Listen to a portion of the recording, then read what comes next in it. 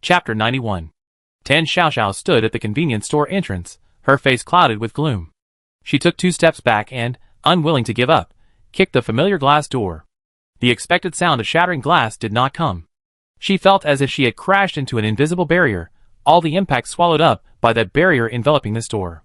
Tan Xiaoxiao took 2 deep breaths, not from exhaustion, but from the pent-up anger and unease within her. She pulled out her phone, quickly found the contact number for Deep Sea Cleaning Company, and dialed. A continuous, ethereal sound of flowing water came through the receiver, followed by a few ripples. The male voice that had previously seemed professional and reliable rang out again. "Thank you for choosing Deep Sea Cleaning. Your space is undergoing deep purification and is temporarily inaccessible. Please wait patiently." Beep beep. The call was automatically disconnected. Tan Xiaoxiao gritted her teeth, gripping her phone tightly. Sure enough, it was that weird cleaning company that was behind it. Not only did they give her shop a bizarre, gloomy renovation that looked like an underwater tomb, but they also changed her locks. What's the difference between this and burglary, or forcibly occupying a private residence? Anger mixed with a faint sense of grievance surged in her chest. In the past 2 days, first her shop was destroyed, her savings wiped out, and now she couldn't even get into her shop. What did she do to deserve this? Tan Xiaoxiao turned around in frustration, and practically ran back to the tenement building. In the tenement building's lobby, Aunt Bien Mei was indeed still sitting in that old bamboo chair, holding an old enamel cup, sipping her bright red mung bean soup. Seeing Tan Xiaoxiao rush in, panting and sweating profusely, Bien Mei raised her eyelids in surprise, and looked her up and down. "You're all sweaty so early in the morning, what happened?" "Aunt Bien." Tan Xiaoxiao didn't care about her image anymore, complaining heavily. "Some scoundrel has targeted my shop. They gave it a horribly ugly renovation, and that's not all, they even changed the locks. Now I can't even get into my own shop." She became increasingly angry, and aggrieved as she spoke. She just wanted to run her little shop peacefully. Why was it so difficult? Hearing this, the surprise on Bien Mei's face slowly turned into complexity.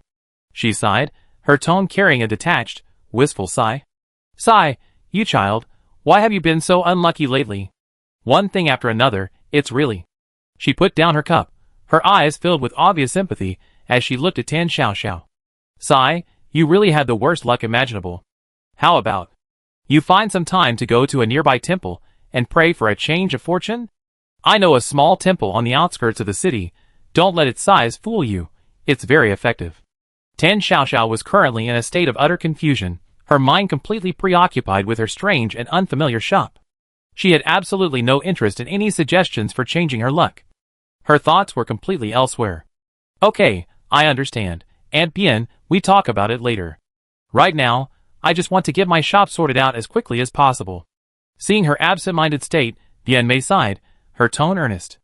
"Don't worry, if you need any help, just tell your Aunt Bien, don't hesitate."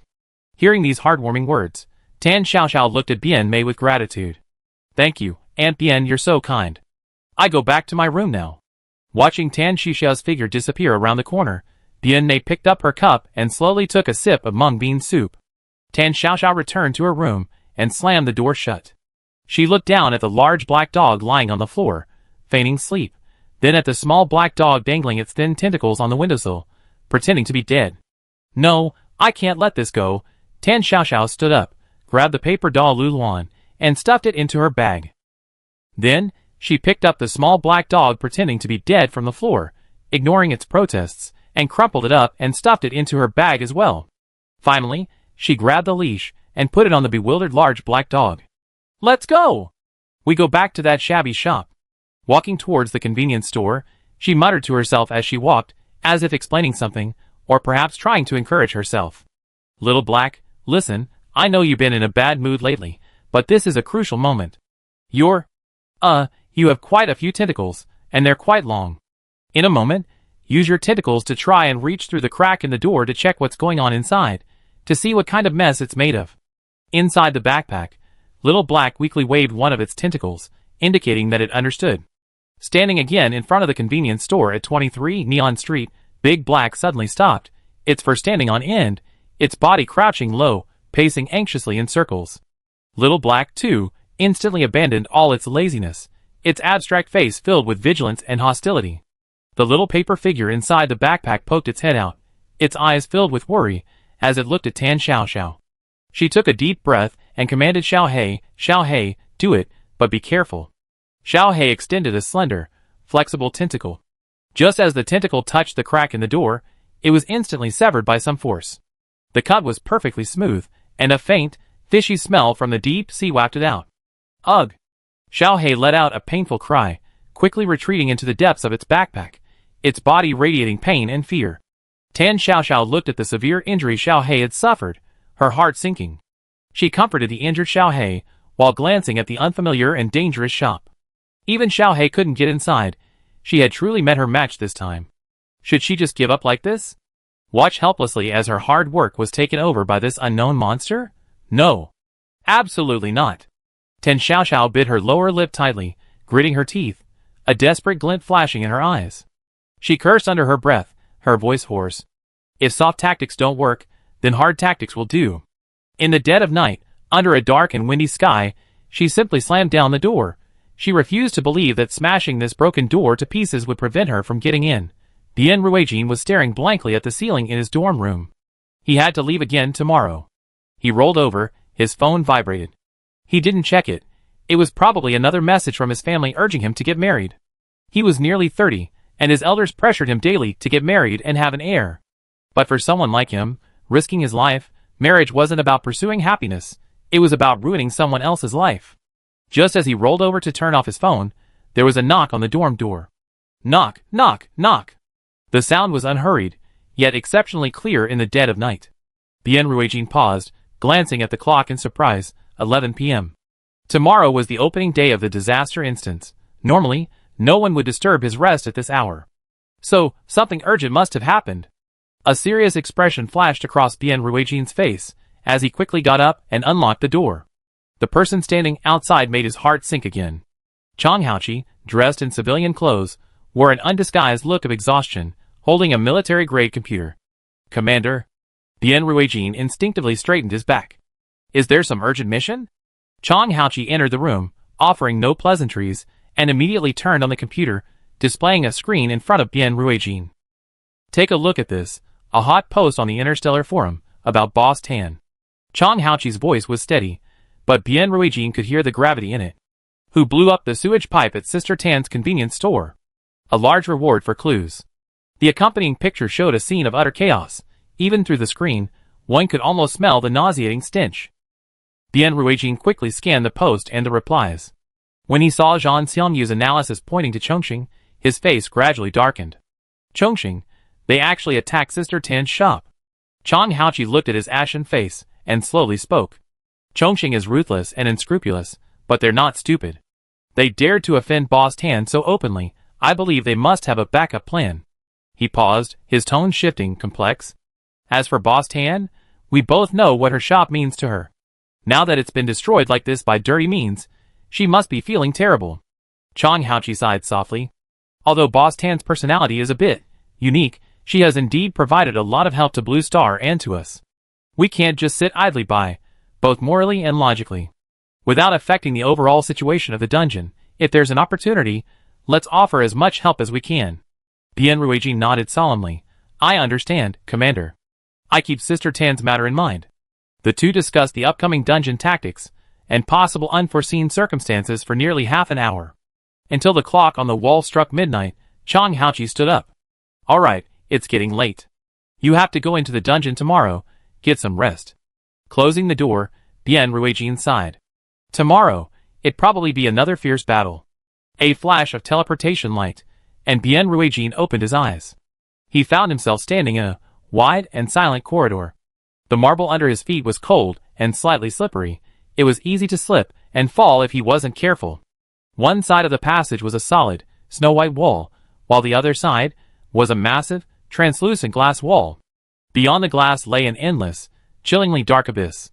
A colossal, indescribable shadow slowly writhed and slid across the depths. It instilled a silent, oppressive atmosphere, causing one to involuntarily hold their breath, afraid that the slightest sound would attract attention. Just as Bian Ruijin was gripped by the eerie environment, the emotionless notification from the mysterious calamity system sounded. Copy loading complete. Deep Sea Cleaning Company. Welcome to the Deep Sea Cleaning Company, new employees. Your job duties are very simple. cleaning and tidying. Pick up your tools and purify every inch of this place until it is completely transformed and becomes a new, qualified base for the company. Look, what a simple and glorious task. Main quest updated. Continuously purify the target location until its transformation reaches 100%. Success reward, 800 points plus, Deep Sea Crystal X1. Failure penalty. The home planet falls into the deep sea silence, and the land is 100% covered by the ocean. Purification? Transformation? Base? Bian Ruijin looked at Su Jing, Yanitong, and Su Qingwang beside him, who were equally shocked. Yanitong's voice trembled almost imperceptibly. Captain? This place feels so strange. Bian Ruijin didn't answer immediately, his gaze sweeping around. Endless passageways, strange glass walls, and rows upon rows of neatly arranged shelves that seemed to have no end. A strange sense of familiarity lingered in his heart. Especially those shelves, exactly the same as those in Sister Tan's convenience store. However, Sister Tan's cramped shop could never possibly have such a spacious area. Bian Ruijin took a deep breath of the sea-scented air, forcing himself to calm down. The cleaning task given by the system seemed simple and straightforward, yet it made him inexplicably uneasy. Something unusual must be going on. In this game of strange calamities, the simpler the task, the deeper the malice often lurking behind it. His gaze fell to one side of the corridor, where several sets of cleaning tools were neatly arranged. Brooms, mops, rags, and several bottles of cleaning agents with blurred labels. The task has been issued. We have no choice. Follow the instructions, but remain on high alert. Su Jing, distribute the tools. Su Jing nodded, deftly distributing the tools.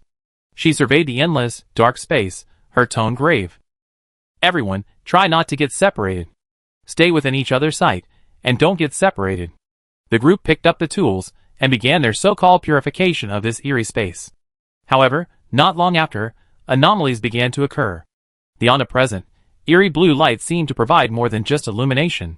As Bian Ruijin bent down to clean the stains on the ground, the eerie blue light flickered, and images of his former teammates falling one after another, their bodies mangled, flashed before his eyes. Those deeply buried, painful memories were being mercilessly awakened. A flicker of pain crossed Bian Ruijin's eyes, but he forced himself to remain calm. Stay focused. The mental interference here is severe. But worse still, there was something coming from outside the glass wall. The threat, those indescribable, enormous shadows, would suddenly and without warning approach the glass. With gazes filled with malice and chaos, they would inflict an extremely terrifying mental shock upon them. Su Qingwang was the first to be affected, his head buzzed, his vision blurred, and he almost collapsed to the ground. Su Jing felt a strong wave of dizziness and nausea, her thoughts became muddled, and she nearly spilled the cleaning solution in her hand. Su Jing! Candy! Bian Ruijin shouted, suppressing his own discomfort. Su Jing snapped back to reality, and hurriedly and carefully pulled a small metal box from a hidden compartment in her backpack. Inside were a few mints that Tan Xiaoxiao had casually given them before, which she quickly distributed to everyone. He put the candy in his mouth, and a cool, sweet aroma instantly dispelled some of the confusion and fear brought on by the mental erosion. It works. But there's not much candy left. Su Jing looked at the 3 candies remaining in the tin box, her tone heavy. Meanwhile, Su Qingwang, while cleaning a corner of the wall, noticed a small, foul-smelling, semi-solidified yellow stain that had seeped in. He disgustedly covered his nose, picked up the cleaning agent, sprayed it hard on the stain a few times, and then scrubbed it vigorously with the mop. The stain was quickly removed, and the floor and corner were clean again. However, the instant the stain disappeared, Su Qingwang suddenly shivered. He clearly felt that the surrounding temperature seemed to have dropped several degrees. The pervasive, deathly stillness in the space grew even stronger, making it hard for him to breathe. Su Qingwang froze on the spot, his eyes filled with fear and confusion. He had a gut feeling that his cleaning hadn't made the place cleaner, in fact, it seemed to have made the anomaly of this space worse. Did he do something he shouldn't have? But wasn't his mission to purify this place? Su Qingwang looked at his teammates, who were still diligently cleaning the grime beside him, and ultimately swallowed the question that was on the tip of his tongue. Perhaps it was just his imagination? The night was deep, the moon was dark, and the neon-lit street gradually quieted down. Tan Xiaoxiao held the restless big black dog in her right hand, and on her shoulder lay Little Black, listless from its injury. A bulging canvas bag was slung across her body, containing not only the little paper doll Lu Luan, but also every kind of door-breaking tool she could think of. From pliers and screwdrivers to a small bottle of sulfuric acid, everything was there. Not only that, but in her left hand, she also gripped a heavy crowbar. Since this damn deep-sea cleaning company dared to do a gruesome renovation to her shop without her consent, and even blatantly changed the locks to prevent her from entering, then they shouldn't blame her for being impolite. Besides, what kind of crime is it to break into your own door? Tan Xiaoxiao narrowed her eyes, first looking at the little black dog on her shoulder, whose fighting power had been greatly reduced after being injured, then glancing at the big black dog, which, although trying to stand tall and puff out its chest in a fierce posture, couldn't hide the fear in its eyes, and finally touching the trembling little paper figure in her backpack. Tan Xiaoxiao concluded in her mind expressionlessly. In this crucial moment, none of them are reliable. They're all useless. In the end, she has to rely on herself. Tan Xiaoxiao took a deep breath, no longer hesitating, gripped the crowbar with both hands, and smashed it hard against the glass door without hesitation. Bang! The expected scene of shattered glass did not occur.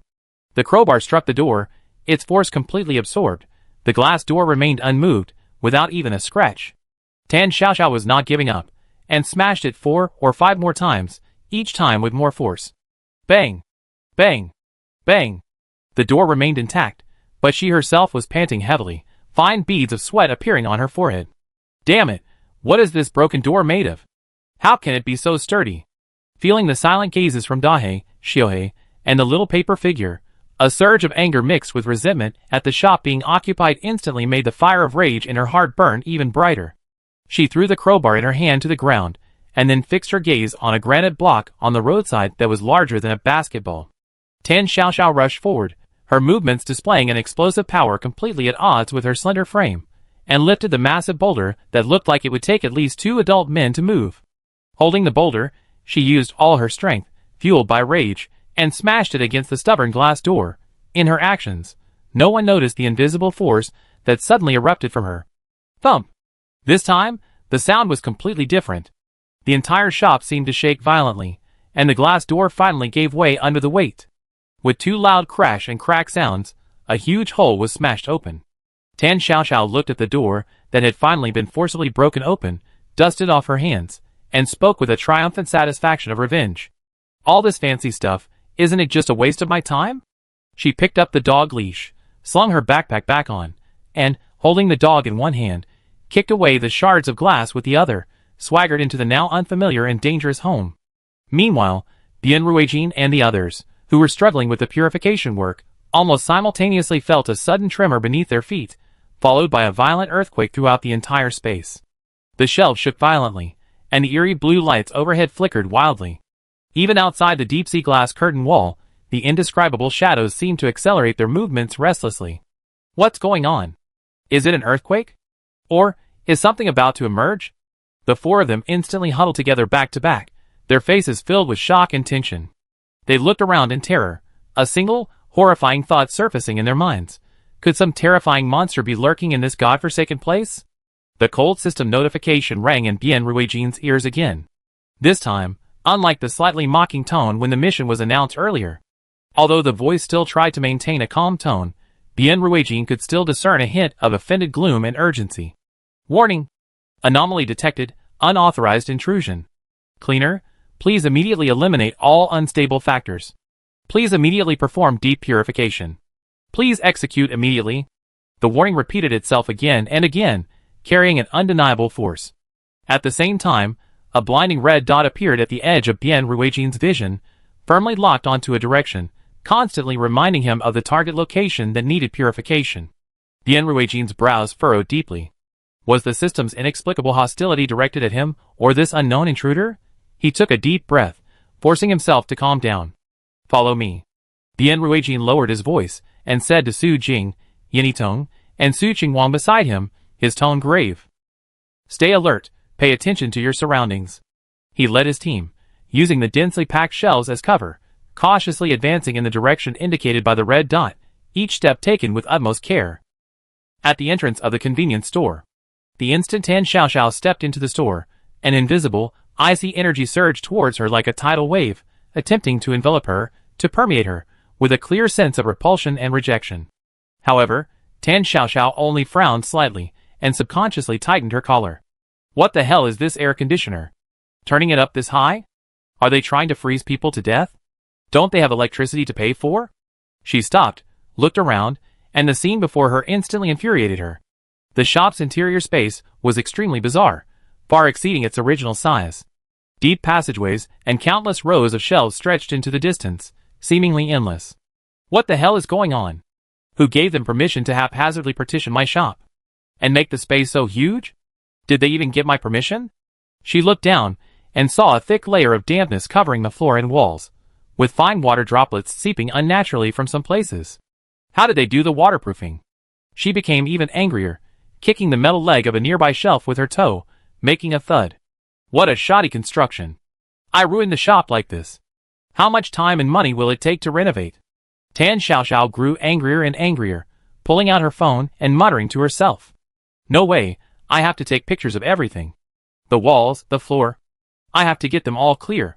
She expertly unlocked her phone, pointing the camera at the distorted and eerie expanse of the shop, and the chilling, deep-sea glass curtain wall beside it.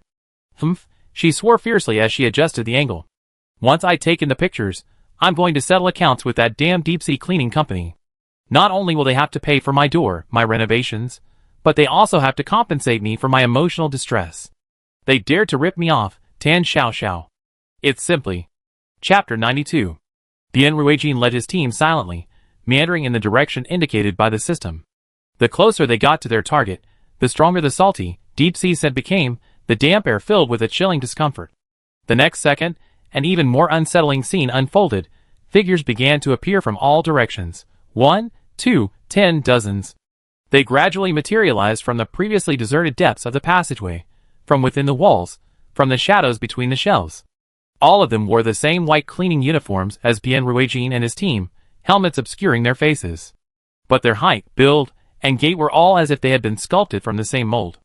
They didn't speak, didn't pause, completely synchronized, advancing in a chillingly orderly fashion in the abnormal direction.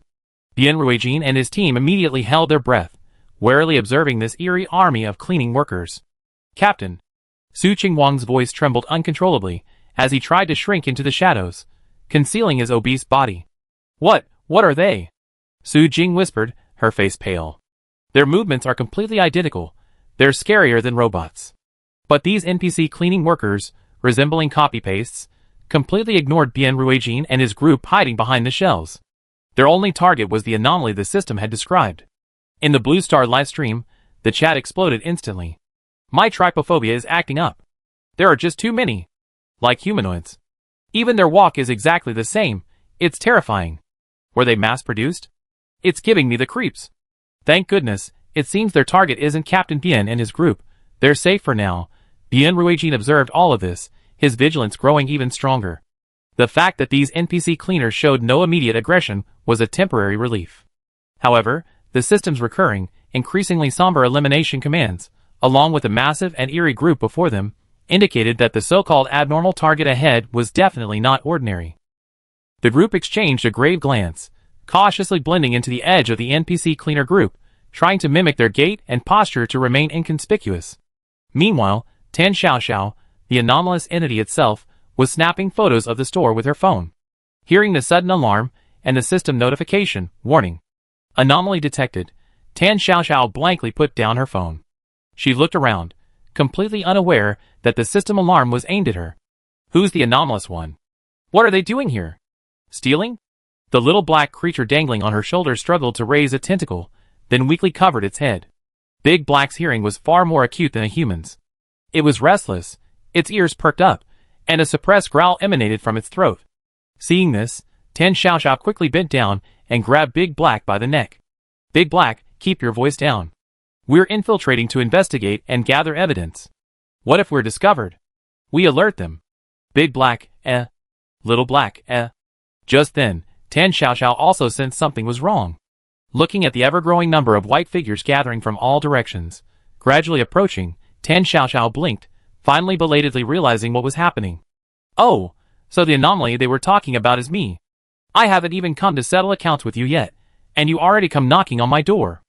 Instead of panic or fear, her face blazed with fury. Speak. Who ordered you to vandalize my shop like this? Where is this deep-sea cleaning company? Just then, Bien Ruijin and his companions finally spotted the so-called abnormal target. Upon recognizing the familiar figure with an accusing expression, the four froze, as if struck by lightning. Tan? Sister Tan? Su Qingwang exclaimed in shock, quickly covering his mouth, his eyes wide with disbelief. Su Jing and Yin Yitong also looked at Bien Ruijin with disbelief. Bien Ruijin's heart sank. How could it be Sister Tan? The system wanted them to eliminate Tan Xiaoxiao?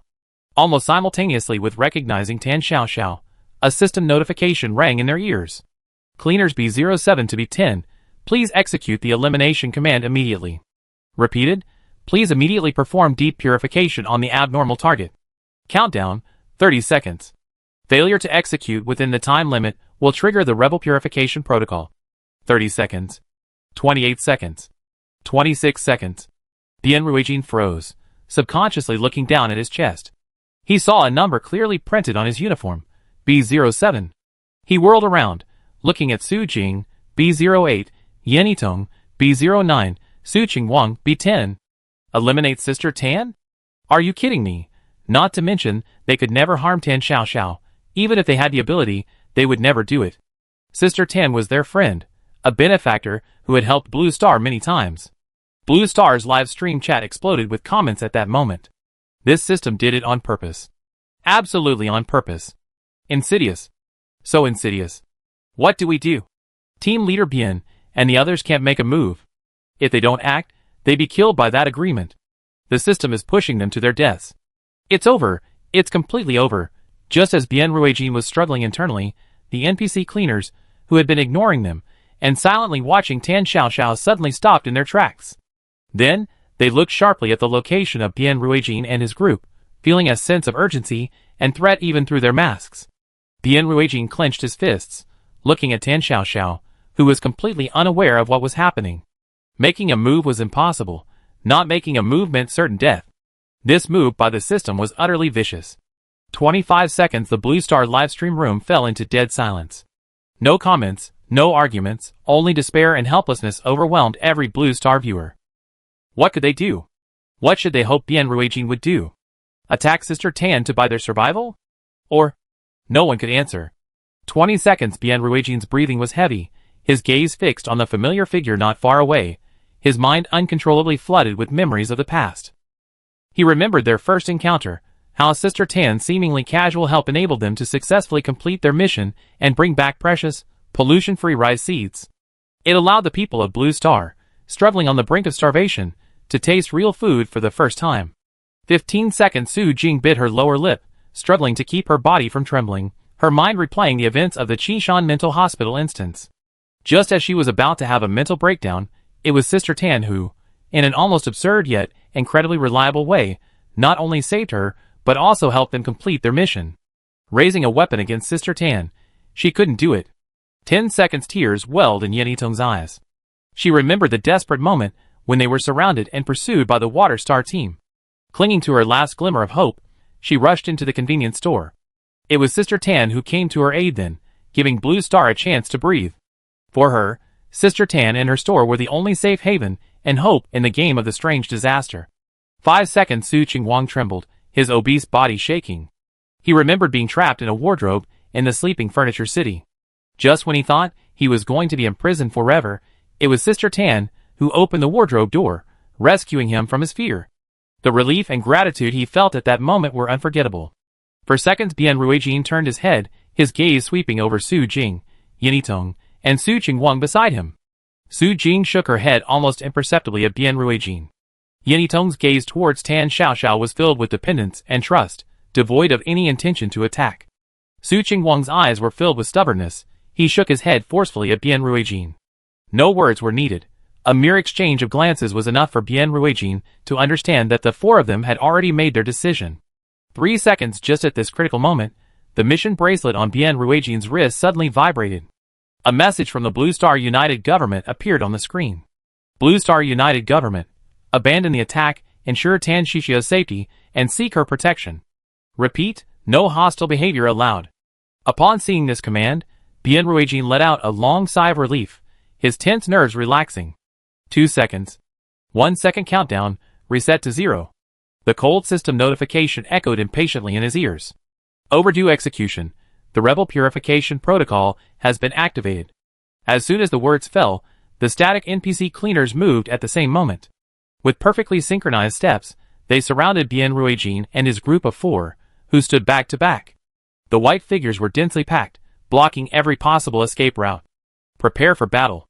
Bien Ruijin shouted, and he and Su Jing almost simultaneously reached for their weapons at their waists. Su Qingwang looked at this chilling scene, his eyes filled with terror, but even so, he gritted his teeth and assumed a defensive stance. Yanitong's face was deathly pale, suppressing the urge to scream as she tried to calm herself, gripping her weapon tightly. However, resistance was futile. The cleaners moved with lightning speed, leaving only afterimages. They grabbed Bien Ruijin and Su Jing's wrists, instantly thwarting their prepared attacks, their weapons clattering to the ground. Su Qingwang tried to use his size to break through, but was easily subdued by 2 cleaners on either side. Yanitong didn't even have time to react before her hands were twisted behind her back, rendering her immobile. The disparity in strength was too great. All their struggles seemed laughable in the face of absolute power. They were easily subdued and forcibly dragged towards a square, white machine emanating an ominous aura in the corner. Tan Xiaoxiao, who was about to stand with her hands on her hips and argue with this construction crew, was stunned by this sudden turn of events. Internal strife? Is the company cracking down on discipline? But those 4 targeted cleaners do seem a bit out of place with the others. Maybe they're newbies? Haven't gone through rigorous onboarding training yet, so their style is off? Tan Xiaoxiao stroked her chin, speculating to herself. But it's their internal company conflict. Is it really appropriate for me to interfere? But those 4 figures, especially that tall, chubby guy being held up and still kicking desperately, look so familiar. In the few seconds Tan Xiaoxiao hesitated, those 4 familiar cleaners were ruthlessly dragged by their colleagues to the strange white square machine in the corner. The cleaners, supporting the resisting Su Jing, shoved her inside. Next came Bien Ruijin and Yanitong. They struggled, but couldn't stop themselves from being pushed into the abyss. Watching his teammates being swallowed by that terrifying machine, Su Qingwang, his face streaked with snot and tears, struggled to turn to Tan Xiaoxiao, letting out a heart-wrenching scream. Sister Tan! Help! Tan Xiaoxiao was startled. That voice, then she realized, her eyes widening.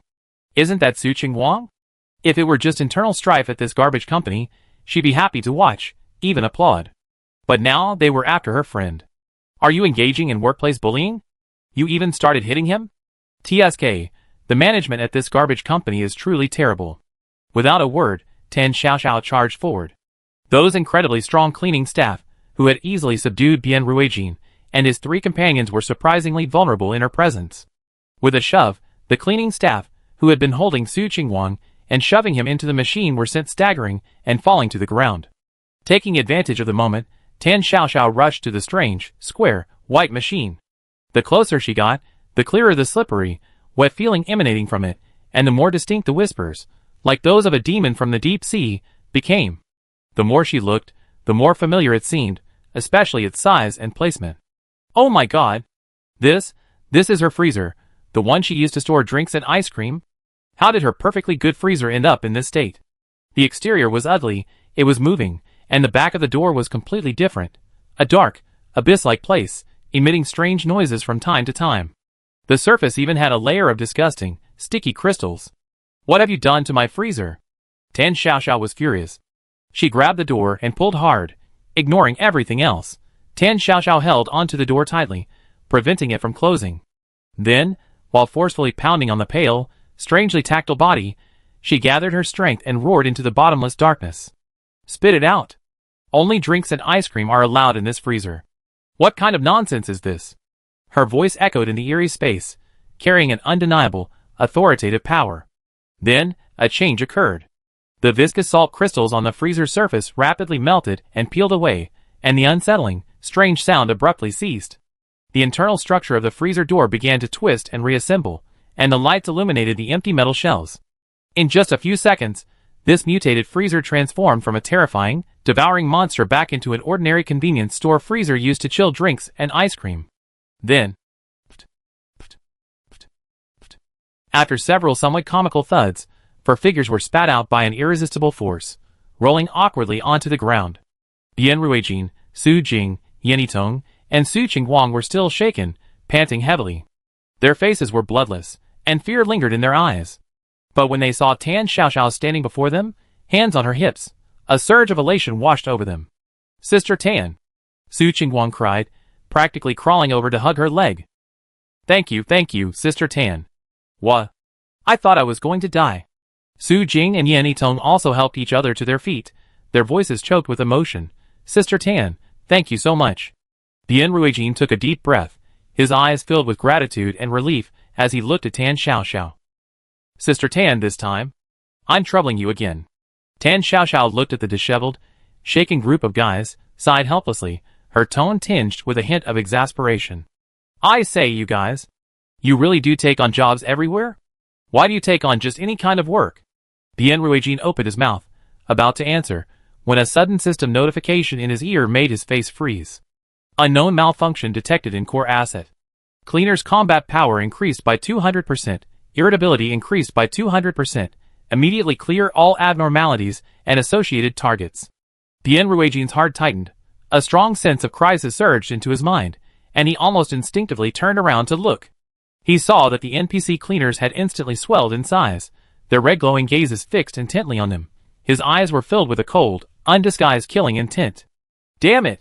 Bian Ruijin roared, grabbing the still clueless Tan Xiaoxiao before running towards the metal maze of shells in the distance. "Run!" Su Jing and Yan Yitong reacted quickly, while Su Qingguang was startled and scrambled after them.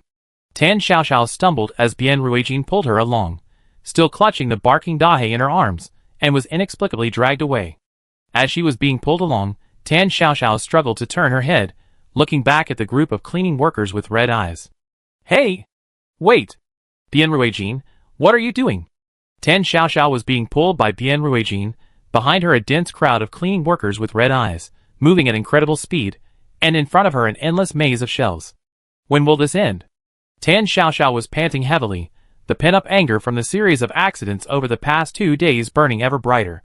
She wasn't known for her good temper, and being chased and beaten like this, especially on her own turf, was incredibly frustrating. Just then, her gaze inadvertently swept to the depths of a shelf to her right. The space there was distorted, a slowly rotating, indistinctly edged dark area was relentlessly devouring the surrounding light. That black hole exuded a chilling, deathly stillness, as if connected to some unknown abyss. Even a glimpse of it out of the corner of her eye made her dizzy, her sanity plummeting, as if looking at it any longer would mean being swallowed by darkness. Bian Ruijin almost instinctively felt a wave of nausea and fear. He immediately averted his gaze, his face deathly pale, and growled in a low voice. "That thing's weird, don't look over there." However, Tan Xiaoxiao didn't feel uncomfortable at all. Instead, her eyes lit up and her face lit up with surprise. She stopped in her tracks, almost causing Bian Ruijin, who was pulling her, to trip. Tan Xiaoxiao pointed at the indescribable darkness, her voice filled with disbelief. "Isn't that my shop's trash can? It's still here." Bian Ruijin, ? Su Jing, Yan Yitong, Su Qingguang, ? The four of them followed her gaze, glancing fearfully at the ominous and dangerous black hole. That thing didn't look like a trash can at all. Whose trash can looks like that?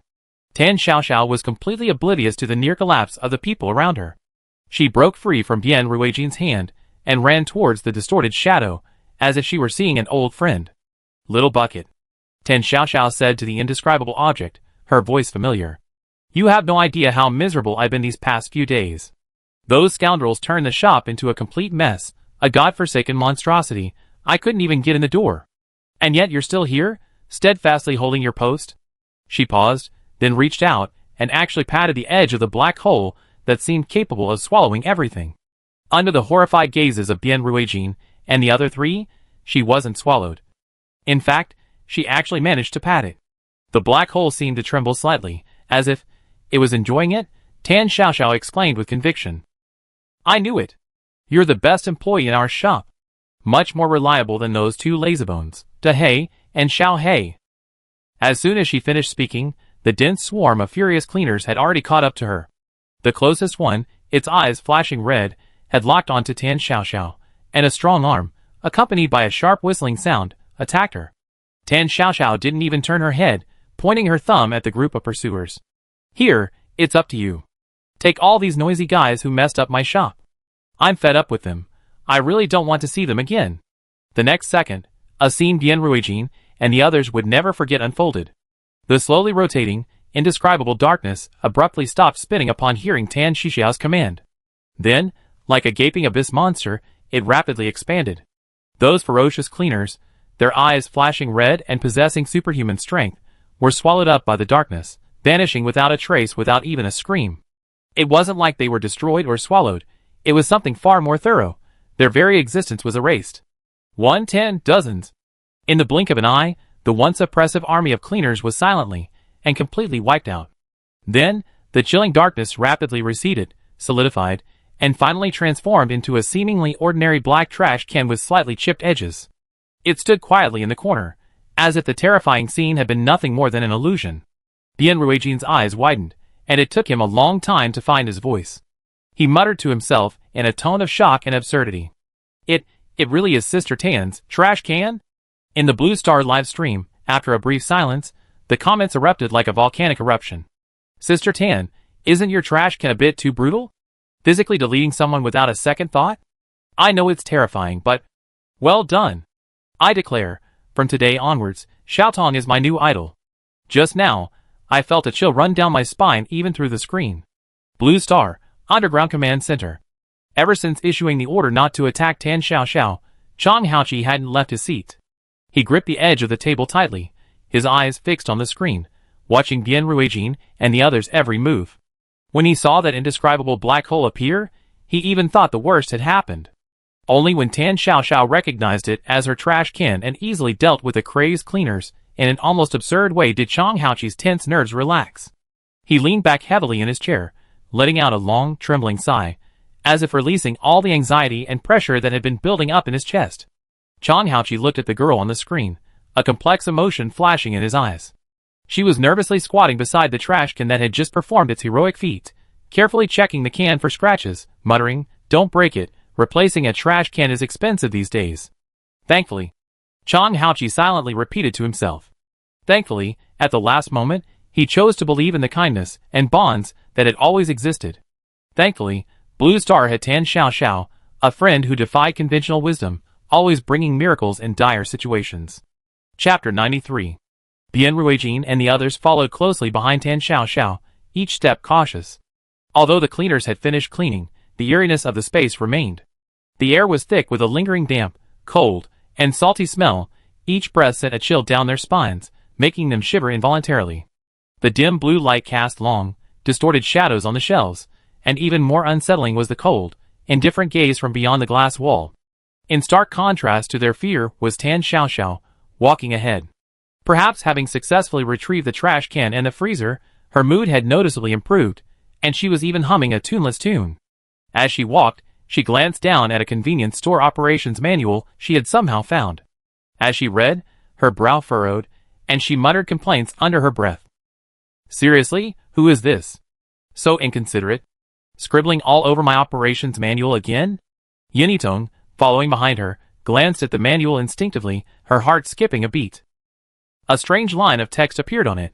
Strange convenience store, upgrading to Deep Sea Convenience Store rank, SSS? Manager, Tan Xiao, under change. What do you mean under change? Tan Xiao's voice was filled with anger as she stared at the text, her cheeks puffed up with rage. If I'm not the manager, who is? She was clearly provoked by the text. She took several deep breaths to barely suppress the urge to tear the manual to shreds, gritting her teeth as she continued reading. Fixed assets list.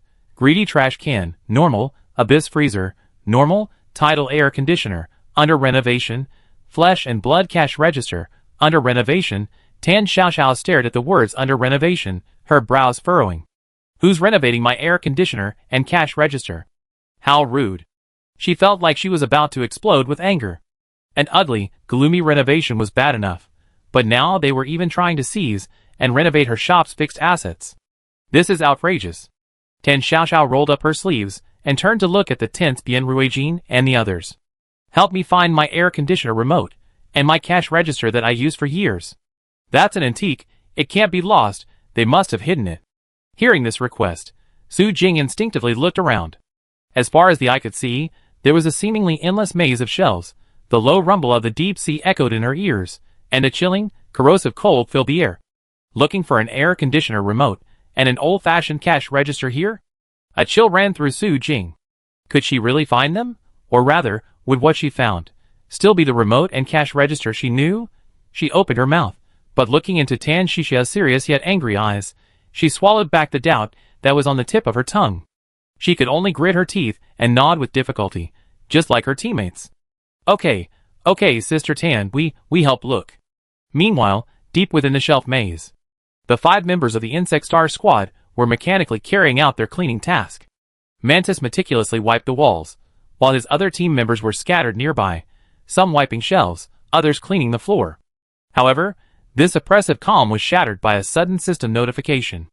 The voice was cold and calm, but upon closer listening, a barely perceptible hint of exasperation could be detected, as if utterly enraged yet forced to maintain composure. Abnormal target Tan Xiaoxiao detected, severely interfering with the purification process. Insect Star Squad has triggered a hidden elimination mission. Mission objective: use advanced elimination agent to eliminate abnormal target Tan Xiaoxiao and traitors Bian Ruijin, Su Jing, Yinitong, and Su Qingwang. Success reward: 1,000 points plus Insect Evolution Key X1. Failure penalty: none. Almost the instant the notification sound ended, Mantis felt a weight in his hand. He looked down and saw that the bottle of cleaning agent in his hand had vanished, replaced by a strangely shaped spray can. The can was entirely black, its surface shrouded in a viscous, lifelike black mist. A pungent odor, a mixture of chemical reagents, and the stench of decaying matter, emanated from the jar. Just holding it made Mantis feel a tingling, itchy discomfort. Captain? The other 3 team members immediately stopped what they were doing and gathered around. When their eyes fell on the cleansing agent in Mantis's hand, and they heard the words Zerg Evolution Key echoing in their minds, everyone's expression changed drastically. Evolution Key? Moundle's breathing suddenly became heavy, his eyes glowing red with excitement. This, really, is the key to open the gate of evolution? Midge and Yuz also became agitated. Evolution, these 2 words possessed an irresistible magic for the Zerg. The Zerg civilization had stagnated for far too long. Now, the opportunity to reignite the flames of evolution was before them. How could they not be tempted? A flicker of fervor also crossed Mantis's heart, but as captain, he considered things more deeply than his teammates. That woman named Tan Xiaoxiao. She possessed an eerie quality that even the system seemed unable to fully control. To actively provoke her. Captain! Cockroach Wave noticed his hesitation and lowered his voice. Don't forget, we were the ones who destroyed her shop before. She'd find out about this sooner or later. Do you think she let us off the hook then? Mangdell immediately echoed, his tone urgent. Captain, we're currently in the cataclysmic game instance. The system is the rule. The system is on our side now, and has even provided weapon support. Our chances of winning are extremely high. Midge and Yusi were even more direct, for the future of the Zerg. Meanwhile, in the Zerg Stars livestream room, the Zerg watching went wild, the chat filled with excited urging. Mantis, say yes, for evolution. What are you hesitating for? That's the key. What kind of Zerg warrior hesitates like this? I want to evolve. I want to become stronger. Do it now. Mantis looked at the bottle of cleansing agent in his hand, which exuded an ominous aura, then at the eager and determined eyes of his teammates, and finally at the almost overflowing fervor in the live stream. His inner unease seemed insignificant, the instinctive pursuit of power, the logic of the strong ruling, prevailed. Okay. Mantis nodded, the last trace of hesitation in his eyes replaced by ruthlessness. For the Zerg. Following the system's directional guidance, he led his menacing team silently through the shelves. Soon, they found their target in a relatively wide aisle. Tan Xiaoxiao was still at the front, seemingly muttering something to herself. Bian Ruijin, Su Jing, Yinitong, and Su Qingwang followed behind her, vigilantly observing their surroundings. Target confirmed. Mantis's eyes sharpened. Following the system instructions, he unscrewed the cleanser and began spraying it rapidly towards the area where Tan Xiaoxiao was. With 2 hissing sounds, a thick, pungent, grayish-black mist shot out from the can, quickly spreading. The mist carried a strong corrosive odor, and one could even faintly hear the wails of countless vengeful spirits mixed within it. Bian Ruijin was the first to sense something was wrong, sniffing the air. What's that smell? Su Jing also smelled it, the odor rushed to her brain, making her feel dizzy and nauseous. This smell, something's wrong. However, it was too late for a warning. Almost the next second, Bian Ruijin, Su Jing, Yinitong, and Su Qingwang felt the world spin, and their vision began to distort and blur. Then everything went black, and they collapsed to the ground with a thud, losing consciousness. Bien Ruijin, clinging to his last shred of will, knelt on the ground, trying to draw his weapon, but found he couldn't even lift his arm. The Blue Star live stream chat exploded at that moment. Holy crap, Captain! Corner bug aliens ambushed. Damn it, what dirty tricks did they use? It's over. They all passed out. Sister Tan. Sister Tan seems alright? Help! Sister Tan, please save them! Bien Ruijin glanced at the frantically scrolling comments on his bracelet, his pupils shrinking. He wanted to remind Tan Xiaoxiao, but found he couldn't utter a single word. His lips moved a few times, and finally, his consciousness faded into darkness. Only Tan Xiaoxiao remained standing. She blinked, looking at the 4 people who had suddenly collapsed, her face filled with confusion and helplessness. I say, you guys. This hypoglycemia really needs to be treated. You keep getting dizzy for no reason. It's really affecting your lives and work. In the corner, looking at Tan Xiaoxiao, who appeared confused but showed no signs of discomfort, the 5 members of the Mantis team were filled with shock and disbelief. How is this possible? Zhang Lang exclaimed in a low voice. How can she be alright? The system supplies, if not for their upgraded masks, wouldn't have lasted a minute. What exactly is this woman? Increase the dosage. Mantis gritted his teeth, the unease in his heart resurfacing, but there was no turning back now. He sprayed the cleansing agent in his hand even more frantically, the gray-black toxic mist almost completely enveloping the area where Tan Xiaoxiao was. Cough cough. Tan Xiaoxiao coughed twice, choked by the overly strong smell. She covered her head, feeling a little dizzy. What is this smell? Why is it getting stronger? I'm starting to feel dizzy too. Frustrated, she looked up, trying to find the ventilation opening. Her gaze swept around, finally settling on something on the ceiling that was rhythmically opening and closing, resembling the gills of a large fish. Tan Xiaoxiao felt this strange decoration look familiar. Fighting off her dizziness, she squinted and examined it closely. The gill-like structure. The ventilation ducts connected to it. And the faint sound of airflow. A few seconds later, she finally realized what it was. This isn't a decoration. It's clearly the air vent of her shop's central air conditioning. Who turned her perfectly good air conditioner into this monstrosity? The gill design is hideous. They have absolutely no sense of aesthetics. The mantises in the corner had already used up all the cleaning agent in their hands. They stared dumbfounded at Tan Xiaoxiao, who was still standing there, swaying but not immediately losing consciousness like the Earthlings. They were utterly shocked. Tan Xiaoxiao rubbed her throbbing temples, feeling dizzy. Why does this place smell so strong? Why am I so dizzy? She muttered to herself, her mind a jumble from the dizziness. Suddenly, it dawned on her. This place had just been renovated. The formaldehyde definitely hadn't dissipated completely. Damn it! This lousy company not only has ugly decor, but they also use substandard materials with excessive formaldehyde levels. No wonder she was so dizzy. This was trying to poison her. The thought of being in a gas chamber instantly ignited Tan Xiaoxiao's anger, filling her with intense worry for her safety. She immediately looked up at the ugly fishgill-shaped air vents on the wall, her tone commanding and complaining. Xiao Kong, stop slacking off. Hurry up and ventilate me. Blow out all this messy, toxic gas. Now! Tan Xiaoxiao's angry command caused the central air conditioning system to pause for a moment. It seemed to react somewhat to this instruction from the original owner. But there was also a sense of resistance and hesitation, as if another will was vying for control. Huh? Tan Xiaoxiao was already dizzy and irritable. Seeing her own air conditioner slacking off only fueled her anger. I'm talking to you. Are you deaf? Ignoring her dizziness, she barked authoritatively. Move. High power mode. Now. Immediately. Right now. Her voice carried an undeniable, rule-defining force. The moment her words fell, the air conditioner trembled violently, its gills opening and closing wildly, the airflow erratic, sometimes fierce, sometimes still, as if a fierce internal conflict was raging. Ultimately, it seemed Tan Xiaoxiao's command prevailed, and the vents began to unleash a visible grayish-white, low-temperature hurricane. This wind, as if possessing a life of its own, cleverly bypassed Tan Xiaoxiao and the fallen Bien Ruijin and the others. Then it enveloped the grayish-black poisonous mist in the air, and the 5 members of the Mantis group huddled in the corner. The Mantis and the others tried to resist with brute force, but the mental pollution contained within the wind overwhelmed their consciousness, instantly losing all strength to resist, tumbling and colliding in the violent airflow. These 5 renowned insected warriors, before they could even scream, were swept away and thrown out of the store, crashing through countless metal shelves with a series of deafening noises. As the last wisp of grayish-black mist dissipated, the air conditioner, modified into the shape of fish gills, suddenly began to fade and change color. Within a few breaths, it reverted to its slightly worn-out central air conditioning vent. The unpleasant, salty, deep-sea smell that had lingered in the store gradually dissipated, replaced by dry, cool air. Feeling that the dizzying formaldehyde odor had lessened considerably, Tan Shuxiao's dazed head cleared somewhat.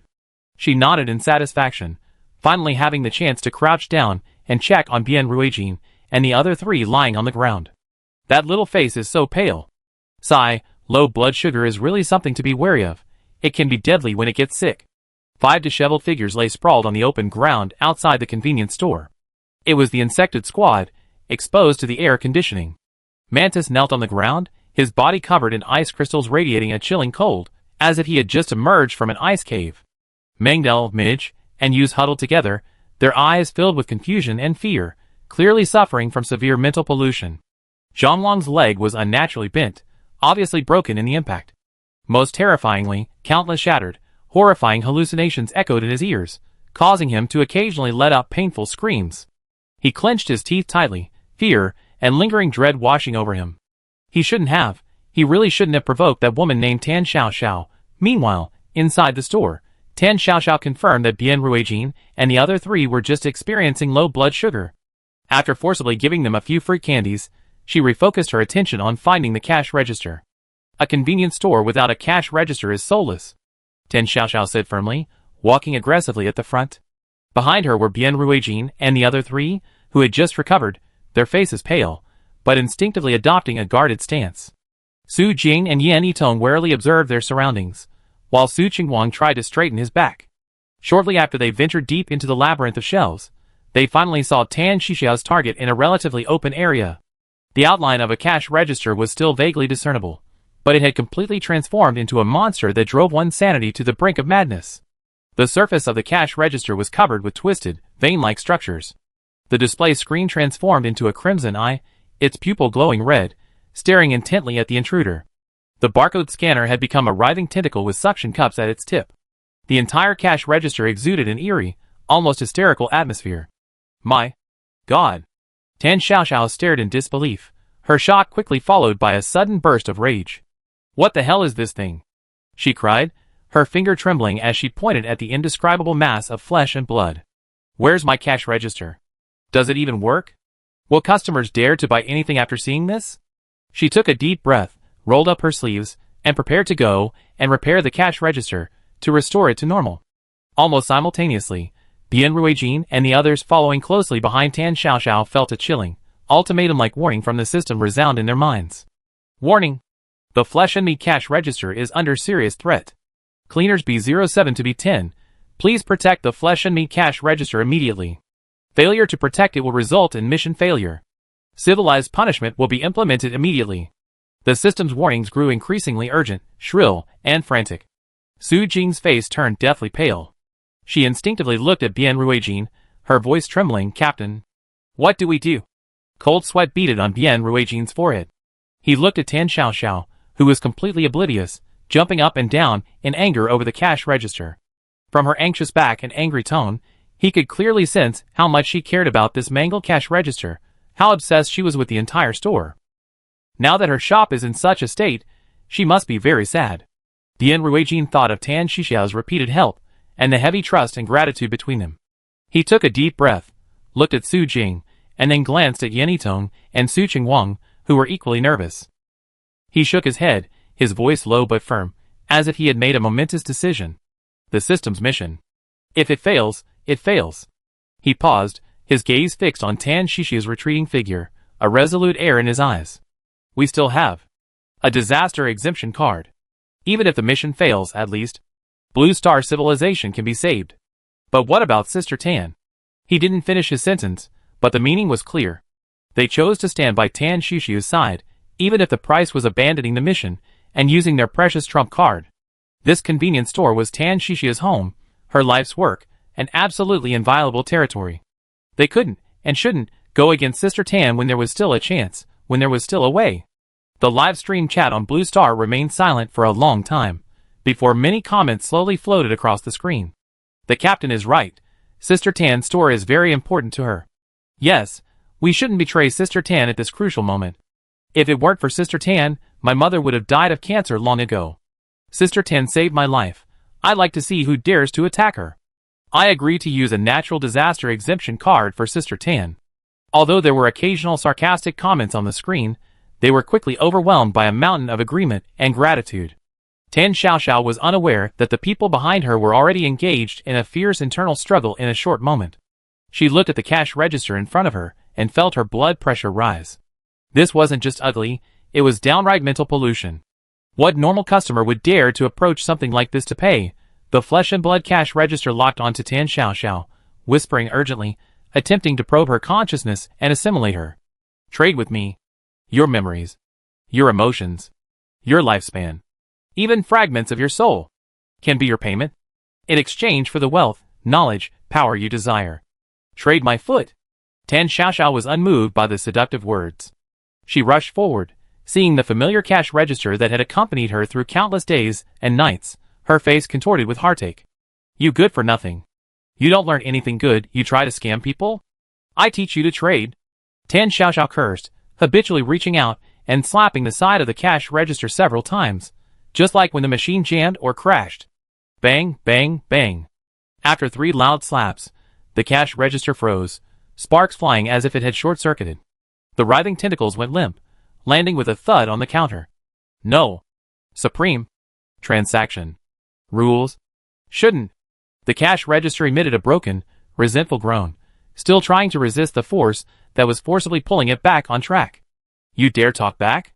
You gone too far. Seeing this, Tan Xiaoxiao bent down, her gaze fixed on the spot below the counter where the power outlet should have been, but it was now covered by a throbbing, heart-like growth. She raised her foot and kicked it hard. Restart it. Right now, do you hear me? The next second, the cash register emitted a groan that was anything but mechanical, filled with pain and resentment. Immediately afterward, the veins on the cash register surface vanished, revealing a metallic exterior once more, and the drooping tentacles transformed back into barcode scanners. In almost 2 or 3 breaths, the ominous, fleshy cash register completely disappeared. Only a somewhat old-fashioned cash register remained, its buttons worn, its edges slightly dented, but dry. Tan Xiaoxiao looked at the cash register restored to its original state, and breathed a sigh of relief. That scared me to death. I thought I was really going to have to buy a new one, which would have cost a fortune. Thank goodness it could turn back, what a relief. Almost at the same instant the cash register returned to normal, the entire space began to violently fluctuate and distort. Outside the glass curtain wall, the boundless, dark abyss began to recede rapidly. The once vast, seemingly endless labyrinth of shelves began to shrink inward, quickly returning to the size of a normal convenience store. The walls and floor returned to normal, and the salty, deep-sea smell in the air disappeared. The eerie blue light overhead flickered a few times, then returned to the warm glow typical of convenience stores. Within a mere dozen seconds, the suffocating anomaly vanished completely, returning Tan Xiaoxiao's small but familiar and reassuring convenience store to its former state. Only the shelves remained empty, needing to be restocked. Tan Xiaoxiao paused for a few seconds, then a smile of surprise and relief spread across her face. Finally back, she exclaimed happily, beginning to carefully inspect the empty store, piece by piece. Only after confirming that no strange traces remained did she truly, completely breathe a sigh of relief. Great. To avoid any unforeseen complications, I need to contact the supplier tomorrow to restock the shelves. She pondered, her voice tinged with the urgency of someone who had just escaped death. Right. I need to find a reliable locksmith and change the lock quickly. This broken lock isn't safe at all. At the same time, Bian Ruijin, standing behind her, silently guarding and witnessing everything, heard the system's cold, resentful notification. Main quest failed. Failed to complete the purification mission assigned by the Deep Sea Cleaning Company. Civilization penalty assessment in progress. Bian Ruijin's heart leaped into his throat. Without hesitation, he took a deep breath and, trembling, pulled the disaster exemption card, emitting a soft white light, from a hidden compartment in his backpack. This was Blue Star's trump card, usable only once. His fingertips turned slightly white from the pressure, as he solemnly clicked the use option on his quest bracelet. Item disaster exemption card detected. Confirm use to offset this quest failure penalty? Yes. The bracelet flashed, and the card vanished in specks of light. Immediately afterward, the system's cold notification sounded again. This time, the resentment within seemed even more pronounced, yet tinged with helplessness. Disaster exemption card successfully used. Penalty for mission failure has been offset. Almost at the same instant the system notification sounded, a thick, nauseatingly salty sea breeze suddenly appeared out of nowhere, enveloping the entire planet. The sea level began to rise rapidly, defying all logic, with giant waves surging, as if it would engulf all the land in the next second. However, just as all the monitoring personnel were on edge, all the anomalies vanished instantly, as if a rewind button had been pressed. It was as if the apocalyptic scene had just been an illusion. Bien Ruijin tapped his bracelet and glanced at the comments in the live stream. The base alarm went off just now. It scared me to death. I almost thought the disaster exemption card hadn't worked. Oh my god, that was terrifying. I suspect this system is resentful and deliberately trying to scare us. Don't doubt it, it's definitely intentional. Blue Star United Government. Blue Star as well, don't worry. Bien Ruijin looked at these words and loosened his clenched fist. He then realized that his forehead and back were already soaked with sweat. No one knew the immense pressure and tension he had carried in those brief few dozen seconds. Bien Ruijin exhaled a breath of relief. At least, this time he had gambled correctly. He had preserved the flame of Blue Star civilization, and protected Sister Tan, who had repeatedly helped him. Looking at Tan Xiaoxiao, who was excitedly planning her reopening, Bien Ruijin and his still-shaken teammate exchanged a glance, forcing a relieved smile. Chapter 94. Qinyu rested her chin on her hand, unable to hold back a large yawn, tears welling in her eyes. She had barely slept last night, and large dark circles clung to her eyes. Sitting next to her, Yu Lily frowned, her eyes filled with concern. Yu, didn't you sleep well last night? Exams are starting soon. Can you manage in this state? Today was the last day of final exams.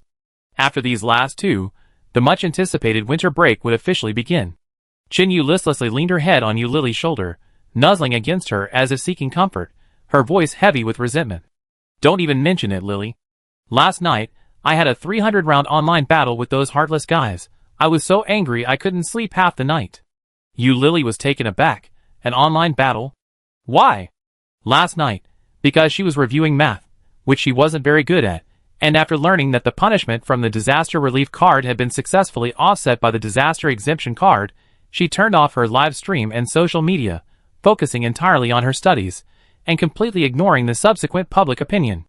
It's all because of Bien's use of the disaster exemption card. Qinyu sighed, her tone full of absurdity. Some people online said some really nasty things, actually attacking Bien, saying he was biased, that he disregarded Blue Star for Sister Tan. Only then did Yu Lily realize that such a huge uproar had erupted online last night, and her face darkened. She glanced at the clock at the front of the classroom. There was still about half an hour before the exam started, not yet time for everyone to hand in their phones. Yu Lily immediately pulled her phone out of her bag, her tone filled with anger. I want to see what kind of nonsense these people are spouting. Yu Lily browsed the most popular posts and comments on social media, her brow furrowing deeper with each page. Many seemingly rational analyses were actually accusing Bien Ruijin of being impulsive and acting rashly, prioritizing his personal feelings over the interests of civilization. Some even echoed this sentiment, directly tagging the official account of the Blue Star United Government, demanding an investigation and punishment for Bien Ruijin. There were also comments filled with fear and complaint, arguing that it was completely unnecessary to confront the disaster system head-on. Now look what's happened. They thoroughly offended the system. What if they make things difficult for us in the next dungeon? What infuriated her most were the comments directly targeting Tan Xiaoxiao. It's all Tan Xiaoxiao's fault. She had to jump out and cause trouble, ruining Bien's mission. This mission was so simple. If only she hadn't shown up this time. Looking at these distorted and ungrateful remarks, Yu Lily's fingers trembled with anger. She and Qinyu were only 14 years old, yet they already knew right from wrong. They had personally experienced resource scarcity, enduring days of eating cockroach biscuits, and witnessed through live streams how Sister Tan had repeatedly helped Blue Star. Even that precious disaster exemption card was won with Sister Tan's help. How could people be so ungrateful now that life had just started to improve? How could they say such things about Sister Tan? It's simply too much.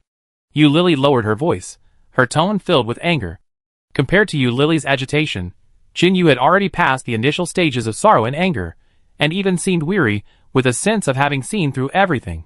She couldn't help but yawn, lazily patting her friend's shoulder. Don't be angry. These comments have calmed down a lot now. Chinyu leaned back in her chair, her voice carrying a maturity beyond her years. I think it's just that now that everyone's lives are better, that they can eat rice and fruit, some people have become arrogant, forgetting who helped them to have such a good life in the first place. They're the kind of people who eat the food and then curse it, that's them. Fortunately, most people were initially just swayed by a few, and now that things have calmed down, many have come to their senses. She paused, her tone softening, tinged with relief. Those comments defending Dian Ruijin and Sister Tan have seen a surge in likes. Hearing this, Yu Lily refreshed the page and found that, as Chinyu said, voices supporting Dian Ruijin and expressing gratitude to Tan Xiaoxiao had indeed gained the upper hand. She finally let out a long sigh of relief, her tense shoulders relaxing. That's good. At least there's someone who understands. Just then, the preparatory bell rang, and the stern-faced proctor walked in carrying a bag of exam papers. Chinyu nudged Yu Lily, who was still staring at her phone screen, and urged her softly. Stop looking at it. Turn off your phone and hand it in. The exam is important. Yu Lily finally snapped out of her daze, and reluctantly put her phone and books into the plastic box on the podium. After a tense day, the final exams were finally over. Before Chen Yu could even cheer for the upcoming winter break, her teachers stuffed a thick stack of winter break homework into her hands. Holding the huge pile of papers and workbooks, she sighed, with a worried expression, and muttered to Yu Lily beside her. Lily, why is it that winter break is only 1 month long, while summer break is 2 months long, but the amount of homework is almost the same as summer break? Does that make sense? Yu Lily looked at her equally substantial stack of homework, feeling a pang of sympathy. Who knows? Maybe the teachers think we're just wasting our time during winter break? The two girls exchanged a glance and sighed in unison. When will we grow up and stop writing this seemingly endless homework? Despite the complaints, they still had to put the homework away properly. Shoving the huge stack of homework into her school bag, Chinyu hurried home. The new year was approaching, and she had already arranged with her grandmother to go shopping for New Year's goods after the exams. Unlike the frustrating atmosphere of previous years, where supplies were scarce, with the gradual improvement of the situation on Earth and the increasing abundance of daily necessities, the festive spirit seemed to have returned. Red lanterns, uniformly hung by the government, still adorned the streets. Chinyu ran all the way home and saw her grandmother sitting in the small living room waiting for her. Grandma, I'm home, Chinyu said, tossing her heavy school bag onto the sofa as she changed her shoes, her voice tinged with a spoiled complaint. The teacher assigned so much homework for winter break. It's giving me a headache. Grandma Chen, who had also been a student herself, glanced at her granddaughter's bulging school bag.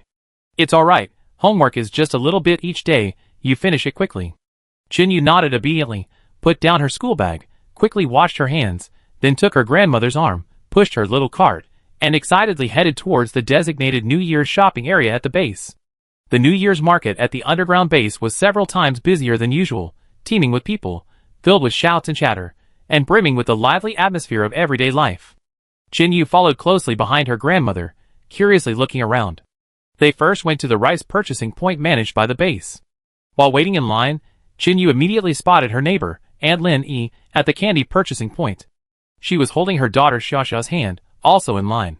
Xiaoxiao was dressed especially festively today, wearing a brand new red cotton-padded jacket, her cheeks rosy, looking incredibly cute.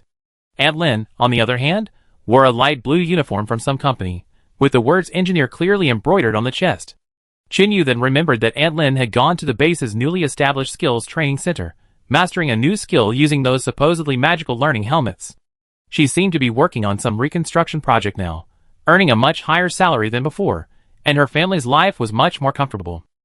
Speaking of which, that magical helmet was brought back from the ghostly disaster gained with Sister Tan's help.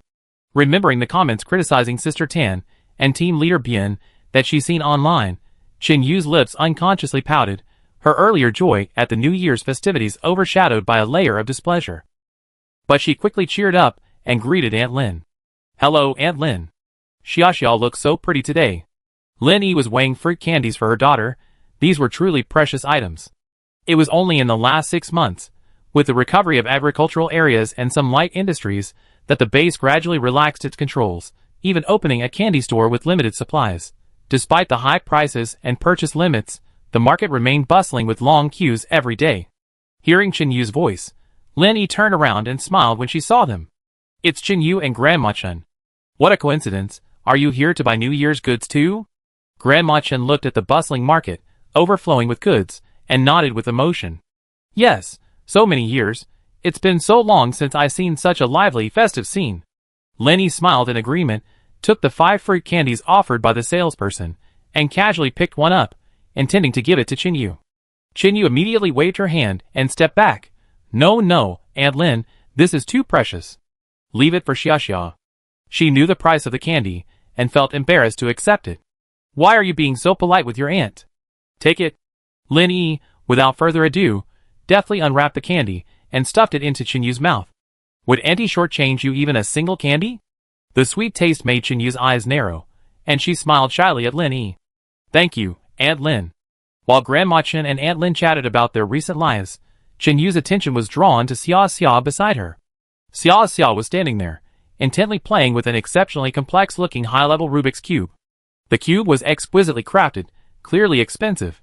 What astonished Chinyu even more was that in just a few breaths, before Chinyu could even see how she turned it, the scrambled cube was successfully solved in Xiaoxia's hands.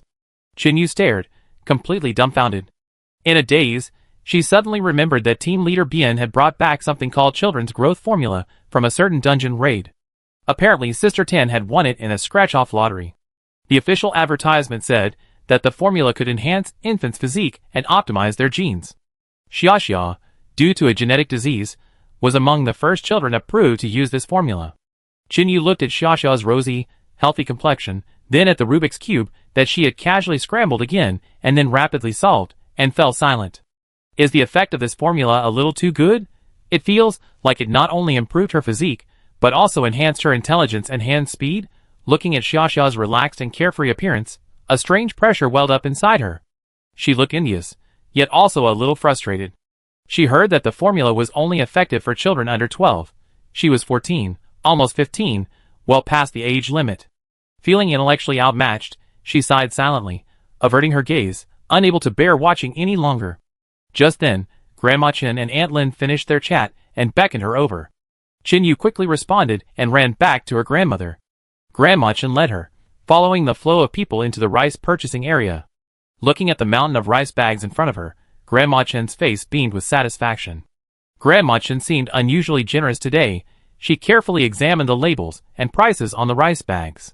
Give me 5 jin of this rice. Then, after calculating for a moment, she added, and 2 jin of flour, for making dumplings for the new year.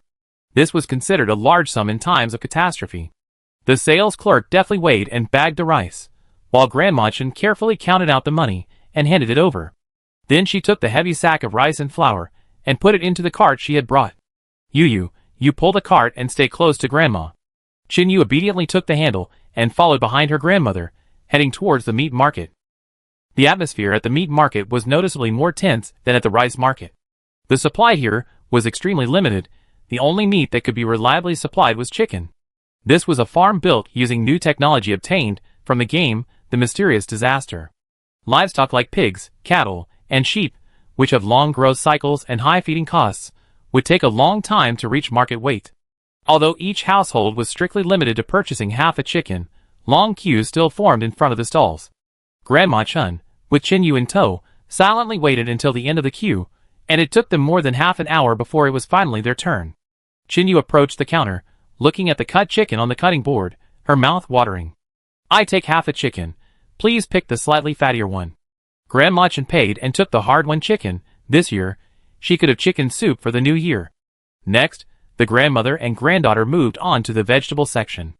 Looking around, the stalls were mainly filled with long-lasting cabbages, potatoes, and radishes, and were bustling with people.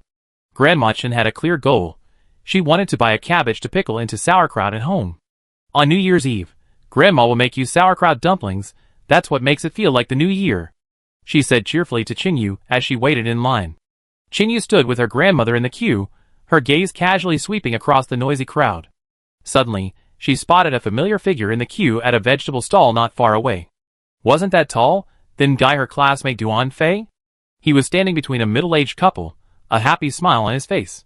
Duan Fei's parents had been in a coma for 10 years due to a sleep disorder triggered by the game The Mysterious Disaster. Fortunately, with Sister Tan's help, Team leader Bien regained the anchor of awakening, allowing them to awaken. Looking at the family of three finally reunited, Chinyu felt a warmth in her heart. She didn't go forward to greet them, afraid of disturbing this hard-won moment of warmth. At this moment, Grandma Chin came over carrying the cabbage she had bought, and also 3 extra eggs. "What are you looking at? You seem so lost in thought." Chinyu looked away, smiled, and took the cabbage and eggs from Grandma Chin's arms, carefully placing them into the bulging little cart. "Nothing, I just saw a classmate and his parents also buying things. Let's go home." She adjusted the arrangement of the supplies, then pushed the little cart, carrying the festive spirit and hope of the new year towards home. Grandma Chin followed behind her skipping granddaughter, her eyes filled with loving affection. Looking at the truckload of New Year's goods, and recalling the bleak situation of a few years ago, Grandma Chin's eyes welled up slightly. Life, it's really getting better and better. Bien Ruijin sat in the lounge, his computer screen displaying trending online opinions. Looking at the heated comments accusing him of favoritism and demanding punishment, his brows furrowed, his face darkening. Chang Haoqi, sitting opposite him, took in his expression and gently set down his teacup. Don't pay too much attention to those voices online. The expert group at command has also conducted an assessment and believes that the choice you made under the circumstances was in line with the long-term interests of Blue Star, and there's nothing wrong with it. His voice carried a reassuring strength. Saving Boss Tan's convenience store has a potential value far exceeding the gains from a single successful mission, Xiao Wu, standing nearby, quickly added. The commander has already arranged for the public opinion department to guide and explain the situation. Most people are reasonable, they just need some time to process the information. Bien Ruijin scrolled through his mouse, his gaze not lingering on the posts attacking him. Instead, he stared intently at comments using sarcastic language, subtly targeting Tan Xiao. Seeing these comments, Bien Ruijin's brows furrowed even deeper. He could tolerate criticism directed at him, but he couldn't tolerate anyone throwing mud at Sister Tan, who had repeatedly saved them from danger. Chang Haoqi followed his gaze, and instantly understood what his trusted subordinate truly cared about. I handle the public opinion situation, please don't worry. His tone carried an undeniable sense of responsibility, and he patted Bien Ruijin's shoulder firmly, his voice softening slightly. You just came out of the game, you're mentally exhausted. The new year is almost here, don't waste your precious vacation time here. He paused, as if remembering something, a rare smile flashing across his face. You should go check out the new New Year's market at our base, it's very lively. Bien Ruijin understood his superior wanted him to relax, and out of absolute trust in Chang Haoqi, he nodded. I understand. Then I trouble you in Xiao Wu. He saluted, turned, and walked out of the office. Outside the door, Su Jing, Yinitong, and Su Qingwang were waiting anxiously, clearly having heard about the online turmoil. Upon seeing Bien Ruijin emerge, Su Qingwang was the first to lose his composure. Captain, are you alright? Did they give you a hard time? He paused, his expression one of utter desperation. If you really get punished for this, I take the blame with you. Yinitong, standing beside him, nervously pursed her lips, then nodded vigorously like a chick pecking at rice. Looking at his adorable teammates, Bien Ruijin's previously heavy heart lightened considerably, a mixture of amusement and exasperation washing over him. Where did you get the idea that I'd be punished? The commander and the expert team both believe our choice was correct. Su Jing had already guessed the outcome from Bien Ruijin's relatively relaxed expression as he left the office. She finally breathed a sigh of relief, a faint smile appearing on her face. Captain, I heard the new New Year's market at the base is really lively. Shall we go check it out? We can also buy some New Year's goods. Bien Ruijin paused, remembering Chang Haoqi's earlier words. Okay, let's go take a look. Because of the Fire Seed Squad's reputation, to avoid attracting unnecessary attention, all 4 of them tacitly wore masks and hats before setting off. Fortunately, it was the dead of winter, so their attire didn't seem out of place. The 4 entered the New Year's market, and even though they were mentally prepared, they were still stunned by the scene before them. It was bustling with activity, incredibly lively.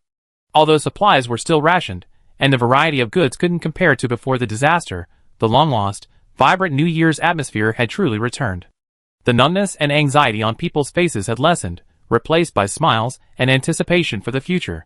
They saw a young mother carefully selecting fruit candies with her little girl, an elderly person pulling a cart and leading their granddaughter through the crowd on a shopping spree, and a happy family of 3 discussing things at a vegetable stall.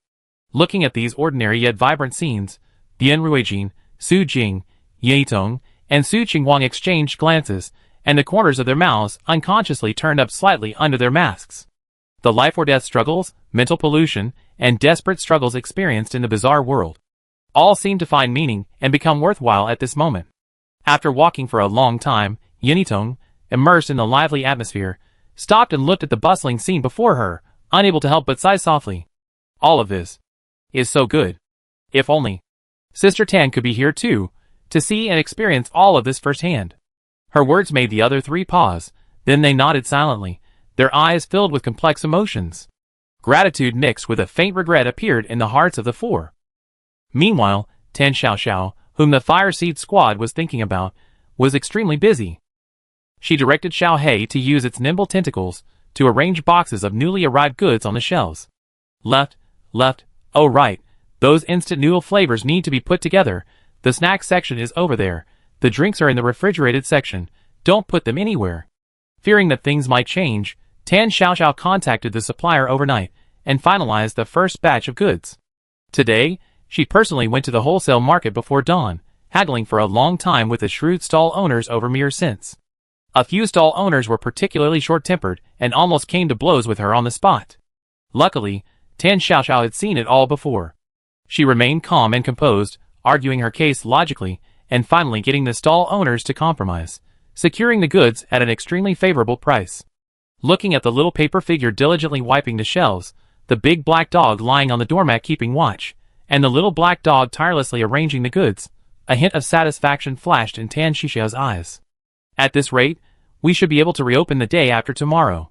She clapped her hands, and as she habitually glanced down at her mobile banking balance, her smile instantly froze.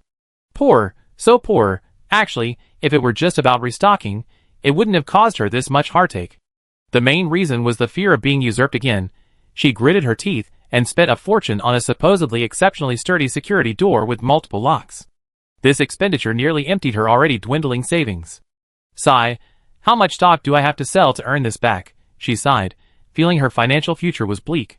Just as she was about to turn off her phone screen to avoid the annoyance, a news notification popped up. Meteorological Bureau of the Disaster City. Recently, the energy over our city has been turbulent, and the frequency of extreme weather events is significantly higher than the same period in history. Citizens are advised to pay close attention to the latest forecasts, avoid going out during periods of abnormal weather, and take precautions for personal safety. Extreme weather? Tan Xiaoxiao looked up and glanced out the window.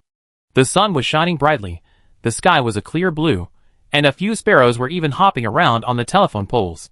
Where's the extreme? Isn't it perfectly fine?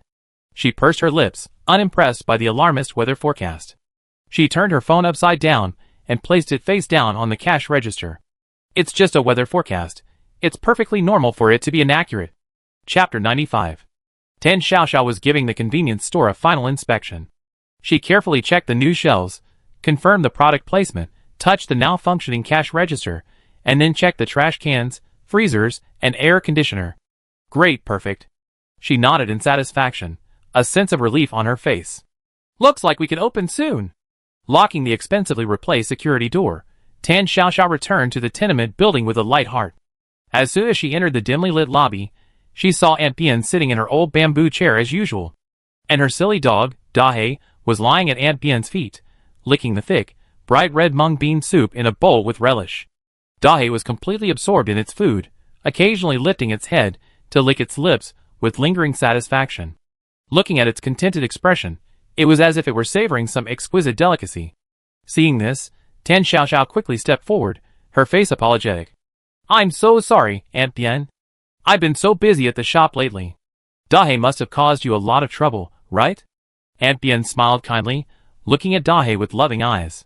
Oh, no trouble at all, no trouble at all. Your dog is so well behaved, with such a good temperament. I love it just by looking at it. Hearing this, Tan Xiaoxiao subconsciously glanced at her own silly dog again, thinking that Aunt Bian's ability to lie so blatantly was truly remarkable. She shook her head, and reluctantly counted out 100 yuan bills from her wallet. Auntie, my shop is almost ready. I can move back in today. Thank you so much for taking care of me these past few days. This is just a small token of my appreciation. Please accept it. Aunt Bian glanced at the stack of banknotes, then quickly waved her hand, her tone reluctant. Oh dear child, I help you back then not for your money. Everyone has their difficulties. I still have to give you the money, Tan Xiaoxiao insisted, her tone sincere. You helped me when I was at my lowest point. If I were to take it all for granted, I'd truly be heartless. Aunt Bien looked at her stubborn expression and shook her head helplessly. You silly girl, you're just too serious. But it's still too much. You haven't lived here long, and the conditions in my tenement building are just SOSO. The rent is only 500 a month at most. Saying this, she counted out 5 more banknotes and, without further ado, stuffed them back into Tan Xiaoxiao's hands. Tan Xiaoxiao's financial situation prevented her from refusing. She simply accepted them silently, her goodwill towards Aunt Bien growing even stronger. Well, thank you, Auntie. I go back to my room to pack my things now, and come back to return the keys later. Aunt Bien nodded, and as Tan Xiaoxiao turned to go upstairs, she seemed to suddenly remember something. Oh, by the way, Xiaoxiao, when are you planning to open your shop? Auntie will send you a flower basket to celebrate. Tan Xiaoxiao stopped and subconsciously glanced out the window. Ever since the weather warning popped up on her phone a couple of days ago, the weather had gotten gloomier every day. The gray sky felt oppressive, and even sunshine was a rare sight. She sighed, her tone clearly melancholic, and pointed out the window. I was originally planning to pick a sunny, auspicious day for the opening, but look at this weather. Aunt Bien followed her gaze, her smile fading slightly. She shook her head, speaking with an almost certain tone. TSK, then you shouldn't wait. I doubt the weather will improve anytime soon. She paused, lowering her voice, as if warning, or perhaps muttering. It'd only get worse. Tan Xiaoxiao looked at Aunt Bien with some confusion, not understanding why she was so certain. Perhaps Aunt Bien had just checked the weather forecast, or was guessing based on experience. Tan Xiaoxiao didn't dwell on it. She reached for her empty wallet and sighed. She couldn't wait any longer. She really couldn't wait any longer. She gave one last resentful look at the gloomy sky, gritted her teeth, and made up her mind. I'm not waiting anymore. Let's open tomorrow. The shop is almost ready. I really can't wait any longer. Great. Aunt Bien nodded in agreement. You wouldn't believe it. Ever since your shop closed, I have to go to another street to buy a bottle of dish soap. It's such a hassle. Auntie will definitely come to support you tomorrow. After saying goodbye to Aunt Bien, Tan Xiaoxiao packed her luggage.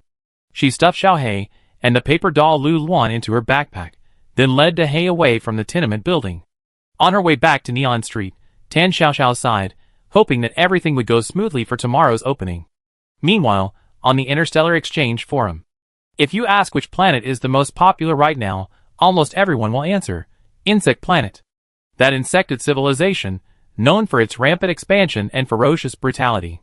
With its powerful combat strength and terrifying reproductive capacity, it has been conquering and plundering across the interstellar space, having already swallowed up several rich star systems. Wherever they went, nothing grew. Their infamy was legendary, leaving countless weak civilizations scornful but unable to speak out. Even after the arrival of the cataclysmic game, the Insectids, with their combat advantages and ruthless methods, not only avoided the heavy losses suffered by other civilizations but thrived. They acquired considerable advanced technology and powerful items, their overall strength even surpassing that before the cataclysm, and their actions became even more arrogant. Countless races that had suffered under the Insectids' oppression and witnessed the destruction of their homes harbored deep hatred for them. Indeed, karma is a wheel. Just yesterday, explosive news spread throughout the interstellar space. The Insectids and hundreds of planets under their control suffered annihilation almost simultaneously. The landmasses of these planets were instantly covered by oceans that appeared out of nowhere. Only a very few lucky ones managed to escape. The Insectids' millennia-old foundation was severely damaged, nearly resulting in a complete collapse of their civilization. A trending post titled On-Site Report from the Zerg Homeworld, Raging Seas, Civilization Destroyed, quickly rose to the top. The poster was concise, only including a video. The video showed the once prosperous Zerg homeworld now in chaos. The entire planet was covered by a raging ocean, with towering waves and no sign of life. Only the Zerg's tallest structure, the Tower of the Zerg King, a symbol of power, stubbornly still protruded its spire. The replies below the post were filled with schadenfreude and resentment. First floor, TSK, they deserved it. Karma, 2 indie floor, my god. How did the Zerg homeworld become like this? Which hero avenged our Lulu Star's blood feud? 3 RD floor, ha ha, when you attacked our IMA star, did you ever imagine this day would come? Heaven has eyes. Floor 4, according to insider rumors, It seemed they failed the disaster dungeon quest against Blue Star and triggered the penalty. Floor 5. Looks like Blue Star is invincible now, except for Void Star. They even beat Insect Star? Floor 6. Visser is my idol. Void Star is the eternal number 1. Blue Star just cheated and got lucky. Floor 7. Void Star's lackeys, get out. First, explain the unclear relationship between Visser and the disaster system. Floor 8. Void Star's number 1. Blue Star didn't win at all, okay? Don't jump to conclusions. Floor 9. Visser is my idol. If they didn't win, why is Blue Star okay? TSK, I think it's Blue Star that has a secret deal with the disaster game, right? Floor 10. Frozen Earth warm Void Stars. Stop spreading misinformation and throwing mud. The truth is, both Earth and the insect planet failed in the same instance. Earth was just lucky. It obtained a catastrophe exemption card beforehand, which saved it from disaster. 11th floor. Catastrophe exemption card. Such an overpowered life-saving item? Earth's luck is incredible. 12th floor. Okay, stop going off topic. This thread is about the destruction of the insect planet, not for you to argue. 13th floor. The insect planet deserved it. They're constantly expanding in interstellar space, arrogant and domineering, destroying countless civilizations and homes. This is the will of the universe. 14th floor. Agreed. Given the insect planet's terrifying expansion speed, it's fortunate it was intercepted this time. Otherwise, the consequences would have been unimaginable, and who knows how many more civilizations would have suffered. In the Earth's command center, Chang Haoqi scrolled through the forum comments. To his surprise, the Zerg were so unpopular, almost unanimously gloating and applauding. He browsed other sections and trending topics, finding few extreme comments targeting Blue Star. Even though a few supporters of Void Star were deliberately slandering them, few believed them. Seeing this, Chang Haoqi's slightly furrowed brows relaxed. He leaned back in his chair, rubbing his eyes, sore from staring at the screen for so long. Xiao Wu, who was standing nearby, immediately stepped forward and expertly massaged his superior's temples, gently reminding him, "Today is Lunar New Year's Eve. All non-urgent matters have been handled. You should rest and go home to enjoy the new year." Chang Haoqi was startled, finally snapping out of his busy work. "Yes, it's almost Chinese New Year. Look at me, I'm so busy I'm completely out of it. You should go home soon too." He looked up at the young man beside him, who had been working tirelessly with him all year round, barely having any personal time, and a hint of apology appeared on his face. "You've been with me from dawn till dusk every day, rarely getting to spend time with your family." He paused, as if remembering something, opened his desk drawer, and took out a red envelope that he had prepared beforehand. "The official holiday starts tomorrow, so I'm giving this to you in advance. Thank you for your hard work this year, Xiao Wu." Xiao Wu accepted the envelope with both hands, his young face beaming with excitement. "Sir, you flatter me. Working with you is never hard work." He paused, thinking of the subtle changes in Blue Star's gradual recovery over the past year, his tone filled with pride. "And seeing our homeland improve day by day, it's truly meaningful." He finished speaking, saluted again, and prepared to turn and leave. His hand had just touched the doorknob when he seemed to remember something and turned back. "By the way, you should go home early too. My wife just messaged me quietly asking what time you'd be home tonight." Chang Haoqi's body stiffened slightly. Thinking of his wife, who had silently supported him for so many years, a wave of guilt washed over him. Over the years of their marriage, he had basically been leaving early and returning late, treating the command center as his home.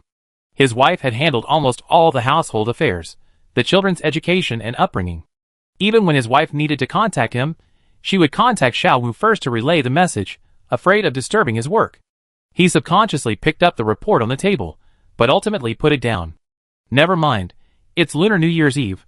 I make an exception this time and go home early."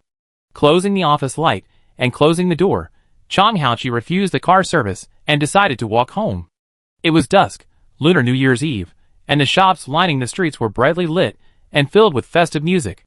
The base's living quarters were bustling with people, even more lively than usual.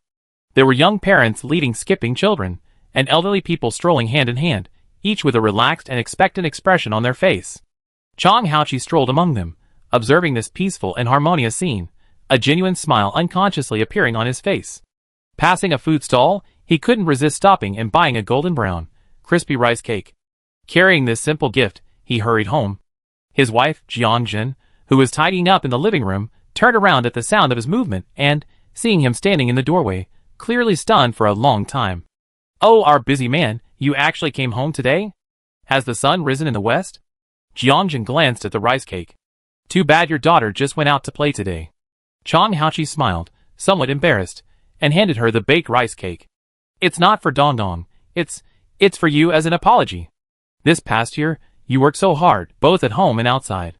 Jiangjin took the still warm rice cake, took a small bite, and lowered her head, secretly wiping away tears from the corner of her eyes.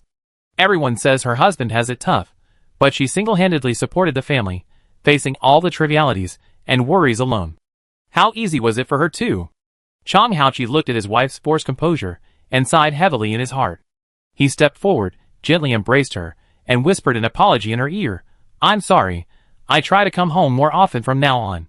The artificial sunlight simulated by the base shone through the window, falling on the two embracing, creating a particularly warm atmosphere.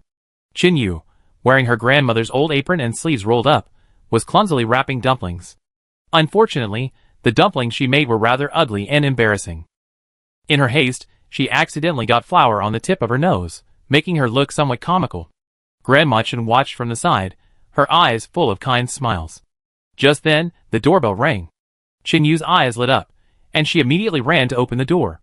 Standing outside was her good friend Yu Lily, whose face showed a mixture of nervousness and anticipation. "Lily," Qin Yu exclaimed in surprise, hugging her tightly. "It's so good to see you. Let's celebrate the new year together this year." Yu Lily, infected by her enthusiasm, smiled as well, but still looked at Grandma Chen inside with some shyness. Grandma Chen wiped her hands, her smile warm and gentle. "It's Lily. Come in quickly, don't just stand there, go wash your hands and help Grandma make dumplings. Look at the ones you made, they're practically noodle soup." Yu Lily nodded vigorously and replied crisply, "Okay. Grandma, I'm coming." She immediately washed her hands and joined in making dumplings. However, her skill level wasn't much different from Qin Yu's, leaving Grandma Chen looking on, with a helpless expression. The three of them chatted about school fun and their expectations for the new year while making dumplings, filling the kitchen with laughter. Just then, Qin Yu's phone, which was lying to the side, vibrated. It was a video message from her older brother Xiao Qi. Qin Yu quickly wiped her hands and opened the video. The video was from Qi Jun's first-person perspective. Uncle Qi sat at the table, a contented smile on his face. On the table were a plate of dumplings, a plate of scrambled eggs, and a dish of stir-fried cabbage. Given the still limited supplies, this meal was a significant expense. "Chen Yu, are you cooking today? Is your cooking edible?" "Qi Jun, what are you talking about, girl? Why can't I eat what I made?" "Qin Yu, did you make that?" "Qi Jun, no, my dad cooked it." Qin Yu finally couldn't help but laugh out loud. After chatting for a few more minutes, she put down her phone and continued humming a song while making dumplings. Just as the dumplings were in the pot, the doorbell rang again. What a lively day! Qin Yu smiled and ran to open the door again. It was Xiaxia from next door. She was wearing a brand new yellow cotton padded jacket embroidered with little rabbits, showing how much Aunt Lin doted on her daughter. Xiaxia carefully carried a bowl, barely bigger than her small hand, filled with steaming chicken soup. "Sister Yu, Grandma Chun, Mom asked me to bring you some chicken soup." "Thank you, Xiaxia, and thank you, Aunt Lin." Qin Yu quickly took the bowl of chicken soup, and seeing Xiaxia turn to leave, she quickly called out to her. "Xiaxia, wait a minute, my sister just cooked dumplings. Take a bowl home for Aunt Lin to try." Xiaxia blinked her big eyes, a little bewildered. Just then, Grandma Chen, having heard the commotion, brought out a bowl of freshly cooked hot dumplings and handed it to Xiaxia with a smile. "Good girl, take it home quickly, don't burn yourself." Xiaxia nodded obediently, carefully carrying the bowl of dumplings, and took small steps home. Lenny watched her daughter leave with a bowl of chicken soup and return with a bowl of thin-skinned, generously filled dumplings, a helpless yet gentle smile appearing on her face. After having a simple New Year's Eve dinner at the base with his teammates Su Jing, Yin Yitong, Su Qingguang, etc., Bian Ruijin strolled around the gradually quieting streets before returning home. Pushing open the door, the living room lights were still on, and the television was playing a New Year's celebration program. His father, Bian Cheng, was sitting on the sofa. Hearing the door open, he turned around.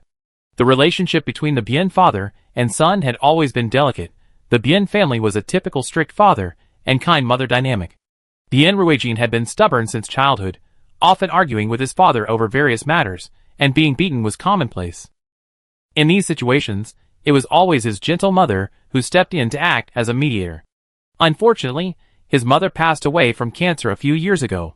Since then, the relationship between father and son had become awkward, always carrying a deliberate distance. Looking at his son entering, Bien's father's lips moved slightly, as if he wanted to say something, but in the end, he only pursed his lips slightly and pointed towards the dining table. Bien Ruijin then noticed a sweet-smelling peach on the table. Even now, with improved supplies, this was a rare find, not only expensive but also requiring luck to acquire. Bien Ruijin could almost imagine how many markets and stalls his father had probably visited to buy this peach.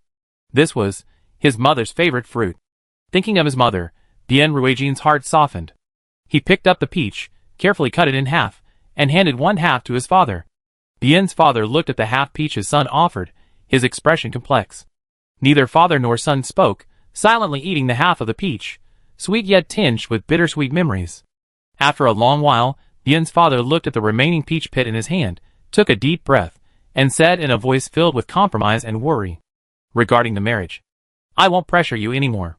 He paused for a long time before continuing softly. "But you must be careful in everything. Your mother, Jingxin, she's gone.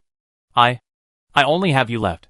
Bien Ruijin tightened his grip on the peach, and after a long while, he managed to squeeze out a single word with great difficulty. "Okay." Tan Shishia's convenience store finally officially opened on a gloomy day. She felt a little stifled, having checked the weather forecast for several days in a row, each report more alarming than the last. The sky outside the window grew darker day by day, the temperature dropped lower and lower, and a sense of impending storm loomed. She couldn't wait any longer, and her empty wallet couldn't wait any longer either. Although she couldn't wait for good weather, Tan Xiaoxiao valued this reopening immensely. To dispel the bad luck of being usurped, she specially ordered several brightly colored flower baskets from a nearby florist and placed them at the entrance. She even got a string of firecrackers. The crackling noise attracted many nearby residents to come and congratulate her.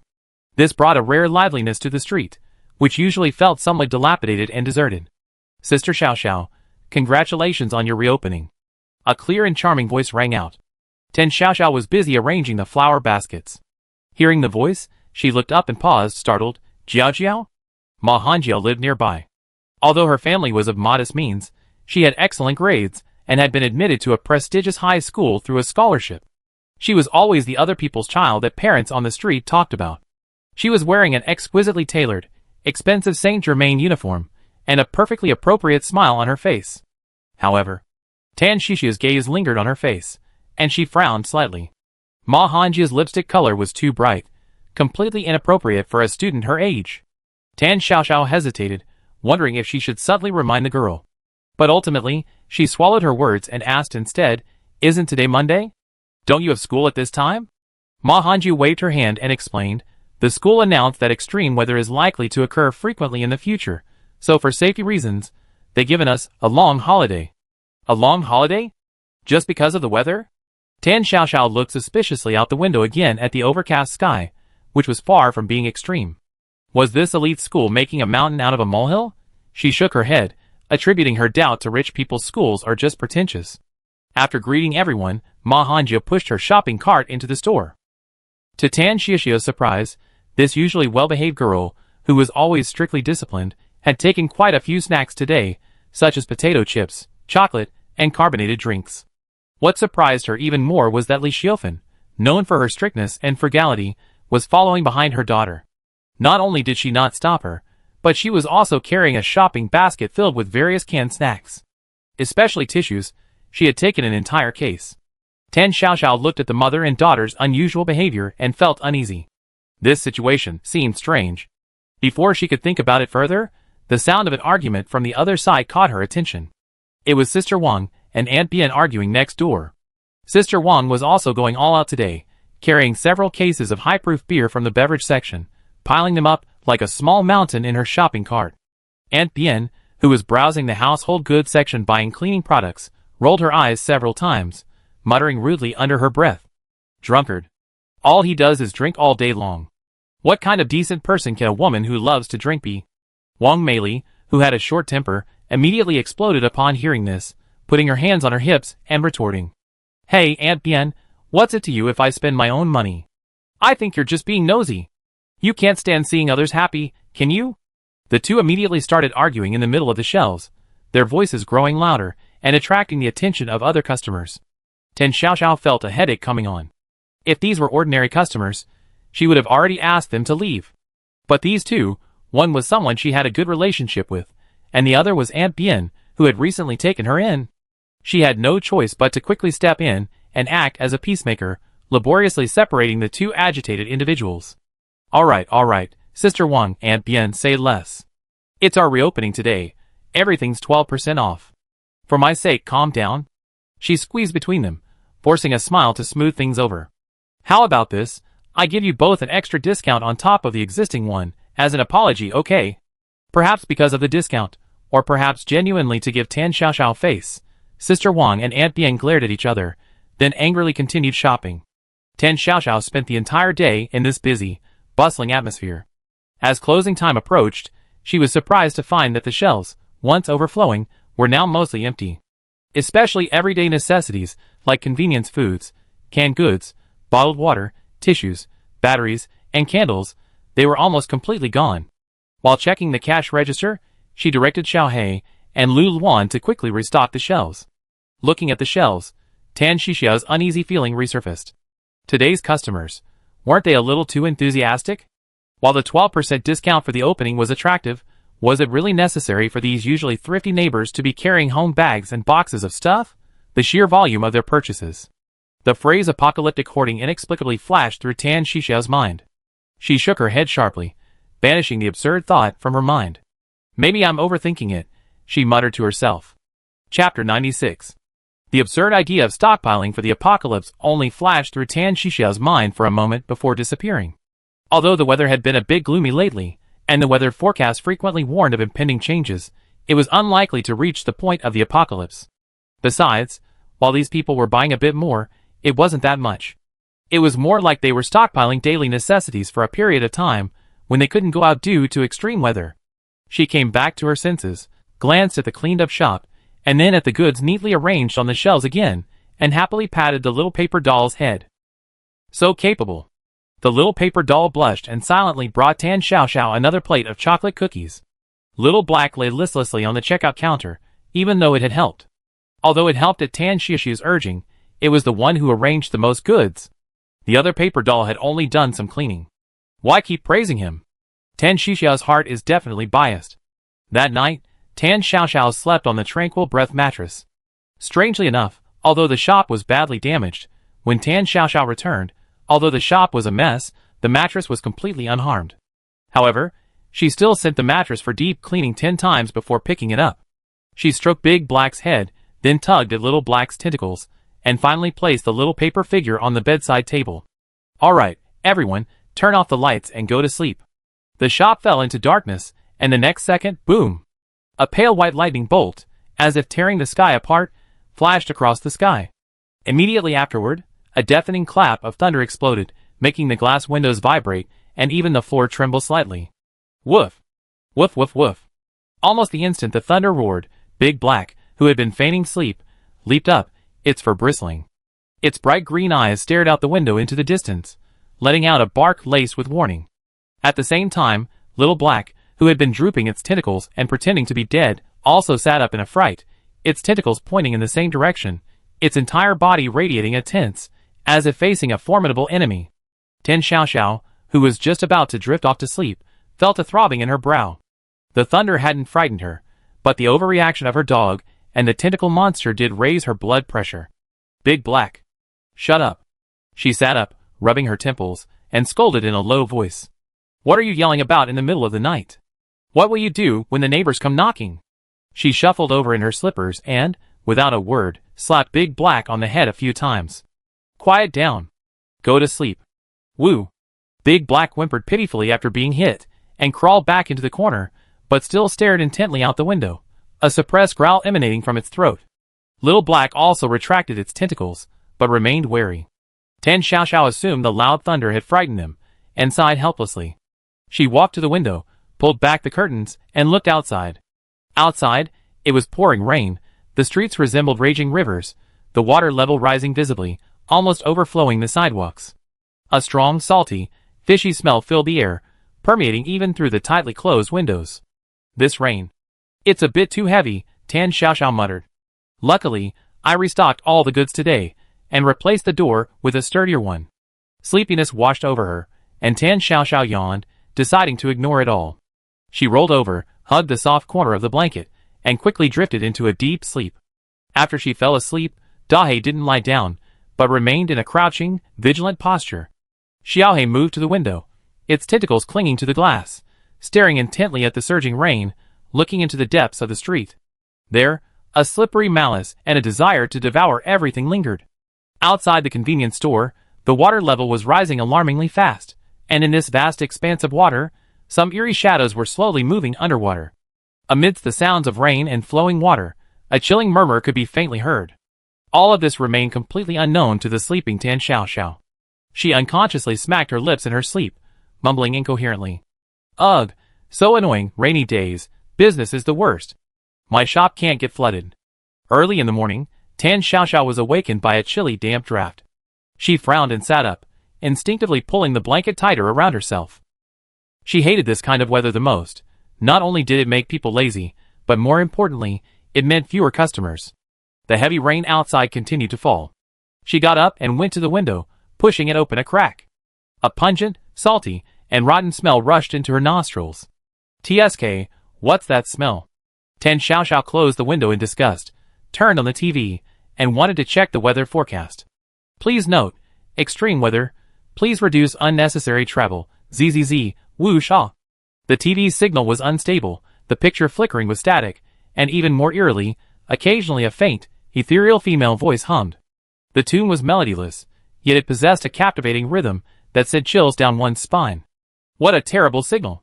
Tan Xiaoxiao irritably changed channels several times, but the situation was always the same, so she simply turned off the TV. Tan Xiaoxiao's gaze returned to the window. The floodwaters on the streets were deeper than last night, soon reaching the entrances of some low-lying shops. Is the heavens leaking water? She muttered to herself, a sense of unease creeping over her. If this continues, will there be a flood? This thought startled her, but she quickly reassured herself. No, the city's drainage isn't that bad. At most, it just flood the streets and affect business. She noticed a few scattered pedestrians on the street, all wearing raincoats or carrying umbrellas, their hands bulging with shopping bags, hurrying through the floodwaters. You're up so early. Tan Xiaoxiao was a little surprised. Out shopping so early in the morning? She shook her head, dismissing these thoughts, and hung up the open for business sign. To her surprise, business was actually quite good. Soon, several customers arrived, all familiar faces. Even more surprising, Wang Meili was there again. Sister Wang? Tan Xiaoxiao asked, scanning the instant noodles and chicken leg snacks Wang Meili handed her. Didn't you just come yesterday? Sister Wang sighed, her face a little pale, perhaps from wading through water. Oh, don't even mention it. Yesterday I was so busy buying alcohol that I forgot to buy snacks. So, I'm here to restock. I think we won't be able to go out for a while, so I need to stock up, just in case, she said, tossing a few more bags of peanuts and vacuum-packed braised eggs into her shopping basket. After paying, Sister Wang, carrying her heavy bags, kindly turned back to remind Tan Xiaoxiao before leaving. This weather, it's only going to get worse. You should close the shop and shut down early, safety first. Tan Xiaoxiao watched Sister Wang wade across the road, her steps uneven. Whether it was her imagination or not, Sister Wang's hunched figure in the rain seemed to be causing her considerable pain. Tan Xiaoxiao glanced at the other customers in the shop, also frantically buying, and a strange sense of unease settled over her. After seeing off the last customer, Tan Xiaoxiao looked at the suddenly empty shop and the flooded street outside, knowing that there was probably no more customers coming in today. After hesitating for a moment, she decided to go out and check the situation. She carefully pushed open the glass door, and a stench almost suffocated her. The floodwater on the street was already above her calves, and the icy water gave her goosebumps. The water had an unnatural, dark blue hue, and the strong, pungent smell in the air, like the stench of spoiled seafood from a market, made her stomach churn. What kind of awful weather is this? She sighed worriedly, went back into the shop, and closed the door. She didn't notice that in the instant she turned around, several translucent, phosphorescent creatures seemed to dart across the water, leaving only afterimages. Back in the shop, Tan Xiaoxiao's mood didn't improve. She noticed that despite the doors and windows being tightly closed, A fine layer of water droplets had begun to condense on the walls, glass cabinets, and even the shelves, and the floor was slippery. "Oh my god, is this the return of the humid season?" Tan Xiaoxiao groaned. She dreaded this kind of damp weather. "What kind of awful weather is this? The floor is going to get moldy. What if the shelves rust? And the air?" She sniffed hard, looking disgusted. "Why does it smell like a fish market?" She locked the glass door and hung up the temporarily closed sign. Then she scooped up the little paper doll with its short legs, ready to help wipe the shelves. "Forget it. It's made of paper. What if it gets wet and something happens?" The little paper doll, placed high up, paced anxiously, waving its little hands, trying to jump down and help. When Tan Xiaoxiao patted its little head, a visibly flushed red on its cheeks, and it froze in place. On the other side, Xiao He had already dutifully rolled up several rags, ready to wipe the moisture off the doorframe. Seeing Tan Xiaoxiao and Lu Luan's interaction, Xiao He's tentacles curled up in dissatisfaction. You two get along so well, what about me? I still have work to do." "De He, don't just sit there." Tan Xiaoxiao tossed De He another old towel. "Wipe up the water on the floor." De He resignedly picked up the towel and clumsily rubbed itself on the floor. Tan Xiaoxiao looked around, took a deep breath, and gave the order with a resolute tone. "Listen up, all of you, absolutely, not a single drop of dirty water can seep in." Outside the window, the deep blue floodwaters continued to rise rapidly. Qinyu sat cross-legged on the floor, her winter vacation homework spread out before her. She was engrossed in a geography test, struggling with a single question. Having finally finished one, she turned the page, her gaze drawn to a fill-in-the-blank question. Example question: Jingpa Lake is located in the northern part of the Morang Plain and is the world's second-largest basalt barrier lake. Its average depth is 40 meters, with a maximum depth of 62 meters. Assuming the lake surface elevation is 350 meters, calculate the approximate temperature range of the water 20 meters below the surface, when the air temperature in the lake area drops to -10 degrees Celsius. The question itself was unremarkable, but what truly stunned Qinyu was the blurry black and white illustration accompanying it. It was a winter landscape photo of Jingpa Lake. The lake surface resembled an unpolished crystal, smooth as a mirror, clearly reflecting the pristine sky, appearing pure and ethereal. Even as a blurry black and white image, it was still full of tranquility and magnificence. "So beautiful," she explained involuntarily, her fingertips tracing the small image.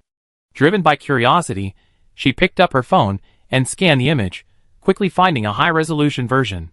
The moment the image loaded, Qinyu's breath caught in her throat. The lake surface, bathed in sunlight, displayed a gradient from deep blue to emerald green, the edges of the ice shimmering brilliantly, the blue sky and white snow, all reflecting a breathtaking beauty in the sunlight. This was simply otherworldly, a magnificent, isolated beauty. Wait, the black soil plain? Isn't Brother Qi on the black soil plain? She immediately searched for the exact location of Jingpa Lake, and the results instantly thrilled her. The map showed that the Jingpa Lake scenic area was less than 50 kilometers away from Qi Jun's patrol team's outpost as the crow flies. She eagerly opened her chat with Qi Jun. "Brother Qi, I saw Jingpa Lake in my geography homework. It's actually near your camp. Have you been there?" Picture: "Brother Qi, if you saw it, could you take some pictures for me? I love it here, it's so beautiful." Because she was still on holiday, Qi Jun replied quickly. "Doing homework? I know Jingpa Lake, it's not far from here. But it's unlikely I'd be able to go see it recently, let alone take pictures. The information says that Jingpa Lake is best viewed on a sunny winter day, when the lake surface is like a mirror. It's a pity, since that major natural disaster, the global climate has been messed up. It's hard to see the sun here in winter. It's mostly gloomy, and sometimes the wind blows with icy particles, which is even worse than snow. During my time here, I only seen the sun once in winter, and it disappeared in less than an hour. The beautiful scenery in the pictures. I'm afraid it will be hard to recover." Seeing the message Qi Jun sent, Qinyu's excitement vanished instantly. The Ink Plains. This was already the area on Blue Star with the best ecological recovery, one of the few capable of large-scale above-ground migration and agricultural production. But even there, it was still shrouded in an abnormal gloom. What about other places? Could those magnificent landscapes, once scattered across the globe, seen in the expansion packs, really return? She walked to the window, looking at the simulated sun in the base, and a sense of suffocation and powerlessness welled up within her. Sigh, if only the weather were better, more stable. Grandma said that when she was little, She could go on spring outings and fly kites. I never even seen a real starry sky. Chi-jun, on the other end of the communicator, also felt a heavy weight in his heart. He understood the cost of climate instability better than Chinyu. The soil pollution in the black soil had been cleaned, but the turbulent climate remained.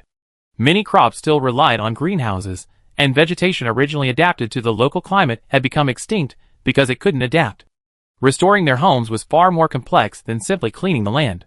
He shook his head, feeling it was too heavy a burden to discuss this with a 14 or 15-year-old girl. Soon, the world is gradually recovering, don't worry too much. Believe that things will get better. Closing the chat with Chi-jun, Xinyu's gaze returned to the breathtakingly beautiful picture. If only someday we could see the sun whenever we wanted, see rainbows whenever we wanted, she murmured, her eyes filled with longing. She smiled as soon as she finished speaking. I was so stupid. How could anyone control the weather? Just being alive, having enough to eat, and not having to eat those hard, cockroach-shaped biscuits anymore is already a blessing. I can't be greedy anymore. Going on another mission?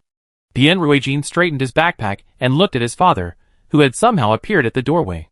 That casual glance sent a chill down his spine. His father's back was now hunched, his temples were streaked with white, and his face bore several more wrinkles than when he last returned. Bien Chung seemed oblivious to the complexity in his son's eyes, simply giving his usual instructions. Go. His lips moved. He struggled for a long time before finally managing to squeeze out a few words. Be careful. Bien Ruijin was silent for a moment, then, meeting his father's gaze, solemnly replied, I will. Back in the somber command center, seeing Su Jing, Yin Tong, and Su Qingwang, who had noticeably gained weight, Bien Ruijin felt a slight lightening of the heaviness of their separation. His gaze fell on Su Qingwang's belly, and Bien Ruijin frowned slightly. You gotten fat again, haven't you? Su Qingwang's smile froze, and he awkwardly scratched the back of his head. Hee, Captain, it's the new year, everyone's eating well. He tried to explain, his tone even tinged with self-righteousness. Besides, the supplies are really plentiful this year. I ate chicken dumplings. I haven't eaten so well since I was born. Bien Ruijin narrowed his eyes, his tone dangerous. But I remember repeatedly telling you to control your diet and exercise more? He looked Su Qingwang up and down. Judging by your appearance, you haven't moved an inch during these past few days of vacation. Before the words were even finished, Bien Ruijin grabbed Su Qingwang by the back of his collar and dragged him towards the training room without a word. Captain! Spare me! Su Qingwang screamed like a pig being slaughtered. We're going on a mission tomorrow. Shouldn't you be conserving your energy and resting properly today? Bien Ruijin turned around, his eyes cold. Oh no, last-minute cramming. Even if it's not perfect, it'd still be effective. Su Jing and Yan Yitong exchanged a glance and burst out laughing at the scene. The next morning, Su Qingwang followed Bien Ruijin dejectedly, his steps unsteady. In the departure room, Commander Chang Haoqi gave another earnest speech, his gaze sweeping over every young yet resolute face. Everything is in your hands. Bien Ruijin nodded emphatically, everything understood without words. A few minutes later, the familiar dizziness washed over him, and the teleportation light flashed and disappeared. Bien Ruijin opened his eyes to find himself in a low, cramped, damp, and cold room. The air was thick with the smell of mildew, and a nauseating stench. He looked around. The room was pitifully small, containing only a hard, uncomfortable wooden bed, and a toilet separated only by a plastic curtain. The walls were peeling, and water droplets could be seen seeping from the seams between the walls and the ceiling. Outside, the rain poured down. He walked to the filthy window, looking at the dark, night-like sky, his pupils contracting. And the color of the rain was strange. It was a deep blue. The deep blue floodwaters had submerged most of the street, the floodwaters surging. What was even more unsettling was that amidst the torrential rain and rushing water, there seemed to be an ethereal, intermittent humming sound, as if from another dimension. Is everyone all right? Bien Ruijin suppressed his unease and turned to check on his teammates. Seeing that they were all there, he breathed a sigh of relief. The next second, the system's mission information flooded his mind. Instance loading complete. Deep sea call energy disturbances and frequent extreme weather events have occurred above the mysterious city of Calamity. Rumor has it that a great being residing in the deep sea has been disturbed, and its unconscious anger has torn a rift to the deep sea and city of Calamity. Countless twisted deep sea monsters and pollution are pouring out, intending to drag this land into slumber. Main quest: close the deep sea rift. Success reward: Weather Regulation Hub *1 Failure Penalty. Global extreme rainstorms erupt on the home planet, lasting for 10 years. 10 years of torrential rain? This punishment is too desperate. Bien Ruijin's heart tightened. He immediately turned to analyze the mission information and formulate a plan with his teammates. Just then, a series of extremely violent bangings on the door rang out. Bien Ruijin's muscles tensed instantly, and he instinctively stepped in front of his teammates.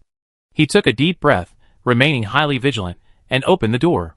Standing outside was a short, plump middle-aged woman. She wore a gaudy floral shirt, her hair was permed in outdated curls, her face was full of shrewdness and mercenary cunning, and her eyes held undisguised impatience. "What are you dawdling for? New tenants are always so troublesome." The woman's voice was shrill, her spittle almost hitting Bien Ruijin's face. "Hurry up, pay the rent." Bien Ruijin was taken aback, quickly getting into character, and cautiously asked, "We rented your house?" He subconsciously probed, trying to get more information.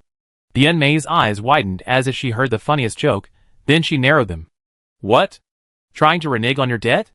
Her eyes darted around, as if threatening them, as she pointed to the apocalyptic scene outside the window. "If you don't want to rent my place, you can go home and wander right now." She paused, her tone chilling. "It's this rain." "Humph, you can decide for yourselves how long you can last." Bien Ruijin followed her finger to the window. The deep blue torrential rain, the surging floodwaters, and the eerie, faint singing in the air. He pursed his lips, suppressing the chill in his heart, and chose to compromise. "Excuse me, how much is the rent?" Seeing them give in, Bien Mei's expression softened slightly. She held up one finger, stating the price as if it were the most natural thing in the world. One day, one tear of a deep-sea siren.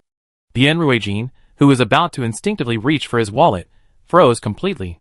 Behind him, Su Jing, Yin Yitong, and Su Qingguang all wore expressions of bewilderment and shock. Deep sea, a banshee's tears? What is this thing?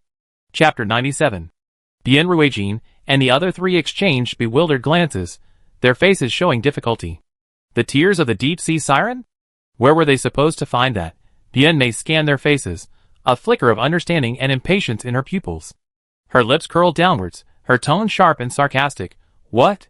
Those expressions on your faces, are you trying to renege on your promise?" Bien Ruijin took a deep breath, forcing himself to calm down, forcing a sincere yet helpless expression onto his face, his tone carrying just the right amount of confusion and difficulty. "Auntie, please don't misunderstand. We don't know the rules here. What do the tears of the deep-sea siren look like? Where are we supposed to find them?" Bien Mei suspiciously sized up Bien Ruijin, seemingly judging the truthfulness of his words, her gaze sweeping over the four of them like a searchlight. Finally, it greedily settled on the thin necklace around Su Jing's neck, which shimmered with a real golden light. Su Jing immediately understood and, without hesitation, deftly removed the necklace and handed it over. "Auntie, this is for you, a small token of our appreciation. Please show us the way." Bien Mei grabbed the necklace, bit it, and after confirming it was pure gold, the harshness on her face lessened. "Humph, at least you have some discernment." She pointed to the deep blue, ocean-like water outside the window. "Those mentally unstable lunatics outside, those drowning lunatics, might have it. You can try your luck." With that, she turned to leave.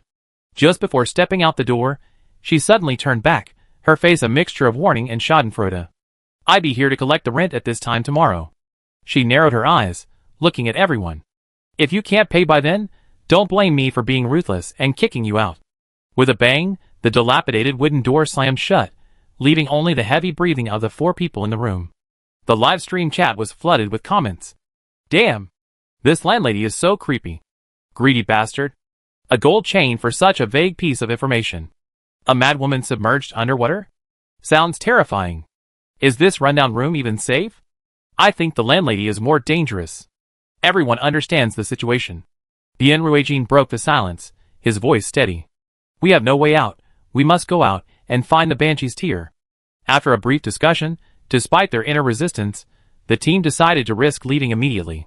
They cautiously opened the door, and to their horror, the landlady who had just left wasn't far away. She sat on an old bamboo chair in the foyer, legs crossed, holding an old enamel mug, sipping a thick scarlet liquid from it. Seeing them emerge, Bien Mei raised her eyelids, her gaze sinister, a slight smirk playing on her lips. Su Qingguang flinched, nearly tripping on the steps, but was caught by Su Jing beside him. Forcing down the chill in his heart, Bien Ruijin stepped out into the porch first. They quickly put on their raincoats. However, once they stepped into the rain, they truly felt the terror of the environment. The deep blue rain outside seemed to possess a slight corrosive quality, leaving dark stains on their raincoats. The air was thick with the stench of decay mixed with a fishy smell, utterly repulsive. Bien Ruijin cautiously stepped into the puddles on the street outside. He pulled his foot back, his face drained of color. The floodwaters, almost knee-deep, were more than just icy cold. The instant he touched them, a chaotic, frenzied, and negatively charged mental pollution flooded his brain, causing brief hallucinations. Suddenly, he heard a beautiful, seductive song. Bien Ruijin saw beautiful corals and fish swimming underwater, and an irresistible urge arose within him to plunge deeper into the water and explore its beauty.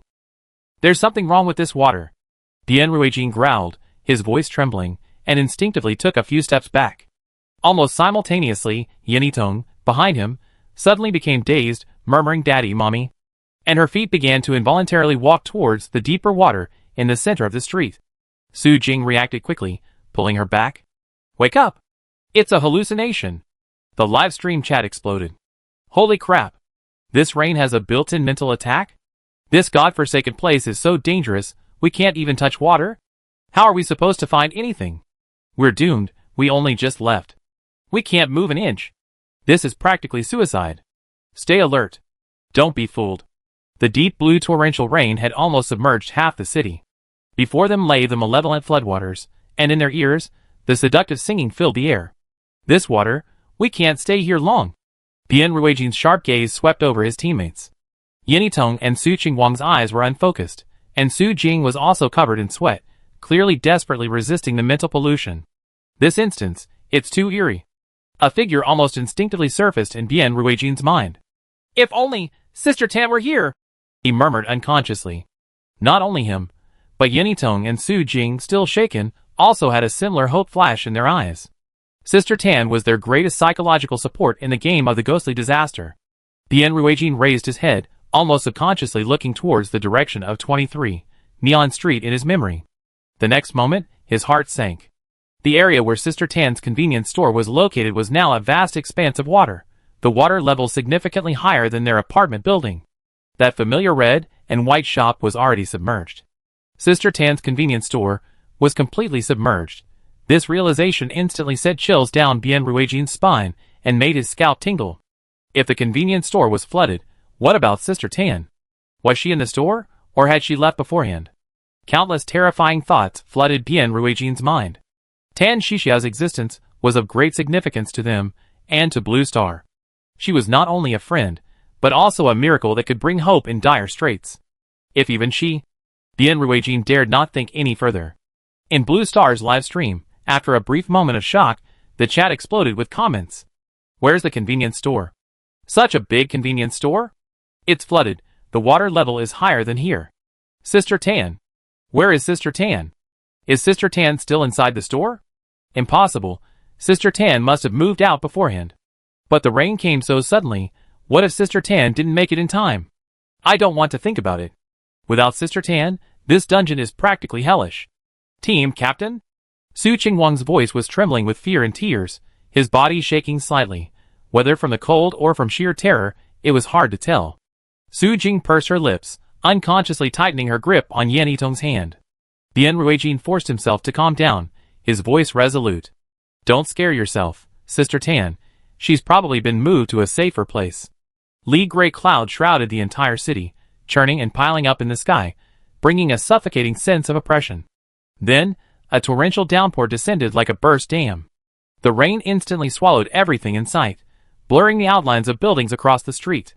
Inside the convenience store, Tan Xiaoxiao was frantically directing her employees to wipe the water droplets from the walls and shelves.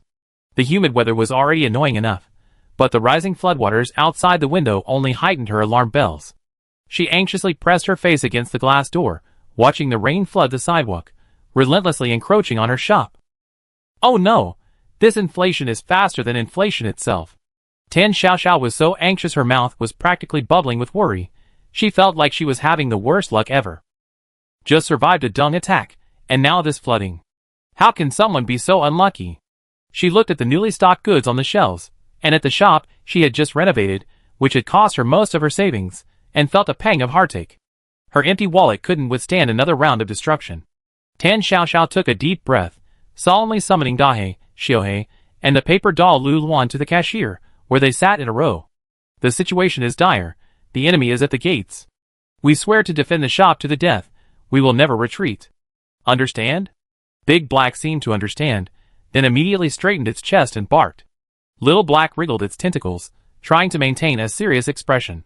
The little paper figure nodded its head vigorously, its ink-black eyes filled with determination. After the pre-battle pep talk, Tan Xiaoxiao yawned, a wave of fatigue washing over her. She glanced back at the relatively reliable Big Black and Little Black, and instructed them, "I'm going back to my room to sleep for a while and recharge. You two keep an eye on the shop. If the water level rises, wake me up immediately." Big Black stuck out its tongue and nodded solemnly. Little Black also waved its tentacles, indicating it understood. Tan Xiaoxiao bent down, intending to pick up the little paper figure and take it back to the relatively dry storage room. But Lu Luan, unusually, shook his head, stretched out his small paper hand, pointed to the rain outside the window, his face showing worry and determination, indicating he would stay. Looking at its determined expression, as if it would perish with the shop, Tan Xiaoxiao felt a warmth in her heart. "All right. Then the shop is in your hands." She didn't insist further, turned around, and went back to the storage room, drifting off to sleep. While she slept, the world outside underwent a terrifyingly rapid transformation. The streets were quickly submerged, the water level rising exponentially, far exceeding any comprehension. Within a single hour, the neon-lit street vanished completely, replaced by a sea shimmering with an eerie blue light. Breakdown cars lay like slumbering seabeds, and strange schools of fish swam near telephone poles. In the distance, a vast, unsettling, indescribable shadow slowly crept in. A gentle murmur, as if from the depths of the ocean, lingered on the seabed, its sound penetrating and relentlessly eroding the spirit of any creature still retaining its reason. Woof woof woof. Woof woof woof. Tan Xiaoxiao was awakened from her sleep by Dahei's frantic barking, filled with extreme panic. Tan Xiaoxiao sat bolt upright, hurriedly threw on her coat, and rushed out of the storeroom. "Dahei! What's wrong? Has water flooded in?" She looked at the ground. It was dry. Then she turned to look at the glass door, and Tan Xiaoxiao was stunned. The good news was that there was indeed no water inside the store. The bad news was that the entire convenience store was now submerged in a dark, desolate underwater world. Outside the glass door, the familiar neon-lit street scene was gone. In its place was an underwater urban spectacle, abandoned vehicles, like sunken ships, and distant building outlines appearing and disappearing in the water. What happened? Seawater flooded in? Tan Xiaoxiao blinked and rubbed her eyes hard, but the scene before her remained unchanged. Her brain briefly went blank for a few seconds, trying to comprehend this surreal situation. So, did she manage to save her shop, or not? The most crucial question is, there's not a soul inside outside. Where is she going to find customers? Who is she supposed to sell her goods to? Sea monsters? Tan Xiaoxiao chuckled at her own absurd joke, her smile filled with bitterness and helplessness. Just then, the deep blue seawater suddenly began to violently crash against the convenience store door. Bang! Bang! Bang! The entire building began to shake violently, goods on the shelves crashed to the ground, and the overhead lights flickered wildly. In this critical moment, Tan Xiaoxiao stared grimly at the filthy seawater trying to seep through the cracks in the door, trembling with rage. "Get out! Who allowed you filthy water in here? You have to pay for the damaged floor." Her voice wasn't loud, but it carried an undeniable, authoritative force. As soon as she finished speaking, the previously turbulent seawater stopped moving an inch. The store returned to calm, and the flickering light stabilized. Tan Xiaoxiao was stunned for a few seconds, then patted her chest, letting out a sigh of relief after confirming the crisis had passed. "That scared me to death. I thought the newly replaced security door was going to be ruined again. Luckily, this one was sturdy enough. The quality was up to standard." She walked to the door, curiously pressing her face against the glass, watching a strangely shaped fish with a mouthful of sharp teeth swim by. Tan Xiaoxiao frowned, utterly disgusted. "This fish is really ugly, its scales are dull, its eyes are cloudy, it must taste terrible." The convenience store was brightly lit, and looking at the various fish and jellyfish outside the window, fish whose names she couldn't recall, their appearances seemingly random, she felt a pang of emotion. If this were an aquarium, how much would tickets cost? Lost in thought, She suddenly saw a tall, slender, and swift figure approaching her convenience store with incredible speed. Tan Xiaoxiao instinctively sat up straight and looked over curiously. The figure was unnaturally thin, with sickly grayish-white skin and thick, seaweed-like hair that flowed messily down her back. Most striking was her long, slender fishtail, covered in scales and swaying powerfully. What is this? Cosplay? Or a special effects actor from some aquarium who got lost? Tan Xiaoxiao had heard of some high-end diving programs where people dress up as mermaids for underwater photos. The mermaid swam to the shop's entrance and, through the glass, stared intently at Tan Xiaoxiao inside with its murky eyes, only the white showing. Without warning, it let out a sharp, high-pitched scream, a scream that seemed to pierce eardrums, making Tan Xiaoxiao's head buzz. Seeing that Tan Xiaoxiao only frowned and covered her ears, without the expected pain, collapse, or mental confusion, the mermaid seemed somewhat confused. She stopped screaming and began to sing. The song was ethereal and fleeting, the melody ancient and eerie, sometimes soaring, sometimes lingering, as if possessing some mysterious magic, beckoning and seducing the listener. Tan Xiaoxiao, This girl not only had a high-pitched voice, but her lung capacity was truly astonishing. She could hold a solo concert underwater. Out of basic politeness, Tan Xiaoxiao patiently stood there and listened to the entire song. Looking at the pair of eyes staring intently at her from outside, Tan Xiaoxiao hesitated for a moment, then clapped her hands symbolically. The singing is quite unique. It's just a bit noisy. The sea siren at the door was even more confused. Why wasn't this human reacting at all? Soon, this confusion quickly turned into annoyance at being ignored. Thump thump thump. She began frantically pounding on the convenience store's glass door with her body and tail. The force was astonishing. Each slam produced a loud noise, shaking the entire store. Hey, what are you doing? Tan Xiaoxiao was genuinely worried now. This is a brand new door. It's very expensive. You pay for it if you break it? Tan Xiaoxiao stomped her foot angrily, hands on her hips, shouting at the door. What's wrong with you, girl? What do you want to buy in such a hurry? She simply couldn't understand it. This place was flooded, like an underwater world, yet someone would still trek through mountains and rivers. No, trek across the sea just to buy something? Tan Xiaoxiao's gaze fell on the other person's disheveled hair, which resembled a bird's nest. The hair wasn't just messy, it was also covered in unidentified lint and debris, severely tangled, and looked in dire need of styling. Tan Xiaoxiao suddenly understood, her tone tinged with a mixture of disdain and pity. Alright, looking at your messy hair, you really can't wait any longer. You probably can't stand it anymore. That's why you're in such a hurry to buy conditioner, right? She glanced at the seawater outside the door, which seemed to be blocked by some force, not a single drop seeping in through the cracks. Tan Xiaoxiao hesitated for a moment, then cautiously opened the door a crack. Good, no water rushed in. Emboldened, she opened the door a little wider. Still no problem. Completely relieved, Tan Xiaoxiao simply opened the entire glass door, stood in the doorway with her hands on her hips, and said to the agitated customer outside, all right, stop banging on it. I opened the door for you. What do you want to buy? Come in and tell me. The succubus, who was about to bang on the door again, froze, her dead fish eyes showing obvious astonishment and confusion. Tan Xiaoxiao looked at the woman's disastrously messy hair, her voice full of concern. Sigh, I'm not trying to be mean, but your hair, it really can't take any longer. If you don't use some good conditioner, it probably become a bird's nest. As she spoke, she turned and took a beautifully packaged bottle of high-end conditioner from the nearby shelf, handing it to the succubus. Here, this one, it works really well. Only 98 yuan. The succubus lowered her head, her face expressionless, seemingly completely unable to comprehend what this thing was.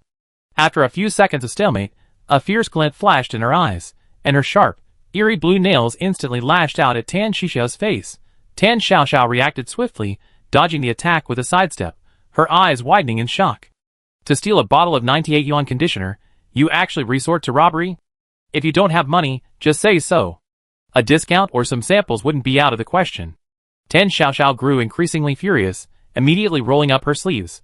As the sharp nails struck a second time, instead of retreating, she advanced. A clean, swift grappling move precisely gripped the succubus's wrist joint, twisting and pressing down with a swift motion. The seemingly ferocious succubus was easily twisted in the arm, and pinned face down to the ground. The succubus struggled incessantly, her fishtail pounding angrily against the ground, but Tan Xiaoxiao's hand remained unmoved. Look at you, so young with hands and a tail. What couldn't you do?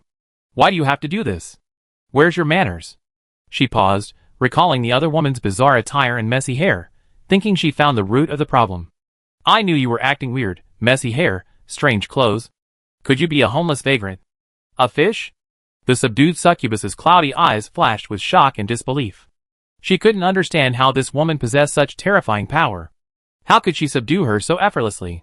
Tan Xiaoxiao had finished her lecture, and was about to ask this cosplay-loving, violent, and robbery-attempting mermaid lady to leave. Just then, with a plop, a round, full pearl, reflecting a soft luster under the light, fell from the succubus's body and rolled onto the floor with a crisp sound. Tan Xiaoxiao's gaze was drawn to it, and she looked closely. It was a real pearl, a pearl of excellent quality, sparkling brightly. As a lover of glittering things, Tan Xiaoxiao was utterly powerless against such a thing. She looked at the tempting pearl, then at the struggling succubus she had subdued, and hesitated for a moment.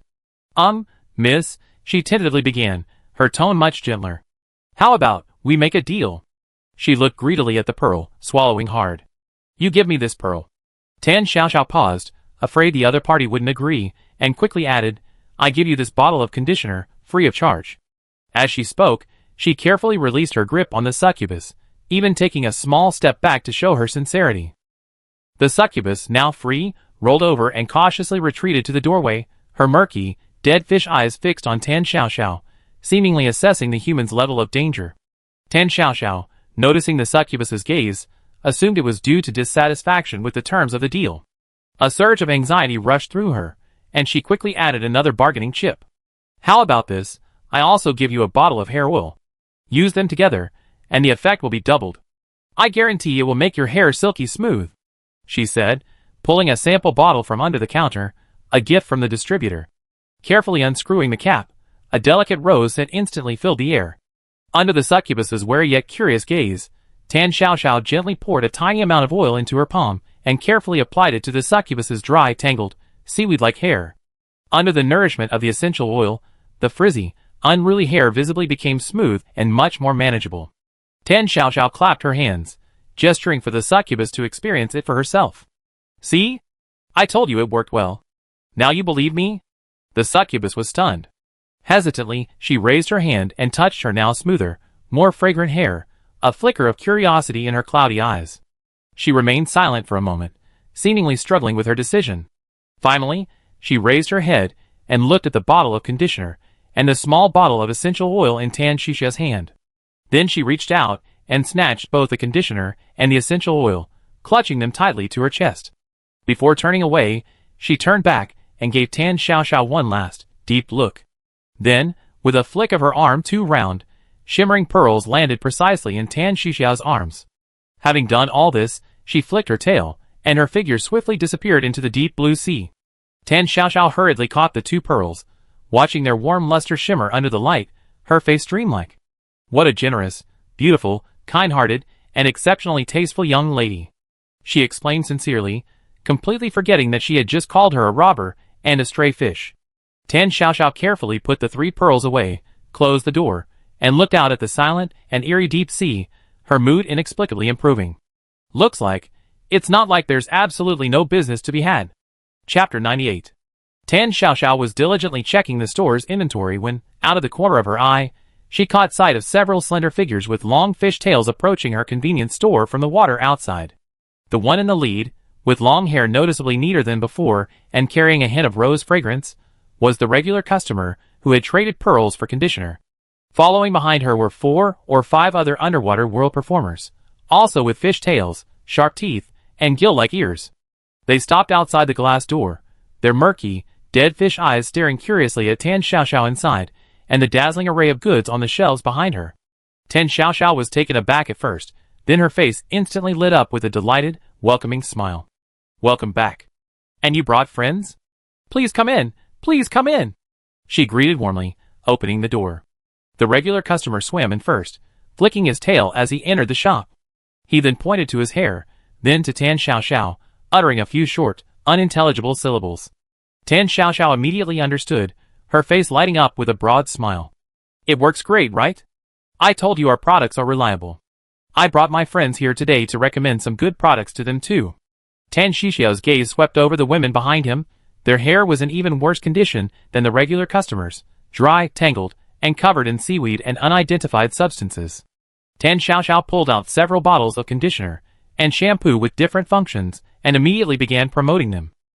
This one is for repair, this one has great moisturizing effects, this one is great for dandruff. It's excellent for removing seaweed. She enthusiastically introduced the products, completely oblivious to the instinctive baring of teeth and menacing postures of the new customers as she approached. The regular customer, though barely suppressing her instincts, still remained wary. Seeing their apparent lack of interest in the hair products, Tan Xixiao's eyes lit up, and she immediately changed tactics. Just hair care isn't enough. Girls need to be beautiful from head to toe, she explained, running to the shelf and picking up a pack of colorful, delicate hair clips and ties adorned with strawberry and bunny designs. Look at these, how cute! Clip your hair up like this, it looks so neat and pretty, she said clumsily, demonstrating the clips to her own head. The siren's eyes were instantly drawn to the vibrant colors and dainty ornaments, their murky eyes gleaming with curiosity and longing. For them, who lived year-round in the dark, silent depths of the ocean, these bright, glittering little things held a fatal attraction. A slightly bolder siren cautiously reached out a finger and gently touched a strawberry hair clip. Seeing this, Tan Xiaoxiao deftly unwrapped it and gently clipped it into the siren's hair. Look! How perfect it is for you! Tan Xiaoxiao took out a small mirror and held it up to her face. The siren stared at herself in the mirror, clearly stunned, her fingers constantly touching the hair clip, making happy gurgling sounds.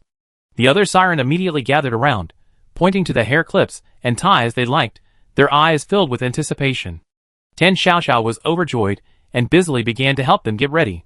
Sure enough, no girl can resist these little trinkets. I wonder which aquarium they work at. Their pay must be terrible. Sigh, even such simple hair clips can make them so happy. After helping them put on their hair accessories, Tan Xiaoxiao looked at their serious faces, adorned with cute clips, and nodded in satisfaction. Hair accessories alone aren't enough. We have lots of delicious snacks in our shop. You can use them to replenish your energy when you're tired from working underwater. She then ran to the snack section, picked up a bag of barbecue-flavored potato chips, tore open the packaging, and handed it over.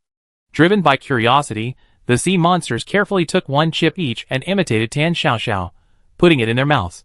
Crunch, crunch! The sound of chewing puff snacks rang out. After tasting the salty, crispy flavor, the sea monsters' eyes lit up almost simultaneously. Then Tan Xiaoxiao led them to sample chewy jelly and sweet lollipops, giving these deep-sea residents an unprecedented taste experience. The scene then became somewhat chaotic, with these staff in fishtail skirts beginning to wander aimlessly among the shelves. Some were drawn to the shiny chocolate wrappers, others showed great interest in the toy ducks that made sounds, and still others tried to pull off towels printed with cartoon patterns. Tan Xiaoxiao was busy running around, but her face was beaming. She collected handfuls of pearls, while enthusiastically introducing and recommending products. This spicy snack is delicious. This bubble gum can be used to blow bubbles. Oh, this mirror is waterproof.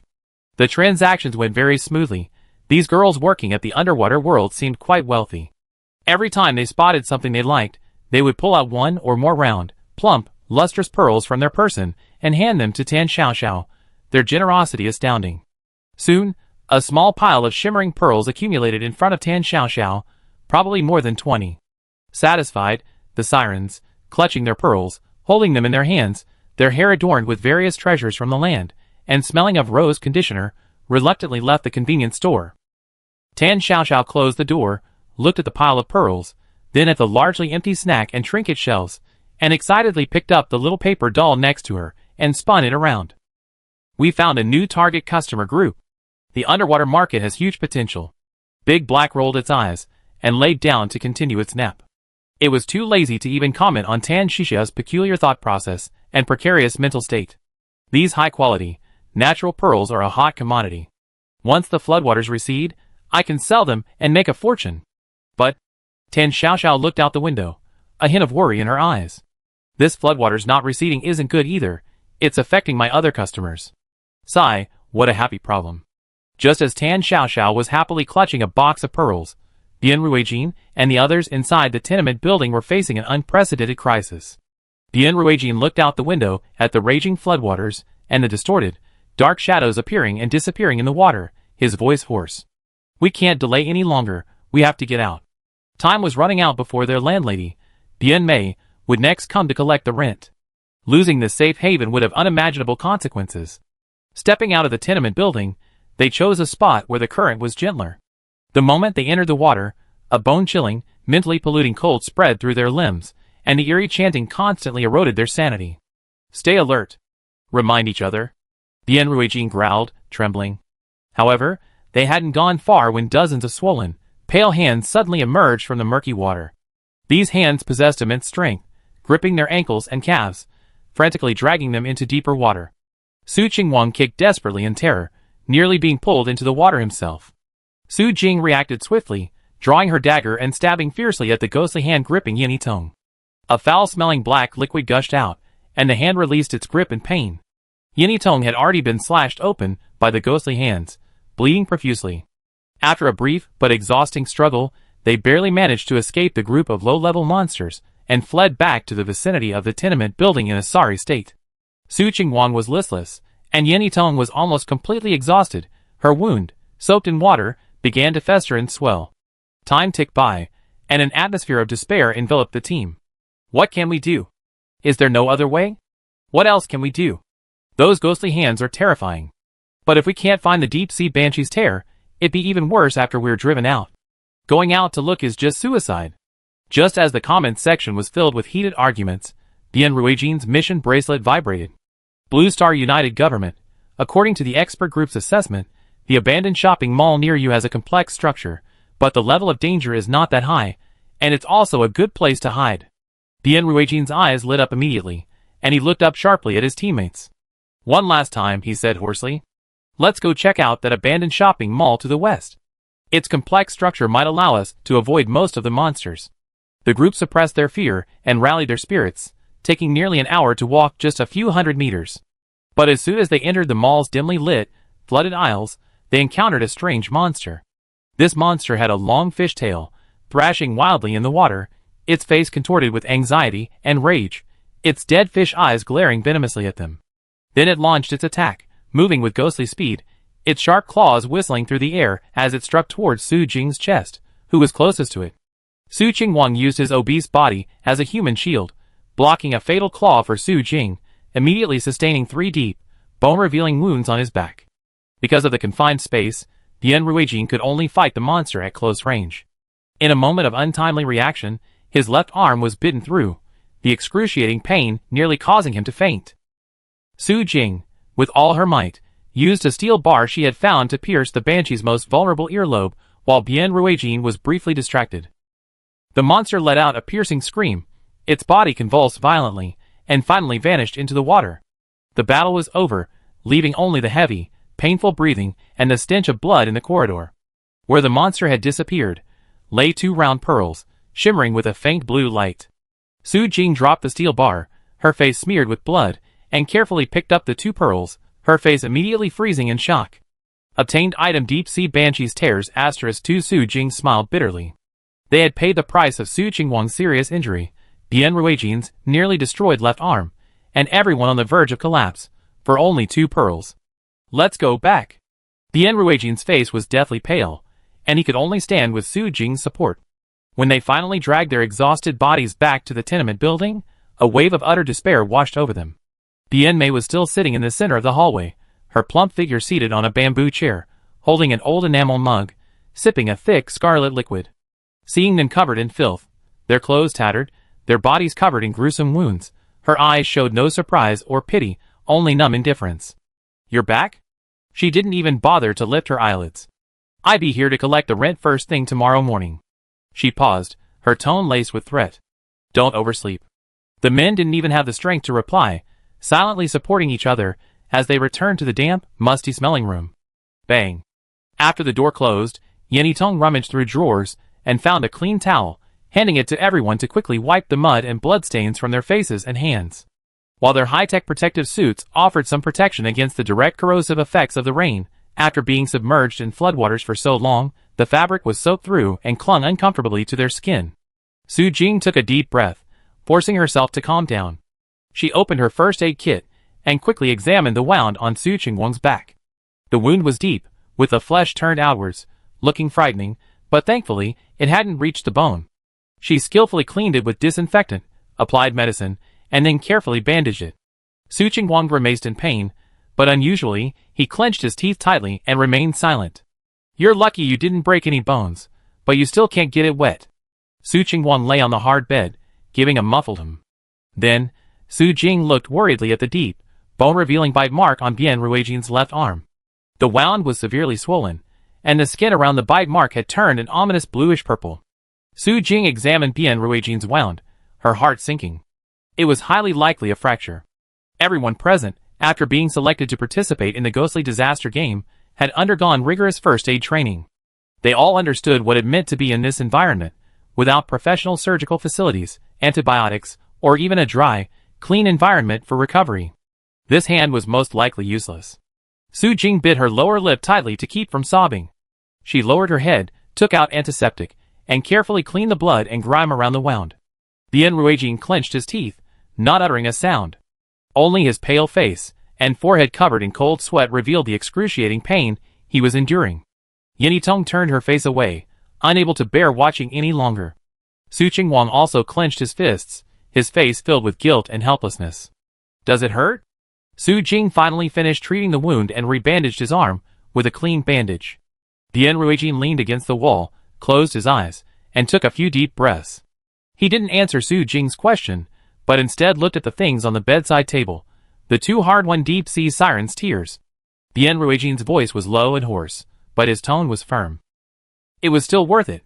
For these 2 beads, they had almost paid the price of half their lives. But was it worth it? Trading an arm, a teammate's serious injury, for 2 days of respite? No one could answer that question. A deathly silence fell over the room. In the Blue Star livestream room, the chat, which had been discussing tactics and worrying about the team members' injuries, seemed to be paused at this moment. "Captain, your hand." "What? I can't take it anymore. It's too tragic. How could this happen? They tried so hard." "Don't say it, it hurts even more. You must survive." Team leader Bian. "You must survive." A sense of tragedy and helplessness permeated the hearts of every Blue Star player through the screen. The silence in the room lasted for a long time, until Bian Ruijin broke it. "Don't be like this, you almost made me think I was going to die." Bian Ruijin's joke failed to lift the spirits in the room. Su Jing, Yanitong, and Su Qingguang forced a smile that looked more like a grimace. Yanitong pursed her pale lips, feeling the damp, cold, and sticky sensation on her body intensify. If only there were some hot water, even just to wash herself. Her gaze involuntarily drifted towards the bathroom, separated from the rest of the room by only a plastic curtain. Yanitong cautiously approached and lifted the curtain. Inside, there was only an old squat toilet and a rusty faucet. She tentatively turned on the faucet. No water flowed, only a few drops of water. "No! This isn't water." The dripping liquid, in the dim light, appeared as a viscous, murky, dark red. Yanitong immediately withdrew her hand, staring intently at the slowly dripping dark red liquid, a chill running down her spine. "Team, Captain, this water is red." Bian Ruijin and Su Jing immediately became alert, forcing themselves to get up and approach. Seeing the dark red drops, Bian Ruijin's brows furrowed deeply. Su Jing mustered her courage, leaned closer, and smelled it, a rust mixed with some kind of putrid stench. "It's probably just rusty water, the pipes are too old." Su Jing tried to keep her voice calm, but her slightly pale face betrayed her. This small incident made the atmosphere, which had just eased, tense again. The group retreated to the main house, feeling that every corner of the room exuded an eeriness. Before they could catch their breath, another chilling thing happened. Knock, knock, knock. A soft knocking sound came from an unusually old wooden wardrobe in the corner of the room. The sound wasn't loud, but it was crystal clear in the deathly silent room. "Who's there?" Su Qingguang nearly rolled off the bed in fright, staring at the wardrobe in terror. Su Jing instantly drew a dagger from her waist, shielding the injured Bian Ruijin. Bian Ruijin gripped his weapon tightly with his uninjured hand, staring intently at the wardrobe door. The knocking continued, unhurried, with an eerie rhythm, as if toying with everyone. After a few minutes of stalemate, the knocking persisted, but there was no indication of anyone breaking down the door, nor any other sound. Bian Ruijin took a deep breath and gave Su Jing a meaningful look. Su Jing understood. Gripping her dagger tightly, she approached the wardrobe step by step, then suddenly reached out and flung open the door, The room was empty, save for a few musty clothes left behind by some tenant. The knocking stopped abruptly the moment the cabinet door opened. Su Jing carefully examined the inside of the cabinet, even tapping on the sides. It was solid, there was nothing inside. Su Qingwang cursed under his breath, his voice trembling with tears. This hellhole, it's just playing with us. Bian Ruijin slowly relaxed his tense body, leaning wearily against the wall. It seems, this thing, or this room, doesn't intend to kill us outright yet. He paused, his gaze sweeping over the blood-dripping faucet and the empty wardrobe. It's just scaring us, destroying our will and spirit. This conclusion was far from easy. For those struggling on the brink of life and death, their bodies severely injured, their spirits ravaged by pollution and devastation, the inability to get proper rest was itself a slow and deadly torture. This so-called safe haven was more like a meticulously designed cage, slowly eroding their willpower. The group exchanged glances, all seeing the same weariness and fear in each other's eyes.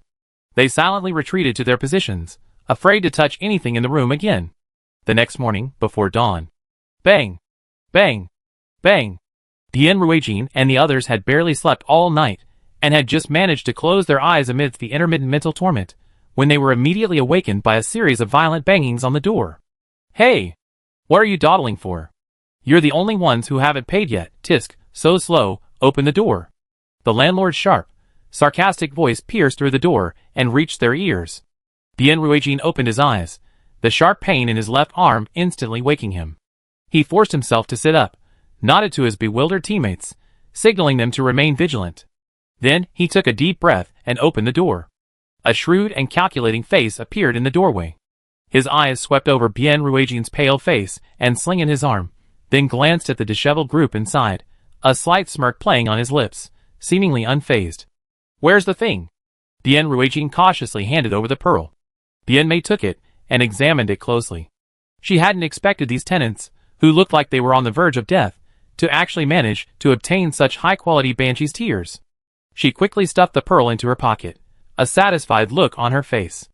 All right, acceptable. She turned to leave. Wait. Bian Ruijin hesitated, then cautiously called after her.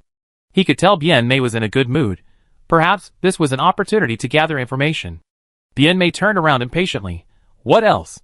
Bian Ruijin carefully chose his words, his voice cautious. Landlady, I wanted to ask, you're so knowledgeable, do you know how long this awful weather will last? Bian Mei was happily playing with the newly acquired banshee's tears, not even looking up at his question. How long? Who knows? I reckon it'd be a while longer. This rain is really strange. Bian Ruijin's heart skipped a beat, and he carefully steered the conversation along her lines. Yes, it's so eerie. You know what caused this rain? Can you find the source? After asking, not only Bian Ruijin, but also Yin Yitong and the others behind him were on tenterhooks, watching Bian Mei's reaction closely. Bian Mei, still basking in her joy, muttered unconsciously. What other source could there be? It's just that suddenly. She stopped abruptly, as if realizing her slip of the tongue. The ease on her face vanished instantly, replaced by wariness and anger. She glared fiercely at Bian Ruijin, her eyes cold and warning. Mind your own business. Don't ask questions you shouldn't. After uttering this harsh remark, she gave Bian Ruijin no further chances, swaying her plump body as she quickly disappeared down the corridor. Bian Ruijin slowly closed the door, enduring the pain in his arm, a flicker of joy crossing his face. East. Could it be that the source of this disaster, the deep-sea rift at their mission target, is in the east? Tan Xiaoxiao has been incredibly busy these past few days, but she's in a great mood. She never imagined she'd become so familiar with the underwater world staff dressed in fishtail costumes. These girls seem to have an endless curiosity about her convenience store.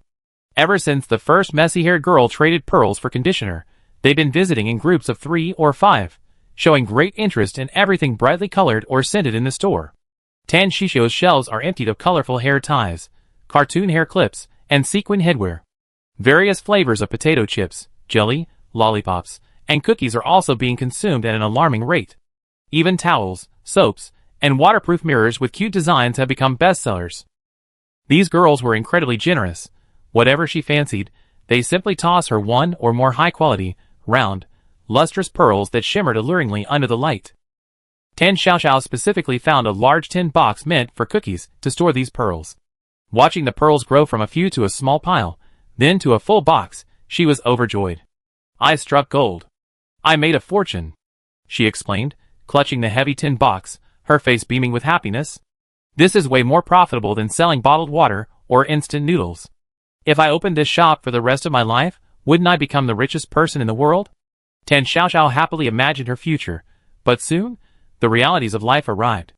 First and foremost was the issue of converting them into cash. This box of pearls is precious, but she's trapped here. How is she supposed to exchange them for real money? Is she supposed to wait for the flood to recede? That would take forever. Secondly, there's the inventory crisis. The snacks and small commodities in her shop have been bought up like crazy by this group of fish-tailed sisters, and the inventory is already on the verge of collapse. Her small business can't withstand such continuous large-scale consumption. She needs to restock. But how? She can't even leave the house. Most importantly, this house has been submerged for so many days. Although it looks fine now, who knows how long the reinforced concrete can hold up? What if it can't withstand the water pressure one day and collapses? Then she won't just lose the pearls, she might even lose her life. Sigh. Tan Xiaoxiao rested her chin on her hand, looking at the deep sea outside the window with a worried expression. If this water doesn't recede, am I really going to have to stay here forever? Even if I make money, I need to be alive to spend it. She even started considering risking swimming up to check things out, and maybe cash in the pearls. But looking at the unfathomable depths of the sea outside, she chickened out. She could swim, but only a few strokes in a pool. In the vast ocean, she'd probably be done for in no time. Just then, the old customer who was clumsily tucking a frangipani hair clip into her hair with a small mirror noticed Tan Xiaoxiao's size. She flicked her tail, tilted her head, and uttered a muffled syllable, as if asking a question. Seeing the customer's concern, Tan Xiaoxiao felt like she'd found someone to confide in. She pointed to the sea outside, then to her empty shelves, and poured out her troubles with a sorrowful expression. You almost bought everything in the shop, and I can't restock. My biggest worry is this house. It's been flooded the whole time. Will it collapse any day? Sigh, making money is fun, but I can't risk my life. She rambled on, not expecting the other person to understand. The regular customer listened, a hint of confusion flashing across her face, then her gaze fell on the tin box full of pearls beside Tan Xiaoxiao. She extended a slender finger, pointed to the box, then to Tan Xiaoxiao, and then to the door. Tan Xiaoxiao was completely bewildered. Huh? You mean pearls? The other person nodded, gesturing for Tan Xiaoxiao to pick up a pearl. Although she didn't understand, Tan Xiaoxiao still did as instructed, taking the largest and roundest pearl from the box and holding it in her palm. The other person then pointed to the door, gesturing for her to go outside. Tan Xiaoxiao stared at the deep, terrifying seawater outside the door, her scalp tingling. No, I drown. But the regular customer, a frequent customer, pointed resolutely outside. Tan Xiaoxiao was skeptical, seeing that the other person didn't seem to be joking. After much hesitation, she walked to the door with a touch of reckless curiosity. Looking at the deep sea so close at hand, Tan Xiaoxiao took several deep breaths, her face showing preparation for a heroic sacrifice.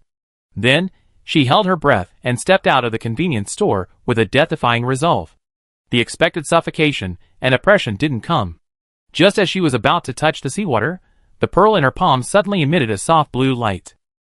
This light formed a transparent bubble about 2 meters in diameter around her, enveloping her entirely. Tan Xiaoxiao stood inside the bubble, able to breathe freely, her clothes dry and not wet at all. Tan Xiaoxiao's eyes widened, staring around in disbelief. She tentatively reached out a finger and gently touched the inner wall of the bubble. It felt bouncy and warm.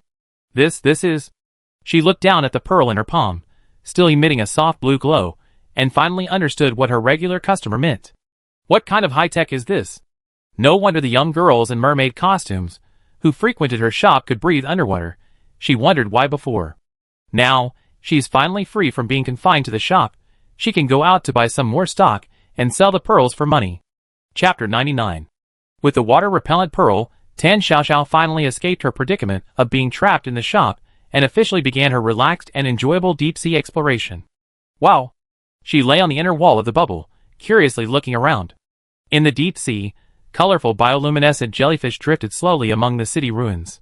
Strange fish of various shapes, trailing long tentacles, swam past the bubble.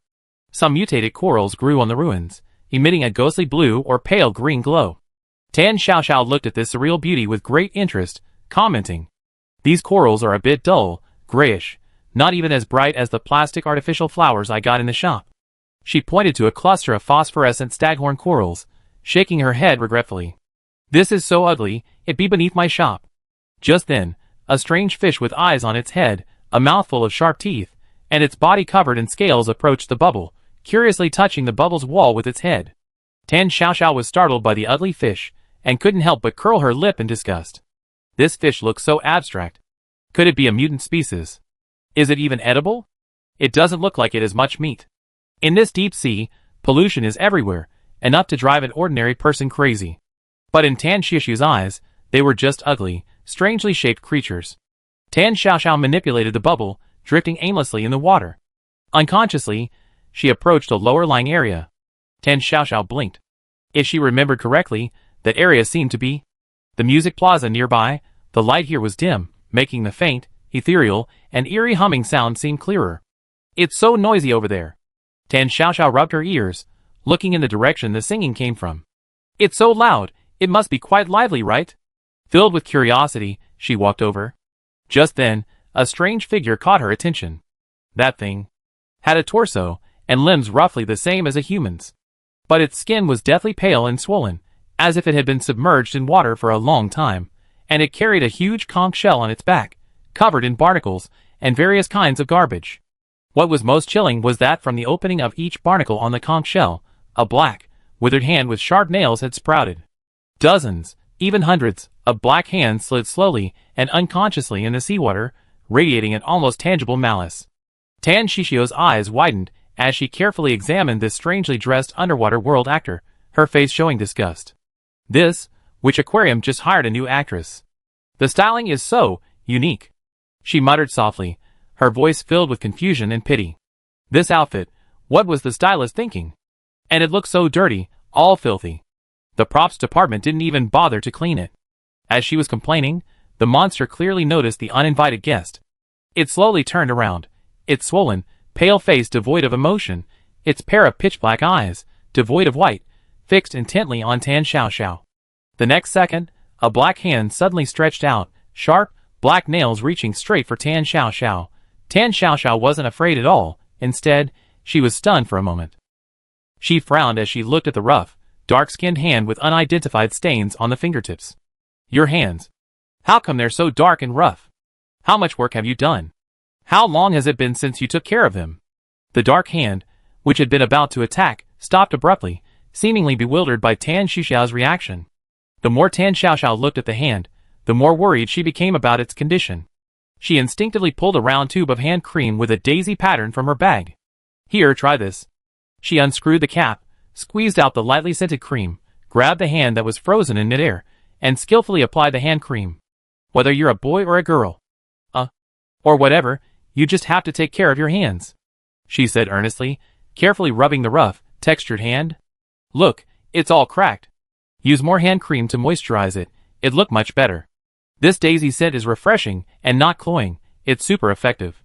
The monster froze, a look of confusion and bewilderment flashing in its eyes.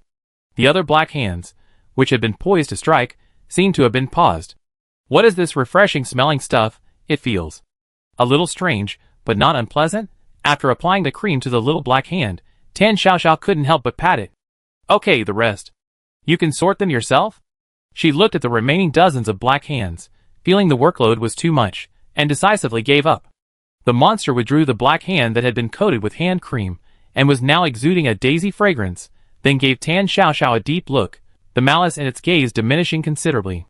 Then, clumsily turning around, it swam a few meters before stopping. After hesitating for a moment, it pulled something from the huge conch shell on its back and tossed it to Tan Xiaoxiao.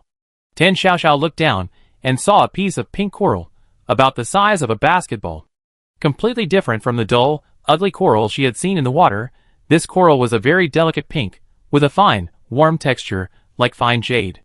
Even more peculiar was that it wasn't hard to the touch. Instead, it had a strange softness and elasticity. Curiously, Tan Xiaoxiao pressed it with her finger, and surprisingly, some transparent, viscous, sweet-smelling gel-like substance squeezed out. Tan Xiaoxiao held the beautiful pink coral, her expression somewhat conflicted. She quite liked the color though, it was a lovely girly pink.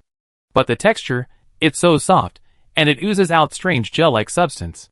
It just looks disgusting. Is this thing alive? She muttered to herself, instinctively wanting to throw it away. But then she thought, it's at least a token of someone's goodwill. Although the actor's costume was a bit grotesque, the gesture of giving a gift was still kind. Throwing it away directly seemed impolite. Oh well, I keep it for now. It looks quite pretty, it'd make a nice decoration. She tried to stuff the coral into her backpack, but it was too bulky, so she awkwardly held it in her arms and continued her sightseeing. Holding the heavy, soft pink coral, Tan Xiaoxiao once again turned her gaze towards the direction from which the ethereal singing voice came. It must be very lively over there. Tan Xiaoxiao confidently controlled the bubble, swimming eastward toward the original music plaza. Bian Ruijin felt the dampness and chill of the room, slowly exhaling a breath of stale air. East, he repeated softly, repeating the information he received from the landlord, struggling to his feet and looking out the window. Outside the window was a world ruled by a deep blue torrential rain. The eastern streets had long since become a chaotic ocean, the water deep and bottomless, occasionally revealing twisted shadows darting beneath. Just staring at that area sent chills down his spine. That was their only clue, but it also meant deeper water, more intense mental pollution, and more unpredictable danger. Bian Ruijin's gaze swept over his pale-faced teammates in the room, finally settling on the wound on Su Qingwang's back. The edges of the wound were red, swollen, and inflamed. The situation was far from optimistic. Su Qingwang, stay. Your wound can't get wet again. Bian Ruijin's voice brooked no argument. Everyone else, check your equipment. We're leaving in 5 minutes. Yinitong and Su Jing nodded almost immediately, but Su Qingwang looked up, his face filled with agitation and resistance. No! I won't stay. He tried to sit up, but accidentally aggravated the wound on his back, wincing in pain and breaking out in a cold sweat. We go together. I can manage. Bian Ruijin's brows furrowed, his tone stern. This is an order. Your wound is already severely infected. If it gets wet again, even a miracle won't save you. What about your hand? Su Qingwang's eyes instantly reddened as he pointed to Bian Ruijin's left arm, which was immobilized with a makeshift splint and bandages. So you think you can fight just because you get wet? You think you can fight just because you can? You want me to stay here like a coward and watch you all go to your deaths? I can't do that. A deathly silence fell over the room. Su Qingwang's voice was choked with sobs, his body trembling slightly with emotion. Bian Ruijin looked at Su Qingwang's red-rimmed eyes, the rebuke he was about to utter ultimately remaining unspoken. He closed his eyes, took a deep breath, and reluctantly conceded. Okay. Let's go together, but stay close to me. If things go wrong, retreat immediately, understand? Su Qingwang nodded vigorously, tears welling up, which he quickly wiped away with the back of his hand. The 4 men didn't hesitate any longer. They readjusted their protective suits, checked their weapons, the atmosphere heavy. Pushing open the door that seemed ready to fall apart at any moment, they hadn't taken more than a few steps when 5 more figures emerged from the other side of the dark, damp corridor. These people were also wearing identical gray-white combat uniforms, but the material looked lighter. Bian Ruijin recognized these people at a glance. They were their opponents this time, the Cloud Star people. His muscles tensed instantly, and his right hand instinctively reached for the weapon at his waist. Su Jing and Yin Yitong also assumed a defensive stance, shielding the injured Bian Ruijin and Su Qingwang behind them. The Cloud Star people had a decent reputation in interstellar space, but they were certainly not friendly. They didn't provoke trouble, but they would never back down in the face of profit. The Cloud Star people were consistently strong fighters, long ranking in the middle of the leaderboard in the ghostly disaster game. They were a force to be reckoned with. At this moment, the 2 groups unexpectedly met in the narrow, oppressive lobby of the tenement building, and the atmosphere instantly became tense. The Blue Star Fire Seed Squad was full of wounded members, their condition deteriorating. The Cloud Star team, however, was fully equipped. Although their faces showed solemnity and exhaustion, their morale was significantly higher. Xiaoming, the leader, stood tall and had a stern expression. His gaze quickly swept over Bian Ruijin's left arm, pausing for a moment on the conspicuous bandage on Su Qingwang's back. He slightly turned his head and exchanged a glance with Qing Ai beside him. Both understood that Blue Star had suffered heavy losses and was no longer a threat. Chu Ji, standing on Xiaoming's other side, stepped forward at the opportune moment and whispered, "Captain, Sister Tan's convenience store is in the nearby block. It's completely submerged, and there's no sign of life." Xiaoming raised an eyebrow slightly upon hearing this. Tan Xiaoxiao and her convenience store were crucial variables in Blue Star's survival in numerous dungeons, and a force that players from other planets greatly feared. Now that their greatest asset was gone, it was no wonder the Blue Star people before them were in such a sorry state. Seeing the despair and desperate resolve in Bian Ruijin and the other Blue Star team members' eyes, Xiaoming narrowed his eyes. The Cloud Star people might not be kind, but they had their pride. They wouldn't take advantage of someone's misfortune or kick them when they're down. Besides, in this strangely difficult and uncertain instance, pointless attrition benefited no one. Xiaoming raised his hand, signaling his team members behind him to relax. He stepped forward, his gaze calm. Captain Bian, I have no intention of engaging in any meaningless battles here. Survival and completing the mission are the primary objectives. He paused, his tone neither humble nor arrogant. How about we each rely on our own abilities?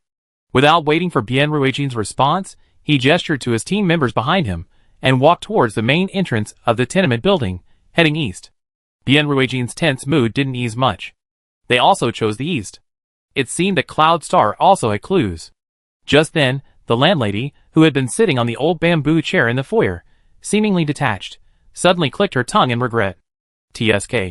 She looked up, a hint of undisguised disappointment flashing in her cloudy eyes. Really? I thought I'd get a free show. Bian Ruijin suppressed the turmoil in his heart, took a deep breath, and whispered to his team, let's go. The group didn't linger, silently putting on their raincoats, and once again stepped into that deep blue torrent that seemed capable of swallowing everything, struggling forward. After a brief silence, the live stream chat on Blue Star began to scroll. The Cloud Star people are quite righteous. They didn't take advantage of our weakness, which is already quite good. Thinking about Void Star and those lunatics on Insect Star, the Cloud Star people are practically angels descended to Earth. Sigh, I hope they really can keep their word and rely on their own abilities. But with Bian Ruijin and the others in this state, how can they compete on their own merits? The anxiety of everyone in the Blue Star livestream room reflected the harsh reality facing Bian Ruijin and his group. The moment they stepped into the deep blue flood, the biting cold instantly spread throughout their bodies. Even more terrifying was the accompanying mental pollution. Everyone had to expend tremendous willpower just to barely stay conscious. Every step forward was extremely difficult. The water grew deeper and deeper, from their knees to their thighs, and then to their waists, and the current became increasingly rapid. Bian Ruijin's left arm became the biggest burden, each step bringing a piercing pain. The wound, soaked for so long in the filthy floodwaters, was visibly red, swollen, and infected. The dizziness from the high fever blurred his vision, yet Bian Ruijin could only bite his lower lip tightly, relying on the pain to stay conscious. Su Qingwang's condition was equally dire. The wound on his back had long been inflamed, burning with pain from the sewage. His obese body was already clumsy, and now it became an even greater burden, requiring Su Jing or Yan Yitong's support to maintain his balance. Far away, in a corner of a relatively tall building that wasn't completely submerged, the Cloud Star team stopped, silently observing the Blue Star people's every move. The five of them were enveloped in a soft light, a water-repelling barrier formed by the tears of the deep-sea siren. This barrier firmly kept the rain and floodwaters 2 meters away, a stark contrast to the miserable state of the Blue Star Fire Seed team. Wan Yun looked at Bian Ruijin, whose left arm was clearly useless, yet he was still struggling, a flicker of pity in her eyes. She instinctively gripped the warm, lustrous pearl in her hand, and whispered to Captain Xiaoming, Captain, their injuries. Should we tell them that the tears of the deep-sea banshee can not only be used to pay rent, but also... Before she could finish, Xiaoming interrupted her with an almost cold gaze. A complex emotion flashed in Xiaoming's eyes, but it was quickly replaced by reason. Not kicking them when they're down is already the greatest kindness our Cloud Star team can offer. He paused, gazing at the deep blue ocean, his tone heavy. Don't forget, this is the game of disaster, essentially a life-or-death struggle. Excessive, indiscriminate kindness will only drag us into the abyss. Xiaoming's gaze swept over the staggering figures in the distance again, a hint of respect flashing in his eyes. As for the Blue Star people, whether they can survive, whether they can find a way out, is up to them. We are powerless to help. Wan Yun pursed her lips, ultimately swallowing the rest of her words. I understand. Xiaoming said no more, turning to lead his team eastward. Soon, their figures disappeared behind the rain. Meanwhile, the floodwaters had already reached Bian Ruijin and the others' chests.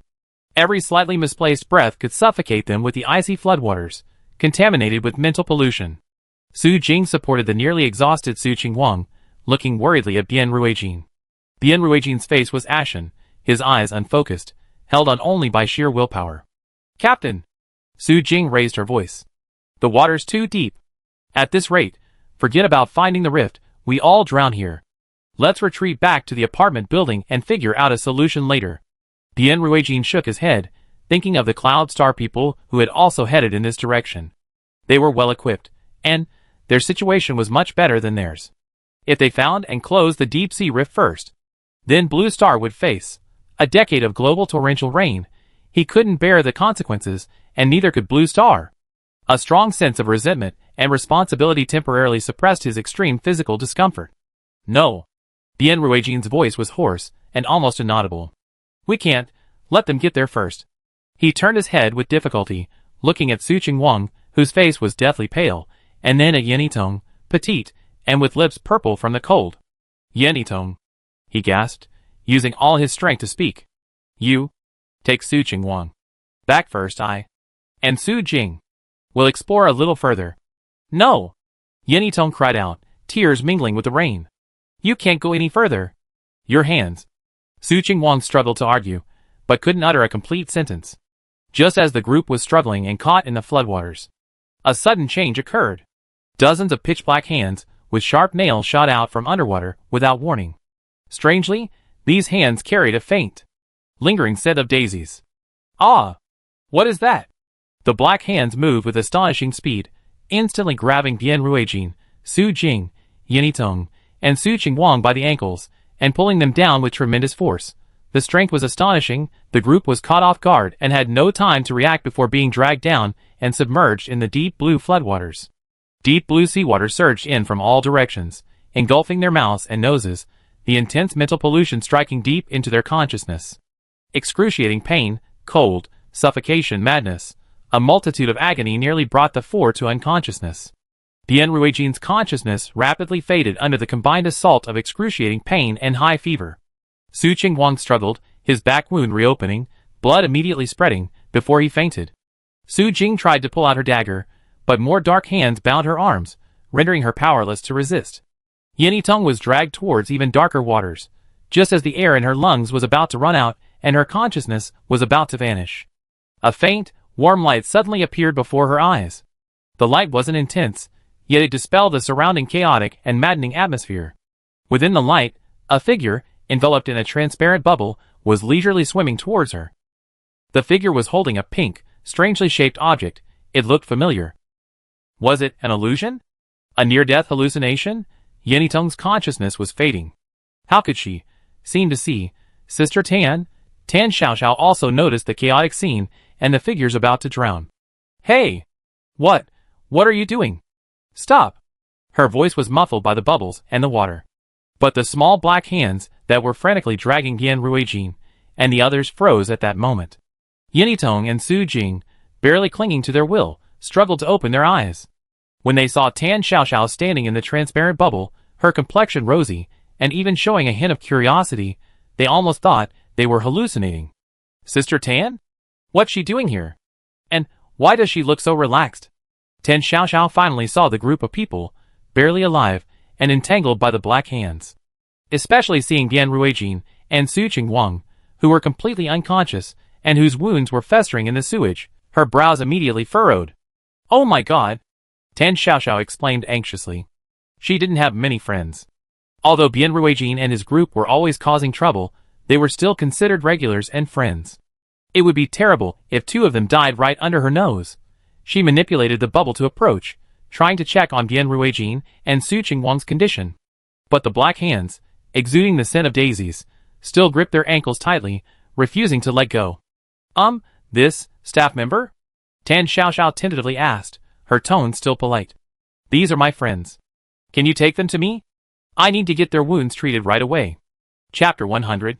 The monster stared intently at Tan Xiaoxiao, its throat emitting threatening growls. Instead of loosening its grip on Bien Ruijin, it tightened its hold even more. "Huh? It won't let him go." Tan Xiaoxiao paused, then suddenly realized. "Did my friends accidentally offend you? I apologize on their behalf. They didn't mean it," she said, rummaging through her canvas bag. Under the incredulous gazes of Su Jing and Yanitong, Tan Xiaoxiao pulled out several packets of cookies and lollipops. Here, these are for you. Consider it my apology on their behalf. How about we exchange them? She offered the snacks to the monster like she was coaxing a child. Try some, they're really sweet, Tan Xiaoxiao said confidently. Seeing that the monster still didn't react, Tan Xiaoxiao simply tore open a strawberry lollipop and, with lightning speed, stuffed it directly into the monster's mouth. The monster, now stuffed with candy, stiffened, a look of stunned disbelief flashing in its dark eyes. The sweet taste spread in its mouth, a strange but not unpleasant flavor it had never experienced before. Taking advantage of the monster's momentary daze, Tan Xiaoxiao swiftly pulled Bian Ruijin and the others from the black hand and dragged them into her bubble. The monster stood frozen, its black hands unconsciously clenched, one still clutching the lollipop. It glanced at its stolen prey, then at the snacks Tan Xiaoxiao had forced into its arms, finally hugging the pile of snacks tightly before quickly turning and disappearing into the depths.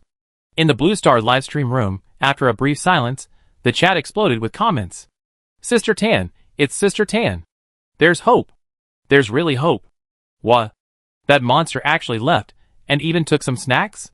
Sister Tan is amazing, always bringing miracles when I think I'm doomed. In the Blue Star Underground Command Center, Chang Haoqi, who had been intently watching the screen, finally relaxed his tense shoulders the moment he saw Tan Xiaoxiao save Bian Ruijin and the other three. He sat back in his chair, leaning against the back, and rubbed his aching temples. Thank goodness, he murmured, his voice filled with relief. As long as Tan Xiaoxiao was there, things would always turn around. This had practically become the belief of Blue Star's higher-ups. The transparent bubble, originally less than 2 meters in diameter, was now crammed with 5 adults, 2 of whom were unconscious, instantly becoming incredibly crowded. Bian Ruijin and Su Qingwang were being supported by Su Jing and Yan Yitong, foul-smelling blood seeping from their wounds, most of their weight resting on the 2 girls. Tan Xiaoxiao looked at the crammed situation and scratched her head helplessly. This is too crowded, she muttered. Then, as if remembering something, under the questioning gazes of Su Jing and Yan Yitong, she pulled out a heavy, large iron box. The moment Tan Xiaoxiao opened the lid, Su Jing and Yan Yitong's breath caught in their throats, their eyes widened, their faces filled with shock. Pearls. A whole box full of pearls. Round, full, lustrous, shimmering with a warm glow. At a rough glance, there were at least 100. How could this be? They risked their lives, almost paying the ultimate price, to obtain 2 tiers of the deep-sea siren. And Sister Tan, she had a whole box of them? Su Jing's mind went blank, she couldn't think straight. Yan Yitong's mouth gaped open, unable to utter a sound. Tan Xiaoxiao casually picked out a pearl from the box that looked slightly smaller, and had a relatively ordinary luster, and handed it to Su Jing, who was closest to her. Here, this is for you. Hold it in your hand, it should form a water-repelling bubble. You take Bian Ruijin and Su Qingwang and follow me. Su Jing stared blankly at the pearl Tan Xiaoxiao offered, only snapping back to reality after a long while. She trembled as she reached out and accepted the priceless treasure. The instant her fingers touched the pearl, a transparent bubble about 2 meters in diameter enveloped her, also encompassing Su Qingwang and Bian Ruijin, whom she was supporting. Feeling the air suddenly become dry and warm, Su Jing's emotions were incredibly complex. Yan Yitong subconsciously looked at Sister Tan beside her, her voice filled with relief and confusion. Sister Tan, where are we going now? Tan Xiaoxiao turned to look at Yan Yitong, bewildered, her tone matter-of-fact. Going back to my shop, of course. Shop? Yan Yitong repeated blankly, instinctively looking around. All she could see was the dark blue sea and the submerged city buildings. Sister Tan's shop, wasn't it completely submerged by the flood? Where to go back? Tan Xiaoxiao, still clutching the cumbersome pink coral, nudged Yan Yitong's arm while trying to manipulate the bubbles. Hey, snap out of it. What are you daydreaming about? It's awfully cold in this water, we need to get back quickly. Yan Yitong was startled awake by the tap.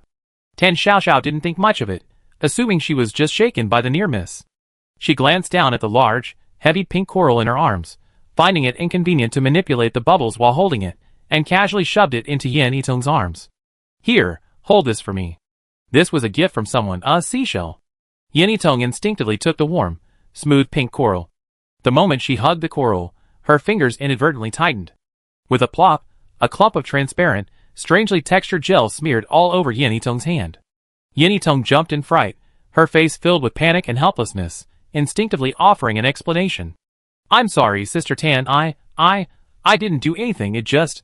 Tan Xiaoxiao was in the dark water, focused on finding her way back to the shop. Hearing this, she casually waved her hand, not even turning her head. Sigh, it's alright, I'm not blaming you. Her tone was slightly helpless. This coral turned out like this when I got it. It's probably a low-grade product, the quality is poor. She muttered to herself as she manipulated the bubbles. If it weren't for its pretty color, I wouldn't have kept it. It takes up space, and is useless. Hearing that Tan Xiaoxiao didn't seem to blame her, Yanitong breathed a sigh of relief. She looked at the pool of clear gel on her hand, and instinctively reached for a handkerchief to wipe it clean. However, just as her gaze focused on the gel on her hand, her pupils contracted. There on it, appeared a line of perfectly clear black characters. Coral gel, grade S, the mucus secreted by 1,000-year-old pink coral. When applied to the skin, it can heal all external injuries. Grade S, heals all external injuries. Yanitong abruptly raised her head, her gaze instantly falling on Bian Ruijin and Su Qingwang in another bubble. Bian Ruijin's left arm was swollen, the festering wound constantly oozing pus and blood. His breath was weak, his face ashen, and even in his unconscious state, he was unconsciously convulsing due to high fever and excruciating pain. Su Qingwang's breathing was rapid and shallow, his vital signs extremely unstable. The wounds on his back were even more gruesome, the deep, bone-revealing scratches whitened by the floodwaters. Both of them were on the verge of death, clinging to life by sheer willpower. And this stuff can heal all external injuries? A surge of joy instantly washed away Yanitong's panic and unease. She stared at the sticky, wound-healing gel, trembling with excitement. This is an S-rank healing artifact. She instinctively hugged the pink coral in her arms even tighter, afraid of wasting even a single drop. Then, she remembered something, her gaze turning complicated as she looked ahead at Tan Xiaoxiao, who was searching for her way. This coral belongs to Sister Tan. This life-saving S-rank dew also belongs to Sister Tan. How should she bring it up? How could she persuade Sister Tan to share some of this with her? Yanitong's heart pounded with anxiety, her thoughts in turmoil. At the same time, the chat in the Blue Star livestream exploded. Holy crap, an S-rank healing item? Oh my god, the captain and the others are saved. What? I really thought Captain Bian and Su Qingwang were going to die. Fortunately, although Tan Shishi's sense of direction wasn't top-notch, she was quite familiar with the area around her shop. After groping around for over 10 minutes, the familiar outline of the convenience store appeared in her field of vision like a lighthouse. The store was still lit with warm lights, a stark yet comforting glow in the deathly silence of the deep sea. Tan Xiaoxiao manipulated her bubble to the tightly closed glass door and knocked.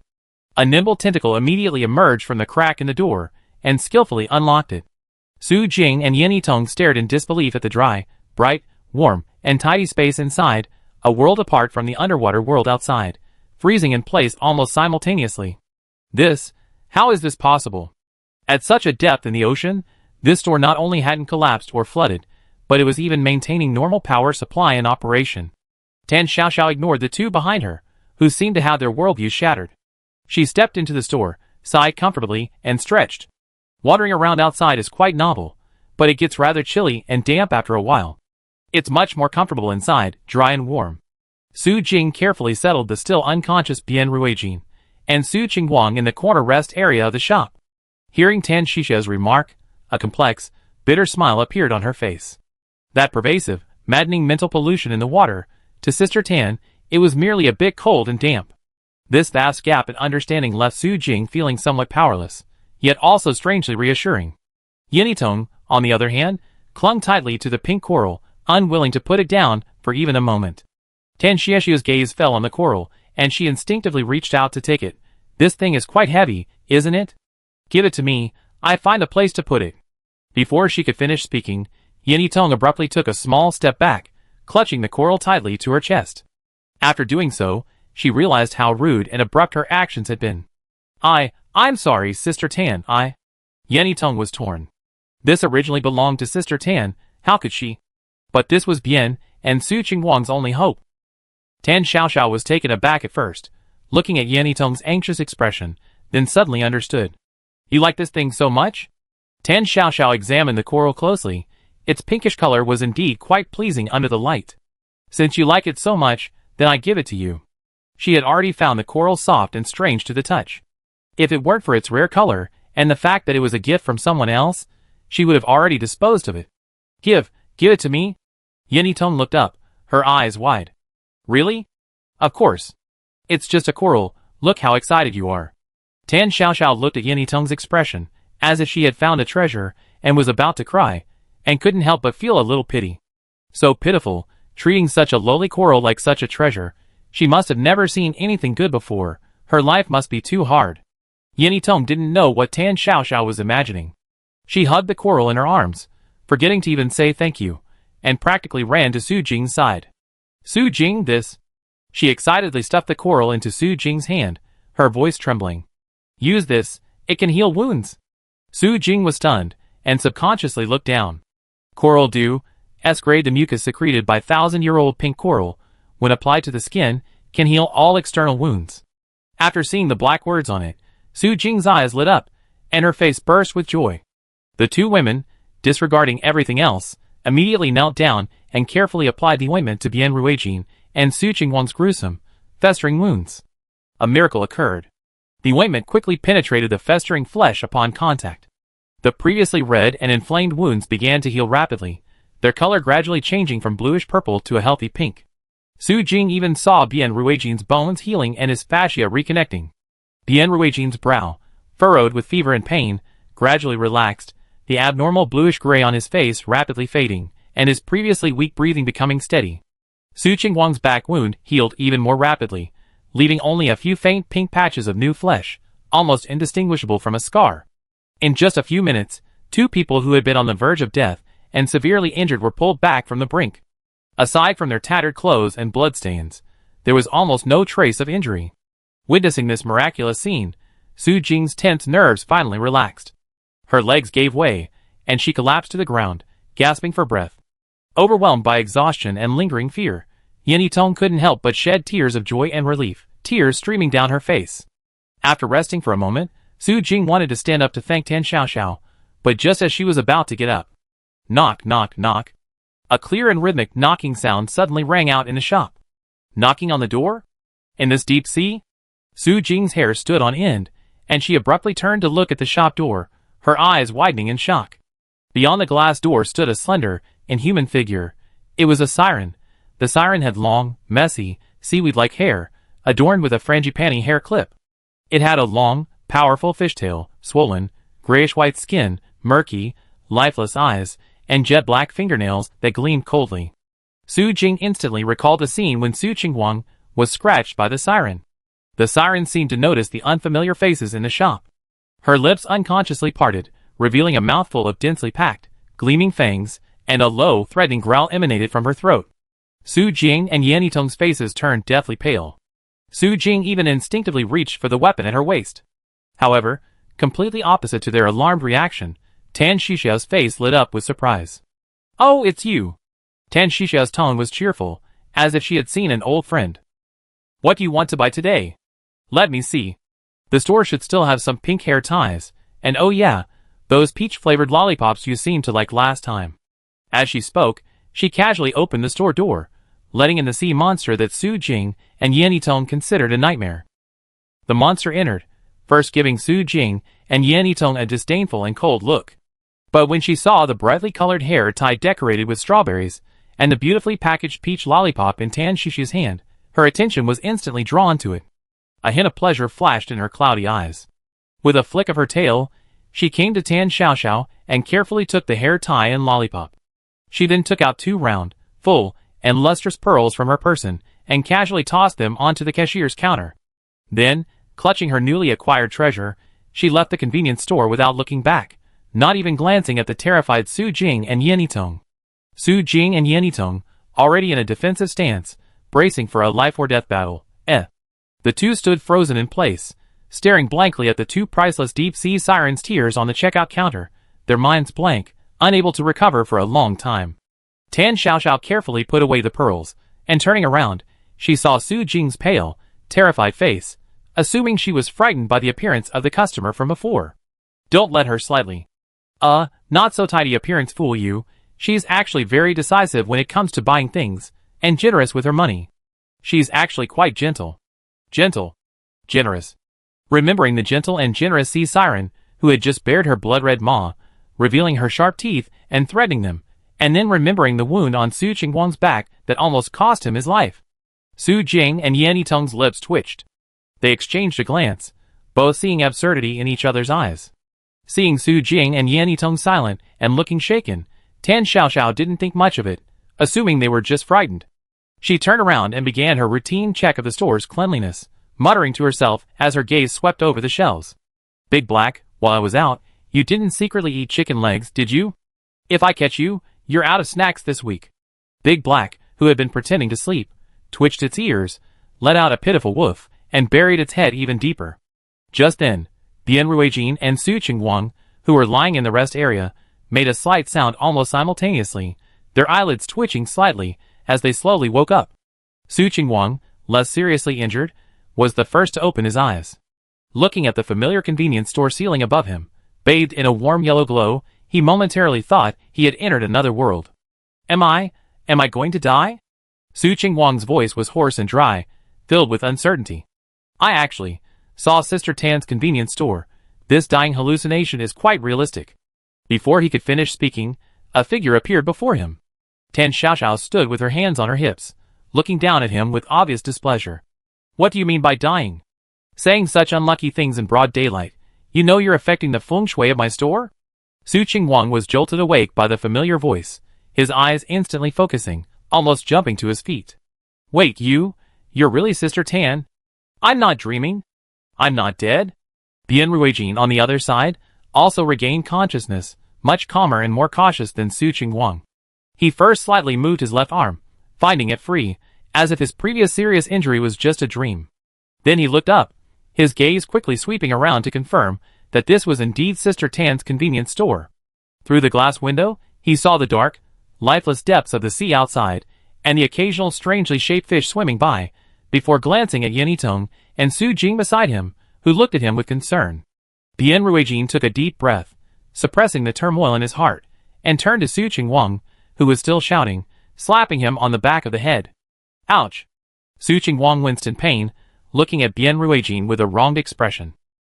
Bian Ruijin glared at him, and said in a low voice, "How dare you talk to Sister Tan like that?" Su Qingguang finally snapped out of his daze, realizing how rash his words had been, and quickly smiled apologetically at Tan Xiaoxiao. "I'm so sorry, Sister Tan, I was just delirious with fever." Tan Xiaoxiao naturally wouldn't hold such a small matter against him. "It's all right. Judging from your faces, you can stay at my shop and rest for the next few days. Anyway, given the current situation, you can't go outside." Bian Ruijin pursed his lips upon hearing this. He did indeed want to immediately head east to investigate the deep-sea rift. After all, the people from Cloud Star might have already arrived ahead of him, and every second of delay increased the risk of mission failure. However, he looked down at his arm, which was intact but still somewhat weak, then glanced at the pale-faced, still shaken Su Qingguang, and the clearly exhausted Su Jing and Yan Yiteng beside him.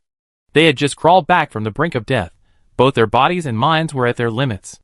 Reason finally prevailed over anxiety. Bian Ruijin sighed softly, stood up, and bowed deeply to Tan Xiaoxiao. This time, "I'm so grateful for your help again. I can't thank you enough. I'm sorry to bother you again." Tan Xiaoxiao waved her hand somewhat awkwardly. "It's nothing. Anyway, my shop hardly gets any customers these days. It's just sitting empty anyway. You can all stay here as you please." The group didn't say anything more, silently huddling in the small rest area to conserve their energy. Occasionally, they whispered to each other, checking on each other's physical condition, their brows furrowed with unyielding worry. Tan Xiaoxiao glanced at the time. It was almost noon. She yawned widely, walked to the shelf, and picked up the small paper doll, Lu Luan, who was tidying it up. "Come on, stop tidying up. Come take a nap with me. I'm so sleepy." She rubbed her eyes, hugged the obedient little paper doll, and turned to walk into the storeroom.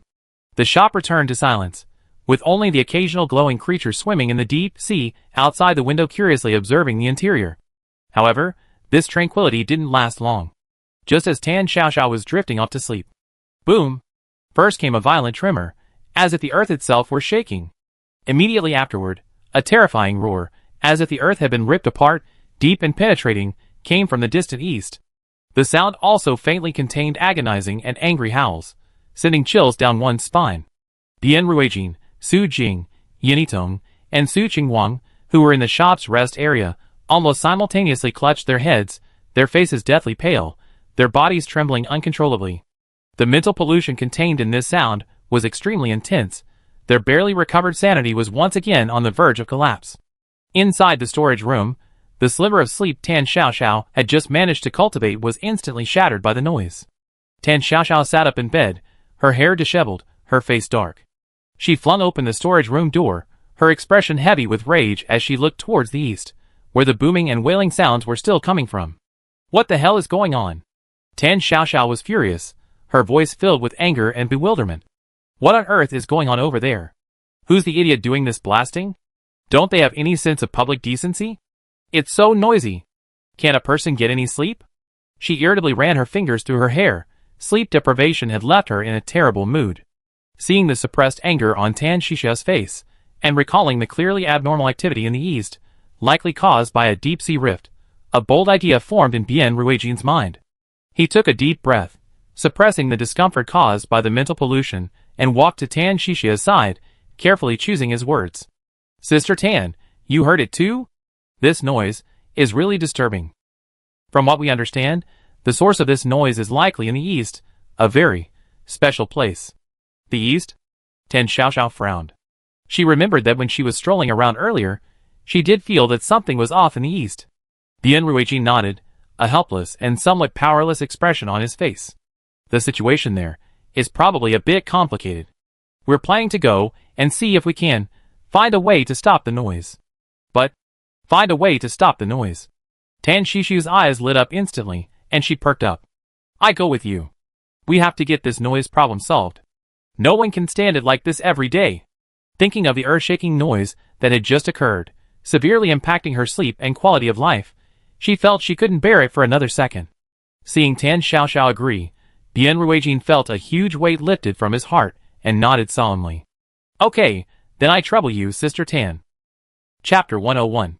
Deep beneath the sea, the music plaza to the east was already in chaos. A massive rift stretched across the center of the plaza, thick, dark, mysterious energy churning within, occasionally flashing with eerie light. Low, continuous howls and roars, seemingly from an ancient abyss, emanated from the rift, occasionally emanating intense mental pollution. Any life form that merely approached could feel the pure chaos and malice. Xiao Ming, leading his team, relied on the soft light shield formed by the tears of the deep-sea banshee to laboriously reach the vicinity. Just approaching the rift, the pervasive mental pressure made Xiao Ming's temples throb. Xiao Ming frowned deeply. As the team leader, he already possessed the highest mental strength among the Cloud Star team. Qing Ai, Wan Yun, and Yun Shu wore solemn expressions, completely focused on resisting the mental pollution. Chu Ji, in charge of reconnaissance, was even paler. Clearly, her heightened senses made her bear even more of the malice. We can't delay any longer, we must shut it down as soon as possible. Xiao Ming's voice was low and resolute.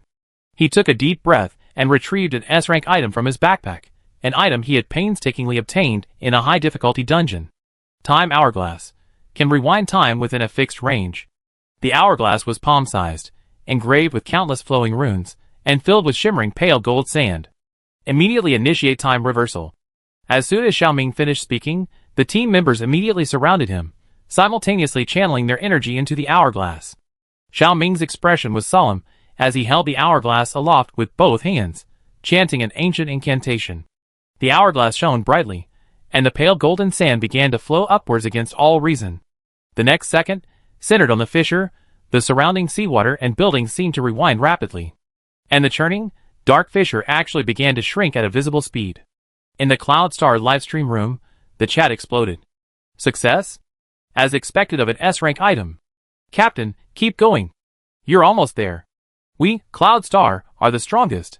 However, the fleeting joy on Xiao Ming's face froze in the next second. Just as the fissure was shrinking and about to disappear, an indescribable energy suddenly expanded from its depths. This energy seemed enraged by this attempt to tamper with order. An even more ancient and profound force, filled with malice, slammed into the hourglass in Xiao Ming's hand.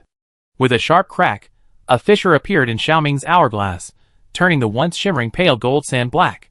Even more unsettling, the sand stopped flowing upwards and began to flow downwards at an alarming rate. The unknown power within the fissure surged wildly, affecting the previously contracting crack and causing it to expand again, becoming wider and larger than before. The fissure on the hourglass continued to widen, and with a soft snap, the entire hourglass went completely dark, clearly destroyed. How could this be? Qinghai and Chuji exclaimed in shock. Even an S-rank item. Wan Yun's face turned deathly pale, filled with disbelief. The chat in Yun Duisheng's livestream room shifted from jubilation to panic. The hourglass shattered?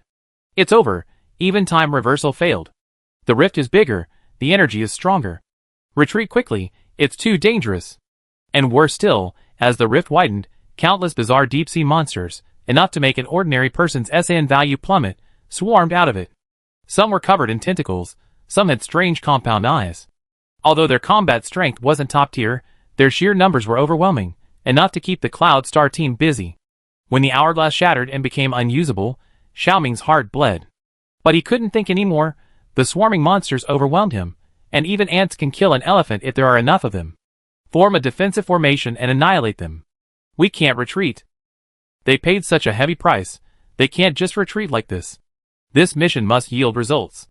The Cloud Star squad displayed exceptional combat skills, drawing their energy weapons and unleashing their mental power. In no time, they tore apart the monsters charging at the forefront. However, a terrifying thing happened. The remains of the slain monsters didn't dissipate. Instead, influenced by the unknown energy surging from the rift, they attracted each other and fused.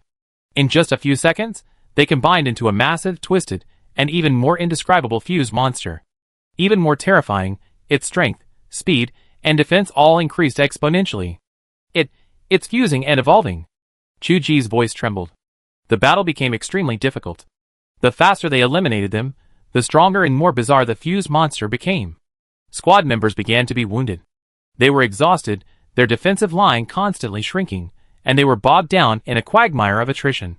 Xiaoming watched the monster, growing stronger with each battle, seemingly endless, then glanced at the cracks spewing forth energy. A look of undisguised frustration and bewilderment flashed across his face. Captain! We can't hold on any longer. Retreat! Qinghai shouted anxiously, deflecting a tentacle covered in sharp spikes. Xiaoming gritted his teeth, finally managing to squeeze out a single word, retreat.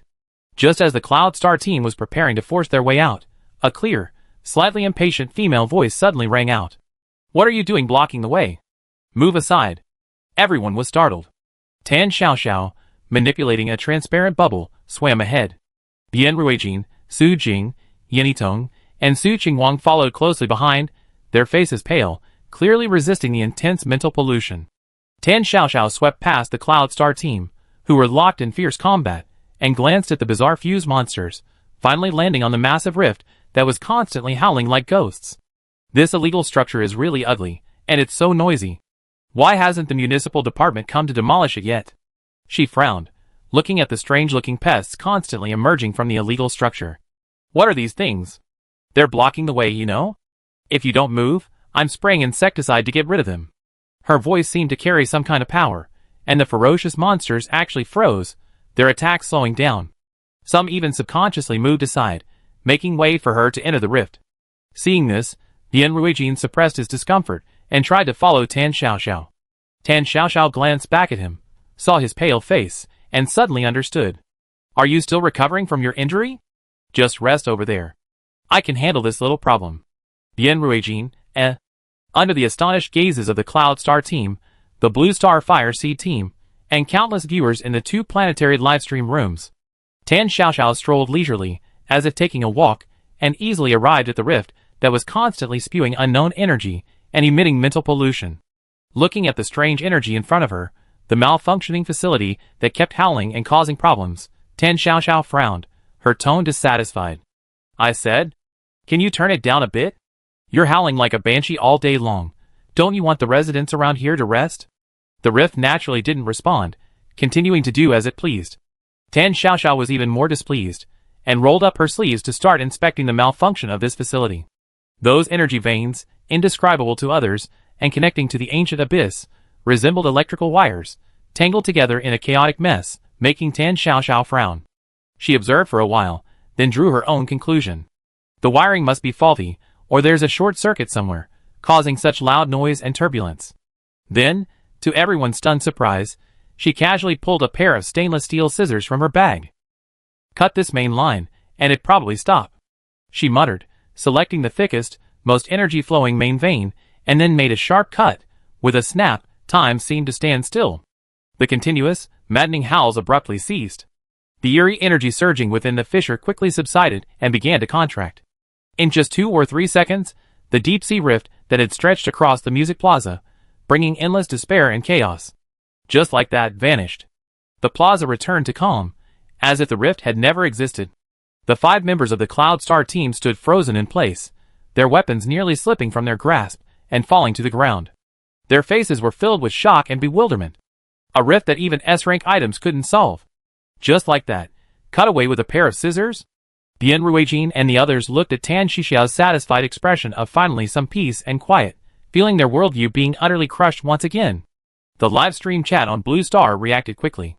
Cut it! With a pair of scissors? Sister Tan, solving noise starts with cutting the power lines. Ha ha ha, Cloud Star is dumbfounded, isn't it? What other surprises does Sister Tan have that I don't know about? So, solving the world-ending crisis only requires the simplest physical method. Meanwhile, the live stream on Cloud Star was filled with groans and incomprehension. Impossible. Absolutely impossible. That's a creation of the rules. How can you cut it with scissors? Just who is this woman? Tan Xiaoxiao didn't have time to pay attention to the thoughts of the others present. She looked at the restored piece of the square with satisfaction, and casually put the large scissors back into her bag. Done! Now I can finally get a good night's sleep. She yawned and turned to greet Bien Ruijin and the others who were still in a daze. Alright, the noise source is gone, let's go back. Almost at the same moment the deep-sea rift disappeared, the system notification sounded in the ears of all the Blue Star people present. Main quest completed. Successfully closed the deep-sea rift. Quest reward. Weather Regulation Hub *1, points plus 1,000 overjoyed. Bien Ruijin and the other 3 exchanged glances, their eyes filled with excitement and relief. Just like that, it's done. That mission that brought them to the brink of death and plunged them into despair was solved with just a casual snip of Tan's scissors? Success? We succeeded? Long live Tan. Long live the scissors. Ha ha ha. Did you see the Cloud Star people's expressions of utter disbelief? Weather Regulation Hub, from now on, we no longer need to worry about extreme weather. At the same time, the system's cold, emotionless voice also appeared in the ears of the 5 members of the Cloud Star team. Mission failed. Failed to close the deep-sea rift. Civilization penalty. Global extreme rainstorms on the home planet, lasting for 10 years. Xiaoming swayed, his face deathly pale. The mission failed. Not only failed, but also cost a precious S-rank item as the price. Now they had to watch helplessly, as their home planet suffered 10 years of torrential rain erosion. Thinking of the impending agricultural collapse, urban flooding, and civilizational regression, his hands trembled. The eyes of his teammates behind him were also filled with despair. Chuji's eyes instantly reddened, and she bit her lip tightly. Her hometown, Mianyan City, was a famous coastal city, picturesque and beautiful. If the sea level continued to rise due to the torrential rain, it would be the first to be affected. Just then, the unusually leaden gray clouds that had shrouded the city of Gizai for days began to dissipate at a visible speed, and the relentless, deep blue torrential rain abruptly stopped. The long-awaited sunlight pierced through the thinning clouds and shone down. The deep blue floodwaters that had accumulated in the city began to recede at an abnormally rapid pace. The water level dropped rapidly, revealing muddy streets covered with water plants and garbage. The thick, nauseating, salty smell in the air also began to slowly disappear. Looking at the distraught, pale-faced Yun-Duishing team beside him, Bien Ruijin felt a pang of pity. Recalling their encounter in the apartment building's lobby, where the other party hadn't taken advantage of their misfortune. He hesitated, then walked to Xiaoming's side and whispered, "Captain Xiaoming, perhaps? There's still a chance." He gestured towards Tan Xiaoxiao, who looked relaxed and was preparing to head home. Sister Tan's convenience store is nearby. Perhaps you could ask her. Sister Tan. She's always unpredictable. Hearing this, Xiaoming abruptly looked up, hope rekindling in his eyes. Before he could speak, Chuji immediately sprang into action. Like grasping at a last straw, she rushed to Tan Xiaoxiao in a few strides. Thinking of her homeland about to be submerged, her voice choked with sobs, filled with pleading. Sister Tan, please wait a minute. Tan Xiaoxiao stopped and turned around in confusion, looking at the pale-faced, red-rimmed girl she had only met once. What's wrong? Tan Xiaoxiao tilted her head, glancing at the now cleared sky. The rain has stopped, hasn't it? Are you afraid of getting wet? Chuji shook her head vigorously, pleading incoherently, following Tan Shishia's words. Sister Tan. Do you have anything waterproof in your shop? Please. Tan Xiaoxiao looked at her pitiful appearance, and although she found it a bit strange that this person needed to be waterproof even though the sky had cleared, out of sympathy, she rummaged through her canvas bag. Waterproof, she muttered, and actually pulled out a folding umbrella that could be found anywhere on the street, costing 20 or 30 yuan, with a convenience store's smiling logo printed on it. Here, take this. Tan Xiaoxiao casually shoved the umbrella into Chuji's hand, comforting her. Look how scared you are, your face is all pale. It's just an umbrella, take it. Chuji instinctively took the seemingly ordinary umbrella. The instant her fingers touched the handle, a line of clear, bold text appeared before her eyes. Convenience store umbrella. A rain-free zone with a radius of 100 kilometers can be formed around this umbrella. Chuji's breath hitched, her eyes widening in shock. 100 kilometers? A rainless zone. While the area isn't large for a planet, it's enough to shelter their core industrial and agricultural areas. This means they have hope of surviving the torrential rains of the next decade. And this is just one umbrella Sister Tan casually pulled from her bag.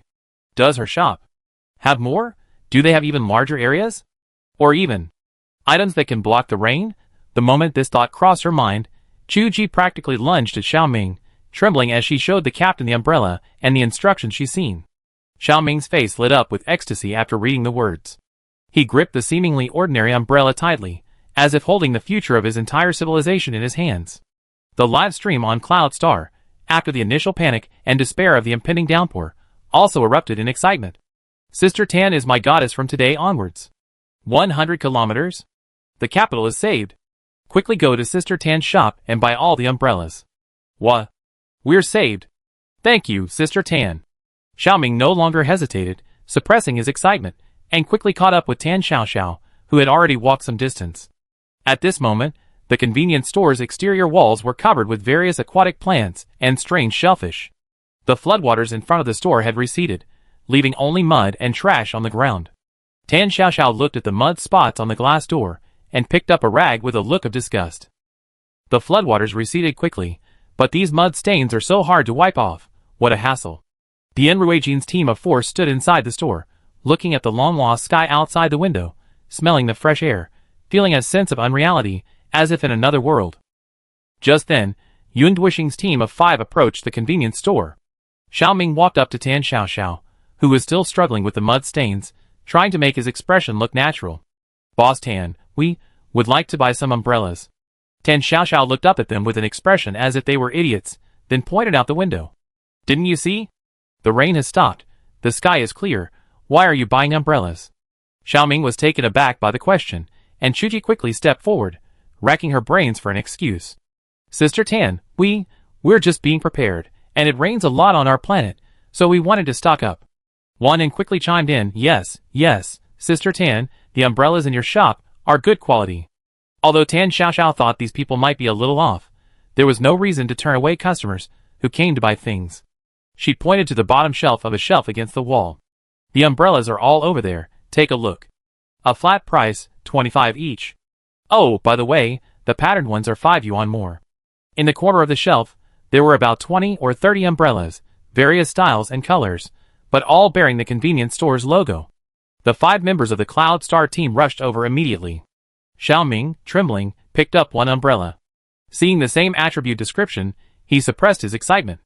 We take them all. In the end, the Cloud Star team bought all the umbrellas in the store's stock. Then, carefully carrying the umbrellas, they thanked Tan Xiaoxiao profusely before leaving the convenience store.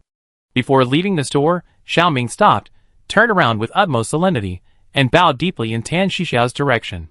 Chu Ji and the others followed closely behind, silently performing Cloud Star's highest level of gratitude. The viewers in the Blue Star livestream, seeing this scene, felt their slight resentment towards their competitors dissipate. Actually, everyone is struggling to survive in the ghostly disaster game. The ones who truly cause everyone pain are the people behind the ghostly disaster game. Yes, the people of Cloud Star are also pitiful. While counting the money, Tan Xiaoxiao watched their departing figures and remarked to Bian Ruijin, who was helping to organize the shelves, buying so many umbrellas even though the weather's cleared up. Are they wholesalers? Oh well, at least they sold them. Bian Ruijin listened, his expression complex. Tan Xiaoxiao was completely unaware that these 5 people were carrying a divine artifact capable of changing the fate of civilization, embarking on their journey home.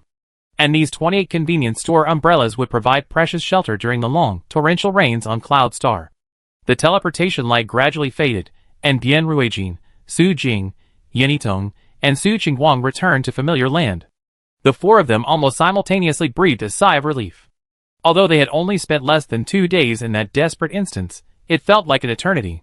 Chang Haoqi, who had been waiting there, immediately approached, his gaze landing on the intricately designed instrument in Bian Ruijin's hands. Chang Haoqi didn't exchange many pleasantries, simply patting Bian Ruijin's shoulder heavily. "It's good you're back. It's good that you brought the item back."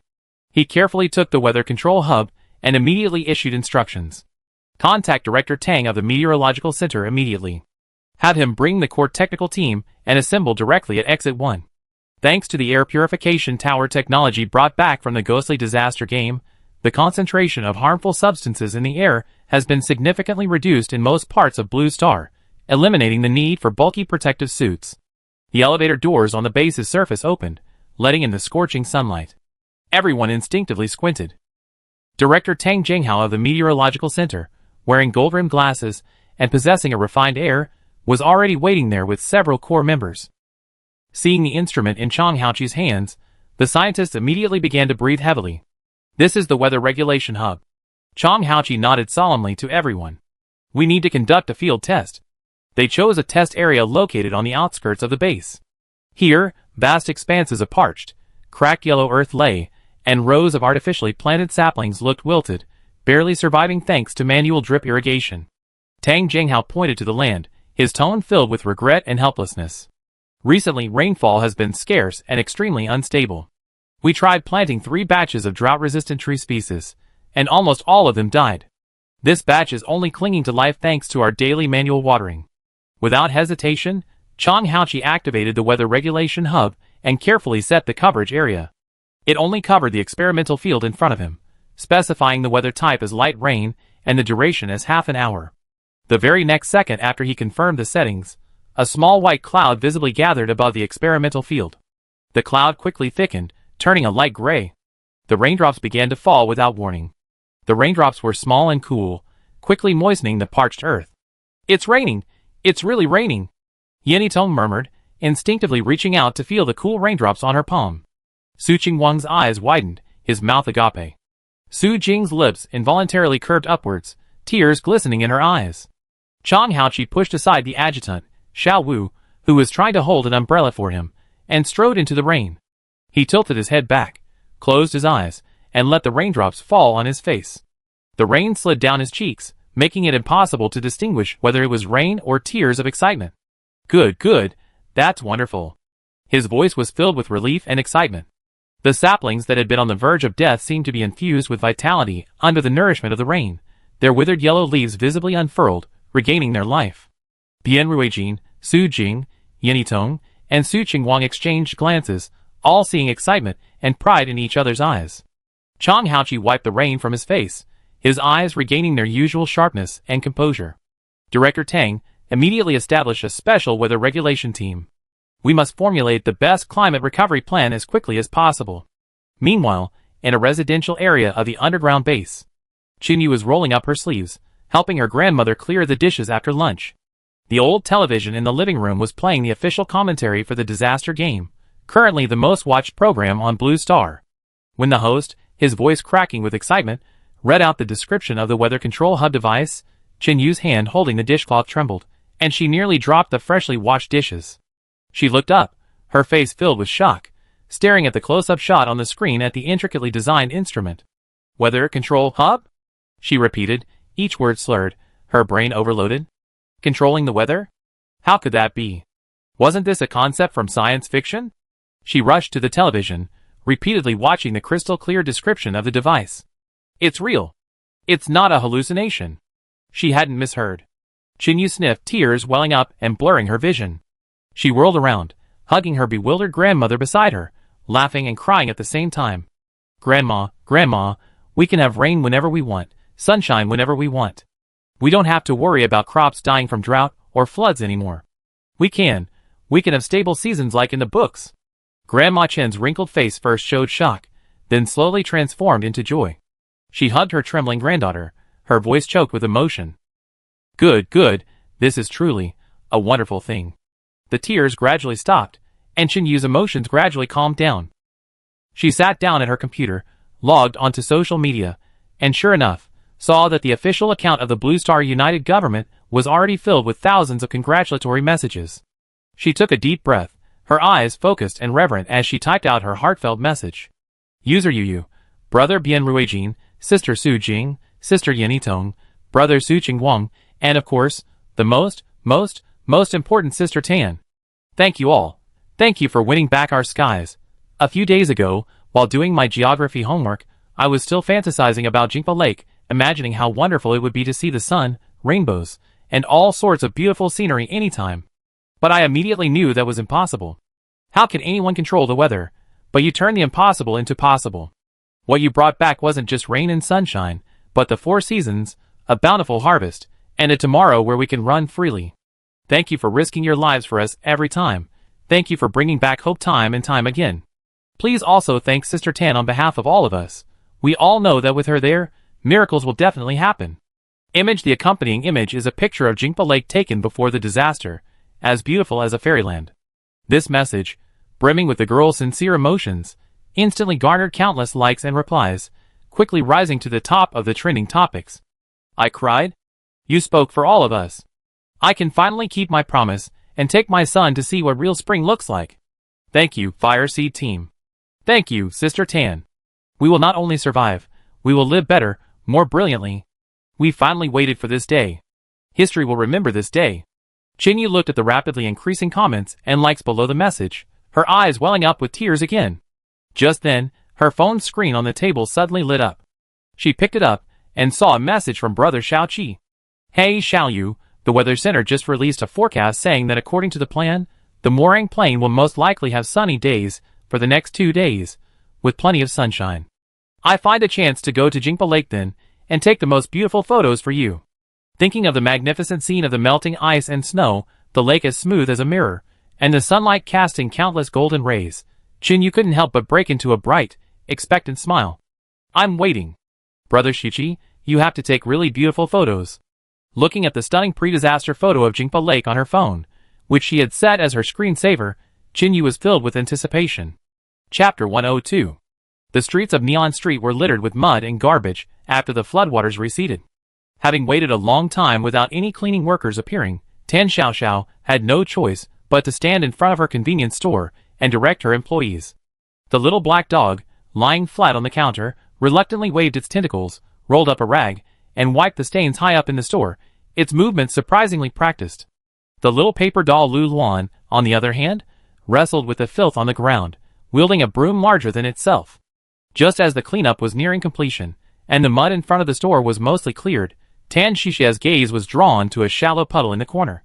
Something seemed to be reflecting light in the puddle, and Tan Xiaoxiao, a lover of sparkly things, immediately went over. Upon closer inspection, she discovered that it was actually a fish. A strangely shaped fish, only the size of her palm, was translucent with a long, flowing tail fin. But now, a large section of the beautiful tail fin was severed, the break remarkably clean, as if cut off by something sharp.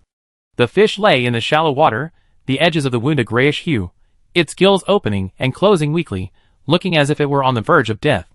Oh dear! Tan Xiaoxiao exclaimed softly, carefully touching its cold scales. This must be an ornamental fish that escaped from some aquarium. What happened to its tail? Who's so heartless? How could they harm such a beautiful fish? Tan Xiaoxiao thought for a moment, then sighed. Never mind, you look so pitiful, and so beautiful at that. She got up and went back into the shop, rummaged through the storeroom for a clean enamel basin, and filled it halfway with water. Then she carefully scooped up the weak little fish, placed it in the basin, and casually put the basin behind the cashier. Sigh, whether it lives or dies depends on its own fate. The large black fish, which had been dozing nearby, suddenly raised its head, its fur standing on end, and let out a low growl of alertness and hostility.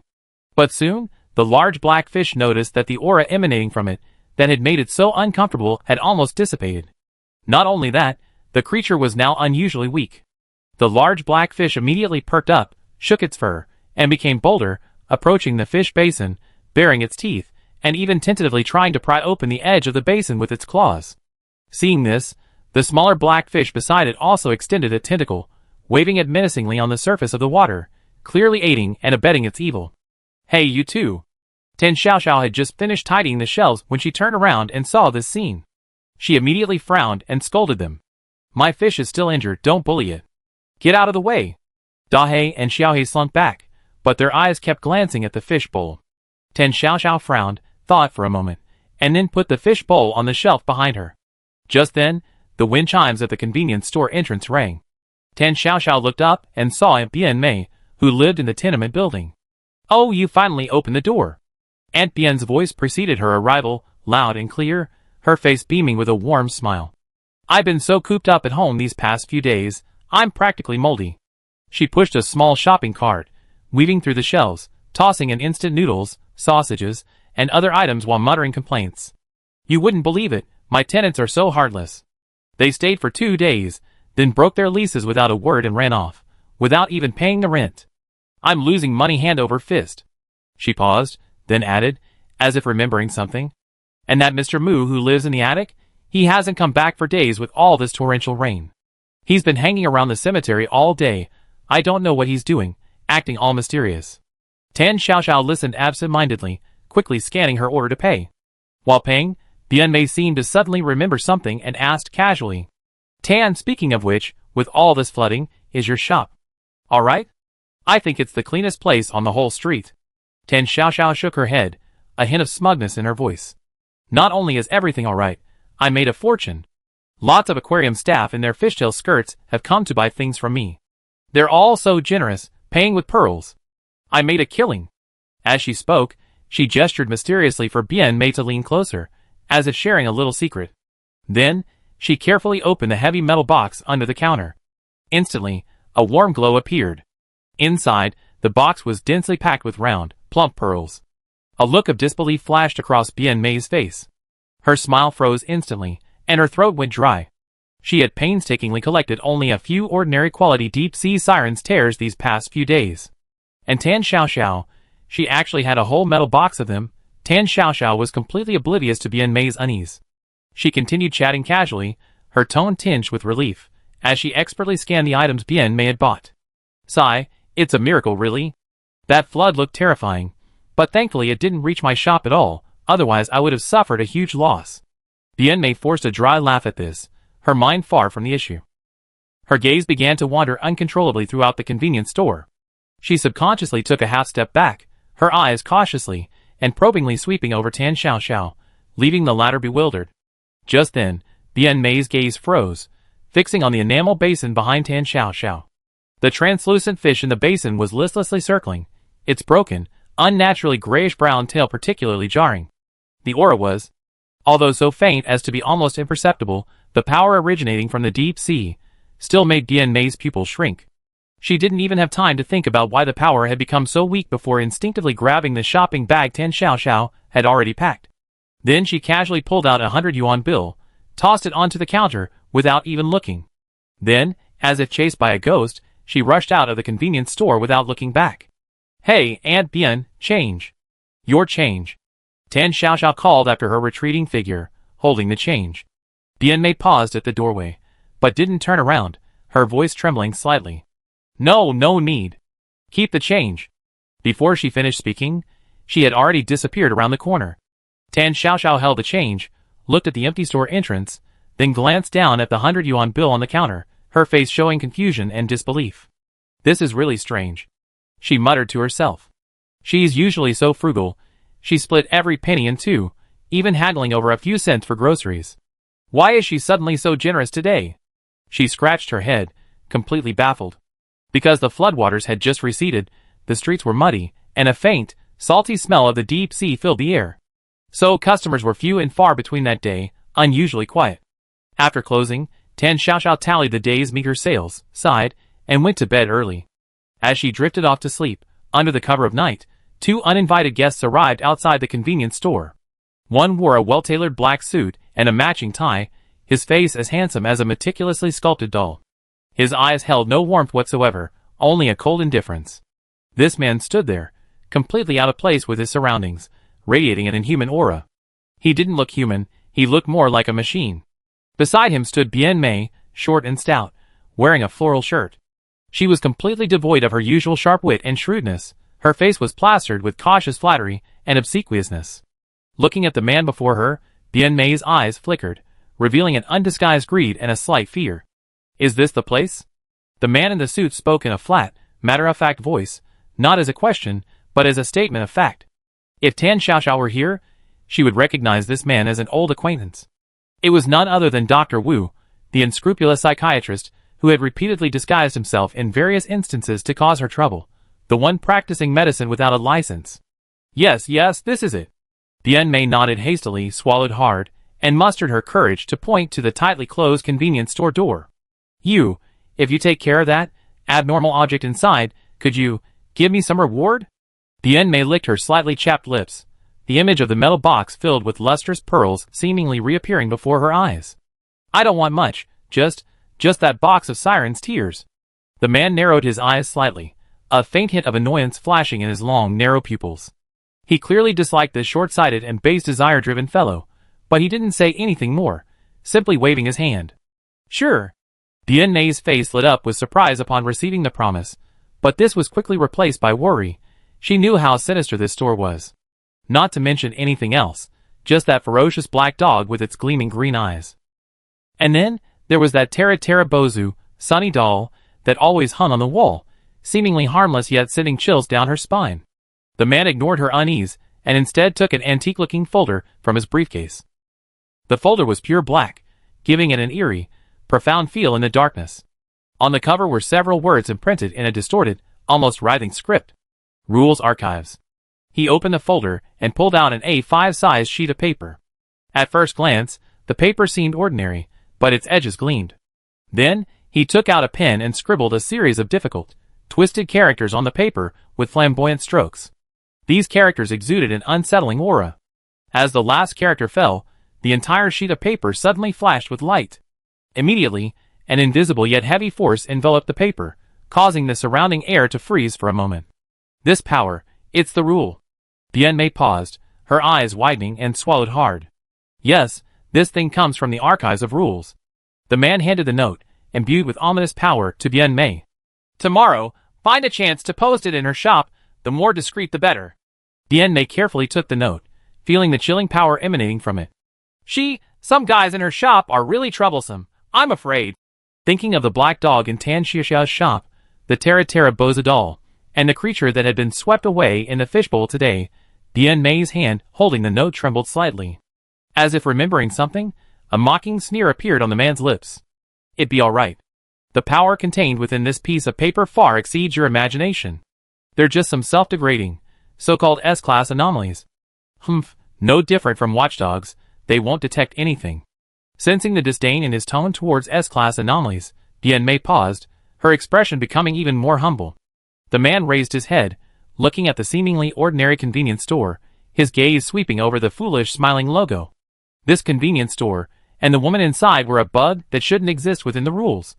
And his mission was to eliminate the bug and fix everything. Bien Mei took a deep breath, trying to suppress the fear in her heart. Thinking of the unfathomable figures behind the man, figures to whom even anomalies had to bow, and then thinking of the box full of deep-sea sirens' tears in Tan Xiaoxiao's store, greed finally overwhelmed her unease. She nodded vigorously, forcing a fawning smile back onto her face, and assured him, "Don't worry. I guarantee I complete the mission."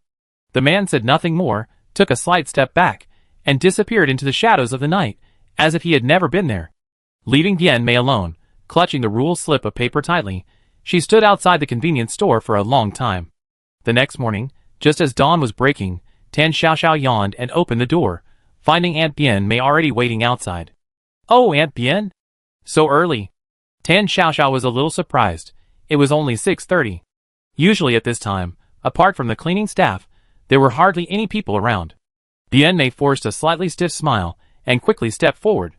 "Sister Tan, you're finally open. I came to buy some toilet paper. We just ran out at home, and need it urgently." Her voice was higher than usual, sounding somewhat unnatural. "Tan Xiaoxiao, So early in the morning, barely dawn, she was standing at the shop entrance just to buy a roll of toilet paper. Although she had some doubts, she couldn't turn away a customer when she was open for business. Tan Xiaoxiao stepped aside to let her pass. The toilet paper is on the shelf at the very back over there. Please get it yourself. Bian Mei breathed a sigh of relief, nodded quickly, clutched her things tightly, and walked straight to the shelf in the corner, her steps even a little hurried. Because it was still early, the shop was very quiet. Dahei and Xiaohei were still fast asleep in the storeroom, and the little paper doll Lu Luan was carefully turning over the cookies on the baking tray, the air filled with an enticing milky aroma. Tan Xiaoxiao tidied the cash register while keeping an eye on Bian Mei out of the corner of her eye. She squatted down in front of the corner shelf, seemingly carefully selecting a brand of toilet paper, but her movements were somewhat distracted, and she lingered there for a rather long time. An inexplicable sense of unease crept into Tan Xiaoxiao's heart. She put down the rag she was holding, took a few steps towards the corner, and called out, "Aunt Bian, have you chosen? Are you overwhelmed by too many styles?" The sudden voice clearly startled Bian Mei. She quickly stuck the rule sheet to the shelf and the corner of the wall.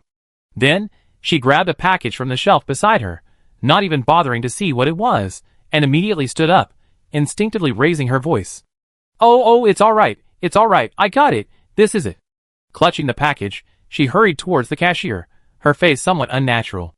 Tan Xiaoxiao watched, a sense of suspicion creeping in, but when she saw the package Bian Mei handed her for payment, she paused, taken aback. That wasn't toilet paper at all, but a pack of extra-long overnight sanitary napkins. Looking at Aunt Bian's slightly embarrassed and flustered expression, and her anxious behavior of waiting at the door so early in the morning, Tan Xiaoxiao suddenly realized, then felt a little amused and exasperated. No wonder. She looked up at Aunt Bian, who was in her 50s, and usually quite concerned about her image. She really hadn't expected that Aunt Bian, at her age, would be so embarrassed to buy sanitary napkins, and would even deliberately choose to come so early in the morning when no one was around. Thinking this, Tan Xiaoxiao's doubts instantly vanished.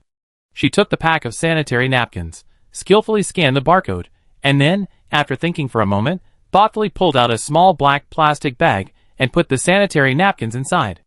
"Auntie, it's packed for you. You're really something, we're so familiar, you could have just told me directly." "Ah? Oh, okay, thank you."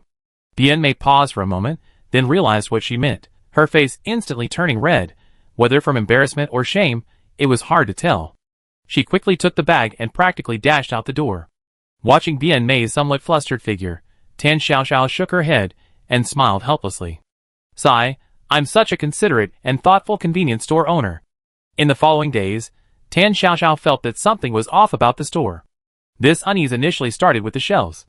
One morning, she was inspecting the shelves as usual, checking the inventory. When she reached the beverage section, Tan Xiaoxiao paused. Normally, according to her habit, carbonated drinks, teas, juices, and energy drinks were all arranged separately by brand and sales volume. Now, however, the order had completely changed. All the drinks, regardless of type, were meticulously arranged according to the alphabetical order of their names on the packaging, from A to Z. "Xiaohei." Tan Xiaoxiao called out without hesitation, her brow furrowed. Xiaohei, who was listlessly wiping the checkout counter with a rag rolled up in its tentacles, froze at the sound of her voice, its tentacles instinctively curling up. "How many times have I told you? Drinks must be arranged by type. How can carbonated drinks be crammed together with yogurt? And why is the herbal tea on top? And this just see, what brand of mineral water is this? I never even heard of it. You put it in the prime spot? Who's going to buy it? Would you buy it?" Tan Xiaoxiao pointed at the shelves, her tone clearly displeased. "Were you slacking off and just haphazardly rearranging things?" Little Black waved its tentacles, its abstract face full of grievance. It had clearly arranged things according to Tan Xiaoxiao's instructions last night. It couldn't have done it. Little Black frantically waved its tentacles, pointing at itself one moment and at the shelves the next, trying to prove its innocence. Still trying to deny it? Tan Xiaoxiao didn't believe it at all. There were only 3 employees in the shop: Little Black, Big Black, and Little Paper Doll. Big Black, a dog, couldn't even climb the shelves, and Little Paper Doll Lu Luan was so well behaved, even baking her cookies every morning. How could she do such a bad thing? If it wasn't you, who else could it be? Did the merchandise grow legs? Fix it right now, according to the old rules. Little Black lowered its tentacles dejectedly, slowly moving to the shelves and beginning its diligent rearrangement. After a while, the shelves were finally back to the layout Tan Xiaoxiao knew. Tan Xiaoxiao nodded in satisfaction and patted Little Black's head. That's more like it. Be more careful next time. Xiao Hei tilted its head, its tentacles drooping listlessly, as if in silent protest. However, the next morning, after opening for business, Tan Xiaoxiao's expression froze when she habitually scanned the shelves. The beverage section had reverted to yesterday's chillingly alphabetical arrangement. Not only that, the adjacent snack shelf hadn't escaped either. Cookies, chocolates, jelly, and potato chips all looked meticulously arranged. Xiao Hei. Tan Xiaoxiao's anger flared instantly. She glared fiercely at Xiao Hei, who was still dozing in the storage room. Are you being two-faced again? Are you ignoring what I say? Xiao Hei jumped in fright, all its tentacles bristling. It pointed at itself, then at the door, then at the ceiling, desperately trying to convince itself that it hadn't had time to commit the crime last night. Tan Xiaoxiao paused, also sensing something amiss. Xiao Hei's tidying of the shelves was at most perfunctory, never this meticulous. Looking at the bizarre arrangement of the shelves, so unlike Xiao Hei's usual style, Tan Xiaoxiao felt a strange unease. Right. After she watched it change its arrangement yesterday, Xiao Hei hadn't approached the shelves again until closing time. The shop door was locked securely last night, and she hadn't heard any unusual noises. Big Hei was even less likely. It couldn't even climb the shelves. Little paper doll Lu Luan? It was so small, it couldn't possibly have tidied all the shelves overnight. How strange. Tan Xiaoxiao scratched her head, looking at the excessively neat shelves, then glanced at Xiao Hei beside her, radiating intense resentment, and muttered to herself. Could it really not be Xiao Hei? De Hei doesn't have that ability. Lu Luan is so obedient, it definitely can't be him. Hearing Tan Xiaoxiao's words, Xiao Hei's aura plummeted, and it slumped to the ground, looking utterly dejected. So, it's the only clown, huh? Its owner believes that stupid dog, believes that paper doll, who only knows how to bake cookies, but not it, the hard-working one. Xiao Hei's eyes were filled with resentment. That's how work is, really. The more you do, the more mistakes you make, the more you do, the more trouble your boss gives you. Tan Xiaoxiao didn't have time to pay attention to Xiao Hei's inner monologue. She frowned and personally restored the shelves to their original state. She wanted to see what was really going on.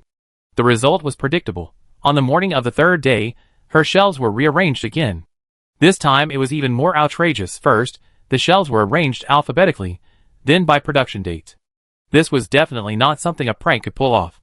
Tan Xiaoxiao stood in front of the shelves, looking around the convenience store she knew so well, utterly bewildered. The unusual shelves remained unexplained, and even stranger things followed. First, there was the behavior of the customers. An elderly regular, who usually strolled in with a cane, heading straight for the cigarette counter. But this day, he stopped abruptly at the door, stomped his feet 3 times, not too hard, not too soft, before stepping inside. Tan Xiaoxiao was baffled and couldn't help but complain. Sir, are you exercising? Stomping your feet at the door? The old man himself paused, a look of confusion flashing in his eyes. Huh? Oh. Well, I just feel like I need to stomp a few times. And that wasn't all. A white-collar woman who frequented the store came in to buy breakfast. She often came to buy milk, red bean bread, and a box of chewing gum in the mornings. Normally, she would just pick up the item she wanted and head to the checkout. But this time, she strictly followed the shelf order, looking at each item one by one. First, she picked up the rice ball next to her, looked at it, and put it down, then picked up the sandwich further down. Even though the red bean bread she wanted was just a few steps away, she didn't know why she had to follow this process. After finally completing the process, she realized she had forgotten the chewing gum. She had already reached the checkout counter, but then, as if stuck, she frowned, put the item back, and picked it up again. Tan Xiaoxiao, watching from the side, felt exhausted just watching. People these days are all so strange. Even buying something requires a fixed routine? Looking at the other person's business attire, Tan Xiaoxiao paused, guessing it was due to excessive pressure causing stereotype behavior. Tan Xiaoxiao, also a mental patient, sighed, indicating understanding. Fine, as long as it doesn't affect her business. However, what happened next was unbearable. On the walls of the shop, faint, fluorescent, square characters began to appear. These characters weren't pasted on. They were more like branded directly onto the wall, exuding an unquestionable sense of authority. First, on the wall of the rest area, a line of large characters appeared. No loud noise allowed in this area. The rule itself wasn't a problem. Tan Xiaoxiao preferred a quiet environment. But when two teenagers chased and played, one of them raised their voice slightly. Then, it was as if an invisible hand was choking the child. They couldn't even breathe, let alone speak. The child turned pale with fright, and the other, equally terrified, scurried out of the shop. Tan Xiaoxiao witnessed the entire incident, her uneasy feeling growing stronger. Then, a second rule appeared on the empty wall near the entrance. Please strictly sort your trash into recyclable and non-recyclable categories. At the same moment this line appeared, two brand new trash cans inexplicably appeared next to the black one Tan Xiaoxiao had used for so long. One blue, one green, one labeled recyclable, and the other non-recyclable. This time, Tan Xiaoxiao could no longer ignore it. Automatic shelf organization, strange customer behavior, and now even the wall signs and trash cans had appeared out of nowhere. Her anger flared instantly. Who was posting these signs in her shop, and leaving trash cans lying around? Did they even get her permission? Have they no manners at all? This was practically a provocation against her, the shop owner. Chapter 103. Tan Xiaoxiao glared at the fluorescent slogans on the wall, and the two incongruous trash cans, her expression agitated. Who's posting these slogans in my shop? Have they no manners? She strode to the wall of the rest area and reached out to tear off the sign that read, "No loud talking in this area." But the words seemed to be one with the wall. She tried to pry them off, but the words remained unmoved, not even leaving a mark. I don't believe it. Tan Xiaoxiao's stubborn streak kicked in. She turned and hugged the blue recyclable trash can, gathering her strength, and pulled upwards with all her might. The can didn't budge, as if it were one with the floor. She tried the green one, with the same result. This feeling of helplessness infuriated her. What was going on? Why had her shop been plagued by so many setbacks lately? Never a moment of peace. On the Interstellar Forum, if you ask which planet has the strongest technology, most will answer Void Star. A smaller number will answer Blue Star. But if you ask which planet's people are the most gossipy, active, and talkative, the answer is definitely Cloud Star. Interstellar Forum Discussion Section. A hot post is floating on the homepage, its title particularly eye-catching. Hot, the people of Cloud Star are grateful to Sister Tan. We also latched onto Sister Tan's coattails. The poster, soft and fluffy, excitedly recounted how Cloud Star, facing a 10-year rainstorm penalty after failing in a dungeon, managed to turn the tide by using ordinary umbrellas bought from Tan Xiaoxiao's convenience store to create rain-free zones and save the core city. The accompanying video shows a convenience store umbrella hovering above Piao Piao City, the largest city on Cloud Star, creating a 100-kilometer rain-free zone for the entire city. A truly spectacular sight. This post immediately attracted countless Cloud Star residents to express their gratitude. First floor, thank you, Sister Tan. My hometown is saved. Second floor, 28 umbrellas are still too few. They can only protect some major cities. Third floor, it's good enough to have some, don't be greedy. Thank you. Fourth floor, my hometown is a small city, and it was flooded. Luckily, we evacuated in time, but I just want to cry. Fifth floor, don't cry. Fortunately, we have Sister Tan's help, otherwise, we would be in even worse shape. Sixth floor, yes, thankfully we have Sister Tan. When the Cloud team enters the game next time, we must have them go to Sister Tan's store to thank her. Seventh floor, +1, it would be best to bring Sister Tan some Cloud Star specialties, like Cloud Cotton Candy or something. Because it was consistently featured on the homepage, the post's popularity continued to grow, attracting the attention of users from other planets. Zhang Xiangyu, the captain of Battlefield Star, had personally experienced Tan Xiaoxiao's amazing abilities, and felt immensely proud after seeing the post. His straightforward personality led him to immediately reply to the post. Post number 345. Battlefield Star Zhang Xiangyu. Hee, you should be secretly happy to have met Sister Tan. Sister Tan is kind and compassionate. I go into the game tomorrow and try to visit her. I convey your gratitude. The enthusiastic Cloud Star user quickly replied, thank you so much. Please tell Sister Tan we're so grateful. Captain Xiaoming and the others leaving in such a hurry wasn't impolite. It was just that the situation on Cloud Star was too dangerous at the time. 345L Battlefield Star Zhang Xiangyu. Okay, I pass it on. Turning off the screen, Zhang Xiangyu was in a good mood. Battlefield Star was powerful, and the opponents in this dungeon were nothing to him. He focused more on what gift to bring back for Sister Tan. He rummaged through his belongings and found a bunch of Battlefield Star specialties. Concentrated jerky, 1 bite can last a day, put it in. Extremely tough beast leather, good material for making protective gear, take it. Finally, he remembered seeing on the forum that Sister Tan seemed to have a particular fondness for sparkly things. He carefully selected a batch of ores that shimmered with dazzling light. This was Battlefield Star's unique starlight crystal, seemingly containing a galaxy within, refracting 7-colored light under illumination. The next day, the teleportation light dissipated, and John Xiongyu had barely stepped onto the ground of the City of Calamity when he set foot there. Without even checking the system's mission details, he quickly strode towards 23 Neon Street. Seeing the familiar shop sign in the distance, John Xiongyu smiled. However, the closer he got, the more uneasy he felt. Was the shop entrance too clean? Not in a hygienic way. John Xiongyu pondered for a long time before finally figuring out how to describe it, but rather a kind of rigid neatness. He reached out and pushed open the familiar glass door, which swung open easily. But the moment he stepped inside, a tangible sense of oppression enveloped him. John Xiongyu shook his head, shaking off the strange feeling, and while placing the local specialties he was carrying at his feet, he called out loudly, "Sister Tan, I come to see you." Big Black, who was lying near the cashier, raised its head, glanced at him lazily, and rolled over, ignoring him. Xiao Hei's tentacles peeked out from behind the shelf, wriggled, and then retracted. Sister Tan sat behind the cashier, absent-mindedly staring at the store walls, seemingly lost in thought, completely unaware of his arrival. John Xiongyu was puzzled and was about to call out again when his gaze was drawn to the changes in the store. The goods on the shelves, were they arranged too neatly? So meticulously that even he, a rough man who didn't pay attention to details, found it a little eerie. On the wall of the nearest rest area, there was even a fluorescent sign, "No loud talking in this area." The sign itself wasn't the problem, but for some reason, it made him uncomfortable.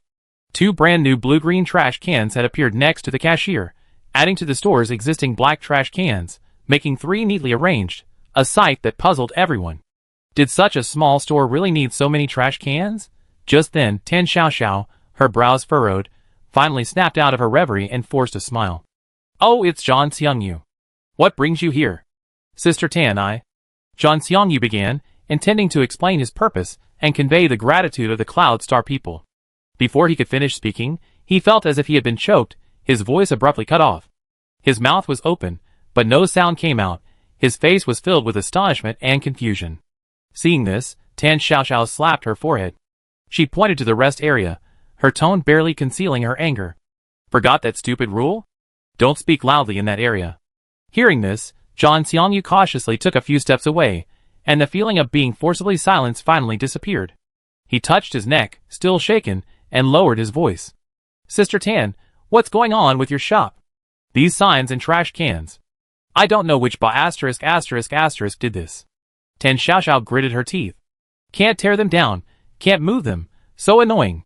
John Xiongyu looked surprised, then composed himself after a while, remembering his business, and picked up the large bag at his feet. "Sister Tan, this is some local specialty I brought you from Battlefield Star, and some people from Cloud Star asked me to thank you, saying that the umbrellas you sold saved them." As he walked towards Tan Xiaoxiao with the bag, passing the 2 trash cans, something strange happened again. He felt as if he had bumped into an invisible wall, unable to move forward any further. At the same time, the 2 blue-green trash cans in the shop suddenly emitted a voice prompt. "Trash sorting incomplete, no entry." "Here we go again!" Tan Xiaoxiao stomped her feet in anger. "What's in this bag? Is there anything that needs to be sorted?" John Xiongyu opened the bag, completely bewildered. Inside, besides neatly packaged jerky and animal hides, was a pile of glittering starlight crystals separated by a soft cloth. "How am I supposed to sort this? And this isn't even trash." Tan Xiaoxiao watched John Xiongyu struggle to move around her shop, utterly helpless. Looking at the overly neat shelves, the fluorescent signs, and those 2 bizarre trash cans, she felt incredibly frustrated. This wasn't just a simple prank or nitpicking. Some force was forcibly distorting her shop, forcing her customers to abide by a set of inexplicable rules. Even a friend like John Xiongyu, who was just visiting, was tormented like this. What about ordinary customers? How could she possibly run her business? Could this shop even stay in business? Tan Xiaoxiao took a deep breath, her voice cold and hard. "John Xiongyu, put your things at the door for now. This shop has a problem. I need to get rid of all this crap first." She glanced around, her gaze sweeping over every corner forcibly altered by the rules, her fist clenching silently. "Come visit again in a while." John Xiongyu was taken aback, then quickly nodded in agreement. After seeing Zhang Xiangyu off, Tan Xiaoxiao closed her eyes in frustration. Something was wrong, very wrong. The automatic sorting of the shelves, the strange behavior of the customers, the rules written on the walls, the immovable trash cans. There must be a source behind all these phenomena. She noticed the atmosphere in the shop was extremely off. The unfamiliar coldness clashed with her convenience store. It was as if something unseen had forced its way in, trying to overshadow everything she was familiar with. Don't just stand there. Tan Xiaoxiao turned to look at Dahe and Xiaohe. Check carefully, see if there's anything strange. Don't miss a single nook or cranny. Dahe immediately pricked up its ears, sniffing between the floor and shelves. Xiaohe's tentacles stretched out, nimbly brushing against the walls, ceiling, and shelves, trying to sense any unusual fluctuations. The little paper doll Lu Luan, on its short legs, carefully searched between the shelves. Tan Xiaoxiao herself wasn't idle either, circling inside and out several times, even climbing up to check the ventilation vents. However, after all that effort, she found nothing. Woof! Woof woof woof! Just then, Dahe barked urgently from behind the shelves where tissues and hygiene products were displayed. Tan Xiaoxiao's heart tightened, and she immediately went over. In the gap between the shelf and the wall, there was a strip of paper, roughly A5 size. The paper was covered with twisted, seemingly writhing black symbols. She didn't recognize a single one of the characters. Just one glance filled her with intense repulsion and disgust. That's it. Tan Xiaoxiao's eyes narrowed. Her intuition told her that this was the source of everything strange in the store.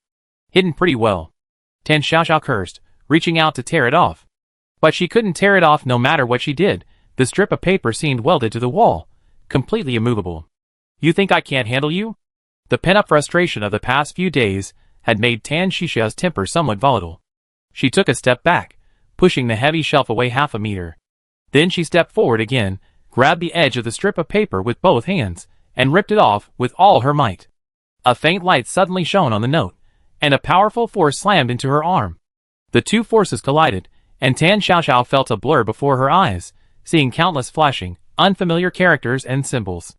At the same time, a cold, emotionless voice rang directly in her ear. Warning! An abnormal individual Tan Xiaoxiao has been detected, severely deviating from the rule framework. According to Article 7 of the Abnormal Management Regulations, rule calibration is now being implemented in the target area. Individual Tan Xiaoxiao is requested to immediately proceed to the rule archives for origin review. Rule archives?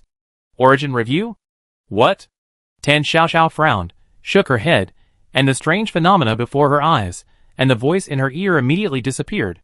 The goods in the convenience store, which Xiaohe had just restored to their original arrangement, were once again silently and neatly arranged in strict alphabetical order. The fluorescent slogans on the wall shone even brighter, giving off a strange sense of surveillance. Big Black circled uneasily around Tan Xiaoxiao's feet, emitting low whimpers. Little Black was on high alert, all its tentacles tensing. The little paper doll Lu Luan jumped down from the shelf, its eyes filled with fear. Rules archives, origin review? Tan Xiaoxiao murmured to herself, her gaze gradually sharpening. She disliked this feeling of being forced, of being arranged, utterly disliked it. It felt too much like a trap, a blatant trap, forcing her to jump in.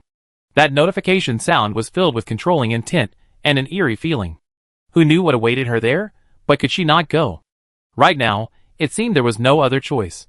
As far as her eyes could see, her shop was being distorted at a chilling speed. Just now, another fluorescent slogan had appeared on the shop wall. Shopping carts must be pushed along the floor markings at the same time. Blue arrows suddenly appeared on the floor. Customers pushing their carts unconsciously followed the arrows. Even if the items they wanted were within reach, they insisted on following the prescribed route. The entire convenience store, just looking at it, gave one a creepy, mechanical feeling. It was like a silent war, and her territory was being steadily retreated, inch by inch, swallowed up. Tan Xiaoxiao knew she couldn't delay any longer. However, one crucial question loomed before her. Where exactly was this damned rules archive? She searched the internet, checked maps, and used various keywords, but couldn't find a single trace of this place. Tan Xiaoxiao rubbed her temples, feeling weak and agitated. Just then, Sister Wang from the building materials store next door came out and was sitting at the entrance yawning. Perhaps noticing Tan Xiaoxiao's gaze, Sister Wang instinctively turned around and met Tan Xiaoxiao's eyes through the glass window, her brow furrowed. Sister Wang paused for a moment, then her face lit up with concern as she walked over. Tan, what's wrong? Why are you looking so worried so early in the morning? Sister Wang's voice, as always, was hearty and cheerful. It reached her even before she entered the store. However, the moment she stepped inside, her voice vanished. A look of surprise flashed across Sister Wang's face. She could only open her mouth in vain. Tan Xiaoxiao immediately rushed out from behind the cashier and pulled the still somewhat dazed Sister Wang to the vicinity of the cashier. Once they left the no-talking area, Sister Wang gasped, her face still showing lingering fear. She scanned the fluorescent signs and eerie blue arrows on the floor with suspicion and uncertainty. Her gaze grew wary and deep. Sister Wang leaned forward slightly, lowering her voice, a barely perceptible fear in her tone. Xiaoxiao, tell me the truth, has your shop attracted something lately? Tan Xiaoxiao, already overwhelmed by these strange occurrences, nodded hastily upon hearing Sister Wang's words. Sister Wang, you felt it too? It's almost. Unable to find the right words to describe the feeling, she cut to the chase. Sister Wang, do you know a place called the Rules Archives? The Rules Archives? Upon hearing this, Sister Wang's face drained of color, revealing obvious panic. She glanced around instinctively, her voice lowered to almost a whisper. How do you know this name? She asked hastily, before Tan Xiaoxiao could answer. I heard a distant cousin mention it before. He said that in our city of Calamity, there's a place that manages all the rules of the city, something like this. A place that manages the rules? Tan Xiaoxiao's heart pounded. Didn't this perfectly match her current predicament? Yes. It said that all the rules of City of Calamity are made and maintained there. The state of your shop clearly indicates a problem with the rules. Where is that place? How do I get there? Tan Xiaoxiao grabbed Sister Wang's arm, pressing for answers urgently. Sister Wang looked at Tan Xiaoxiao, instinctively trying to stop her, her face showing disapproval. I heard that it's no place for humans. One wrong step, one wrong word, and you never come back. You might be assimilated, become part of that place. She earnestly advised. We ordinary folks should just live our lives peacefully according to the rules set by above. Why bother digging so deep? Tan Xiaoxiao shook her head firmly, pointing to the cold slogans and strangely behaving customers in the shop. Sister Wang, look at my shop. Can I afford to delay any longer? These inexplicable rules are tormenting me, and they're tormenting my customers too. Looking at Tan Xiaoxiao's stubborn eyes, Sister Wang sighed heavily, her eyes filled with incomprehension. My cousin, back then, he was also targeted because of a violation, and almost didn't make it back.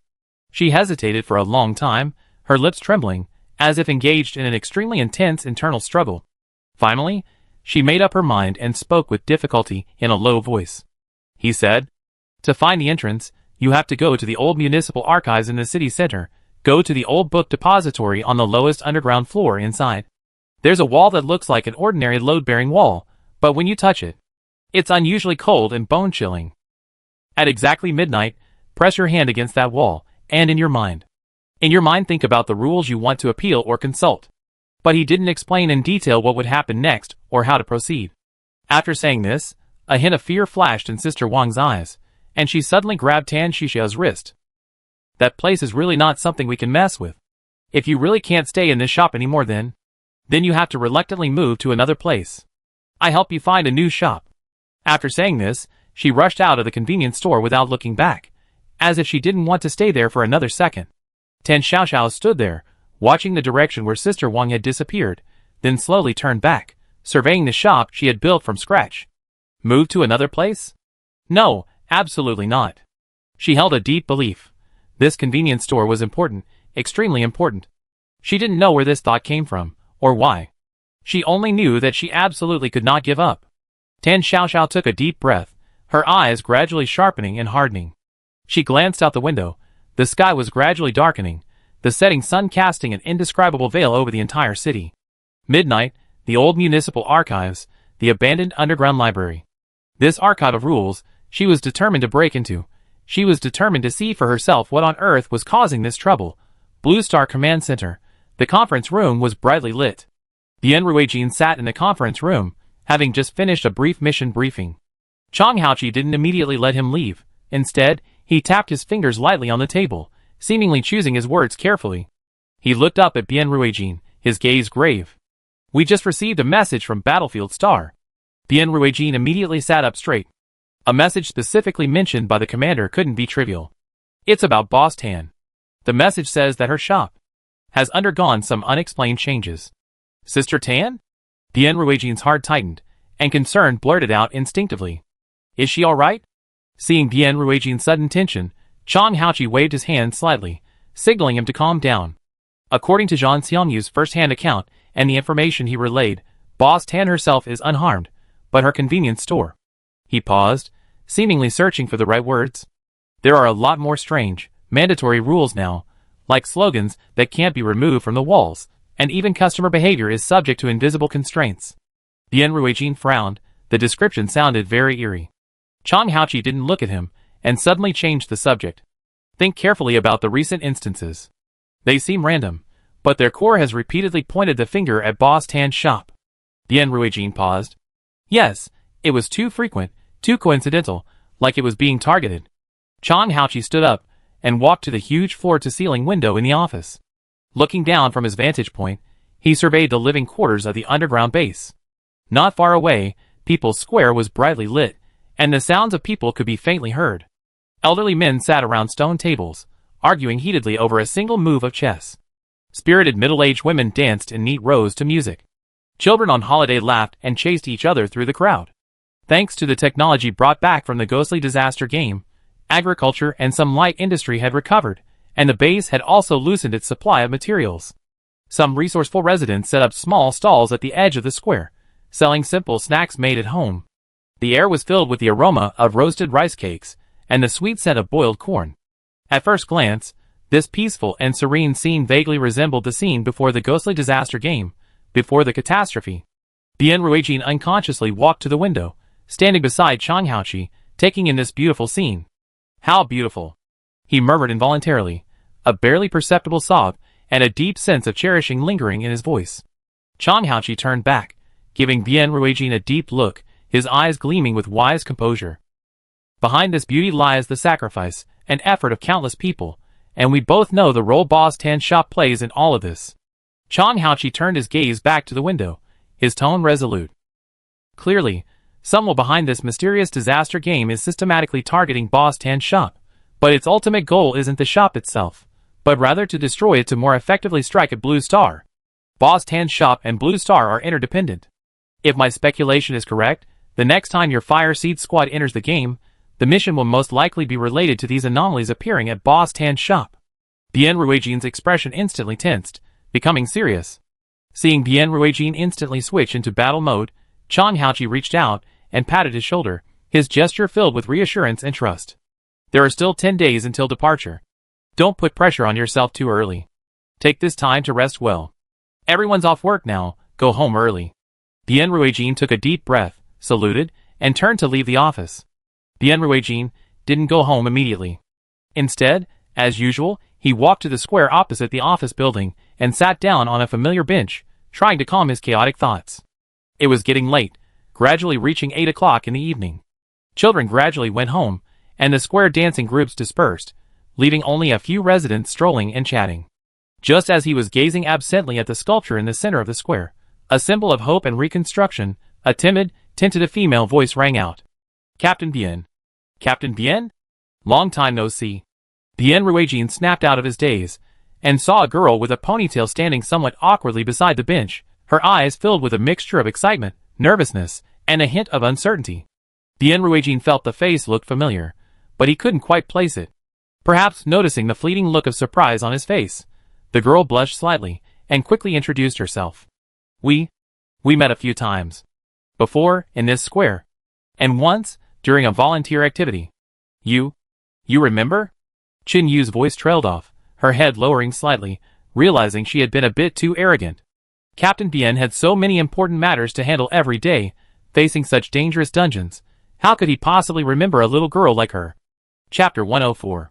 Looking at the face before him, filled with tension and anticipation, Bien Ruijin's memory gradually returned. You're Qin Yu, right? Bien Ruijin's tone was certain, the impression becoming clearer. I remember you.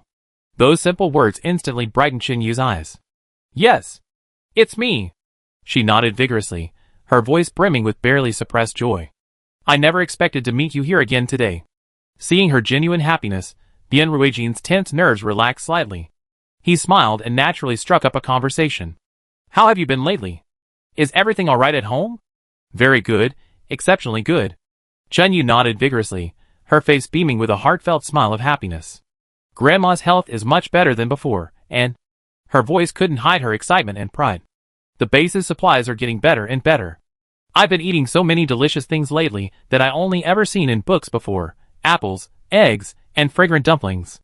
Chinyu paused, as if remembering something, then quickly pulled her phone out of her pocket, swiped her fingers across the screen a few times, and then proudly held it up to Bien Ruijin. Captain Bien, look. One of my brothers is stationed and patrolling the Moorang Plain. He just took this for me a few days ago. It's Jingpa Lake, the real Jingpa Lake. The photo's composition was simple, the resolution wasn't very high, and the photographer's technique was a bit rough and unrefined. But in the picture, Jingpa Lake under the clear winter sky was still incredibly beautiful. The lake's surface, like a mirror, reflected the azure sky, while the ice floes along its shore shimmered like diamonds in the sunlight. Just looking at it evoked a pure, magnificent, and tranquil beauty. Blue Star is truly getting better and better. Chinyu gazed at the photo, her face beaming with joy and anticipation.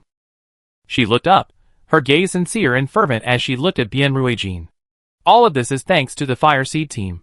Thanks to you all for risking your lives every time. Bien Ruijin stared at the photo, his heart filled with mixed emotions. He remained silent for a few seconds before gently shaking his head, his tone complex. Actually, Sister Tan deserves even more credit. Without Sister Tan, let alone bringing back the weather regulation hub, they would probably have perished in the dungeon long ago. Mentioning Sister Tan, two blushes instantly rose on Chinyu's cheeks, her eyes began to dart around, and her fingers unconsciously twisted the hem of her clothes, appearing hesitant and uneasy. Seeing her expression, Bien Ruijin understood immediately, a look of knowing helplessness on his face. Just say it directly. You came all this way to wait for me. You couldn't have just wanted to talk about how beautiful Jingpa Lake is, right? Her little scheme exposed, Chinyu scratched her head sheepishly, her voice lowering.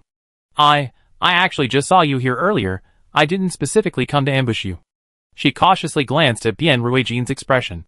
Seeing no disgust or impatience in his eyes, she secretly breathed a sigh of relief and mustered her courage to speak. It's just, next time you log into the game, when you see Sister Tan, could you please give her a letter for me? She spoke faster and faster, afraid of being rejected. I can finish writing the letter and bring it over in a couple of days, on Monday. I know you. You usually come here to sit for a while after get off work every weekday. Looking at her nervous yet expectant expression, Bien Ruijin was both amused and exasperated. It turned out this little habit of his had already been figured out by this girl.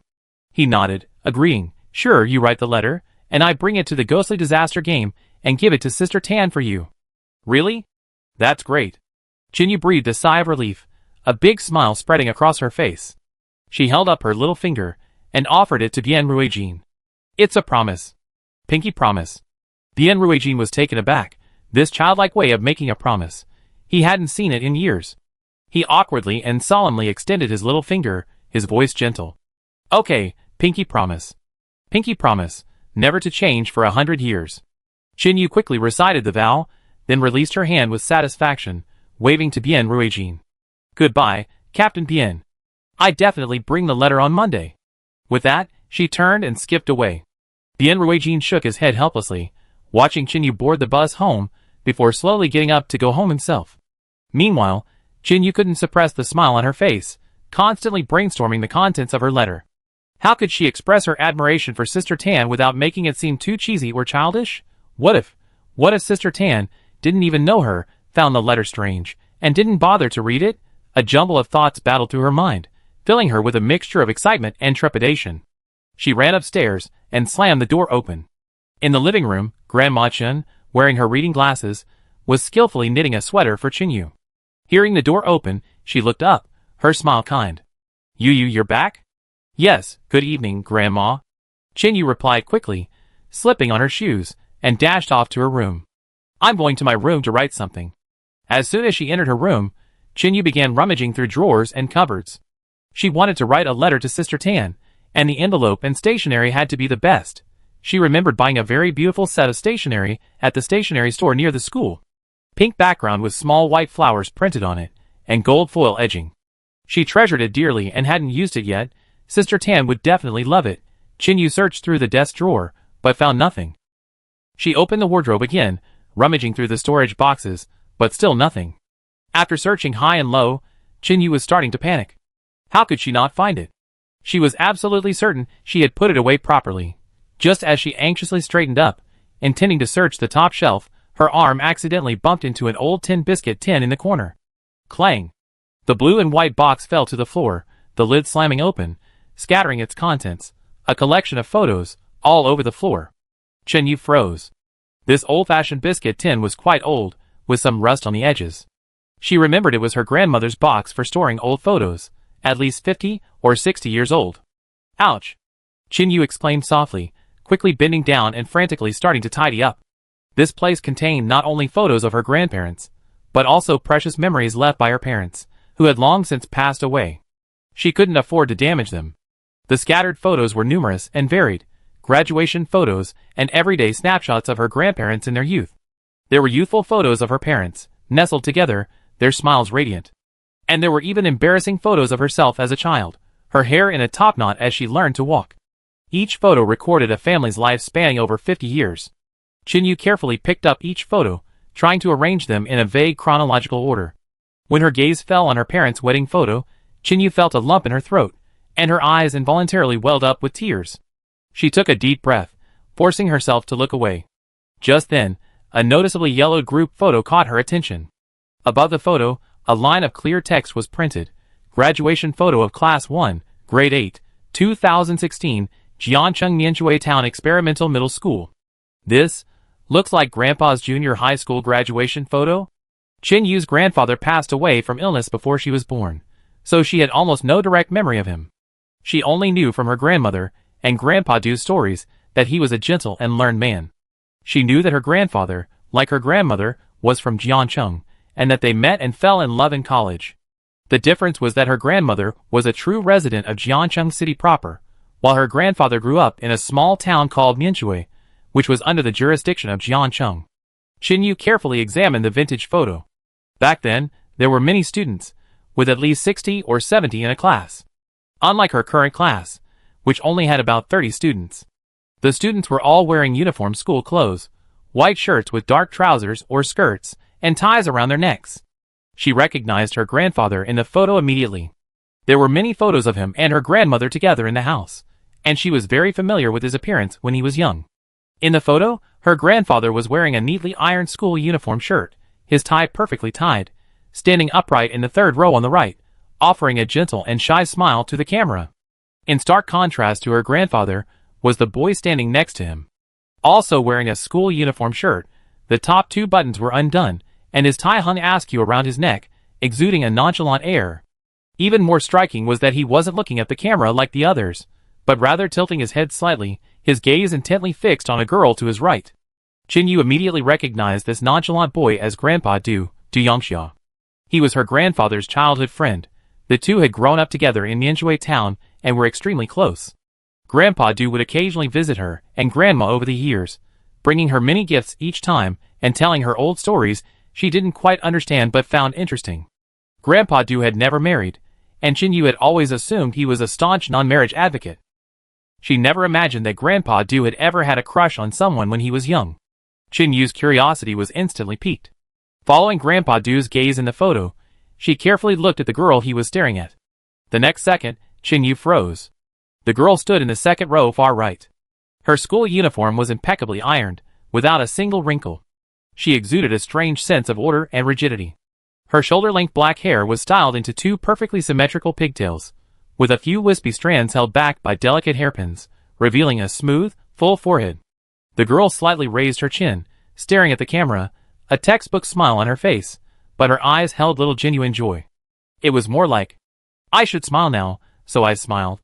This girl looked so much like. Chin Yu froze, her heart skipping a beat. This girl's face, why does it look so familiar? Chin Yu looked up, her gaze falling on the poster she had stuck to the wall above her bed. The poster showed Sister Tan, wearing a shirt and pleated skirt, her smile identical to the one in the photo. Not only that face. Chin Yu practically lunged at the wall, almost pressed herself against the poster, carefully comparing Sister Tan's features. Eyebrows, eyes, nose, lips, so similar, and not just a simple resemblance, aside from the different clothing And the fact that the girl in the photo looked much younger, only about 13 or 14, those features, that face shape, were almost identical. Like the same person in different ages, in different states. But how could this be? Chinyu felt her brain overload. She forced herself to calm down and, trembling slightly, flipped the graduation photo over. On the back of these group photos, the names of all the teachers and students are usually printed in order. Chinyu searched for the corresponding names along the dense, somewhat blurred print. Chen Buixue, Du Yongxia. Nia Lingfan, sang by Tan Xiaoxiao. When the name Tan Xiaoxiao came into view, Chinyu gasped, her eyes widening. It really was Sister Tan's name. But this graduation photo was taken decades ago. Judging by the timeline, all these people in the photo would be grandparents by now. Why is Sister Tan still so young? She looks almost exactly the same as she does now? Chinyu stood there, stunned, his gaze shifting back and forth between Sister Tan on the poster and the girl in the photo. However, Sister Tan has many extraordinary qualities. Rejuvenation doesn't seem so remarkable after all. After the initial shock, curiosity gradually welled up inside him. Chinyu's gaze involuntarily shifted to the boy standing next to his grandfather in the photo, Du Yongxia, Grandpa Du. The boy in the photo had a carefree air about him, his shirt buttons undone, clearly a popular figure on campus. However, what touched Chinyu the most was the way he looked at Sister Tan. The focus and complexity in his eyes made Chinyu, the observer, secretly click his tongue in amazement. Grandpa Du, he must have known all along, right? These days, Sister Tan's deeds are being told everywhere on the internet, and in the base's news, her fans have even spread across interstellar space. Although Grandpa Du is old, he's not isolated from the world. He must have seen the news about Sister Tan long ago. So does Grandpa Du still remember Sister Tan? Chinyu thought, after all, she was someone she liked in her youth. Surely, he wouldn't forget her easily. What are Grandpa Du's feelings right now? Chinyu carefully pulled out the graduation photo that held the secret. Then, somewhat absent-mindedly, she tidied up the other photos scattered on the floor and put them back in the cookie box. Holding the graduation photo, she hesitated for a moment, but finally couldn't suppress her curiosity and quietly ran to the living room, sitting down next to Grandma Chen, who was knitting. Looking at her granddaughter clinging to her arm, Grandma Chen paused her knitting with a hint of confusion. Grandma. Chinyu's voice trembled with embarrassment. Inquiring about her elders' love lives made her cheeks flush. She found it difficult to speak. But her curiosity was irresistible, and she finally couldn't hold back, asking vaguely, Grandma, do you know if Grandpa Du ever had a crush on anyone when he was young? Grandma Chen put down her knitting, turning her head in surprise. Seeing Chinyu's curious yet embarrassed expression, she couldn't help but laugh. This little girl, how old is she, already curious about these old stories? Your Grandpa Du. Grandma Chen picked up the half-finished knitting again, continuing her knitting as she slowly recalled. Actually, I only really got to know him after your grandfather passed away. Remembering those difficult years, Grandma Chen sighed, her voice filled with gratitude. Your grandfather had just passed away, and your father was still in school. We were so grateful to your Grandpa Du. He and your grandfather were practically inseparable, and he helped us a lot during that time. She slowed her knitting, as if remembering something. Later, seeing him all alone, I introduced him to a few nice aunties. Like that Grandma Wang from my old workplace, the one you met. She was so beautiful when she was young, and had such a good temper, but he didn't even bother to meet her, he just refused outright. Grandma Chen's tone held a hint of regret and confusion. So I stopped bringing it up after that. Grandma Chen seemed lost in deeper memories, her voice lowering slightly. But, I think a long time ago, your grandfather vaguely mentioned it, saying that your Grandpa Du, back in his school days, seemed to have a crush on someone. Chinyu's heart leaped, her ears perked up, afraid of missing a single key word. But what was that girl's name? Where was she from? Your grandfather didn't say, and I didn't ask further. Grandma Chen paused, a serious expression creeping onto her face. It said, something happened to that girl later. Anyway, whenever it's mentioned, your grandfather always becomes very evasive, his expression always a little off. It seems that incident was somewhat related to your Grandpa Du. Grandma's voice carried a hint of weariness and helplessness. Your Grandpa Du felt guilty about this his whole life. His heart was burdened with unrequited love and unspoken feelings. Oh. Chenyu nodded thoughtfully, her heart pounding. Something happened? Is it related to Grandpa Du? He feel guilty his whole life? What could have happened to cause Grandpa Du such lifelong guilt? Is the girl in the photo really Sister Tan? If so, are Sister Tan's unusual behavior also related to that incident?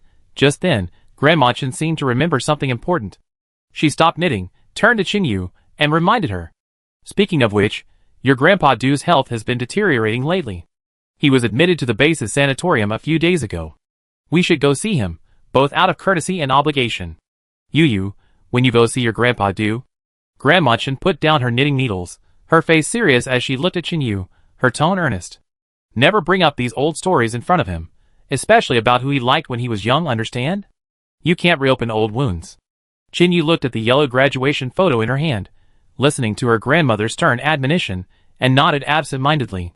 But her curiosity didn't subside. Instead, it surged even stronger, almost unbearable. She desperately wanted to know what had happened decades ago, in that place called Nianshui Town. Seeing her granddaughter's obviously unfocused gaze and perfunctory attitude, Grandma Chen knew she hadn't fully listened. The old lady immediately frowned and began a long, lecturing lecture to Chinyu. From respecting an elder's privacy to understanding their feelings, she repeatedly emphasized the seriousness of the matter. Only after seeing Chinyu finally composed herself and earnestly promise not to say anything inappropriate did Grandma Chen relax and pick up her knitting needles again. Unbeknownst to her, her granddaughter, clutching the photograph, was lost in thought, her mind already wandering back to the town of Nianshui decades ago. At 9 o'clock that evening, the last rays of the setting sun completely disappeared from the city of mystery. The ominous-looking blood moon silently rose in the sky, casting an eerie veil over the city. Tan Xiaoxiao glanced around the convenience store, her gaze lingering on the neat shelves, the fluorescent signs, and other unusual details. Finally, her eyes fell on Dahei and Xiaohei, fast asleep in the storage room.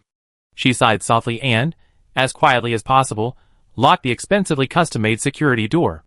Then, on the deserted neon-lit street, she waited for more than 10 minutes before finally hailing a taxi. Opening the car door and sitting in the back seat, Tan Xiaoxiao could finally make out the driver's profile in the dim light inside the car. "Sir, long time no see," Tan Xiaoxiao said, her tone slightly familiar. Tan Xiaoxiao was a regular customer of this driver. She had coincidentally hailed his car several times before.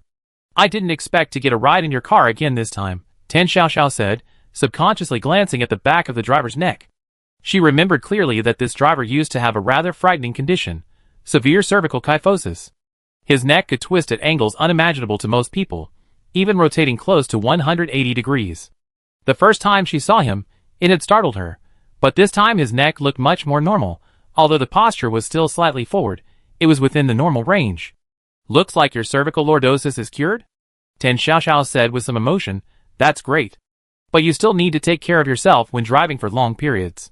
The driver glanced at her in the rearview mirror, forcing a stiff smile, and mumbled a huh and ah, seemingly reluctant to discuss the topic. "What a coincidence, what a coincidence. Miss Tan, where are you headed so late at night?" To the old archives in the city center, Tan Xiaoxiao stated her destination. "The old archives?" The driver's grip on the steering wheel tightened, his tone strange, even tinged with surprise. "At night? There?" He glanced at Tan Xiaoxiao again in the rearview mirror, as if to confirm she was awake.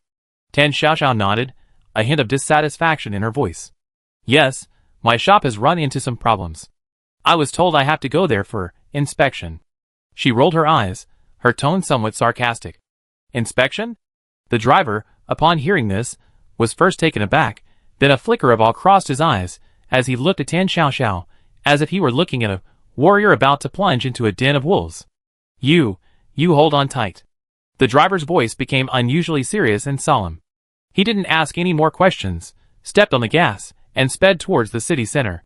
The scenery outside the window rushed past, gradually transitioning from the low-rise buildings of the suburbs to the more bustling urban area. Tan Xiaoxiao leaned back in the somewhat worn seat, looking at the city night view outside the window, a sense of melancholy and confusion rising in her heart. Just then, she felt something touch her arm. Tan Xiaoxiao was startled and subconsciously looked down, only to see that the zipper of her backpack had been pulled open a little, and a flat little head popped out. Lu Luan. Tan Xiaoxiao's eyes widened, almost exclaiming in surprise. "What are you doing here?" "I checked my backpack before I left." She remembered clearly that she had deliberately left Lu Luan under the checkout counter. The little paper figure nimbly climbed out of the backpack completely, standing on Tan Xiaoxiao's lap. Facing her questioning, it showed no guilt, its small, ink-black eyes staring unblinkingly at Tan Xiaoxiao. Tan Xiaoxiao herself found it unbelievable that she could actually read seriousness and anger from that abstract, simple face. All right, I can't refuse you. Seeing the little paper doll's unwavering stance, Tan Xiaoxiao's tense nerves inexplicably relaxed. She couldn't help but gently tap the little paper doll's forehead with her fingertip, her tone helpless. Then come with me. But it's a promise, be smart and stay hidden in your backpack. If something happens, I might not be able to find you a suitable body again. The little paper doll immediately nodded, then obediently climbed to the car window, sat down next to Tan Xiaoxiao, and mimicked her gaze at the night view stained red by the blood moon. The melancholy and loneliness in Tan Xiaoxiao's heart inexplicably dissipated somewhat because of this little companion. About half an hour later, the taxi braked sharply, and came to a steady stop at the side of the road. We're here. The driver's voice trembled slightly, as he quickly pointed out the window. Ahead, that's the old archives. I stop here. Tan Xiaoxiao looked up and saw a simple, imposing building shrouded in the night and the blood moonlight. It was eerily quiet here, as if it belonged to a different world from the brightly lit city streets not far away. She had just taken out her wallet, and hadn't even had a chance to ask how much the fare was when she heard the driver urging her on. No need for money. Please get out quickly, good luck. Tan Xiaoxiao was stunned. She opened the car door and got out, but before she could even thank him, the taxi disappeared around the street corner even faster than it had come. Tan Xiaoxiao stood there, watching the direction the taxi had disappeared in, then turned back to look at the old archives, which looked even more sinister and ominous under the blood moon, a look of confusion crossing her face. Is it that scary? Chapter 105. Tan Xiaoxiao stood before the old archives, gazing up at the eerie building. Complete silence enveloped the surroundings. Not even the chirping of insects, or the sound of wind could be heard. The crimson light of the blood moon bathed the dark gray building, its exterior walls covered in the marks of time and withered vines. Most unsettling was the dark golden door, like a gaping maw of an abyss, radiating a chilling aura that warned unapproachable. Tan Xiaoxiao ascended the steps. The metal door was tightly shut, next to a sign with neatly engraved text, Entry Notice 1. Opening hours, daily midnight to 7 o'clock. After closing, please do not linger or peer outside to avoid disturbing the archiving inside. 2. Regulations regarding bringing items. Suspicious objects are prohibited, including but not limited to water and blood. Please carry your personal identification with you at all times. If unfamiliar writing appears on your identification, please do not attempt to wipe or decipher it. 3. Code of conduct. Please remain quiet upon entering the archive. Running and making noise are prohibited. Please do not touch the bookshelves or file boxes. Touching them will be considered a request for access, and may lead to unpredictable consequences. 4. Special reminder. Please ensure you do not take any items from the archive that do not belong to you when leaving. This includes, but is not limited to, fallen fragments of files, papers with unknown information, or suddenly discovered fragments of memory. Please strictly abide by each of the above rules. The archive will not be responsible for any consequences arising from negligence. Tan Xiaoxiao quickly scanned these rules using her phone's flashlight. Aside from the ridiculously absurd opening hours, it didn't look much different from a regular archive. Tan Xiaoxiao glanced down at her phone screen. It was only a little past 10:40, more than an hour before midnight. She looked around again. No one was there. I can't just force my way in, can I? What if this shabby door has some kind of security mechanism? Tan Xiaoxiao weighed her options, and decided to follow the rules. She sat down on the cold stone steps, pondering how to argue with the person in charge of the archives. Just then, a slight vibration came from behind her with a hum. Then, without warning, the metal door behind her opened a crack, revealing complete darkness inside. Tan Xiaoxiao quickly put away her phone, jumped up, unzipped her backpack, and stuffed the small paper doll she was carrying inside. Hide well, don't come out or make a sound. The little paper doll nodded vigorously, its eyes full of worry, but it obediently shrank back into the depths of the backpack. Tan Xiaoxiao took a deep breath. The moment she stepped into the archives, a sudden, cold light shone from above, creating a false sense of brightness. The metal door closed silently behind her, as if it had never been opened. It was a spacious hall, the floor gleaming like a mirror, reflecting the stark white light. A dark brown wooden reception desk stood before her, with several empty office chairs. A few blank lists of rules and regulations hung on the walls. Aside from the lack of people, everything looked like a normal archive hall. Not only was there no one here, But there wasn't even a trace of anyone having ever been there. There were no water glasses, no file baskets, no personal belongings, not even a speck of dust. The entire space was clean, tidy, and orderly, which made it seem almost artificial, like a meticulously staged set. It actually looks quite convincing. Tan Xiaoxiao couldn't help but mutter to herself. Her voice echoed through the hall, and the overhead lights immediately began to flicker erratically, as if warning her to be quiet. She could only purse her lips and remain silent. She remembered what Sister Wang had told her. The real entrance was in the old book archive on the lowest basement level. Tan Xiaoxiao looked around and quickly spotted the staircase leading downstairs. Without hesitation, she headed towards the stairs, trying to keep her footsteps as soft as possible. But her chunky heels still made a tap-tap sound on the floor. The lights in the stairwell were motion-activated, turning on and off floor by floor in sync with her steps. The air was filled with the smell of old paper mixed with dust, growing stronger the further down she went. Basement level 1, basement level 2, the lower she went, the colder it got, and the chill became increasingly pronounced. Finally, she reached the end of the stairs, marked B5, the 5th basement level. In the dim light, a narrow, low passageway appeared before her. Deep in the passageway, an old, heavy wooden door was faintly visible, with a sign hanging on it that read Old Bookshelf. Without hesitation, Tan Xiaoxiao walked to the wooden door and pushed it. The door creaked open. Behind the door was an enormous space, filled with neatly arranged bookshelves. The bookshelves were crammed with file boxes and books, most covered in a thick layer of dust. The flickering lights on the wall seemed to intimidate any visitors. Tan Xiaoxiao ignored all this and began searching for the cold, heavy-duty wall, following Sister Wang's directions. The library's interior was complex, like a maze. The file boxes on the shelves were labeled with incomprehensible characters or symbols, making Tan Xiaoxiao feel inexplicably uncomfortable, so she simply gave up looking at them. The space was too vast, and the search was not smooth. Time ticked by, and as midnight approached, Tan Xiaoxiao grew increasingly anxious. Just then, after rounding a huge bookshelf blocking her path, Tan Xiaoxiao's vision suddenly opened up.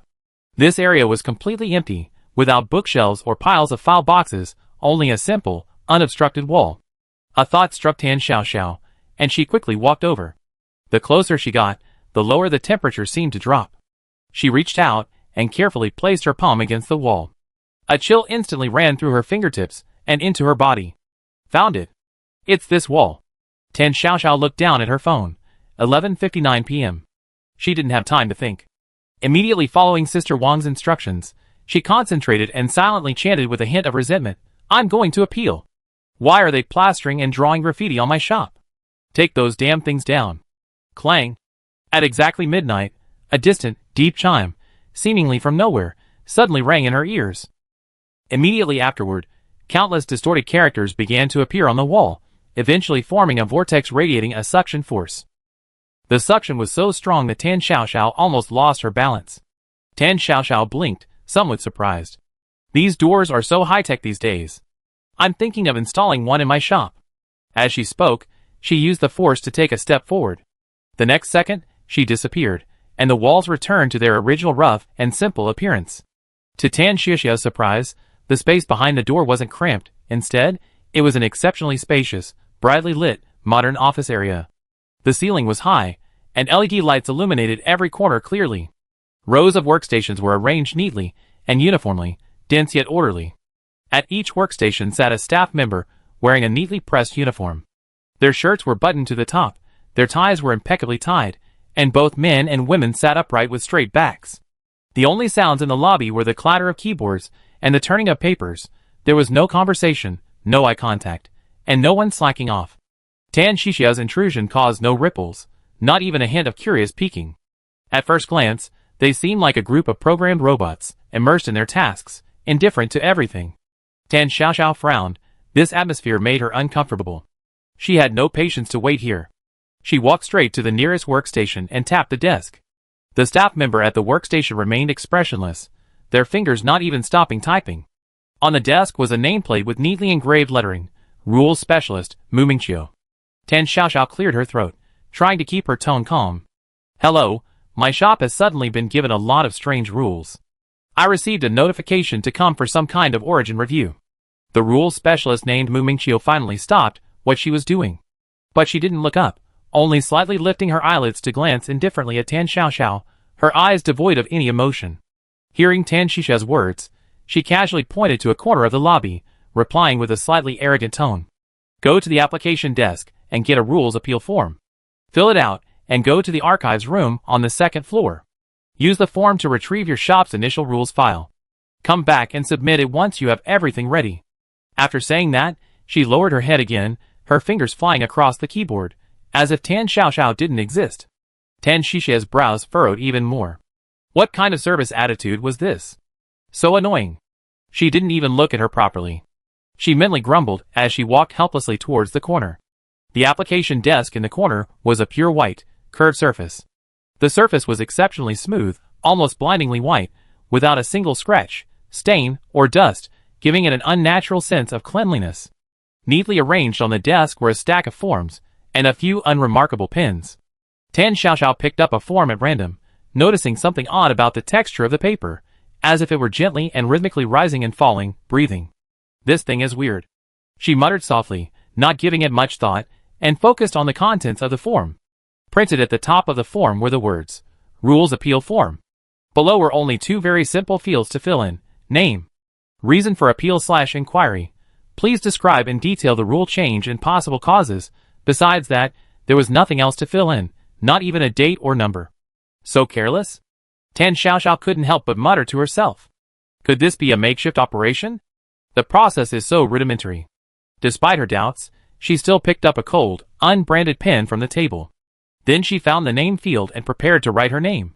The moment the pen tip touched the slightly undulating paper, Tan Xiaoxiao felt a slight but noticeable stinging sensation in her fingertip, as if she had been pricked by something. Hiss. Tan Xiaoxiao subconsciously frowned and pulled her finger away. To her astonishment, the ink left by the pen tip wasn't black, but a dark, viscous scarlet red. Tan Xiaoxiao picked up the pen with a puzzled look and examined it closely. She then tried another pen from the pen holder, but the result was exactly the same. All the writing was in red. Why a red pen? Tan Xiaoxiao was utterly bewildered, looking at her slightly stinging fingertips, and the conspicuous red ink on the paper, her mind racing. This is ridiculous.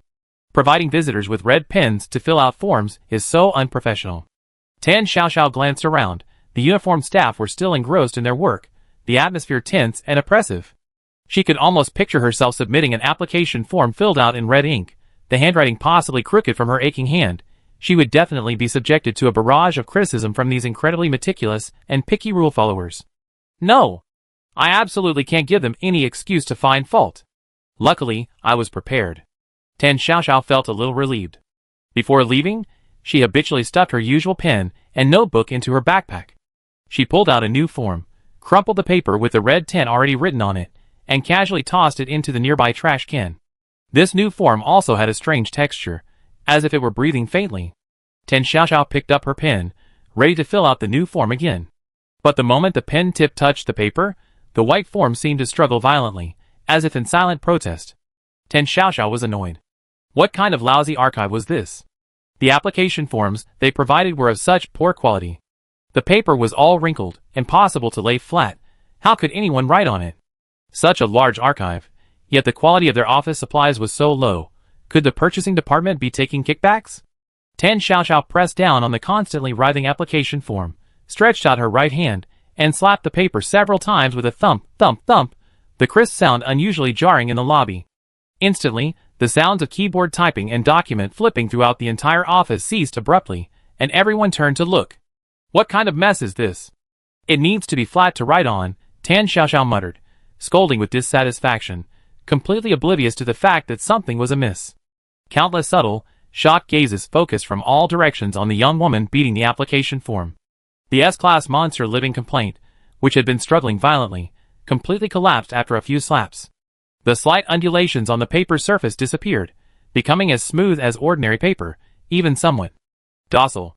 That's more like it. Tan Xiaoxiao looked at the finally smooth paper with satisfaction, picked up her pen, and smoothly began filling it out. Name, Tan Xiaoxiao. Reason for appeal/inquiry, my convenience store, located at 23 Neon Street, has recently experienced several abnormal rules, severely disrupting normal operations and customer experience. I hereby request access to the store's initial rules. After finishing, she picked up the form and looked at her work with satisfaction, the handwriting was neat, and the reasoning was sound. Tan Xiaoxiao looked around and noticed a sign hanging from the ceiling of the lobby, one arrow clearly pointing to the location of the archive's access room. Ignoring the employees who seemed frozen, secretly casting glances at her, she clutched the application form and walked towards the staircase leading to the second floor. Mu Mingqiu, a formerly employed rules specialist at the rules archives of the City of Mystery. At only 24 years old, she secured this position with her flawless filing efficiency. In the eyes of family and friends, she was undoubtedly a representative of youthful promise. After all, working in one of the most powerful departments in the City of Calamities was a symbol of power and status. To her, today was just another ordinary workday. When a girl, dressed in a neatly ironed shirt and pleated skirt, who looked no more than 20, walked up to her workstation, claiming that her shop had a problem and needed to undergo an origin investigation. Mu Mingqiu felt nothing, even a touch of condescending pity. Just another unlucky soul who had accidentally violated some rules, or been tricked by some disliked neighbor. She'd seen too many cases like this. Mu Mingqiu didn't even look up, coldly pointing to the application desk in the corner, following the standard procedure. Thinking of the S-rank monster soul-sucking pen and the living complaint on the application desk, her face remained expressionless, but a hint of schadenfreude flickered deep in her eyes.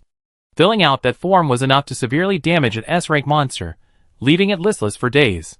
This arrogant little girl, just wait and see what happens. However, what happened next completely overturned her understanding. The girl actually slapped the living complaint, which even she dared not touch lightly, with her bare hands. Even more terrifying, after a few crisp slaps, the unruly S-rank monster actually became docile. Moreover, the girl could actually write on it with her own pen. She herself was completely unharmed, not even flinching. Mu Mingqiu watched the girl's retreating figure walk straight upstairs, cautiously observing her colleagues out of the corner of her eye. Sure enough, everyone was frozen in shock, their faces mirroring her own. Mu Mingqiu's heart sank. A sense of unease crept in. Today, she feared she encountered a formidable opponent. However, remembering the curator's presence, Mu Mingqiu quickly suppressed her unease. What good was her strength? This girl was unlucky. The curator, who only appeared once in a century, had actually come to work today. TSK, this girl was in for a rough time. Yu, are you ready? What are you dawdling about? Hearing her grandmother's voice, Qinyu paused, quickly raising her voice in response. Okay, Grandma. I be packed right away. Perhaps because Grandpa Du was mentioned yesterday, Grandma felt that since he had taken such good care of them, and now that he was ill, they really should visit him at the sanatorium. So, she urged Qinyu to pack and leave early this morning. Qinyu stood in front of the bookshelf, repeatedly stroking the yellow graduation photo, her mind in turmoil. In the photo, the focused gaze of young Grandpa Du and the figure of Sister Tan captivated her. Ultimately, intense curiosity won out. Qinyu carefully tucked the photo into an old notebook, then quickly stuffed the notebook into the innermost layer of her backpack. Having done all this, she nervously stepped out of the room, enduring her grandmother's suspicious gaze. Qinyu carried a small bag of carefully selected apples, and followed her grandmother into the sanatorium. Even now, with supplies gradually improving, this bag of plump, red apples was definitely a rather precious gift. Pushing open a slightly ajar hospital room door, Qinyu saw Grandpa Du reclining on the bed. He was wearing a blue and white striped hospital gown, with an old gray cardigan draped over his shoulders. Although time had etched wrinkles on his face and thinning, gray hair, his youthful handsomeness and carefree spirit were still evident. Grandpa Du was wearing reading glasses, intently reading a copy of the Blue Star Daily. Hearing the noise at the door, Grandpa Du looked up and, seeing Grandma Chen and Qinyu, a genuine smile immediately spread across his face. He quickly folded the newspaper and placed it on the bedside table. Shen Yuan Yu, you're here. Grandpa Du's voice was hoarse, but his tone was cheerful. His gaze fell on the bag of apples in Qinyu's hand, and he paused slightly, his tone disapproving and reproachful. You're already here, why bring such expensive things? These things are so rare these days. Qinyu stepped forward, placed the apples on the bedside table next to the newspaper, and gave him a sweet smile. Grandpa Du, please eat as much as you like. Our base's agricultural greenhouses have had a bumper harvest, the fruit supply has increased significantly, and even the price of apples has dropped. Qinyu spoke with increasing joy, her tone tinged with pride. This is all thanks to the Fireseed team, and... Qinyu paused, forcibly swallowing the word Sister Tan, and continued. The technology and hope they risked their lives to bring back from the ghostly disaster game time and time again. But even though Chinyu swallowed the word Sister Tan, she still caught a fleeting, almost imperceptible stiffness in Grandpa Du's expression. Grandpa Du lowered his eyelids and gave a soft his voice lower than before. That's good, that's good. Seeing Yu so sensible and knowledgeable now, if she were alive, she would be very happy. He raised his head, his gaze passing over Chinyu to Grandma Chen standing beside him, his tone tinged with the awkwardness of trying to change the subject. You have raised you very well, thank you for your hard work. Grandma Chen glanced around the clean, yet somewhat cold and lonely hospital room and sighed softly. It's not convenient for you to live here alone. From now on, I have Yu come to visit you more often when she has time, and keep you company. She stopped mid-sentence, as if afraid to touch upon the old woman's deeper loneliness and sorrow. Listening to her grandmother's words, Chinyu felt a pang of sadness. While Grandpa and Grandma Du were lost in their memories, Chinyu's gaze unconsciously began to wander around the hospital room. Chinyu's eyes inadvertently swept over the copy of the Blue Star Daily that Grandpa Du had placed on the bedside table. The front page headline was a report on the Fire Seed team's victory once again in the ghostly disaster game. But strangely, in the lower right corner of the article, where a picture should have been, was now blank, as if someone had carefully cut a piece out, leaving a neat notch. Chinyu's eyes widened. She remembered clearly that her good friend Yu Lily had also bought this issue of the newspaper, and yesterday she had excitedly pointed to the paper and shared her joy of victory. That spot clearly had a profile picture of Sister Tan printed there. Why, did Grandpa Du cut out Sister Tan's picture? Chinyu felt like she had inadvertently glimpsed something, and quickly and flusteredly looked away from the newspaper. To hide her unease, she picked up an apple from the bedside table and forced a calm tone. Grandpa Du, let me cut you an apple, Chinyu said, standing up and walking to a storage cabinet against the wall. She casually opened the door, wanting to see if there was a fruit knife inside. The cabinet wasn't filled with much, just a few boxes of commonly used medicines and some miscellaneous personal items. Chinyu's gaze swept across the cabinet, searching for a fruit knife. However, just as her eyes swept over the innermost part of the cabinet, Chinyu's movement stopped. In an inconspicuous corner, quietly sat a palm-sized, exquisitely crafted transparent glass box. Inside the box, neatly placed, a pink hair tie. It was a very simple design, just a common pink elastic hair tie, the color slightly faded over time. It was carefully placed at the bottom of a glass box lined with velvet, as if it were a priceless treasure. Looking at the pink hair tie so carefully preserved, Chinyu felt embarrassed. Discovering her elder secret made her uneasy. Ever since accidentally finding the graduation photo, Chinyu felt like everything was wrong. Chapter 106. Chinyu's gaze was fixed on the glass box containing the pink hair tie, her mind involuntarily flashing back to the graduation photo from decades ago in her backpack. Tanjia's face appeared in her mind, unsettling her and leaving her dazed. Yu. Grandpa Du's gentle, slightly hoarse voice interrupted Chinyu's chaotic thoughts. Still haven't found the fruit knife? If you can't find it, that's fine. Just wash the apple and eat it. Chinyu snapped back to reality, and with a hint of evasiveness, pushed the drawer of the locker back. Her eyes darted frantically across the locker, finally realizing that the fruit knife she was looking for was right there, but it was obscured by a water bottle. I found it. She mumbled, her cheeks burning, quickly reaching for the fruit knife, as if that would mask her guilt. She picked up an apple, quickly rinsed it, and sat back down on the chair by the bed to peel it. However, her jumbled thoughts made her somewhat distracted. The once round apple was now uneven and bumpy, the flesh cut into oddly sized pieces. Just then, Grandma Chen, who was chatting with Grandpa Du about the latest happenings at the base, raised her wrist and glanced at the time. Oh dear, it's almost noon. I go downstairs and buy some lunch. She stood up, glancing at Grandpa Du on the hospital bed, then at Chinyu. Your Grandpa Du isn't lucky enough to have any good food, he can only eat the hospital's rations. Yu, what do you want to eat? Grandma will buy it for you. Chinyu, her mind filled with confusion and shock, answered almost instinctively. Ah? Oh. Grandma, anything's fine, just buy me a bowl of rice porridge and some pickled vegetables. Grandma Chen nodded, her gaze falling on the ravaged apple in Chinyu's hand, a mixture of amusement and exasperation on her face. What's wrong with you today, you little rascal? You've been so absent-minded, cutting a perfectly good apple into this mess. How is Grandpa Du supposed to eat it?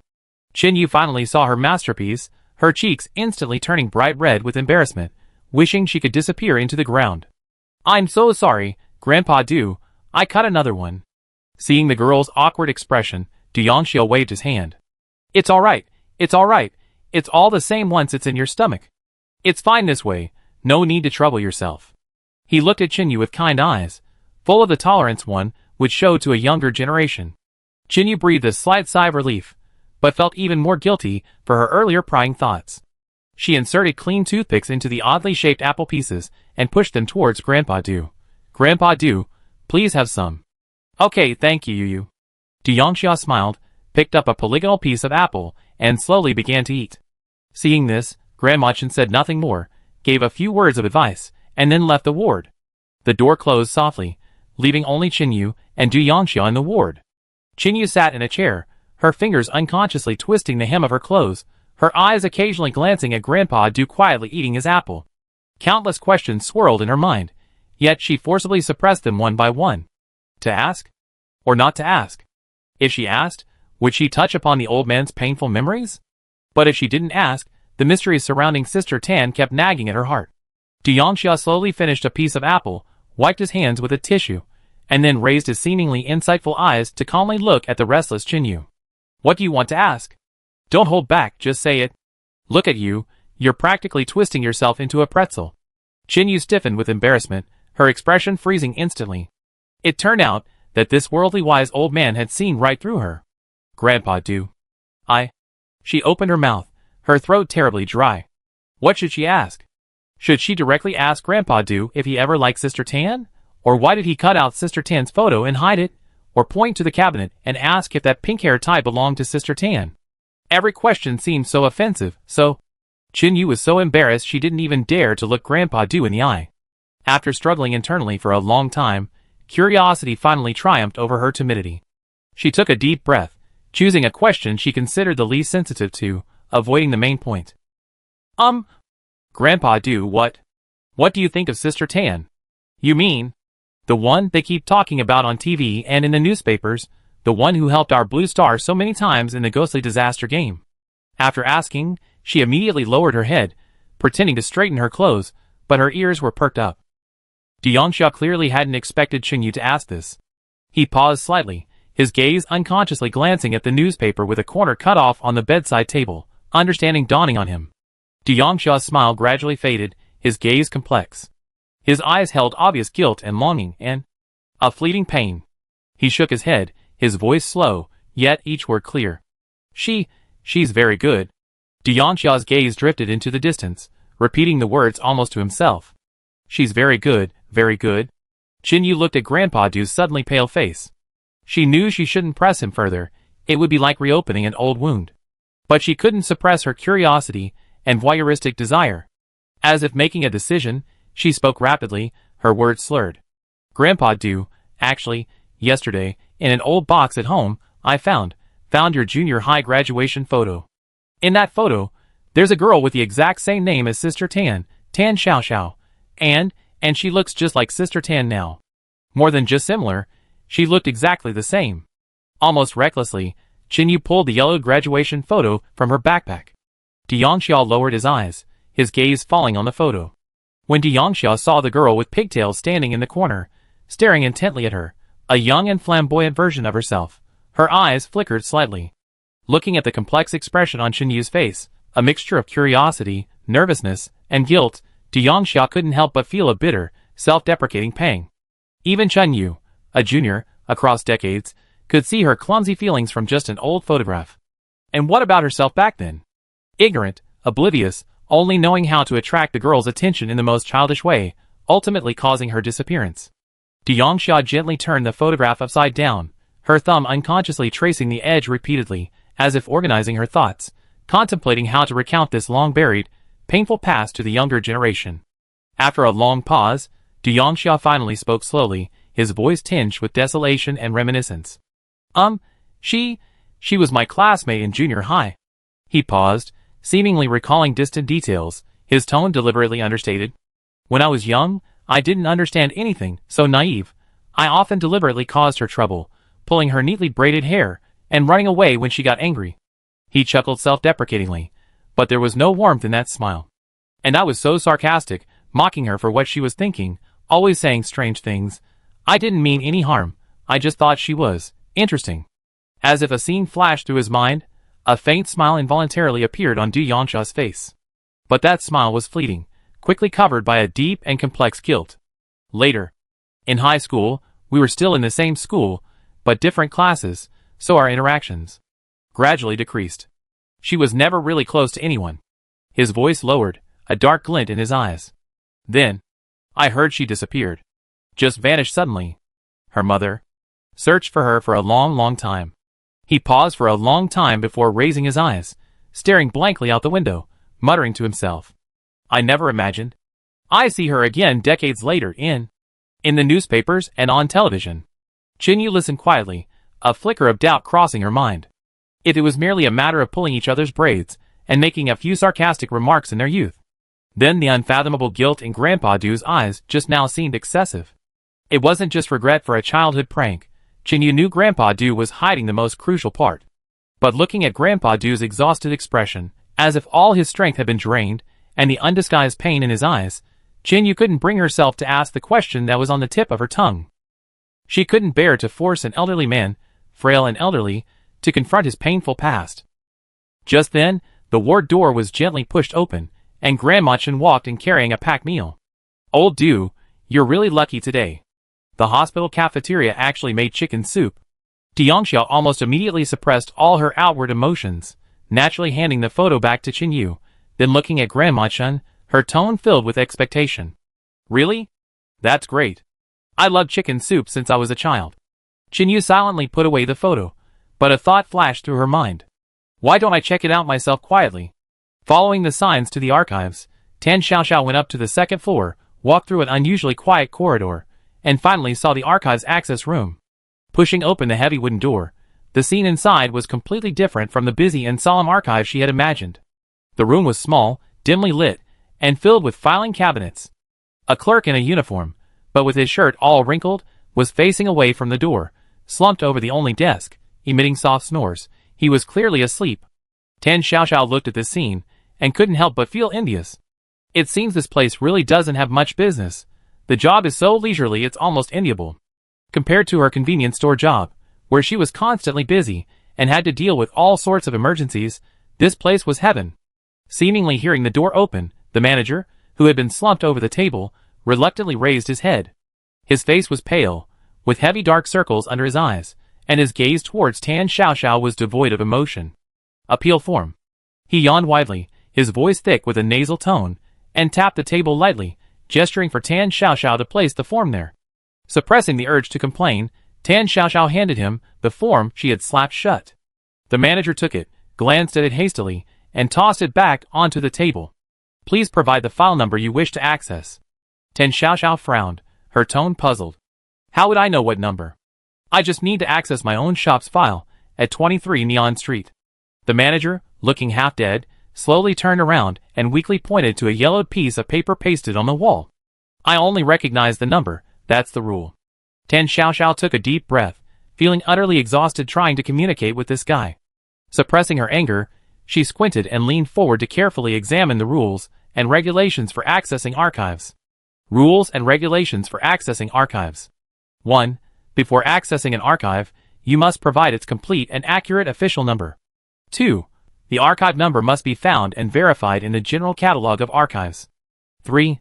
Archives listed in the General Catalog of Archives are classified as Level 2 confidential and are protected by the archive's rules. 4. Access to all Level 2 confidential archives must strictly adhere to all clauses of this notice. What is this? It's like a tongue twister. Tan Xiaoxiao quickly scanned 2 lines and impatiently looked up to ask the administrator. Where is the General Catalog of Archives? Let me check my shop's number. The administrator didn't even turn around, pointing to rule number 3 on the wall, his tone still lazy yet infuriating. The General Catalog of Archives is a Level 2 classified document. Please provide its complete and accurate official number first. Tan Xiaoxiao felt the string of reason in her mind snap completely at that moment. To access the convenience store's files, she needed a number. To obtain the number, she needed to check the General Catalog of Archives. To access the General Catalog of Archives, she needed its number? This was a perfect vicious cycle. It was even more shameless than the promotion she had run before, where you had to spend 49 yuan to use a coupon, but the coupon itself was only worth 50 yuan. A nameless anger surged within her, and Tan Xiaoxiao completely gave up on roundabout communication.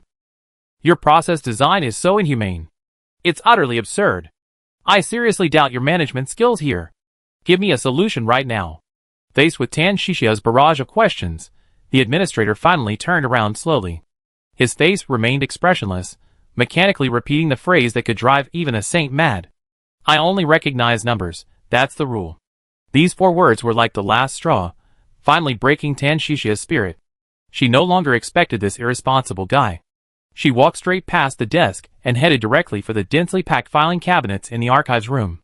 Since polite questioning wouldn't work, she'd find it herself. She flipped through each file. She was sure she'd find hers. The seemingly lazy and indifferent administrator's eyes flashed with undisguised contempt and mockery when he saw Tan Xiaoxiao's actions. Another fool, reckless and trying to challenge the authority of the rules archives with brute force. He worked here for so long and seen far too many ants like her. This place was different from those outside where she could run wild. The files in the rules archives contained the power of rules themselves. How could she possibly touch them so casually? Forcibly flipping through them would, at best, cause mental trauma and memory confusion. At worst, she would be directly assimilated by the contents, becoming a part of the rules. The tall filing cabinets cast heavy shadows on the floor in the dim light. Tan Xiaoxiao casually pulled out a file box that looked reasonably pleasing from the nearest filing cabinet. 3 lines of text were clearly printed on the dark brown cardboard box. File number, DW217367. Name, Mysterious Zoo. Address, 184 Wet Street. Not my shop. Tan Xiaoxiao pouted, a little disappointed, but then a little curious. A zoo in the city of mysterious disasters? Sounds interesting, I might visit sometime. She raised her hand, intending to shove the file box back into place, but the moment she exerted force. Buzz? The file box trembled violently, as if a living thing was struggling, resisting Tan Xiaoxiao's touch. Then, the previously tightly sealed lid of the file box snapped open. The inside wasn't paper at all, but densely packed, layered, sharp teeth. At the same time, the edges of the file box sharpened visibly, like unsheathed blades, attacking Tan Xiaoxiao's fingers that were holding the box. Tan Xiaoxiao was momentarily stunned by the sudden turn of events, instinctively withdrawing her hand to dodge the attack. Far from her face, instead of fear, a look of displeasure welled up. What the hell? The packaging is so shoddy, the quality so poor. What kind of lousy archive can't even do basic file maintenance? She muttered, her hands moving without pause. She deftly pulled a roll of tape from her bag, the kind she usually used to seal cardboard boxes. Luckily I brought tape. Tan Xiaoxiao muttered, tearing off a long strip of tape and unceremoniously wrapping the menacing file box tightly. Especially the open, tooth-filled mouth, which she firmly sealed with a star-shaped strip of tape. Miraculously, the instant the tape was applied, the file box, which had been violently struggling and displaying its ferocity, froze instantly, becoming incredibly docile and obedient. All its strange behavior vanished. That's more like it. Tan Xiaoxiao nodded in satisfaction, raising her hand to shove the physically restrained file back into its place. But the instant she reached out, the filing cabinets on either side of her suddenly slammed shut inwards. The heavy cabinets pressed down like a mountain, trapping her in the middle, threatening to crush her into a pulp. Tan Xiaoxiao stumbled from the double team, nearly falling to the ground. What the hell is this? The spacing between the cabinets is so narrow, it doesn't meet safety standards at all. Forget about fire safety. She raised her foot, and gave the base of the closing cabinet a light kick. If my convenience store dared to pack the shelves this close, customers would have complained so much they have to close down. This management is truly appalling. Strangely enough, when she kicked it, the slowly closing filing cabinet paused instantly, as if it understood, and slowly and silently slid back to its original position. Tan Xiaoxiao brushed non-existent dust off her hands, and continued navigating this eerie and dangerous archive room. At a corner, she accidentally knocked over a file box located on the edge. Tan Xiaoxiao quickly bent down to pick it up, instinctively blowing away the dust on the cover. File number, HY217367. Name, Memory Photo Studio. Address, 122 Mingy Street. The moment her fingers touched the cover of the file box, a strange feeling welled up inside her. A photograph appeared out of nowhere on the rough cover of the file box.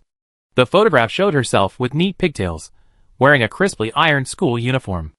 She was standing among a group of students also wearing school uniforms, with the school gate in the background, clearly a graduation group photo. At the same time, a mocking jerk's voice, seemingly echoing through the ages, rang in her ears. Ha ha ha, Tan Xiaoxiao, your thought process is really weird. You actually said the ivy on the back wall of the school glows at night, and you even took a lousy notebook to record the glowing patterns. It's hilarious. What are you thinking about all day? The voice was full of youthful arrogance and sarcasm. Tan Xiaoxiao shook her head violently, her brows furrowing, a sudden, inexplicable irritation rising within her. Whose voice is that? It's so grating and annoying. She squinted, staring at the inexplicably appearing photograph on the cover of the file box, and poked it disdainfully. Is record management this advanced now? Printing ads on file folders? Completely unmoved by the photo and sound, she grabbed the picture, tore it to shreds without hesitation, and threw it on the ground. The photo disappeared as quickly as the boy's mocking laughter ceased. Not far away, the administrator, who had been watching with a detached expression, instantly lost his composure, replaced by disbelief and panic. What's wrong with this woman's cognitive structure? Can't she sense the oppressive and corrupting influence of the rules? The administrator took a deep breath of cold air, forcing himself to calm down. He absolutely couldn't let this woman find the target file so easily. If word got out, losing face would be a minor issue. The crucial point was, he secretly glanced at the perpetually closed office door deep within the archives, the door representing the highest authority. The curator came to work today. If he found out that someone had so blatantly insulted the archive's rules during his shift and gotten away scot-free, his job, which so many envied, would probably be over. Thinking this, a ruthless and resolute glint flashed in the administrator's eyes. A sinister smile, tinged with schadenfreude, appeared on his face as he looked at the archive's access instructions on the wall. The next second, the text on the wall turned a vivid, glaring blood red. A line of twisted, ominous text appeared in the center of the wall. Unauthorized access will be immediately formatted. Chapter 107.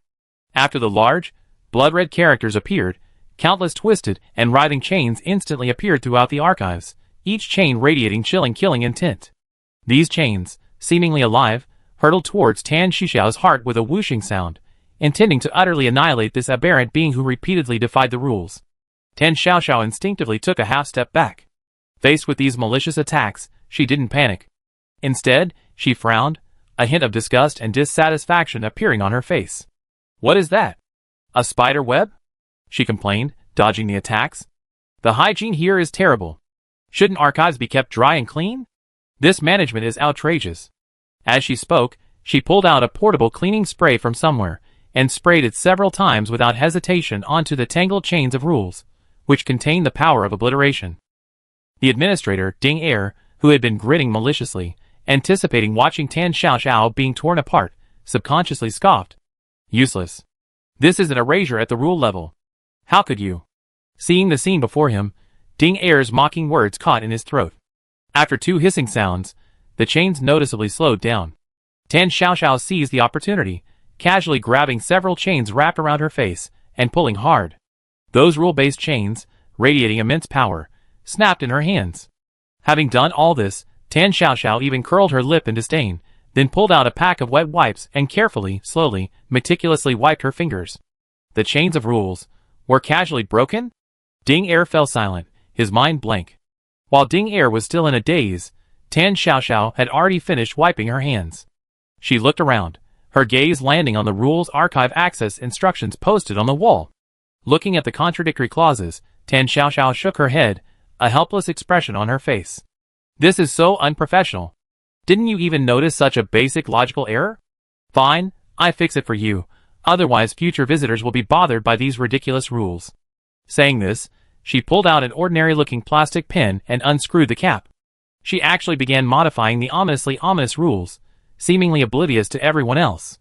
First clause, accessing files requires a number. Too troublesome, change it to, you can search using valid identification information or the accurate file name, she muttered, covering up the original text with her delicate handwriting.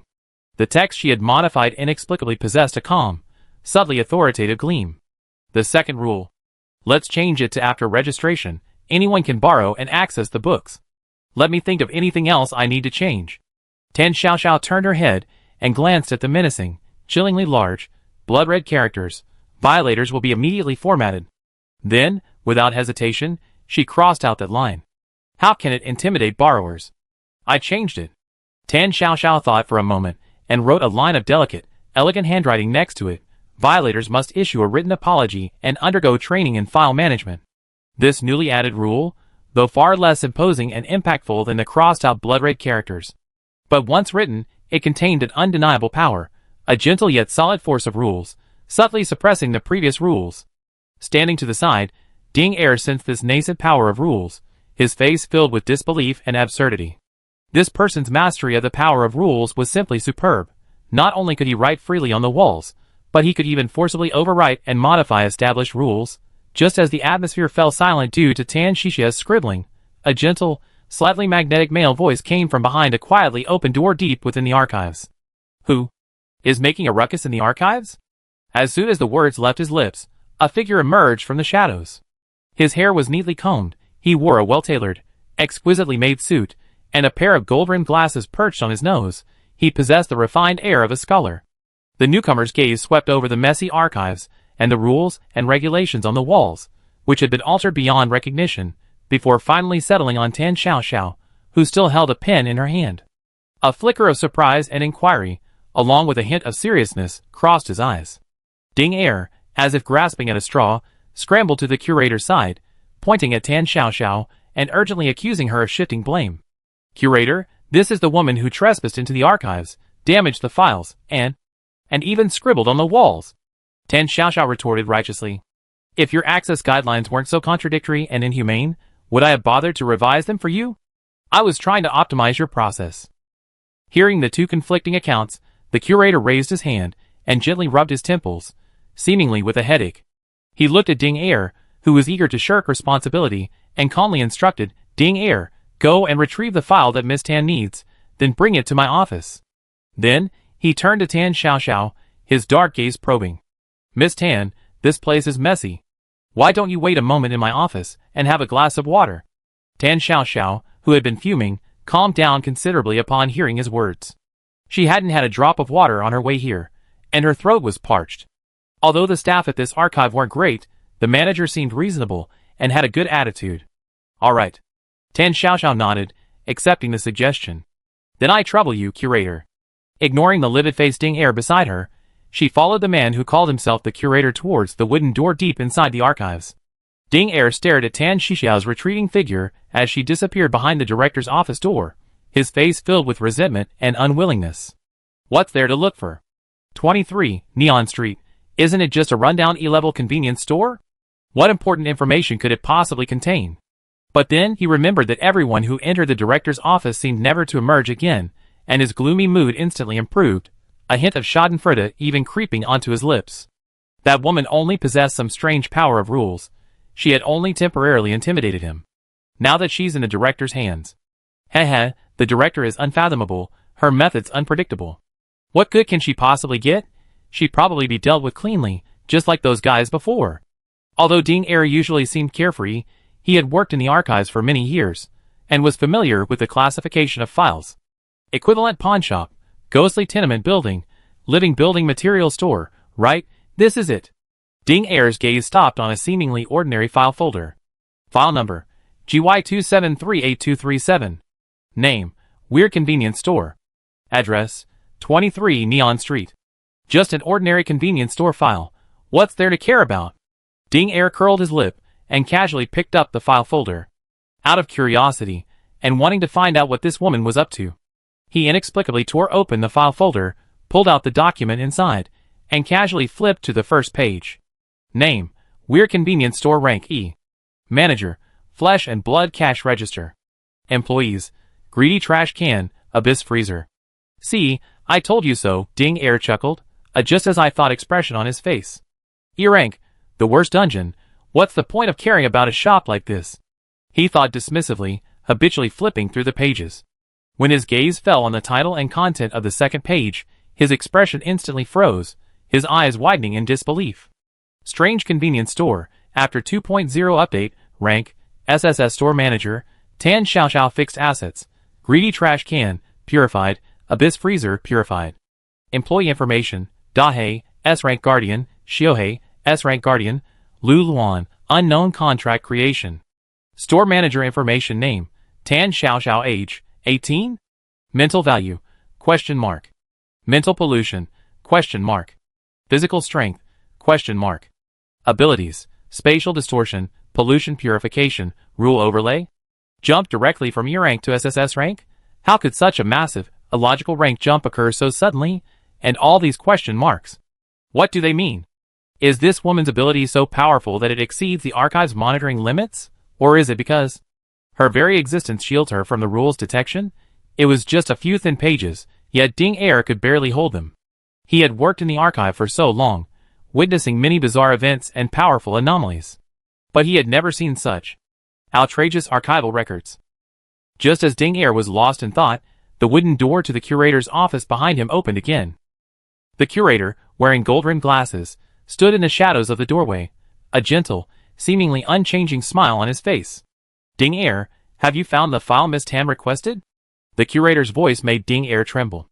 He then realized that the archives had regulations prohibiting administrators from opening or viewing files classified as Grade A or higher without authorization. Although this convenience store file was previously Grade E, now, the shocking SSS on the paper filled Ding Air with dread. He stammered, trying to explain, desperately trying to stuff the file back into the file folder. However, panic made his hands and feet weak, and in his haste, he made a mistake. His hand trembled, and the open file slipped from his grasp, scattering across the floor with a clatter. Ding Air frantically tried to pick it up, but in that instant of looking down, he clearly felt a sudden, icy gaze behind him. Unauthorized access to SSS-level classified files.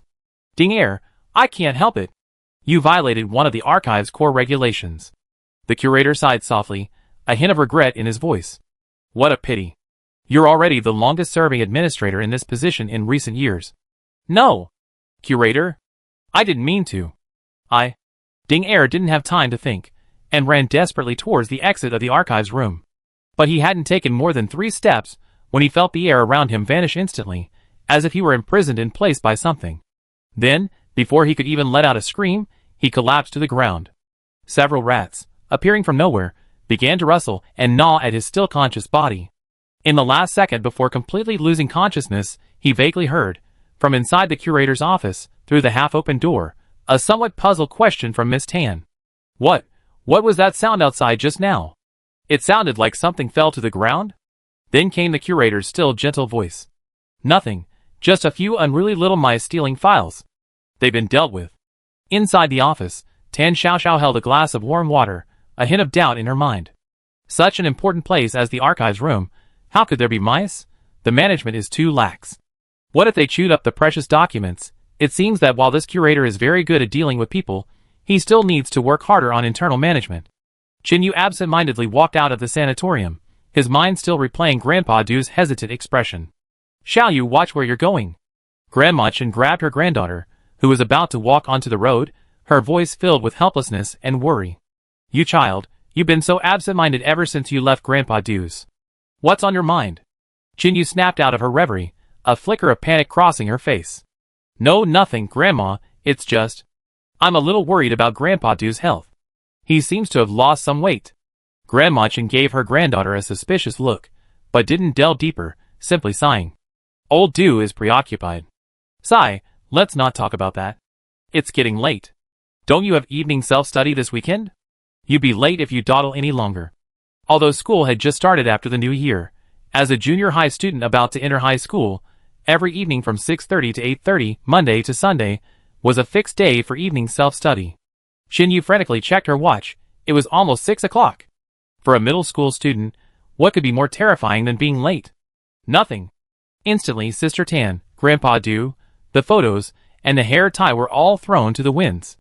Grandma, I'm going to school first, Qin Yu exclaimed, dashing out the door.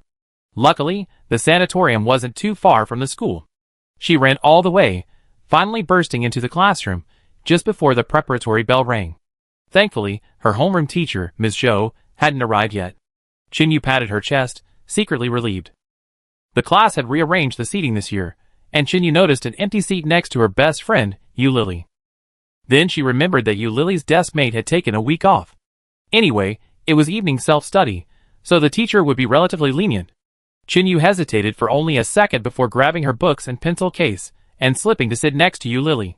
Yu Lily, engrossed in working on a complex chemical equation, didn't even look up. Chinyu? What are you doing here? Change seats? Chinyu put down her book, rested her chin on her hand, and her gaze wandered. Should she tell Lily about her earth-shattering discovery today? She and Yu Lily had grown up together, sharing countless secrets and talking about almost everything. But this time was different. It concerned an elder's privacy.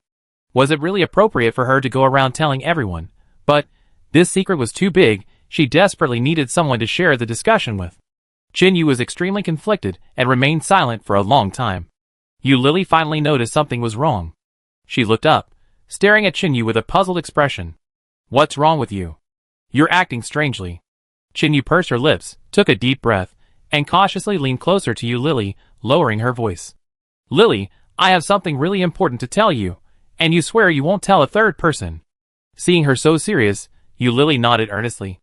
I swear if I, Yu Lily, tell a third person I make you tell the whole class about the embarrassing thing I did when I was little, playing with poop in bed. Chinyu, Although the process was a bit disgusting, the effect was achieved. Like a thief, Chinyu glanced around cautiously, carefully pulled out the yellowed graduation photo, and quickly stuffed it into Yu Lily's hand. Look at this. I found this at home yesterday, my grandfather's junior high graduation photo. Look at this girl. Her finger pointed to the girl with pigtails in the photo, then to the name on the back. Tan Xiaoxiao, look at this. She pointed to the boy with his head tilted, his eyes fixed intently on Tan Xiaoxiao. This is my grandpa Du Yongxia. Then, Chinyu began to speak rapidly, recounting her visit to Grandpa Du that day. She talked about the newspaper with Tan Xiaoxia's photo cut out, about the glass box containing the pink hair tie in the locker. Grandpa Du definitely didn't tell the truth, or didn't tell the whole story, but seeing how upset he was, I just couldn't bring myself to ask. Chinyu sighed, then her eyes hardened again. So, I decided to investigate myself. But I don't know where to start. Yu Lily's eyes widened, her mouth involuntarily opening slightly. She had initially thought Chinyu's mysterious behavior was just some gossip about a teacher dating, or someone cheating on an exam. She never expected it to be such a shocking secret. Yu Lily looked down at the photo in her hand, her gaze lingering on the words Mianchui Town Experimental Middle School for a long time. She felt those words looked familiar, as if she'd seen them somewhere before. Chinyu finished her rambling and, hearing no response, couldn't help but nudge Yu Lily's arm. Lily? Did you hear me? You absolutely can't tell anyone. Lily? She nudged her again. Yu Lily snapped back to reality, grabbing Chinyu's hand, her voice trembling with excitement.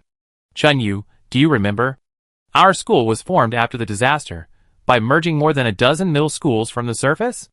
Chinyu was taken aback, then nodded. Yes, I remember. We talked about it in school history class. What's wrong? Yu Lily pointed to the words Mianchui Town Experimental Middle School on the photo, her tone firm. I'm 100% sure Mianchui Town Experimental Middle School is one of the merged schools. Are you sure?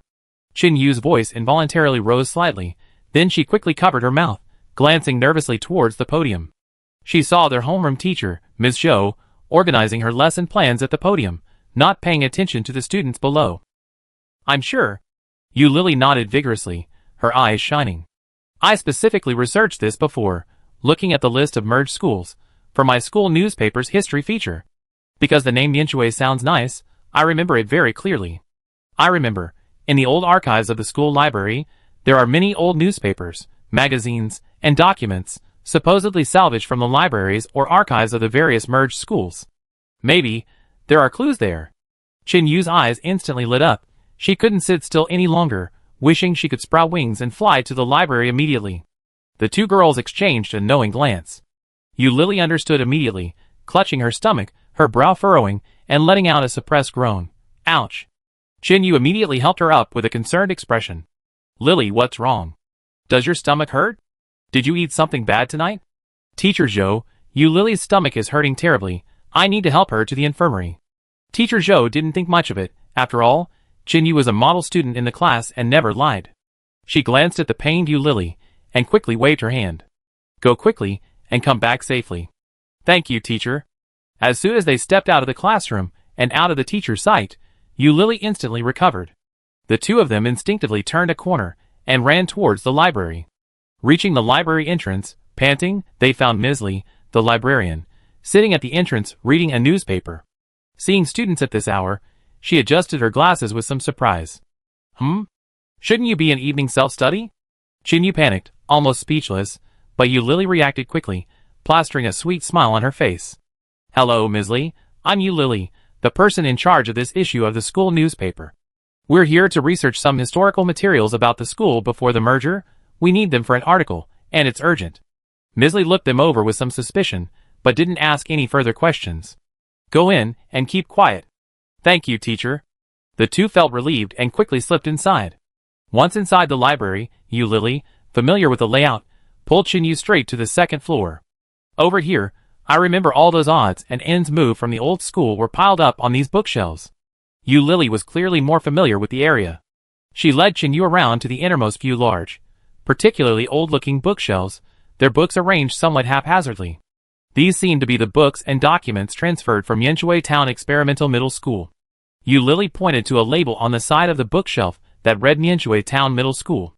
I heard there were too many things, too many of them, and they weren't properly categorized, they'd just been piled up here. Looking at the bookshelves, almost reaching the ceiling and crammed full, Chin-Yu felt a growing sense of daunting task ahead. The two began searching carefully on the bookshelf, each on their own. About 20 minutes later, a soft call came from Yu Lily's side. Chin-Yu, come quick. Chin-Yu rushed over and saw Yu Lily holding a thin booklet.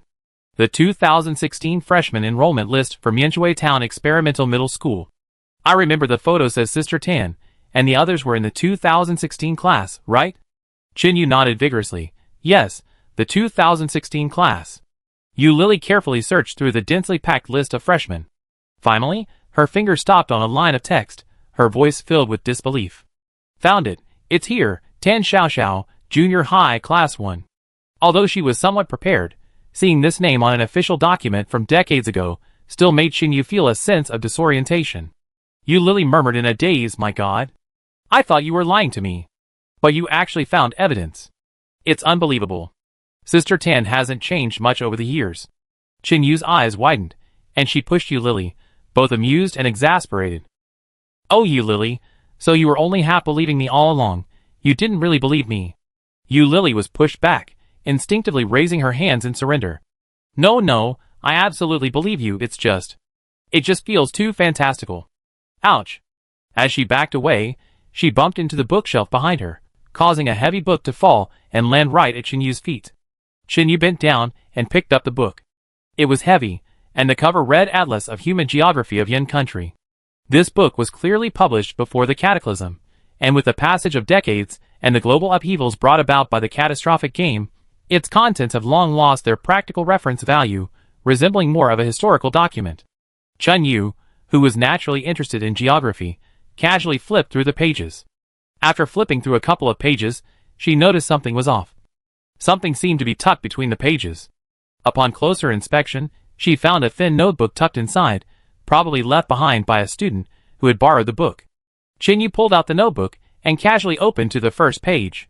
A few lines of neatly written fountain penmanship came into view. Friday, September 22, 2018. Sunny. Tiangxia is the most annoying person in the world. I told him, the ivy on the back wall of the school glows at night. And not only did he not believe me, but he also spread the word throughout the class, mocking me for being mentally unstable, calling me a hallucinogen.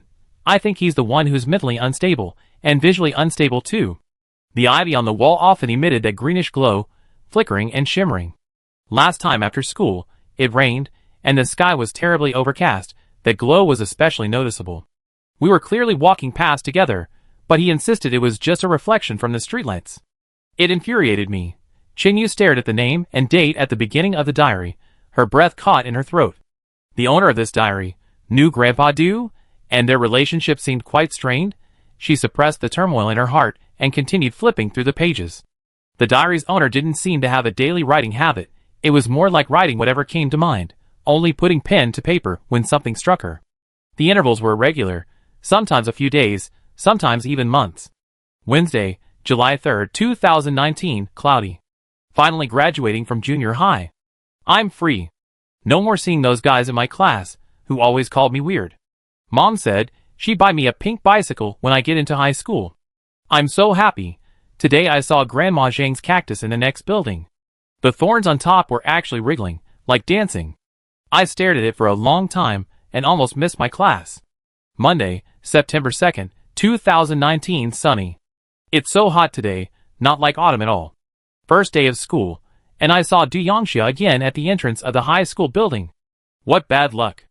Wasn't he supposed to transfer to a school in the city? Why is he still here? Luckily, he's in the next class, so I shouldn't see him every day anymore, right? I hope he won't bother me again. The new class is okay, except the boy behind me keeps shaking his leg. It's so annoying. Thursday, April 2nd, 2020. Rainy. I sneaked out of school after class today to check on the ivy on the back wall. It seemed a little brighter than usual in the rain, the lush green halo melting in the raindrops. Quite pretty. But after seeing it for so many years, I'm used to it. I overheard the security guard, Grandpa Wang, chatting with someone, saying that this area behind our school was a mass grave decades ago. Could it be that what I've been observing for years isn't some kind of bioluminescent plant, but the legendary will-o'-the-wisp?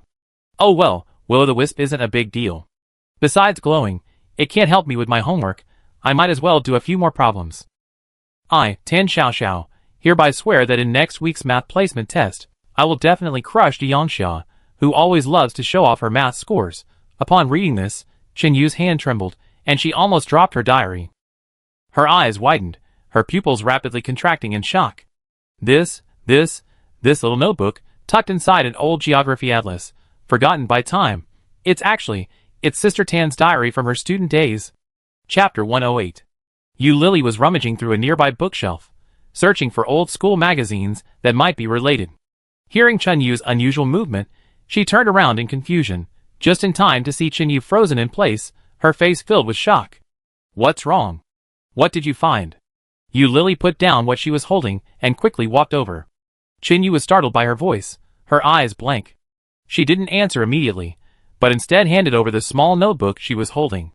Lily. I found something incredible. This might be Sister Tan's.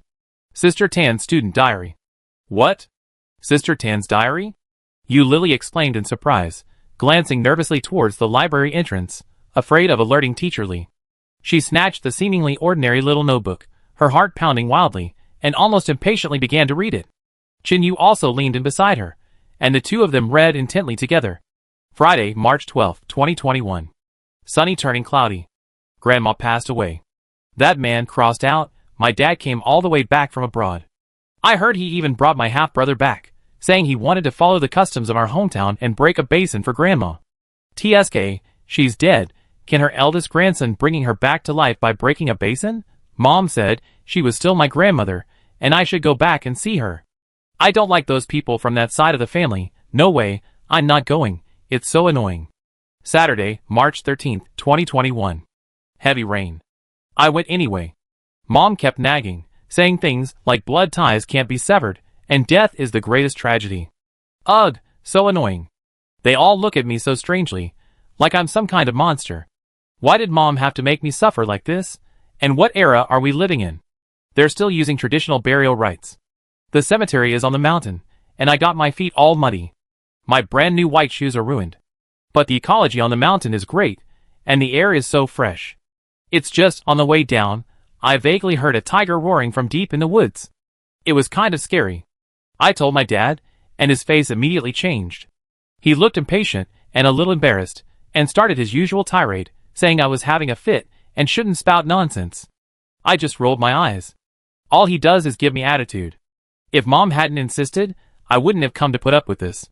Reading this, Yu Lily couldn't help but mutter under her breath. A tiger's roar? A place like Nianshui town. There couldn't possibly be any wild tigers there by now, right? Sister Tan, is this a metaphor, or did you really hear something strange? Chen Yu frowned, pointing at the words tiger's roar, and whispered. I don't know. But it feels weird. The two suppressed their doubts, and continued reading. Tuesday, September 21st, 2021. Rainy. My homeroom teacher talked to me today, saying there's only 1 year left until the college entrance exam, and very seriously pointed out that besides my outstanding math score, my other subjects are simply terrible. At this rate, I probably won't get into a university. I told my mom when I got home, and she, while tidying up the shelves, said without looking up, "So what if you don't get in? What's the big deal? You can always come back and inherit the convenience store." Heh, thinking about it that way, she does seem to have a point. My classmates are all anxious about the future, but I have a family business to inherit, which instantly makes me feel relaxed. Wednesday, June 1st, 2022, rainy. Deyongsha has been acting strangely lately, always looking at me with a hesitant expression, loitering around our classroom door, or bumping into me on my way to the convenience store. Just now, during recess, I saw him sneakily slip something wrapped in paper into my desk when the classroom was empty during PE class. It was square. I didn't even bother to open it. Who knows what new prank he's up to? What if a rubber snake or a dead mouse jumps out? Oh well, let him be. The college entrance exam is coming up soon anyway, and after that, everyone will go their separate ways, probably never to see each other again. By the way, the school announced that all books borrowed from the library must be returned before the college entrance exam, otherwise, graduation certificates will be withheld. I remember borrowing a geography atlas before. I need to find it and return it quickly. The diary ends abruptly here, the rest of the page is blank. Clearly, after that day, when Sister Tan returned the geography atlas, she inadvertently included this diary filled with her thoughts. This notebook lay dormant on the library shelf for decades, until Chinyu accidentally discovered it today. Closing the diary, Chinyu and Yu Lily remained silent for a long time. Chinyu gently stroked the rough cover of the diary, her brows furrowing deeper. She looked up hesitantly at Yu Lily beside her. "Lily, don't you think there's something strange about this diary, besides recording daily life?"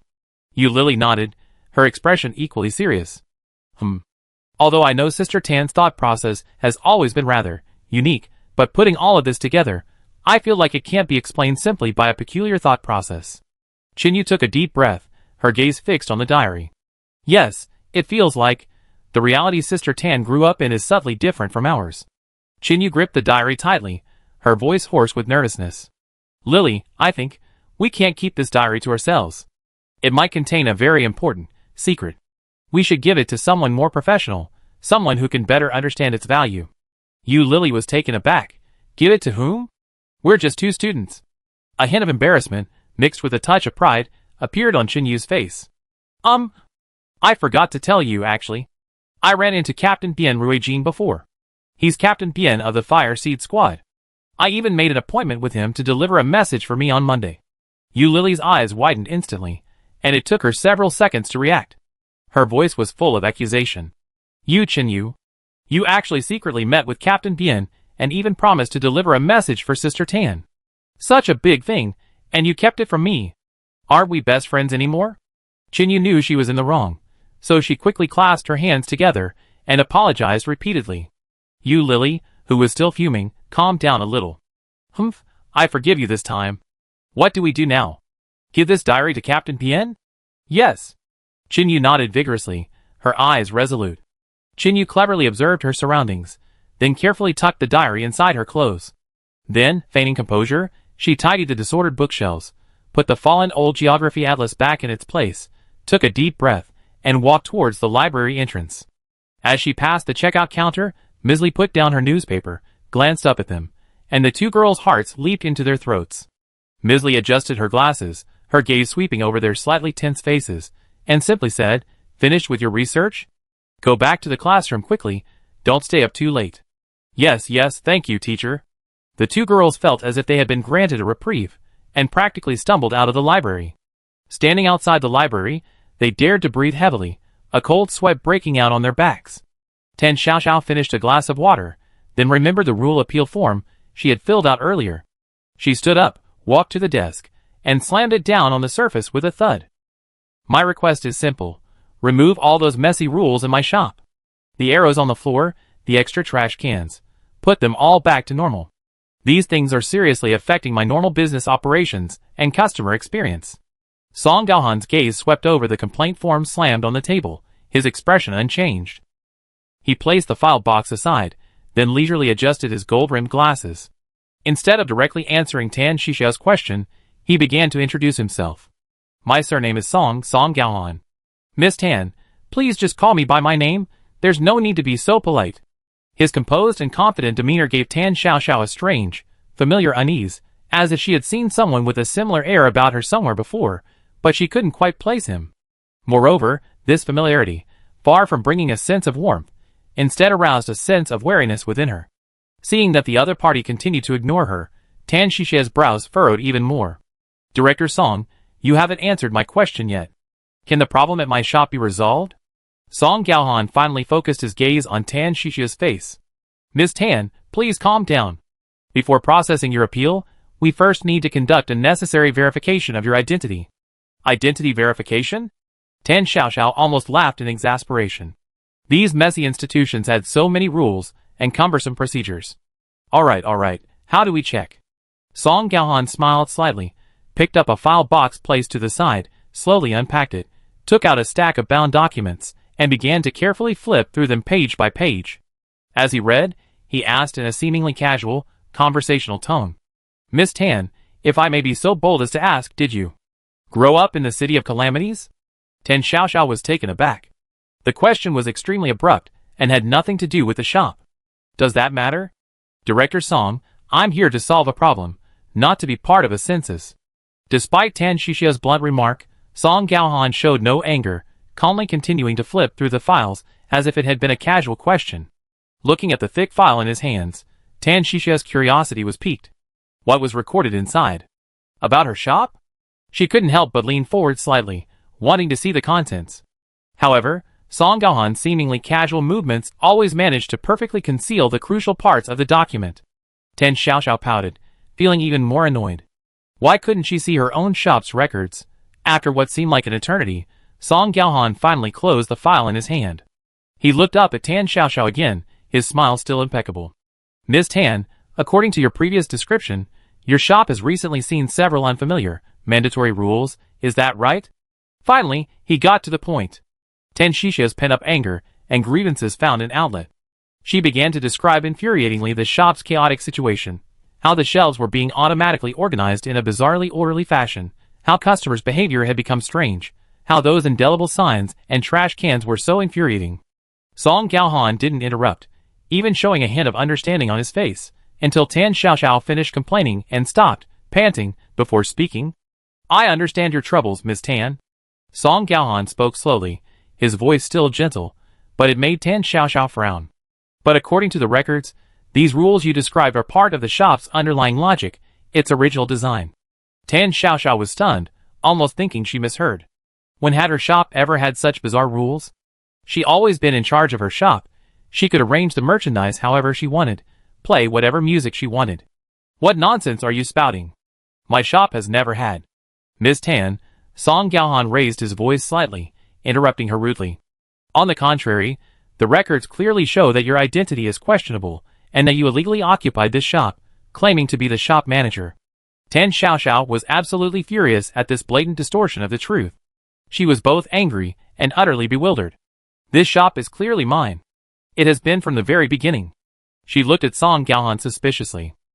You wouldn't be after my shop, making up this whole bunch of nonsense to try and take it for yourself, would you? Faced with Tan Shishia's accusation, Song Gaohan slowly stood up, looking down at Tan Xiaoxiao sitting opposite him. His gold-rimmed glasses reflected a cold light, as if he had shed his last layer of disguise. Abnormal individual Tan Xiaoxiao failed the origin review by the rules archives. She does not conform to the basic rules framework of this universe. File deleted? Tan Xiaoxiao, question mark. File deleted? What the hell? What was this guy talking about incomprehensible jargon?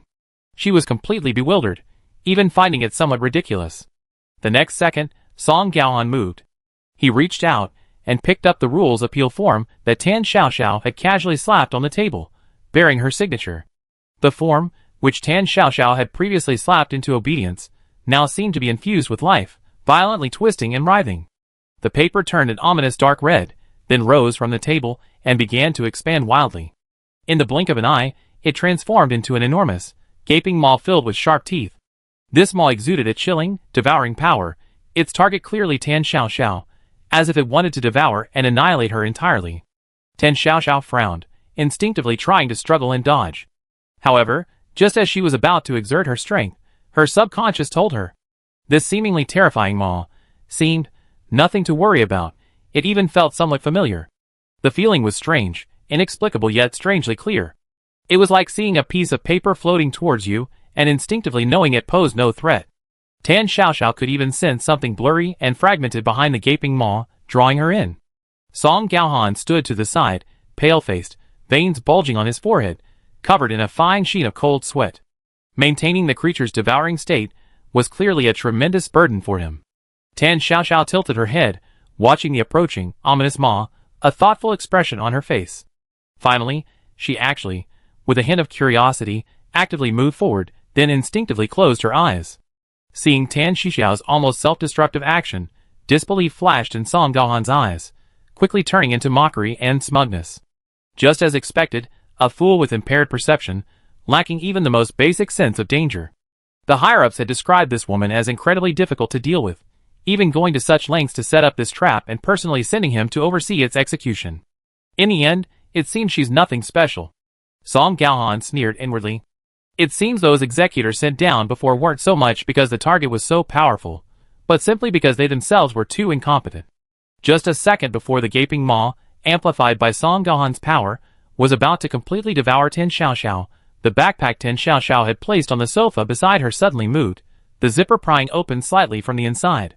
A small figure, no bigger than a palm, moved swiftly yet, with a resolute determination, leaping out. Without hesitation, it used all its strength to jump into Tan Xiaoxiao's arms, who was about to be completely swallowed, reaching out its small hands to tightly hug her collar. The next moment, Tan Xiaoxiao's figure, along with a small paper doll in her arms, vanished without a trace. Song Gaohan saw the paper doll jump inside, but he didn't stop it. That was fine. It saved him the trouble of dealing with these anomalous entities later. As Tan Xiaoxiao disappeared, the gaping maw seemed to have exhausted all its energy, transforming back into an ordinary table, which floated lightly back onto the table. However, an additional line of cold, emotionless black text appeared on the table. Anomalous entity Tan Xiaoxiao has been forcibly deleted. Song Gaohan looked at this line of text, his face relaxing slightly. Success? This biggest, most unstable bug had finally been deleted by his own hands. As soon as the school bell rang on Monday, Qin grabbed a still somewhat dazed Yu Lily and rushed out of the school gate. Yu slowed down. Yu Lily, staggered from being pulled, couldn't help but complain. The two girls ran through the residential streets towards People's Square. It was 5:30 p.m. Outside the square, some elderly people who had just finished dinner were taking a stroll, and some children, who had just finished school, were chasing and playing. Qin anxiously scanned the crowd several times, but she couldn't see that familiar tall figure. Time ticked by, and Qin heart sank lower and lower. Could it be that Captain Bien was just casually brushing her off that day? After all, he was such an important person, handling so many important matters every day. Why would he take a child's words to heart and take the time to pick up a letter? Yu Lily raised her hand to look at her old digital watch and couldn't help but ask. Evening self-study starts in less than 15 minutes. Should we go home now? Maybe Captain Bien can't make it? Qin kicked a pebble at her feet, biting her lower lip, her mind in turmoil. Just wait. Just 5 more minutes, okay? Qin looked up, her eyes pleading. Captain Bien. I don't think he's the kind of person who would easily fool a kid. She remembered what she'd seen on the live stream. Bien Ruijin's unwavering resilience and sense of responsibility in never abandoning his teammates even when seriously injured, making it impossible for her to believe he would break his promise. Looking at her friend's stubborn eyes, Yu Lily sighed helplessly. Okay, 5 more minutes. She compromised, then raised her eyebrows. It's a deal, just 5 minutes. If I'm late and get punished with a self-criticism, you have to write it for me. Qin eyes lit up, and she hugged Yu Lily tightly, nuzzling her shoulder. I knew, Lily, you're the best. Yu Lily pushed her head dismissively. Don't give me that. You always use that trick to manipulate me. Just as it was almost 6:20, a hoarse but steady voice sounded behind them. Sorry I'm late. I just finished a last-minute meeting. Qin and Yu Lily turned around sharply and saw Bien Ruijin standing a few steps away. He was dressed casually, looking somewhat travel-worn, with an undeniable weariness on his face. He looked at the two girls and gave them an apologetic smile. It's all right. We didn't wait long. Qin quickly waved her hand, then remembered her business and carefully took a pink envelope from her bag. The envelope was even sealed with a cute little bunny sticker. She handed it to him with both hands, her tone earnest yet slightly shy.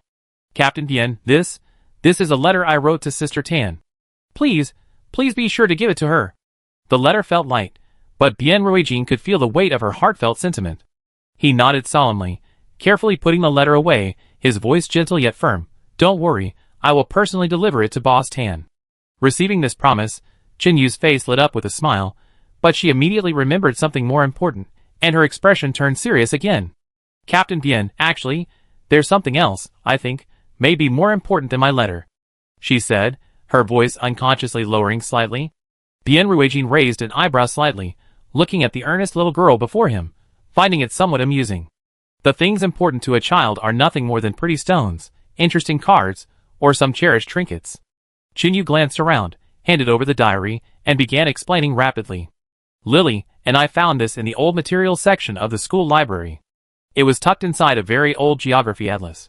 We looked at the contents. This seems to be Sister Tan's. Sister Tan's diary from her school days. Sister Tan's diary? Bien Ruijin was visibly taken aback, his face showing surprise.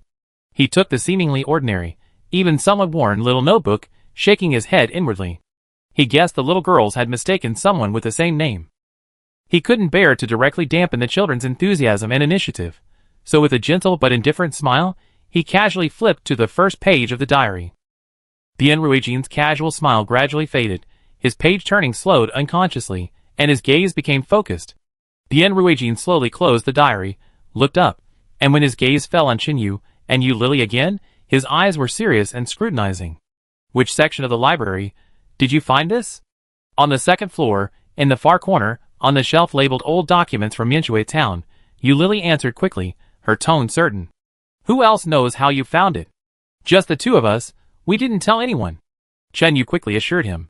Bien Ruijin took a deep breath, his chest filled with complex emotions. He carefully put the diary away, his tone unusually serious and solemn. Chen Yu, Yu Lily, you did very well. This thing may indeed be very important. I will take it back immediately and report it to my superiors. He paused, looking at their eyes, which lit up instantly at the affirmation, and added, until there's no further official news, please maintain strict secrecy, just like before. Don't mention it to anyone, okay? Yes. The two girls nodded vigorously in unison, their faces filled with excitement and seriousness at being entrusted with such an important task. It's getting late, hurry back. Bien Ruijin glanced at the time, a gentle smile returning to his face as he urged them on. Goodbye, Captain Bien. Watching the two girls dash away, Bien Ruijin stood still, subconsciously pressing his hand on the diary in his pocket. He paused, then turned and strode towards the United Government's office building. He needed to see the commander immediately. Perhaps they had finally found a clue to the origins of Sister Tan, something they had been searching for. Chapter 109. Bien Ruijin, his expression grave, walked through the United Government office building, knocked on the commander's office, and entered without waiting for a reply. Commander, emergency.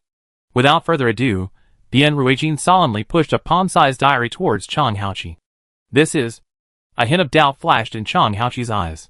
This was found in the old archive section of the school library, by a student named Chen Yu from the base's middle school, and her classmate Yu Lily. They claim it's Boss Tan's diary from decades ago. Boss Tan's diary? Decades ago? Chang Haoqi's first reaction was absurdity and amusement. Decades ago, and after the chaos following the catastrophe, a clue that so many professionals in their United Government couldn't find, was discovered by two students?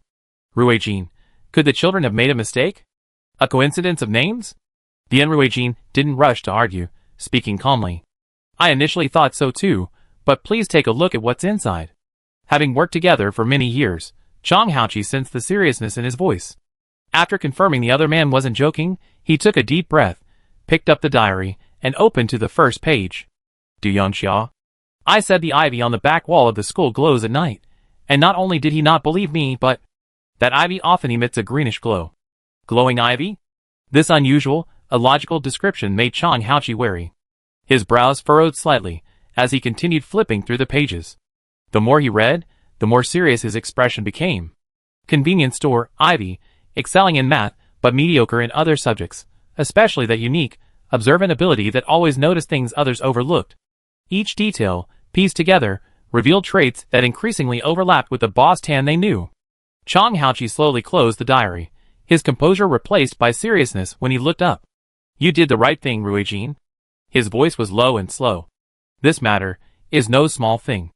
Without hesitation, he immediately summoned his adjutant, Xiao Wu. Notify the head of the Intelligence Analysis Department, the researchers at the Historical Archives Center, and the experts from the Behavioral Psychology Analysis Group to assemble immediately in Conference Room 1. Highest priority. In less than 10 minutes, the conference room was full. Chang Haoqi didn't waste any words, simply opening the diary and placing it open in the center of the conference table. Time is of the essence. To make a long story short, this is a private diary from decades ago, suspected to be closely related to Tan Xiaoxiao. I need you to authenticate it as quickly as possible and analyze all the information it may contain. The elites present immediately realized the seriousness of the matter. Several experts began carefully passing it around, examining the paper's aging, the ink's composition, the handwriting style and period characteristics, and the degree to which the events mentioned matched known historical records. After nearly an hour of intense analysis and verification, preliminary conclusions were presented to Chang Haoqi. Commander, the historical archive researcher adjusted his glasses and took a deep breath. Judging from the paper, ink, handwriting style, and some details of daily life, it matches the scattered records in the archives. Our initial assessment is that the diary itself is highly authentic. Furthermore, the bizarre phenomena mentioned repeatedly in the diary, such as the glowing ivy and the tiger roars heard on the mountain, while seemingly absurd, we believe they cannot be simply dismissed as mere conjecture. These could very well be the starting point of Earth's early invasion by the mysterious disaster game. Mianshui Town. Du Yangxia. Listening to the expert's analysis point by point, Chang Haoqi's fingertip hovered over the name that appeared so frequently in the diary. Xiao Wu, immediately find all surviving individuals related to the 2016 graduating class of Mianshui Town Experimental Middle School, especially this Du Yangxia. Xiao Wu acted with remarkable efficiency. After communicating with the school, he secretly packed up all the old materials marked Mianshui Town Middle School from the library, and brought them back to the Data Analysis Center. Unfortunately, the cataclysmic era brought not only drastic environmental changes, but also a sharp decline and displacement of the population. Many names on the roster were listed as deceased or missing, with very few still alive. But one key figure remained alive. Almost everyone's gaze instinctively focused on this name, Du Yangxia. According to existing household registration information, Mr. Du Yangxia was currently at the base, residing in a sanatorium due to poor health. The base's sanatorium was quiet and clean. Du Yangxia leaned against the hospital bed, a pair of reading glasses perched on his nose, holding a copy of the Blue Star Daily, seemingly engrossed in reading it. Just then, there was a gentle knock on the ward door. Du Yangxia slowly raised his head, his voice hoarse. "Please come in." The door opened, and Bian Ruijin walked in first, followed by Su Jing and an intelligence officer responsible for taking notes. They were all dressed in civilian clothes, but their demeanor was clearly out of place in the atmosphere of the sanatorium. Du Yangxia glanced at Bian Ruijin's face, which he had seen several times in news reports, and then at Su Jing behind him, but his face didn't show much surprise. He slowly folded the newspaper in his hand, his movements calm. Bian Ruijin looked at the elderly man on the hospital bed, his hair graying, his handsome features still faintly visible in his youth, and spoke in a steady voice. "Mr. Du Yangxia? I apologize for disturbing your rest. I come today without warning because I have some information that may be related to your past experiences, and I need to verify it with you." Du Yangxia listened quietly, his eyes, weathered by time, showing no doubt, no surprise. Only the weariness and understanding that came after a long wait. "I knew you would come sooner or later." Du Yangxia sighed deeply. "Since you found me, and even came to ask me, you already found out, didn't you?" He turned his head slightly, as if recalling something. "The first time I saw her, on the live stream of the ghostly disaster game, I even thought I was seeing things." He gave a bitter smile, a smile filled with bitterness and disbelief. "I thought I was dreaming, or just met someone who looked extremely similar. So many years have passed. Look at me, my hair is white, my face is full of wrinkles, and I get out of breath after walking just a few steps. But what about her?" He looked up, his eyes filled with a complex mix of emotions, confusion, shock, and helplessness. "She's still so young. Almost exactly the same as she was back then." Du Yangxia lingered on Bian Ruijin's young yet resolute face for a moment, gave a bitter smile, and lowered her voice even further. "You can see her often." Bian Ruijin didn't interrupt the old man's reminiscences and reflections. After a long pause, He took out the diary, protected in a sealed bag, and handed it to Du Yongxia. Mr. Du, 2 students found this by chance. After preliminary examination, it is indeed Tan Xiaoxiao's diary from her student days. We have some questions about some of the things mentioned in it, and we hope you can help us recall them. Du Yongxiao's gaze fell on the old notebook, staring at it for a long time, his body stiffening for a moment. Bian Ruijin turned to a page he had marked beforehand, pointing to the entry about glowing ivy. The diary mentions many times that the ivy on the back wall of the school emits a greenish glow, but it seems, including you, many people didn't believe it, and even mocked her for it. Bian Ruijin carefully chose his words, trying not to upset the old man. Do you remember this? What were the specific circumstances? Did you ever pay attention to that patch of ivy again afterward? Du Yongxia hadn't expected this question. He paused, seemingly trying to remember. That's true. She seemed quite serious at the time, but we just felt that her thinking was a bit different from others. Maybe she was talking nonsense or misreading things. Du Yongxia gave a bitter smile, a smile full of self-mockery and regret. Back then, I liked her, but looking back now, how superficial and presumptuous my so-called liking was. I never truly tried to understand her world, never seriously listened to every strange thing she said. I was actually judging her with worldly eyes, thinking something was wrong with her. This confession made the atmosphere in the ward heavier. Bian Ruijin and Su Jing asked a series of questions, such as how much he knew about Tan Xiaoxiao's family situation, and whether he remembered any other unusual behavior before her disappearance. But the information Du Yongxia provided was mostly trivial details, offering no direct help in unraveling the mystery surrounding Tan Xiaoxiao. A hint of disappointment flashed in Bian Ruijin's eyes. He stood up, preparing to end the visit. Mr. Du, thank you for your cooperation. We won't disturb you any longer. Just as they turned to leave, Du Yongxiao's somewhat hurried voice came from behind them. Wait a minute. Du Yongxiao leaned against the headboard, his face filled with guilt and hesitation. His cloudy eyes were fixed on Bian Ruijin. After a long while, he finally spoke, word by word.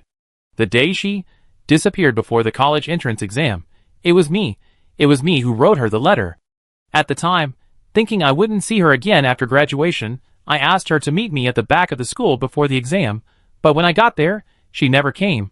I was quite angry then, thinking she hated me to the point of not even wanting to see me, so I left in a huff. His voice choked with sobs and regret. Who knew? Then I heard the news of her disappearance. Bian Ruijin froze, staring at the pain and self-reproach on the old man's face. He was speechless for a moment. Du Yongxia opened his eyes, tears streaming down his face. He looked at Bian Ruijin, his eyes filled with sincerity and pleading. If you see her again in the game, please apologize to her for me. I'm sorry. I shouldn't have bullied her, shouldn't have mocked her. I shouldn't have asked her out before the college entrance exam. Du Yongxia sobbed uncontrollably, filled with remorse. Bian Ruijin stood there silently, looking at the old man tormented by the past with mixed feelings. In the end, he said nothing more, only nodding solemnly. I understand, I will. Leaving the ward, Bian Ruijin quickly took out his phone and connected to Chang Haoqi's hotline. Commander, Bian Ruijin cut straight to the point. What's the current state of environmental cleanliness in Jiancheng, especially around the former Mianshui town? I believe we must organize an elite reconnaissance team, led by myself, to conduct an on-site investigation in Mianshui town. Bian Ruijin's tone was resolute. I have a strong premonition that perhaps the answer connecting the two worlds is hidden there. Boundless, without beginning or end. This was Tan Xiaoxiao's first reaction upon entering this strange world. There was no light, no sound. Everything was pulling Tan Xiaoxiao down, telling her to sleep, to just sink into oblivion. For some reason, she felt this feeling was strangely familiar, as if she had experienced it before. Who am I? Where am I? What happened? Tan Xiaoxiao felt a faint, terrifying sense of disorientation. No, I can't sleep. If I fall asleep, I don't know how long I'd be awake again. Just then, a warm feeling came from my chest. It was a feeling of being tightly embraced. Small, light, yet carrying a firm and warm sensation. Tan Xiaoxiao lowered her head, subconsciously looking into her arms. A small paper figure was nestled obediently in Tan Xiaoxiao's arms. Perhaps it was the dependence built up from spending so much time together, the faint yet real bond between them, that kept Tan Xiaoxiao's consciousness from succumbing. Just then, Tan Xiaoxiao felt an attraction. A beam of light shone towards her from afar. Tan Xiaoxiao subconsciously shielded her eyes from the glaring light. She seemed to hear the sound of writing, and the rustling of paper, and even a strange tension. Tan Xiaoxiao's eyes widened suddenly. What came into view were neatly arranged desks, and above the blackboard in front of her was a bright red 8-character slogan: "Study hard and make progress every day." She sat at one of the desks, a ballpoint pen in her hand, a test paper covered in dense writing spread out in front of her. She froze, instinctively looking down. The test paper clearly displayed several lines of large characters. Jiancheng Spring Senior High School Entrance Examination 2020 Student Academic Examination Physics Test Paper Name: Tan Xiaoxiao. Class: Grade 11, 3. Time seemed to freeze at that moment. Tan Xiaoxiao, a woman who had faced monsters with unwavering composure and effortless deflection countless times, felt a chill creep into her heart for the first time. This was terrifying. How could she wake up in an exam hall? And the exam was even in physics? She didn't want to stay here a second longer. She stiffly turned her neck, looking around. Students in blue and white school uniforms were all engrossed in their books, their faces showing either focus or distress. A bespectacled, stern-faced proctor sat on the platform, his gaze sweeping across the exam room. Everything felt eerily real, but something seemed off. Tan Xiaoxiao forced herself to look back at the exam paper, focusing on it. A small ball falls freely from a height of 5 meters above the ground. After colliding with the ground, it bounces back at half its initial velocity. Neglecting air resistance, what is the approximate total time from the start of its fall to its second contact with the ground? A. 1 second. B. 1.5 seconds. C. 1.7 seconds. D. 2.0 seconds. Tan Xiaoxiao, She recognized each word, but when put together, it seemed unfamiliar. Her brows furrowed, and she couldn't figure it out for a long time. Finally, she hesitated and chose D. Just as she was about to steel herself and look at the next question, a small hand, cut from white paper, suddenly reached out. The paper hand tapped the stem of the first question, then firmly poked at option A. Tan Xiaoxiao was startled. The little paper figure, Lu Luan, had appeared on her desk at some point, looking at her with utmost seriousness. Lu Luan. Tan Xiaoxiao was both surprised and delighted, almost shouting out loud. "You're here too. You can actually do physics problems?" Her soft exclamation wasn't actually quiet in the exam room. It was enough to attract the proctor's attention. However, when she guiltily looked up, she found that the stern-faced proctor remained completely unresponsive to her exclamation and the small paper doll on the desk that clearly didn't belong to the exam supplies. Tan Xiaoxiao blinked, then glanced at her classmates, who were still diligently writing, oblivious to Lu Luan's presence. An absurd thought flashed through her mind. This wasn't reality. It was just a dream? An illusion? Or her memories? Realizing this, Tan Xiaoxiao instantly breathed a sigh of relief. Since it wasn't a real exam, what was there to be afraid of? She glanced at the physics problems that seemed like gibberish, then at the small paper doll diligently pointing them out. A brilliant idea struck her. She picked up a ballpoint pen from the desk and, without hesitation, shoved it into the small paper doll's hand. "Here, it's yours." Tan Xiaoxiao patted the small paper doll's head. "Since you know how, then you help me do it." With that, she irresponsibly slumped onto the desk, closed her eyes, and began to rest. The little paper figure, clutching a pen almost as tall as itself, widened its eyes. It glanced at Tan Xiaoxiao, who was sprawled on the desk, then at the densely filled exam paper in front of it, a look of helplessness on its face.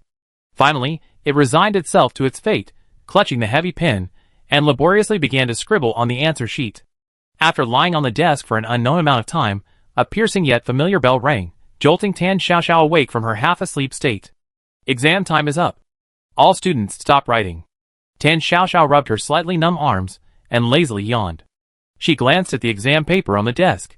The answer sheet had been completely filled by the little paper figure, not a single blank space missing. She nodded in satisfaction, too lazy to check the answers. She couldn't understand much anyway. She casually picked up the little paper doll, exhausted and practically falling apart, slumped on the exam table clutching its pen, and expertly slung it over her shoulder. Then, she drifted out of the exam room with a flow of people. In the corridor, groups of students who had just finished their exams gathered, excitedly checking their answers, complaining about the difficult questions, or discussing their holiday plans. Tan Xiaoxiao stood there, looking around blankly. Classrooms with different class signs, faded white walls, the distant thump-thump of basketballs, it all felt familiar. Could this be a scene from her lost memories? Just as she was lost in thought, Someone bumped into her shoulder from the side. Caught off guard, Tan Xiaoxiao stumbled a couple of steps before regaining her balance. She frowned, a nameless anger rising within her. The corridor was so wide, and the crowd wasn't particularly dense, so how could someone still manage to stage an accident on her? She looked up angrily at the person who bumped into her. A tall, thin boy in a blue and white school uniform with short-shaved hair. The boy still had a hint of childishness and arrogance in his eyes. He stood with his hands in his pockets, his posture somewhat nonchalant, looking at her with surprise and displeasure. The boy's expression changed for a moment as he watched Tan Xiaoxiao instinctively back away, creating distance between them. He smirked, raised his chin, and spoke in a deliberately casual tone. "Hey Tan Xiaoxiao, you didn't get the lowest score on your physics test again, did you? You were sleeping so soundly in the exam hall, you must have handed in a blank paper again, right?" He paused, took a step closer, and raised his chin as if bestowing a favor. "How about begging me? Maybe I'm in a good mood and willing to sacrifice some of my precious free time to tutor you." That voice, that tone. Tan Xiaoxiao felt a surge of inexplicable anger rise within her. But before she could react, the little paper figure on her shoulder suddenly patted Tan Xiaoxiao, pointing repeatedly at itself. It meant she didn't need this rude guy's tutoring, he was enough. Tan Xiaoxiao's previously irritable mood suddenly improved somewhat. She turned her head, her tone full of confusion. "Who are you? Do we know each other?" Diangxia seemed to have heard something unbelievable. The mischievous smile on his face froze. "Tan Xiaoxiao, you already forgotten me after just 2 days of vacation? Are you doing this on purpose?"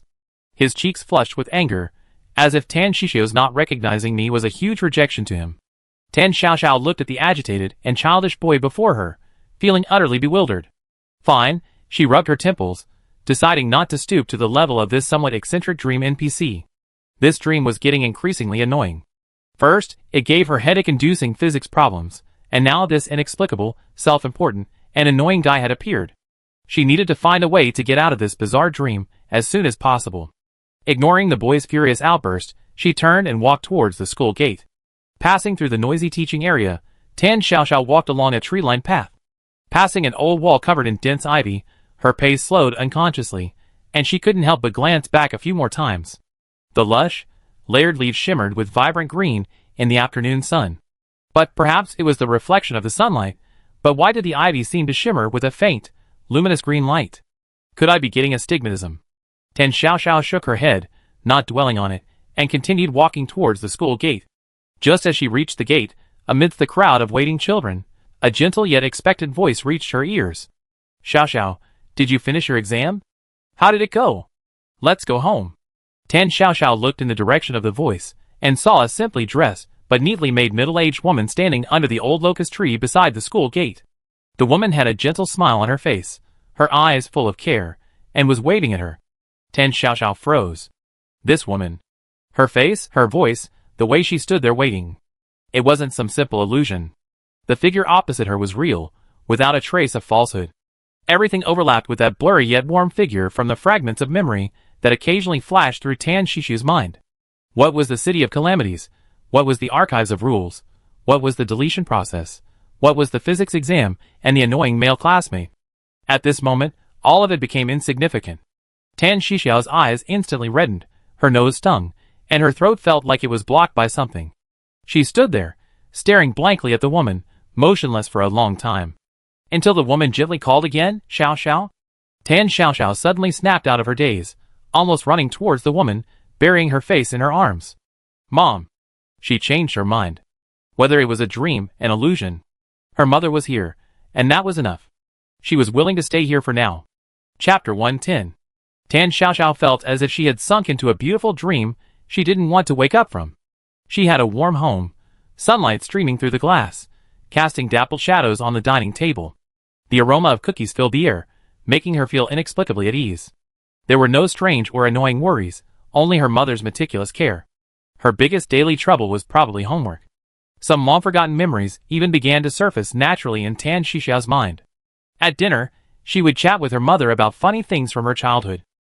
Like how she would sit by the door watching ants move house on a rainy day and forget to go home, or how she would sneak off to swim in the river during summer vacation when her mother wasn't looking.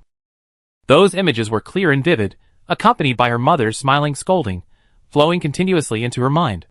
It was as if she had truly grown up like this, never leaving this warm home. In this world, no one could see the little paper doll Lu Luan, which was an immense convenience for Tan Xiaoxiao. She decisively and efficiently dumped all the dreaded homework onto Lu Luan. Lu Luan, clutching a pen almost as tall as himself, resignedly began scribbling and drawing on the pile of assignments. Watching the little paper doll's back as he furiously scribbled away, Tan Xiaoxiao nodded in satisfaction. Some time passed peacefully like this, until the results of the last exam came out.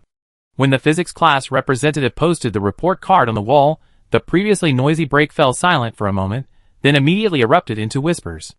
Tan Xiaoxiao, 100 points. Countless suspicious, inquisitive, and even scrutinizing gazes fell upon Tan Xiaoxiao, who was resting with her eyes closed on the desk. It's no wonder the students were bewildered. Someone who had consistently struggled to pass physics suddenly scored a perfect score. It was simply unbelievable. Even the physics teacher at the podium was filled with confusion. However, despite their suspicions, no one could find any evidence. Because besides Tan Xiaoxiao's abrupt perfect score, the second highest score in the entire grade was Du Yangxiao's 89. Who did she copy? Du Yangxiao's? Then she should have scored at most 89, not a perfect score. Only after hearing the surrounding chatter did Tan Xiaoxiao belatedly raise her head, staring blankly at the report card. When the 100 came into view, she froze for a moment, then turned her head in shock to look at the little paper figure on her shoulder. Its chest instinctively puffed out, a proud expression on its face. Tan Xiaoxiao, eh. She silently pulled the little paper figure off her shoulder, gritting her teeth. No. Lu Luan, you got a perfect score. Isn't that a bit too much? Who's going to believe I didn't cheat? How am I supposed to explain this? The little paper doll's straight back instantly bent, and he raised his hands, gesturing helplessly. Next time I definitely be more careful with my score. Seeing his eagerness to admit his mistake and his earnest promise, Tan Xiaoxiao sighed. Forget it, why bother arguing with a paper doll? A perfect score is a perfect score.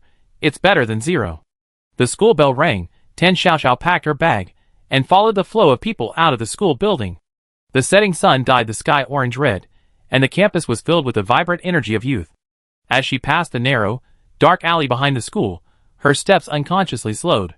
A sudden, intense sense of disgust and resistance welled up inside her. It wasn't fear, but rather a dislike and discomfort, as if something unpleasant had happened there before. She couldn't explain why, but the alleyway felt like a gaping maw ready to devour everything. Yet, she wasn't afraid. It was as if she instinctively knew that what lay inside could no longer harm her. Before Tan Xiaoxiao could ponder the source of this feeling, a familiar yet annoying voice rang out behind her. Tan Xiaoxiao, who did you copy from for physics? Tan Xiaoxiao turned to look at the person. She already knew his name, Du Yangxiao. She didn't know what was wrong with him. He always seemed to want to get her attention. Du Yangxiao caught up in a few steps, blocking Tan Xiaoxiao's path. His face alternated between pale and flushed, his eyes filled with frustration and suspicion. Tan Xiaoxiao, already annoyed by the alleyway, gave him a disgruntled glare. No one in the entire grade scored above 90 except me, Du, the academic superstar. Tell me, whose work did I copy? Yours? Does that mean I lose 11 points? Du Yangxiao was speechless, his face turning even uglier. Seeing Tan Xiaoxiao's dismissive attitude, he panicked and quickly called out, Hey! You, wait a minute. Hesitation crossed his face, tinged with the awkward shyness typical of youth. But quickly, to hide his unease, he adopted a defiant, aggressive demeanor. I go back with you, anyway, it's on my way. I'm not going with you. Tan Xiaoxiao refused without hesitation, glancing at the dark alleyway that annoyed her. Then she glanced at Du Yangxiao, who equally irritated her, and instinctively took a few steps back, distancing herself from him. I go the other way. She immediately turned around, choosing without hesitation a completely opposite detour. She'd rather walk an extra 20 minutes than go near that area and this annoying guy. Watching Tan Xiaoxiao's retreating figure without a backward glance, Du Yangxiao stood there, his fist clenching and unclenching, finally kicking a pebble in frustration. Tan Xiaoxiao took the longer route, strolling leisurely home. Sure enough, the house was quiet and empty. At this time, her mother was usually at the shop. She changed into slippers, her gaze habitually falling on the refrigerator. A sticky note was stuck to the refrigerator door. She walked over, picked up the note. It bore her mother's familiar, delicate handwriting. Xiaoxiao, your food's in the pot. Heat it up and eat. Mom be home later. A warm feeling welled up inside her. washing away the slight unpleasantness of her walk home from school. She did as she was told, went to the kitchen to heat up her food, ate a simple meal, and then left the little paper doll in her room to do her homework while she snuggled up in the living room watching TV. Around 9 o'clock that evening, she heard the sound of a key turning in the lock. Mom's home. Tan Xiaoxiao immediately jumped up from the sofa, a smile involuntarily spreading across her face as she went to greet her. Their small town didn't have a large population, and the convenience stores closed early. I brought you some sausages, the last few left at the store today. Are you tired from doing your homework? Have some energy. Tenshu held up the paper bag in her hand, a relieved smile on her face. I heard you made great progress lately. You even got a perfect score on your physics test? Tan Xiaoxiao, who was taking out a sausage, froze. It's all right. She lowered her head, took a big bite of the sausage, and tried to hide her unease. But then she thought, anyway, we don't even know if this world is real or not. Why think so much? With that thought, she immediately felt at ease again, and began to slack off with a clear conscience. Whatever, she had food, drink, a mother, and free homework help. She could enjoy this dream for as long as possible. The next morning, the sun was still shining brightly. Tan Xiaoxiao walked out of the house with her school bag on her back, heading towards school. As she passed that alley that made her inexplicably uncomfortable, her gaze seemed glued to it, unable to look away for a long time. It seemed exceptionally alluring, and there was still some time before class. Why did that alley make her so uncomfortable? She was determined to find out. Driven by a combination of rebelliousness and a thirst for knowledge, Tan Xiaoxiao's steps involuntarily veered off the path to school, heading towards that narrow, dark, and quiet alley. Compared to the bright sunshine outside, the alley was dimly lit, with heavy shadows cast by the walls on either side, and a damp, musty smell permeated the air. Just standing at the alley's entrance, an unpleasant chill washed over her. Tan Xiaoxiao frowned, suppressing the urge to turn around and leave, and cautiously took a few steps further in. The depths of the alley were even darker than the entrance. Just as her eyes adjusted to the dim light, and she could barely see her feet, Tan Xiaoxiao's gaze faltered. Deep in the alley, a crack had appeared on the rough cement floor, its origins unknown. It was about a hand's width wide, with irregular edges and a viscous, dark substance churned within. Even more chilling was the fact that this darkness seemed alive, constantly writhing. A dense mental shock emanated from the crack, corroding everything around it. In the dim light, the crack in the ground appeared incredibly sinister and terrifying, as if some twisted monster might crawl out at any moment. In the underground command center of Blue Star, the atmosphere was unusually heavy. Chang Haoqi held the latest environmental assessment report for the Jiancheng area, especially the area near Mianshui town. The situation is perhaps more complicated than we anticipated. Chang Haoqi turned to look at Bian Ruijin, who stood before his desk, his brow furrowed. Based on historical records, when the ghostly disaster game first descended, the Jiancheng area was one of the first regions impacted by the natural disaster. Chang Haoqi pointed to the historical records displayed in the document, his tone heavy. Back then, a player team failed in a high-difficulty dungeon, triggering a calamity penalty called wailing radiation. This radiation is different from regular nuclear radiation. It not only caused widespread pollution and biological mutations, but more troublesomely, it also carries strong psychological pollution characteristics. Creatures exposed to the radiation will experience many extreme negative emotions, and may even see various distorted hallucinations. Chang Hao paused, then continued, although we have now used the purification technology obtained from the cataclysmic disaster game to barely suppress it to an acceptable level, there are still considerable residues. These residues may even induce unknown phenomena. Bian Ruijin stood ramrod straight, his face showing no sign of retreat, but rather his eyes grew even more resolute. Commander, I request permission to lead the team myself. Chang Haoqi looked at him, a flicker of hesitation in his eyes. The ghostly disaster game is about to begin in less than a week. You don't need to risk your life personally. I can send another experienced reconnaissance team. Commander, Bian Ruijin interrupted him, his tone leaving no room for argument. Right now, who in the base understands the ghostly disaster game better than me? Who has more experience dealing with Boss Tan than I do? He stepped forward, his voice low but exceptionally firm. No matter how you look at it, I am the most suitable candidate. I must go. Chang Haoqi looked at him silently, finally letting out a heavy sigh. Approved. Remember, if the situation gets out of control, evacuate immediately. Preparations were swift and efficient. Bian Ruijin selected a 6-man escort team, also bringing a copy of the diary. Just as the convoy was about to leave the underground base exit, a figure opened the car door and nimbly jumped into the command vehicle where Bien Ruijin was. Su Jing had changed into a combat uniform that allowed for easier movement, her face as calm and resolute as ever. Su Jing? You? Bien Ruijin was taken aback, instinctively trying to stop her. Captain Bien, Su Jing interrupted him directly, looking him straight in the eye. You can go, but I can't. When it comes to reconnaissance, intelligence analysis, and handling emergencies, I believe I'm second to none. Bien Ruijin looked at her, knowing that the woman before him wasn't just putting on a brave face. He recalled how, in countless dungeons, Su Jing had maintained her composure in dire situations, supporting her teammates' hope. She wasn't a flower needing to be protected in a greenhouse. She was a reliable comrade in arms, someone you could fight alongside and entrust your back to. He remained silent for a few seconds, then finally nodded. The 10-hour drive passed in silence. The closer they got to Jiancheng, the more dilapidated the environment became. When the convoy finally arrived on the outskirts of Mianshui town, what greeted their eyes was a ruin forgotten by time. Most of the houses were in ruins, only broken walls remaining. The air was filled with the smell of decaying plants and dust. Most of the unsettling thing was the eerie silence. There were no chirping insects or birds, not even the wind. Based on clues from the diary and old-fashioned household registration records, Bien Ruijin's team first located Tan Shishiao's home in town. Bien Ruijin gestured, and he and Su Jing cautiously stepped into this ruin that held Tan Shishiao's past. The room was covered in a thick layer of dust, a collapsed cabinet, a photo album with photos long since blurred. Even in this state of disarray, one could still sense the warmth that had once graced this place. Su Jing's gaze swept across the living room, finally settling on the floor next to the old-fashioned refrigerator in the corner.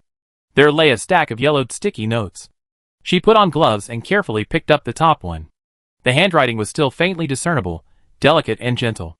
Shushao, the food is in the pot, heat it up yourself. Mom will be home later. A simple sentence, spanning decades, filled with a mother's love. Even Su Jing, usually so composed, felt her fingertips tremble slightly. The group looked around, finding nothing amiss, and then, following the directions given in the diary, headed towards the ruins of the Mianshui Town Experimental Middle School. Just as they passed through a densely populated residential area and were approaching the school district, a narrow, dark alleyway appeared ahead. Old walls, 3 or 4 meters high, lined both sides of the alley. Due to the buildings blocking the light, even in daylight, the alley was dimly lit, exuding an indescribable eeriness. Just as they were about to step into the alley, Su Jing's energy detector suddenly emitted a sharp, urgent alarm. On the screen, the value representing energy stability jumped wildly, and the area ahead was immediately marked in high-risk red. Team Leader Bien, something's up. Su Jing immediately reported in a low voice, while quickly retreating and cautiously looking into the alley. Everyone instantly went into battle mode. An invisible, chilling aura emanated from the depths of the alley, filled with a direct, mental pressure. Go, be careful. Bien Ruijin signaled his team to spread out and be on guard, then took a deep breath and led the way into the alley. Su Jing followed closely beside him, constantly checking the detector in her hand.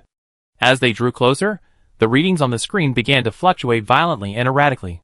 Captain Bien, the energy is out of control. We can't go any further. Su Jing's urgent voice trembled slightly as she gripped Bien Ruijin's arm tightly, preventing him from taking another step. Bien Ruijin paused, his instincts screaming for him to retreat. However, his intuition told him that the unusual energy deep within the darkness might be related to those unknown secrets. He took a deep breath, forcibly suppressing his unease, his voice tense. You, stay outside and keep watch. I go in alone. No! Su Jing retorted without hesitation, her eyes filled with disapproval. The situation inside is unknown. It's too dangerous for you to go alone. That's an order. Bien Ruijin's eyes were unwavering. If I don't come out within 10 minutes, or the signal is lost, immediately lead the team to evacuate and report to the commander. Su Jing's lips trembled a few times, but she ultimately swallowed back all her words of dissuasion. She understood him, as well as she understood herself. She nodded, released her hand, and said in a low voice, "Be careful. We wait for you." Bien Ruijin patted her shoulder, then resolutely turned and stepped into the thick darkness. With each step forward, the surrounding air grew colder, and the mental pressure increased exponentially. He forced himself to take a few more steps forward, finally seeing at the end of the alley a pitch-black crack, about a hand's width wide, with irregularly twisted edges, lying there. The instant Bien Ruijin's gaze fell upon the crack, the viscous darkness within seemed to come alive. Countless slender, scarlet, malevolent eyes snapped open, staring intently at Bien Ruijin. Bien Ruijin groaned. Chaos, distortion, and despair overwhelmed his mental defenses like a flood. His remaining rationality told him it was an illusion, a form of mental pollution, but his body trembled uncontrollably. I can't fall here. Bien Ruijin gritted his teeth, his survival instinct driving him to yank the dagger from his side and plunge it into his outer thigh without hesitation. With a soft thud, the pain temporarily dispelled some of the mental chaos, granting him a moment of clarity. However, this clarity was fleeting. The blood-red eyes didn't disappear. The malice within them seemed to mock his futile efforts. Bien Ruijin's vision began to blur. He could sense that he could only hold on for a minute at most, perhaps even less, before completely collapsing and becoming a sacrifice to this eerie rift. Just then, a voice suddenly resounded deep within his mind. The voice was like a high god looking down upon a struggling ant, filled with undisguised disdain. Only 30 seconds and you're already done? Pathetically fragile. However, you're already the second longest-lasting human I ever encountered. Second? Then who was first? How long did they last? Bien Ruijin didn't know if he had asked the question aloud, but the voice actually responded. First? Ha! A guy who, driven by the desire to see his mother, has been at odds with me for decades. Want to see his mother? Decades? Before Bien Ruijin could think further, it seemed as if it had mentioned something that disgusted it. The resentment and malice contained in those bloodshot eyes erupted amplified, instantly shattering Bien Ruijin's last line of defense. Just as Bien Ruijin's consciousness was about to be overwhelmed, a figure seemed to flash faintly across his blurred retinas. A girl in a school uniform, with pigtails, stood not far away, head down, curiously examining the ominous crack. Was it a hallucination? A deathbed illusion? Why? Did I see Sister Tan? Tan Xiaoxiao glanced disdainfully at the abrupt crack in the alley, and couldn't help but pinch her nose. Who did this? Such a huge crack in the ground, it's so dangerous. She leaned closer, glancing at the churning dark substance inside. Ugh, it's even oozing foul, stinking water. Something must be rotting and clogging it, making it all this filthy. No wonder I felt uncomfortable as soon as I came in. Tan Xiaoxiao concluded to herself, her displeasure growing with each crack she looked at. I need to fix this quickly, otherwise it ruined the city's appearance. She muttered, completely oblivious to any mental pressure, and walked towards the crack. Reaching the crack, she squatted down to examine it closely. Then she pulled a handkerchief from her backpack and tried to stuff it into the crack, muttering complaints as she did so. This rubbish, what a mess. With her words and actions, an invisible force emanated from her. The churning, viscous dark substance seemed to be forcibly pushed back in. The jagged crack in the ground began to heal at a visible speed, eventually restoring a smooth, clean surface. The suffocating mental pollution in the alley vanished instantly.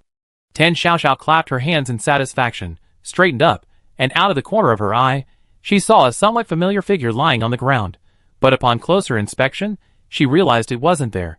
Tan Xiaoxiao rubbed her eyes. Oh no, am I nearsighted? The energy disappeared? Outside the alley, Su Jing stared intently at the detector, exclaiming in disbelief. Without time to think, unease and worry drove her to rush deeper into the alley. Team leader Bien Ruijin. The other team members immediately followed, tense and on guard. Su Jing quickly found Bien Ruijin deep in the alley. He collapsed to the ground, soaked in cold sweat, his body trembling uncontrollably. Captain Bien, how are you? Su Jing hurriedly supported him, her voice filled with anxiety and lingering fear. What happened? That energy just now. Bien Ruijin's lips trembled, he tried several times, but found himself unable to utter a complete syllable. Seeing his near collapse and severely traumatized state, Su Jing dared not press further, and gestured for the medic to treat the wound on his leg. In a daze of relief, Bien Ruijin struggled to look at the area in the corner where the crack had once stood, his eyes filled with shock and confusion. The figure that appeared before him at the last moment, rescuing him, was it Sister Tan? But wasn't Sister Tan in the world of the ghostly calamity? Why did she suddenly appear here, and then suddenly disappear? Chapter 111. The medic was cleaning Bien Ruijin's wounds. The stinging sensation from the alcohol actually helped clear his head a bit. He gritted his teeth, his gaze fixed on the spot where the crack had disappeared. As if remembering something, he suddenly looked up, his eyes blazing as he stared at Su Jing. Data? the data recorded by the energy detector. Su Jing immediately understood and handed him the detector. Bian Ruijin took it immediately and skillfully flipped through the abnormal energy data records on the screen. After seeing the data at a certain point in time, which suddenly plummeted, Bian Ruijin closed his eyes, trying to recall the moment when he saw Sister Tan in her school uniform appear and disappear while his consciousness was blurring. Time. Bian Ruijin looked at the data, a look of certainty and surprise flashing across his face. Yes, time. The time of the energy drop recorded by the detector coincided with the time he hallucinated and saw Sister Tan's figure. He wasn't mistaken. Sister Tan had indeed appeared and saved him from that unknown monster. But Bian Ruijin still had a series of questions in his mind. Wasn't Sister Tan in the ghostly disaster game? Why was she here? How did she transcend time and space? Was this Sister Tan's inherent ability, or did she unconsciously do it through something? Most importantly, if Sister Tan could travel through time and space, then could she freely travel between the ghostly disaster world and Blue Star? Bian Ruijin stared intently at the almost overlapping times on the detector screen, feeling his heart pounding and his breathing rapid. Team Leader Bian, this is unbelievable. Su Jing's voice trembled as she listened to Bian Ruijin's recounting of the entire ordeal, her face filled with shock. What do we do next? The situation here is too bizarre. Should we return to base immediately and report to the commander in detail?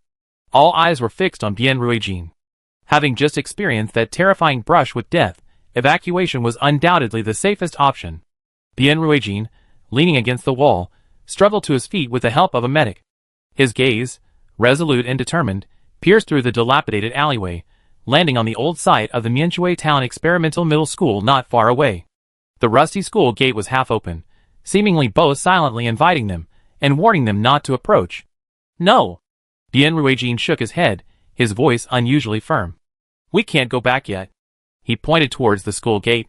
We still have one last, and most crucial, item to confirm.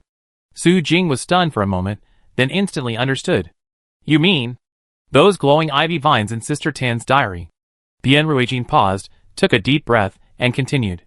That's right, the ivy vines that are repeatedly mentioned in the diary, emitting a greenish glow. What do those unusual phenomena represent? Could they be the connection between the two worlds? Or perhaps the initial node connecting the world of the strange disaster to Blue Star? Finding it, observing it, might bring us closer to the source of Sister Tan's power, closer to the truth behind it. I understand. Su Jing quickly checked her equipment. Your legs aren't very mobile, I go with you. Bian Ruijin glanced at her, didn't refuse, but instead gave orders to the other team members. You stay outside the school to keep watch, maintain communication, and if anything unusual happens, evacuate immediately and report without asking for permission. Yes, Captain Bian. The team members responded in unison, quickly taking cover in several easy escape spots outside the school gate. Bian Ruijin, supported by Su Jing, limped towards the school. The large characters Mianchui Town Experimental Middle School at the gate were already rusted and peeling off in pieces. The campus was even more silent, overgrown with weeds. Based on the description in the diary, the two carefully walked along the path deeper into the school. Finally, an old wall several tens of meters long appeared before them. But completely different from what was described in the diary, the ivy on this wall was withered and gray. Completely devoid of any green, let alone the shimmering green light described in the diary. Rubbing her eyes, Tan Xiaoxiao slowly strolled out of the alley. For some reason, ever since she blocked the gap in the alley, she felt a sudden release of the tension in her chest. The teacher was right. Doing good deeds makes you feel better. Tan Xiaoxiao nodded in satisfaction, attributing her improved mood to her noble character. Just then, the school's preparatory bell rang like a death knell. Oh no! I'm going to be late! Tan Xiaoxiao jolted awake and dashed towards the school gate. Just as she reached the corridor of the teaching building, the door to the classroom next door was suddenly pushed open with a bang. A figure carrying a thick stack of homework books walked out, blocking Tan Xiaoxiao's path. Du Yongxia, clutching a thick stack of homework, glanced at her sideways, a mocking smile on his face that Tan Xiaoxiao found utterly irritating. You're late again? Just like in junior high, always oversleeping. Are you a koala? His deliberate tone sounded like a fly buzzing in her ear, instantly ruining Tan Xiaoxiao's good mood. She frowned irritably, not even looking at Du Yongxia, muttering under her breath. So noisy, chattering away. If only you could be quiet. Before she could finish, Du Yongxia, about to say something more, suddenly looked terrified, his mouth opening and closing in vain, but no sound came out. Du Yongxiao looked bewildered. He cleared his throat forcefully, but it was still futile. He stood frozen, clutching his workbook, watching helplessly as Tan Xiaoxiao, expressionless, brushed past him and silently slipped into her classroom through the back door. Tan Xiaoxiao hunched over and slipped to her seat, casually stuffing her bag into her drawer, but her mind involuntarily drifted back to Du Yongxiao's sudden silence. What happened? That guy suddenly went mute? Tan Xiaoxiao stared thoughtfully at the chemistry textbook spread out on her desk, which looked like gibberish. An absurd thought flashed through her mind, but she immediately suppressed it. It must be because that guy's always been so cheeky, he got his comeuppance. What does it have to do with me? Just as she was trying to convince herself, the teacher on the podium stood up, carrying a stack of test papers, and tapped the blackboard. All right, quiet. Clear your desks. Get ready for the weekly test. High school life was a series of small tests every 3 days, and big tests every 5 days. The students were already numb to it. Tan Xiaoxiao straightened her expression and immediately put the matter out of her mind. She stealthily pulled the paper doll, which was pretending to rest with its eyes closed, out of her school bag. The little paper doll sighed resignedly and began to complete its task. The day passed in a flurry of exams, but perhaps only Lu Luan was truly busy. When the school bell rang, Tan Xiaoxiao almost immediately picked up the little paper doll, who was practically collapsing from its exhaustion, and slumped over the exam paper, tossed it over her shoulder with practiced ease, grabbed her school bag, and rushed out. Mom was going to make her favorite cookies today. What could be more important than that? She ran home, and as soon as she opened the door, a rich, sweet aroma wafted towards her. On the old dining table in the living room sat a full plate of golden brown, crispy cranberry cookies, their edges still perfectly charred. Tan Xiaoxiao didn't even have time to put down her school bag before rushing to the table, grabbing a cookie, and eagerly stuffing it into her mouth. Delicious. The familiar taste filled the air, and Tan Xiaoxiao couldn't help but feel a surge of satisfaction and nostalgia. Just then, her mother, Tan Shu, came out of the kitchen carrying a plate of freshly stir-fried shredded pork with garlic sauce. Seeing her daughter like this, a helpless yet indulgent smile appeared on her face. You silly child, why are you eating without washing your hands again? Tan Xiaoxiao chewed on the cookie, laughing a little sheepishly. I was so hungry. And Mom's cookies smelled so good, I couldn't resist. She said, as if remembering something. Why didn't you go to the shop today? This is the busiest time of day for you. Tan Shu paused slightly in setting out the dishes, then casually avoided her daughter's question. Everything's fine at the shop. Go quickly and bring out the soup from the kitchen. Be careful, it's hot. Okay. Tan Xiaoxiao didn't think much of it. She obediently ran into the kitchen and carefully brought out the still steaming seaweed and egg drop soup. The mother and daughter sat facing each other. During the meal, Tan Shu barely touched her chopsticks. Her gaze lingered tenderly on her daughter's face, her eyes filled with unwavering love, but also concealing a complex emotion. There was relief, reluctance, and a hint of relief at having made a decision. After the meal, Tan Xiaoxiao took the initiative to clear the table. Sitting with her mother on the somewhat worn sofa in the living room, she belatedly realized that something seemed amiss. Tan Shu looked at her hesitantly, as if she wanted to say something but didn't know how to begin. Tan Xiaoxiao felt a little uneasy under her gaze, her tone hesitant. I've been very well behaved lately. I finished all my homework on time, haven't caused any trouble outside, and I even did a good deed today. Tan Xiaoxiao straightened her back and added earnestly. Really? I filled in a big dark hole in the alley next to the school. That hole was so deep and dark, if someone accidentally stepped into it at night, they'd be in big trouble. She spoke with conviction and seriousness, as if she had actually experienced stepping into the hole herself. Tan Shu listened quietly, a gentle smile tinged with a hint of sadness. She reached out and gently took Tan Shishi's hand, which was resting on her knee. Her palm was warm and soft. Xiaoxiao, you should go back. Tan Xiaoxiao was stunned for a moment, not quite understanding. Go back? I'm at home, I'm already back. She glanced around the familiar home where she had grown up, finding her mother's words somewhat inexplicable. Tan Shu looked at her, her eyes slightly reddening. She tightened her grip on Tan Shishi's hand, her voice still gentle. Xiaoxiao, Mom will always love you. Looking at the overflowing love and sorrow in her mother's eyes, Tan Xiaoxiao felt a sudden, inexplicable panic creep into her heart. Mom knows, you're very capable, you might control everything. Tan Shu's voice softened, as if afraid of disturbing something. But Xiaoxiao, none of this is real. She stood up, walked to Tan Xiaoxiao, and embraced her stunned daughter. You just missed Mom so much. The expression on Tan Xiaoxiao's face vanished instantly. After a long pause, she pushed Tan Shu away, her tone cold and hard, tinged with a hint of embarrassment and anger. What are you saying?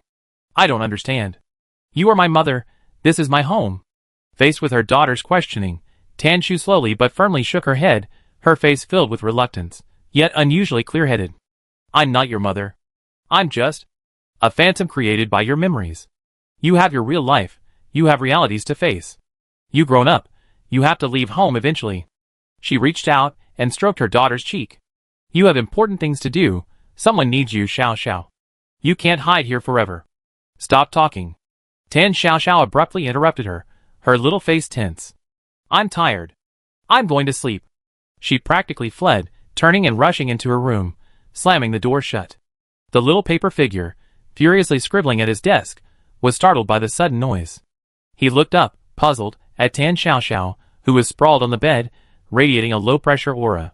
Tan Xiao buried her face in the soft pillow, motionless. Although her eyes were closed, her tense movements and disordered breathing clearly indicated that she hadn't fallen asleep. Lu Luan glanced at the playing dead Tan Xiao, then looked down at his half-finished homework, finally putting down his pen, laboriously climbing onto the bed, and quietly lying down beside the pillow, silently keeping her company. That night was destined to be sleepless. The next day, before dawn, when the outside world was still shrouded in a gray haze, Tan Xiao sat up in bed. Her eyes still bore faint dark circles. Picking up the little paper figure lying quietly beside her, Tan Xiao quickly dressed, slung her school bag over her shoulder, and silently left home. She didn't go to the classroom, but went straight to the old school wall covered in lush ivy. The morning mist hadn't yet dissipated, and the shimmering green among the verdant leaves added a touch of tranquility and mystery to the surroundings. Tan Xiao stood before the wall, silently gazing at the ivy that permeated her entire childhood memories. Her mother in her memory was right. This place wasn't real after all. In this overly beautiful dream, fragments of her forgotten memories were slowly being retrieved. She recalled the little things she and her mother did together in the convenience store when she was a child, remembered her experiences growing up on Earth. The only thing still shrouded in mystery was what happened on the day she disappeared before her college entrance exams. How did she travel from Earth to the world of calamities? These crucial memory points remain a blank. Whenever she tries to recall them, she feels an inexplicable resistance, as if it were a painful memory that her subconscious doesn't want to relive. Tan Xiao subconsciously smacked her lips, the taste of last night's cranberry cookies still lingering on her tongue. If only I had eaten 2 more last night, she muttered softly, her voice thick with emotion. That might be the last time she tasted her mother's cooking. Tan Xiao sighed deeply, and when she looked up again, her gaze became resolute. Looking at the ivy before her, glowing with a barely perceptible green light in the morning glow. Tan Xiao reached out, her fingertips gently touching the cool, damp leaves. The next second, centered on her, the lush, vibrant ivy began to wither and turn yellow at a visible speed. It was as if an invisible force was rapidly draining its life force. Within a few breaths, the ivy covering the entire wall quickly withered and decayed, turning into dry vines that hung limply on the wall. It's time to wake up. It's also time to go back and settle accounts. The rules archives, brightly lit. Song Gaohan sat in his clean, cold office, triumphantly tapping the smooth desktop. Successfully deleting the largest anomaly was undoubtedly a huge achievement. Especially compared to his colleagues' repeated failures, he would appear even more outstanding in front of his master. Song Gaohan was already thinking about how to report to his master, and more importantly, how to ask for a reward. Was it a demand for higher authority, or knowledge closer to the origin? Song Gaohan grew increasingly agitated with each thought. After a long pause, he stood up, straightened his suit and tie, and walked to a huge framed painting hanging on the wall. The frame was antique and ornate, even inlaid with expensive gemstones. But the canvas was completely blank, devoid of any content. Song Gaohan quickly suppressed his smugness, replacing it with piety and fervor, and then knelt directly before the blank painting, bowing his head. The next second, without warning, a pair of eyes appeared on the blank canvas. A pair of enormous, scarlet eyes, without pupils, only a blood-red hue and a chaotic light that seemed capable of devouring everything. Just looking at them instilled a sense of dread from the depths of one's heart. A detached voice, seemingly from ancient times, echoed in the room. But for some reason, the voice, which should have been devoid of emotion, seemed to faintly reveal a hint of impatience and A faint weakness. What is it? If Dian Ruijin were here, he would instantly recognize that this voice was exactly the same as the one he had heard in the alley earlier. Song Gaohan lowered his head even further, his voice trembling with excitement, his tone filled with self-aggrandizement and flattery. Master, your most loyal servant has successfully and completely eliminated the anomalous entity Tan Xiaoxiao. The blood-red eyes on the canvas remained unmoved, silently scrutinizing the kneeling Song Gaohan. After a long while, the indifferent voice rang out again. But this time, the voice carried an overwhelming rage of being fooled. Are you sure? The voice paused, and an invisible pressure suddenly descended, making Song Gaohan instantly feel short of breath. I don't like lying dogs. Song Gaohan felt as if his brain was being pierced by countless fine needles. Ugh! He let out a painful groan, then collapsed uncontrollably to the ground, tears and snot streaming down his face, his heart filled with pain and confusion. Master. I wouldn't lie. I really... He struggled, writhing in agony, trying to explain. I saw her being devoured with my own eyes. The recycling process has started. She couldn't possibly. Just as he was rambling incoherently trying to prove his loyalty and value, buzz zzz. A strange sound suddenly echoed throughout the entire archives of rules. Inside the archives, all the lights began to flicker wildly without warning. At the same time, the walls and floor of the entire archives began to twist and deform violently. This was proof that the order upon which the entire archives depended was being subjected to unprecedented and brutal disruption. What's going on? Alarm. Highest alert. Outside the hall, panicked shouts and hurried footsteps echoed from the rules specialists.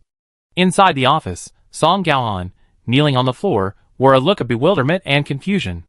Meanwhile, a flicker of astonishment and a hint of fear flashed in the blood-red eyes on the canvas. Before he could utter another word, it vanished from the canvas without a trace, leaving only an empty frame, as if everything that had just happened was merely Song Gaohan's illusion. No, master. Song Gaohan stared dumbfounded at the blank canvas, his mind a complete blank. What on earth happened? Why did he feel like his master was fleeing in panic? Damn it, he actually dared to make such malicious assumptions about his master. If his master found out. Song Gaohan paused, a chill running down his spine, and he dared not think any further. Just then, a faint green light began to gather in the center of the office. Song Gaohan didn't feel any intrusion. It was more like something was being reloaded. Then his eyes widened, as if he had seen a ghost, his gaze filled with terror. Tan Xiaoxiao's figure slowly materialized, appearing there. She was still wearing a simple shirt and pleated skirt, a small paper doll, seemingly an ornament, perched on her shoulder. No. Impossible. Song Gaohan sprang to his feet, pointing at Tan Xiaoxiao, his voice filled with hysteria and disbelief. He finally understood why his master had intended to punish him. She was actually still alive. How could you possibly be back? How did you get out of the junkyard? This is against the rules. Your very existence is a mistake. You must be corrected. You must. Song Gaohan was like a madman, all his previous smugness and composure gone. Tan Xiaoxiao rubbed her ears, which were heard by the noise, looking somewhat bewildered. She glanced around, her gaze lingering for a moment on the blank picture frame. It was quite ornate. She really wanted to pry off the glittering gems. Then she looked at the man in the suit and gold-rimmed glasses before her, his expression ferocious, and suddenly understood. Oh, I see. She looked at Song Gaohan with disdain in her eyes. I knew it. Why have you been targeting me like this? Tan Xiaoxiao stared at the hysterical man before her, accusing him without thinking. Her tone was arrogant and unreasonable, as if she were deliberately looking for trouble. Are you a corporate spy sent by the newly opened supermarket next door to cause trouble? Is it because your business is bad that you're here to mess with me? Although Tan Xiaoxiao initially had the intention of causing trouble, the more she thought about it, the more reasonable it seemed, and she even began to list evidence. You plastered signs all over my store, left trash cans lying around, and rearranged my shelves. Now you want to get rid of me, the owner. This isn't just simple unfair competition, this is illegal and criminal. It's attempted murder. Song Gaohan, ? What nonsense is this crazy woman spouting? What nonsense are you talking about? I am the noble curator of the rules archives, the maintainer of the world order in the bizarre world. I'm just cleaning up bugs. Tan Xiaoxiao didn't bother listening to his self-praise.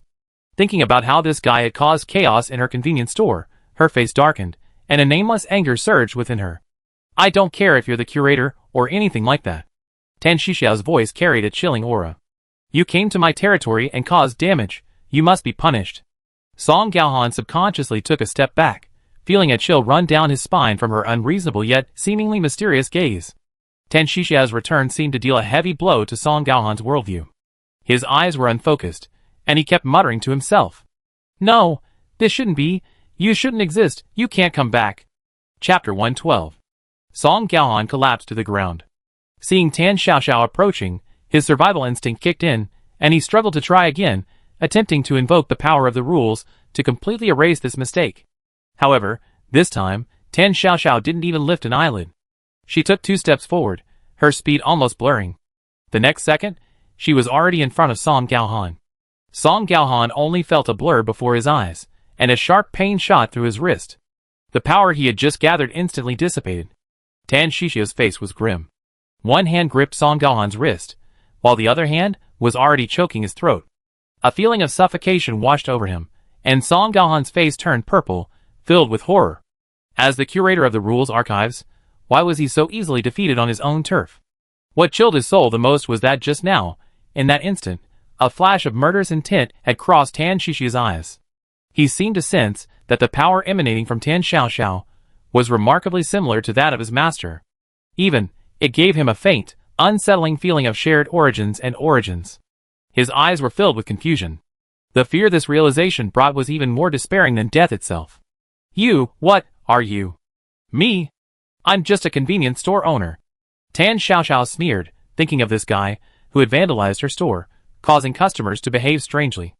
A surge of anger rushed to her head, and a cold, red glint appeared in her eyes. She tightened her grip, and with a crack, Song Gaohan immediately stopped struggling, his expression frozen, his face still showing resentment and fear. Tan Xiaoxiao released her grip, and Song Gaohan's body immediately collapsed to the ground. The redness in Tan Shishiao's eyes quickly faded. She stood there, staring blankly at the corpse. Several seconds passed before she suddenly came to her senses, looking down at her hand, then at the curator lying on the ground. Tan Xiaoxiao murmured to herself softly, her tone as if trying to convince herself. He attacked first. I was acting in self-defense. Just as she finished speaking, a flash of crimson light appeared on the blank frame of the painting on the office wall, then vanished as quickly as a hallucination. Lost in her own thoughts, Tan Xiaoxiao didn't notice this. The next second, right before Tan Shishiao's eyes, Song Gaohan's body began to become transparent and blurred. It disappeared completely within seconds, as if it had never existed. Tan Xiaoxiao froze, rubbing her eyes, staring at the empty floor. Where is everyone? She scratched her head, finding the scene somewhat familiar. Right, that Dr. Wu, who always came to cause her trouble in different ways, also frequently disappeared without a trace like this. Why are they all the same? Can't play the game, so they just disappear? Tan Xiaoxiao scoffed, not dwelling on the question. She had a mission to complete this time, barging into this eerie place. Tan Shishiao's gaze immediately fell on the desk, where a dark brown file box sat. Several lines of text were clearly printed on the box. File number, GY2738237. Name, Mysterious Convenience Store. Address, 23 Neon Street. Tan Xiaoxiao quickly tore open the seal, pulled out a stack of bound documents, and eagerly began to peruse them. The previous content was similar to what she had glimpsed before. Name, Weird Convenience Store. Rank E. Store Manager, Flesh and Blood Cash Register. Employees, Greedy Trash Can, Abyss Freezer. Turning the page, the updated information appeared. Weird Convenience Store, updated 2.0, rank, SSS. Store Manager information. Name, Tan Xiaoxiao. Age 18? She quickly scanned the information she already knew, and flipped directly to the last page. Sure enough, it listed all the store rules that annoyed her so much. 1. All products must be arranged strictly in alphabetical order. 2. Loud noises are prohibited in the area. 3. Trash must be strictly classified as recyclable or non-recyclable. 4. Shopping carts must be pushed along the ground markings. Each item made Tan Xiaoxiao frown deeply. These ridiculous rules were what made her store such a mess. Ugh, this is so annoying, I need to fix it right away. She muttered irritably, her gaze sweeping across the desk before quickly settling on a fountain pen with intricate engravings that looked quite expensive. When she reached for the pen, it seemed to tremble slightly, as if resisting Tan Shishiao's touch. But Tan Xiaoxiao didn't care about its reluctance. She gripped it tightly in her hand, forcibly controlling it. This pen is really hard to write with. Tan Xiaoxiao frowned, shaking it forcefully. The ink is intermittent, too. Oh well, I just have to make do. Under her brute force, the unruly pen finally yielded. Tan Xiaoxiao gripped her pen and, without hesitation, crossed out all the rules and regulations she loathed. Then, she paused, pondering for a moment. In the large blank space at the bottom of the page, she wrote a new line. All rules are defined by store manager Tan Xiaoxiao. The handwriting wasn't exactly beautiful, but each stroke seemed to possess a strange power. That's more like it. Tan Xiaoxiao nodded in satisfaction, admiring her masterpiece, and stuffed the document back into the file box. She looked at the file box, then thought it over and felt it wasn't safe to keep it in this rundown archive. This time it was this manager, but what if another manager came next time and secretly changed the rules of her store? It's my store's files, of course I have to take good care of them. So, Tan Xiaoxiao picked up the file box without hesitation, glanced around the office, and pursed her lips. Done, time to wrap up. Tan Xiaoxiao walked briskly towards the first floor. Inside the Rules Archives lobby, the frantic flashing lights, which had been going on for so long, finally stopped. Mu Mingqiu subconsciously breathed a sigh of relief, her tense shoulders relaxing slightly. She glanced around at her surroundings, now back to normal, a wave of fear washing over her. Finally, it's over. Her voice trembled slightly. If this incident had prevented her from finishing her work on time, and that heartless curator had found out. Thinking of her former colleagues being thrown into the recycling bin, Mu Mingqiu shuddered, a chill running down her spine. She quickly composed herself, trying to get back to the work she had missed. As she tapped, Mu Mingqiu's thoughts drifted. She thought of the girl, who looked to be in her early 20s at most. The girl didn't seem weak, but she hasn't come down yet. Mu Mingqiu shook her head. Looks like it's over. She's seen too many overconfident individuals trying to challenge the archive's authority. Without exception, they were all eliminated. Besides, the director had personally overseen the event today, a first for him, so the girl's fate was predictable. Sigh, these unlucky souls. She sighed silently. The archives of rules, it's not so easy to break into. The thought had barely crossed her mind when her fingers froze. Her workstation was directly opposite the staircase leading to the second floor. At that moment, a familiar figure was slowly and deliberately descending the stairs. Mu Mingqiu's eyes widened instantly, her fingers frozen in midair, as if struck by a spell. She actually got out? How did she do that? The curator was personally overseeing things today. Given the curator's personality, how could he let her leave the archives unscathed? Could it be the curator suddenly changed his mind and took pity on her? This absurd thought was immediately dismissed by Mu Mingqiu. Absolutely impossible. Then, a detail caught her eye.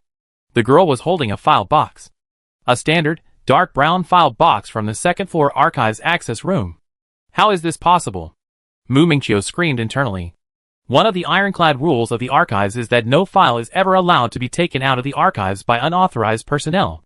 Neither Ding Air nor the curator would allow such a thing to happen. Unless... An unbelievable thought flashed through her mind.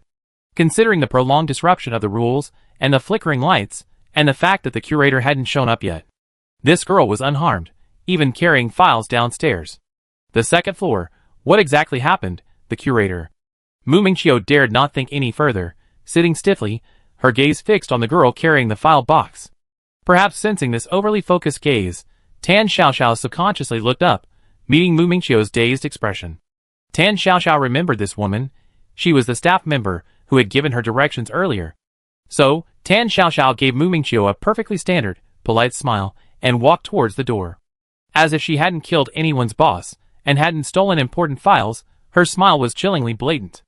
The hall was deathly silent. Mu Mingqiu absent-mindedly typed on the keyboard, her mind occupied with only one thought. How is the curator? Bian Ruijin and Su Jing stood before the old wall, speechless for a moment. The scene before them was completely unrelated to the description in the diary. The ivy that covered the entire wall in the diary was now just withered, yellowed vines. The leaves had long since fallen, leaving only a few fragile, decaying fragments. How could this be?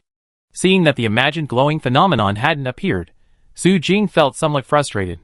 Bian Ruijin frowned, took a few steps forward, and the energy detector in his hand was completely silent, the reading showing no abnormal fluctuations. The instrument isn't responding.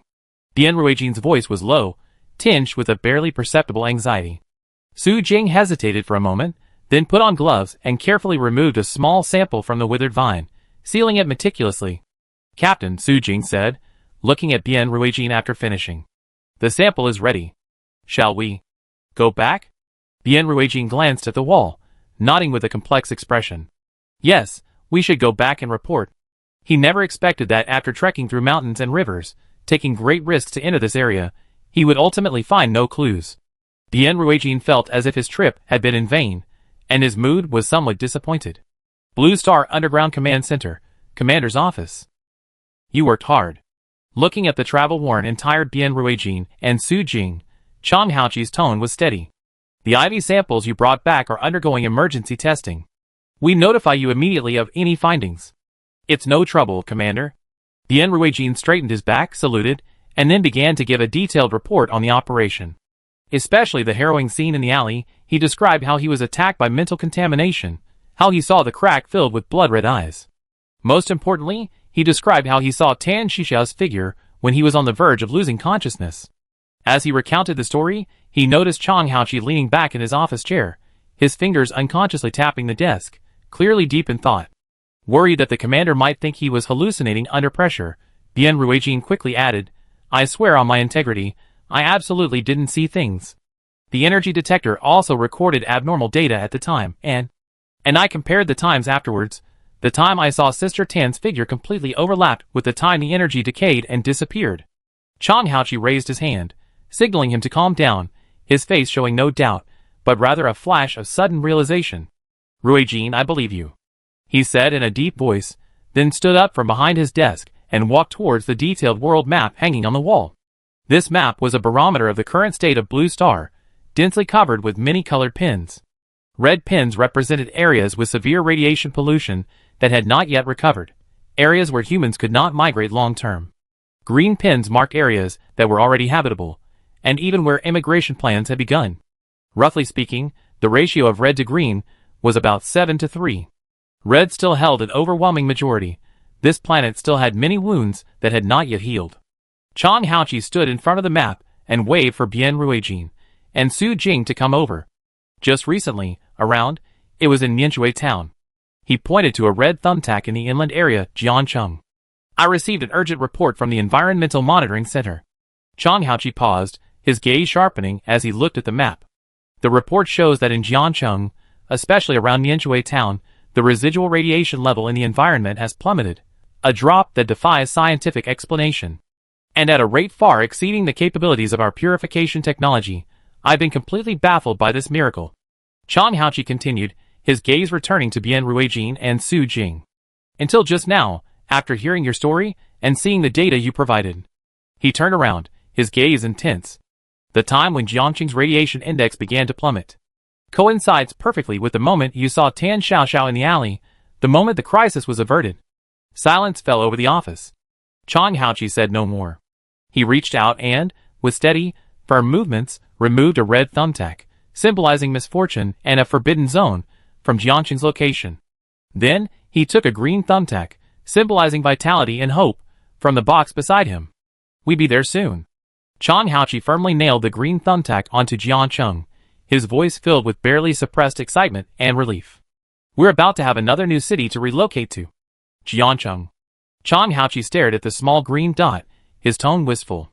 With several major rivers flowing through it, and fertile soil, it was once an important inland river transport hub and granary.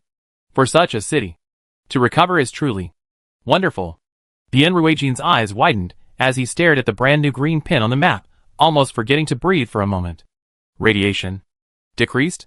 he repeated subconsciously, his voice trembling with disbelief. Before he could react further, he heard Su Jing beside him let out a joyful, tearful cry. "Captain, that's great."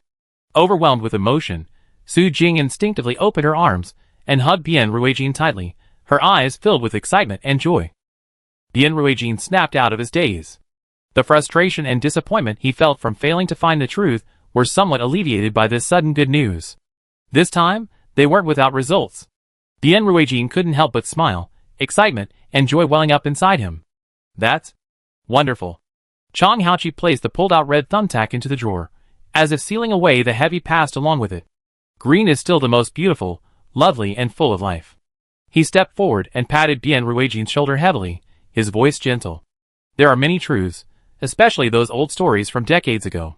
It's normal that the clues have gone cold, and there's no progress for now. You've done enough. Chang Haoqi's gaze swept over Bien Ruijin and Su Jing's slightly haggard faces. 5 more days, until the new round of the ghostly disaster game begins. You and Su Jing have worked hard these past few days. Go back and rest well. More important tasks await you next. Yes, Commander. Bien Ruijin and Su Jing immediately straightened up, their voices loud and solemn. Chang Haoqi smiled helplessly and waved his hand.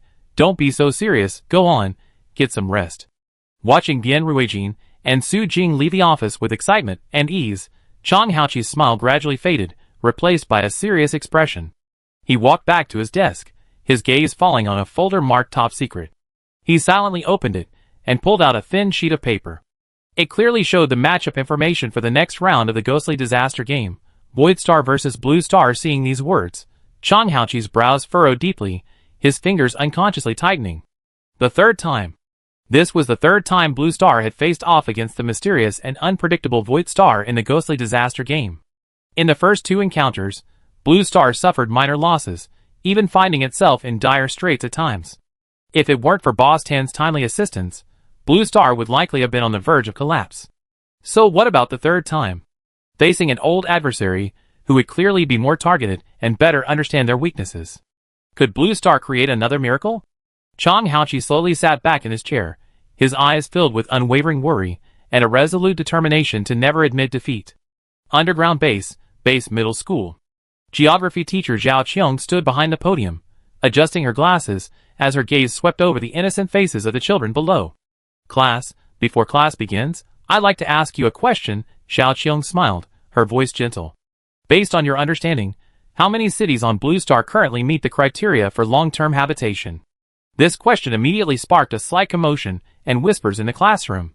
Qin Yu overheard Qin Yong and Su Ro discussing quietly behind her. Qin Yong's tone was uncertain. I remember. Around 20, I think. My parents mentioned it briefly last time. Su Ro immediately retorted, a hint of smugness in her voice. Your data is outdated, that's from ages ago. I heard on the news the other day that it seems to have increased to 31. Really? That many? Qin Yong's voice held a mixture of surprise and doubt. Similar discussions rippled through the classroom, with answers ranging from 20 to 30. Zhao Qiong gently tapped the desk on the podium, a knowing smile on her face. All right, students, please be quiet. It seems you all care a lot about the recovery of our Blue Star home. The classroom quickly quieted down, pairs of eyes curiously looking at the teacher, waiting for the correct answer. Zhao Qiong didn't reveal the answer directly, but instead drawled out her words. It seems everyone's data is a bit outdated. Currently, the number of cities on Blue Star that meet the level 1 livability standard is. She deliberately paused, looking at the students' expectant eyes, before saying, word by word, 33. A gasp of surprise rippled through the room. 33. This number was more than most students had guessed. So does anyone know which cities are the main ones? Zhao Qiong continued. The students looked at each other, then shook their heads in unison. Most of them were born and raised in the underground base, and weren't very familiar with the city names that only existed in textbooks, news reports, and stories from their elders, let alone being asked to name 33 in one breath. That's all right, Zhao Qiong smiled understandingly, turning to operate the multimedia equipment on the podium. Let's take a look at the latest official data together. She said while operating the system. This information is updated in real time on the United Government's official website. You can check it yourself in the future. She opened her browser and entered the question in the search box. Which cities on Earth meet the criteria for habitability? Almost instantly, the search results appeared. However, the moment she saw the results, Zhao Qiong's hand, which was adjusting her glasses, froze. She even subconsciously leaned forward, thinking she was seeing things. There are currently 34 cities on Earth that meet the criteria for habitability, including the following cities: Spring City, Shun City, Lunyagua City. 34? Zhao Qiong's eyes widened, her mind momentarily blank. Wait a minute. She had just checked the official data last night, when preparing her lesson. It was still 33. The students below also saw the number on the screen, and immediately began whispering among themselves, their faces filled with surprise and curiosity. Huh? Didn't the teacher just say 33? Did the teacher misremember? Impossible. The teacher was so certain just now. Could the data online be wrong? What a joke. This crucial data is definitely updated by the government in real time. How could it be wrong? Listening to the students' discussion, Zhao Qiong's brows furrowed tightly. She couldn't possibly have misremembered. She scrolled the mouse, carefully counting the city names listed on the screen one by one. Hua City, Kobaha. The mouse wheel slid down, and when the last name came into view, Zhao Qiong stopped. She stared intently at the name, her face filled with shock and disbelief. Jiancheng? The Jiancheng with its millennia-old civilization, renowned as a land of plenty? The Jiancheng that suffered devastating damage in the early stages of the disaster, severely polluted, and considered a tough nut to crack in the reconstruction efforts. The students, still whispering in the classroom, noticed the teacher's unusual reaction. Some students interested in history and geography, or those with families in Jiancheng, couldn't help but gasp softly as they looked at the word Jiancheng on the screen. Qin Yu, seated in her seat, excitedly looked up. Jiancheng? Her hometown Jiancheng? Is it true? How could it be? She had secretly checked the United Government's announcement just a few days ago. Jiangcheng's purification progress had been stalled due to excessive radiation levels. How could it reach the standard overnight? Zhao Qiong, on the podium, also barely recovered from her shock. Forgetting she was still teaching, she almost frantically searched online.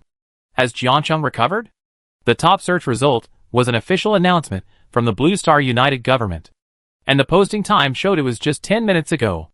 Announcement regarding Jiancheng area reaching livable standards and initiating preliminary registration of relocation intent after continuous monitoring and comprehensive evaluation. The environmental index of the Jiancheng area, including its subordinate towns, has reached livable standards, and key indicators such as air, water quality, and soil all meet long-term residence requirements. Starting today, the coalition government will begin the first round of registration for relocation intentions in the Jiancheng area. Specific details will be announced separately. Zhao Qiong subconsciously scrolled down the page. The announcement was already filled with comments from netizens. Jiancheng? Really? There wasn't a word of it before. Wasn't the radiation in Jiancheng supposed to be serious? How come it's suddenly so much better? Wow, is this the Jiancheng mentioned in history books? I definitely want to go see it sometime. I'm crying. My dad's from Jiancheng. I wish he could see this day. Looking at these scrolling comments, Zhao Qiong finally believed it wasn't a hallucination. She let out a long sigh of relief, her tense expression relaxing slightly. No wonder she didn't know. It had only been announced 10 minutes ago. Meanwhile, Qin Yu, sitting below, had also finished reading the brief announcement. She stared intently at the two words Jiancheng on the screen, her vision gradually blurring. Jiancheng? Has it really recovered? That hometown, steeped in history, with its ancient streets and distinct seasons, can she really take her elderly grandmother back to see it? An unreal sense of happiness made her tremble slightly. Qin Yu even subconsciously pinched her arm hard. The pain sent a jolt through her, and Qin Yu's face contorted with a mixture of tears and laughter. It's not a dream. It really isn't a dream. Chapter 113. In the latter half of the geography class, Zhao Qiong directly adjusted the teaching plan and began teaching Jiancheng geography. She found an electronic version of an old map of Earth online and presented the students with the historical districts and famous landmarks of Jiancheng, this ancient city with a history of thousands of years. Qin Yu sat below the stage, her back ramrod straight, her eyes fixed on the screen. Listening to the teacher explain the rushing river, the ancient clock tower, the bustling docks. Her eyes welled up with tears, as if she had personally traveled back to her hometown. The bell rang, but the students were still immersed in the excitement and joy of Jiangcheng's restoration. Yu Lily was the first to rush over and hug the still somewhat stunned Qin Yu, her voice full of sincerity and joy. Yu, congratulations. Now you don't have to keep saying you envy me every day. Yu Lily's hometown is in the Morang Plain, one of the earliest areas to be restored. Qin Yu had often expressed her envy of Yu Lily, and her longing for her hometown in front of her. At this moment, her friend's teasing brought Qin Yu back to her senses. She chuckled, nodded vigorously, and her eyes welled up with tears again. Yu Lily tugged at her arm, her eyes sparkling. Come on, we need to plan this out properly. What should we do on our first day back in Jiancheng with you? I need to make a list, at least 100 things. Infected by her enthusiasm, Qin Yu also started thinking about it. First we go for a walk along the river, and then we go see that famous building. I forgot what it's called. Oh, and it would be great if we could eat that famous hot dry noodles. Two girls chattered excitedly, their faces filled with anticipation for the future. After school, Chen Yu practically ran home. The news of Jianqing's recovery boosted morale throughout the underground base. Walking through the bustling streets of the base's residential area, people gathered in small groups, their faces beaming with relaxed smiles. Have you heard? Jianqing. It's Jianqing. That's great. Does this mean my hometown will be back soon? The united government has really done something big this time. My uncle used to live near Jianqing, and he said their lotus root soup is absolutely amazing. These hopeful words made Chen Yu's steps lighter as she walked home. Grandma. I'm home. Chen Yu pushed open the door, her voice brimming with barely suppressed excitement. Grandma Chen was cooking. Hearing her granddaughter's call, she looked up, her face filled with loving tenderness. Why are you so happy today? You're all sweaty from running around. Chen Yu didn't even have time to put down her school bag before rushing into her grandmother's arms. She knew her grandmother didn't usually follow the news closely, preferring to listen to operas and old stories on the radio. Her grandmother probably didn't know about the newly announced news of Jianqing's recovery. Grandma, it's amazing news. Chen Yu looked up, her voice trembling with excitement. Jianqing, our Jianqing. It's recovered. The joint government has issued a notice, and we can apply to go back soon. Grandma Chen's hand holding the spatula froze, her fingers trembling as she turned off the stove, instinctively asking, What? Yu, what did you just say? Where? Jianqing, our hometown Jianqing, it's true. The notice was issued today. Chen Yu emphasized forcefully, her voice choked with emotion as she looked at her grandmother's bewildered and disbelieving expression. We can go home. Good. Grandma Chen finally processed the news. She put down the spatula, wiped away her tears, but her eyes shone with joy. She stood up shakily and walked to the old dresser in the living room, carefully picking up the photo frame placed in the center. The photo showed a young couple holding an infant in swaddling clothes, with a rushing river flowing in the background. It was a photograph of Chen Yu's grandparents and her infant father, taken in Jianqing. Grandma Chen gently stroked the handsome man in the photo with her fingertips, her voice low and filled with longing. Your grandfather. He passed away early, and is buried in the Riverside Cemetery. For so many years, I haven't been able to visit him, to eat his grave, or to talk to him. Her decades-long wish was finally fulfilled, and her tears flowed even more freely. Good, it's so good, finally I can go back and see him, she repeated, clutching the photo frame tightly to her chest. Chen Yu went over and held her grandmother's calloused hand tightly. The two nestled together, speechless for a long time.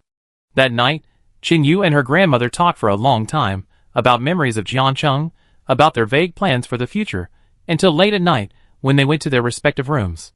Chen Yu sat at her desk, not immediately resting, but instead taking out her composition book. Today's Chinese homework required writing an essay of no less than 500 words on the topic of Jianqing. She picked up her pen, her mind echoing with her grandmother's choked, expectant words, her heart heavy. She took a deep breath and solemnly wrote down the title. My Jianqing. When I was little, Jianqing was a vague concept. My grandmother would always stroke old photos in front of me, a glimmer of light in her eyes that I didn't quite understand.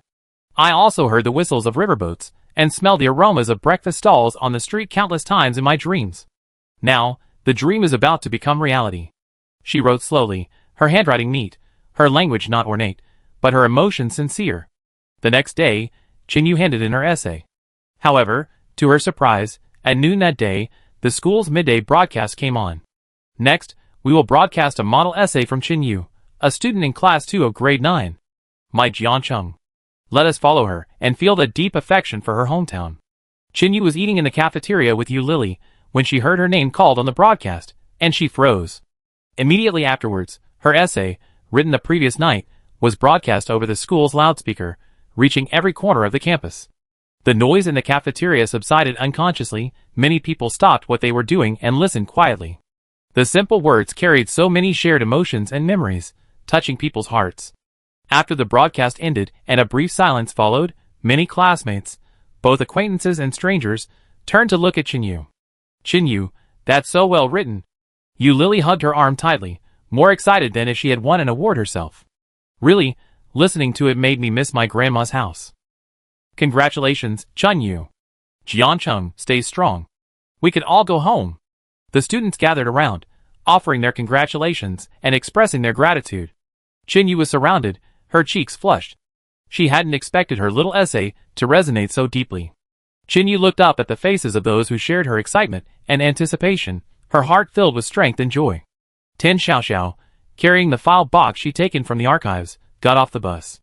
When her gaze fell on the familiar facade of her convenience store, she paused, her eyes widening.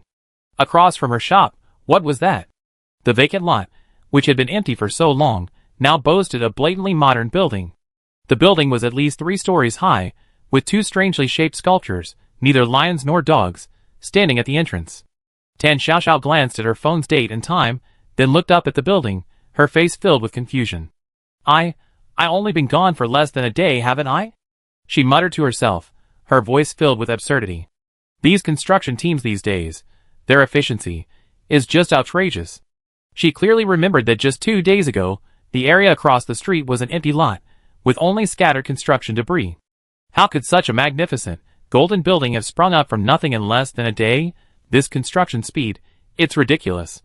Tan Xiaoxiao looked at the plaque hanging in the center of the building with a belly full of doubts, and a surge of anger instantly rose to her head. On the plaque, 6 large characters were written in a flamboyant style. World Convergence Supermarket. What made her blood pressure rise even higher was that in the lower right corner of the plaque, there was a clumsy imitation of her convenience store's smiling logo. The imitated smiley face logo, however, had stiff lines, exuding an indescribable strangeness and mockery. This was no longer simple business competition. This was blatant provocation, malicious imitation and targeting. Next to the signboard was a brightly colored poster with eye-catching lettering, World Convergence Supermarket Grand Opening. First week grand sale. All items up to 20% off. Welcome new and old customers. Looking at the supermarket that occupied almost half the street, decorated like a nouveau riche's, and then at her own tiny shop of only a few dozen square meters, its sign even somewhat faded, Tan Xiaoxiao felt a mix of powerlessness and anger. With the sparse foot traffic on Neon Street, it simply couldn't support a large supermarket. Has the supermarket owner lost his mind? Did he do market research? Or, he's specifically targeting her? Opened his shop here deliberately to squeeze out her convenience store? This thought made Tan Xiaoxiao feel incredibly frustrated. She reluctantly averted her gaze from the supermarket across the street, which seemed to be silently boasting to her, and dejectedly opened the door of her convenience store. Big Black and Little Black, who had been waiting for a long time, immediately swarmed over, rubbing against her legs vigorously.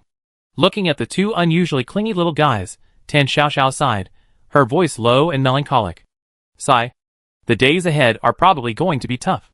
A few days later, the Multiverse Convergence Supermarket officially opened amidst a deafening burst of firecrackers. Tan Xiaoxiao yawned, sitting listlessly behind the checkout counter, watching the grand opening across the street with a blank expression. The supermarket entrance was overflowing with a dense array of brightly colored flower baskets, almost blocking the sidewalk. Employees in uniforms, their faces plastered with ridiculously fake smiles, were diligently handing out flyers to passers-by. More importantly, customers in all sorts of strange costumes, some even with unusual appearances, were constantly coming and going, making the place seem far from the quiet, neon-lit street it was. In contrast, her convenience store was deserted. Not a single person had come in to buy a bottle of water all afternoon. Tan Xiaoxiao looked at the empty cash register and sighed again, feeling a dull ache in her heart, liver, spleen, lungs, and kidneys. This is just utterly unlucky.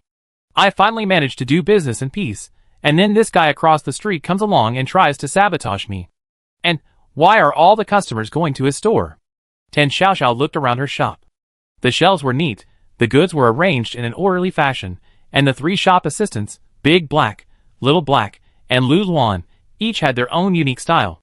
In what way did they fall short of that flamboyant nouveau riche across the street? They're definitely just chasing after something new and exciting, Tan Xiaoxiao said confidently, trying to suppress her unease.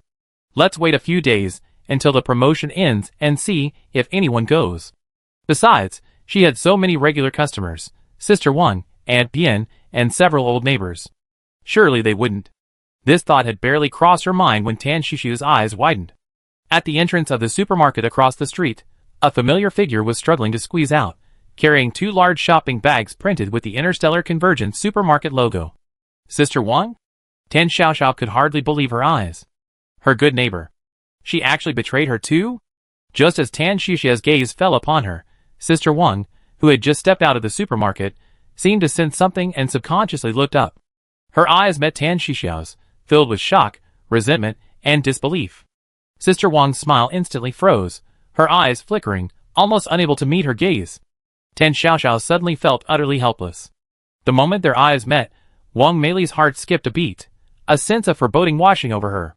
She instinctively wanted to look down, pretend she hadn't seen her, and hurry away. However, Tan Xiaoxiao's disappointed and accusing gaze made it impossible for her to ignore. Wang Meili sighed heavily inwardly.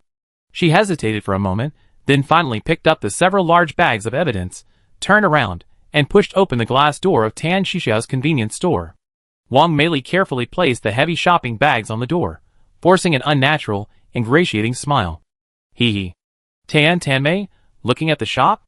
Tan Xiaoxiao didn't reply, staring intently at Wang Meili with her clear, bright eyes, making Wang Meili feel extremely uncomfortable. Yeah, you also think. My business is so bad, it'd be better to just close it down, right? The resentment in her words completely shattered the smile on Wang Meili's face. She knew what she was doing wasn't right, but the things in the supermarket across the street were too tempting for her. She didn't dare answer Tan Xiaoxiao's question, so she could only brace herself and scan the shop haphazardly, trying to change the subject. Soon, her gaze fell on the fish tank on the checkout counter. Oh my! Wang Meili's voice suddenly rose, filled with surprise. You keep fish? When did you get them? This fish is quite pretty, but why is its tail fin broken off? What a pity. She leaned closer, carefully examining the half-dead fish in the basin, her face showing just the right amount of regret and confusion. What kind of fish is this? I never seen it before. Tan Xiaoxiao didn't respond at all, her gaze was fixed on the shopping bags that Wang Meili had placed on the ground. The ugly smiley face on the bags, mimicking her family's signboard, seemed to be mocking her. Through the semi-transparent plastic bags, Tan Xiaoxiao could vaguely see what appeared to be some bright red, seemingly still slightly wriggling, something.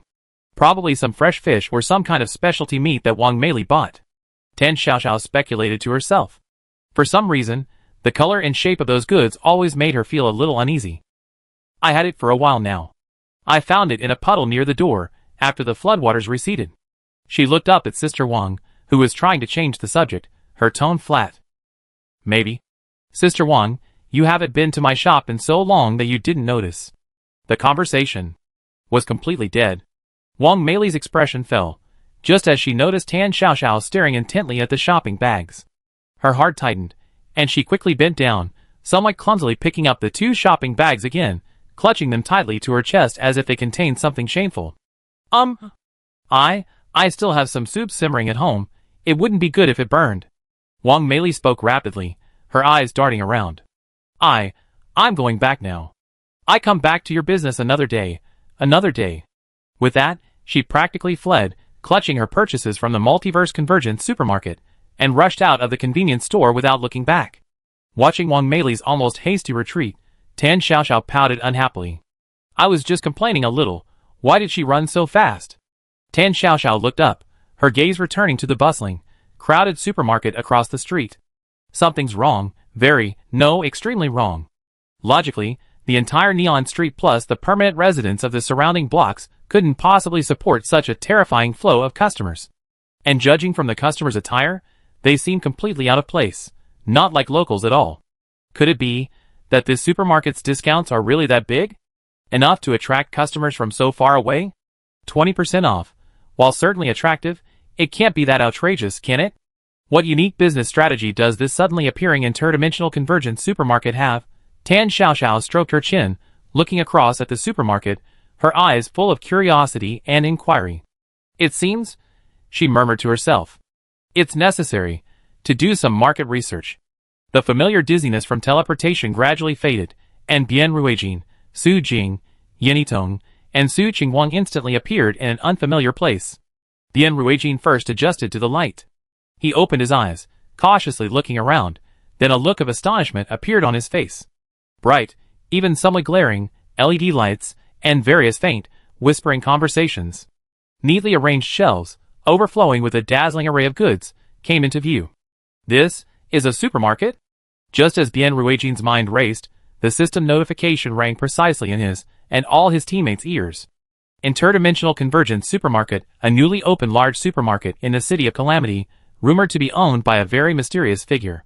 The supermarket boasts a complete range of goods from all realms, and it's said that besides locals of Calamity City, many out-of-towners come specifically to buy it. But how did all these people get here? It's really strange. However, this has nothing to do with you players. Don't worry about this little detail. But purchasing goods will require a small price to pay, dear player. Are you ready? Mission objective.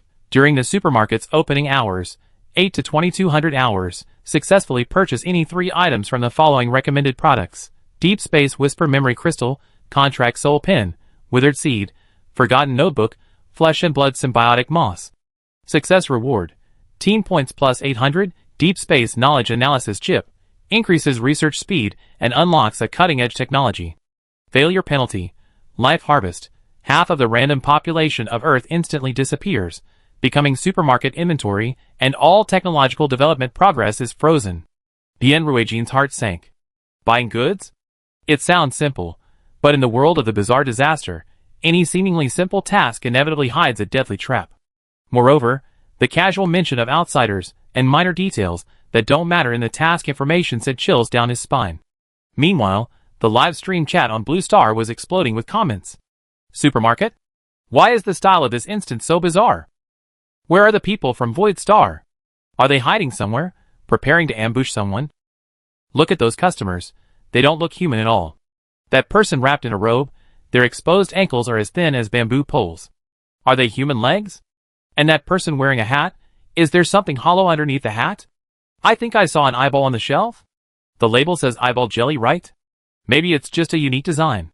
Selling eyeball-shaped jelly in a place like this? I bet it's real. Convergence of all realms. Bien Ruegin repeated the name softly, a sense of unease creeping into his heart. He gestured for Su Jing, Yenitong, and Su Qingwang to move closer to him, while his eyes quickly scanned the surrounding environment. What he saw was chilling. The customers were a diverse bunch, far exceeding their expectations. Not far away, a person in a long coat was selecting goods. It was tall, but its exposed calves were unusually thin, like the limbs of some kind of arthropod. The goods on the shelves were even more bizarre. Bien Ruegin noticed the closest item, called Tasha bird-flavored jerky, the meat chunks an unnatural purplish-red color, even slowly wriggling. Further away, in the refrigerated display case, dozens of boxes of salad were neatly arranged, with rows of small, sharp teeth faintly visible within them. All of this indicated the danger and anomaly of this place, not to mention that they had a hidden adversary from the Void Star, lurking in the shadows, watching with predatory intent. Stay alert, don't make any rash moves, and don't touch anything. As soon as Bien Ruegin finished speaking, a figure walked over from around the corner of the nearby shelf, bumping solidly into Bien Ruegin's shoulder. Bien Ruegin reacted quickly, regaining his balance and looking over. The person's face was extremely terrifying, its entire face covered in twisted scars as if scorched by fire. It had only one eye, a cloudy white with no pupil.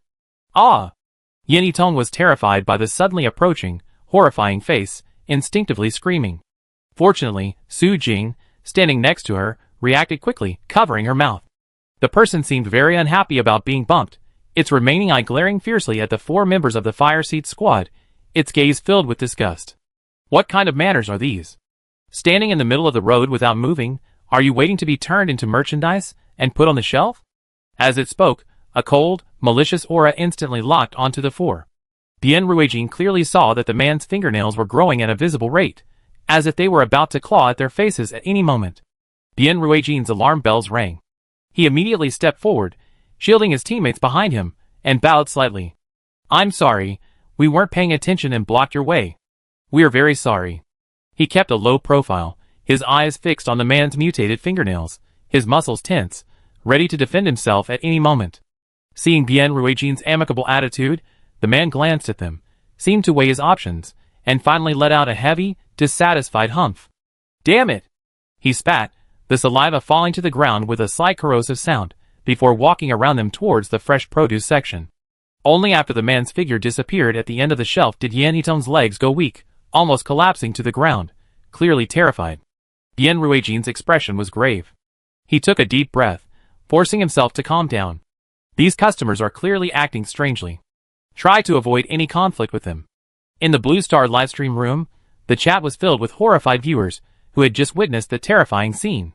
Holy crap, What was that thing? What kind of monsters and demons are in this supermarket? That scared me to death. Luckily, Su Jing reacted quickly. That guy's spit even corroded the ground. If someone had touched it. My palms are sweating just watching. Chapter 114. Bien Ruijin stared intently at the product list on the mission information page, whispering memory crystal, withered seed. Just reading those names sent a chill down his spine. He looked up at his team members, their faces filled with fear. Clearly, everyone was unsettled by the eerie environment and the mission. The supermarket was teeming with people, a diverse array of strangely shaped customers exuding a dangerous aura moving among the shelves. Bien Ruijin made a quick decision, pointing to a relatively quiet corner on his right. Go over there, the stationery section. The contract soul pen and forgotten notebook on the list are likely there. Meanwhile, in a hidden corner of the supermarket, the Void Star team, dressed in store clerk uniforms, coldly observed the Blue Star group. Jacob tilted his head, a bloodthirsty glint in his eyes.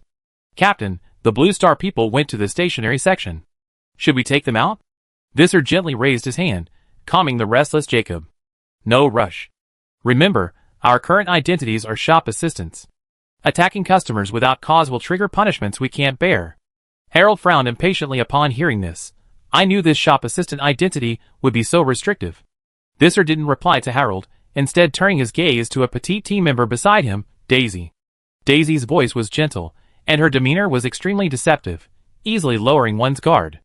More importantly, she possessed a B-grade item, a mask. This mask not only altered the wearer's appearance, but also concealed their aura to some extent.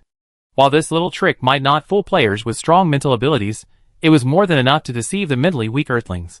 Daisy, after hearing Visser's plan, immediately understood, took out a cool-to-the-touch mask, and gently placed it on her face. The next second, her features rapidly distorted and reformed, instantly transforming her into a kind-faced, simple middle-aged woman. Daisy immediately put on a warm and friendly smile, and walked towards the stationery section where Bien Ruijin and the others were. Inside the stationery section, the 4 members of the Fire Seed Squad were deathly pale. The shelves displayed notebooks with various covers, each exuding a dangerous aura that made people hesitate to touch them. One even had a lifelike eyeball embedded in its cover, the pupil moving with their movements. The pen holders contained rows of pens with barrels made of stark white finger bones, the tips occasionally oozing beads of congealed blood. The group felt a significant mental shock simply from standing there. These things. Yenitong's voice trembled, and she instinctively took a half step back, unable to look directly at the merchandise. Su Qingguang suppressed his discomfort, frantically searching through the dazzling shelves, muttering to himself. Contract soul pen, forgotten notebook, which one is it? Just as the 4 were on edge, a gentle female voice sounded behind them. Excuse me, are you looking for any special stationery? Bien Ruijin instantly went on alert, subtly shielding the entire team behind him. Su Qingguang was startled by the sudden voice, and instinctively turned around.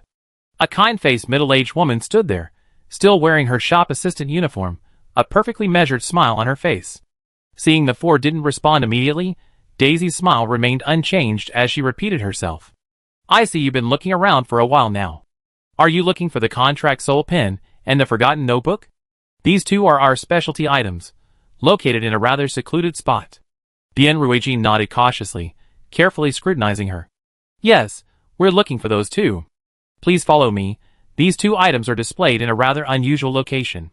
She turned, gesturing for them to follow her to a deeper shelf. Just then, Bien Ruijin's pupils contracted.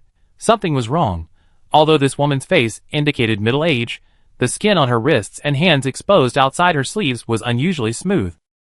Her fingers were slender and white, not at all like the hands of a middle-aged woman who would be busy with housework.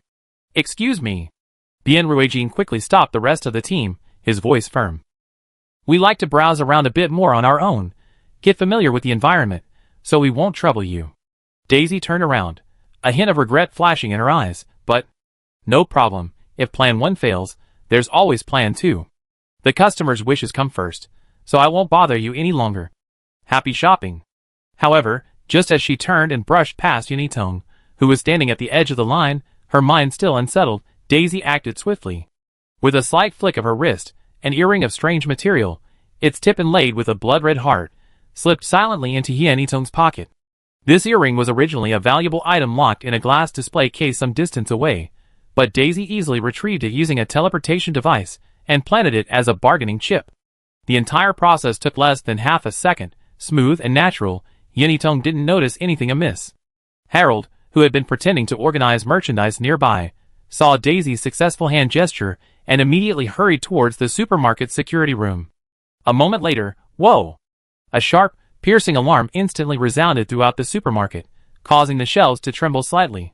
At the same time, a cold, over-the-top announcement echoed throughout every corner of the supermarket. Alarm! The valuable item Pain earring has been removed from the shelf. Level 1 security response activated. Arrest the suspect. The members of the Fire Seed squad didn't even have time to react. A dozen security guards, all over 2 meters tall and dressed in uniform, suddenly rushed out and surrounded them. These security guards moved swiftly, instantly blocking the passage from the stationary section to other areas, radiating a despairing sense of oppression. The surrounding customers all stopped what they were doing and turned their heads in unison, focusing their attention on the Fire Seed squad surrounded in the center. In those gazes, there was disgust, schadenfreude, indifference, and a deeply hidden greed and hunger. Su Jing's face was pale as she quickly scanned her surroundings, searching for any possible breakthrough. Bien Ruijin took a deep breath, forcing himself to calm down. What to do? Force their way in? The success rate was almost zero. Just then, the security guards suddenly parted to make way. A man in a sharp suit and red tie walked out slowly. He looked to be in his 40s, even sporting a polite smile. His name tag on his chest read, Pan Xingyuan, General Manager. Pan Xingyuan glanced at the 4 people surrounded, each with a different expression, and gestured to the restless security guards to calm down. Gentlemen, please don't be agitated. Our multiverse convergent supermarket is willing to give first-time offenders a chance. He held out his hand, palm up, making a hand-handing gesture. As long as you hand over what doesn't belong to you, the supermarket will let this matter slide. How about it? We didn't steal anything. Su Qingwang, young and hot-blooded, his cheeks flushed with anger. This is slander. What makes you say we stole? Bien Ruijin and Su Jing were relatively calm, but their eyes were also filled with seriousness. Bien Ruijin took a half-step forward, attempting to communicate with the silent security guards. I think there must be some misunderstanding. This is our first time shopping at your supermarket, and we absolutely did not steal anything. Could we check the surveillance footage to verify? In the Blue Star live stream, the chat was already exploding. Yeah, check the surveillance footage. Why are they framing us? These security guards are obviously no good. We're doomed. What do we do now? They're surrounded. Hearing these people's vehement denials, Manager Pan's eyes gradually turned cold. Bien Ruijin's uneasy feeling grew stronger. Why did Manager Pan's gaze keep inadvertently sweep over Yenitong? Bien Ruijin knew Yenitong. Her character was impeccable, and she would never do anything like stealing. Could she have been framed? But how? When? Something's not right. Something must have been overlooked. Just then, Bien Ruijin's mission bracelet vibrated slightly, and he subconsciously glanced down at it. Blue Star United Government. Bien Ruijin, replay analysis shows that the shop assistant had a brief physical contact with Yen Yitong before leaving. Bien Ruijin's pupils contracted sharply. He looked up abruptly, his gaze fixed on Yen Yitong's coat pocket. Yitong, feel your pocket. See if there's anything you shouldn't have. Yen Yitong was already terrified by Pan Xingyuan's increasingly hostile gaze. Hearing her captain's order, she almost reflexively reached into her coat pocket. Her movements froze when her fingertips touched a cold, unfamiliar object. She trembled as she pulled it out, a strangely shaped earring, inlaid with a gemstone resembling a heart, radiating an ominous aura. I didn't. Captain, I really didn't steal it. I don't know how it got in my pocket. The moment Pan Xingyuan saw the earring, a cruel smile curled at the corner of his mouth, and his eyes instantly turned bloodshot. Ha! Caught red-handed, still trying to deny it? What do you take this interdimensional convergence supermarket for? A charity? He ignored the Fire Seed squad's explanations, abruptly turning around and barking orders at the security guards behind him. Take these thieves down. Take them to the fresh produce section's processing counter, dissect them immediately, repackage them, and put them on the shelves. His tone grew increasingly excited as he spoke, even licking his dry lips. Our supermarket should restock some fresh, unique items. Many regular customers are waiting for this. Dissect? Put on the shelves? Treat them as merchandise? Bien Ruijin and his 3 companions' expressions changed drastically. Attack!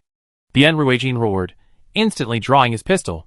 Su Jing and Su Qingguang also drew their weapons, attempting to resist. However, their resistance was utterly futile against the towering security guards. These guards moved with ghostly speed and possessed astonishing strength.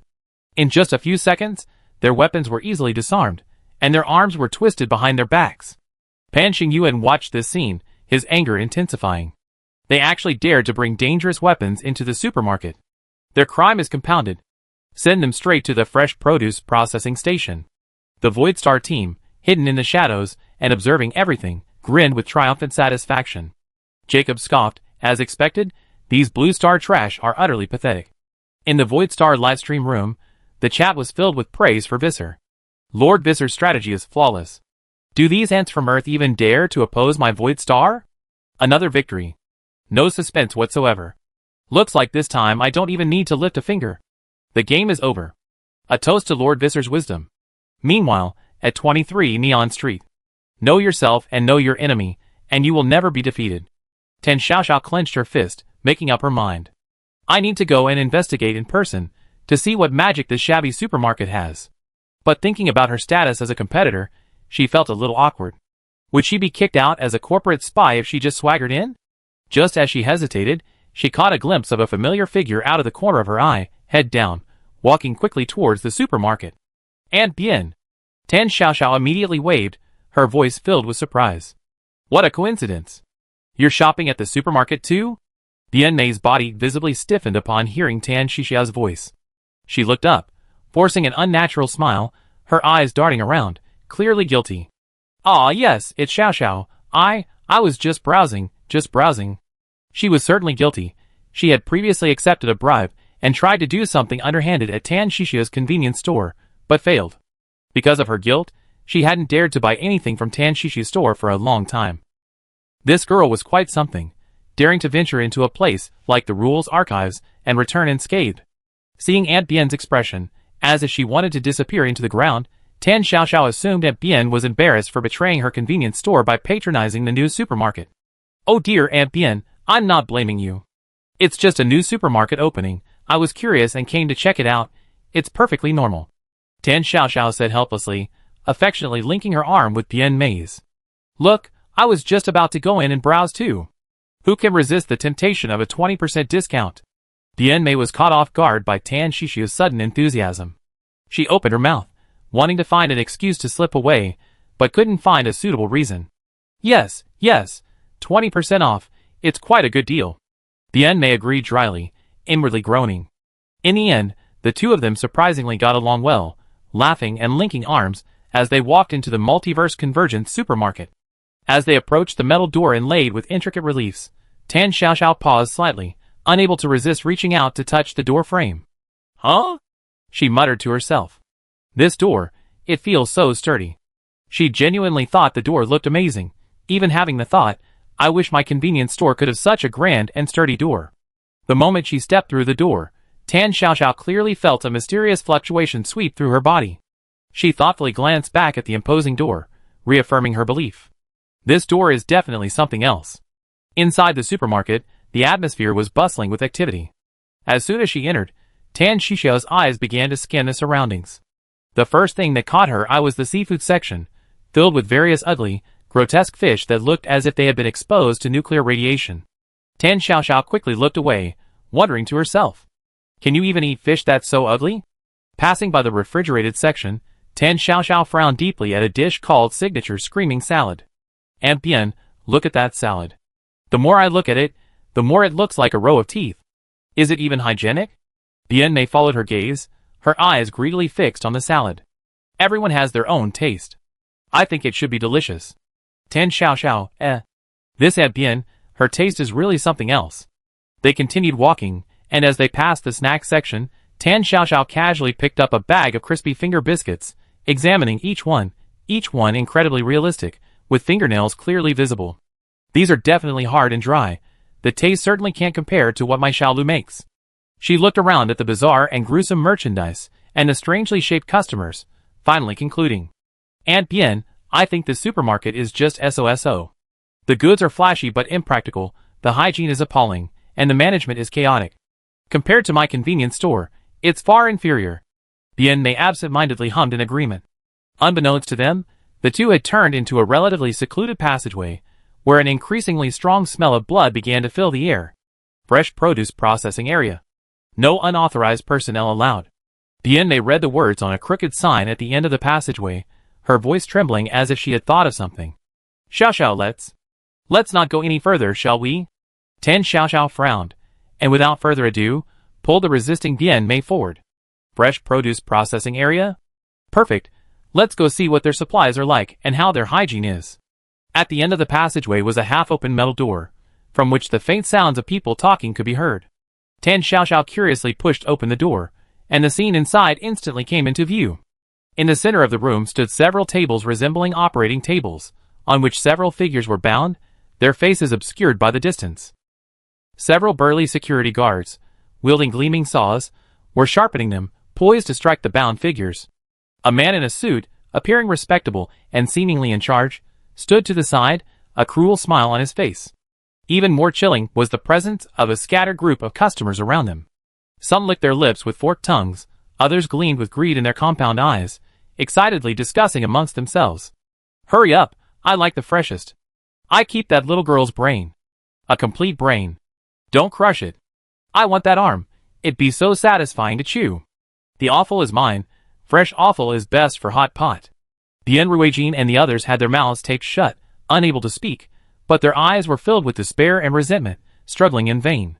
Just as the security guard at the front raised the saw, about to bring it down on Bien Ruijin's arm, a clearly angry female voice suddenly rang out. Hey! What are you doing? Everyone instinctively looked towards the source of the voice. Tan Xiao, sleeves rolled up, rushed over aggressively, her face filled with disbelief and anger.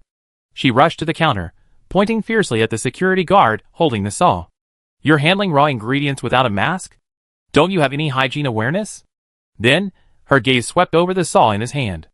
My God, have you even disinfected these tools? They're rusty. How do you manage food safety in your supermarket? Her barrage of questions left Manager Pan and the security guards completely bewildered. Tan Xiao finally turned around and carefully examined the ingredients lying on the metal counter. Upon seeing them, she froze. Huh? It's you? She blinked, her face showing surprise, which quickly turned into the joy of meeting an old friend in a foreign land. Oh my, it's been so long. Bien Ruijin and the others, their mouths gagged, could only desperately try to communicate with their eyes. It's us, it's us. Please save us, Boss Tan. Meanwhile, the Blue Star live stream was flooded with a torrent of comments. Sister Tan, it's Sister Tan. Sister Tan, please save them. The knife is about to fall. Sister Tan, I love you. You're our goddess. Manager Pan Xingyuan finally snapped out of his daze. He looked at the woman who had suddenly appeared, clearly acquainted with the fresh produce on stage, a flash of sinister glint in his eyes, along with displeasure at being interrupted. He pushed aside the security guard blocking his way, walked up to Tan Xiao, and forced a threatening smile. Miss, it seems you and our special new product today are old acquaintances. He sneered, licking his lips with his scarlet tongue. What, are you trying to forcibly save them? The moment he finished speaking, his aura suddenly turned dangerous, and the surrounding security guards all stepped forward. It was as if the moment she dared to utter a single yes, an attack would strike. Under the watchful eyes of everyone in the live broadcast room, and amidst the expectant gazes of Bien Ruijin and the others, Tan Xiao blinked her clear eyes, her face showing even more confusion and seriousness. Save? Why save them? She pointed at Bien Ruijin and the other three on stage, her tone serious, even carrying a hint of disappointment at their colleagues' lack of professionalism. Manager Pan, you misunderstood. I wanted to ask you. Do these guys have quarantine certificates? Huh? Manager Pan's cold smile froze instantly, his mind went blank, and he didn't know how to answer for a moment. Tan Xiao ignored him, and continued to educate the eager customers around her. When you buy things, especially fresh food, you must check if there are quarantine certificates. Look at these guys. She pointed to Bien Ruijin's wounds. These are clearly external injuries. They might be carrying germs. And look at this one. She pointed to Su Qingwan's face, red from struggling. His complexion is abnormal. He might have a hidden illness. No quarantine certificate, unknown origin, questionable health condition. You dare buy and eat this kind of substandard product? She spoke with conviction and sincerity. Everyone, listen to my advice. Food safety is paramount. It's not worth getting sick just for a moment of novelty. Her professional food safety explanation, coupled with her incredibly serious expression, actually persuaded the eager customers around her. It seems there's some truth to that? Yeah, last time, my neighbor ate something and had diarrhea for days. He was practically paralyzed. It doesn't look very fresh, and there are injuries. Forget it, I just buy packaged Tassa bird jerky, at least it's safe. Let's disperse, it's pointless. The onlookers whispered amongst themselves, their faces full of disdain and apprehension, and they actually dispersed in twos and threes. Seeing the customers he had painstakingly gathered driven away by Tan Shixiao's few words, Manager Pan's facial muscles twitched, his eyes flashed with bloodlust, filled with anger and resentment at his plans being disrupted. The comments in the Blue Star livestream room also took a subtle turn. I'm speechless. This feels like a market, teaching everyone how to pick pork. Team Leader Bien, can you please stop comparing me to a pig waiting to be slaughtered? Suqing Wang, what do you mean by hidden ailment? Mine's from anger. Although the process was embarrassing, it worked. Chapter 115. Looking at Tan Shixiao's nonchalant attitude, Pan Xingyuan felt a surge of anger, his barely maintained facade of civility instantly contorting. He gave a cold, mocking laugh, completely tearing off his mask of hypocrisy. You ruined my business on the grounds of my multiverse intersection supermarket? He abruptly waved his hand, shouting sharply at the restless security guards around him. What are you standing there for? Seize this troublemaking woman. Extra treat for you today. Upon receiving the order, the security guards immediately pressed closer to Tan Xiaoxiao. However, facing this intimidating force, Tan Shixiao's face showed no fear, only anger at being offended. What do you think you're doing? Trying to attack a customer? Is this the service attitude of your supermarket? She pointed at Pan Xingyuan's nose, utterly ruthless. Big store bullying customers. I'm going to complain about you. Your lousy store is doomed. Just as her anger erupted, a ZZZT sounded, and all the LED lights in the entire supermarket suddenly flickered. The next second, the power went out completely, plunging the entire supermarket into darkness. Even more terrifying was the oppressive force emanating from Tan Shixiao's body, the moment she became enraged. The power contained within this force made everyone present feel suffocated, let alone Manager Pan, who was directly affected. Pan Xingyuan groaned, feeling as if a boulder had struck his chest, an instinctive fear welling up inside him. What kind of power is this? So tyrannical, even capable of directly interfering with the supermarket's operations? Standing outside the fresh produce processing area, Bien Mei sensed the change in her surroundings, felt a chill run down her spine, and turned to leave without hesitation. As for Tan Xiaoxiao, it's best to stay as far away from that terrifying woman as possible. Meanwhile, outside in the spacious shopping hall, the sudden darkness stirred up the already irritable and insecure customers from different worlds. Oops, the power's out. Who stepped on my foot? Damn it! Don't push me, are you blind? Can't you see where you're going? Which ***** touched my tail? Ah, who bit me? Screams, curses, and sounds of fighting, intertwined in the darkness, the suppressed violence amplified infinitely, instantly escalating into a large-scale melee. Stop fighting. Stop it all. I'm a shop assistant, I can't hold them back. I can't hold them back at all.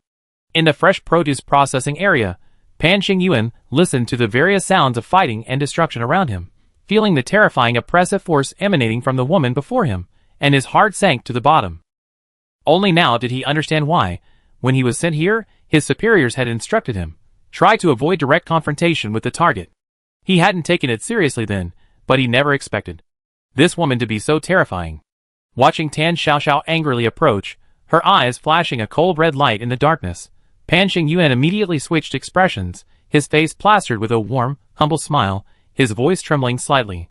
Ms. Tan, it was my fault just now, I offended you. It was my poor management, inadequate employee training. Please don't hold it against me. As he spoke, he frantically rummaged through his pockets, pulling out a card with gold patterns, and respectfully handed it to Tan Xiaoxiao. This is a 50% off coupon, valid for the entire store, and valid indefinitely. Consider it my apology to you, Ms. Tan. Please accept it and calm down. Tan Xiaoxiao was taken aback by this sudden apology, her anger surging. 50% off? She blinked, the redness in her eyes quickly fading. She instinctively took the cold card and examined it closely. It sounds quite a good deal, doesn't it? Wait. She suddenly realized something and looked at Manager Pan warily. Wait, How did you know my surname is Tan? Pan Xingyuan reacted quickly, his tone even more respectful. Miss Tan, your store is so famous on Neon Street. As competitors, how could we not do some basic market research? His words were half-truth, explaining the source of his information while subtly flattering Tan Xiaoxiao. However, Tan Xiaoxiao interpreted these words as something else entirely. Oh no, her identity as a competitor had been exposed. Just moments before, Tan Xiaoxiao had been so confident, but now a pang of guilt gripped her. Could it be? He realized I was there to gather business intelligence? This thought made her feel a little embarrassed. Even though he was a competitor, her behavior did seem a bit dishonorable. Her anger vanished instantly, and the heavy pressure that had enveloped the entire supermarket dissipated as her emotions calmed. Almost simultaneously, the supermarket lights flickered a few times before returning to normal. The announcement system blared again, as if the earlier chaos had been nothing more than an illusion. Please remain calm and refrain from horseplay. A brief line malfunction occurred and has been repaired. We apologize for any inconvenience. Under the lights, the customers who had just been fighting fiercely seemed to have been doused with cold water, instantly regaining their composure. What are you looking at? Scatter, scat. What's so interesting? Never seen a fight before. Bad luck. They glared at each other, cursing as they tidied their clothes, and quickly scattered like birds. In the fresh produce section, Tan Xiaoxiao looked at the 50% off coupon in her hand, then at Bian Ruijin and the others still tied to the metal table. She shoved the coupon back into Manager Pan's hand, her tone slightly disdainful. Forget the 50% off coupon. As for the things your supermarket sells, well, the specialty items, I'm a little hesitant to use them. She gestured with her chin towards Bian Ruijin and the others. Since it's a misunderstanding, I won't pursue the matter of your bad attitude. Release these. Ah, fresh seafood. Pan Xingyuan's heart was bleeding. These were top-quality ingredients. Yes, yes, Miss Tan is right. He forced a smile that was more like a grimace, and waved to the security guard. Release them. The security guard silently stepped forward, and untied the 4 men bound by Bian Ruijin's restraints. Tan Xiaoxiao, seeing they were unharmed, nodded in satisfaction, then swaggered away with the Fire Seed team, their expressions a mixture of surprise and delight. Pan Xingyuan stared intently at Tan Xiaoxiao's departing figure, his fists clenched, his voice venomous. Outrageous, outrageous. He turned to the security captain beside him, his voice angry and hoarse. Go and call those newly hired employees over here. Immediately right now. He wanted to know how these guys who claimed to be able to solve trouble were going to solve it. Otherwise, he wouldn't mind turning these shop assistants into unsold inventory. Back in the relatively spacious, well-lit shopping hall, everyone subconsciously breathed a sigh of relief. Mr. Tan, thank you so much this time. Bian Ruijin spoke first, bowing deeply to Tan Xiaoxiao. Su Jing, Su Qingwang, and Yan Yitong also bowed, their faces filled with sincere gratitude. Oh, it's nothing, just a small favor. Tan Xiaoxiao waved her hand dismissively, then a look of curiosity appeared on her face. So what brings you here? We're here to make some purchases. Su Jing tentatively extended an invitation. Sister Tan, if it's convenient, could you come with us? Tan Xiaoxiao paused for a moment, then glanced around at the merchandise, the kind of things that made one's sanity drop just by looking at it. You're going to buy things here? Her voice was full of disdain. The quality of these goods is obviously questionable, the designs are anti-human, and there are serious safety hazards. What are you even after? Su Jing was about to explain when Tan Xiaoxiao suddenly understood. It's your mission again, so you can't say, huh? I understand. I really can't do anything with you guys. Anyway, I need to investigate the market, so I come with you. The Lanxing group's faces lit up with surprise, and they quickly thanked her again. By the way, what are you going to buy? Do you have a list? Oh yes. Yan Yitong nodded quickly, took out her task list, and read it carefully. We need to purchase any 3 of the following items: Whispering Memory Crystal, Contract Soul Pen, Withered Seed, Forgotten Notebook, and Flesh and Blood Symbiotic Moss. She read it very carefully, but Tan Xiaoxiao's brows furrowed deeper and deeper as she listened, offering a sharp critique of the list. What kind of nonsense is this? It doesn't sound like anything good. This supermarket's sourcing channels are definitely problematic. Crystals, these should be in the jewelry or craft section, right? Okay, let's go check that out first. With that, she took the lead, heading towards the direction indicated by the sign. Yan Yitong quickly followed, walking alongside her, chatting occasionally. Su Jing silently took a few steps back, moving closer to Bien Ruijin. Captain Bien, Sister Tan is right in front of us. Have you thought about asking her directly about Sleeping Water Town? Bien Ruijin's gaze swept past the shelves, landing on Tan Xiao. He paused, slowly shook his head, and lowered his voice. It's not a good idea to ask rashly. Perhaps we can wait until later, at a safer and more suitable time, and subtly probe. Su Jing nodded. Now was indeed not a good time. They were in a dangerous situation, their mission was paramount, and Tan Xiao was their greatest asset at the moment. They couldn't afford any unnecessary complications. Just then, behind the shadow of a shelf in the distance, several members of the Void Star team were watching the scene in disbelief. Just then, a tall security guard silently appeared behind them. Manager Pan wants to see you. Go to his office immediately. Visser showed no surprise. He straightened his slightly comical shop assistant uniform, a cold smile curving his lips. Let's go!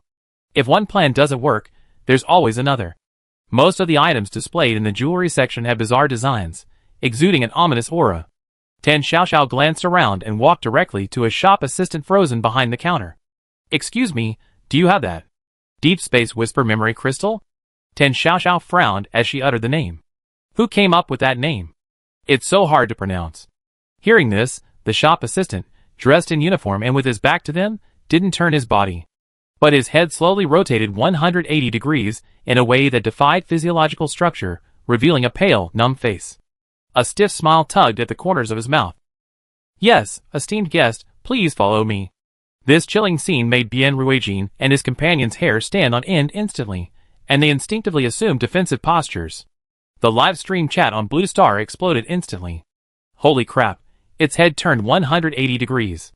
That scared me to death. What the hell is that? What kind of monsters are these supermarket employees? I can't look anymore, run. However, Tan Xiao remained unfazed by this bizarre scene, even showing a hint of sympathy. You have cervical lordosis, right? It's quite severe. I know a taxi driver who used to have this problem too. It looked terrifying. She looked the clerk up and down, her tone concerned. But after treatment, he's much better now. At least he looks much normal. Is this considered an occupational hazard for you? Don't forget to file for workers' compensation. The clerk's eerie smile instantly froze, his lips twitching slightly. He had never encountered such a response before, and could only reply dryly, you're joking. As if to end the awkward conversation, he quickly raised his arm, pointing to a crystal in the display case beside him.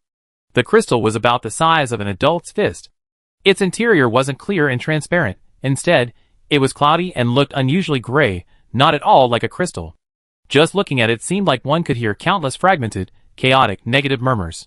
Furthermore, the surface of the crystal wasn't smooth, several fine scratches were even visible. Tan Xiao leaned closer for a closer look, her brows immediately furrowing. As someone who loved collecting shiny, beautiful things, she had never seen such an ugly crystal. She was outspoken and directly voiced her suspicions. The quality is terrible. And so many scratches, could it be refurbished recycled glass? The shop assistant could only force a stiff smile and repeat, you're joking again. But the smile looked completely forced. Tan Xiao shook her head helplessly, looked at Bien Ruijin and the others, and sighed. Sigh, I told you this thing wouldn't do, it looks cheap. Since you insist on buying it, then buy it. She reached out and, amidst the shop assistant's amused expression, grabbed the crystal without hesitation, casually weighing it in her hand. Nothing happened. The anticipated mental shock, memory confusion, soul whispers, none of it occurred. The scene of Tan Xiao kneeling on the ground, crying in anguish, didn't happen either. The shop assistant's expectant expression froze, her face filled with disbelief. But at that moment, Bien Ruijin, Su Jing, Yinitong, and Su Qingwan on the other side all let out a muffled groan, their faces instantly turning deathly pale. Countless fragments of chaotic and desperate memories flooded their minds, like a tidal wave. The endless wails and curses in their ears stirred up the deepest, most painful memories they each harbored. Tan Xiao turned around, and saw the four of them swaying precariously, their faces deathly pale. She was startled at first, then speechless. I knew you guys had this lousy hypoglycemia problem. Now I carry candy with me everywhere I go. With that, she pulled out 4 fancy packaged fruit hard candies, and, without a word, popped one into each of their mouths. My new flavor, strong mint. How about it? Energizing enough? A pungent, spicy mint flavor exploded in their mouths, shooting straight to their heads, choking them so much they almost cried, instinctively wanting to spit it out. But the hallucinations before their eyes and the whispers in their ears began to fade, leaving them with no choice but to hold the candies in their mouths, wanting to spit them out but afraid to. That's exciting. Su Qingwang mumbled, feeling like his tongue wasn't even his own. Seeing they had recovered somewhat, Tan Xiaoxiao nodded in satisfaction and casually tossed the ordinary crystal to Bian Ruijin beside her. Here, take it. Bian Ruijin hurriedly caught the crystal. The anticipated contamination hadn't materialized. The crystal became unusually docile in his hand, leaving only a slightly cool touch. Tan Xiaoxiao clapped her hands, her gaze sweeping over the jewelry section and the adjacent stationery section. I remember you wanted to buy some contract soul pen, and that forgotten notebook? They're both in the stationery section, let's buy them together. Hearing that they were going to the stationery section again, the experience of being framed there was still vivid in her mind. A flicker of lingering fear crossed Yanitong and Su Qingwang's faces. The stationery section was deserted. Tan Xiaoxiao paced back and forth in front of the shelves, her hands behind her back. These pens are so ugly, she said, picking up a pen whose barrel looked like it was pieced together from bones. Ugly is one thing, but the body is all crooked and twisted. How can you write on it? Just then, Su Qingwang, standing slightly behind her, noticed a strangely shaped pen displayed alone in the corner of the shelf. The pen was covered in sharp bone spurs, yet it exuded a chilling aura. Su Qingwang's eyes were vacant, as if his mind had been manipulated. He muttered to himself as he reached out. Writing. I want to write. I have a wonderful story. Don't touch it. Su Jing sensed something was wrong and quickly whispered. But it was too late. The moment Su Qingwang touched the pen, the bone spurs on it instantly came to life, piercing his skin. Su Qingwang's body trembled, but he felt no pain. A delirious smile appeared on his face. He squatted down and began writing rapidly on the polished floor tiles with his own blood. But what he wrote wasn't a story at all. Instead, it was a series of twisted, chaotic, bloody scribbles. His face turned deathly pale, a clear sign of blood loss. Su Qingwang, Bian Ruijin and Su Jing were shocked and furious, trying to pull him away, but were blocked by an invisible force. Just then, Tan Xiaoxiao heard the commotion and turned around. She saw Su Qingwang squatting on the ground, scribbling haphazardly, leaving the floor a mess. She was instantly enraged, took a few steps forward, and slapped the pen out of Su Qingwang's hand. With your level of education, you dare to try writing? Tan Xiaoxiao said speechlessly, pointing to the incomprehensible symbols on the ground. What kind of scribbling is this? You can't even write the characters clearly. The contract soul pen was slapped to the ground, and Su Qingwang, as if all his strength had been drained, collapsed to the ground, weakly looking at Tan Xiaoxiao. Tan. Sister Tan is right. I can't write. Tan Xiaoxiao then bent down to pick up the pen. Just as her fingers were about to touch the pen, the bone spikes on the pen suddenly extended, gleaming coldly, intending to pierce Tan Xiaoxiao's palm. Tan Xiaoxiao narrowed her eyes, carefully examining the menacing spikes, her face darkening. How did this lousy supermarket choose its products? What if a child accidentally bumps into something and gets hurt? Who's responsible if something happens? She grew angrier as she spoke. Under the stunned gazes of Bian Ruijin, Su Jing, Yanitong, and all the viewers in the Blue Star live stream, Tan Xiaoxiao actually broke off all the ominous bone spurs, one by one. With each bone spur broken, the contract soul pen trembled, its body emitting a silent wail. After all the spurs were removed, the entire pen visibly withered, no longer showing any eeriness or danger. Sister Tan is too ruthless. How can you say that about Sister Tan? Sister Tan is helping us. Exactly. Whose side are you on? Tan Xiaoxiao looked at the still stunned group, somewhat puzzled. What's wrong? Ah? Oh right, and the forgotten notebook. Su Jing was the first to recover, her voice still a little hoarse. The forgotten notebook? What a terrible name, it sounds ominous. Tan Xiaoxiao muttered as she turned and walked towards the shelf where notebooks were stored. The shelves were piled high with notebooks of various materials, exuding a kind of mental pollution. Just getting close was enough to drive an ordinary person crazy. She carefully searched for each one, following the labels. Soon, her gaze settled on a dusty, black notebook at the bottom of the shelf. The notebook cover had a very realistic dark pattern, resembling a human eye, and the cover was still slightly warm to the touch. Why does this notebook feel warm to the touch? Is it damp? Tan Xiaoxiao pulled it out and patted off the dust. Still at the bottom, covered in dust. She picked up the notebook, habitually shook it, and then patted it a few times. With Tan Xiaoxiao's relentless slaps, the eye pattern on the notebook cover seemed to be stunned, starting to spin unnaturally, as if it were in a state of dizziness. Tan Xiaoxiao closed the now incredibly docile notebook and handed it to Su Jing. "Here are your things." She looked at the group of people, who were holding crystal, notebooks, and worn-out pens, staring blankly, and urged them impatiently. "Have you bought everything? What are you standing there for? Go pay." She paused, then glanced suspiciously at Bian Ruijin and the other three. "You guys, you didn't bring any money. Were you planning to skip out on the bill, and then expect me to pay?" Having witnessed everything, the group finally snapped out of their shock and daze. "Oh right, we should go to the cashier." Bian Ruijin nodded quickly, a relieved look on his face, and followed Tan Xiaoxiao towards the cashier at the supermarket exit. "Sister Tan is awesome." Although the process was tortuous, the result was perfect. "Sister Tan is in charge. One is worth two, no, a whole group. Quick, settle the bill and get out of this hellhole." Blue Star United Government Command Center, underground base. The dawn of victory was just around the corner. Many experts and technicians, their nerves taut and foreheads sweating, now wore expressions of disbelief and surprise. Chang Haoqi, sitting upright in the command seat, gripped the armrests of his chair tightly, his face filled with an unyielding gravity. Something's wrong. It's going too smoothly.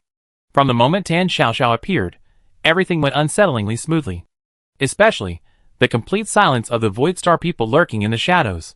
This is absolutely not in line with the Void Star, especially with that Visser style. They must have a backup plan, a more deadly, more hidden trap waiting for them. Chang Haoqi's gaze was fixed on the live broadcast screen, not missing a single detail. Just then, a fleeting image in the live stream made his pupils dilate. Chapter 116. On the live stream, several familiar figures stood in the checkout area. 5 people from Void Star, dressed in matching employee uniforms, were processing payments for the few customers in front of them. They had occupied all 5 checkout counters, blocking all the payment aisles. The moment Bian Ruijin saw his opponent, his heart sank. "Sister Tan, there seem to be a lot of people over there. How about we go to the self-checkout machines over there?" Tan Xiaoxiao followed his finger, her face puzzled. "There's hardly anyone in line. Why go all the way to the self-checkouts?" Su Jing's face showed a hint of difficulty and caution. "Sister Tan, it's those cashiers over there. They had some disagreements with us before. We're worried they might deliberately make things difficult." Hearing this, Tan Xiaoxiao narrowed her eyes, carefully observing the uniformed employees in the distance. "Oh, they look familiar. I run into them before." These same people seemed to be a recurring theme in her previous unpleasant experiences. Okay, Tan Xiaoxiao sighed helplessly. However, just as they reached the brand new self-checkout machines, a supermarket employee, also in uniform and with a blank expression, appeared out of nowhere and stopped them. "I'm very sorry. The self-checkout system in this area is undergoing maintenance and upgrades and is temporarily unavailable." Upon hearing this, Tan Xiaoxiao immediately began to mutter in dissatisfaction. What kind of lousy supermarket is this? Such a big place, and it's newly opened, and the self-checkout machines are already broken. She shook her head helplessly, looking at the brand new machine, thinking that the more fancy the features, the more likely something was to break down. "My old, wore-out cash register is still the best," she said. "It jams occasionally, but a couple of taps, and it's working again. Where else in the world can you find such a durable and reliable cash register?" After her rant, Tan Xiaoxiao turned to look at Su Jing and the others, whose faces were grim. "Looks like there's no other way but to go to the cashier." The group exchanged glances, all seeing the gravity and helplessness in each other's eyes. No wonder the Void Star people hadn't made a move during the shopping process. All their trump cards were laid here. Seeing their dejected, wary expressions, Tan Xiaoxiao was utterly bewildered. "They're just a few people with minor disagreements. Why are they so afraid?" She grabbed the 3 items from Su Jing and Yan Yitong's arms. "Look at you all, so spineless. I pay for you. Is that all right?" With that, she strode confidently toward the cashier. She glanced around and randomly chose the one closest to her, the one guarded by Visser. She squinted, walked to the counter, and tapped it lightly twice. "Hello, cashier." Visser's gaze passed over Tan Xiaoxiao, landing on the tense, apprehensive Blue Star people behind her, a flicker of disdain crossing his mind. A bunch of cowards, only good for hiding behind women. He lowered his eyes, his gaze sweeping over the 3 items Tan Xiaoxiao had casually placed on the counter. When his gaze fell on the drastically altered contract soul pen, His eye twitched almost imperceptibly. The pen was practically useless. His face wore an impeccable professional smile, but his tone carried a condescending arrogance. "I'm sorry, ma'am. I cannot process these items for you." He picked up the worn-out contract sole pen and displayed it to Tan Xiaoxiao. According to Article 7, Section 3 of this supermarket's customer management regulations, intentionally damaging goods requires compensation of 100 times the original price. The original price of this contract sole pen is 99,998. 100 times the compensation would be 9,999,800. He paused, his gaze sweeping coldly over Bian Ruijin and the others behind Tan Xiaoxiao. "Will you be paying in cash, or some other way?" Before Tan Xiaoxiao could answer, he added, seemingly out of kindness, "Of course, if you cannot afford such a huge sum, our supermarket can also provide you with a low-price, fast cash conversion service for organs, at a very fair price." His gaze lingered for a moment on Tan Xiaoxiao's chest, his tone carrying a chilling admiration. "Especially for a high-quality individual like Miss Tan, your heart alone would be worth a fortune, enough to buy 10 pens like these." Bian Ruijin and his 3 companions instantly turned deathly pale. 100-fold compensation, organ cash. They simply couldn't afford that much money, and any other form of payment or organ cash would be tantamount to suicide. In the Blue Star livestream room, the chat was instantly flooded with panic and anger. 100-fold? Why don't they just rob us? Organ cash? Is this a supermarket or a slaughterhouse? So vicious. The Void Star people deserve to die a horrible death. What do we do? What do we do? Team leader Bian and the others simply can't afford it. Run. Forget about the things. Tan Xiaoxiao's brows furrowed the moment she heard 100-fold compensation. Upon hearing organ cash conversion, she was first stunned, then flew into a rage. Your supermarket also deals in organs?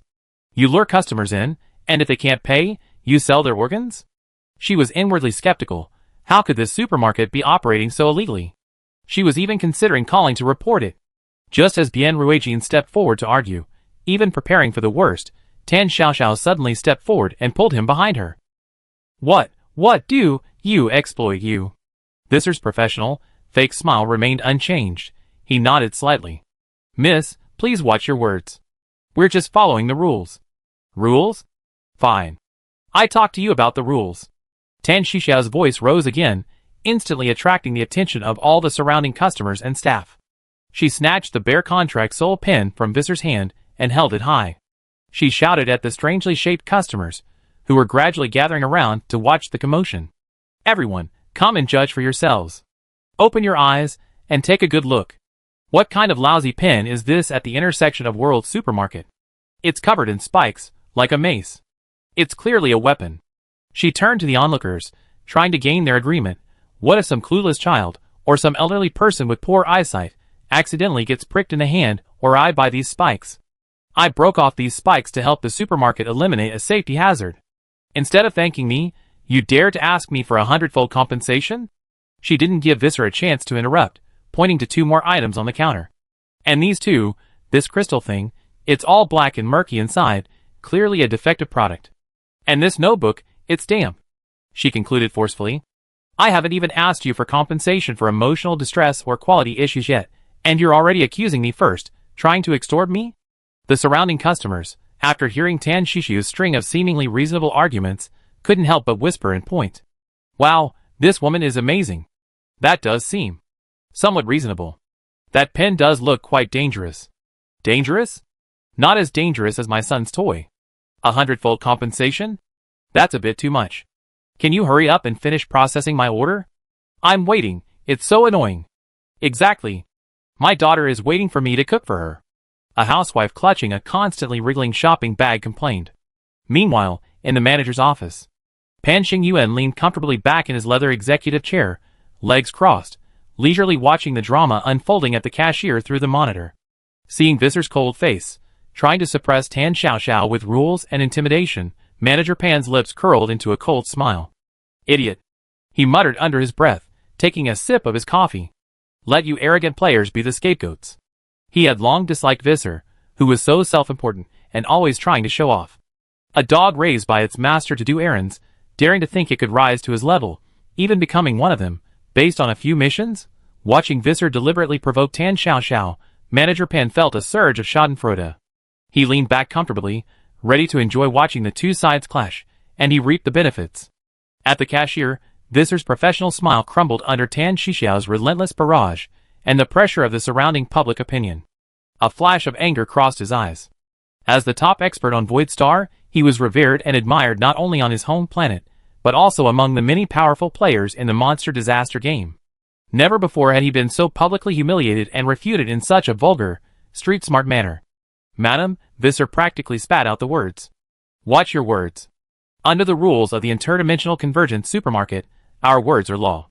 Visser sneered inwardly. In this bizarre and chaotic world, the sole ruler was, of course, the hidden master who controlled everything. Since that master wanted to eliminate the troublesome Tan Xiaoxiao and these Blue Star people, he should take the initiative to solve the problem.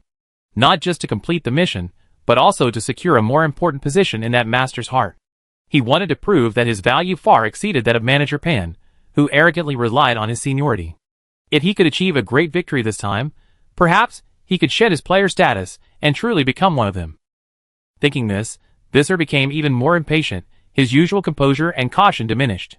Visser looked at Tan Xiaoxiao, with the arrogance cultivated from his long-term high position. "Using your heart to pay your debt is your honor. Please don't make a scene like a shrew in the supermarket." His undisguised arrogance in his eyes and tone, and the word shrew, instantly made Tan Xiaoxiao frown. She remembered the man she called father had also cursed her like that. In front of her mother, he had said that her daughter was ill-mannered, like a shrew.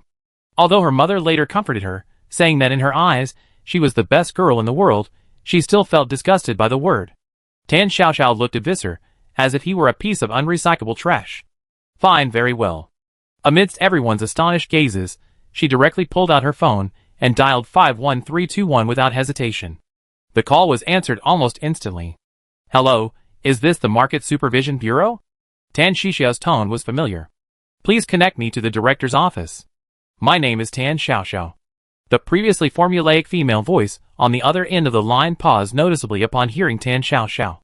"Miss Tan, what can I do for you?" The female clerk's voice was a little tense. If she remembered correctly, this was the same Miss Tan who had caused a scene at the Market Supervision Bureau last time. Afterwards, the director specifically instructed that all calls or visits from Miss Tan should be handled with extreme caution. Tan Shixiao's tone was full of righteous indignation. "First, I want to report Wanjiejiaohui's supermarket for selling substandard goods that pose a risk of personal injury. I have the evidence. Second, I'm reporting them for suspected false advertising and selling substandard products. Third, I'm reporting them for setting unfair terms and demanding exorbitant compensation, essentially extortion. Fourth, I'm reporting them for suspected illegal organ trafficking, and I have recordings as evidence. Fifth, I reported that their employee openly insulted consumers, calling me a shrew." With each accusation she made, the confusion and absurdity in the eyes of Visser and his teammates behind her deepened. Making a report? In this monster-infested instant space? Has this woman gone mad, lost her mind? Tan Xiaoxiao didn't care what they thought. She gave the supermarket's address into the phone. "Yes, 13 Neon Street, right across from Main. I hope you can send someone immediately to shut down this black market shop." The woman's voice trembled as she responded, afraid of being slow to respond. "Okay, Ms. Tan, please wait a moment. Our people will be here in 10 minutes, no, within 5 minutes. Please remain calm." The viewers in the Blue Star live stream were also stunned. What did I just hear? Sister Tan is calling for reinforcements? Is it the Market Supervision Bureau? Look at the expressions on those people's faces on Void Star. It's hilarious. 51,321? Isn't that our government hotline? Can I get through? You're mistaken. Our number is 12,315. This city of calamity is really strange. It corresponds to our Blue Star everywhere. It's like it's part of our Blue Star. Inside the Blue Star joint office, Chang Haoqi, who was watching a live stream, suddenly froze when he saw this comment. He rubbed his temples, his expression complex. "Xiao Wu, go find some sociology experts and spatial analysis experts, maybe. Perhaps there's a deeper secret behind the city of calamity." After hanging up, Tan Xiaoxiao leisurely put her phone back in her pocket. Looking at Visser with disdain, "You lose your job." A look of absurdity flashed across Visser's face. This supermarket was the owner's property. He wanted to see if the so-called Market Supervision Bureau dared to shut it down. Just then, whoosh, whoosh, whoosh. A clear siren suddenly blared, echoing throughout the supermarket, but its source was nowhere to be found. Visser's heart sank. Impossible, right? Was this woman telling the truth? Manager Pan, sitting in his office, watched the security camera as several cars painted with Disaster City Market Supervision Bureau suddenly stopped outside the gate. Manager Pan sprang up from his chair, his relaxed and calculating expression vanishing instantly. How could they really come? And so quickly? He had originally planned to let the two sides fight, allowing the other to profit, hoping those fools from Void Star would provoke Tan Xiaoxiao so he could reap the benefits. But no matter how much he planned, he hadn't anticipated that Tan Shishu's single phone call would actually bring this powerful figure here. In the complex and chaotic city of Gazai, there is only one place that even his master cannot fully control, and even needs to be wary of. That is the Gazai City Market Supervision and Administration Bureau. This place is independent of any other power, yet it possesses nominal jurisdiction over Gazai City. It seems to be backed by some ancient force. Under these circumstances, the master can only infiltrate indirectly through institutions, like the Rules Archives. Even so, if they directly encounter the Gazai City Market Supervision and Administration Bureau, even during a routine inspection, it is usually these unofficial business owners who suffer the most. But, logically, after so many years of the master's transformation, many people inside should already be. Especially that director. Why would he suddenly mobilize because of that woman's phone call? He recalled the aura he had sensed earlier, a power faintly similar to his master's, emanating from Tan Xiaoxiao, and his brows furrowed deeply. This woman, what is her identity? Does the Market Supervision Bureau know something? A strong sense of crisis made him unable to sit still any longer. Seeing the Market Supervision Bureau personnel filing in through the surveillance cameras, he quickly straightened his suit and rushed out of the office. These guys were known for being difficult to deal with. If his master were here, he might be able to manage, but now he was alone. If he didn't handle this well, this newly opened supermarket, into which he had poured countless efforts, might truly be in danger. At the supermarket entrance, a middle-aged man with slightly graying hair, wearing a crisp uniform, stepped down first. Behind him were several uniformed staff members, expressionless, with sharp eyes. The director's gaze quickly swept over the bizarre environment inside the supermarket and the strangely shaped customers, his brows furrowing almost imperceptibly. Then it quickly settled on Tan Xiaoxiao at the checkout counter. Seeing Tan Xiaoxiao wave at him, a hint of warmth flashed across Director Jing's face as he quickly walked over. "Miss Tan, how have you been lately? Have you encountered any trouble?" Tan Xiaoxiao recognized him. "Oh, it's Director Zheng. Long time no see." The last time she visited the Market Supervision Bureau, he was rather irritable and easily agitated. After giving him a bottle of cooling goji berry water, he was instantly fine. Sure enough, doing good deeds brings good fortune. Look how good their relationship is now. This scene was witnessed by Pan Qingyuan, who had just rushed out of the office. When he saw that Director Zheng was completely normal, without any trace of corruption or mutation, he was struck dumb. How could this be? His master had clearly stated that Zheng Hetai had long been deeply corrupted and mutated, and was already one of theirs. But this guy showed absolutely no sign of being corrupted and mutated into one of them. When did this happen? Why hadn't he heard a thing? His master hadn't told him either. No, that's not right. If this director had already recovered, his master would have informed him, unless his master was also unaware. This thought sent a chill down Pan Qingyuan's spine. How could this be? Looking at Tan Xiaoxiao and Director Zheng chatting amiably, Manager Pan instinctively felt that today's events were unlikely to end well. Director Zheng seemed to only then notice Pan Qingyuan's sudden appearance. His smile faded, and his tone became meaningful. "Manager Pan, long time no see." Pan Qingyuan stiffened, his facial muscles twitching as he forced a smile that looked more like a grimace. "Director Zheng, what brings you here?" "It's an honor to have you here." Director Zheng ignored his pleasantries and turned directly to Tan Xiaoxiao, his tone gentle. "Miss Tan, we have recorded your report. The situation is true and serious. Please rest assured, we will handle it seriously." He turned back, waved to the law enforcement officers behind him, and his voice was resolute. "According to the regulations on the management of market operations in the City of Mysterious Disasters and related laws and regulations, we have verified that the Myriad Realms Convergence Supermarket has engaged in multiple illegal business practices. The evidence is conclusive, and the circumstances are serious. It has been decided to seal off the Multiverse Convergence Supermarket. Action!" The Blue Star livestream room erupted in shock. "I'm stunned, they actually sealed it off. Sister Tan's influence is too great. Look at Manager Pan's face. He looks like his father died. This plot is more exciting than any TV series I've been watching. Inside the supermarket, at Director Zhang's order, the expressionless law enforcement officers immediately sprang into action. Ignoring the bizarrely gleaming merchandise and the restless foreign customers, they skillfully set up the cordon and sealed the shelves and checkout counters. The entire process was efficient, professional, and possessed a suffocating power that made all the anomalies feel breathless. The 5 people from Void Star stood there, watching helplessly as it all unfolded. For the first time, a look of bewilderment and a hint of faith crumbling appeared in Visser's blue eyes. Manager Pan stared at the sealed doors, his face ashen. He knew he was finished, and the supermarket was finished too. Tan Xiaoxiao looked at the sealed supermarket and nodded in satisfaction. Then, her gaze lingered on the heavy, antique supermarket door, which she sensed emanated a strange energy. You guys are efficient. By the way, once you finish the seizure and inventory, could you give me priority in selling that door? Miss Tan, we need to follow procedure. The director looked at Tan Xiaoxiao's bright eyes, filled with I want it, and his lips twitched almost imperceptibly. He had no doubt that if he didn't agree, his office phone and doorstep would be ringing for a long time to come. Miss Tan, we will handle the asset disposal according to regulations. If you are interested, you can participate according to the prescribed procedures. This door was indeed a hot potato. The spatial power it contained could connect to countless worlds, which was why these dangerous foreign customers had come. What ordinary merchant would dare to take such a door? Handing it over to Tan Xiaoxiao would save a lot of trouble. Upon hearing this, Tan Xiaoxiao immediately beamed. Then it's settled. Be sure to let me know when the time comes. Having resolved her major concern, Tan Xiaoxiao finally remembered her main business. She glanced at the 3 nearly lifeless, tattered items in her hands, and waved them in front of Director Zhang.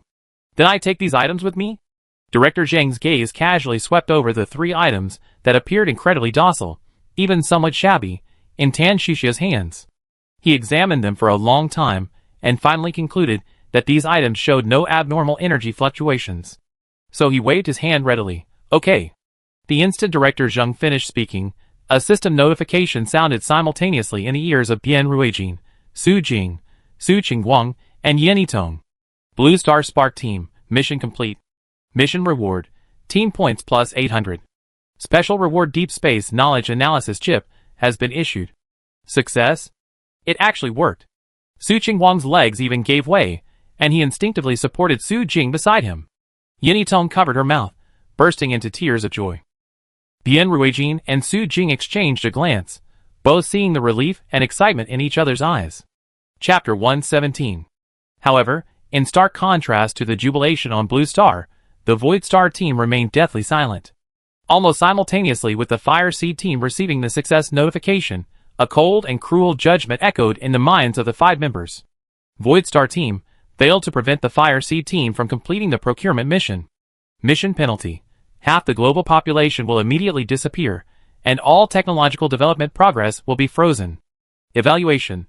Not only did you fail to stop Blue Star, but you also indirectly caused the mission scenario to be forcibly sealed by a third-party force.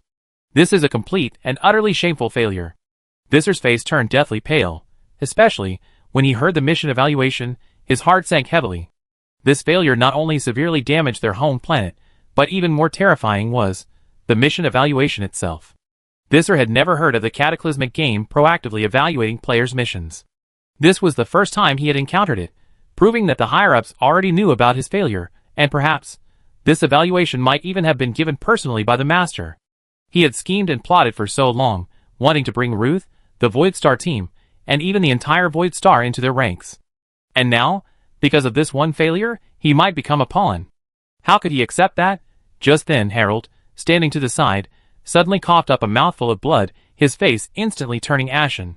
Daisy also groaned, and Jacob quickly supported her, anxiously asking what was wrong. But Ruth, she remained standing quietly, seemingly unaffected. Her gaze towards Visser seemed to flicker with something, but Visser, preoccupied with checking on his teammates, didn't notice. The next second, Daisy and Harold, before Visser and Jacob's almost panicked eyes, suddenly faded and vanished. Visser stood frozen for a long time, only reacting after a long while. Yes, half the global population had disappeared. Not just Daisy and Harold, but even his friends and family on Void Star could have vanished. Even many experts and political figures, none of them could escape. Void Star was going to be in chaos. Suddenly, as if remembering something, Visser quickly turned around and saw Rue still standing safely behind him. He breathed a sigh of relief. Then he stood up and approached the devastated Jacob. I go back and try to contact them. Maybe it's just a momentary outburst of anger, perhaps. They give us a chance to redeem ourselves. Jacob nodded dejectedly. Thank you, Captain. The Void Star livestream room, after a brief silence, was immediately filled with a massive flood of angry, humiliated, and panicked comments. Failure? How could we fail? What should I do? My mother just disappeared before my eyes. I'm a teacher, and half of my students just disappeared. Blue Star. It's all because of those damn Blue Star people. And that crazy woman. This is a disgrace to our Void Star. Lord Visser. How could this happen? I don't believe it. This can't be real. Visser clenched his fists tightly. Tan Xiao. He would remember this name, along with today's disgrace, deeply. Tan Xiao completely ignored the hateful gazes from the Void Star's side. She shoved the 3 pieces of junk she was carrying into Bien Ruijin's arms and clapped her hands. Here, these are what you wanted. I see this place is a mess. There's nothing much to see. I head back first. After saying that, she didn't forget to turn back and call out to the bureau chief, who was directing the sealing of the store. Chief, the door. Remember to leave it open for me. Then, under the complex gazes of the crowd, she hummed an off-key tune and walked towards her convenience store in a rather cheerful mood, concealing her accomplishment. Bien Ruijin and the others were stunned for a moment, then quickly followed. Sister Tan, we like to sit in your store for a bit. The Fire Seed squad crossed the street, and seeing the convenience store sign, a sense of security welled up in their hearts, and they breathed a sigh of relief. Pushing open the glass door of the convenience store, Dahe immediately jumped up and affectionately rubbed against Tan Xiao, who ruffled the dog's hair. Su Jing took a deep breath and carefully began, Sister Tan, today. Thank you so much. If it weren't for you, we probably... Tan Xiao was rummaging through the cabinets under the checkout counter, seemingly looking for something, and didn't look up at Su Jing. You mean that supermarket? The management is terrible, the hygiene is substandard, the product quality is poor, and the staff are rude. It go bankrupt sooner or later. I'm just cleaning up the environment, no need to thank me. Bien Ruijin looked at Tan Xiao, his heart filled with mixed emotions. He recalled the phantom in the school uniform he had seen in the alleys of Mianshui town, countless questions swirling in his mind. He hesitated for a moment, then finally tentatively asked, Sister Tan, do you know a place called Mianshui town? Tan Xiao paused, looked up, and asked impatiently with a frown. Sleeping Water Town? Why ask about it? Her reaction carried a hint of subconscious avoidance. Bien Ruijin didn't press further, and could only suppress his curiosity for the time being. This was indeed not the right time to delve deeper. Firstly, the global live stream was still ongoing, with countless eyes watching. Tangia's privacy couldn't be exposed so carelessly. Secondly, the person involved clearly didn't want to talk much, and forcing her to reveal more would likely backfire. If he angered Tangia, the consequences would be beyond what he, or even Blue Star, could bear. Bien Ruijin's attention returned to the newly acquired deep space knowledge analysis chip in his hand. In the vast yet fiercely competitive interstellar world, Blue Star's technological level had long lagged behind. Although they had established friendly diplomatic relations with Frozen Earth Star, Green Vine Star, Cloud Star, and others, they couldn't possibly demand that they share core technologies. This chip was like a key to a treasure trove. Regardless of the new knowledge it contained, it represented a valuable opportunity for Blue Star to narrow the gap with advanced civilizations. Thinking of this, Bien Ruijin's heart skipped a beat. He glanced down at his mission bracelet. There were still 7 hours, 52 minutes, and 16 seconds left before he could be teleported back to Blue Star. Time seemed to drag on endlessly. He was almost impatient to return to Blue Star with the chip immediately. Just as his heart was pounding with excitement, Bien Ruijin remembered another important personal matter. Sister Tan. Bien Ruijin quickly took a pink letter from his backpack and solemnly handed it to the cashier. This is for you. Tan Xiao, who was checking the next quarter's purchase order, looked up, her gaze falling on the overly pink color, a hint of surprise and subtle scrutiny flashing across her face. For me. Pink? Her tone was inquisitive, her gaze sweeping over Bien Ruijin's resolute yet somewhat flustered face. Before Bien Ruijin could fully grasp the misunderstanding, Lu Luan, the little paper figure beside him, who was diligently wiping the shelves with a rag, suddenly stopped. He slammed the rag aside, turned to Bien Ruijin, and crossed his arms as if silently scrutinizing him. "What do you mean, kid?" Startled by that glare, Bien Ruijin belatedly realized the problem, his cheeks burning. "No, Sister Tan, please don't misunderstand. It's a little girl from Blue Star. Her name is Chinyu. She admires you very much, and asked me to deliver this letter to you." "A girl?" Tan Xiaoxiao casually took the envelope, placed it on the corner of the cash register without even looking at it, under a stack of purchase orders. "Okay, I got it. I'll look at it later." She was currently busy calculating next quarter's costs, and really didn't have the mind to send out a fan letter. The live stream chat on Blue Star, however, became lively at this moment. "Hilarious. This is the first time I've seen Bien so flustered. Team leader Bien, I was so scared. Little paper doll Lu Luan, protecting the best Sister Tan. Am I the only one envious of that little girl named Chenyu? Who is this lucky person? She actually got to write a letter to Sister Tan. And team leader Bien delivered it personally." Chenyu, who was watching the live stream on her tablet, couldn't help but chuckle when she saw this. That's right, it was this little girl. Seeing Tan Xiaoxiao accept the letter, Bien Ruijin visibly breathed a sigh of relief. Mission accomplished. Chip in hand, he sat quietly in the shop for a while longer. Bien Ruijin stood up, took Su Jing, Su Qingwang, and Yen Yitong, and left the convenience store. The store returned to silence, save for the rustling sound of Tan Xiaoxiao turning the pages. After a while, Tan Xiaoxiao finally finished sorting out the purchase order and stretched. Then her gaze fell on the pink letter in the corner of the checkout counter. "A fan letter," she muttered, a hint of curiosity and pride in her voice, as she reached for the envelope and quickly tore it open. The letter unfolded, revealing neat, slightly childish handwriting from a little girl. The entire letter was filled with praise. "You are a hero of Blue Star, the person I admire most. I hope to be as amazing as you someday." Tan Xiaoxiao felt a little embarrassed. But what attracted her attention even more was a yellowed old photograph that slipped out with the letter. She picked up the photograph, glanced at it casually, and then paused slightly. The photo showed a group of boys and girls in school uniforms, and Tan Xiaoxiao almost immediately spotted herself with her pigtails. Her brows furrowed unconsciously, as she found the explanation for the photo in the latter half of the letter. "Sister Tan, this is my grandfather's junior high school graduation photo. Later, I mustered up the courage to ask Grandpa Du, the boy standing behind you in the photo, Grandpa Du Yongxia. He told me he always felt guilty towards you, that he did many childish mistakes when he was young. I don't know exactly what happened, and I don't dare to ask for your forgiveness, but I feel that I should at least convey his apology to you." "Du Yongxia?" Tan Xiaoxiao murmured the name softly, her tone flat, revealing no emotion. She initially intended to throw it in the trash, but ultimately changed her mind, tossing the photo into the box containing expired coupons. "So this guy's still alive?" She scoffed, her tone sarcastic. "Truly, a scoundrel lives on."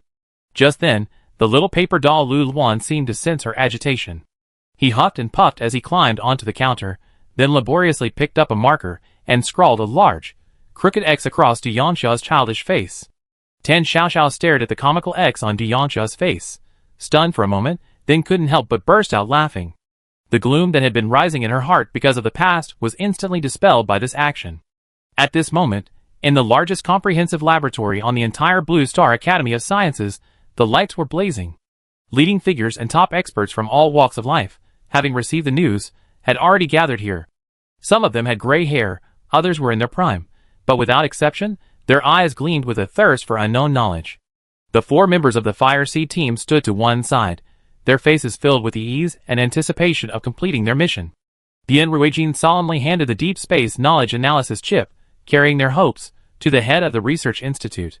Chang Haoqi was also present, standing quietly behind the experts. He watched as the chip was carefully connected to the terminal, linking to the most powerful supercomputer on Earth. As the researcher pressed the start button, a dazzling array of complex code and diagrams began scrolling across the main screen. Initially, everything went smoothly. The experts stared intently at the screen, occasionally exchanging hushed conversations and recording data. However, as the analysis deepened, problems arose. The amount of information contained within the chip far exceeded expectations, and its structure was far more complex. The largest computer on Earth began to struggle. The progress bar for the analysis crawled along like a tortoise, clearly indicating that Earth's computing power had reached its limit. Time ticked by, and the only sounds in the laboratory were the roar of machines and occasional sighs. Anxiety gradually crept onto Chang Haoqi's usually composed face. Having finally achieved such a crucial technological breakthrough in the ghostly disaster game, was it going to be ruined by insufficient computer processing power? He began pacing back and forth in the small space, his footsteps sounding somewhat abrupt in the quiet laboratory. If you're itchy, scratch it. Stay quiet, and don't wander around disturbing everyone's thinking, a commanding female voice rang out. The speaker was by Jean, the over 70-year-old academician, and a pillar of theoretical physics in China. Without turning her head, her gaze remained fixed on the progress bar on the screen, which was still struggling to climb. The other senior experts also cast slightly reproachful glances at her. Chang Haoqi was startled, then immediately stopped, like a student being scolded by a teacher, finding a corner chair and sitting upright, not daring to make a sound. Bian Ruijin and the others, seeing this scene, wanted to laugh but dared not, and could only try their best to hold it in. In this suppressed anticipation, the progress bar on the main screen finally struggled to climb past 99%. Everyone held their breath, their hearts almost leaping out of their chests. 100%. The next second, a clear, blue-glowing title appeared before everyone's eyes. Fundamentals and Application Framework of Dimensional Folding and Space Compression. Following the title, detailed theoretical formulas, structural drawings, and a materials list. A vast and systematic body of knowledge was presented clearly and understandably. The laboratory fell silent. After a long pause, someone spoke. Space compression? A material science expert exclaimed in surprise, his voice shrill with excitement. My God, it's space folding technology. Another space physicist took off his glasses, wiping them vigorously, wondering if his eyes were failing him. This means we can create space storage devices? A young engineer's voice trembled, his face filled with wonder. More than just a backpack. Academician Bai Jin took a deep breath, trying to keep his voice steady. If we can fully understand this technology, comprehend its underlying logic, in the future, long-distance space teleportation, even cross-dimensional travel, will no longer be a fantasy. These words silenced the entire laboratory, then immediately erupted in excitement. We did it! We did it! The future is bright. The future is truly bright. That's wonderful, wonderful. An elderly scientist, tears streaming down his face, was overwhelmed with emotion. He had dedicated his life to research and never imagined he would witness such a miracle in his lifetime. Chang Haoqi's tense face also broke into a relieved smile. He didn't utter any grand words, but simply clapped vigorously, his eyes filled with boundless hope for the future. This technology is not just about making travel easier and eliminating the need to carry heavy luggage. This signifies a revolutionary change in the storage and transportation of resources on Earth. And it also signifies that Earth is about to embark on a new chapter, reaching new heights. A true rebirth, perhaps, is about to begin. Qinyu was hunched over her desk, struggling with a complex circuit diagram. With the high school entrance exam approaching, the academic pressure forced her to devote more energy to her studies. Even the volunteer activities and community service she used to participate in were no longer available. She could only occasionally squeeze out some time to keep up with the latest developments of the ghostly disaster game and news about Sister Tan. Just as she finally finished solving this difficult problem and was preparing to tackle the next one, the screen of her phone, lying on the corner of the desk, suddenly lit up. She picked it up and glanced at it. It was a news notification. The moment her eyes swept over the headline, Qinyu's eyes widened. Am I dreaming? Earthstar United Government. Space folding technology achieved theoretical verification. Space storage equipment R&D officially launched space technology. Is it about to become a reality? Not just wishful thinking, but a real development in an official announcement? Qinyu's heart pounded, her face filled with disbelief. Just as she was immersed in shock and joy, her phone vibrated a few more times. Qinyu swiped the screen and saw a message from her brother Xiaoqi. Xiaoqi, busy preparing for exams? I'm going on a mission next week, guess where? Qinyu smiled and quickly replied. Yu, are you going back to the underground base? Surprised JPG. Xiaoqi, no, I've been sent to your hometown Jiancheng to carry out preliminary danger reconnaissance missions. Jiancheng. Qinyu paused for a moment, then realized what he meant. Yes, Jiancheng has met the standards for livability. Before the official relocation, a thorough investigation and environmental assessment must be conducted to ensure absolute safety before reconstruction and immigration can begin. Yu, that's great, brother Xiuqi. When you get to Jiancheng, or if you discover anything special, remember to send me photos. Brother Xiuqi, Of course, I got it covered.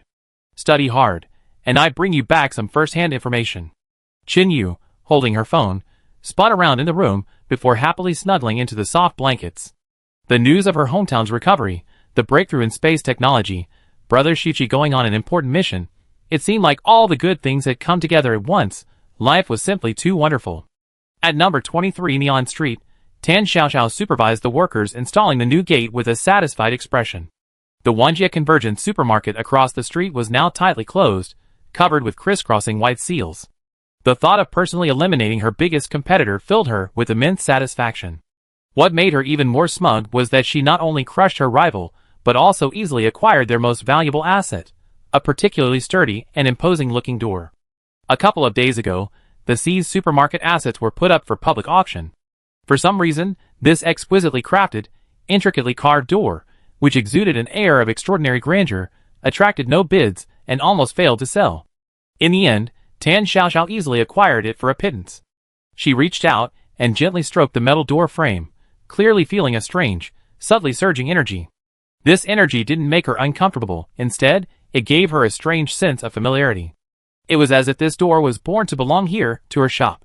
She turned to the installers again, urging them, "Master, can you hurry up? It's almost dark." The two experienced installers, heads down, wielded their tools with incredible speed. Almost there, almost there. Just one last screw, almost done. With the final step completed, the installer straightened up, wiping his brow. "All done, please inspect it." Tan Xiaoxiao readily paid the installers, and after seeing them off, she eagerly admired the newly renovated door. It was truly high-end, grand, and classy. It looked incredibly sturdy. She nodded in satisfaction, reached out, and forcefully pushed open the new door. Then, her smile froze, replaced by a look of utter bewilderment. Where am I? The scene outside wasn't the neon-lit street she knew. What met her eyes was a chaotic, dilapidated street, piled high with garbage and waste.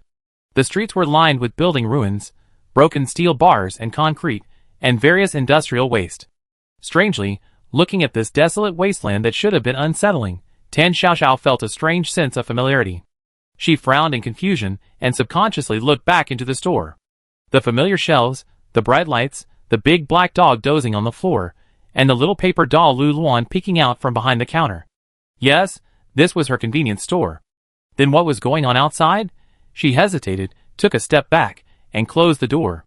Then she took a deep breath and looked out through the convenience store's glass window. Sister Wang from the building materials store was sitting on a small stool by the door, enjoying the cool air. Seeing her standing by the window, she cheerfully waved at her. Was it just my imagination? Tan Xiaoxiao wondered to herself. But if it was just her imagination, the scene was too real and vivid. She could even smell the dust in the air.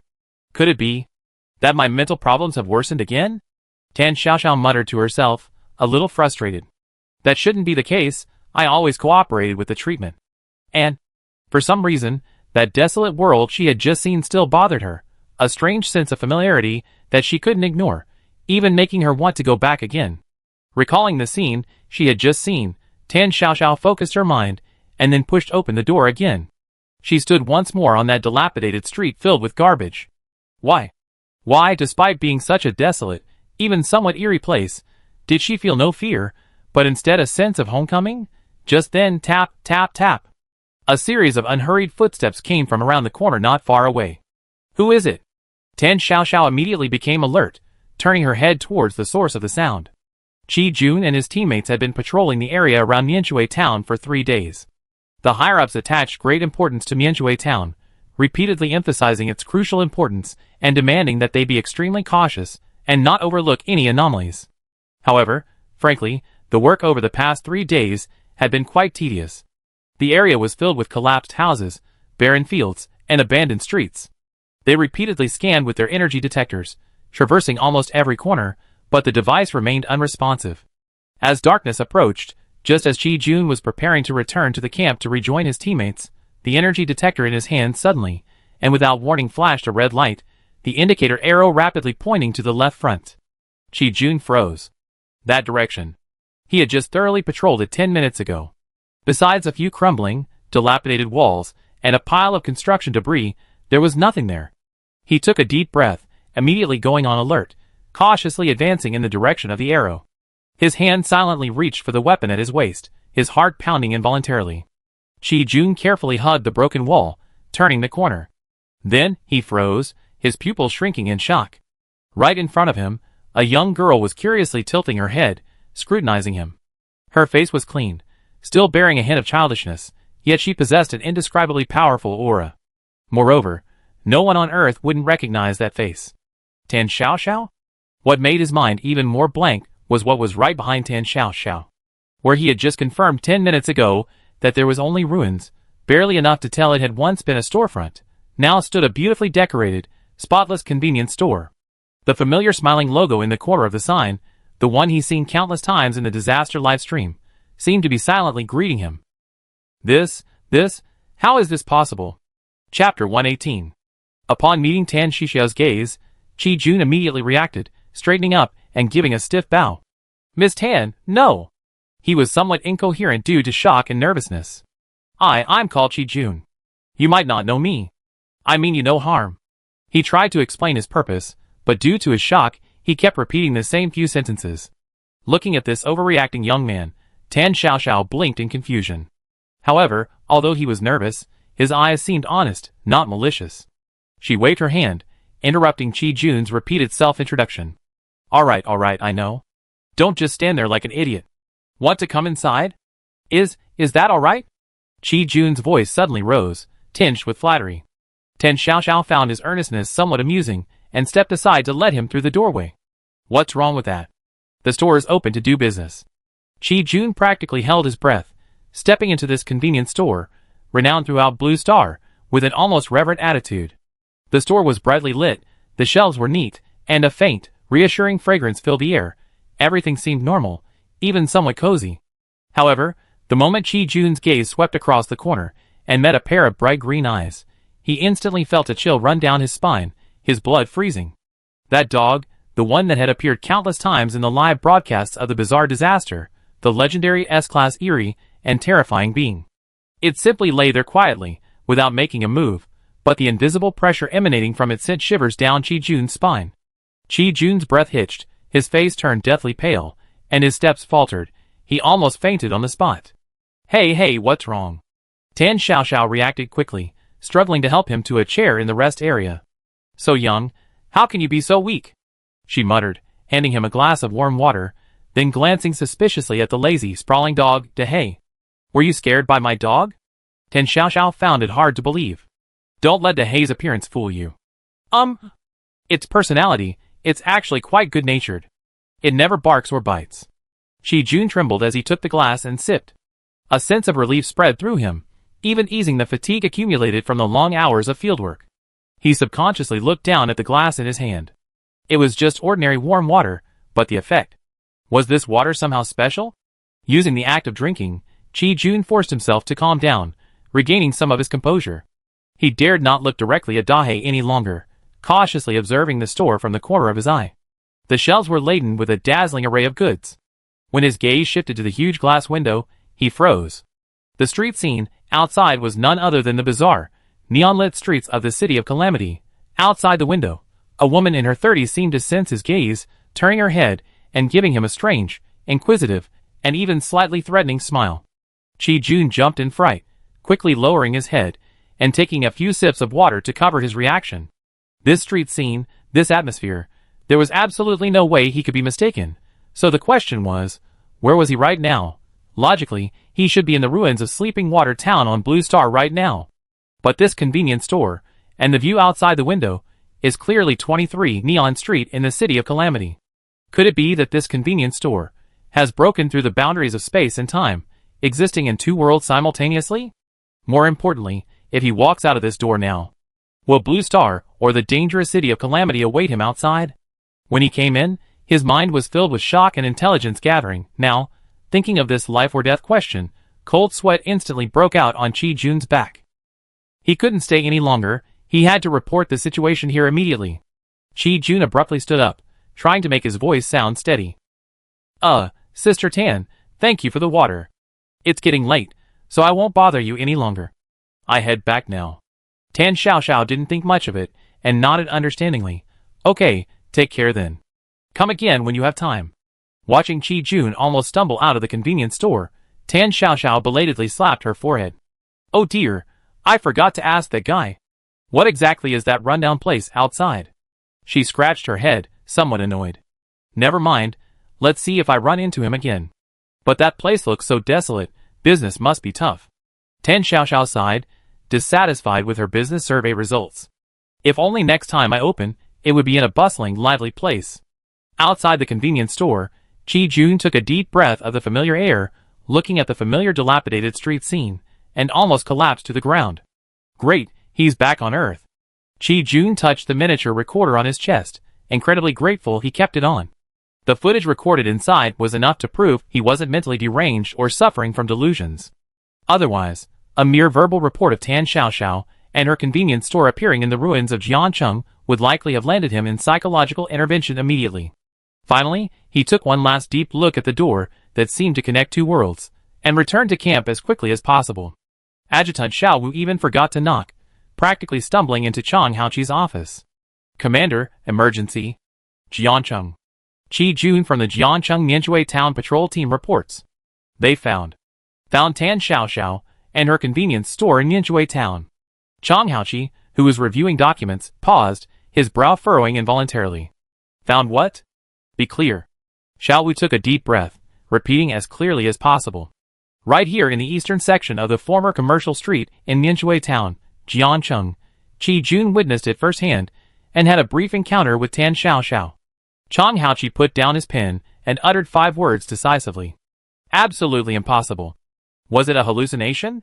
Was it advanced mental pollution? Countless terrible possibilities flashed through his mind in an instant. Connect Qi Jun's communication immediately.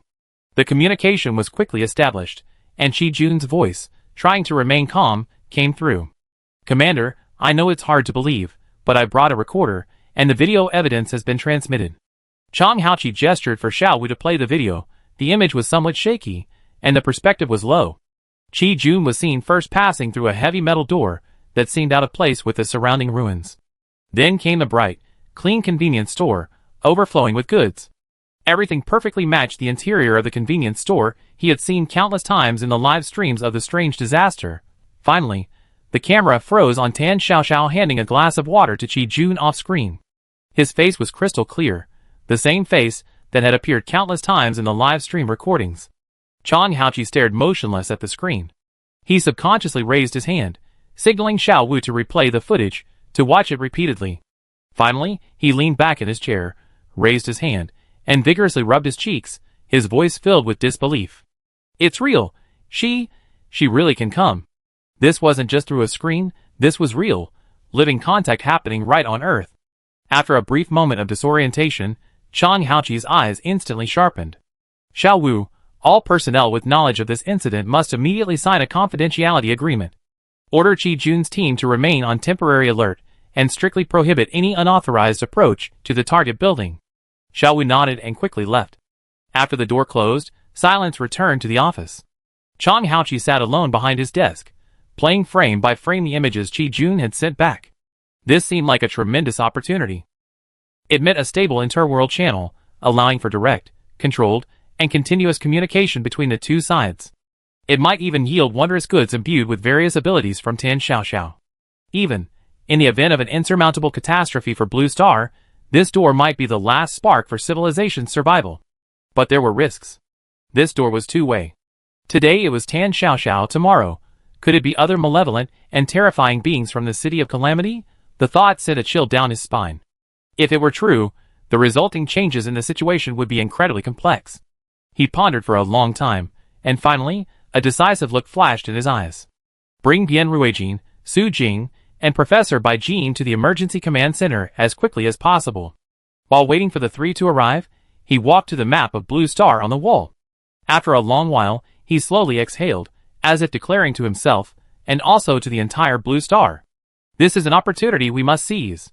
In the command center, after hearing Chang Haoqi's brief report, Bian Ruijin and Su Jing couldn't help but be shocked. This was unbelievable. Professor Bai Jin practically threw himself at the computer, his eyes shining as he watched the video feed and the ability data Qi Jun had transmitted. This is not conventional space technology at all. Unbelievable, utterly unbelievable. Chang Haoqi slowly turned around, his voice steady. Everyone understands the situation. Chang Haoqi turned his gaze to Bian Ruijin and Su Jing, his eyes filled with entrustment and expectation. You two go and make initial contact with Sister Tan first. After all, you're quite familiar with her, having dealt with her for a long time in the world of the strange disasters. You need to express Blue Star's sincere goodwill and gratitude and assess the potential risks this matter may bring. Bian Ruijin took a deep breath, exchanged a glance with Su Jing, both seeing the determination and responsibility in each other's eyes, and spoke in unison. Understood, Commander, mission accomplished. Chang Haoqi's gaze shifted to Professor Bai Jin, who was almost leaning over the screen, his tone softening. Professor Bai, I understand your feelings. But you need to stay at base and remotely analyze the data transmitted back by Qi Jun's team and subsequent contacts. You can only go to the site after the risk assessment is approved. Disappointment flashed across Bai Jin's face, but she knew the stakes involved and reluctantly replied. Yes, Commander. Tan Xiaoxiao yawned, replaying yesterday's bizarre experience in her mind as she rubbed her sleepy eyes. Sigh, she mumbled, chewing on a small cookie that Lu Luan had just baked. That place felt quite special, but it was too remote. You wouldn't see a soul for ages, it's hard to do any business. She fantasized. If next time it opened, it would be right in the middle of a super bustling, crowded commercial pedestrian street. Wouldn't that be great? Thinking of this, she couldn't help but shake her head, dismissing the unrealistic idea. As she did every morning, she forcefully pushed open the newly installed, particularly grand and sturdy door. Then, she nearly spat out the cookie in her mouth. Outside the door was neither the familiar streetscape of Neon Street, nor the quiet ruins of yesterday, but a completely unfamiliar, yet incredibly bustling world. A biting wind rushed in through the doorway, jolting Tan Xiaoxiao awake. The streets were wide, the architecture peculiar, gleaming with an icy sheen, and most importantly, the streets were teeming with people. The residents seemed oblivious to the shivering wind. Men and women alike were dressed in light, thin clothing. A little girl with pigtails was even standing on the street, happily licking a chilling, ice cream-like treat. The people here, they're really resistant to the cold. Tan Xiaoxiao muttered to herself, looking into the distance. In the distance, a huge holographic billboard was displaying a scrolling message. The 30th Frozen Earth Food Festival Grand Opening. Welcome to taste the delicacies of Frozen Earth. Frozen Earth? Tan Xiaoxiao blinked, the name sounding familiar. She thought for a moment, then suddenly realized, wasn't this the hometown of Ling Zhang, the girl with the shimmering silver hair she met before? What's going on with her shop? Ever since she changed to this fancy door, why is it like opening a blind box every time she opens the door? The location changes randomly. While this certainly helps in exploring unknown markets and expanding the customer base, it's just too unpredictable. Tan Xiaoxiao took a step back, suspiciously examining the door she had paid a hefty price for. It was beautiful, sturdy, but with a small side effect. Just as Tan Xiaoxiao stroked her chin, seriously considering whether to reluctantly replace the door, the residents of the frozen planet passing by outside finally seemed to notice the small shop that had suddenly appeared on the commercial street. Huh? When did a convenience store appear here? The style is so strange, it looks kinda familiar. Hey, look! This store looks just like Sister Tan's convenience store in the disaster game. Not only does it look like her, look at the shopkeeper standing inside. She looks exactly like Sister Tan. Could it be? Could it be? A murmur rippled through the crowd, then several young people's eyes lit up, excitedly concluding, this must be a convenience store themed around cosplaying Sister Tan. The cosplayer is so dedicated, so incredibly lifelike, so realistic. I have to go in and support her today. Let's go! Let's go in and check it out. And so, before Tan Xiaoxiao could even react, her convenience store was overwhelmed by a group of enthusiastic and curious customers from Frozen Earth within minutes. Boss, how much did you spend on this renovation? It's so accurate. A girl wearing fluffy earmuffs exclaimed as soon as she entered, pulling out her communicator and snapping photos of the shelves. Some even leaned close to Tan Xiaoxiao, scrutinizing her face, asking curiously, Sister, which hospital did you get your face done at? You're practically a carbon copy of Sister Tan. Did you open this store just for this? You're so ambitious. Tan Xiaoxiao was a little stunned by the barrage of questions, only able to maintain a professional smile and give vague replies. It's all right. It's all as it should be. Big Black's experience was far more tragic. Its imposing physique and unique appearance instantly made it the most popular prop for photos. Several children screamed and pounced on it, hugging its neck and pulling its tail, trying to drag it towards themselves. Big Black let out a pitiful whimper, its eyes filled with utter despair, but bound by Tan Xiaoxiao's order of no harming customers, it could only stand stiffly in place, letting these little brats grope it.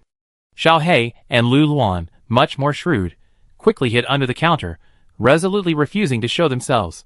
Tan Xiaoxiao was frantically serving customers, while simultaneously trying to stop them from touching the hay inappropriately. She was incredibly busy. Boss, check.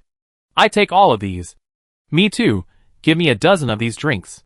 I want to take a picture with the boss, stand closer. Tan Xiaoxiao smiled, but inwardly she was groaning. These people were enthusiastic, had strong purchasing power, but they talked too much. And their questions were too strange. Finally, evening arrived, and the streets gradually thinned out. Tan Xiaoxiao felt her face was almost frozen from smiling, and her energy was completely exhausted. She couldn't take it anymore, and practically pushed and begged the last few customers, who were still excitedly taking pictures, out of the store. She let out a long sigh, collapsed onto the sofa in the rest area, her face etched with exhaustion. Big Black sprawled on the floor, burying its head in its front paws, letting out a relieved howl. Tan Xiaoxiao rested for a while, before mustering her strength to start counting her earnings for the day. She took out the cash register and emptied the coins onto the table. The good news was that she had indeed made quite a bit today. Those frozen earth people seemed to treat this place like some kind of trendy tourist spot, buying things without hesitation. The bad news was, Tan Xiaoxiao picked up a coin and examined it closely under the light. It wasn't any kind of paper money or coin she recognized. This thing was cold to the touch, unlike glass or a gemstone. Its hardness seemed quite high. But it's quite pretty, and it reflects light. Tan Xiaoxiao, who loved sparkly things, tilted her head, feeling like she had struck gold. Frozen Earth, that's a fitting name. She weighed the pretty ice coins in her hand, carefully putting them away, planning to study them later when she had time. She stood up, stretched, and prepared to officially close the shop and get some rest. Today's experience of opening up a new market had been far too exciting. Just then, the convenience store's wind chimes rang again. A figure pushed open the door, bringing with it a thick chill from outside. The person's voice sounded somewhat familiar. Are you closing? Hello, I'd like to buy a bottle of water. Tan Xiaoxiao didn't look up, tidying up the messed up shelves as she habitually answered. We're closing soon. Take what you want and come back to pay. Ling Zhang nodded, beginning to survey the Sister Tan's themed convenience store, which was generating a lot of buzz on Frozen Earth's internal network. He's seen the notification on his personal terminal, mentioning a highly accurate replica of a shop that appeared on the city center's food street. The owner had even altered their appearance to achieve the perfect likeness, which piqued his curiosity, prompting him to come and check it out. Approaching the shop, looking at the red and white signboard and the familiar layout of the doors and windows, Ling Zhang couldn't help but nod slightly. The decor is indeed very similar. It seems the owner is a loyal fan of Boss Tan, and has put a lot of thought into it. He pushed open the shop door and stepped inside. His gaze swept over the neat shelves, the familiar merchandise display, even the large black dog lying in the corner, looking utterly dejected. Everything was strikingly similar to what he's seen in the game's livestream. Even the interior furnishings are so meticulously replicated, Ling Zhang thought with even greater admiration. How many times did this person watch the livestream recordings? How much effort did they put in to achieve such an almost indistinguishable level of realism? He turned his head, his gaze falling on the shop owner, who had his back to him. The familiar attire, the meticulously tied hair. Just then, the shop owner casually turned around. Their eyes met. Time seemed to freeze at that moment. When Ling Zhang met Tan Xiaoxiao's face, a face tinged with impatience and weariness, yet undeniably familiar, his eyes widened abruptly. You? Ling Zhang took 2 steps forward, staring intently at Tan Xiaoxiao's face, his tone filled with astonishment. It's so similar, so incredibly similar. Which clinic did you get this done at? The technique, it's practically flawless. It must have cost a fortune, right? Tan Xiaoxiao looked at this guy she met several times in the game, someone she had a fairly good relationship with, and felt utterly speechless. What plastic surgery? Ling Zhang, are you still half asleep? It's me, the real deal. Ling Zhang's eyes widened, his face full of admiration. Even that impatient tone and expression are perfectly imitated. So dedicated. The immersion is incredible. Tan Xiaoxiao, She decided to give up on communication. Completely impossible to reason with, she waved her hand, her face full of impatience. Fine, I can't argue with you. Just grab what you want, pay and leave. I really have to close up shop. Ling Zhang finally calmed down a bit and went to the beverage cabinet to grab a bottle of sparkling water. While paying, his gaze unconsciously drifted to the big black dog still sprawled in the corner, its eyes filled with resentment. Ling Zhang once again sincerely exclaimed, "You can even find a dog that looks so much like me. Those eyes, that for color, it's exactly the same as Big Black's. Where did you get it? It's so well trained, it doesn't move at all." Tan Xiaoxiao felt the veins throbbing on her forehead, gritting her teeth as she said, "I already said it's me, and this is me. Not some knockoff." Ling Zhang took the change and nodded perfunctorily. Yes, I know, I have to maintain my image, I understand." Tan Xiaoxiao took a deep breath, barely suppressing the urge to smash the cash register, wanting only to get rid of this oddly thinking guy as soon as possible. Just then, the wind chimes at the door rang out again with a crisp ding-dong. Without looking up, Tan Xiaoxiao impatiently called out, "Sorry, we're closed." However, no footsteps came from the doorway. Tan Xiaoxiao looked up in confusion, her eyes meeting those of two newly entered customers. She froze, blinked, and exclaimed in surprise, "Bian Ruijin? Su Jing?" Ling Zhang, standing to the side, let out an exaggerated exclamation upon seeing the two newcomers, especially Bian Ruijin and Su Jing. "My god, boss, this themed convenience store is so elaborate. You even hired NPC actors? This investment is huge." Bian Ruijin and Su Jing, who had just mustered the courage to push open the door, stammered, "Eh." Their feelings at that moment were indescribably complex. Rewind a few minutes. Bian Ruijin and Su Jing stood amidst the ruins of Mianzhui town, their expressions complex as they looked at the store entrance that clashed so sharply with its surroundings. "Ready?" Bian Ruijin took a deep breath and asked Su Jing in a low voice. Su Jing nodded, her eyes resolute, her palms slightly sweaty. "Ready." They exchanged an encouraging look, then, with trepidation, pushed open the convenience store door. The moment the door opened, before they could even see what was inside, they saw a familiar figure, Ling Zhang, the captain of the Frozen Earth team. Bian Ruijin and Su Jing froze completely in the doorway, their minds going blank. Ling Zhang? What was he doing here? And what did he just say about an NPC? A themed convenience store? This absurd turn of events left the two of them petrified for a long time.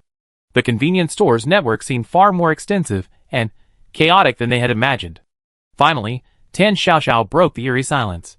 She looked at the stunned Bian Ruijin and Su Jing, then at Ling Zhang beside her, who had an I-know-everything look on his face, and helplessly rubbed her forehead. "I said, you guys, are you going to let me close the store or not?" Chapter 119. Bian Ruijin and Su Jing barely recovered from their shock, feeling a headache coming on at this cross-server chat situation.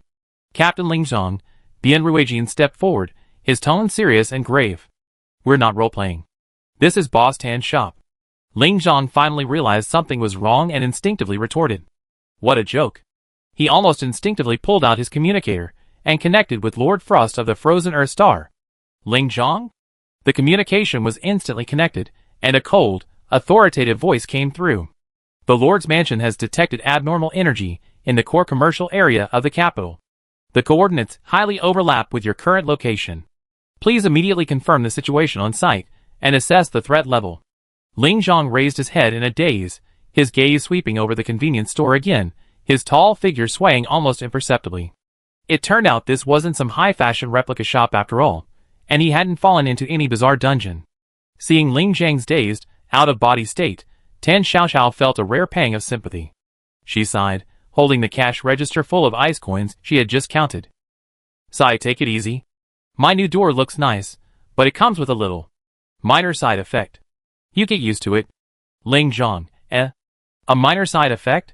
Thus, amidst the background noise of Tan Xiaoxiao tidying up the shop and wiping the counter, an unofficial, interplanetary intelligence exchange took place between Blue Star and Frozen Earth. As Ling Zhang gradually regained his composure, he mentioned that Void Star had suffered severe punishment after its last crushing defeat. But for some reason, they became unusually silent afterward. He suspected they were brewing a larger conspiracy, and Blue Star had to be extra careful. Bian Ruijin and Su Jing looked serious and affirmed. Tan Xiaoxiao, listening to their discussion, couldn't help but interject. "Do you think I can open stores in many places in the future? If I can really open branches on every planet, wouldn't my business be huge?" The Enruijin and Ling Zhang exchanged glances, instantly understanding the gravity in each other's eyes, and quickly reached a tacit agreement. This matter must be kept secret. Once the fact that the convenience store could connect to reality from the world of the strange disaster became known to the forces of various planets, especially beings like Void Star, and they coveted it, the resulting chaos and struggle would be absolutely catastrophic. Ling Zong looked at Tan Xiaoxiao, who was idly wiping the checkout counter with a rag. Mr. Tan, if I may ask, when you opened this door this morning, did you feel anything different from usual? Tan Xiaoxiao stopped what she was doing, tried hard to recall, and said uncertainly, "Nothing happened. I just thought before opening the door. Yesterday that place was too desolate. It would be great if opening the door today led to a bustling commercial street." Ling Zhang's heart skipped a beat, because Tan Xiaoxiao's convenience store was located in the busiest and most prosperous area of the entire frozen earth. Could it be that the location connected by this door wasn't completely random, but rather guided to some extent by Tan Xiaoxiao's unconscious thoughts? This conjecture was so astonishing that Ling Zhang felt his mouth go dry. If this is true, then Tan Xiaoxiao herself is actually the real key to this gate to all worlds. Interstellar Exchange Forum Gossip and Chat Section Hot Post Rant. My 3-year plan trip to Void Star has completely fallen through. I might be the unluckiest tourist in the entire interstellar space. Original poster White Horse is not a horse. I always longed to visit the Void Realm, the first lake on Void Star. I saved up for 3 whole years' worth of interstellar spaceship tickets, and finally set foot on Void Star's land. But as soon as I landed, I received devastating news. Void Star lost to Blue Star in the ghostly disaster game, and punishment has descended, having the population and halting development. Now the entire planet is in chaos. All the air buses to the scenic spots have stopped operating, the official reason being insufficient drivers. 9 out of 10 shops on the street are closed, and the few that are open are lifeless. I saw many families holding funerals along the way. The atmosphere is too oppressive. I didn't get to see the scenery, and my heart is heavy. I had no choice but to end my trip early and slink back. My luck is just unbelievable. Vomits blood. First floor.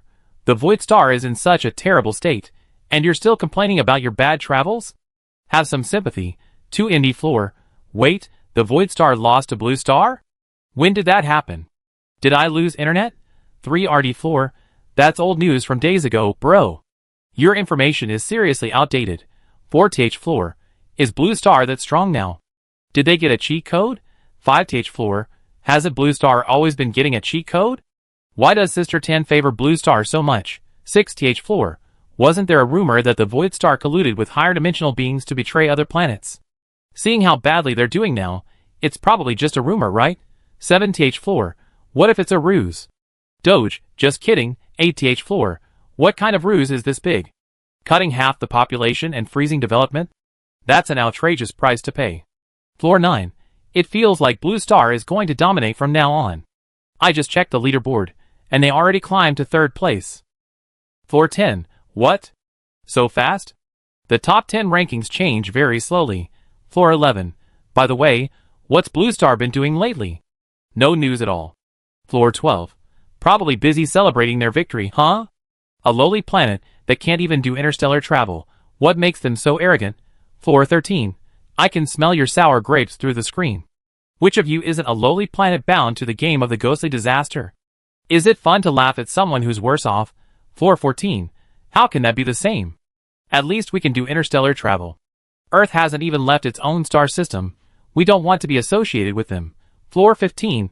Oh, so high and mighty. Why don't you come to the forum? Go play with those advanced civilizations.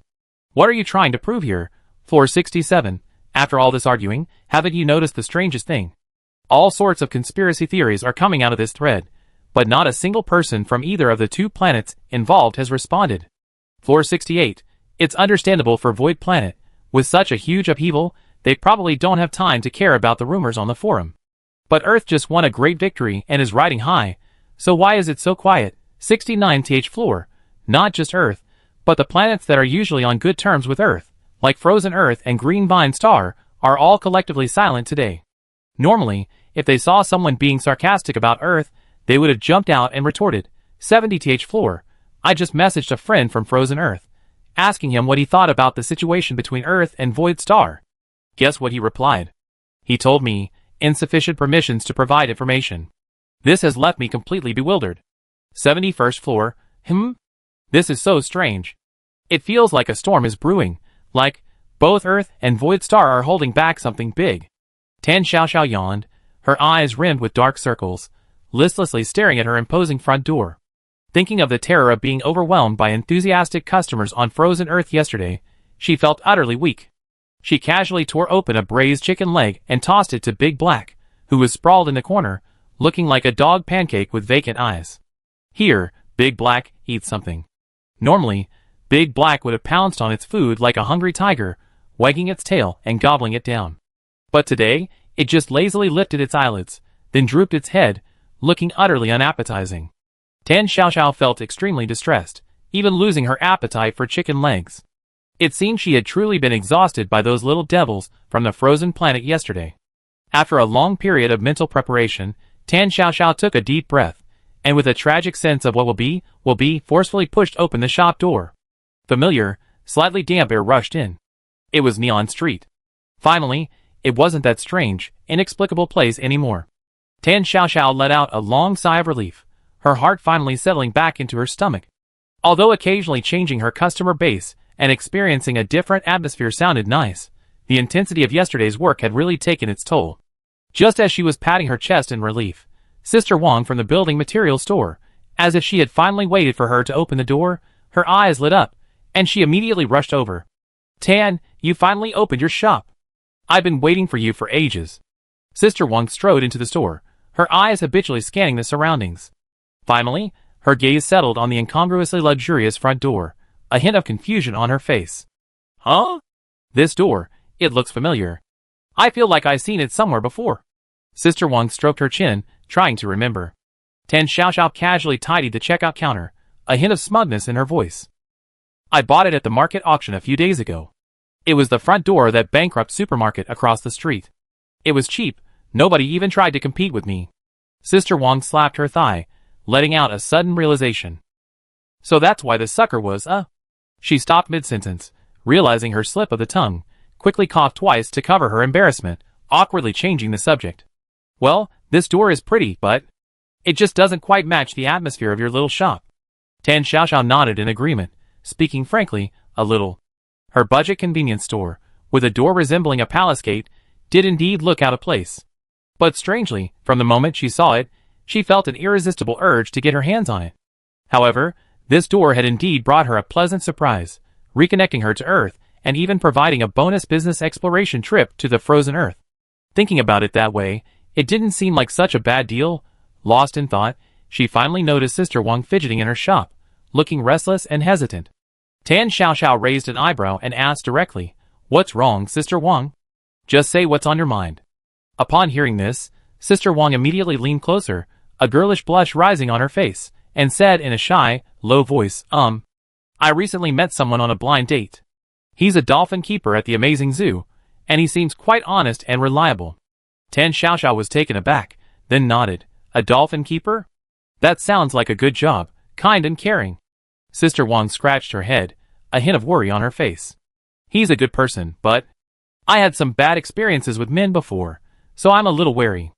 I thought I wanted you to come with me to meet him, to help me make an assessment. Tan Xiaoxiao chuckled. She had thought it was something serious, and readily agreed. Sure, no problem, I'm free recently. Just call me when you set a time. Sister Wang waved her hand. No rush, no rush. He was sent to the neighboring city of Sorrow and Joy a few days ago for closed-door employee training. They said their zoo is about to undergo a large-scale upgrade and adjustment, and all employees need to familiarize themselves with the new procedures in advance. As she spoke, her expression turned somewhat unpleasant and dissatisfied, as if she had thought of something. That guy disappeared like he vanished after he went to the training base.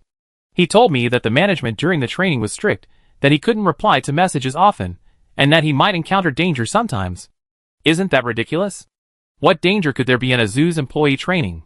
Tan Xiaoxiao caught a key phrase in this conversation and asked curiously. The neighboring city of Sorrow and Joy? Can people from our city of Calamity go to other cities? She had always thought that City of Calamity was an independent, closed, and strange space. Sister Wang looked at Tan Xiaoxiao with a what a stupid question expression. Disaster City is just a city. As long as you complete the formalities, of course you can buy a ticket to other places. Otherwise, How do you think those tourists from other places get here? She seemed to suddenly remember some important gossip, and whispered mysteriously in Tan Shishia's ear. Hey Tan, let me tell you another secret. I heard from a distant relative that the higher-ups seem to be planning to merge our disaster city with the neighboring city of Sorrow and Joy. Merge? Tan Xiaoxiao blinked. Yeah, supposedly the higher-ups think our disaster city isn't diverse enough right now. Sister Wang looked gossipy and confused. Tan, what do you mean by diversity? Does it mean introducing more weird things? Tan Xiaoxiao shook her head. This kind of thing was too far removed from her, an ordinary citizen who just wanted to open a small shop. She was too lazy to think about it. Sister Wang's attention quickly returned to her blind date, and she began a new round of complaints. She complained that the other person was lukewarm towards her, often only replying to her messages late at night after going to Beishi City, and the messages were vague.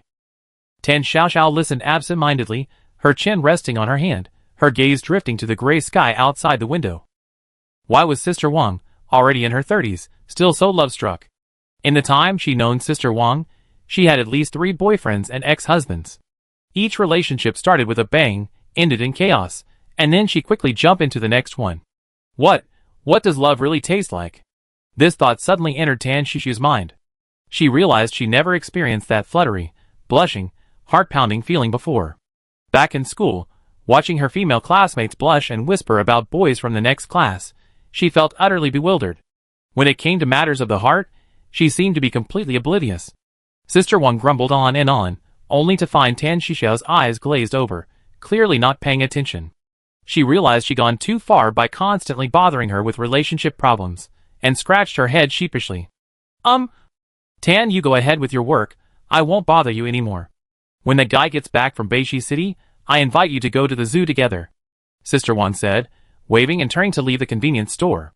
Watching Sister Wang's figure disappear around the corner, Tan Shishia's gaze unconsciously fell on a corner.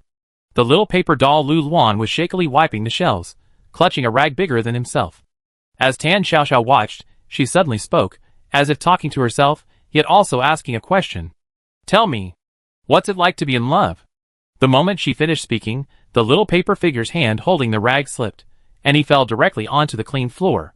He frantically tried to get up, using both hands and feet, but in his panic, he slumped back down. Even more bizarrely, a visibly flushed red spread across his previously plain face. Tan Xiaoxiao looked at his disheveled state and sighed. Forget it, why did I ask you? How could a little paper figure like you possibly understand what it feels like to like someone? The little paper figure, who had barely managed to stand, seemed to be struck a second blow upon hearing these words, collapsing to the ground again without any cushioning. Tan Xiaoxiao finally realized something was wrong. She carefully lifted the seemingly dead paper figure from the ground, bringing it close to her eyes, scrutinizing it closely. The little paper figure's arms and legs were off the ground, and the blush on its face deepened, even threatening to spread throughout its body. Tan Xiaoxiao stared at it for a long time, as if she had discovered something new. Why do I feel? Your face seems much more lively lately? Before, you would at most blink and nod, but now, you even blush? The little paper figure, who had been struggling in vain, instantly froze, its limbs motionless, allowing Tan Xiaoxiao to lift it up, completely giving up resistance. However, Tan Xiaoxiao didn't dwell on this for long.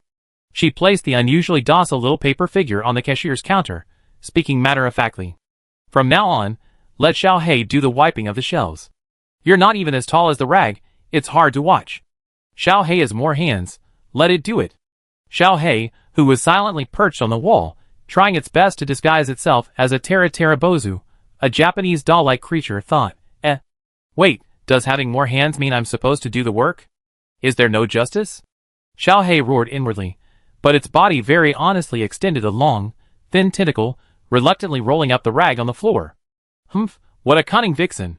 She resorted to such despicable means to avoid doing any work. Sister Wang said she had to wait for her blind date to return before going to the zoo. Tan Xiaoxiao had assumed this employee training would only last 3 to 5 days, but she never expected it to take 2 or 3 whole weeks. During this time, the entrance to Tan Shishi's shop was much quieter, and nothing else caused trouble. Only occasionally would Bian Ruijin and Ling Zong from Frozen Earth meet up at her shop from their respective entrances on Blue Star and Frozen Earth. They mostly talked about interstellar situations and the movements of Void Star. Tan Xiaoxiao was completely confused and simply stopped paying attention. However, Ling Zhang did do a good deed. He used the pretext of special landscape protection to temporarily cordon off the entrance to her convenience store on Frozen Earth.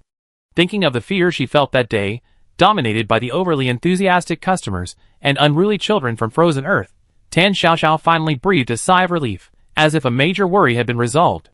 That morning, Tan Xiaoxiao had just finished checking her newly arrived potato chip inventory, and was pondering whether to stock up on some new drink flavors, when she heard a familiar voice calling from outside. "Tan, what are you doing? Quick, open the door for me." Tan Xiaoxiao looked up, and saw Sister Wang carrying several paper bags, her face a mixture of excitement and anxiety. Tan Xiaoxiao walked over somewhat helplessly, and opened the door for her. "Didn't we agree to go to the zoo this afternoon? Why are you in such a hurry?" She glanced at the wall clock. It was just past 8. Sister Wang, blushing, nimbly squeezed in and carefully placed the bags on a chair in the rest area. I'm just unsure." She patted her chest and explained. "Could you give me some advice on what to wear today? It's my first time going to his workplace. I can't embarrass him." As she spoke, she eagerly opened one of the paper bags, pulling out a long white lace dress and holding it up. "How about this one? Isn't it quite ladylike, gentle, and elegant?" Before Tan Xiaoxiao could comment, she quickly pulled out another tight-fitting short leather skirt. "Or this one. It's more sexy, shows off my figure? But won't it make him think I'm not reserved enough?"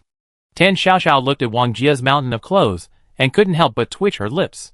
She casually rummaged through the pile of clothes, and picked out a bright red, neatly tailored knee-length dress. The V-neck design wasn't revealing, and the fitted waist made it look bright yet elegant. "I think this one is great." Tan Xiaoxiao handed the dress to Wang Jia.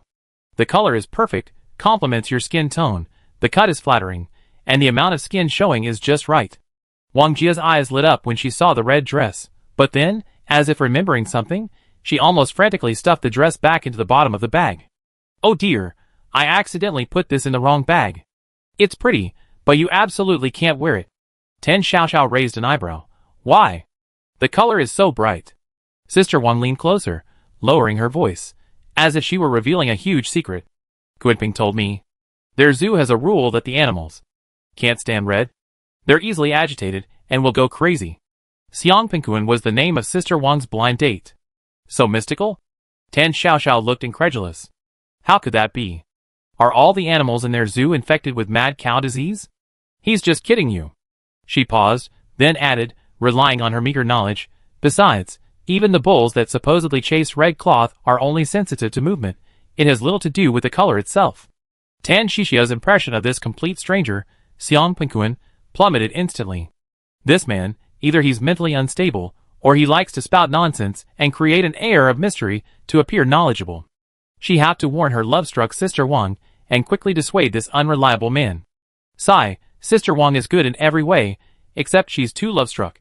Her IQ seems to drop every time she falls in love." She had to proceed slowly and patiently, lest she backfire. Finally, with Tan Xiaoxiao's advice, Sister Wang chose a pale yellow floral dress. After dawdling for a while, it was almost noon by the time she was finally dressed. Sister Wang was overjoyed, and quickly drove Tan Xiaoxiao to the zoo. The car drove out of Neon Street, through the streets, and headed towards the city center. While steering the wheel, Sister Wang chattered incessantly about the few messages Xiangpingkun had occasionally sent her during his training. He said their zoo has changed a lot recently, introducing many new and exotic species, and upgrading their management model. He told us we absolutely had to go see it. Tan Xiaoxiao gave perfunctory ahas, but inwardly she was skeptical. A zoo, how much could it possibly upgrade? After driving for about half an hour, the zoo's gates were already visible in the distance. The entrance was bustling with visitors. Casually dressed parents held hands with their skipping children, and young couples walked hand in hand, creating a lively and peaceful scene. The zoo staff, in uniform, held loudspeakers, announcing safety precautions. Please follow the designated tour route, and do not enter areas that are not open to the public. The animals in this park have different temperaments. Please do not feed them your own food to avoid unpredictable consequences. The calm, even tone, set against the backdrop of cheerful background music, carried an inexplicable eeriness.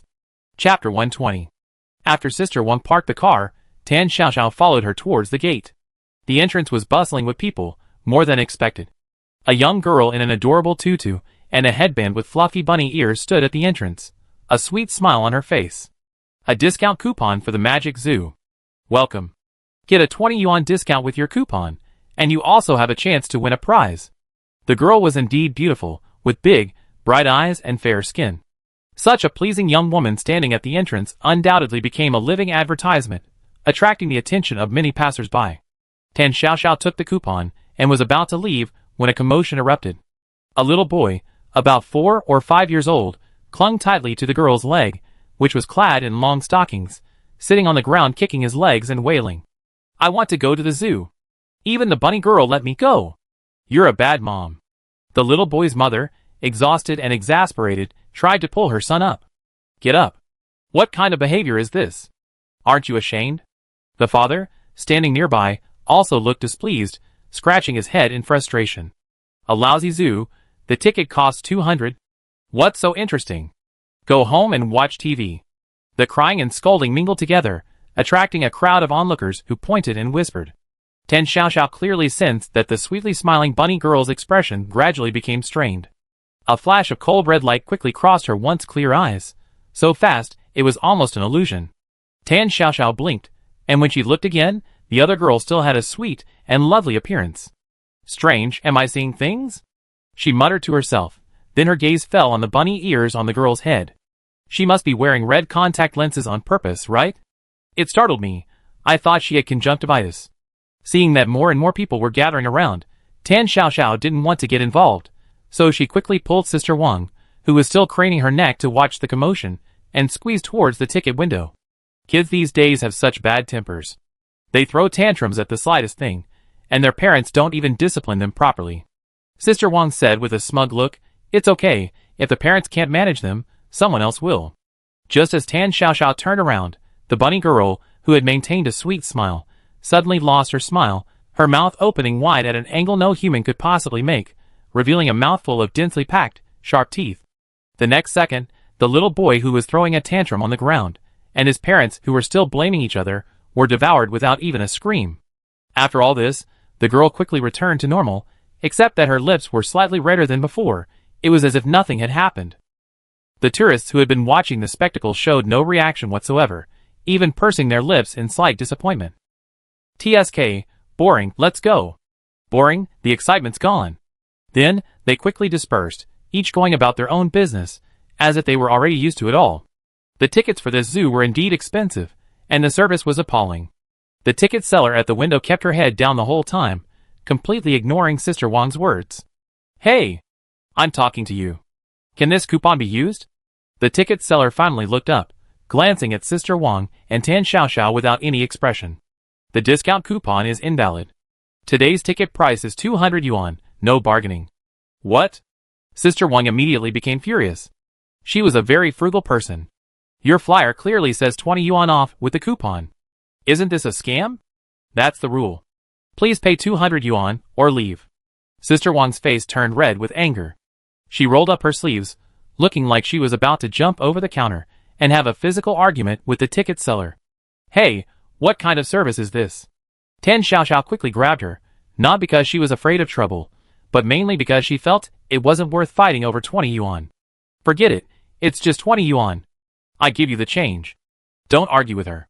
She paid the ticket promptly, took the ticket, and then half-dragged, half-carried Sister Wang away from the ticket gate. A few steps from the ticket counter, Tan Xiaoxiao subconsciously glanced again at the girl in the puffy skirt, sensing something was off. That girl seemed to have just touched up her makeup. Her lipstick color seemed too red, giving off an inexplicably strange vibe. Tan Xiaoxiao leaned closer to Sister Wang and whispered a suggestion. "Sister Wang, what do you think? Should I hire a few pretty schoolgirls to hand out flyers to attract more customers? I think it worked pretty well." Sister Wang, following Tan Xiaoxiao's gaze, looked at the sweetly smiling bunny girl by the door, her tone full of disapproval. "That'd probably be a bit pricey. She looks like she's got a lot of fighting power. Her level can't be low." Tan Xiaoxiao looked completely bewildered, totally missing Wang Jia's train of thought. "Combat power?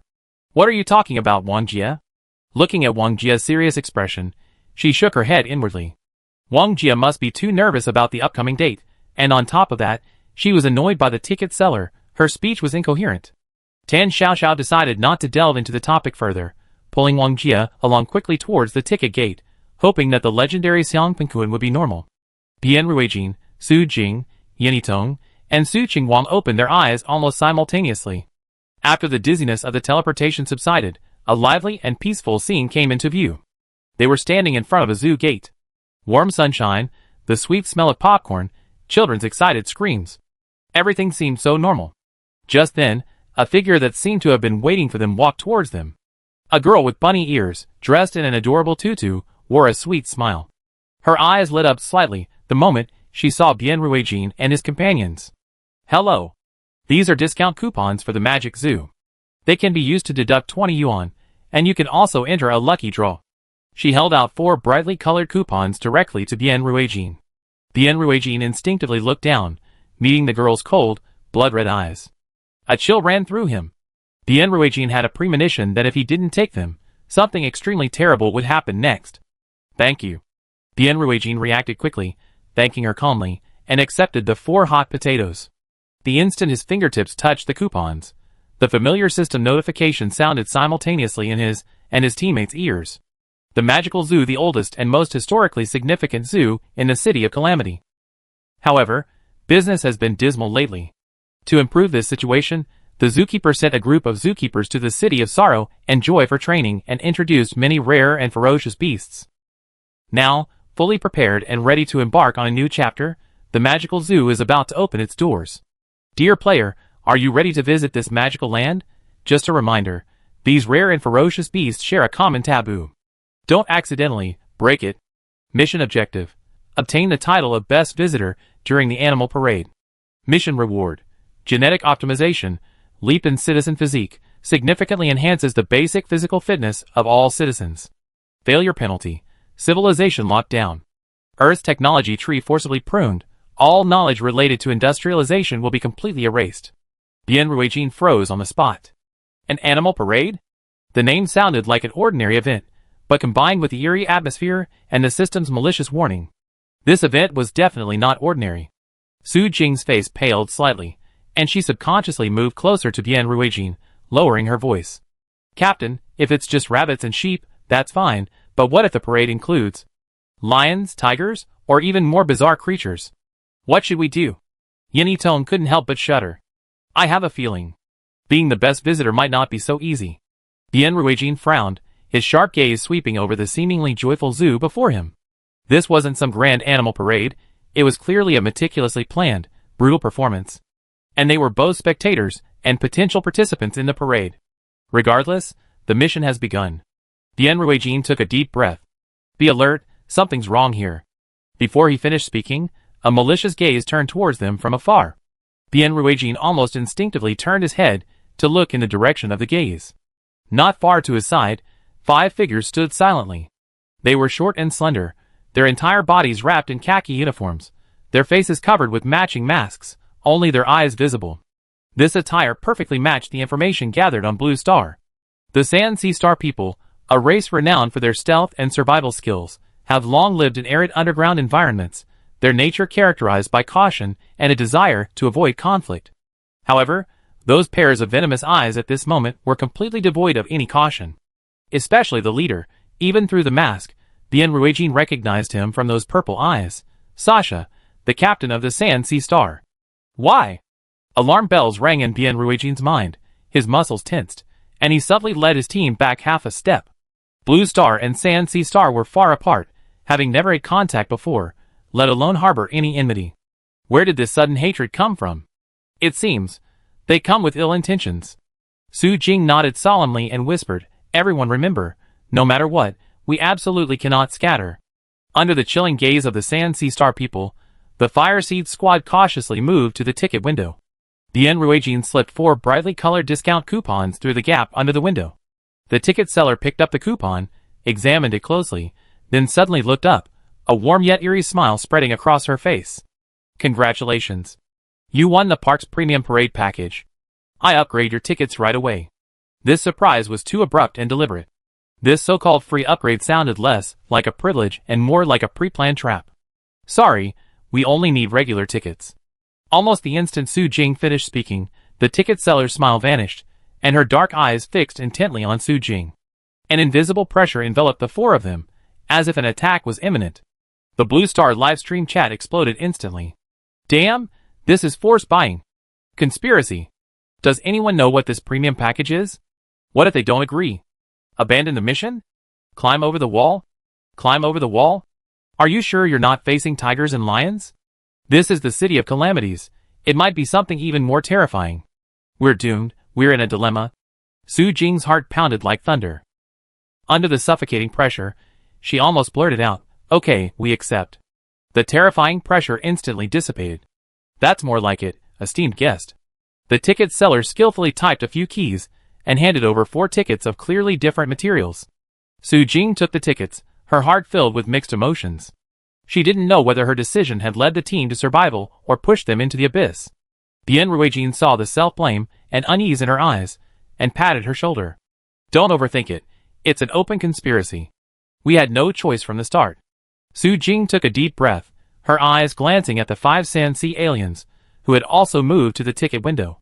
Sure enough, the ticket seller used almost the exact same script. "Congratulations, you won the specially prepared premium parade package."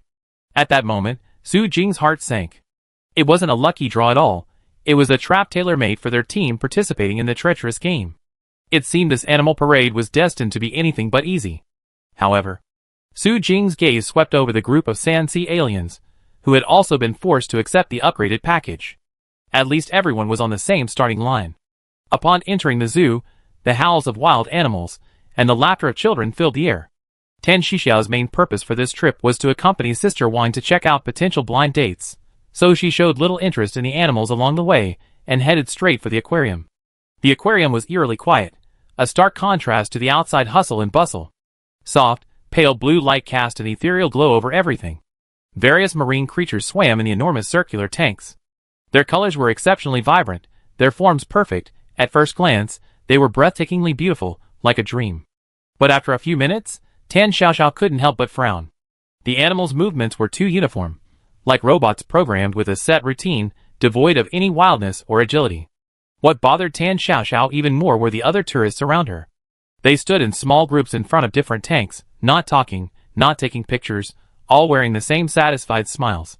Passing by a dolphin tank, Tan Xiaoxiao saw a young man pressing his forehead tightly against the glass. His forehead was pressed against that of a dolphin inside the tank, separated by the glass. The man's eyes were glazed, his face radiating happiness. "It's so beautiful. I feel like my soul has been cleansed. I want to be with them forever." Tan Xiaoxiao, Her lips twitched slightly, wondering to herself, was he really that obsessed? Just then, Sister Wang beside her suddenly brightened up and waved to a figure in a blue uniform ahead. "Kuinping. Over here." The man turned and walked over at the sound of her voice. He was tall and straight, his well-fitting uniform emphasizing his broad shoulders and narrow waist, his gaze toward Sister Wang filled with tenderness. However, the moment Tan Xiaoxiao saw him, a strange sense of unease rose within her. This Xiang Penguin, his skin was too pale, even faintly translucent. Tan Xiaoxiao even subconsciously felt that this guy shouldn't have been on land at all. She already disliked him, and remembering how he often disappeared without a trace, never replying to messages, Tan Xiaoxiao sneered inwardly.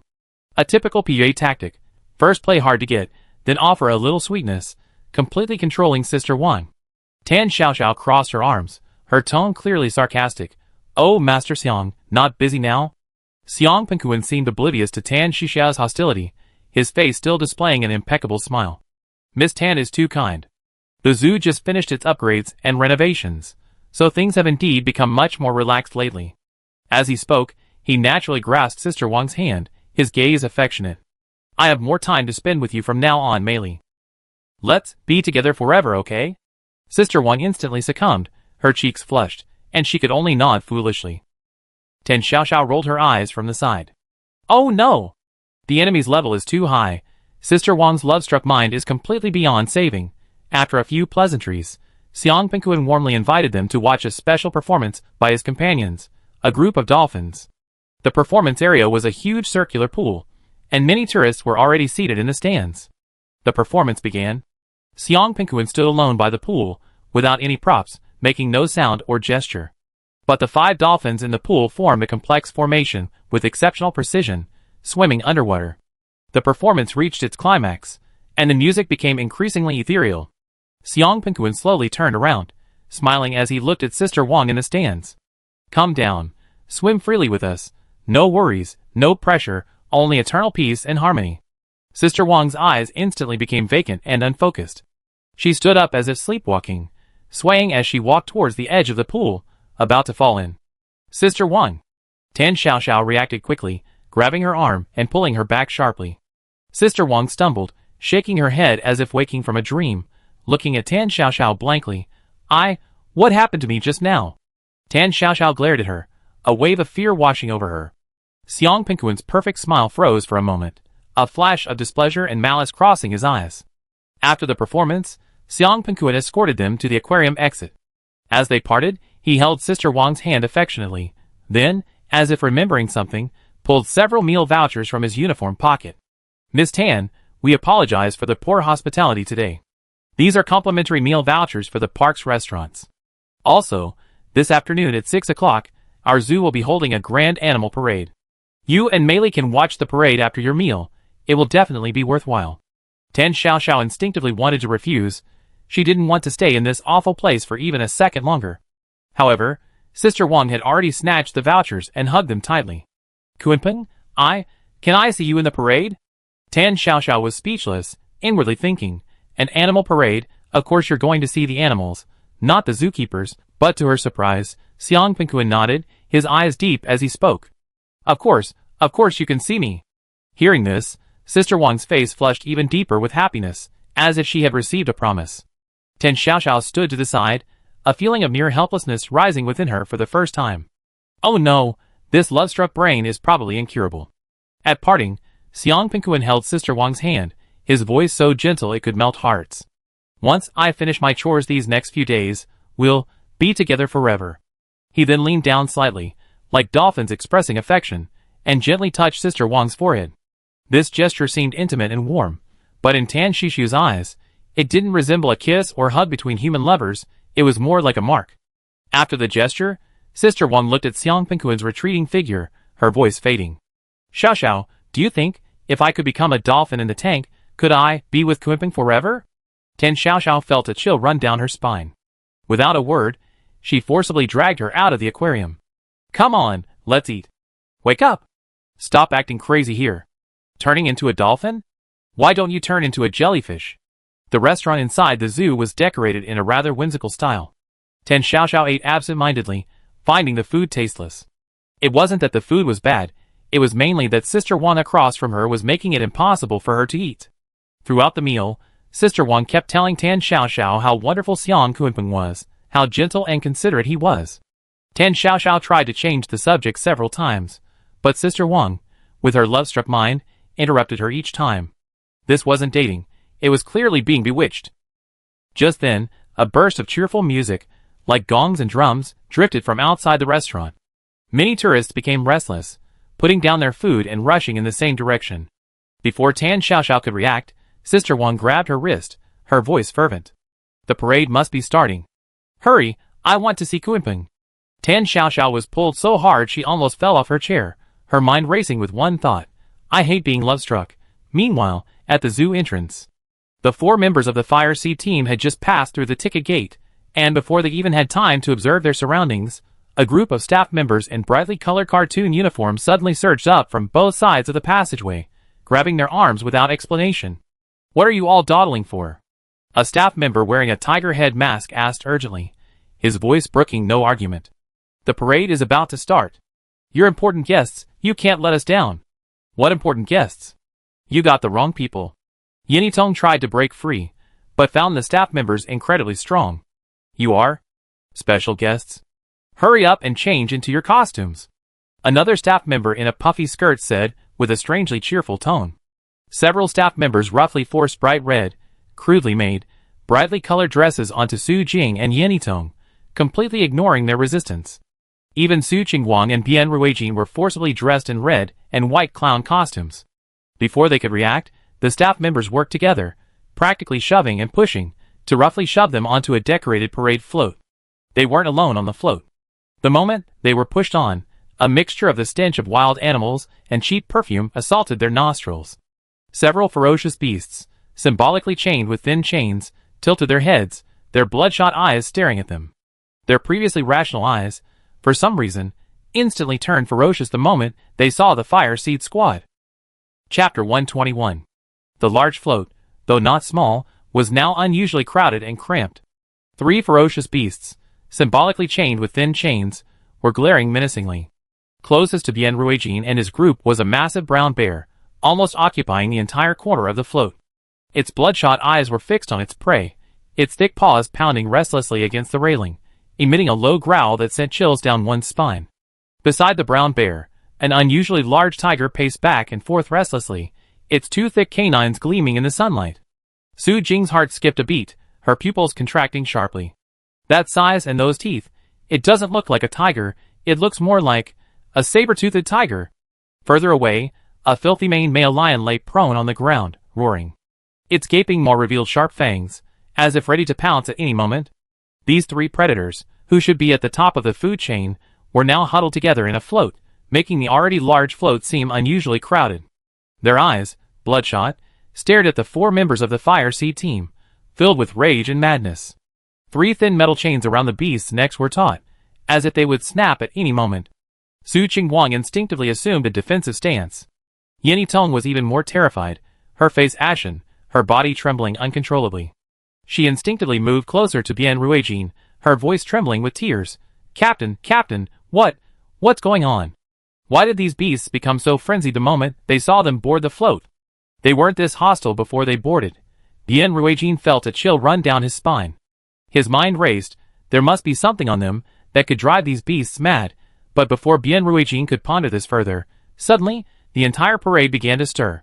Various frenzied howls and loud crashes erupted from the floats. In the sky, a flock of ruffled feathered parrots, peacocks, and even several vultures reeking of decay circled above the floats. Pairs of scarlet eyes stared intently at the 4 people on the floats, emitting piercing cries, as if ready to swoop down and devour their flesh at any moment.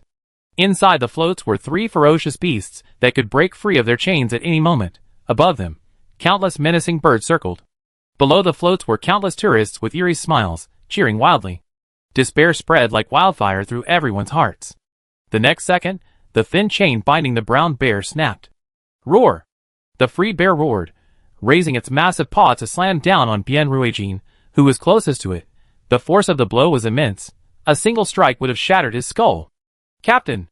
Su Qingguang instinctively lunged forward, shoving Bien Ruijin aside with his shoulder. The bear's paw grazed Bien Ruijin's back, slamming into the float floor and creating a large crater. Bien Ruijin rolled away, narrowly avoiding the attack. However, the crisis was far from over. Almost simultaneously, the saber-toothed tiger, which had been poised to strike, suddenly leaped out, lunging fiercely at Yan Yitong. Watch out! Su Jing screamed, trying to pull her away. But it was too late. Yan Yitong was terrified, her hands and feet turned ice-cold, and she reacted too slowly, being pounced on by the saber-toothed tiger and knocked to the ground. Fortunately, the thin chain around the saber-toothed tiger's neck hadn't broken, and was struggling to maintain its last vestige of strength. But the saber-toothed tiger's massive canines also slashed a deep, bone-revealing gash into Yan Yitong's leg. Blood gushed out instantly, and the excruciating pain almost made her faint. Yan Yitong? Bien Ruijin tried to rush over, but was firmly blocked by the newly formed brown bear. Su Qingguang was also forced to confront the agitated lion, unable to spare any attention. The vulture circling overhead smelled the blood, swooped down lower, and let out excited howls. The live stream chat on Blue Star exploded instantly. Ah! Yitong! Blood! So much blood! Doctor? Save her! Think of something. Why are they only attacking them? Why are the San Sea Star people on the float next to them okay? Boss Tan, Sister Tan. Where are you? Save them. Just then, Su Jing seized the opportunity, exerted all her strength, and dragged the fallen Yan Yitong to a relatively safe corner, struggling to shield her. Bien Ruijin and Su Qingguang were already locked in a fierce battle. Bien Ruijin used the limited cover on the float to painstakingly dodge the attacks of the lion and brown bear. Soon his hands and shoulders were covered in wounds.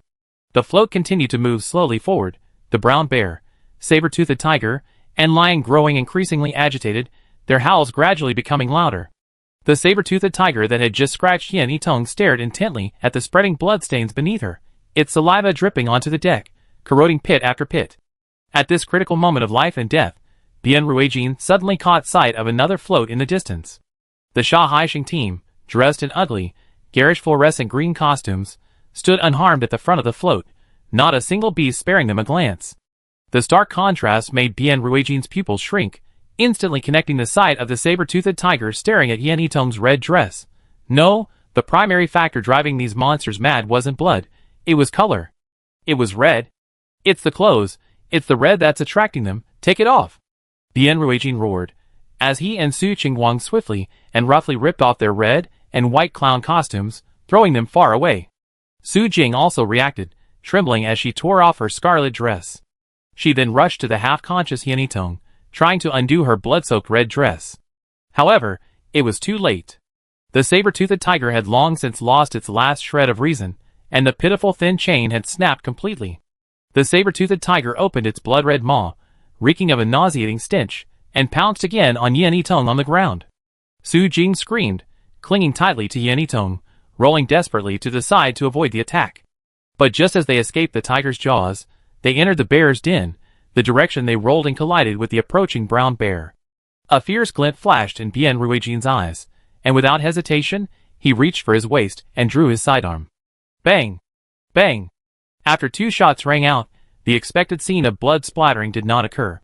The bullets struck the brown bear's thick fur and muscles, only causing it to stagger slightly, without even scratching its skin. These 2 shots not only failed to stop the brown bear, but instead completely enraged the behemoth. The pain made it even more ferocious, unleashing a deafening roar and frantically pounding on the float's railings. The entire float shook violently under its force, as if it might fall apart at any moment. As expected, how could ordinary firearms easily deal with the beasts of the City of Calamity? Bien Ruijin's heart sank. He rushed forward, quickly took off his coat, wrapped it tightly around Yan Yitong, and then scooped her up in his arms. Spread out. Use the obstacles on the float to dodge. Don't engage in direct combat. Even under these circumstances, Bien Ruijin maintained astonishing composure. Su Jing, with her agile movements, narrowly avoided the attacks on the swaying float. Su Qingguang's physical abilities were not particularly outstanding to begin with, and now he was exerting all his strength, each dodge fraught with danger. But the one under the most pressure was undoubtedly Bien Ruijin. He carried the unconscious Yan Yitong, his strength rapidly waning. Everyone knew that at this rate, they wouldn't last much longer. The float continued its slow, agonizing chase, seemingly nearing its end. However, this life-or-death struggle was viewed very differently by the audience below. The show has started. So exciting. Hey, bear, slap the guy holding her. That woman dodged pretty well, that's interesting. Today's special program is much better than the previous ones, worth the ticket price. The cheers, applause, and malicious urging sent a chill down the spines of the Fire Seed team and the Blue Star viewers in the live stream. Outside the crowd, Tan Xiaoxiao was completely blocked by the layers of people in front of her, only able to hear the deafening cheers and roars from within. Curious, she tiptoed, but her height limited her vision, and she couldn't see anything. She tugged at a burly man nearly 2 meters tall in front of her. Brother, what's going on in there? It's so lively. I can't see anything. The burly man lowered his head, revealing a simple, expressionless face. It's a special program for the parade. A group of lucky tourists, who were selected, are performing up there.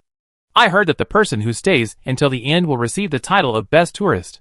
Tan Xiaoxiao nodded thoughtfully, but inwardly she was skeptical. What's the use of a title? You can't eat or drink it, and you can't exchange it for money. You have to run onto the float and perform for so many people. How embarrassing. She wanted to see which fools were willing to do such a thankless task. While Sister Wang was still engrossed in searching for her Kuimping in the parade, Tan Xiaoxiao quietly moved forward, slipping into the crowd.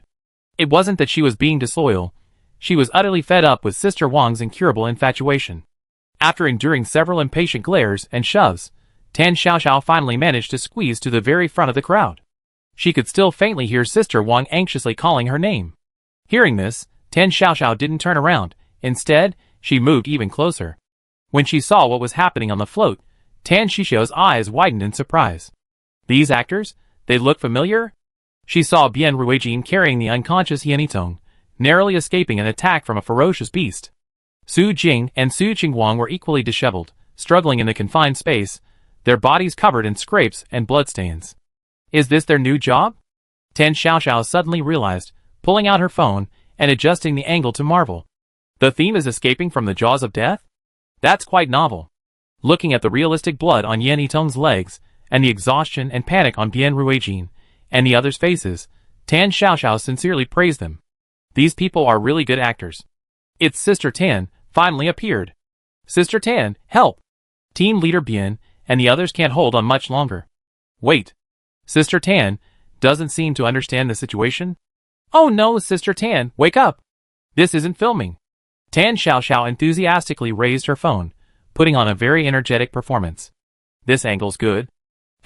I managed to capture Captain Bian's disheveled state. I can laugh at him later.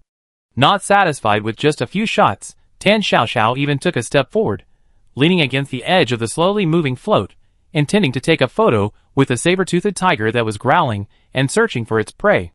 Wow, this saber-toothed tiger looks real. Looking at the ferocious beast so close, Tan Xiaoxiao wasn't afraid at all. Instead, she curiously reached out and gently touched the saber-toothed tiger's rough fur and sharp claws. Oh dear, the texture of these claws feels almost the same as my dog Dahe. Tan Xiaoxiao's audacious act terrified Bian Ruijin, Su Jing, and Su Qingguang on the float. Sister Tan, danger! Run! Bian Ruijin, disregarding his own safety, roared hoarsely. Sister Tan! Get out of there! Su Jing's voice also trembled with anxiety. However, Tan Xiaoxiao turned around and nodded understandingly to them. You guys are really into your roles, so dedicated, shouting so loudly. But to everyone's astonishment, the ferocious saber-toothed tiger trembled slightly after Tan Xiaoxiao reached out to touch it. The low growl in its throat abruptly stopped, and a hint of confusion and fear flashed in its blood-red eyes, which were filled with murderous intent. It stood obediently in place, letting Tan Xiaoxiao pet it, even subconsciously retracting its claws. This immediately relieved a lot of pressure on Bian Ruijin and the other two, who had been running around frantically. At least they no longer had to be distracted by guarding against this apex predator. Seeing Bian Ruijin and the others on the float still dodging the brown bear and lion, Tan Xiaoxiao felt that the performance was a bit slow-paced and not exciting enough. She looked around, picked up a relatively sturdy dry branch from the ground, and weighed it in her hand. Su Jing! Don't just dodge, fight back. Make it look real. With that, she swung her arm, throwing the withered branch towards Su Jing. Here you go, the sword is yours, go for it. The Blue Star livestream chat erupted in wailing and screaming. Sister Tan, look closely, this isn't acting. What's the use of a branch? Give me something real. It's over, Sister Tan is still clueless. We can't count on her. Su Jing watched the branch fly towards her and instinctively reached out to catch it. Then she saw a line of text, shimmering faintly, appear on the ordinary withered branch. A sword, blessed by Sister Tan, capable of instantly killing S-rank or lower-level monsters, uses. 1 out of 1. Su Jing froze, staring incredulously at the branch in her hand. Just then, the brown bear abandoned its pursuit of Bian Ruijin and pounced on Su Jing, who was closest to it. Without a second thought, Su Jing, almost instinctively, gripped the branch tightly with both hands and swung it with all her might at the charging bear. Awooh! The brown bear let out a piercing howl, its massive body flying backward and crashing heavily against the float's railing. A gruesome wound, almost splitting half its body open, instantly appeared on its chest. The brown bear twitched twice, the light in its eyes dimmed, and it fell completely silent. At the same time, the branch in Su Jing's hand snapped in two and fell onto the deck. A deathly silence fell over the float. Bian Ruijin and Su Qingguang stared in disbelief at the scene, almost forgetting to breathe. Su Jing looked at her hand, then at the brown bear's carcass on the ground, her face filled with disbelief. However, the death of its companion spurred the remaining lion, which roared furiously and pounced on Su Jing. Su Jing! Bian Ruijin and Su Qingguang cried out simultaneously, trying to help, but the distance made it too late.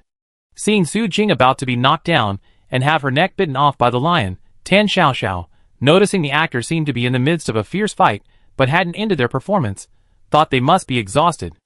Out of humanitarian concern, she unscrewed the bottle of mineral water she was carrying and threw it forcefully at the lion's gaping mouth. Big cat, stop acting, take a break, have some water. Glug. The lion instinctively swallowed, gulping down the bottle of mineral water. The next second, the lion let out a piercing howl and stopped its attack. The frenzied blood red in its eyes quickly faded, leaving only confusion and relief. Tan Xiaoxiao watched this scene and nodded in satisfaction. It really wanted water. Look how thirsty the kid is. Acting is really not easy. Tan Xiaoxiao looked at the still shaken and disheveled Bian Ruijin and the others on the float with a face full of satisfaction and admiration, sincerely praising them. Your performance was truly excellent. The plot was full of twists and turns, and the action was incredibly realistic. I think the title of Best Visitor belongs to you all. Bian Ruijin, Su Jing, and Su Qingwang. On the float behind, Sha Haixing and his 5 companions stood silently. Qin Xing moved silently closer to Sasha, who was standing at the front, his voice trembling with a hint of resentment. Captain, the rumors on the forum were true after all. Whenever the Blue Star people are in dire straits, this woman always appears in some unexpected way. He recalled Tan Xixia's astonishing series of actions just now, and felt a surge of resentment. Qin Xing hesitated, a flicker of doubt in his eyes. Captain, should we continue? With this woman around, our plan seems... Continue. Sasha interrupted him, his voice filled with suppressed anger. He glared venomously at Bian Ruijin and the others on the float, who had just escaped death and were still shaken. The San Sea Star people's philosophy is, I will not offend others unless they offend me. If they offend me, I will retaliate. To outsiders, Blue Star and San Sea Star have no dealings whatsoever, no enmity whatsoever. The root of everything lies in the Bloodblade Star incident more than half a year ago. Blue Star defeated Bloodblade Star, known for its invasion and slaughter, in the game of catastrophe, causing Bloodblade Star to suffer natural disasters, and its home planet's environment to deteriorate rapidly. Large numbers of Bloodblade Star survivors fled their homeland in ships. San Sea Star, the closest planet to Bloodblade Star, and with a relatively suitable environment, became the first target of these vicious refugees. Like ravenous hyenas, they wanted to seize San Sea Star. The Bloodblade Star people were extremely powerful in combat, and brutally bloodthirsty. Even a group of survivors was a force that San Sea Star could not easily withstand. After a sudden and brutal battle to defend their homeland, the Bloodblade Star survivors were finally driven out, and San Sea Star barely returned to peace. But the dead could not be brought back to life, and the trauma and fear left in the hearts of the survivors could never be healed. And these blood debts were rightfully all placed on the head of Blue Star, the instigator. Sasha squinted, her gaze fixed on another float slowly moving in the distance. The float's design was extremely peculiar. Rather than a float, it resembled a mobile, circular glass aquarium. Inside swam various colorful, docile marine creatures. In the very center of the aquarium stood a magnificent chair, adorned with coral and seashells, rising above the water. On the chair sat a man, composed and unperturbed. He wore a light blue zookeeper's uniform, his posture condescending, as if surveying his own territorial waters. "Does Star, that guy Visser, didn't he say, if the plan went awry, we could try contacting the dolphin zookeeper at the aquarium?" Sasha's gaze had just locked onto Pengkuan when the other seemed to sense it. Xiang Pengkuan's lips slowly curved into a meaningful smile, tinged with amusement and anticipation. The next second, the zoo's public address system blared. "Dear visitors, given the unprecedentedly fierce competition for this year's Best Visitor Award, the organizing committee has decided to hold an additional competition. All visitors, please proceed immediately to the main exhibition hall of the aquarium. The most exciting performance is about to begin." The cheering and jubilant visitors instantly composed themselves, turning around in unison and marching in unison towards the aquarium. Bian Ruijin, carrying Yan Yitong, who was semi-conscious from blood loss and pain, had just managed to get off the float with difficulty, aided by Su Jing and Su Qingwang. Su Jing had just finished bandaging Yan Yitong's wounds and looked up, wanting to call out to Tan Xiaoxiao. "Tan." The words had barely left her lips when the group of figures in dirty mascot costumes rushed out again, covering their mouths and restraining them with overwhelming force, making it impossible for them to break free. Without any explanation, the staff dragged them towards the aquarium like cargo, giving them no chance to call for help or resist. Tan Xiaoxiao scratched her head, turning around in confusion. She thought she vaguely heard someone call her name. Strange, did I hear wrong? Just then, Sister Wang finally emerged from the dispersing crowd, grabbing her arm and scoldingly. "Tan, don't run around anymore. I almost couldn't find you." Before she could answer, 2 blushes suddenly appeared on Sister Wang's face, her eyes filled with an unusual mix of excitement and shyness. "Xiao, just now Kunpeng told me personally that for the best visitor bonus competition later, he invited me to be his assistant." She twisted her fingers nervously, looking like a lovesick girl, hesitant yet eager. "You think He.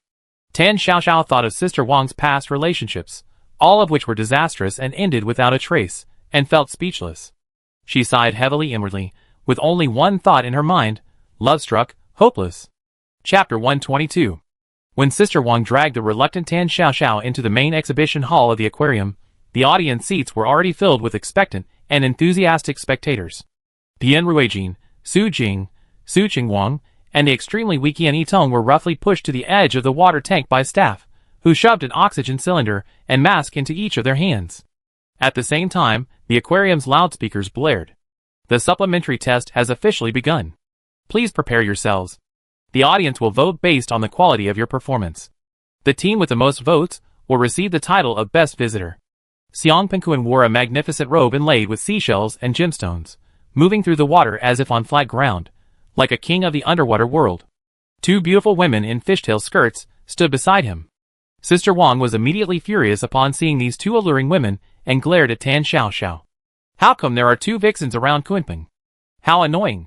Tan Xiaoxiao glanced at the two mermaid ladies and sighed. These dresses are so realistic. I almost thought they were real mermaids. Kunpeng, underwater, spoke in a cheerful yet deliberate tone, his voice echoing throughout the exhibition hall. The competition officially begins. Before he could even react, the Fire Sea team was pushed into the icy seawater. The moment he entered the water, the cold made Bian Ruijin shiver. He quickly put on his oxygen mask, acutely aware that something was wrong. Damn it, the oxygen tank is empty. We can only last 15 minutes at most. Yan Yitong, already weak, was nearly unable to hold on under the combined pressure of seawater and oxygen deprivation. Supported by Su Qingwang, she tightly gripped her arm to avoid losing consciousness. In contrast, the Sand Star team stood not far away. Sasha and the others seemed completely unaffected by the water pressure and low temperature, even breathing freely underwater. The ferocious sea creatures around them were like docile pets, showing no intention of attack. They're being given special treatment. Feeling the undisguised mockery in their eyes, Su Jing gritted her teeth. Don't get distracted. Bian Ruijin hissed, quickly pulling Su Jing aside. A seaweed covered in barbs grazed Su Jing's cheek, drawing blood instantly. The smell of blood attracted the surrounding fish, and the tank began to stir. Several larger, strange fish with mouths full of sharp teeth began to tear at their oxygen tubes and bodies. Even more terrifying, several long, slender creatures crackling with eerie blue electricity emerged from the corner of the tank. Electric eels? Su Qingwang explained immediately. The next second, one electric eel attacked Su Qingwang's arm. Su Jing tried to swim over to help, but was entangled by another group of equally frenzied small fish. Bian Ruijin, holding onto the weakened Yan Yitong with one hand, drew his dagger from his waist with the other, slashing at the approaching monster fish. Unfortunately, his movements became sluggish underwater, and the effect was minimal. Even more terrifying, the oxygen was almost gone. A feeling of suffocation began to spread in his chest. Bian Ruijin felt that every breath was incredibly difficult. Su Jing and Su Qingwang were in equally dire situations. Su Jing was still struggling to maneuver thanks to her agility, but Su Qingwang, half of his body paralyzed by the electric eels, could only clumsily kick his legs to dodge their attacks. Outside the water tank, the atmosphere in the audience was unusually enthusiastic. Oh dear, what's going on with numbers 1 through 4? They performed so well in the parade, I thought this would be just as amazing. So disappointing, I just vote for the other side. Xiang Penguin, dressed in magnificent attire, floated in the water, seemingly the host of this underwater performance. Distinguished guests, behold this tenacious vitality, behold the potential they unleash in extreme environments, how awe-inspiring. He pointed to Bian Ruijin, whose face was pale, and whose movements were sluggish. Especially this brave warrior carrying his companion, and this lady who insisted on performing despite her injury. The audience watched the scene with little interest. So boring, not entertaining at all. Completely one-sided, I'm not voting for them, useless. Sigh, whatever, I cast a sympathy vote. Tan Xiaoxiao, squeezed into the crowd, watched with shining eyes, clapping her hands vigorously. Wow, this is so exciting! Tan Xiaoxiao exclaimed excitedly to Sister Wang beside her. Sister Wang, look. Team Bian's faces are turning blue from the effort, and those fish, their training is just like the real thing. Especially those dodging moves, the stunt coordinator must have designed it. The acting is superb, absolutely amazing. Watching the Blue Star team struggling more and more in the water, Xiang Kunping's lips curled into a barely perceptible, cold smile. He gracefully approached the glass towards the audience seats, his gaze fixed on Sister Wang, his voice becoming even gentler, as if possessing a magical power. Beautiful, do you see this as your kingdom? It needs a mistress who truly understands and loves it. Come and join me in merging into this blue sea to find true peace and... He reached out, as if to touch Wang Jie through the glass. Come, beautiful, come to me, be my assistant, share this throne with me, a god. Are you willing? These words made Wang Jie's eyes gradually glaze over. The azure underwater world seemed incredibly alluring. She subconsciously walked forward, murmuring, Eternity. Kunpeng. Just then, two alluring mermaids appeared seductively beside Xiang Pengkuan, one on each side, almost pressed against him. One of the mermaids even reached out and affectionately smoothed Xiang Pengkuan's hair, letting out a giggle. This scene was like a bucket of cold water, instantly waking Wang Jie. Her glazed eyes cleared instantly. She stopped, pointed at Xiang Pengkuan in the tank, her voice sharp with anger. Xiang Pengkuan. You heartless, despicable bastard. You told me you'd be with me forever, and then you were seen hugging and cuddling with two fish. A deity, my foot. I think you're just a player. No what? Sister Wang completely exploded, plopping down on the ground, pounding her chest, and wailing, attracting the attention of most of the audience. Tan Xiaoxiao, seeing this, couldn't stand it anymore. This was outrageous. Her scumbag boyfriend caught cheating right there in the middle of the scene? She had to stand up for her best friend. Sister Wang, don't cry, I get revenge for you. Tan Xiaoxiao, burning with anger, looked around, her gaze locking onto a half-person high metal coral decoration next to the audience seats. Without a word, she used all her strength to lift the heavy, solid coral decoration. You damn scumbag. You toyed with my feelings. Tan Xiaoxiao shouted and slammed the heavy metal coral against the glass of the aquarium. A loud crash followed, the impact shaking the entire tank. Xiang Pengkuan and the two mermaids standing near the glass were startled by the sudden noise, nearly losing their composure. The entire arena fell silent. All eyes shifted from the boring performance in the water to Tan Xiaoxiao, who remained in her throwing stance, poised to beat up the scumbag. After a brief silence, the arena erupted in cheers. Wow, real-time interaction from outside the arena? Who's this girl? She's amazing. A plot twist? Did the staff arrange this? Good job. That's how you deal with a scumbag. This impromptu performance is incredible. I vote for her. I have to vote for her. Best performer. The audience threw their voting shells at Tan Xiaoxiao's feet. Xiang Pengkuan barely managed to steady himself in the water, his face ashen, his eyes filled with shock and anger as he stared at Tan Xiaoxiao. His meticulously planned performance had been completely ruined by this woman. Looking at the mountain of seashells, Tan Xiaoxiao scratched her head sheepishly. Oh dear everyone, you misunderstood. I'm not a contestant, I'm just a passerby who casually punched that scumbag. She pointed to the Blue Star team, who were putting on a show in the water, looking utterly exhausted. If you want to vote, vote for them.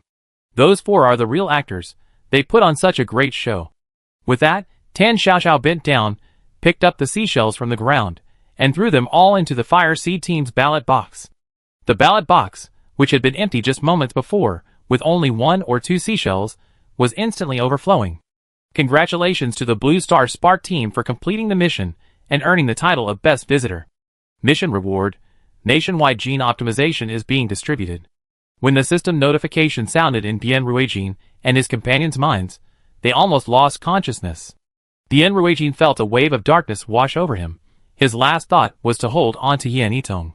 Just as he thought he was about to drown, a gentle yet powerful force enveloped them, quickly lifting them to the surface. Cough cough cough, ugh. The four collapsed on the platform, greedily swallowing the long-awaited air, their faces filled with a mixture of shock and relief at surviving.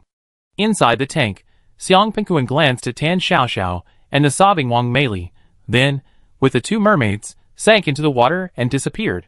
The 5 members of the Sand Star team watched all this silently, their fists clenched. Tan Xiaoxiao launching, we're not done yet. Sister Wang was still crying and cursing, that scumbag, hiccup, I never believe in love again. Tan Xiaoxiao squatted beside her, skeptical of her words. After all, she always cried like this after breakups. Alright, it's not worth it for someone like that. I introduce you to someone better later. In Launching's live stream, the chat was going crazy. Sister Tan, you're my goddess. Team leader Bien, I almost died. Sister Tan, I'm campaigning for you. So you won in the end by adding drama with the scumbag attack? Tan Xiaoxiao, the instigator, watched Sister Wang, though heartbroken, escape the scumbag's clutches, and looked at the overflowing ballot box, nodding with satisfaction, her merits hidden. Today's trip to the zoo, though eventful, turned out pretty well. At least she got tickets for her friend and taught the jerk a lesson. The zoo's performance was just a bit too realistic. It almost exhausted her friends.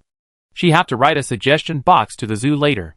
Bian Ruijin was panting heavily, while Su Jing was also slumped on the ground, completely exhausted. Su Qingguang's paralyzed side was still twitching slightly, but he had regained some sensation. The most worrying was Yin Yitong. After escaping danger, her spirits lifted, and she fell into a semi-conscious state again. Su Jing struggled to crawl over and check her wounds. Excessive blood loss, needs immediate treatment. Bian Ruijin forced himself to sit up, glancing at the Sandstar team, who had also just come ashore not far away. They were staring at them coldly, their eyes icy and mocking. Bian Ruijin suppressed his unease and questions, and made a decisive decision. Get out of here! Sister Wang's wailing had escalated into a plaintive sob, but Tan Xiaoxiao was still patiently comforting her. All right, take it easy. It's not worth being heartbroken over a playboy. Tan Xiaoxiao patted Sister Wang's back, her tone resolute. Look at me, I'm so free on my own. Min only slowed down my sails. Sister Wang lifted her tear-filled face, hiccuping as she cried, he said he'd be with me forever. Min's words are lies. Look at him, he's already hooking up with 2 fish. His taste is awful. Sister Wang recalled the 2 mermaid ladies' glamorous makeup and unconventional fishtails, and her grievances inexplicably lessened. Just then, Tan Xiaoxiao saw Bian Ruijin and the others supporting Yin Yitong, walking unsteadily towards them. You worked so hard, your performance was so intense, look how tired this little girl is, she's even fainted. Bian Ruijin, Su Jing forced a smile, genuinely grateful. Thank you, Sister Tan.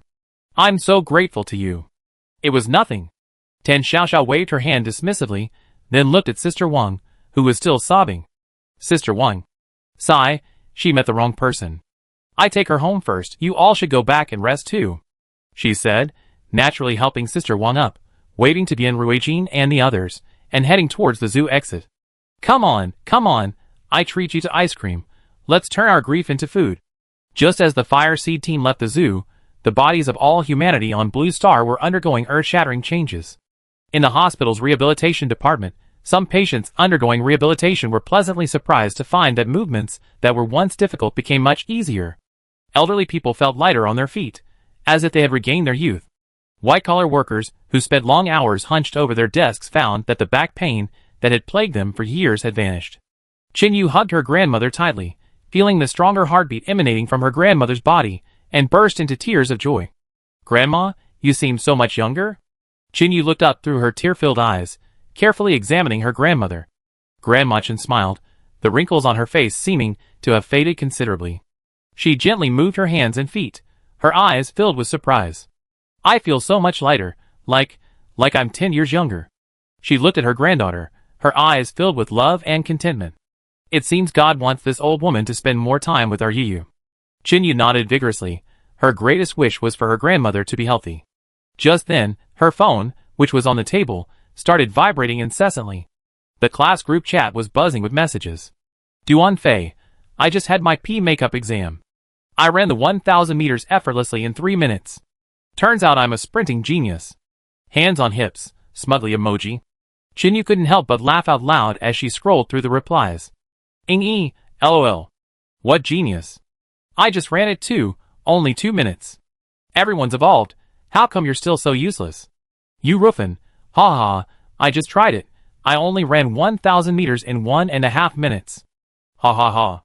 Chenyu suppressed a laugh and forwarded an official news flash to the group chat. Chenyu, link Blue Star United Government News Flash, confirmed a benign physical enhancement phenomenon globally. Preliminary assessments show significant improvements in physical strength, endurance, and recovery ability, with the expected life expectancy potentially increasing. You Lilia Duan Fei, did you see that? Looking at it like that, you might still fail ha. On the edge of the playground, Duan Fei looked at Yu Lily's curse on his phone screen, then glanced at the serious-looking PE teacher, Mr. Kai, and his heart skipped a beat. Mr. Kai glanced at him, his expression complex. Duan Fei, we just received an urgent notice that all school P grade assessments are temporarily suspended, including makeup exams. A reassessment will be arranged after the new assessment standards are finalized. The excitement and smugness on Duan Fei's face instantly froze. He let out a wail and instinctively grabbed Mr. Kai's sleeve. Teacher Kai, no! I ran so hard, and it only took 3 minutes. Doesn't this time count? Teacher Kai helplessly pulled back her sleeve, a hint of amusement in her eyes. Count what? 3 minutes now is probably equivalent to 6 or 7 minutes before. Duan Fei, everyone's taking off, and you're still standing still, or even regressing. Duan Fei watched Teacher Kai's heartless departure, then glanced at Yu Lily's continued mockery in the group chat, feeling a mix of grief and indignation. The first victim of the National Physical Fitness Leap was officially born at this moment. His makeup exam score was invalidated, and he was facing the prospect of having to retake the course. Duan Fei dejectedly pushed open the door to his home and collapsed onto the soft sofa. His mother, Jiang Rishu, was preparing dinner in the kitchen. Hearing the noise, she quickly wiped her hands and came out. Seeing her son like this, her heart immediately softened. What's wrong? Did something go wrong with the makeup exam? She remembered her son excitedly saying yesterday that he felt full of energy and was confident he passed the makeup exam. Duan Fei's body stiffened even more. He lifted his head from the cushion, his voice filled with indignation. The teacher said that with the National Physical Fitness Leap Forward, all the previous standards are invalid, and we have to wait for the new standards to come out before we can take the exam again. I clearly ran the 1,000 meters in just 3 minutes. That would have broken the school record before, but Teacher Kai said the result is invalid. Jiang Risha looked at her son's agitated and aggrieved expression, her heart aching terribly. She always felt a sense of compensation for her son, who had missed out on his growth period. In her heart, her son's safety and happiness were more important than anything else. She bent down, ready to offer some comfort, when she heard the sound of keys turning at the door. Immediately afterward, her husband, Duan Xinrong, burst in with excitement. Ro Shu, this leap in national physical fitness is no joke. I just ran straight back from the company, almost 5 kilometers, and guess what? It only took me less than 10 minutes. I feel like I have inexhaustible energy. Jiang Roshu, who was about to gently comfort her son, stammered, Duan Fei, trying to mask his shame with anger, stammered, The next second, Duan Fei glared at his completely oblivious father, then ran back to his room and slammed the door shut. Duan Xinrong looked at his wife blankly. Didn't you say that after the makeup exam today, we go on a field trip tomorrow? Did you fail? Jiang Roshu rolled her eyes at her husband, then repeated her son's words in a low voice. Duan Xinrong, after hearing this, awkwardly touched his nose. Although he felt a lump in his throat, Duan Fei still got up on time the next morning and boarded the school's arranged bus. Ms. Zhou, the homeroom teacher, stood at the front of the bus, holding a small B-shaped object. Class, quiet down. Our next destination is Yaoxian County, about 200 kilometers from the underground base. Everyone must stay close to the group and keep your belongings safe. She paused, her tone softening. This is also your last chance to relax before the high school entrance exam. Bringing you up here is to help you relieve the pressure of exam preparation, so please be disciplined and don't fool around, understand? The students answered in unison loudly, yes, sir. When the bus finally pulled out of the underground base, and the long-awaited sunshine and sky appeared, many students let out quiet gasps of surprise. After being purified by the air purification tower, Yao County now boasts fresh air and a clear, even azure sky. The students excitedly jumped off the bus, running around curiously, breathing in the fresh air. However, after the excitement subsided, the scene before them left them somewhat speechless. The ground in Yao County had clearly been cleaned up. There were no piles of garbage or traces of pollution. But large amounts of ruins remained. Collapsed walls and beams were completely unrecognizable. Jinyu walked side by side with her friend Yu Lily. Looking at the vast ruins, she couldn't help but mutter softly. Lily, it's so strange. Why not rebuild? This construction waste is both unsightly and takes up space. Little girl, you're mistaken. This isn't construction waste. A voice, withered by time, came from beside her. Jinyu turned her head and saw an elderly woman with silver hair standing not far away. The elderly woman was thin, but her back was ramrod straight. She held drawing paper and a set of precise surveying tools, measuring a dilapidated foundation. Jinyu felt a little embarrassed and quickly apologized. I'm sorry, Grandma, I didn't mean it that way. Jinyu's gaze inadvertently swept over the drawings the old woman had spread out, and she was immediately captivated. The drawings depicted flying eaves and brackets, carved beams, and painted rafters, a complex and beautiful structure, full of ancient and awe-inspiring beauty. Wow! Chinyu couldn't help but exclaim, her eyes sparkling. These buildings are so beautiful. If they could be built, they would be magnificent. Did you design this? Hearing the girl's innocent exclamation, Jean Qingxiao gave a complex, wry smile. She looked up, her gaze somewhat dazed, at Chinyu, and shook her head. Me? I have no ability to design such a masterpiece. I merely picked up scraps from the ancients, trying to recreate even a fraction of their splendor. Looking at the clear-eyed, curious young girl before her, Jean Qingxiao felt she had found a rare confidant. Do you know? She pointed to the surrounding ruins, her voice low. These crumbling walls before you are actually the remains of those exquisite buildings on the blueprints. Chinyu's eyes widened instantly, instinctively retorting, how could that be? This is clearly not at all. She stopped mid-sentence, then remembered. Yao County, known as the premier county of ancient architecture in Yin Kingdom, had suffered prolonged erosion from strong acid rain. Those exquisite wooden structures, those carved stone railings, were reduced to ruins by the terrible acid rain. Chinyu felt ashamed for having just called these architectural wastes. Grandma, are you in charge of rebuilding these ancient buildings? A look of confusion and struggle appeared on Jean Qingxiao's face. With modern technology and materials, of course, it can be restored, even replicated using ancient techniques, but... She paused, her gaze sweeping over the devastation, her voice tinged with desolation. Buildings can be rebuilt, but once destroyed, they're just empty shells. Is there any point in forcibly rebuilding them? Jean Qingxiao looked at Chinyu and sighed heavily. I've been to the capital before. Chinyu's eyes lit up with longing. You been to our capital? Jean Qingxiao nodded, her eyes growing even dimmer. I saw the Forbidden City. And the Great Wall. You must have seen them in textbooks, right? Chinyu nodded vigorously. The red walls and golden tiles of the Forbidden City, the winding and magnificent Great Wall, these were images etched in the hearts of almost every child in Yin from childhood. The erosion of natural disasters has left them with only foundations. Some places are severely damaged, overgrown with weeds. They're nothing like they used to be. Although Jean Qingxiao didn't describe it in detail, Chinyu could already feel the sorrow in her heavy tone. Jean Qingxiao was silent for a moment, then carefully took out a small, rough-edged piece, no bigger than a thumb, from her canvas bag. It looked like a stone, yet one could vaguely discern a corner of brick. This is something I found on a section of the Great Wall's ruins. Jean Qingxiao's voice was soft, filled with immense preciousness as she handed it to Chinyu. It might have once been part of the Great Wall. Chinyu held his breath, accepting it with utmost solemnity, his voice unusually firm. Grandma, I will keep it safe, I promise. Chapter 123. After bidding farewell to the forlorn-looking Grandma Jean, Chinyu and Yu Lily walked side by side, thinking of the exquisite blueprints and looking at the ruins before them. So unrecognizable from their original state, Chinyu felt a heavy weight in her heart. She rubbed the small pebbles in her pocket and spoke in a muffled voice. Lily, what do you think? How can we truly restore those lost buildings? Yu Lily, who had listened to the whole conversation, sighed with equal melancholy. Even if they were rebuilt exactly as they were, they would all be new. What we see is ultimately just a replica. The two girls exchanged a glance, both seeing the same confusion and resentment in each other's eyes. Meanwhile, in the underground command center of Blue Star, Bien Ruijin had just completed a series of physical fitness tests, his face showing more excitement than fatigue.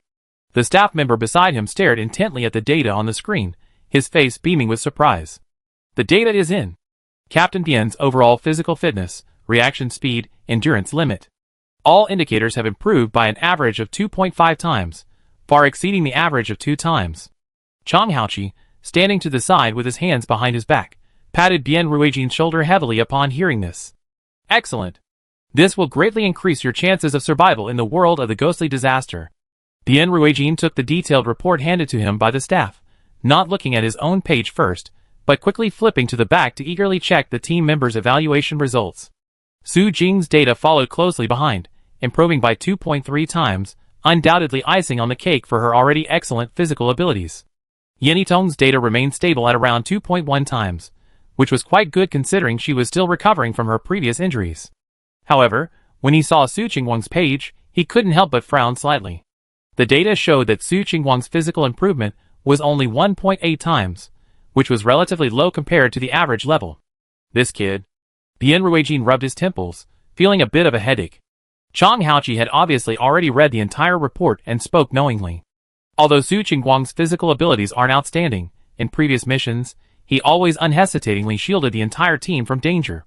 In the perilous environment of the ghostly disaster game, individual strength is certainly important, but loyalty, courage, and dedication, these qualities sometimes play a more decisive role than mere data.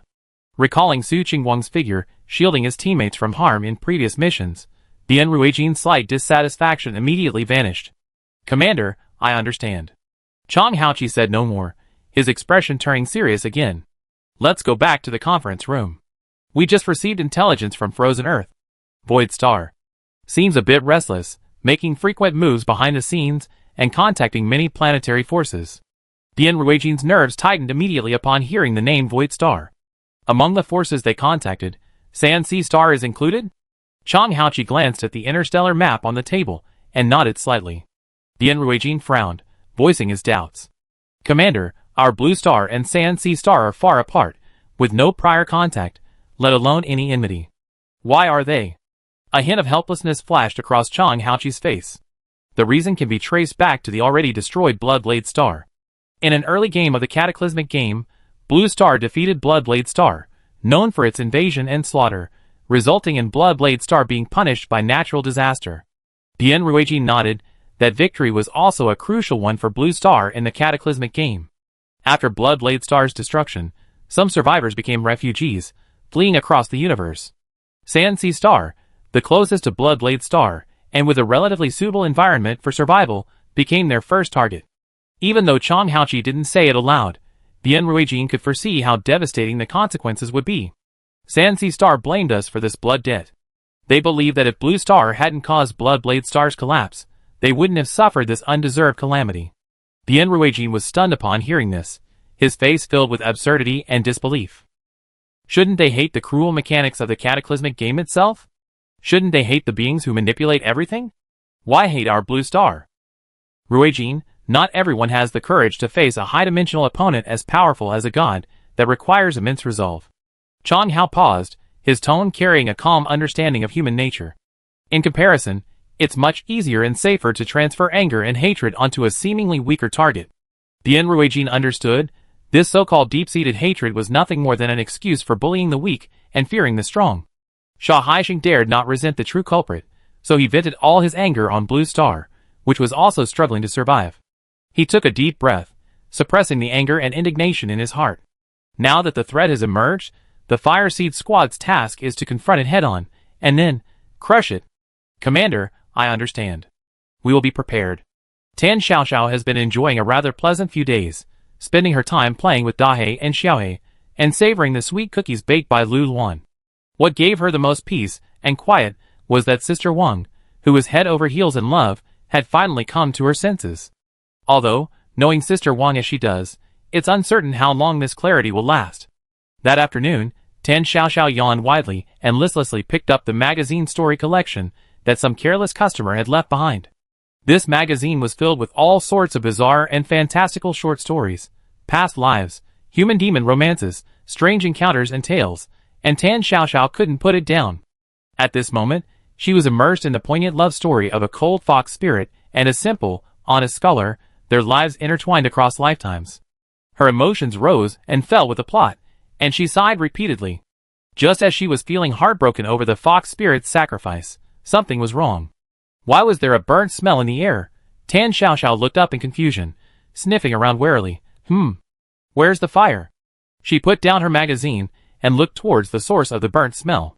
There she saw Lu Luan, the little paper doll, who had been quietly guarding the oven, frozen in place, staring blankly, not fully aware that the oven in front of her was already smoking. "Oh no, the cookies are burnt, burnt!" Tan Xiaoxiao screamed, rushing to the oven and frantically unplugging it. She opened the oven door, and an even stronger burnt smell hit her. Tan Xiaoxiao looked at the plate of blackened cookies, then turned to the helpless little paper doll with a pained expression. Tan Xiaoxiao put her hands on her hips, her tone serious. "What are you daydreaming about? This is so dangerous. What if it caught fire?" The little paper doll Lu Luan finally snapped out of his daze. Unable to speak, He could only frantically bow and scrape, expressing his apology through body language. Seeing his sincere attitude, Tan Xiaoxiao's anger subsided by half. Never mind, at least it didn't cause a fire. It's just a pity about my cookies. She seemed to remember something, narrowing her eyes as she scrutinized Lu Luan. Tell me honestly, what were you thinking about just now? You seemed so engrossed. Hearing this, the little paper doll frantically waved his hands, his eyes wide, desperately trying to prove he hadn't been thinking about anything. You're kidding me. If you weren't thinking about anything, how could you have watched the cookies burn without reacting? The more Tan Xiaoxiao spoke, the more suspicious she became, and a sudden thought flashed through her mind. You wouldn't happen to be a young man in love, falling for some girl, would you? The little paper figure's entire body visibly flushed crimson. He quickly shook his head, afraid of being confirmed. Tan Xiaoxiao found his almost exaggerated reaction even more amusing. She enthusiastically pulled up a chair and sat down, her face full of gossip. What's there to be embarrassed about? Men should marry when they're of age, and women should marry when they're of age, she said with the air of someone who'd been there, then remembered Sister Wang's experience. Speaking of which, a few days ago, I went with Sister Wang to see her blind date. What a scumbag. We hadn't even gone far when he was flirting with someone else right in front of us. So shameless. Mentioning Sister Wang, Tan Xiaoxiao sighed, looking somewhat worried. Sister Wang was telling me yesterday that she's lost her allure with older men and wants to find a young, cute guy in his late teens or early 20s. She even asked me to keep an eye out for suitable men if I knew anyone. But where would I get those connections? I just sit here in this convenience store all day, dealing with either the old neighbors or some greasy guys. Forget Sister Wang looking down on them, I wouldn't even look at them myself. Tan Xiaoxiao rambled on, her gaze finally settling back on the stiff little paper figure in front of her. Hey, why were you spacing out just now? Do you have someone you like? Who is it? Tell me.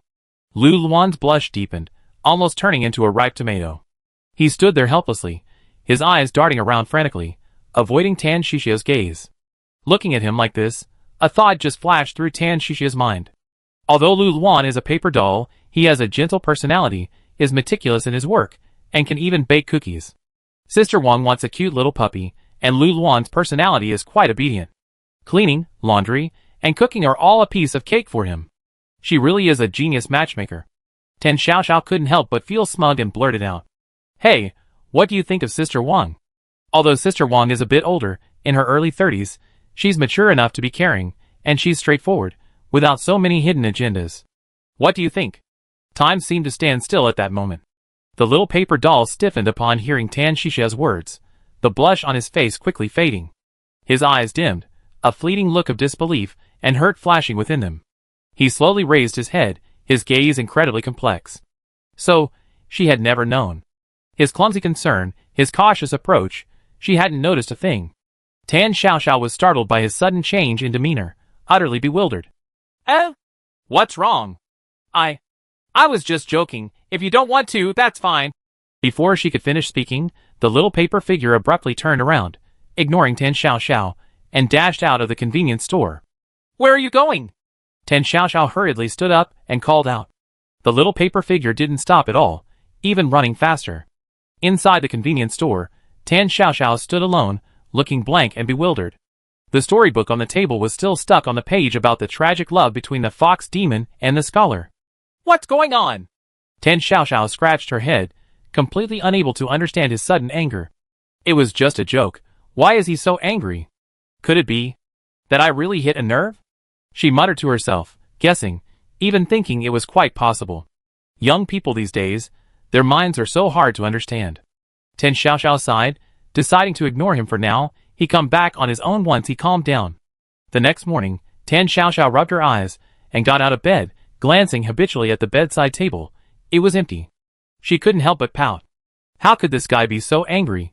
Not only did he not come back all night, but even her daily morning treats of cookies and warm milk were gone. Humph, I don't believe you can run off to anywhere else. Tan Xiaoxiao muttered to herself as she walked towards the cashier. Besides her, who else would take in such a mute, dependent little paper doll? Thinking this way, Tan Xiaoxiao felt much more at ease. When Lu Luan returned, she would definitely give him a good talking to. First, she would severely criticize how dangerous and irresponsible his behavior of running away from home was. Then, she would make him deeply reflect on his actions and promise that he would always inform her in advance wherever he went. Having made up her mind, Tan Xiaoxiao calmly sat back down at the cashier. She figured it wouldn't be long before he slumped back on his own. However, time passed by, but she still didn't see the figure she was hoping for. Tan Xiaoxiao's initial confidence gradually turned into unease.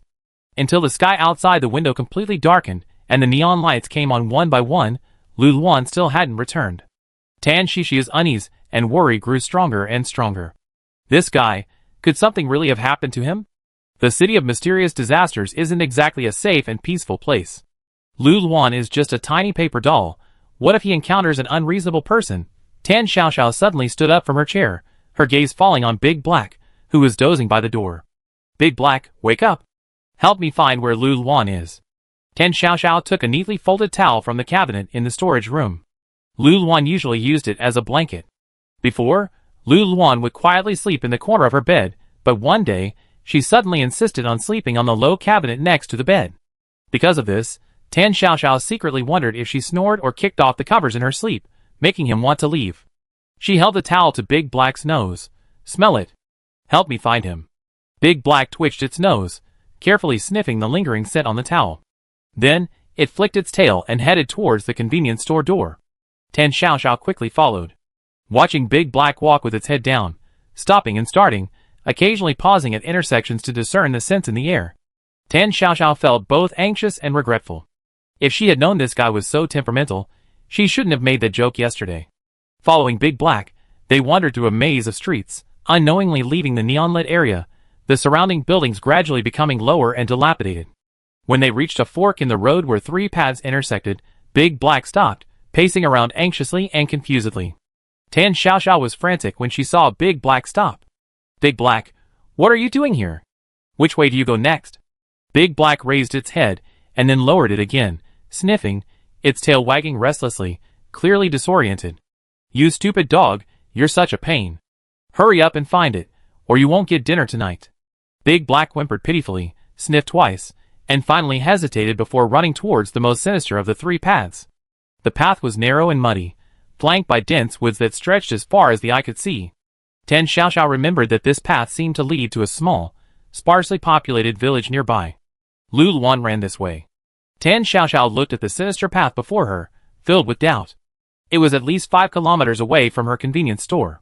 How could a tiny paper doll, no bigger than a palm, have traveled so far and to such a remote place in just one day and one night? Fine. I get that employee back, even if it means crawling on my knees. Tan Xiaoxiao sighed, grabbed Dahe's collar, took a deep breath, and stepped onto the eerie path. The surroundings were eerily silent, save for the sound of the wind and her own rapid breathing.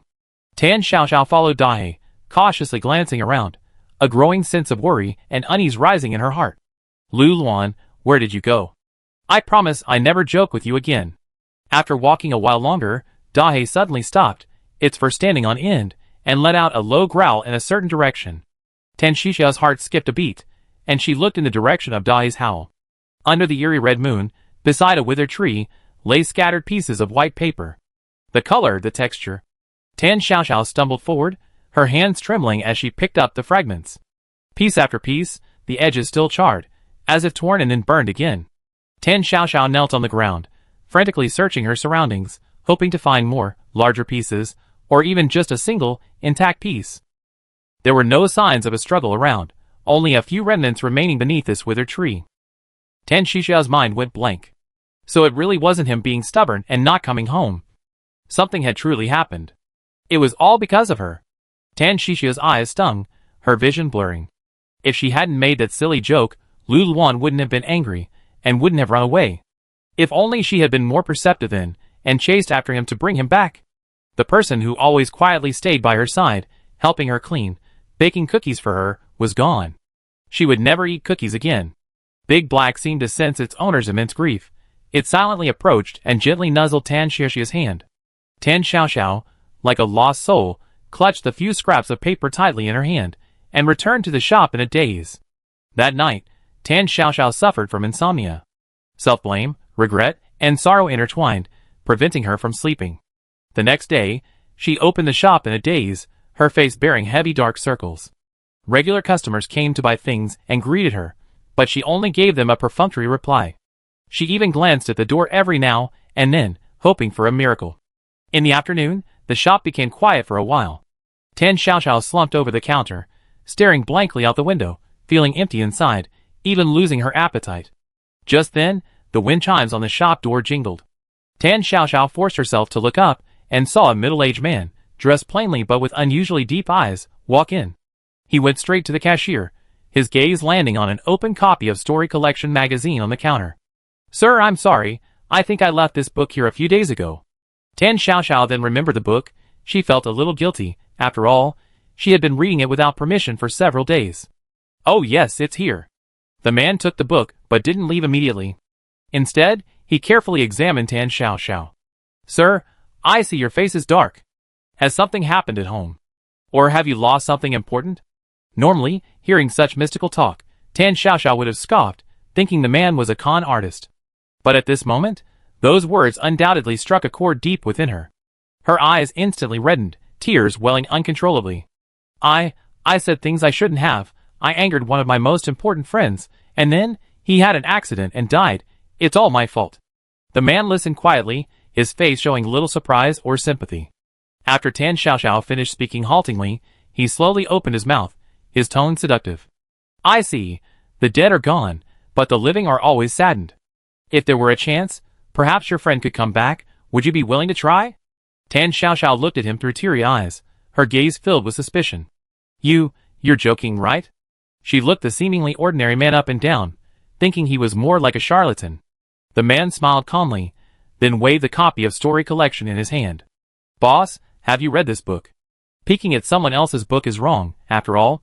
Tan Xiaoxiao's cheeks flushed slightly, but she still honestly nodded in admission. "Yes. I read some. What did you think of the stories?" "Very good." Tan Xiaoxiao didn't understand why he asked this. The man's smile deepened, his gaze seemingly able to see through people's hearts.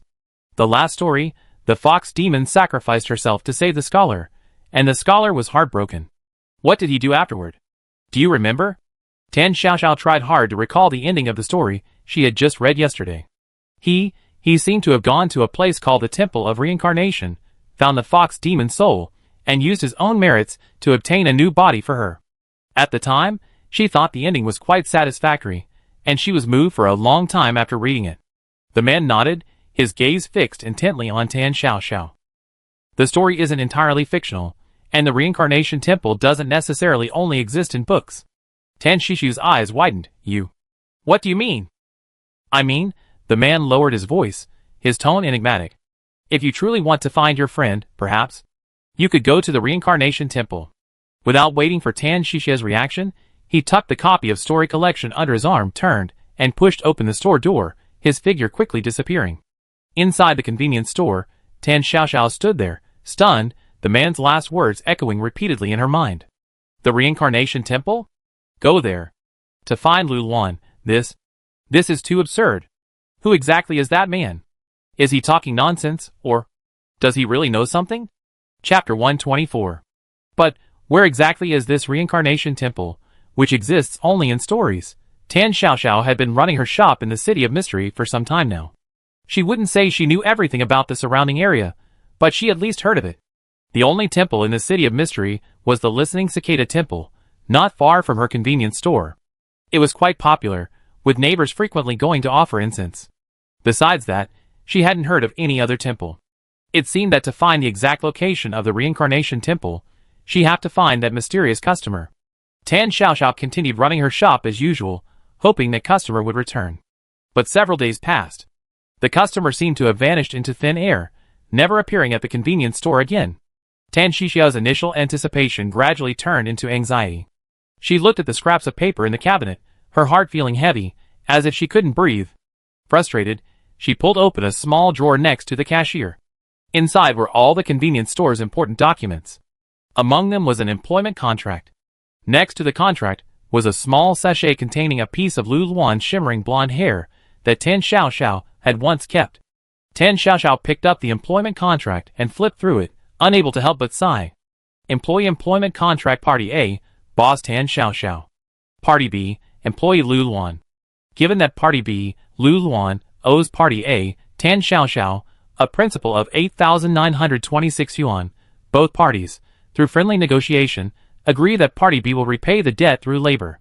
The total term of labor, including principal and interest, is 148 years, effective from the date of signing. On the signature page for Party B was Lu Luan's neat signature. When she signed the contract, Tan Xiaoxiao was smug, thinking herself a true business genius, having firmly secured a hard-working, long-term laborer.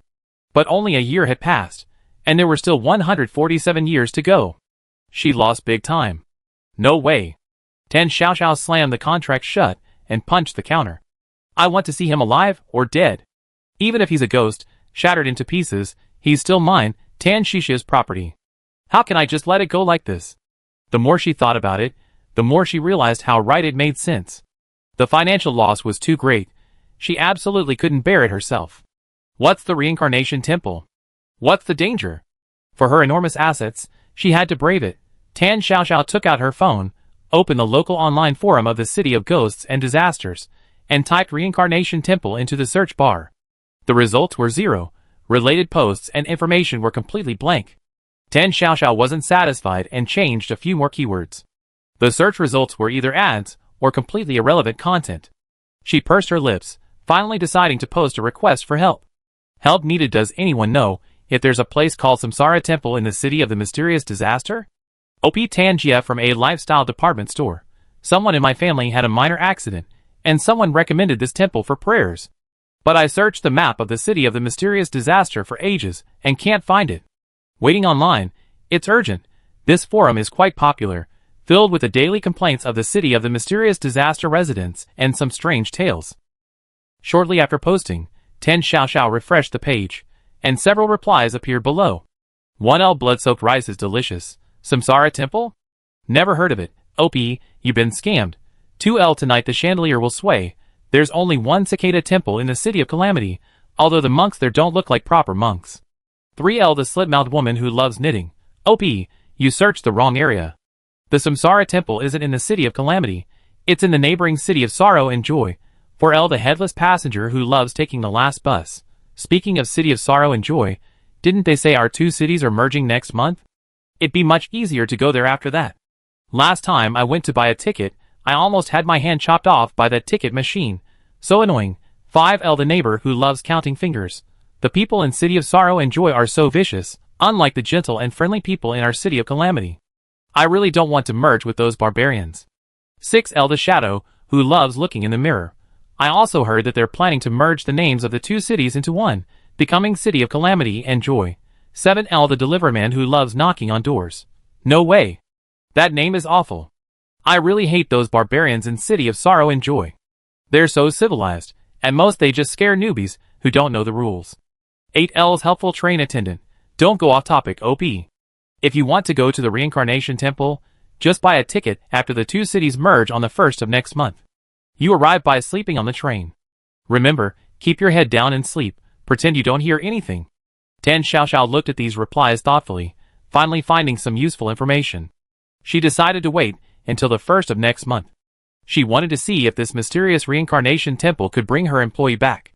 As Tan Xiaoxiao waited anxiously, the end of the month finally arrived. These past few days, she hadn't been idle, inquiring about news about the City of Sorrow and Joy through various channels. Unfortunately, the two cities seemed to have had little communication due to some historical reasons, and most of the information she could gather was of dubious veracity. Some said the residents of Beishi City were all superhuman, with fiery tempers. Others said the atmosphere there was strange, and incidents were frequent. In short, very little of it sounded reassuring. But Tan Xiaoxiao couldn't care less about that now. She had already pre-ordered a train ticket to Beishi City for the morning of the 1st. Looking at the train number on the e-ticket, she curled her lip in disdain. BX4444? That's too unlucky. On the morning of the 1st, just as dawn was breaking, Tan Xiaoxiao, carrying a backpack stuffed with a few changes of clothes and some dry food, locked the convenience store door and hailed a taxi. The driver was the same familiar face with a slightly hunched neck.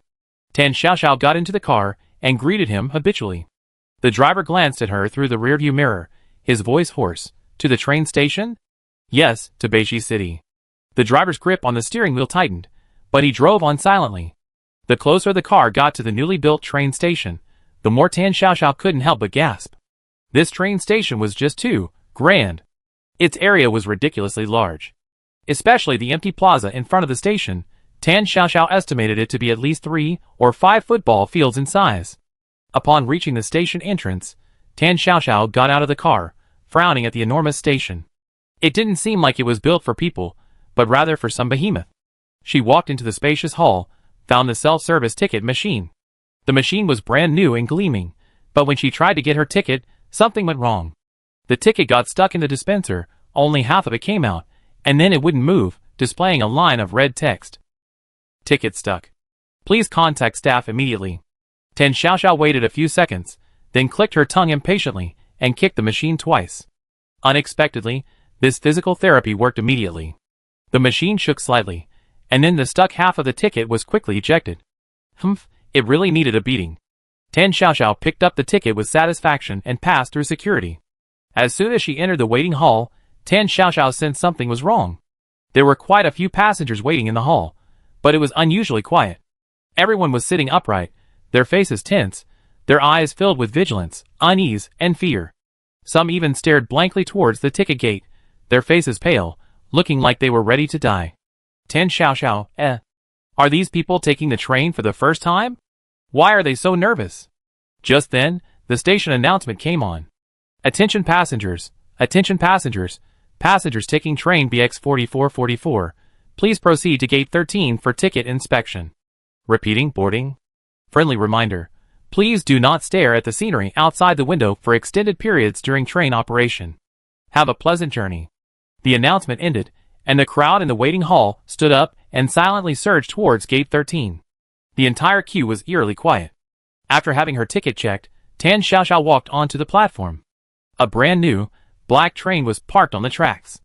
Tan Xiaoxiao clutched her ticket, checking the information on it. Car 2, 12 down. Car 5. 4. 2? Tan Xiaoxiao stopped, looking somewhat bewildered at the signs connecting the carriages, then looked down to confirm her ticket again. Wait a minute. Where's carriage number 3? She clearly came from carriage number 4. How did she jump straight to carriage number 2? Tan Xiaoxiao shook her head, too lazy to investigate further. Never mind, just find my carriage number 2, who cares about number 3 or 4? She pushed open the door of carriage number 2, and began looking for her berth. As soon as she reached her spot, Tan Xiaoxiao frowned, feeling like she was about to suffocate. There stood a little boy, about 5 or 6 years old, wearing muddy shoes, bouncing a dirty ball on her berth. The white sheet was covered in several dark footprints from his footsteps. A surge of anger welled up inside Tan Xiaoxiao. Whose brat is this, so rude? Stepping on her bed with his shoes on? Doesn't he know about hygiene in public places? Tan Xiaoxiao suppressed her anger, walking over, her tone as calm as possible, but her displeasure was still palpable. Kid, where are your parents? Get down here right now. Hearing the voice, the little boy stopped bouncing the ball, slowly turned his head, his clear black and white eyes filled with a mixture of malice and curiosity. Sister, can you see me? After saying this, instead of getting down, he continued bouncing the ball, as if no one else was there, reciting a nursery rhyme. The ball bounces and bounces, bounces onto the train. The ball rolls and rolls, rolls to whom? Counting to 3, 2, 1, who will be my parents? Tan Xiaoxiao's temper finally snapped. She was usually more patient with other children, but with this clearly ill-mannered brat, well, sorry. Tan Xiaoxiao grabbed the little boy by the back of his collar, lifted him up, and threw him into the aisle. The little boy cried out in surprise and struggled frantically, using both hands and feet. This brat was surprisingly strong, with long, sharp nails. In his struggle, he scratched Tan Xiaoxiao's hand, leaving a bloody mark, thankfully not deep. Tan Xiaoxiao winced in pain, bending down to pick up the dirty ball that had fallen onto the bunk. She immediately noticed a lifelike, terrified adult male face drawn on it. Tan Xiaoxiao frowned, feeling even more disgusted. Whose parents are these? Giving such an ugly and frightening ball to a little kid. Holding the ball, she asked the shocked and bewildered little boy irritably, Little brat, where are your parents? Call them over, I need to have a good talk with them. The little boy gave Tan Xiaoxiao a strange look, then snatched the ball from her hand with a grin, hugging it tightly, and said to her innocent yet chilling voice, Hee daddy. He's right here in my hands. With that, he didn't linger, clutching his daddy ball, and ran off in a flash. Tan Xiaoxiao stared at the empty aisle, her teeth itching with anger. What a brat! Daddy's in my hands? Why doesn't he just say Mommy's in heaven? He deserves a beating. She snapped out of her daze, looking at the dirty footprints on her bunk, then ripped off the sheets and blankets, throwing them disdainfully on the floor. Luckily, she had the foresight to bring disposable sheets and blankets. As she bent down to make her bed, a timid, trembling voice suddenly came from behind her. You weren't afraid just now? Tan Xiaoxiao was startled, only then noticing a young man sitting on the bunk opposite her. The man was probably in his early 20s, wearing black-rimmed glasses, with delicate features, pale lips, and lingering fear in his eyes. Tan Xiaoxiao was baffled by his question. What's there to be afraid of? He's just a naughty kid, isn't he? The man's expression became even more interesting upon hearing this. He looked Tan Xiaoxiao up and down, his eyes filled with surprise and admiration, then introduced himself. Hello, my name is Tang Jianshu. I'm from Gazai City. Tan Xiaoxiao finally finished making the bed, and turned to look at the young man whose face didn't look too good. This guy is such a coward. A 5 or 6-year-old kid can scare him like this? Hello, my name is Tan Xiaoxiao. I run a convenience store in Gazai City. I'm going to Beishi City on some business. Tang Jianshu nodded quickly, seemingly having found a topic to talk about, and became more talkative. Actually, I don't want to go to Beishi City at all. Tang Jianshu looked utterly dejected. After the two cities merged, our school and Beishi University started an exchange student program. But nobody from our school wanted to apply, so there were vacancies, and I was unlucky enough to be selected. He became more and more agitated, almost pounding his chest. Everyone knows that Beishi City is full of lunatics. The thought of spending a whole year in that kind of place makes me want to die. Tan Xiaoxiao listened to his complaints about Beishi City, unimpressed. Lunatics aren't so bad, after all, she herself was a bit lunatic. It's just changing schools. It doesn't matter where you are. Tan Xiaoxiao nonchalantly took out a bag of biscuits. Want some? Just then, a waitress pushing a food cart appeared. With a standard smile on her face, she began distributing free lunches one by one. The lunchbox was warm, and a rich aroma wafted out as soon as it was opened. A pat of meat, glistening with a dark, rich sauce, and vibrant green vegetables. But upon closer inspection, the color seemed unnaturally bright. Tang Jianshu seemed extremely hungry. He practically couldn't wait to take the lunchbox and began to eat with relish. He ate quickly, his lips smeared with thick, dark red sauce. Eat quickly, it won't taste good when it gets cold. Tan Xiaoxiao frowned, staring at the meat in her lunchbox, increasingly suspicious. This meat, it doesn't look very fresh? The color looks like it's spoiled. It must have used cheap ingredients or a lot of artificial coloring. This kind of free lunch is definitely unreliable. It might even be expired food. Tan Xiaoxiao firmly pushed the lunchbox back. Thank you, but no need. I'm not hungry, I brought my own food. Seeing that Tan Xiaoxiao wasn't eating, Tang Jianshu's eyes greedily darted towards the lunchbox she had pushed back. Tan Xiaoxiao noticed this, and figured this college student probably came from a poor family, and didn't want to waste food. If you don't mind, you can have this one too. Tang Jianshu's face lit up with surprise. He took the lunchbox and buried his head in his food. Tan Xiaoxiao munched on her dry biscuits, idly gazing out the window. The view outside wasn't the mountains, fields, or town she had imagined, but a bizarre and fantastical scene. One moment, it was the Milky Way in the sky, the next a forest filled with hearts. Tan Xiaoxiao marveled at the realistic special effects. Trains these days are amazing. Even the windows are now panoramic projection screens? That's impressive technology. As night deepened, the carriage became completely quiet, and Tan Xiaoxiao slept soundly. She didn't know how much time had passed, but in her hazy state, she seemed to hear a suppressed sob and a terrified scream.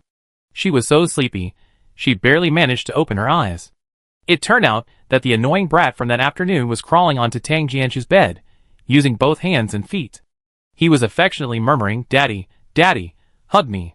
Tan Xiaoxia's sleepiness was instantly dispelled by anger. She was truly exasperated. When would this brat ever stop? Why was he bothering people so late at night instead of sleeping? Tan Xiaoxiao sat up abruptly, grabbed the child by the collar, and threw him into the middle of the hallway like trash. "Little brat, isn't your dad a ball?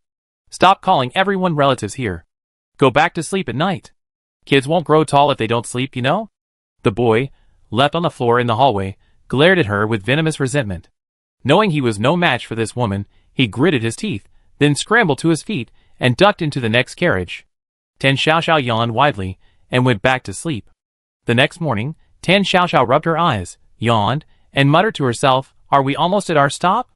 She turned her head, and saw Tang Jianchu huddled in the corner of his bunk, wrapped tightly in the blanket. His eyes were bloodshot and heavily circled, and his body was trembling slightly. Hearing Tan Xiaoxiao's words, he nodded. About 2 more hours." Tan Xiaoxiao looked at his absent-minded appearance, and was a little puzzled. This college student's mental fortitude is terrible. It's just a train ride. Why is he so scared? She stretched, preparing to get up to go to the restroom to wash up. Just as she put on her shoes, Tang Jianchu, as if afraid of being abandoned, instinctively asked, Where are you going?" Tan Xiaoxiao glanced at him, puzzled, thinking this guy was really clingy, even though they only known each other for less than a day. "To the restroom? Where else would I go?" Tang Jianchu's face flashed with embarrassment, and he awkwardly shut his mouth. Tan Xiaoxiao came out of the restroom, and walked back along the aisle. Just as she passed the connecting area between the 2 carriages, she caught a glimpse of the carriage behind her out of the corner of her eye, and her steps involuntarily faltered, because there was a number 3 clearly written on it. Tan Xiaoxiao subconsciously looked back at carriage number 2, which she had just come from, and then at this suddenly appearing carriage number 3. That's strange. I didn't see carriage number 3 at all when I boarded yesterday. She peeked through the glass door of carriage number 3, and saw the same brat from yesterday squatting on the floor, playing with a small ball. This time, however, the ball no longer had a terrified man's face drawn on it. Instead, it had become a meticulously made-up woman. The little boy seemed to notice Tan Xiaoxiao's gaze. He looked up and maliciously beckoned to Tan Xiaoxiao through the window, gesturing for her to come in. Tan Xiaoxiao rolled her eyes, completely ignoring him, and turned away without hesitation, returning to carriage number 2. "Little brat, so annoying. Who wants to come in and play with you?" Tang Jianchu visibly relaxed when he saw Tan Xiaoxiao return safely. The train finally pulled into Beixi City Station. Before it had even come to a complete stop, Tang Jianchu eagerly grabbed his luggage and followed closely behind Tan Xiaoxiao, as if she were his talisman.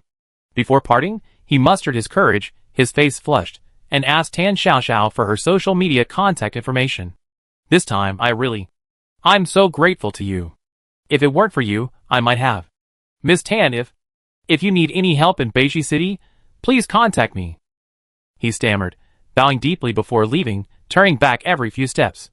Tan Xiaoxiao watched his retreating figure disappear on the platform, utterly bewildered, scratching her head. What did I do to help him? What's he so presumptuous about? The moment she stepped out of Beixi City train station, even the well-traveled Tan Xiaoxiao was stunned. The city's planning was utterly non-existent. The streets to her left were bursting with vibrant colors, fluorescent pink, bright yellow, a cacophony of glaring hues, intermittently blaring loud, jarring electronic music, and exaggerated laughter. The streets to her right, however, were a somber gray and black. The buildings' lines were sharp and cold. If you listened carefully, you could hear faint, indistinct sobs and sighs. My God! Tan Xiaoxiao stood between these 2 starkly different streets, her eyes stinging. She understood perfectly why the internet said the residents of Beixi City were emotionally unstable. Living in such a mentally polluted environment every day, how could they be stable? She took out a rough map of Beixi City that she had painstakingly found online and headed towards the general direction of the Reincarnation Temple. She had only walked less than 2 kilometers when she witnessed at least 3 full-blown brawls. She even saw a simply dressed, white-haired old woman, probably over 80, bite off a young man's finger with a lithe hand far beyond her years. Tan Xiaoxiao stood there, stunned for a full 3 seconds, before exclaiming in shock, "Holy crap! She's got a sharp tongue and agility. This Beixi City truly has a simple and honest folk culture." Chapter 125. Tan Xiaoxiao, clutching the map in her hand, stood at the intersection, looking at the 2 clearly defined districts, and couldn't help but mutter a complaint. This lousy map. The boundary between the sad and happy districts? The boundary line is so long. Am I supposed to cross the entire city? The scorching sun made her sweat profusely. Tan Xiaoxiao frowned, the nameless anger in her heart burning brighter and brighter. Could that mysterious man be just a con artist, making up a story to fool her? Sigh. Tan Xiaoxiao sighed, her gaze blankly fixed on the distant, rolling mountains. There wasn't even a decent road sign, and not a trace of a temple. Would she really have to return empty-handed? Thinking of her little figure, quietly busy in the shop, she felt an emptiness in her heart, filled with reluctance. No way. I signed a 148-year indenture. Even if it's torn to pieces, I have to piece it back together and keep working. This financial loss is too great. I absolutely can't let it go. Just then, Tan Xiaoxiao's gaze inadvertently swept over a mountain range in the distance. Tan Xiaoxiao blinked and looked closer. Halfway up the mountain, there appeared an ancient-looking building. The vaguely visible outline of the halls clearly resembled a temple. Tan Xiaoxiao froze, subconsciously rubbing her eyes. Strange, why didn't I see it before? She didn't delve into it, assuming she hadn't noticed it earlier because she was in such a hurry. Anyway, having a goal is better than wandering aimlessly. A thought struck her, and she quickened her pace towards the mountain. The undeveloped mountain path was indeed difficult to walk on. It was rugged and steep, and it was easy to slip and fall if one wasn't careful. However, the scenery along the way was unexpectedly beautiful, and she could occasionally hear the melodious chirping of birds. The vibrant scene offered some solace to her recent feelings of depression and anxiety. As she walked, she noticed occasional specks of light emitting a soft glow drifting through the mountains. The ecology here is quite good, Tan Xiaoxiao remarked, stopping to catch her breath. To think you can see fireflies in broad daylight. Just then, a fluffy little squirrel peeked out from behind a tree, nimbly leaping between branches. Watching the squirrel's clever movements, Tan Xiaoxiao recalled how Lu Luan used to climb up and down the top shelf in the same way to organize things. Tan Xiaoxiao's eyes instantly hardened. I have to bring her back, she muttered to herself, her tone leaving no room for argument. Otherwise, who cleaned the shop? Who cooked for me? Who baked the cookies? The thought of the cookies only intensified her resentment. The cookies she bought from the nearby bakery lately were either cloyingly sweet or rock hard, each one worse than the last. Without comparison, there's no harm done. She now desperately missed Lu Luan's cooking. The path became gentler as she climbed higher, and finally, she reached the summit. An ancient temple stood there, all alone. The walls were mottled, and the red paint on the gate had long since peeled away. A weathered plaque hung above, Reincarnation Temple. Tan Xiaoxiao stood there, her eyes filled with doubt. It was too deserted, excessively deserted. Not to mention worshippers, there wasn't even a sweeping monk in sight. This temple, with such poor incense offerings, was it really effective? Just as she hesitated whether to knock on the door, a slightly childish voice rang out beside her. Benefactor, you arrived. A young monk, about 7 or 8 years old, sat on a stone stool beside the door, his face expressionless, as if he had expected her arrival. Before Tan Xiaoxiao could even ask, the young monk jumped down from the stool and called out into the courtyard. Abbot, the guest you spoke of has arrived. Wait! Someone knew she was coming. Bien Ruijin had just visited the families of several teammates who had sacrificed themselves in the ghostly disaster game, and was now walking wearily down the corridor of the base building, lost in thought. Just then, the door to the office ahead slid open, and the person who came out bumped into Bien Ruijin. Ruijin? Chang Haoqi's voice carried a hint of surprise. What's wrong? You seem distracted. Bien Ruijin snapped out of his reverie, his voice low and hoarse. Commander, I just came back from Zhao's parents' house. He paused, seemingly trying to find the right words, but ultimately only let out a sigh. Seeing those two elderly people, over 80 years old, thinking about how they, white-haired parents, buried their black-haired child. My heart aches. Mentioning Xiao Tong, Chang Haoqi's face tightened, filled with remembrance and heaviness. Xiao Tong, besides Bien Ruijin, was the longest-serving and most outstanding captain of the Fire Seed Squad. She was Bien Ruijin's mentor, the one who single-handedly nurtured him. It was also she who, in a near-total annihilation in a brutal dungeon, entrusted the captain's responsibilities to Bien Ruijin, paving a path to survival with her own life. For Bien Ruijin, Xiao Tong was a strict teacher, a helpful friend, and a guiding light. Her sacrifice remained a deep scar and shackle in Bien Ruijin's heart. Chang Haoqi sighed, his voice heavy with the weight of time. The only thing we can do now is carry on with her beliefs, and keep going until Blue Star is reborn. Just then, hurried, frantic footsteps approached. Xiao Wu, completely devoid of his usual composure, stumbled forward, clutching a laptop tightly, his face deathly pale. Xiao Wu had followed Chang Haoqi for years. To see him in such a state, Chang Haoqi's heart sank. He turned and pushed open the office door. Come in. Xiao Wu stumbled in, not even bothering to bow, slamming the laptop onto the desk and trembling as he turned on the screen. The screen displayed the interface of the Interstellar Communication Forum. But this place, usually filled with gossip, complaints, and technical exchanges, was now a scene of panic. Countless posts were refreshing at an alarming rate, filled with fear, anger, doubt, and despair. Messages in various languages flooded the screen, making the content almost impossible to read. At the top of the forum, a post was forcibly pinned, its title in an ominous red-black font, as if written in blood.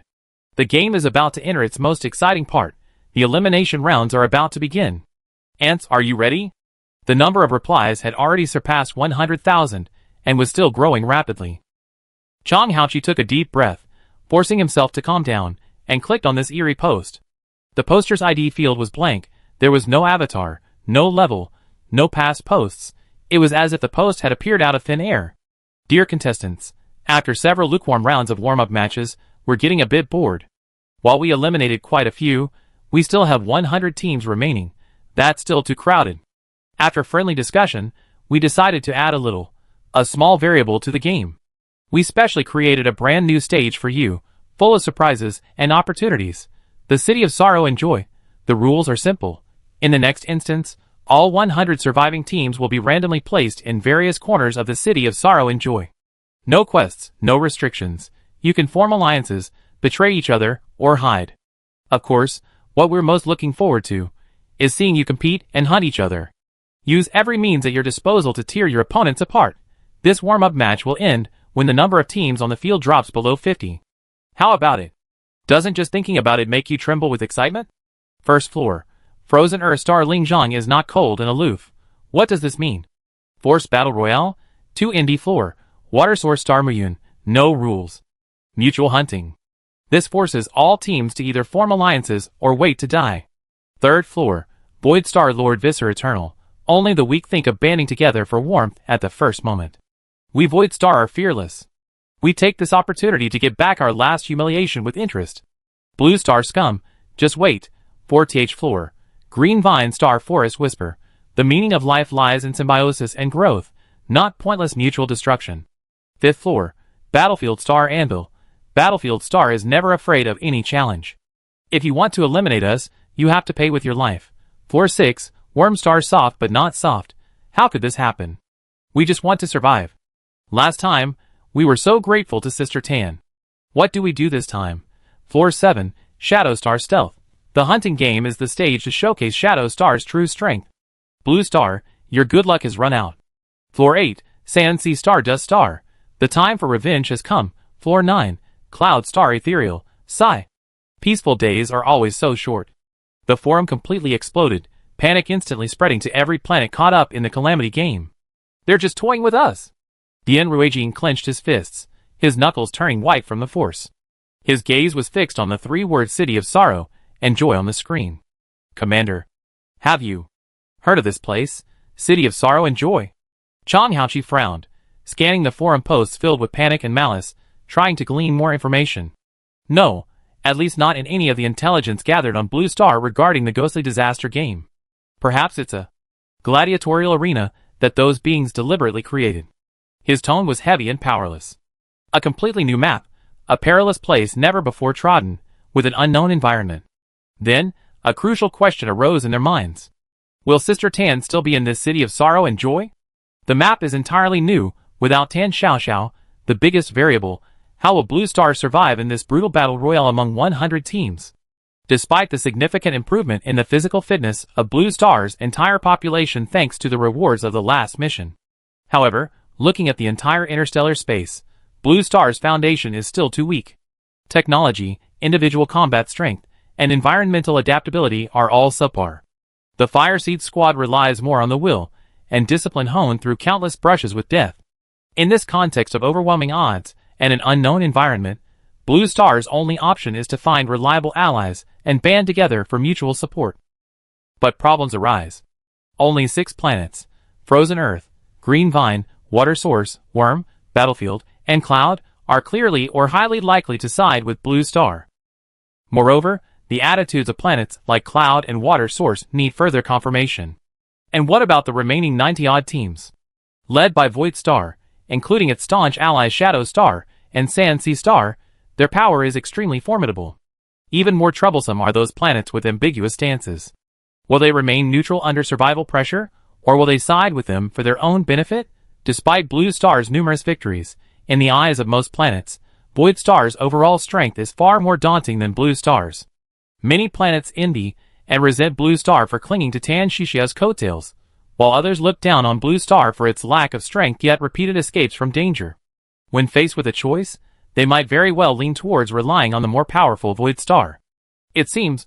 Chang Haoqi slowly exhaled a breath of stale air. We can't place our hopes on anyone. Prepare for the worst.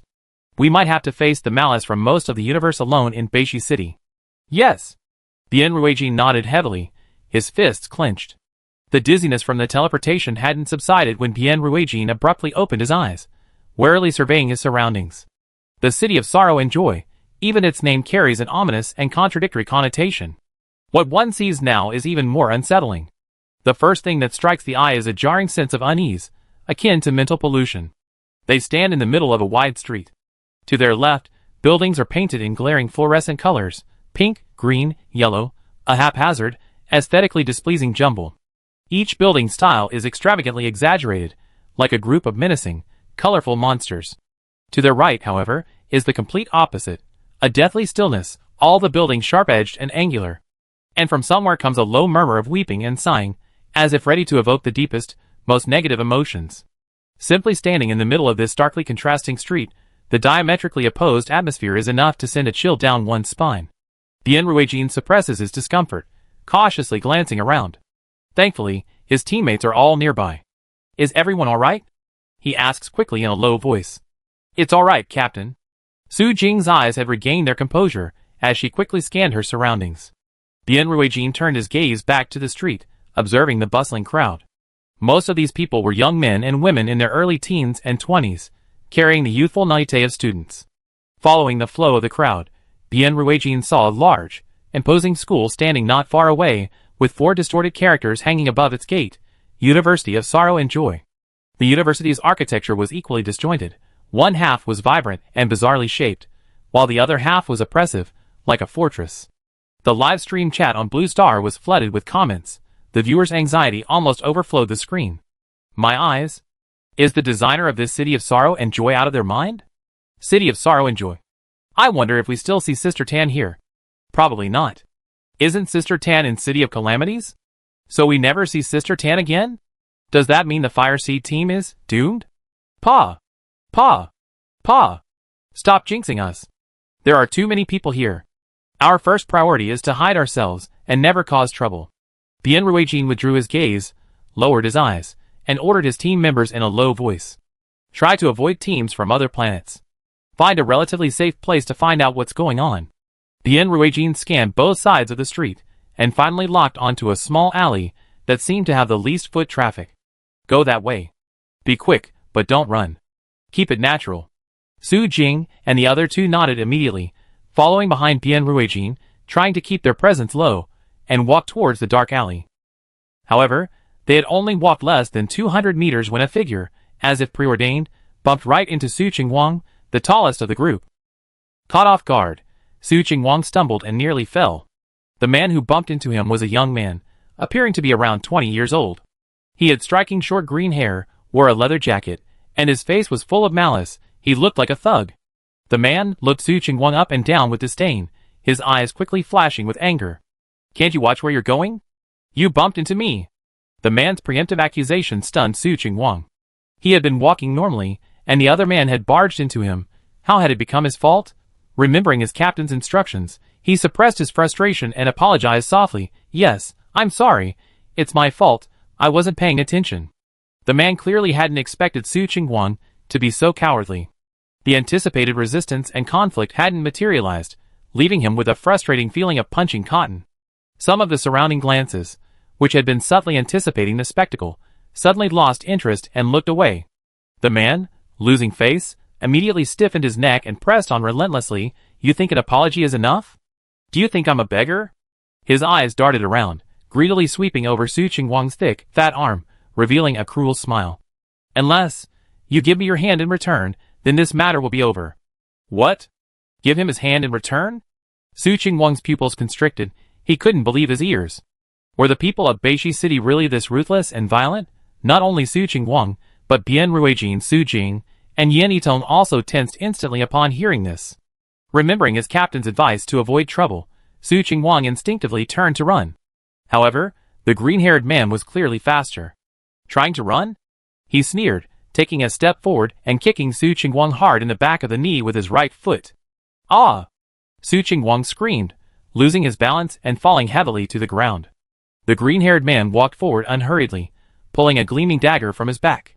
He weighed the dagger in his hand, his blade hovering over Su Qingguang's thick arm, as if considering where to strike. Look at that body of yours. Chopping it up would be quite fun. Su Jing's expression changed drastically upon seeing this, and almost instinctively rushed forward to help. Don't come any closer. Su Qingguang endured the pain, his forehead covered in cold sweat. Don't worry about me, it's just one hand, no need to fight. If things escalated and the team was exposed to this dangerous place, he'd rather sacrifice his own hand than implicate the entire team. What to do, Sister Su Jing, this city of sorrow and joy is too. Yan Yitong's eyes reddened with anxiety, her voice trembling with tears. Su Jing pursed her lips, closing her eyes in unbearable pain. If this were City of Calamity, we could go find Sister Tan, but here. Just then, a passerby not far from them overheard their conversation and froze. Bian Ruijin's hand silently went to the weapon at his waist, his gaze fixed on the green-haired man, his chest surging with anger. He simply couldn't bear to watch his team member be brutally murdered in the street. But could he really make a move? Making a move here, without any understanding of the rules of Beishi City and surrounded by powerful enemies, would undoubtedly be extremely dangerous. It might even expose his identity, and he might become a target of everyone's wrath before he even found allies. Bian Ruijin was struggling internally. He watched as the green-haired man crouched down, a cruel yet excited glint in his eyes, his dagger already touching Su Qingguang's arm. Bian Ruijin's eyes flashed, and he immediately drew his weapon without hesitation. Just then, never mind, Mao Fu. A slender figure suddenly stepped in, blocking the green-haired man's path and stopping his movements. The newcomer wore black-rimmed glasses, looked young, no more than 20 years old, and exuded a scholarly air. Mao Fu paused, then impatiently looked up. His brow furrowed even more when he saw who it was. Tang Jianchu? Are you always so nosy? His tone was harsh, but his arrogance had noticeably subsided. Tang Jianchu adjusted his glasses, his tone calm. It's just a small matter. Why break someone's hand? We're all classmates, making a scene won't be good for anyone. Mao Fu glared at Tang Jianchu with a sinister look, weighing the pros and cons. He recognized Tang Jianchu. This guy was an exchange student from the city of the mysterious disaster, supposedly a high-priority student at the school. If something happened on his first day, he wouldn't fare well if the school investigated. Consider yourself lucky. Mao Fu sullenly sheathed his dagger, glared fiercely at Su Qingguang on the ground, then gave Tang Jianchu a disgruntled look before turning and swaggering away, muttering curses. Seeing that the spectacle hadn't materialized, the surrounding crowd quickly dispersed in disappointment. Su Qingguang collapsed to the ground, panting heavily, his back drenched in cold sweat. He struggled to get up. Seeing this, Tang Jianchu bent down and helped him up. Are you all right? No, I'm fine. Thank you. Su Qingguang thanked him hurriedly, his voice trembling slightly. If it weren't for this person, he probably would have lost a hand here today. Bian Ruijin and Su Jing also secretly breathed a sigh of relief. Bian Ruijin stepped forward and nodded to Tang Jianchu. Thank you for your help. It's nothing, just a small favor. Tang Jianchu waved his hand, indicating that it wasn't necessary. Tang Jianchu paused, as if thinking of something. His eyes held curiosity and inquiry, his tone tinged with uncertainty and expectation. He glanced around hesitantly, lowering his voice slightly. I think I overheard you talking about Sister Tan from the City of Calamities? Excuse me. Are you talking about a Miss Tan who runs a convenience store? Chapter 126. Bian Ruijin remained outwardly calm, his tone carrying just the right amount of surprise and probing. You know Sister Tan? He carefully observed Tang Jianchu's expression. You and she are friends? Upon hearing this, Tang Jianchu's face lit up with gratitude and admiration. Yes, if it weren't for Sister Tan's help on the train, I probably would have been in trouble on the way to Beishi City. A train? Bian Ruijin frowned. There was a train connecting Gazai City and Beishi City? These two instant scenes weren't independent after all? They were physically connected? Yes, Sister Tan was on the train too. That little brat on the train was really seemingly recalling some unpleasant experience. A hint of lingering fear flashed across Tang Jianchu's face. Hearing Tang Jianchu's words, a guess that made Bian Ruijin's heart race surfaced in his mind. You mean, Sister Tan is already in the city of sorrow and joy? Tang Jianshu's face flashed with doubt upon hearing this. Don't you know Sister Tan? How could you not know she's in the city of sorrow and joy? Bian Ruijin's heart skipped a beat, and he immediately began to patch up the story without changing his expression. Of course I know her. Sister Tan runs a convenience store at number 23 Neon Street in the city of Calamity. Her hair is always meticulously combed, she usually wears pleated skirts and shirts, and she's a clean freak and has obsessive-compulsive disorder. Am I right? His detailed description gradually dispelled the doubts on Tang Jianshu's face. Yes, that's right. Sister Tan came to the city of sorrow and joy to go to the Temple of Reincarnation. The Temple of Reincarnation? A place whose name sounded mysterious and ominous.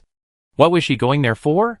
Despite his lingering doubts, Bian Ruijin felt reassured knowing that Tan Xiaoxiao was indeed in Beishi City.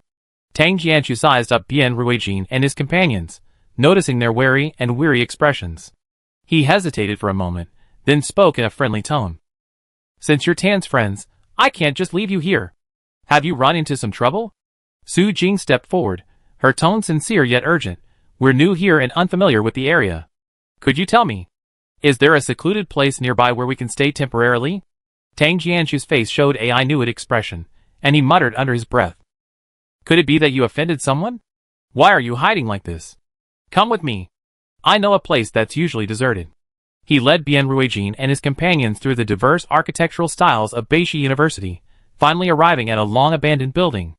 The room was cluttered with discarded tables, chairs, and miscellaneous items, with cobwebs hanging in the corners and a dusty smell filling the air. This used to be a club activity room, but it's been abandoned for a long time. Nobody comes here usually, Tang Jianshu said, pointing inside. You can stay here temporarily. The conditions are a bit basic, but it's secluded. He thought for a moment, then added, if you need any help, you can find me in room 162, building 5 of the dormitory in the SAD quarters. I live there. Thank you very much. Bian Ruijin nodded solemnly, his eyes sincere.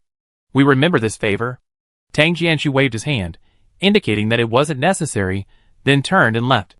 Only after Tang Jianshu's footsteps had completely faded into the distance did Bian Ruijin's tense body relax slightly. He gestured for Su Jing to close the door, then began checking the temporary shelter to ensure it was safe. Captain, Su Jing approached, lowering her voice, her brows slightly furrowed. This Tang Jianshu, can we trust him? Wasn't his timing a bit too coincidental? Yanitong also whispered, he said Sister Tan went to the Reincarnation Temple. Should we go look for her? If we can find Sister Tan, we'd be safe. Bian Ruijin didn't answer immediately.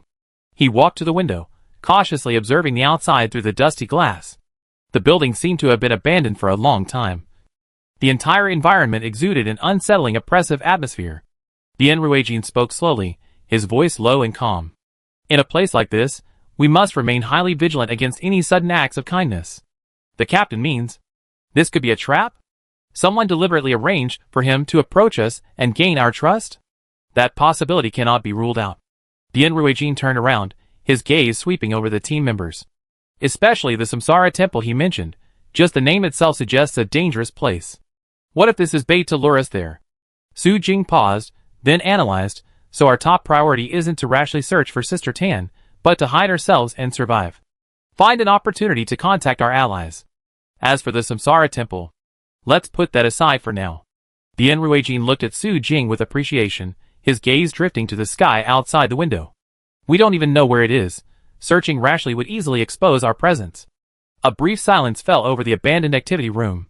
Just then, a series of cold, emotionless system notifications simultaneously reached the ears of the four.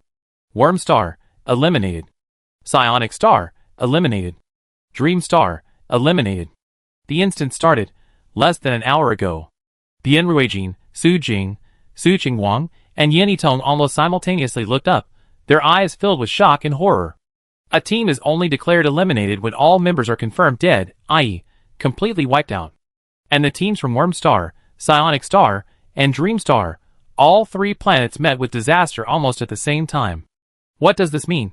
It means that these 3 teams were simultaneously wiped out in an extremely short time. This situation is definitely not an accident, there's only one explanation. A team was actively hunting down the other participants. A chill ran through everyone's hearts. Which planet did this? The efficiency was terrifying, Was it the powerful Void Star, or the Shadow Star known for its stealthy assassinations, or perhaps the worst-case scenario, that both planets did it together? But how dare they do this? With the instance just beginning and the situation unclear, such a high-profile, large-scale hunt. Aren't they afraid of becoming the target of all the surviving teams, the enemy of everyone? This high-profile style of action clearly doesn't fit Visser's shrewd and cautious character, unless they possess absolute confidence, or what compelling reason they had to do this? Or do they have some trump card that makes them so fearless? Either possibility sank Bien Ruijin's heart to the bottom. The situation is worse than we anticipated. Bien Ruijin's low, hoarse voice broke the silence in the room. Captain. Su Qingguang swallowed hard, his arm tensing involuntarily. Yanitong's face paled, and she instinctively moved closer to Su Jing. Bien Ruijin acted decisively, his speech quickening, leaving no room for argument. The plan has changed. We will no longer attempt to contact other planets. Our only task now is to completely conceal ourselves. Stepping into the Samsara temple, Tan Shixiao's eyes widened in surprise. The temple was not the dilapidated scene she had imagined. Instead, it was quiet and solemn. Although the temple showed signs of age everywhere, it was surprisingly clean. In the center of the main hall, an old monk in a kasaya stood with his back to her. Hearing footsteps, the old monk slowly turned around. Tan Xiaoxiao blinked at the old monk, a question nagging at her. This old monk looked truly a perfect replica. His beard and hair were both white, meticulously combed, his face thin, and his eyes filled with wisdom and a sense of vicissitude, as if they could see through everything. His appearance, his demeanor, were almost identical to the venerable monks she had seen in period dramas when she was a child. Tan Xiaoxiao stared at him for a while, even feeling as if he possessed a soft glow. The old monk clasped his hands together, nodded slightly, and spoke in a calm voice. Amitabha. Benefactor, you have traveled a long way, you must be tired. This old monk has failed to greet you properly. Please forgive me. Tan Xiaoxiao had no concept of politeness. She pursed her lips at his words. Since you knew I came from afar, why didn't you pick me up at the train station? I wandered around for ages before finally finding it. Your temple is truly well hidden. A crack appeared in the old monk's flawless expression, his lips twitching slightly. Even with his years of cultivation and encounters with all sorts of people, this was the first time he encountered such a brazenly shameless individual. He was speechless for a moment, a hint of bewilderment flashing in his eyes, like a robot whose speech had been interrupted, reloading its programming. After a long while, as if finally finding the right lines, he resumed his compassionate demeanor, his gaze gentle. I see a hint of melancholy between your brows, and your steps are unsteady. Have you encountered any troubles lately? At this, Tan Shixia's face fell, and she sighed heavily. You're right, I recently suffered a major loss, the loss of a very important employee. The financial loss is devastating. Tan Shixiao's voice was filled with anguish. Lu Luan's 148-year indenture was indeed an immeasurable fortune for her. The old abbot listened calmly to Tan Shixia's complaints. After Tan Xiaoxiao finished speaking, he slowly opened his mouth, his voice low and seductive. The Samsara temple has its own mysteries. Theoretically, it can retrieve those souls that have vanished into the world or are lost elsewhere. He paused, his deep, penetrating eyes fixed on Tan Xiaoxiao. What you request, benefactor, I can assist you, but... This but made Tan Shixia's heart skip a beat, and she quickly asked. But what? The old abbot smiled slightly, as if seeing beyond her outward appearance a concern deep within her that transcended mere financial loss. To retrieve your soul and reshape a new body, have you considered what you are willing to pay for it? The price? Money? Tan Xiaoxiao subconsciously touched her wallet. But the old monk's eyes told her that the price he spoke of was far more complex than she usually understood. The reincarnation temple was as quiet as ever, but at this moment, it seemed as if countless unseen eyes were waiting for her answer. Because Su Qingguang's physique was too conspicuous, and he had offended the locals upon his arrival. To avoid further complications, the task of purchasing daily necessities fell to Yanitong, the youngest and with the most college student-like demeanor. She changed into casual student attire, letting her long hair down, her thick bangs almost completely obscuring half her face. That afternoon, she cautiously approached the small market near the school, intending to buy some easily stored fruit and dried food. Just as she was selecting a few fruits that looked fairly fresh, a commotion arose not far away. She instinctively glanced out of the corner of her eye, and that glance nearly made her heart stop. Two tall figures stood out starkly from their surroundings in the crowd. One of them had silver hair and blue eyes, a cold and stern face, and wore a dark combat suit with a futuristic, high-tech feel. That was Visor, the captain of Void Star, and the guy standing beside him was an old acquaintance, or rather, an old enemy, Dark Moon, the captain of Shadow Star. How could they be here?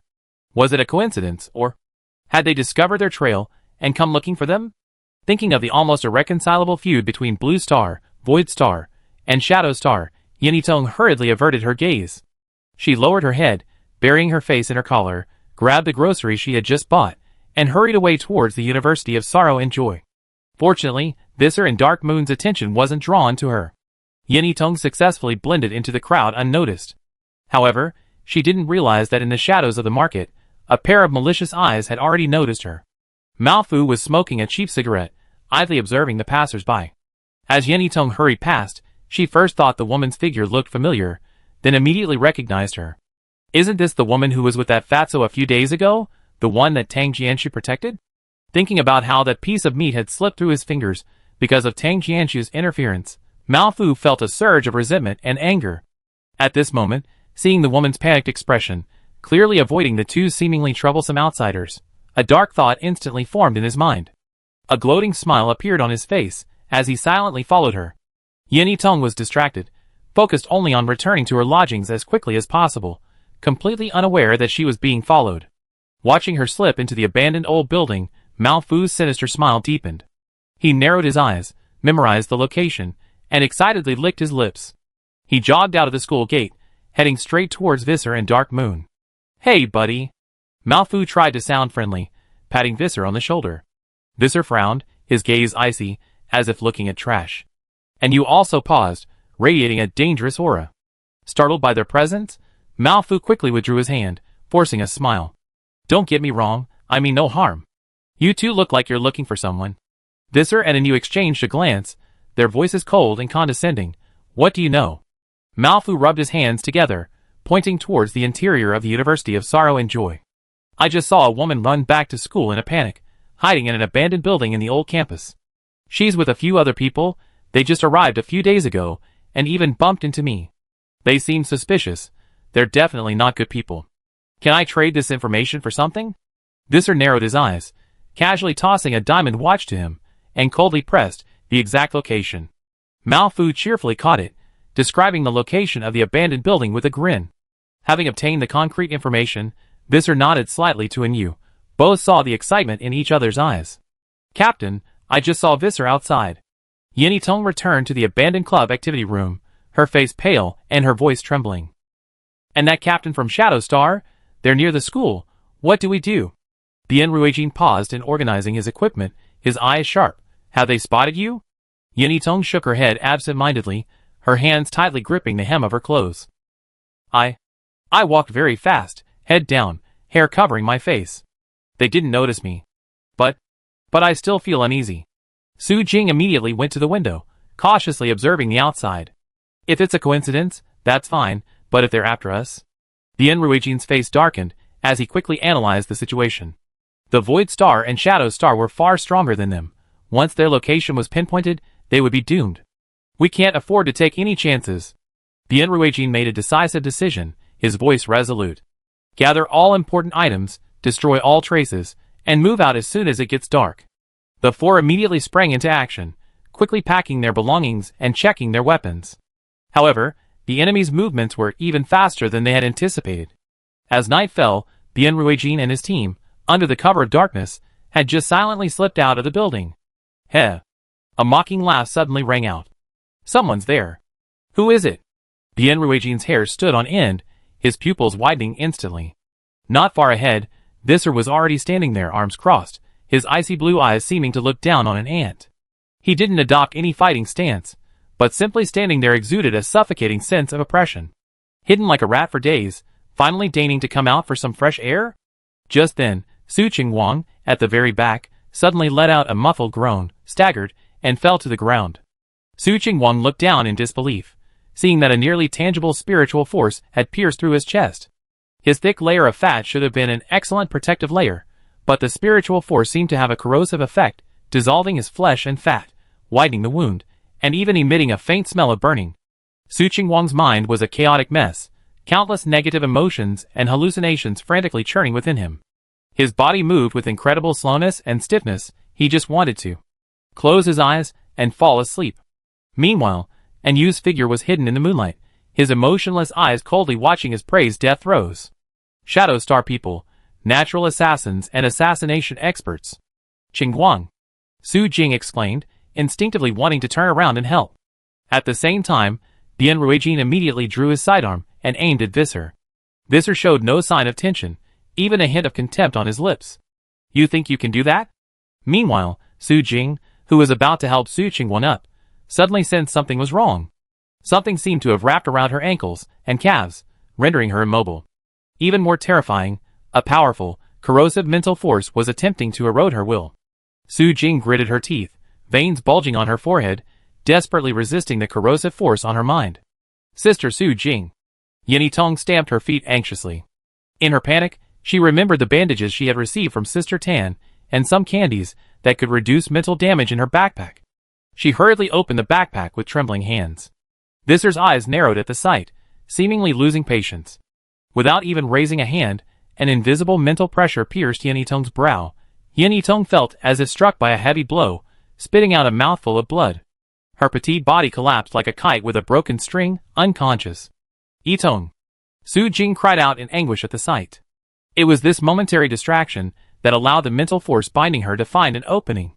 The next second, Su Jing felt a sharp pain in her chest, her vision went black, and her consciousness was swallowed by endless darkness as she collapsed to the ground. At the same time, Su Qingguang, under the attack of Dark Moon, finally succumbed. The light in his eyes quickly dimmed, and he slowly closed them. In an instant, all three team members were in trouble.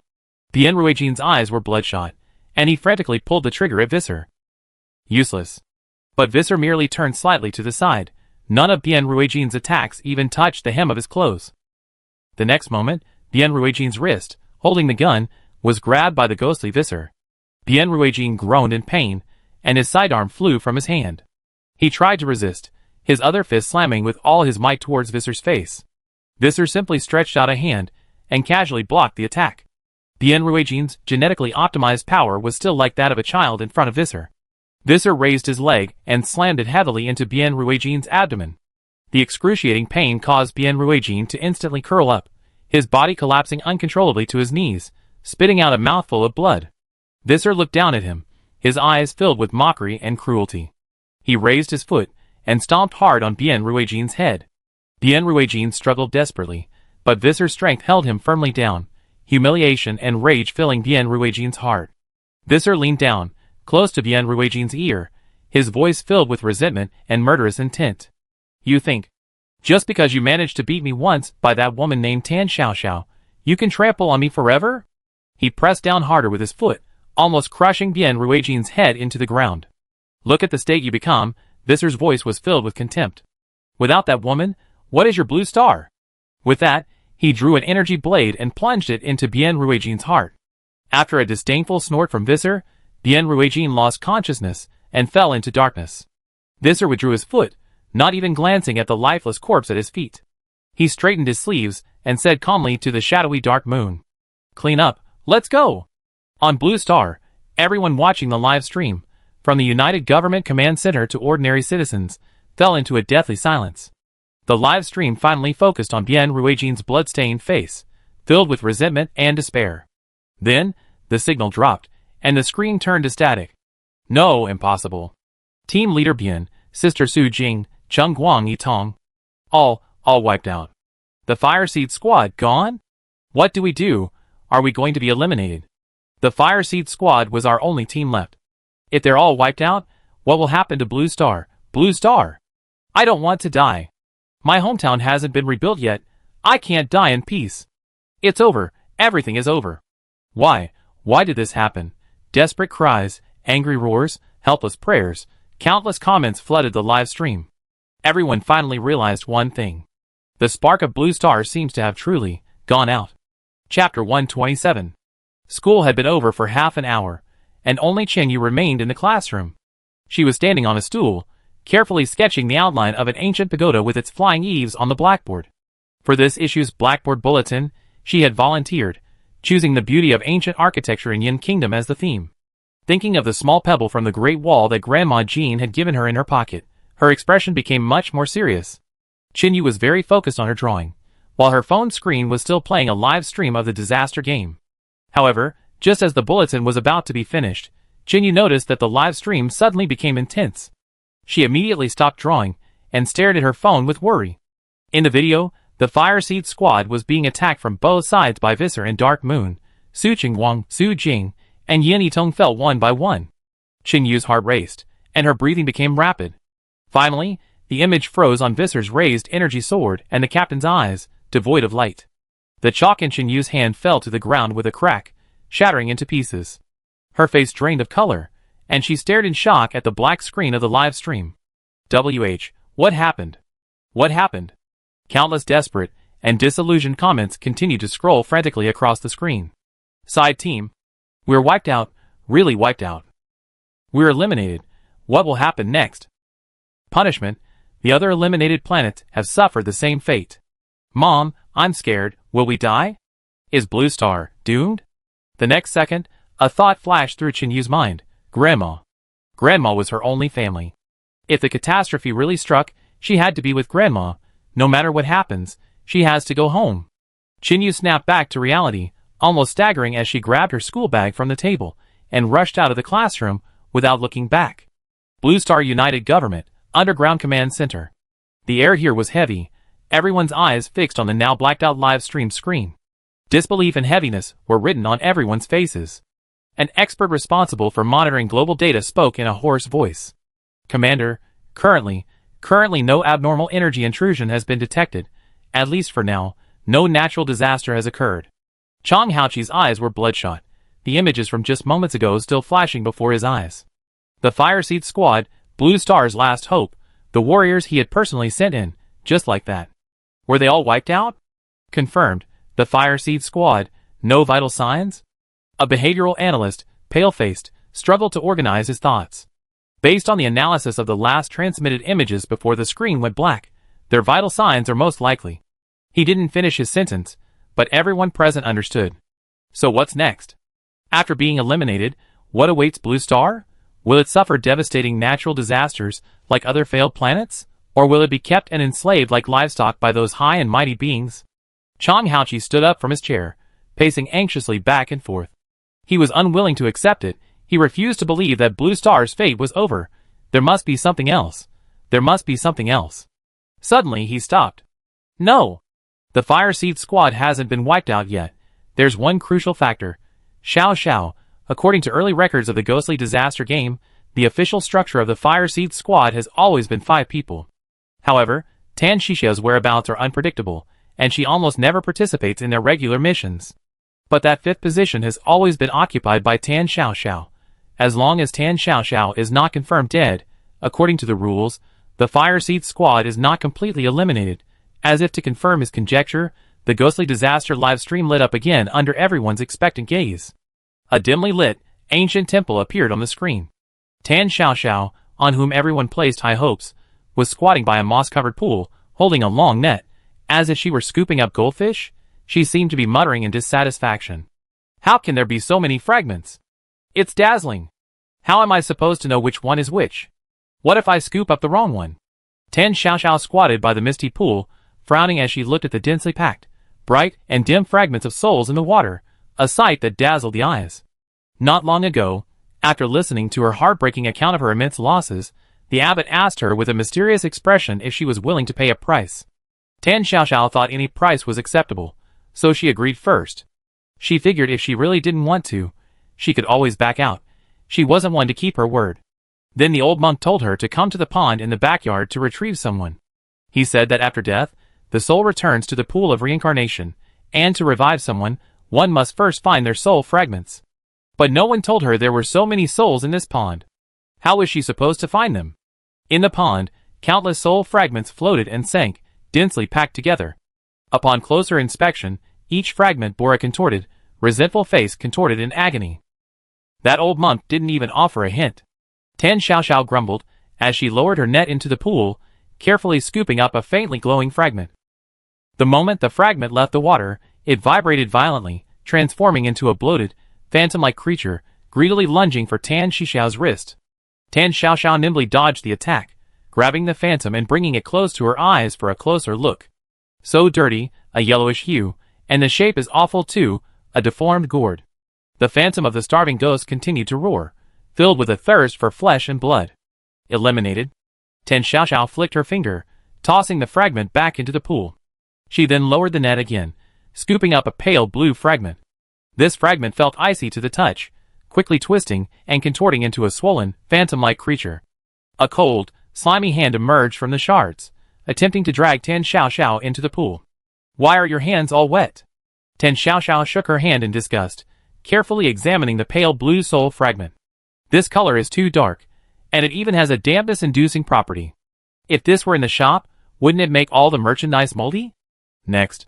Tan Xiao flicked her wrist, and the soul fragment that had once drowned sank back to the bottom of the pool. This time, it was a soul fragment radiating pinkish purple. It transformed into the figure of a woman in a wedding dress, her face filled with sorrow, and she began to sob softly as soon as she appeared. The resentment and pain in her cries were so intense that even listeners felt their hearts break. Sobbing all the time, her emotions are so unstable. What if she suddenly starts crying in the shop and frightens the children? The illusory figure's cries grew even more mournful, filled with resentment at being betrayed. Sigh next. Tan Xiao sighed as she scooped up the fragments, muttering to herself. "This one's too gray, no good. This shape's too strange, looks ominous. This one's flashing light, the quality's questionable." Remembering Lu Luan, that guy, with his dazzling, shimmering blonde hair when they first met. That guy's soul fragments. Should be glittering gold, right? Like high-purity gold leaf, or an exceptionally bright light bulb. Hearing her comments, the abbot, standing in the corner with an air of compassion and solemnity, twitched almost imperceptibly at the corner of his mouth. Was she here to scavenge? He cultivated for years, and this was the first time he's seen someone treat the reincarnation pool like a second-hand market. Just as Tan Xiao was completely focused on selecting soul fragments, a piercing, jagged noise, like a faulty signal, suddenly rang in her ears. Warning, Blue Star Spark Squad, Sizzle. Verification. Blue Star Spark Squad member status update, Sizzle. Bian Ruijin, Su Jing, Su Qingguang, Yen Yitong, live signals lost. Team composition, 1/5, Sizzle. Captain authority forcibly transferred. What's that strange noise? It's so jarring. Tan Xiao shook her head, startled by the noise, and instinctively covered her ears. Could it be that I haven't been resting well lately, and my mental problems have worsened again? Just as she finished speaking, the noise seemed to stabilize a bit, followed by a cold notification sound. Captain Bian Ruijin has been confirmed dead. Captain authority has been automatically transferred to member Tan Xiao. Tan Xiao blinked, her face full of confusion. Before she could even process this inexplicable information, something even more bizarre happened. A semi-transparent, futuristic interface suddenly popped up in front of her, displaying several lines of text. Blue Star Fire Seat Squad Status Panel Captain, Tan Xiao. Members, Bian Ruijin, dead, Su Jing, dead, Su Qingguang, dead, Yen Yitong, dead. Tan Xiao stared wide-eyed at the suddenly appearing list of deaths, somewhat bewildered. Then, as if that wasn't enough chaos, her vision was instantly filled with a barrage of wildly scrolling text, multicolored, densely packed, and moving so fast it was almost impossible to read. Sister Tan, the scene has reappeared, there's still hope. The captain gave Sister Tan the authority? Oh my god! Sister Tan, where are you? Those bastards on Void Star, Sister Tan, teach them a lesson. Sister Tan, help! Blue Star is counting on you. Where is this place? It looks so mysterious. What is Sister Tan doing? Fishing?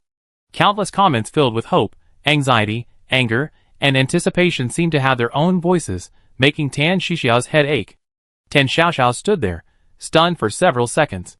Then, under the watchful eyes of the eagerly awaiting Blue Star viewers, she scratched her meticulously combed hair. She silently turned around, looking blankly at the abbot in the corner, who was still trying to maintain the image of a hermit, her tone unusually sincere.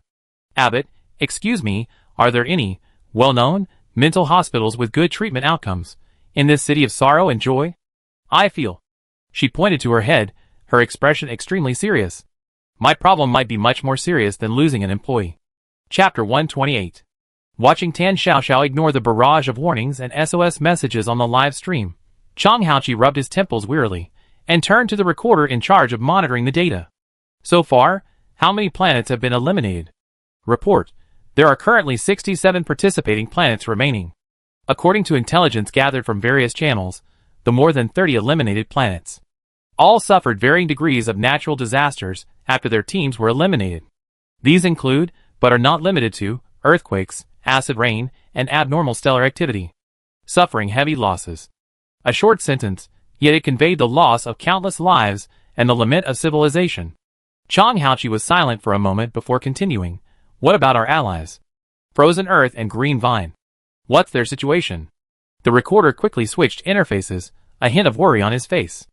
We haven't received any news of Frozen Earth Star and Green Vine Star being eliminated yet, but based on some scattered intelligence analysis from the forum, Green Vine Star seems to have also been ambushed. There's no immediate danger to their lives, but the situation is not optimistic. As for Frozen Earth Star, the situation is temporarily okay. Chang Haoqi took a deep breath and looked at the main screen again. Once Void Star and Shadow Star confirm Tan Shishia's location, they will definitely go there. We must remind her. Inside the Samsara Temple, Tan Xiaoxiao was struggling against the visual pollution before her. She lowered her head, trying to focus her attention on the shimmering pool.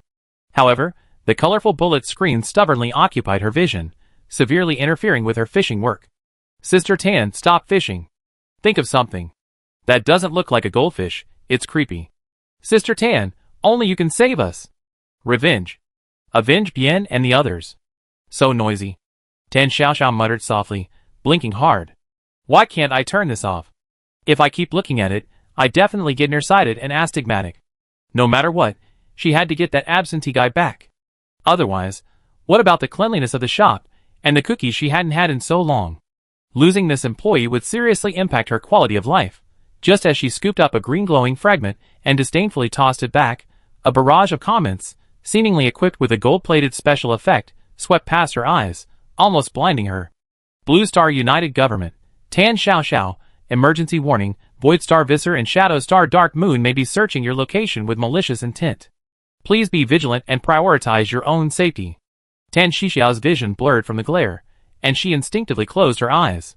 Is this never going to end? She finally couldn't help but rub her temples vigorously with one hand. Can't a person get any work done in peace?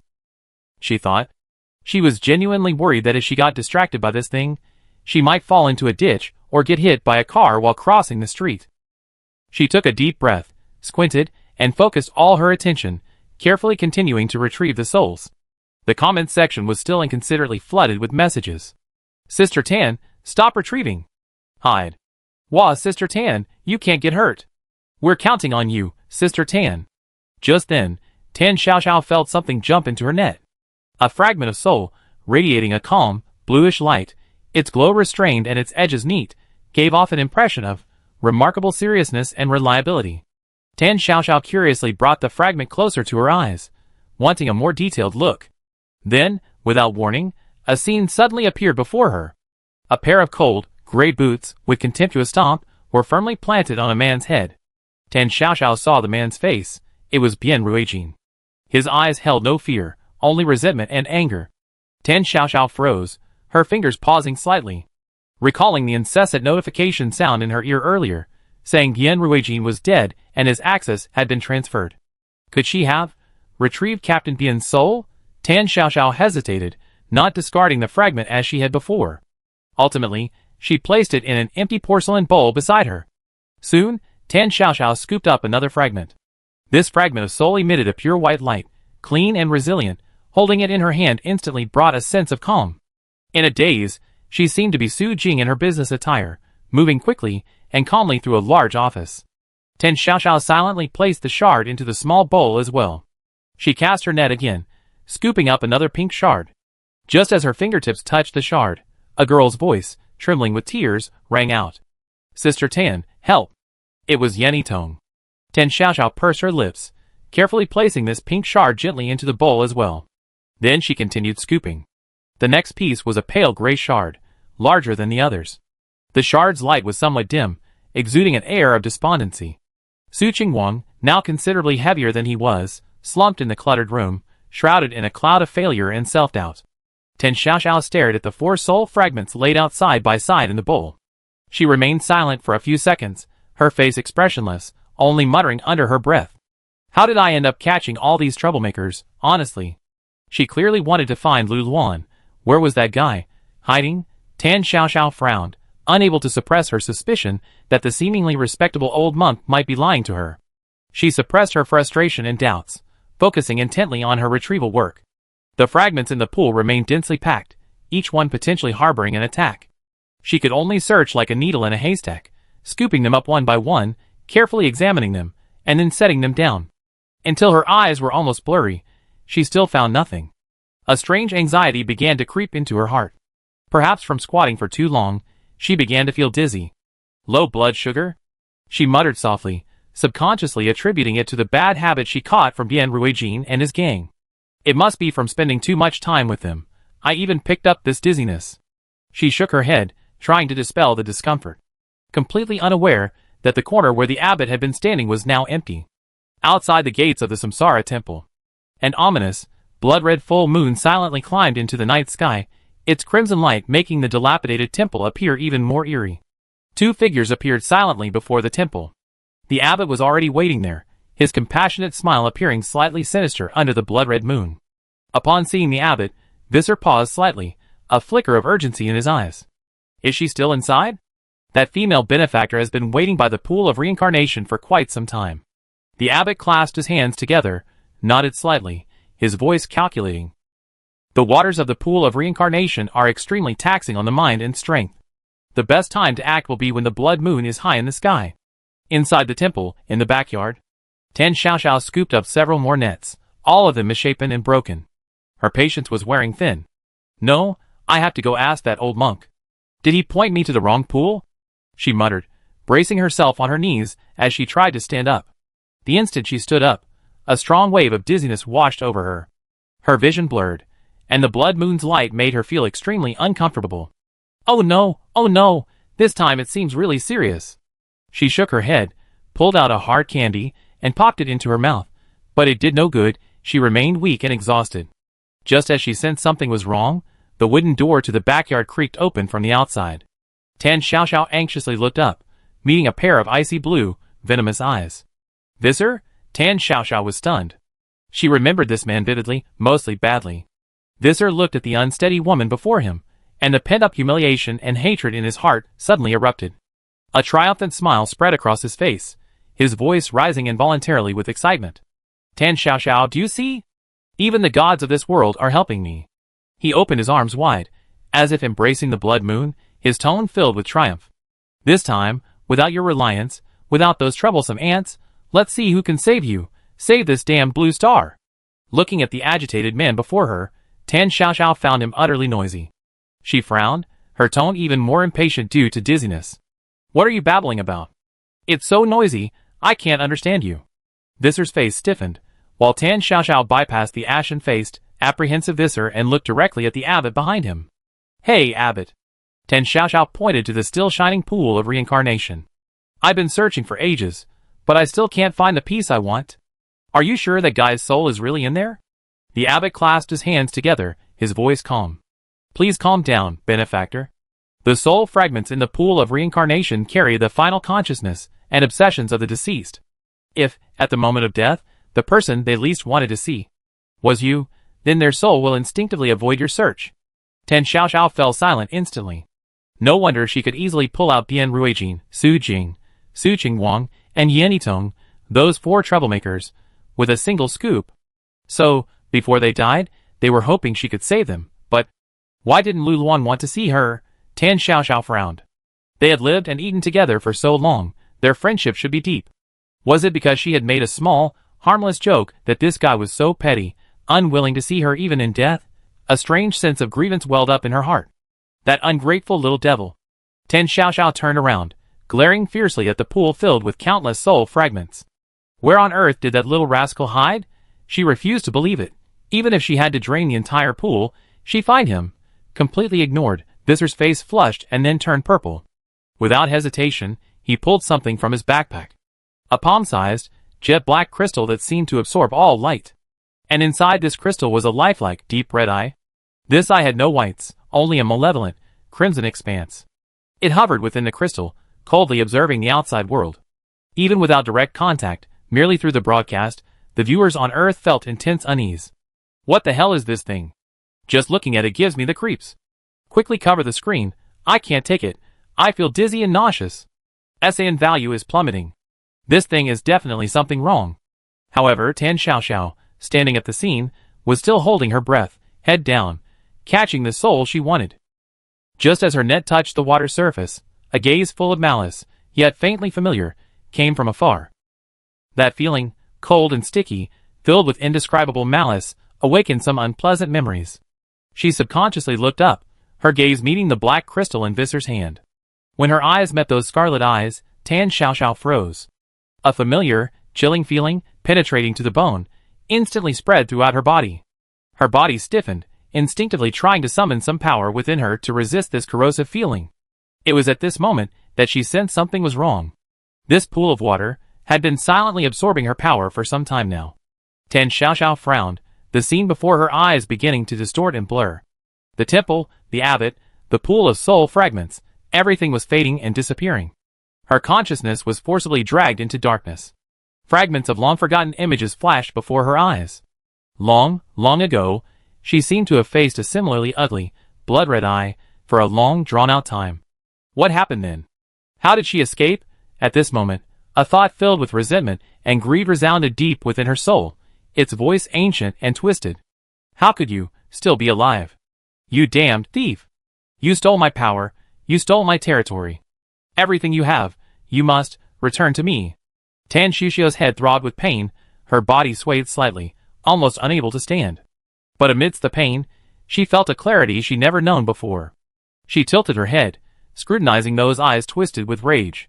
I didn't steal. They chosen me. Because my willpower is stronger than yours. This response drove those deep red eyes even more mad, a more violent, frenzied intent piercing Tan Xiaoxiao's mind. Lies. Thief. I will devour you. Take back everything.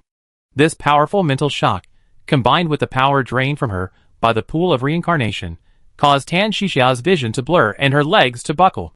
She fell backward uncontrollably, plunging into the icy pool.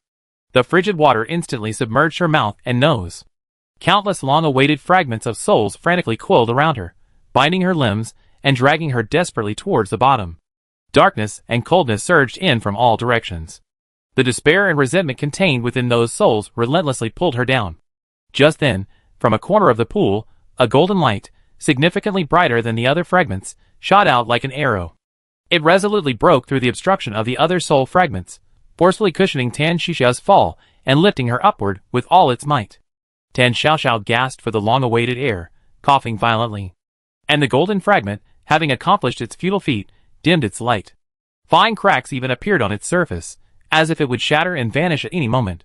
Almost instinctively, Tan Xiaoxiao reached out and carefully gathered the fading golden light into her palm.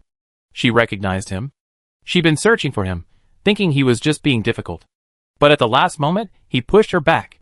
A mixture of fear, anger, and other emotions she couldn't even understand welled up inside her. Tan Xiaoxiao leaned against the poolside, her wet hair clinging to her cheeks, her eyes blazing with fury. She glared fiercely at the black crystal in Visser's hand, her gaze filled with disgust and hatred as she looked into the eyes reflected within. First, he separated me from my mother for decades. Now, it's Lu Luan again. You really hate me. You know? Those eyes, filled with madness, resentment, and greed, flickered with a hint of fear under Tan Xiaoxiao's gaze. Impossible. How could you? How could you? This power. You clearly already. Tan Xiaoxiao walked over with absolute certainty, meeting the gaze of the red eye. Thank you for reminding me. So this place has long been my territory. And you? Just a damned intruder. With a cracking sound, the anticipation and schadenfreude on Visser's face vanished instantly. He lowered his head in horror, looking at the crystal in his palm. The legendary SSS-grade item, bestowed upon him by its master and imbued with supreme power, was now covered in cracks. Before he could react, those deep red eyes, in the instant the crystal shattered, swiftly fled, dissipating into the air, leaving behind only a vicious, pathetic declaration. I will return, I will take back everything. Visser froze on the spot, his mind blank. His greatest reliance, his hope for revenge, his proof of the path to godhood, just like that, Shattered? Tan Xiaoxiao staggered as she climbed out of the pool, not even glancing at the grief-stricken Visser. Under Visser's stiff gaze, her eyes fell on the crystal shards on the ground. These shards were no longer black. Instead, they had become crystal clear, radiating pure energy, all traces of their previous malevolence gone. She bent down and picked up the largest piece, its smooth texture like jade. The instant her fingertips touched the shard, a line of bold text appeared before her eyes. Primordial crystal, a fragment of a vessel of higher dimensional essence, capable of nurturing remnant souls, and also capable of reshaping a vessel for a bodiless soul. The appearance of this text was so natural, as if it were knowledge she was born with. Tan Xiaoxiao's eyes lit up instantly, her voice filled with sudden realization. So that old man used this kind of thing as a vessel. She completely ignored the terrified look in Visser's eyes beside her, and the abbot's uncertain gaze in the corner. Carefully cradling the largest crystal fragment in her palm, she fused it with Lu Luan's soul, which had faded from gold to gray. You have to hold on. Tan Xiaoxiao murmured softly, her tone unusually less commanding and more unconsciously encouraging. The shop is waiting for you to go back and clean. And the cookies I baked myself were especially awful. The moment it touched the crystal, the gray in the soul visibly faded rapidly, a faint golden light flickered again, and the fragment itself seemed to solidify considerably. Tan Xiaoxiao watched this scene, and breathed a slight sigh of relief. Only then did she remember something, glancing down at the smaller fragments of primordial crystals on the ground. She carefully picked up each of the varying sizes of transparent fragments, then took one, a fragment with a sharp edge, the one radiating a bluish light, from the bowl and pressed it onto the crystal. Next came Su Jing's, Yanitong's, Su Qiguang's. The entire process was focused and swift, with an air of self-assurance. Visser watched helplessly as this woman used the divine object, which should have belonged to him and contained supreme power, to nurture the soul of her enemy.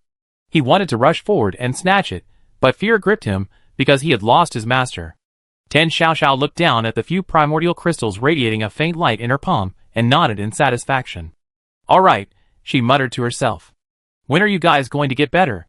Otherwise, I just have to take you with me as accessories. As soon as she finished speaking, the primordial crystal that had fused with Bian Ruijin and the other three suddenly shone brightly. Visser stood to the side, eyes wide, staring in disbelief as the light faded, and there stood Bian Ruijin, Su Jing, Su Qiguang, and Yanitong. The four he had personally confirmed were dead, alive and unharmed, standing there again. Their eyes still held a sense of bewilderment and disorientation as they looked around, their bodies instinctively adopting a defensive posture. Su Jing quickly checked herself, examining her body incredulously. Su Qiguang clumsily moved his limbs. The excruciating pain of his flesh dissolving still lingered in his soul, but his body was perfectly normal. Yanitong's face was deathly pale, and she clung to Su Jing, still shaken. Bian Ruijin recovered his composure the fastest, his gaze sweeping across the entire scene before finally settling on Tan Xiaoxiao, whose back was to them. No, impossible. Visser's voice was hoarse, as if his worldview had been shattered. How could you possibly? In the shadows behind him, and he was also filled with horror, her body swaying slightly, her shock no less than Visser's. Resurrection? How was that possible? Sensing their gazes, Tan Xiaoxiao narrowed her eyes slightly, her gaze falling on Visser and on Yu. Her eyes were calm, devoid of murderous intent, but it was precisely this calm, seemingly all-encompassing gaze that sent Visser plummeting into an icy abyss. All ambition and resentment transformed into a primal will to survive. Go! Visser roared, grabbing Dark Moon behind him without hesitation, crushing his last life-saving item, a jade pendant for random teleportation. Tan Xiaoxiao watched their textbook-perfect escape reaction, blinking, seemingly a little stunned. She had only wanted this guy who caused her to fall into the pool, getting soaked and dizzy, to pay some compensation for emotional distress, laundry, and medical expenses. Was this really necessary? TSK, you run really fast. Just then, a voice filled with hesitation and gratitude came from behind. Tan, Sister Tan? Bian Ruijin's voice was hoarse, his emotions complex. The viewers in the Blue Star livestream finally reacted, the barrage of grateful comments filling Tan Xiaoxiao's vision. I was completely stunned. Wah, I never thought Captain Bian and the others could be saved. Thank you, Sister Tan. Sister Tan is forever. Believe in Sister Tan, and you will have eternal life. Wah, what should I do? What about the commemorative poster order for the Fire Seed Squad that I just received? Su Jing, Su Qiguang, and Yanitong finally reacted and stepped forward. Sister Tan, thank you. We caused you trouble again. Tan Xiaoxiao casually took off her wet coat, wrung it out, and clapped her hands nonchalantly. All right, stop looking like you're about to cry. Tell me, what trouble did you get into this time? And you got wiped out? Bien Rui took a deep breath, quickly organized his thoughts, and concisely recounted how the City of Sorrow and Joy suddenly became a battle royale stage. The Fireseed squad was forced to hide, and then they were ambushed. Tan Xiaoxiao listened, nodding absent-mindedly, her gaze occasionally drifting to her palm. The largest primordial crystal, nurturing a fragment of Lu Luan's soul, emitted a faint, warm glow. She lowered her head, carefully opening her palm. The fragment of Lu Luan's soul was much more solid than before, showing no signs of shattering, but that was all. Bien Ruijin and the others had all awakened, conscious and able to communicate with her. But Lu Luan's fragment remained quietly glowing, devoid of any consciousness. Tan Xiaoxiao gently touched the surface of the crystal with her fingertips, feeling the faint, heart-like fluctuations. What's going on? She murmured to herself, her brows furrowing slightly. Bien Ruijin and the others are all better. Why are you still so sleepy? Is it because your soul is too damaged, or is it because the person you least wanted to see before you died was her, so you don't want to wake up and face her? This thought made Tan Xiaoxiao's heart inexplicably clench. She pursed her lips. It was just a joke. Why is she so angry? Never mind, she told herself. As long as this golden light hasn't gone out, that's enough. She's been lonely for far too long. She's gotten used to the quiet of the convenience store, used to only the shelves keeping her company. He's different. He remembered that she drinks warm milk with cookies every morning, and he tidy everything up when she's too lazy to clean. He's different from everyone and everything she's ever met. She doesn't need a warrior carrying a heavy mission like Bien Ruijin, nor does she need visitors with clear purposes like Ling Zhang and Zhang Xiangyu. She just needs someone who belongs to her, a quiet person who bakes cookies. Tan Xiaoxiao lowered her head, her fingertips unconsciously tracing the surface of the crystal. Her gaze held a tenderness she herself was unaware of. If he remained asleep like this, never to wake, it didn't seem entirely unacceptable. All she wanted was companionship. Companionship that wouldn't leave, wouldn't betray, wouldn't be afraid of or flee from her inexplicable power, erratic thinking, or terrible temper. Before, she was a little paper doll. Now, she was a warm piece of crystal. That didn't seem so bad. Chapter 129. Bien Ruijin was urgently explaining the current chaotic situation to Tan Xiaoxiao. Just then, a series of cold system notifications, like a death knell, rang out. Frozen Earth star, eliminated. Green Vine star, eliminated. Battlefield star, eliminated. Water Source star, eliminated. A string of names, all familiar allies of Blue Star. In just a few minutes, these allies, possessing considerable strength and having struggled to survive in the cataclysmic game, had all fallen. Bien Ruijin's voice abruptly stopped, his pupils shrinking sharply. He simply didn't believe that this matter had nothing to do with Void Star. Clearly, Blue Star, having suffered repeated setbacks at Tan Xiaoxiao's hands and unable to gain any advantage, had vented its anger on Blue Star's allies. This was revenge, an attempt to sever Blue Star's arms and leave it isolated and helpless in the universe. But Ling Zhang of Frozen Earth Star is renowned for his bravery and skill in battle, Jing Ji of Green Vine Star is known for his tenacious vitality, and Zhang Xiangyu of Battlefield Star is famous for his ferocity. Liemo of Water Source Star is intelligent and patient. Even after a significant feud with Blue Star, he chose to reconcile and secure a path to survival for Water Source Star. Each of their teams is far from weak. Even if ambushed, how could they be defeated one by one in such a short time? What forbidden methods did Visser use? Bien Ruijin's face darkened as he looked at Tan Xiaoxiao, who was still fiddling with stones, completely unaware of the situation. The situation was critical. He had to immediately inform Sister Tan of the dire situation and plead with her. However, an even more urgent system notification sounded, forcibly silencing him. The elimination round has ended. Final number of teams remaining, 50. Immediately begin teleporting all players away. The next second, a violent spatial pull enveloped Bien Ruijin and his three companions. They swayed, then vanished completely with a whoosh. Tan Xiaoxiao blinked, then looked up at the empty space in front of her. What was that guy trying to say? Looks like I have to ask him next time. She shrugged, not taking the incident too seriously. Tan Xiaoxiao stood up and looked around the temple. It was deathly silent. The seemingly dignified old abbot was nowhere to be seen. She shook her head, deciding not to think about such unimportant things. The crystal in her palm still glowed, the soul within it slightly warm. Tan Xiaoxiao felt it was like a small hand warmer in her hand. All right, she muttered to herself, a hint of barely perceptible satisfaction in her voice. At least this trip wasn't entirely fruitless. It's time to go home. I wonder if those two, Big Black and Little Black, have been fighting again while she was gone, making a mess of the shop. On the other side, Bian Ruijin and his companions felt a sudden dizziness, and when they opened their eyes again, they were already standing on the land of Blue Star. The unprecedentedly brutal teleportation experience left the four of them somewhat stunned and bewildered. Is it over? Yinitong asked uncertainly, rubbing her still slightly dizzy head. This system. What's going on? Su Qingwang rubbed his arm, which was aching from the teleportation force, wincing in pain. Rushing to be reborn? Skipping the countdown? Su Jing frowned, keenly sensing something was wrong. Something's wrong. It's like preventing us from continuing our communication with Sister Tan. Just then, Chang Haoqi, accompanied by several staff members, hurried towards them. His face showed no relaxation, but rather a heavy expression. Ruijin, you're back just in time. Chang Haoqi's voice was low and sorrowful. We just received news. Several allied planets that maintained friendly relations with Blue Star suffered devastating attacks almost simultaneously. Chang Haoqi took a deep breath, enunciating each word clearly. Especially Frozen Earth, our most steadfast ally, had its communication signals completely severed a few minutes ago. Basically, it's now out of contact. Bian Ruijin's eyes widened. He had witnessed Frozen Earth's strength and resilience firsthand. How could it have collapsed so quickly? Anger, sorrow, and worry welled up within him. Bian Rui forced himself to calm down. What exactly happened on Frozen Earth? What were the specifics? Ling Zhang, was he still alive? How could we contact him? Or even offer help? Suddenly, a flash of inspiration struck his chaotic thoughts.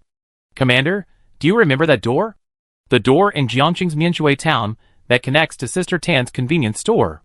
It not only connects Blue Star and Sister Tan's store, but it also once connected to Frozen Earth. As long as there's a glimmer of hope on Frozen Earth, we definitely find a way to get there. He recalled that bizarre experience. When Sister Tan's store door opened, outside lay Frozen Earth's bustling commercial street. That's the only place between us, not controlled by the system. There must be Frozen Earth people there trying to pass messages.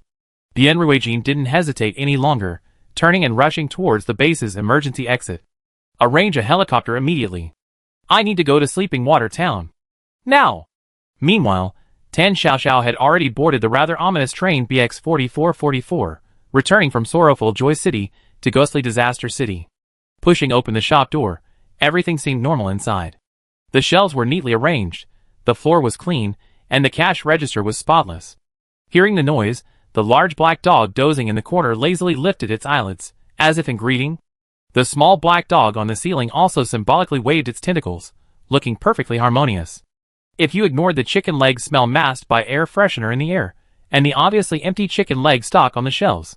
Tan Xiaoxiao's gaze swept over the trembling dog and tentacle monster, and surprisingly, she didn't immediately attack. She first went to the window, and carefully checked her shimmering silver time-traveling flower. The leaves were plump, the soil moist, and it looked well cared for. Then she strolled to the fish tank and glanced at the still living, wriggling fish with the broken tail. Seeing that all her possessions were unharmed, Tan Xiaoxiao breathed a sigh of relief. Stealing a few chicken legs wasn't a big deal, as long as it didn't kill her fish and flowers. Just then, knock knock knock. Knock knock knock knock. A series of urgent knocks sounded at the door. Tan Xiaoxiao was completely bewildered. She had clearly put up a temporarily closed sign. Which customer was so oblivious? She raised her voice, clearly annoyed. Sorry. We're closed today. However, the knocking outside didn't stop. Instead, it became even more urgent, even bordering on desperate and frantic. Tan Xiaoxiao scratched her head, walked to the glass window, and parted the curtain slightly, looking suspiciously at the neon-lit street. The street was deserted. Not a soul in sight, not even a stray cat or dog. But the banging on the door was undeniably real. What the hell? Tan Xiaoxiao muttered, almost thinking her mental problems were escalating again. Then, she slapped her forehead. She remembered. Her impressive, sturdy new front door had a small side effect. It would randomly change its location, so the people outside might not be customers from Neon Street, they could be uninvited guests from some random place. Thinking this, Tan Xiaoxiao reluctantly walked to the door and opened it. I hope some big business comes in, otherwise this is really annoying. The scene outside made her eyes widen. A murky flood, floating with ice shards and garbage, was about to pour into the shop. Standing in knee-deep water near the doorway was a disheveled figure, soaked to the bone. Ling Zhang, holding a nearly broken umbrella, revealed a face etched with exhaustion and despair. Tan. Boss Tan. Ling Zhang's voice was hoarse. He practically clung to the doorframe to avoid being swept away by the rushing water. Help! Help! Something's happened on frozen earth. Looking at the apocalyptic scene outside, the cold wind sent a shiver down Tan Shishu's spine. Tan Xiaoxiao gasped, quickly pulling Ling Zhang into the shop, then slamming the door shut. The warm, dry interior contrasted sharply with the hellish scene outside. Ling Zhang leaned weakly against the door, gasping for breath. What exactly happened? Tan Xiaoxiao looked at his miserable state, and casually grabbed a clean towel from the shelf, tossing it to him. Ling Zhang caught the towel, hastily wiped his face, his voice filled with grief. Void Star, that visor. I barely survived thanks to disposable life-saving items, but my teammates. He looked up, his eyes red-rimmed. We were eliminated by the system. A natural disaster struck. Communications were paralyzed, the energy system collapsed, survivors could only move to higher ground, but the floodwaters are rising too fast. Many places are already. He choked up, unable to continue. Boss Tan, I know this is presumptuous. Please, Frozen Earth needs help. We need any tools to withstand the flood, to drain the water, we need supplies, anything. Please help us. Listening to Ling Zhang's description, seeing his almost kneeling posture, Tan Xiaoxiao fell silent.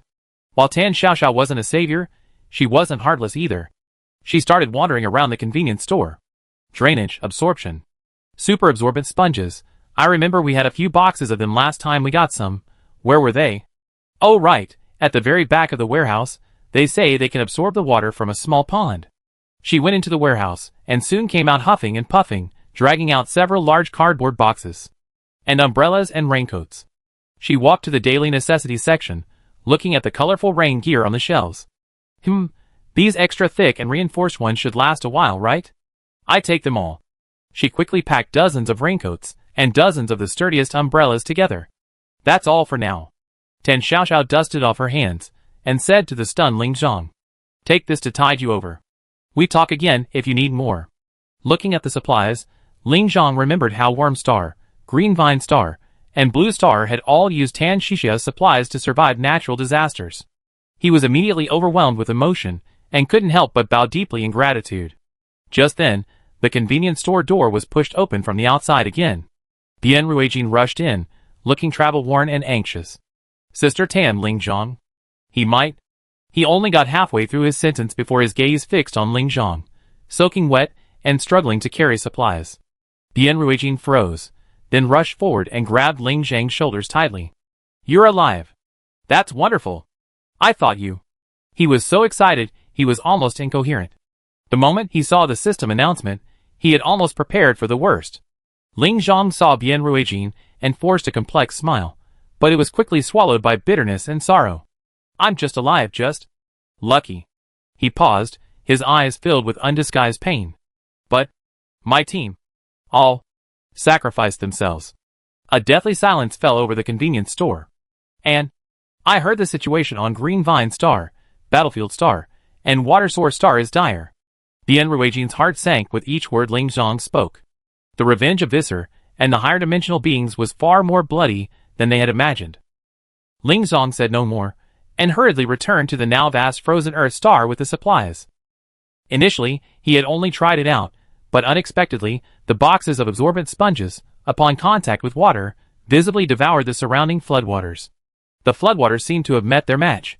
The water level dropped rapidly, defying common sense, revealing the soaking wet ground.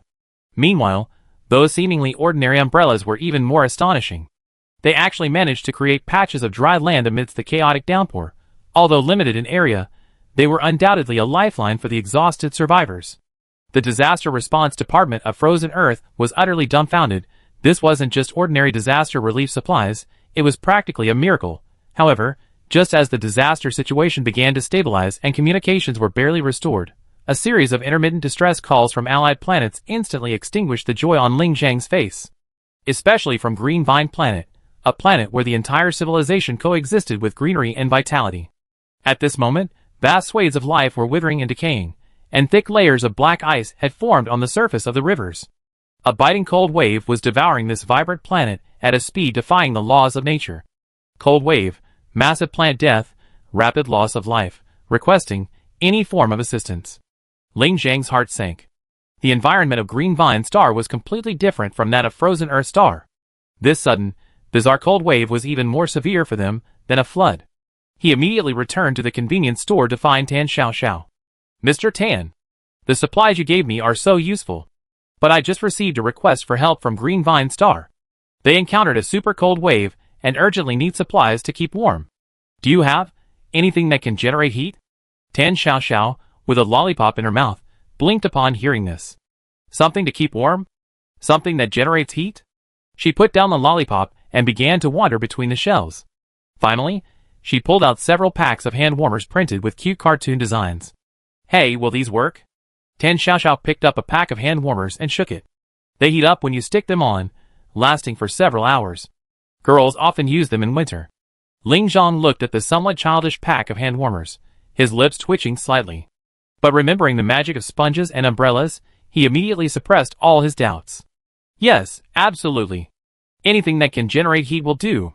But his face showed difficulty again. Green Vine Star is very far from Frozen Earth Star. Even if we use our fastest spaceship to send them there, it will probably be this. Tan Xiao glanced at the store's door, which was malfunctioning intermittently. This door will finally come in handy in a critical moment. I hope it doesn't fail me this time. Without waiting for Ling Zhang's reaction, she walked to the convenience store door, took a deep breath, and muttered to herself. Target, Green Vine Star, Green Vine Star. You better step up your game. She gripped the doorknob and pulled hard. The door opened. The icy air from outside instantly flooded into the warm convenience store, covering the goods on the shelves with a layer of frost. The vegetation outside was covered in a layer of black ice, and the buildings in the distance were also covered in ice, utterly lifeless. Here, Ling Zhang looked out the door, her eyes filled with excitement. It was Green Vine Star, ravaged by the cold wave. In the following days, Tan Xiao's convenience store became like an interstellar emergency aid center. Through that unconventional door, she connected in turn to the battlefield star, scorched by the blazing sun and withered by cracked earth, and the water source star, its waters murky, emitting a strange odor, and life fading away. Having learned from the successes on Frozen Earth and Green Vine Star, Ling Zhang proactively took on the role of coordinator, traversing various disaster-stricken planets with supplies borrowed from Tan Xiao. Thanks to Ling Zhang's efficient negotiation and distribution, the crises on several planets were quelled with astonishing speed. That day, a representative from Battlefield Star arrived at the convenience store with generous gifts to express his gratitude. Tan Xiao counted the gifts, quite satisfied, and casually asked, "Why is it you? Where's Zhan Xiangyu? That guy said he'd bring me some local specialty barbecue next time he comes." She remembered the carefree, generous Battlefield Star captain, a very loyal person who never came empty-handed. The representative's smile instantly froze, a flicker of heartache crossing his face. He lowered his head, his voice heavy. "Boss Tan. Captain John, he was ambushed by the Void Star during the last cataclysmic event, and he's dead." "Dead?" Tan Xiao looked up, a blank expression on her face. "I see." Her voice was soft, almost a soliloquy. After seeing off the person in charge, still immersed in grief, Tan Xiao walked somewhat absent-mindedly behind the cashier and slowly sat down. "Zhan Xiangyu, dead?" That loud-voiced guy with a slightly silly laugh. Just gone like that? She suddenly felt an emptiness in her heart and slumped listlessly onto the cashier's counter. An unprecedented anger quietly spread through her.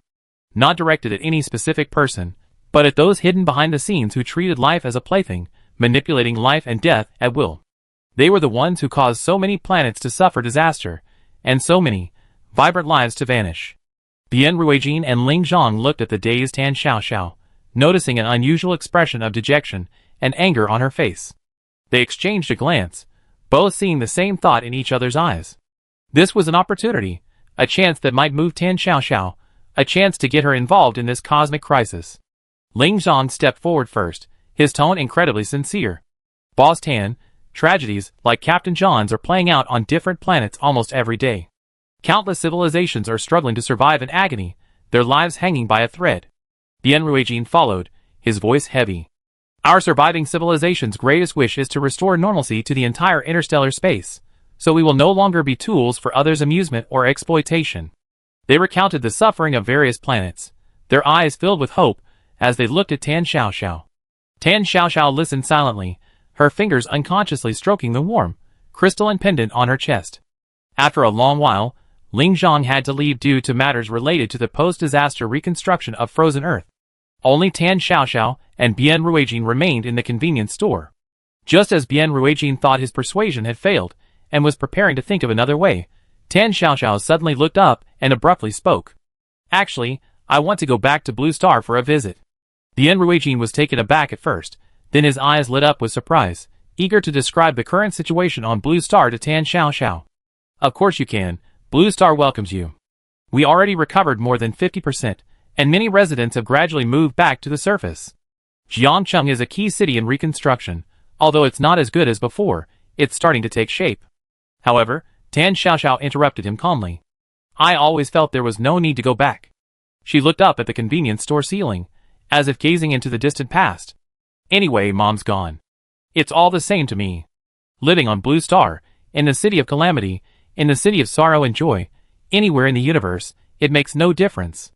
It's all just a place to sleep, a place to run a shop. She paused, her fingers pressing against the crystal on her chest, as if drawing warmth.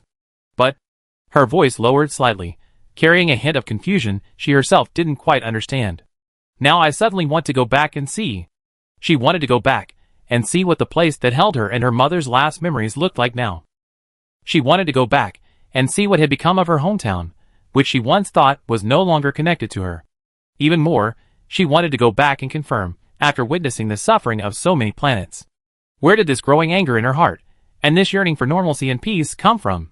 Blue Star, perhaps, was the starting point for her search for answers.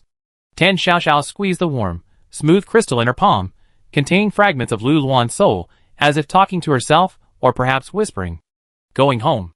Without hesitation, she followed Bien Ruijin out of the convenience store. The area outside was already under tight security by the United Government. A few uniformed staff members hurried through the area. Upon seeing Bien Ruijin and Tan Xiaoxiao, they instinctively stopped, casting curious and inquisitive glances. Sister Tan? You're really here? Can I get an autograph? These gazes made Tan Xiaoxiao feel a little uncomfortable. She looked around and felt that although the place was orderly, it gave off a cold feeling, devoid of any sense of life. She paused, then made a request that surprised Bien Ruijin. Can I go see your underground base?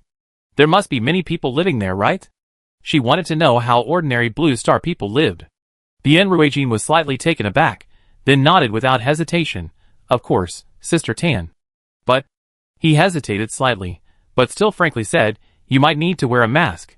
You know, you're very famous on Blue Star.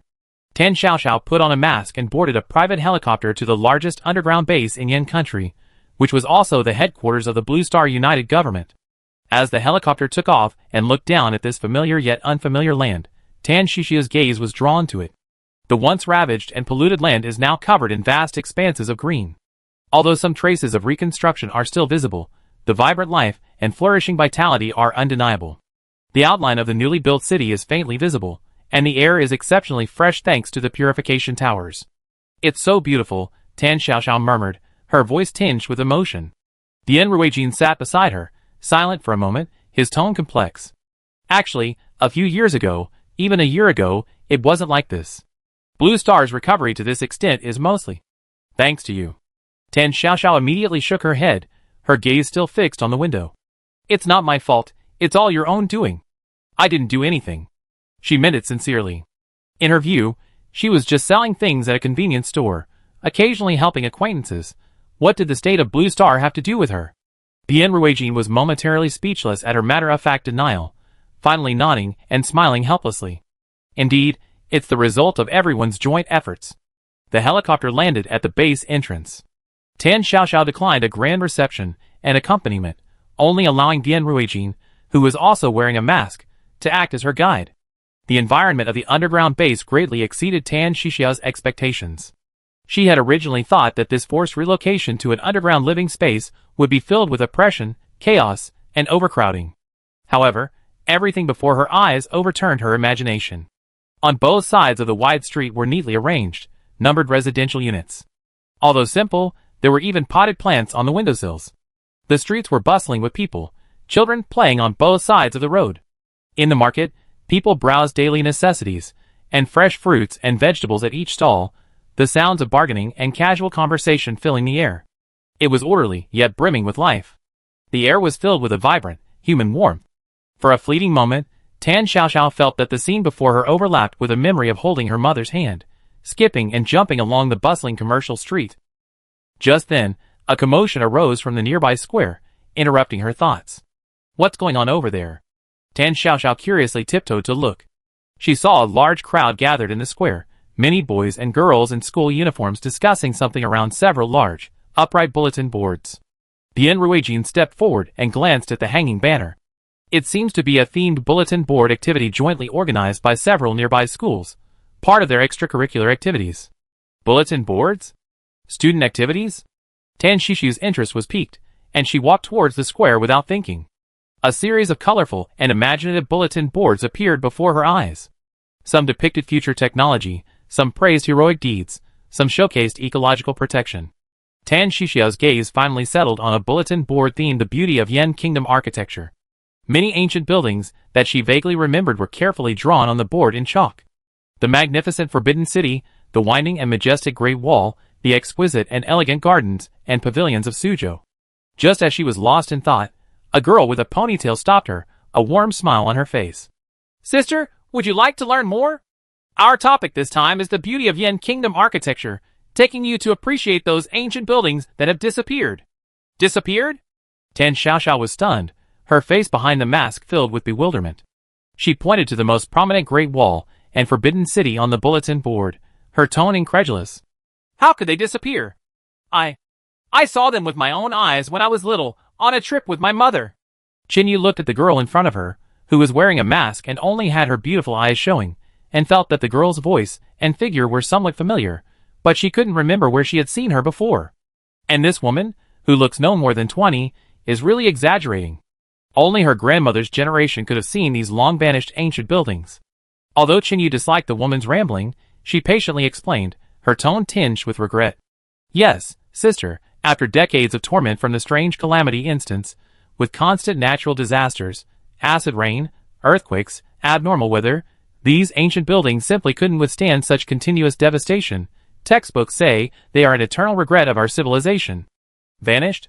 Tan Xiaoxiao was stunned, listening intently to Qinyu's explanation. Seeing the genuine heartache on Qinyu's face, Tan Xiaoxiao's eyes gradually glazed over, her thoughts drifting far away.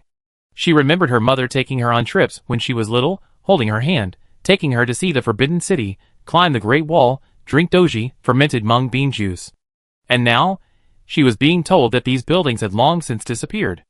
After a while, Qinyu finally finished her explanation, looking expectantly at the woman who had been listening so quietly. Tan Xiaoxiao snapped out of her reverie, her gaze focusing on Qinyu's vibrant face. "These buildings, they're so beautiful, aren't they?" Qinyu nodded vigorously, her eyes sparkling with longing. "Yes, they're so beautiful. Sometimes I think, if only I had been born a few decades earlier, I could have seen them with my own eyes." Qinyu paused, and for some reason, the scene of her conversation with Grandma Jean Qingxia suddenly flashed into her mind. The question that had troubled her for so long involuntarily slipped out. "I heard that the command center is already discussing whether to use existing technology to rebuild these ancient buildings." She looked up, a hint of confusion and inquiry in her eyes, at Tan Xiaoxiao. "Sister, do you think the rebuilt buildings are still the same buildings?" Tan Xiaoxiao blinked, then suddenly leaned down, her eyes, peeking out from behind her mask, intently focused on Qinyu. Tan Shishi's gaze was clear, focused, and even carried an undeniable certainty. "It's all right." Tan Shishi's voice was soft, yet clearly reached Qinyu's ears. "No need to think about such complicated questions." She paused, each word declaring as if stating an imminent fact. "I think they will definitely come back. Come back exactly as they were." Just then, Tan Xiaoxiao caught sight of Bian Ruijin looking in her direction from not far away, seemingly gesturing anxiously for her to come over, as if some emergency had occurred. Tan Xiaoxiao nodded to the still-dazed Qinyu as a farewell, then turned and walked towards Bian Ruijin. Qinyu stood frozen, recalling the familiar eyes and voice she had just met. She stared intently at Tan Xiaoxiao's departing figure, her eyes suddenly widening. Tan? Sister Tan? But then she shook her head violently, trying to dispel the absurd thought. How could Sister Tan be on Earth? She must be hallucinating from studying too much lately. Chapter 130. Tan Xiaoxiao looked at Bian Ruijin waving at her from a distance and approached him with some confusion. What's wrong? I haven't finished exploring yet. She was deeply interested in this bustling underground base and had been planning to check out a gymnasium in the distance. Bian Ruijin's expression turned serious, and he lowered his voice. Sister Tan, the commander wants to see you immediately. He says he has very important news that he must tell you personally. The commander?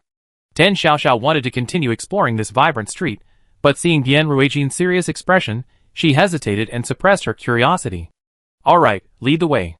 They left the lively square, crossed the orderly streets, and entered a heavily guarded government building. Compared to the lively atmosphere outside, the atmosphere here was extremely solemn. The soldiers' gazes, a mixture of awe and curiosity, made Tan Xiaoxiao feel an invisible pressure. After passing through layers of strict security checks, she finally arrived at the commander's office.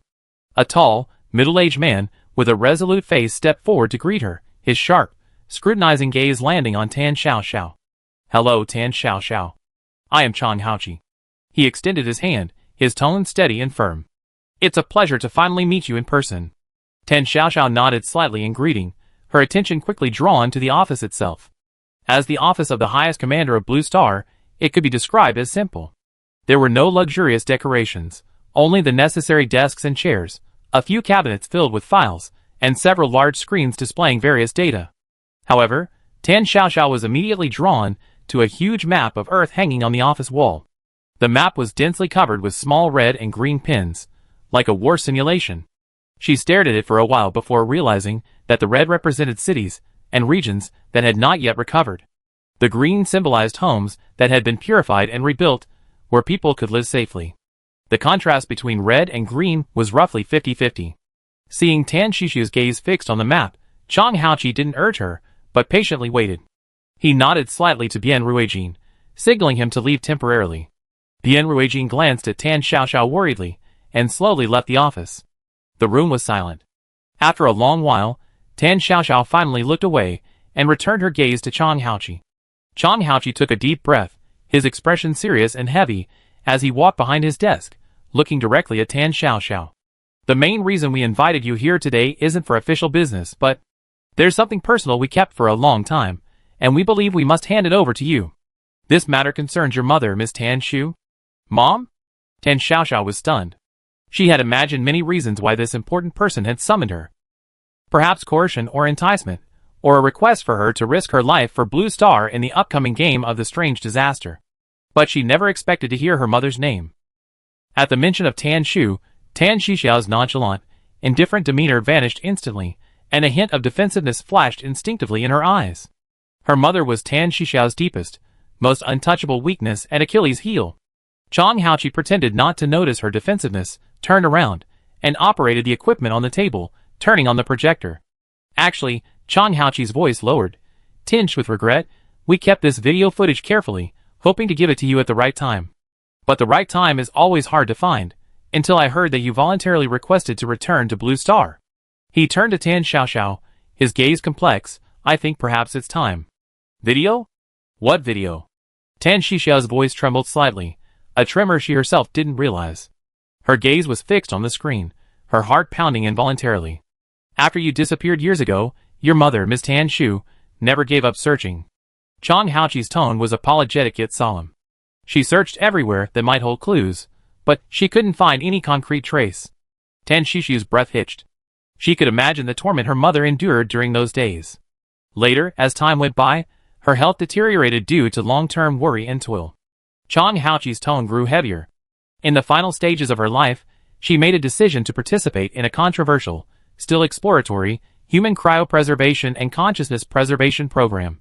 Tan Xiaoxiao's mind went blank, a sudden buzz. She stared at Chang Haoqi in disbelief, as if she couldn't comprehend the meaning of those words combined. Cryopreservation? Her mother? Yes. Chang Haoqi nodded firmly, a hint of regret in his eyes. When she signed the consent form, she wrote a sentence in her own hand, even if there's only a 1% chance, I'm willing to try. Perhaps one day in the future, when technology is advanced enough, I really can see her again. These few words instantly pierced through Tan Shishu's entire psychological defenses. For that slim, almost non-existent possibility, her mother had chosen this method. Tan Shishu's eyes instantly reddened, her nose stung, and her vision began to blur. But we are so sorry. Chang Haoqi's voice was filled with helplessness. After the arrival of the disaster game, the world fell into a survival crisis. All non-essential research projects were forced to halt indefinitely. Related facilities were also destroyed in the subsequent chaos and natural disasters. Miss Tan Shu did not live to see the day of thawing and recovery. Tan Shishu's limbs went numb, and she almost couldn't stand. Instinctively, she gripped the crystal that nurtured Lu Luan's soul tightly against her chest, as if trying to draw strength from its warmth.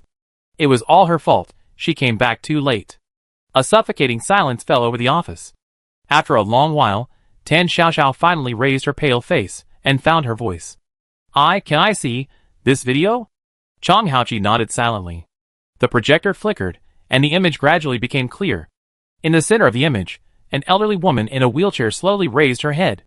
Her face was etched with the marks of time, her hair was completely white, neatly combed behind her ears, and her complexion was pale, revealing a weariness of despair. But even though her eyes had weathered many storms, they were full of tenderness and love when she looked at the camera. Her mother was a mother who had aged so much.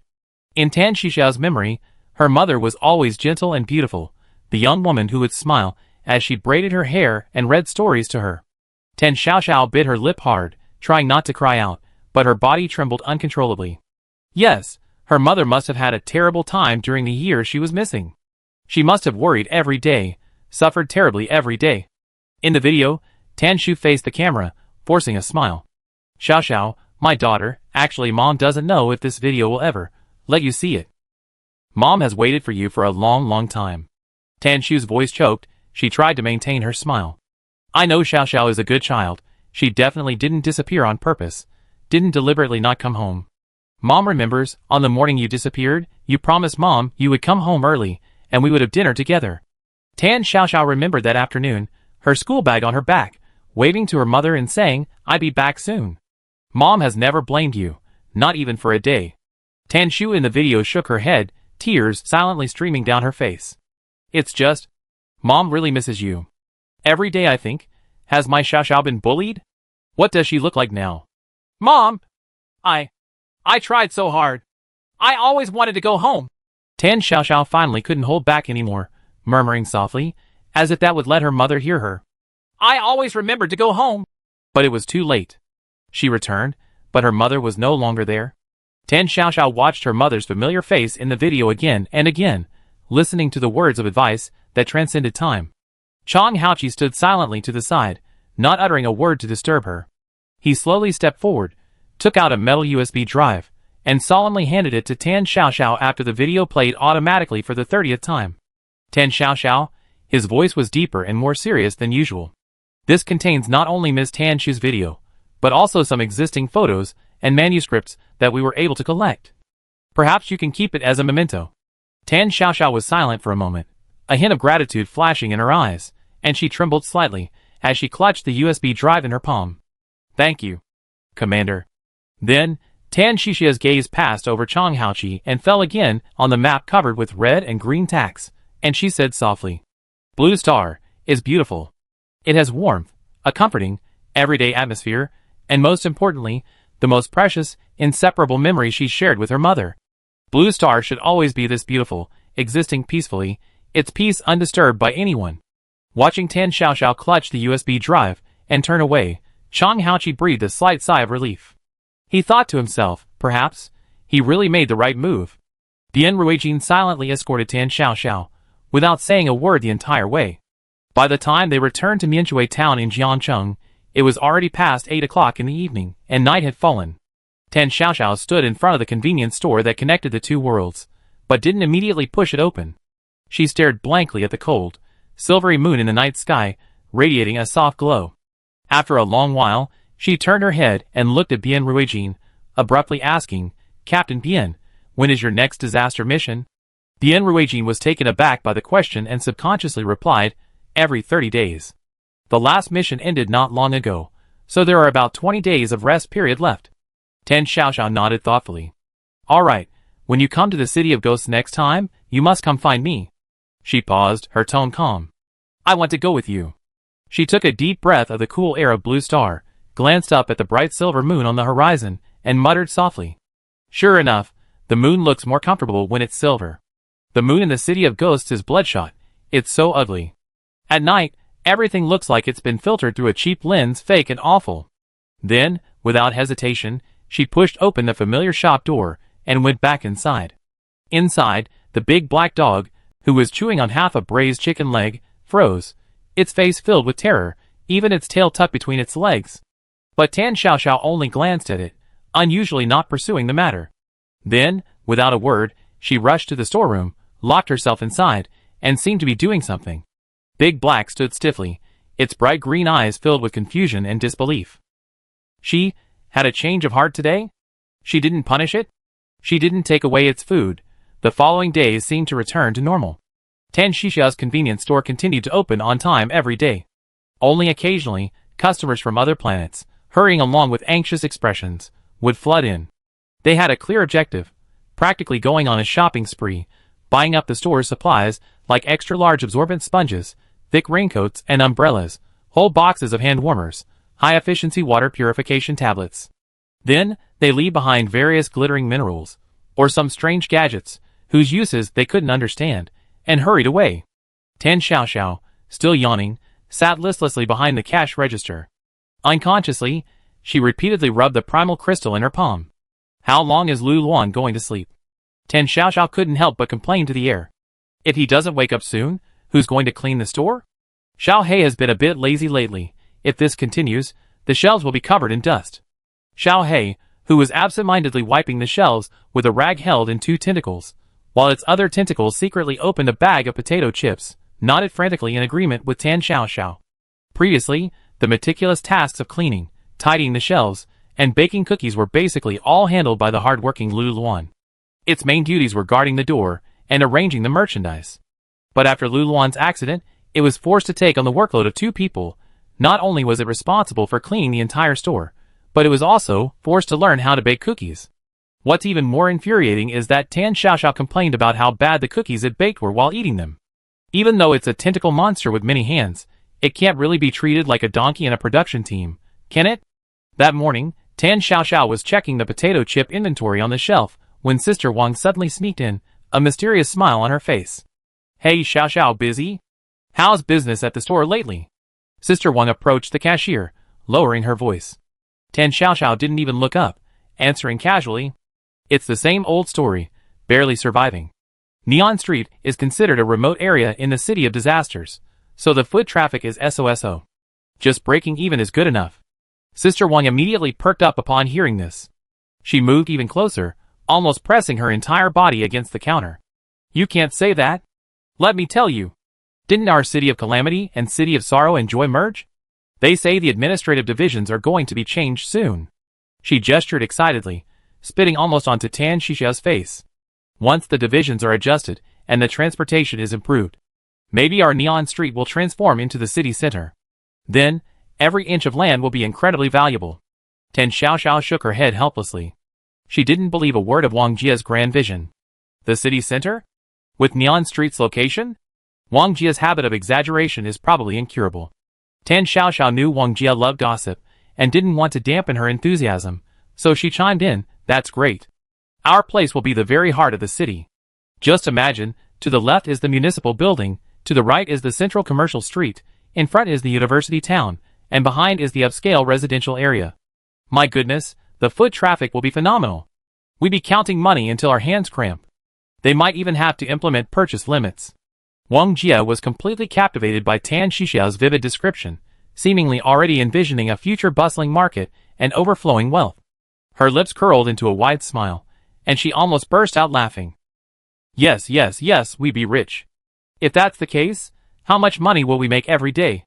I need to hurry and buy 2 more shops.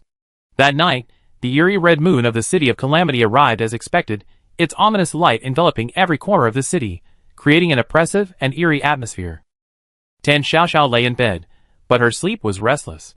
She felt unusually hot and humid that night, and a vague, inexplicable irritability lingered in her heart.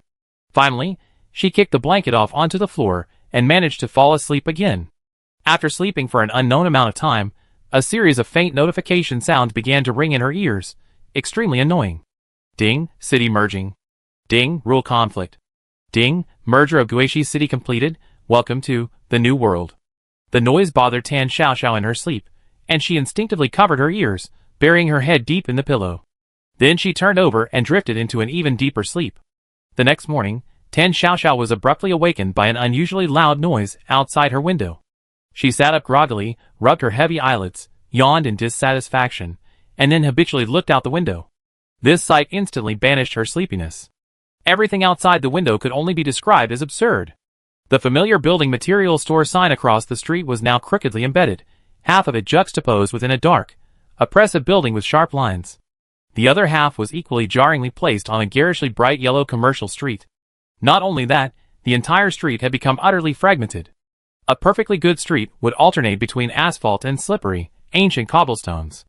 Some sections were even completely broken, exposing ugly foundations. Others seemed bottomless, like black holes. The various architectural styles intertwined and collided, creating a dizzying, surreal spectacle.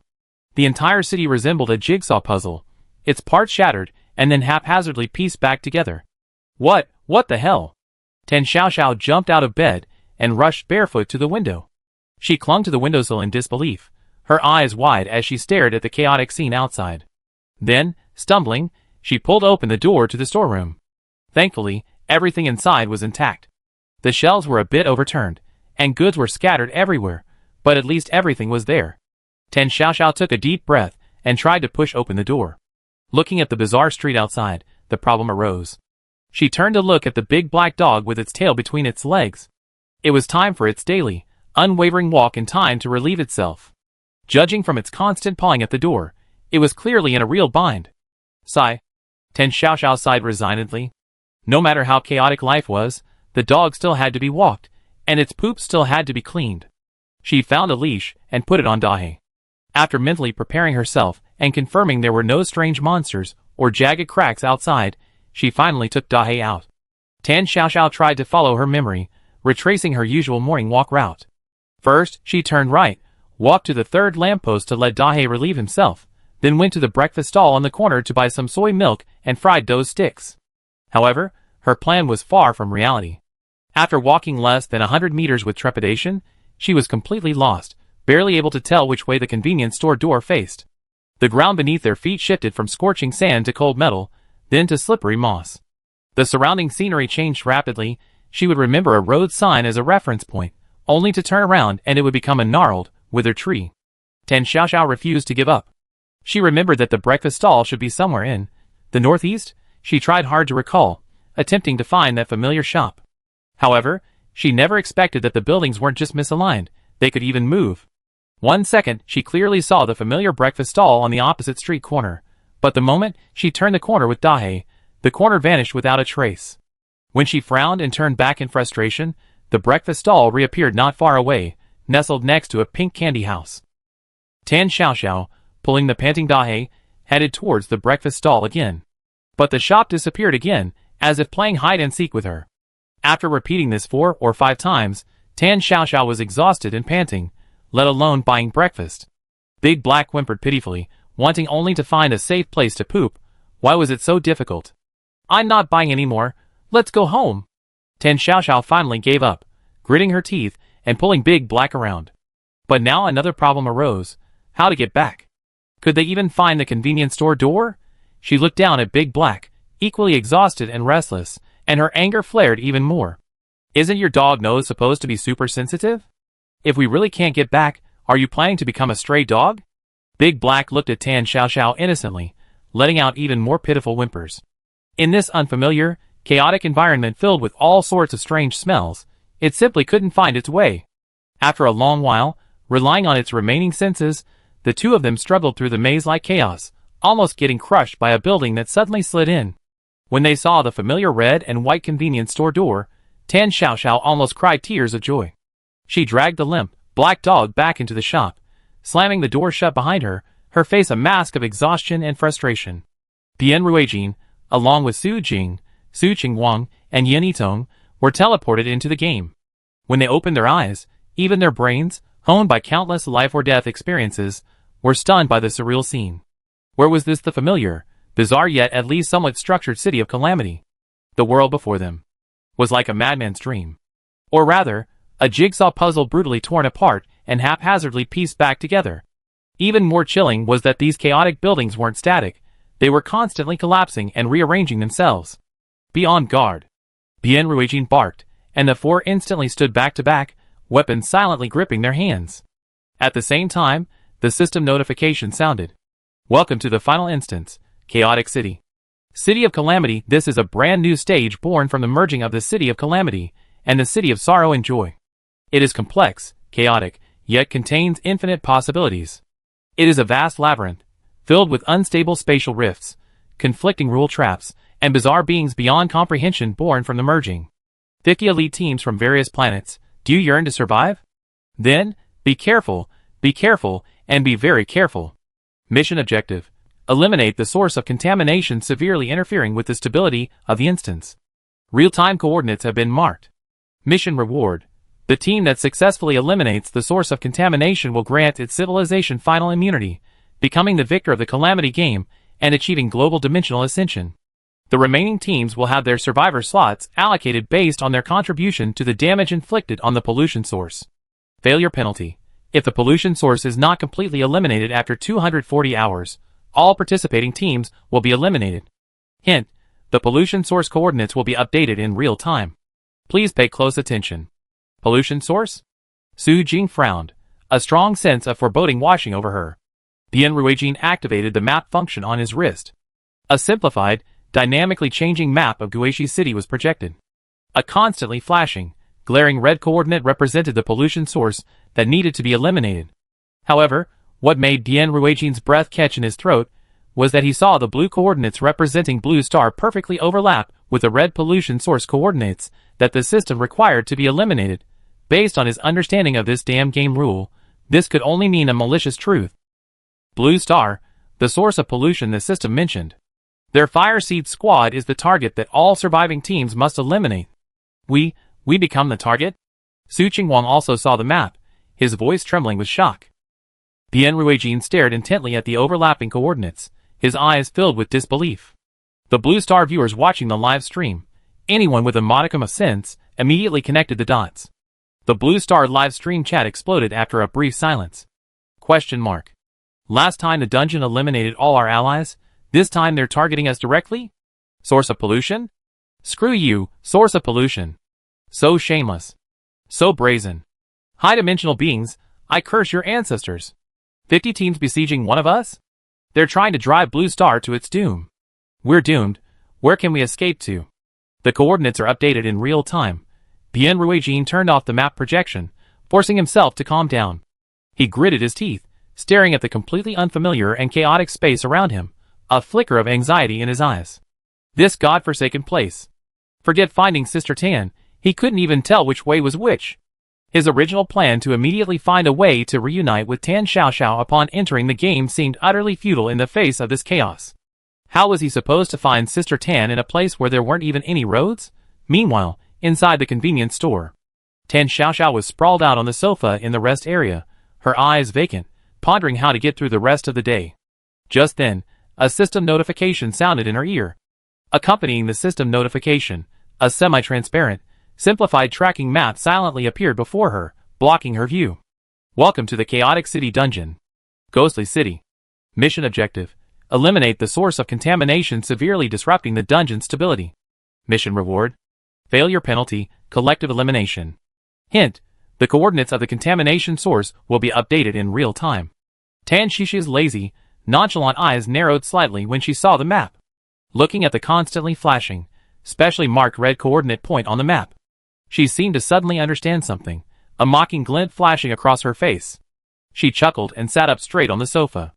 So, the source of contamination refers to me? She muttered to herself, her tone devoid of fear, instead filled with understanding and displeasure at being offended. Those guys hiding behind the scenes not only disturbed her life, but now they directly labeled her the source of contamination, inciting everyone to deal with her, even willing to drag Bien Ruijin and his group down with them.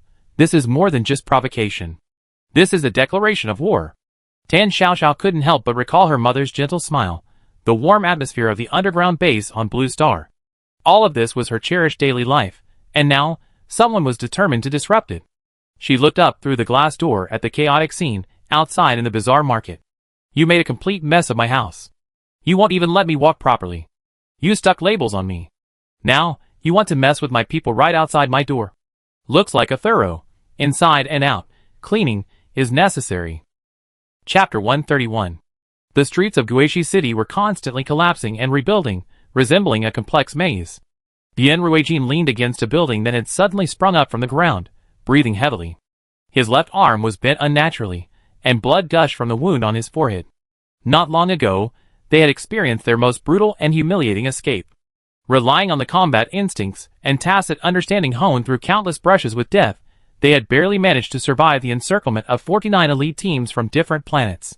Just then, a silent, sharp mental blade slashed across, almost severing Su Qingwang at the waist. Bien Ruijin recognized the source of the attack almost instantly. It was clearly the work of Dark Shadow Star. Fortunately, Yanitong reacted quickly, screaming and pushing him away.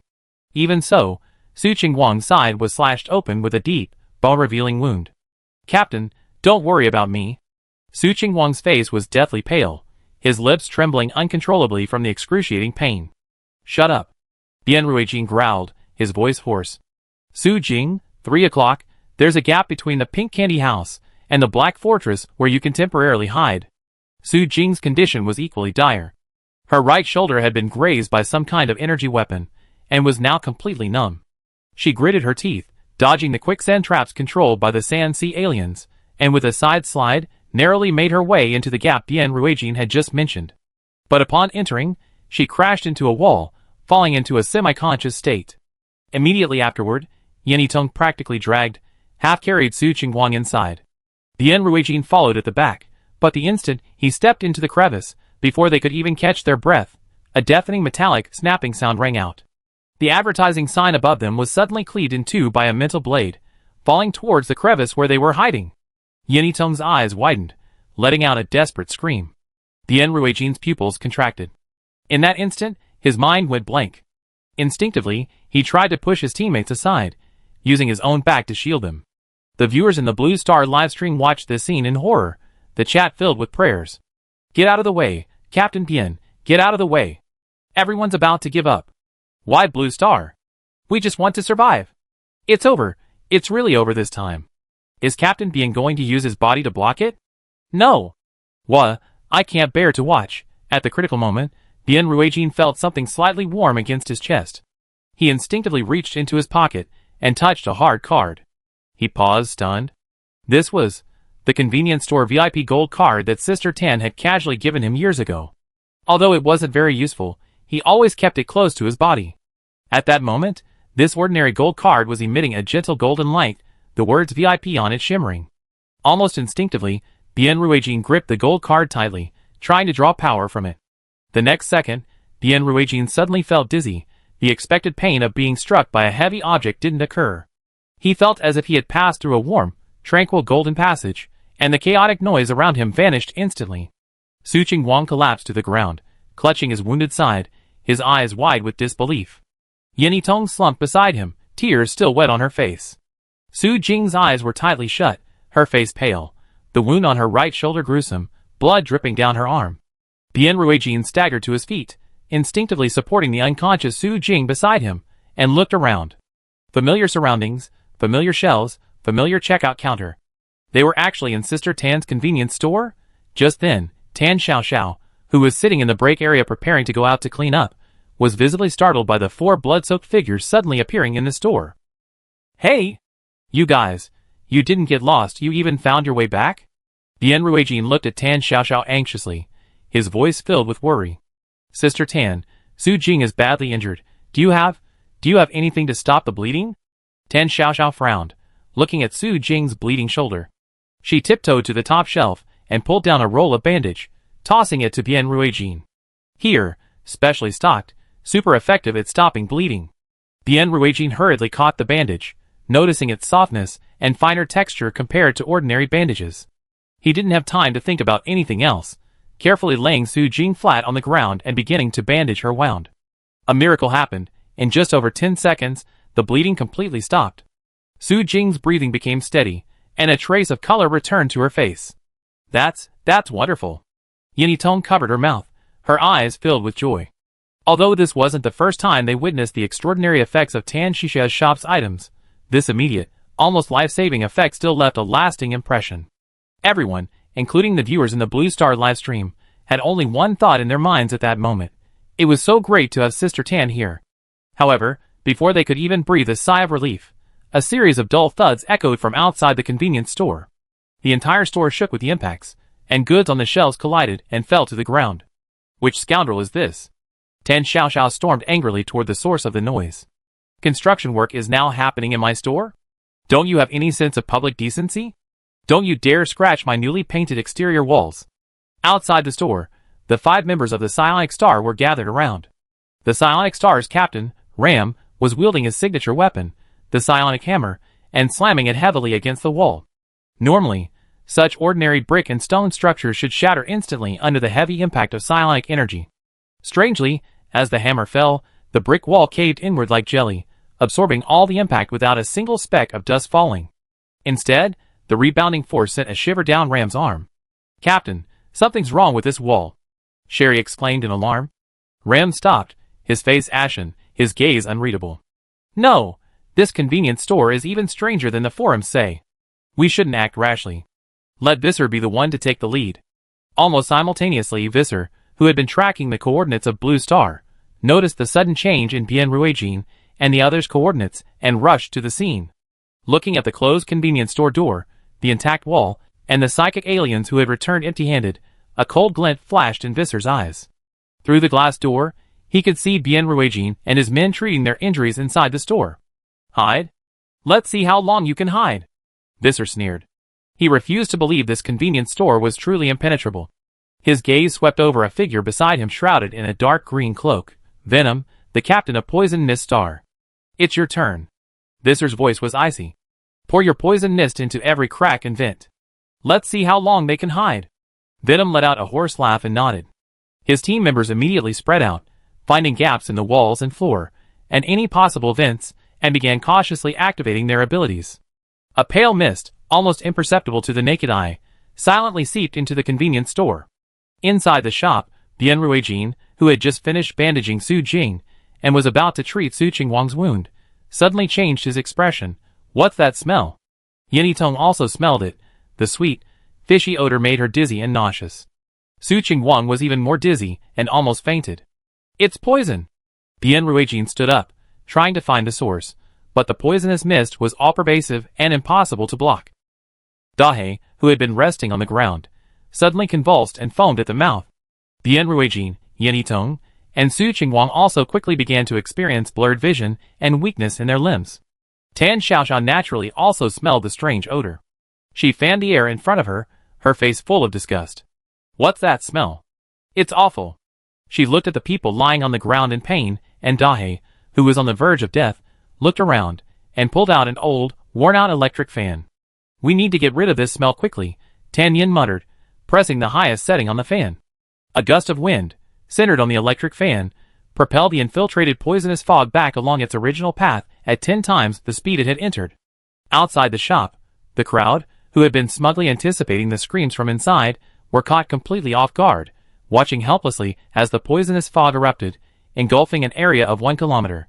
Players from various planets gathered at the scene were all caught in the crossfire. "Ugh! Help! Help me! Antidote! Quick, get the antidote!" Screams echoed everywhere.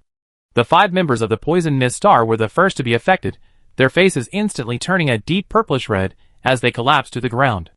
Even the Psionic Star people and members from several other planets, standing slightly behind, were not spared. Coughs and vomiting filled the air, creating a chaotic scene. Fortunately, the Poison Mist Star people had some resistance to their own poison and carried the antidote. After a short while, the situation was finally brought under control. Visser and Dark Moon, standing further away, managed to hold their breath in time, narrowly escaping injury. But seeing the utterly disgraceful scene before them, Visser's face darkened further. His meticulously planned attack had not only failed to harm his opponent in the slightest, but had also resulted in a complete loss of face for his side, a truly humiliating defeat. Lord Visser, this convenience store is too eerie. A captain from a small planet cried out, his voice filled with fear. Physical attacks are ineffective, energy attacks are absorbed. Even the poisonous fog can be blown back. Should we continue? Yes, Lord Visser, perhaps we should reconsider, another echoed. Visser stared intently at the still-closed convenience store door. Having been humiliated here time and again, if he gave up now, what would become of his reputation? Moreover, he recalled with dread the cold, unquestionable command deep within his mind. This operation was his only chance to redeem himself and regain his master's trust. If he failed again, he dared not imagine the consequences. Not only would his escape from being a pawn and his goal of dimensional ascension vanish, but the Void Star Mother Planet itself would likely also suffer his master's wrath and punishment. Just as he was feeling uneasy, a gentle figure approached him. It was Ruth, his most trusted companion in private. Visser. Ruth's voice was extremely low, cautiously close to his ear. This shop's defenses are beyond imagination. With our current strength, we probably can't break through from the outside. This obvious fact made Visser irritably grunt in response.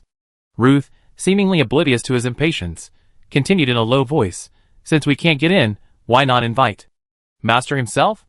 Visser turned to look at Ruth, his eyes sharp. If Master could descend so easily, why would he need me? Ruth trembled slightly under his piercing gaze, but she didn't back down. A strange red light even flashed in her eyes, as fleeting as an illusion. Haven't you always longed to lead the Void Star to dimensional ascension, to escape your manipulated fate? To become the master of the game, from a player at the mercy of others? Her voice seemed to possess a magical quality, amplifying Visser's hidden ambition and desire. Now, this is our golden opportunity. Master said that as long as we offer enough flesh and blood as a sacrifice, and provide a compatible body as an anchor, it's possible for Master to truly descend. Visser's pupils constricted sharply upon hearing this, instantly becoming alert. When had his master told Rose such a thing? Even he, as the captain, hadn't directly heard about it. How did Rose know? You? He instinctively tried to shake off Rose's hand, demanding an explanation. But when he met Rose's unfathomable eyes, he suddenly let out a muffled groan, his body trembling. His gaze wavered for a moment, but his powerful willpower brought him back to clarity. No, you're not Rose. He forced out the words through clenched teeth, attempting to muster his mental strength to resist, and instinctively tried to call out to Jacob and Harold nearby. Rose smiled sweetly at that moment, a beautiful and alluring smile. She gently pressed herself against him, her arms entwining his neck, gently pressing his head against the crook of her neck. From a distance, the gesture resembled an intimate embrace between lovers. Jacob, Harold, and Daisy, who were watching from a distance, happened to catch a glimpse of the scene. A hint of embarrassment and awkwardness flashed across their faces, and they instinctively looked away. Jacob touched his nose and muttered under his breath. Although I know their relationship is unusual, isn't the occasion a bit inappropriate? Harold frowned, also feeling it was somewhat inappropriate, but out of respect for Visser, he dared not say anything more. Daisy's cheeks flushed slightly, and she didn't dare to look any longer. Visser opened his mouth, but found that he couldn't utter a sound. His eyes widened, he could clearly feel a cold, malicious consciousness forcibly invading his brain through Ruth. Visser struggled desperately, but like a trapped beast, he was powerless to resist. Ruth's eyes had long since turned into crimson vortexes, her gaze towards Visser filled with icy coldness. Visser suddenly realized that Ruth was likely already under control, perhaps even no longer the person she once was. He had been playing with fire, inviting a wolf into his den. He had tried to negotiate with a tiger, only to be devoured by it. In the final moment before his soul was completely shattered and devoured, a flicker of resentment flashed in Visser's eyes, followed by worry for the future of Void Star. But ultimately, it all transformed into unspeakable regret. Perhaps he had chosen the wrong path from the very beginning. The next second, Visser's body stopped trembling, and he slowly pushed away Ruth's feigned embrace, straightening his posture. Visser seemed largely unchanged from before, still with a cold expression and upright posture. But upon closer inspection, subtle differences could be detected. The aura emanating from him had become deeper, more terrifying, as if containing a world-destroying power. Those icy blue eyes also held a hint of crimson. Jacob and Harold, seeing their captain seem to have returned to normal, quickly stepped forward to await instructions. Captain, Jacob's voice held a trace of hesitation. Next, we. His words trailed off, because Visser's gaze was too cold, looking down upon everything around him with a condescending scrutiny. Harold also subconsciously tensed his muscles, his hand quietly resting on the weapon at his waist. The captain before him exuded a soul-chilling oppressive aura. Visser's gaze swept over Jacob and Harold, making them so tense they almost couldn't help but kneel. Then he looked down at his well-defined knuckles, unconsciously twitching his fingertips, as if familiarizing himself with a new vessel. Ruth stood quietly beside him, a strange smile playing on her lips. You did very well, Ruth. Visser's voice was odd, but full of praise. Ruth immediately bowed humbly, her voice calm. Master, you flatter me. Harold and Jacob exchanged a glance, their expressions a mixture of embarrassment and suspicion. This conversation sounded so awkward. How did they get along in private? Calling him master? This habit was too. Visser clearly didn't care about the thoughts of these ants. His gaze was filled with hatred and rage, fixed firmly on the seemingly ordinary convenience store ahead, the one that had repeatedly caused him trouble. That damn thief who stole his power, seized his territory, and drove him away like a stray dog. He's back, though in this frail body, he has ultimately crossed the dimensional barrier and returned. The time for revenge has come. Visser slowly raised a hand, palm up, fingers slightly spread. An invisible, terrifying power, chilling to the soul, emanated from him. Harold, Jacob, Daisy, and even the numerous players from other planets, who had just recovered from the backlash of the poisonous fog, all felt their breath catch in their throats, and their legs go weak.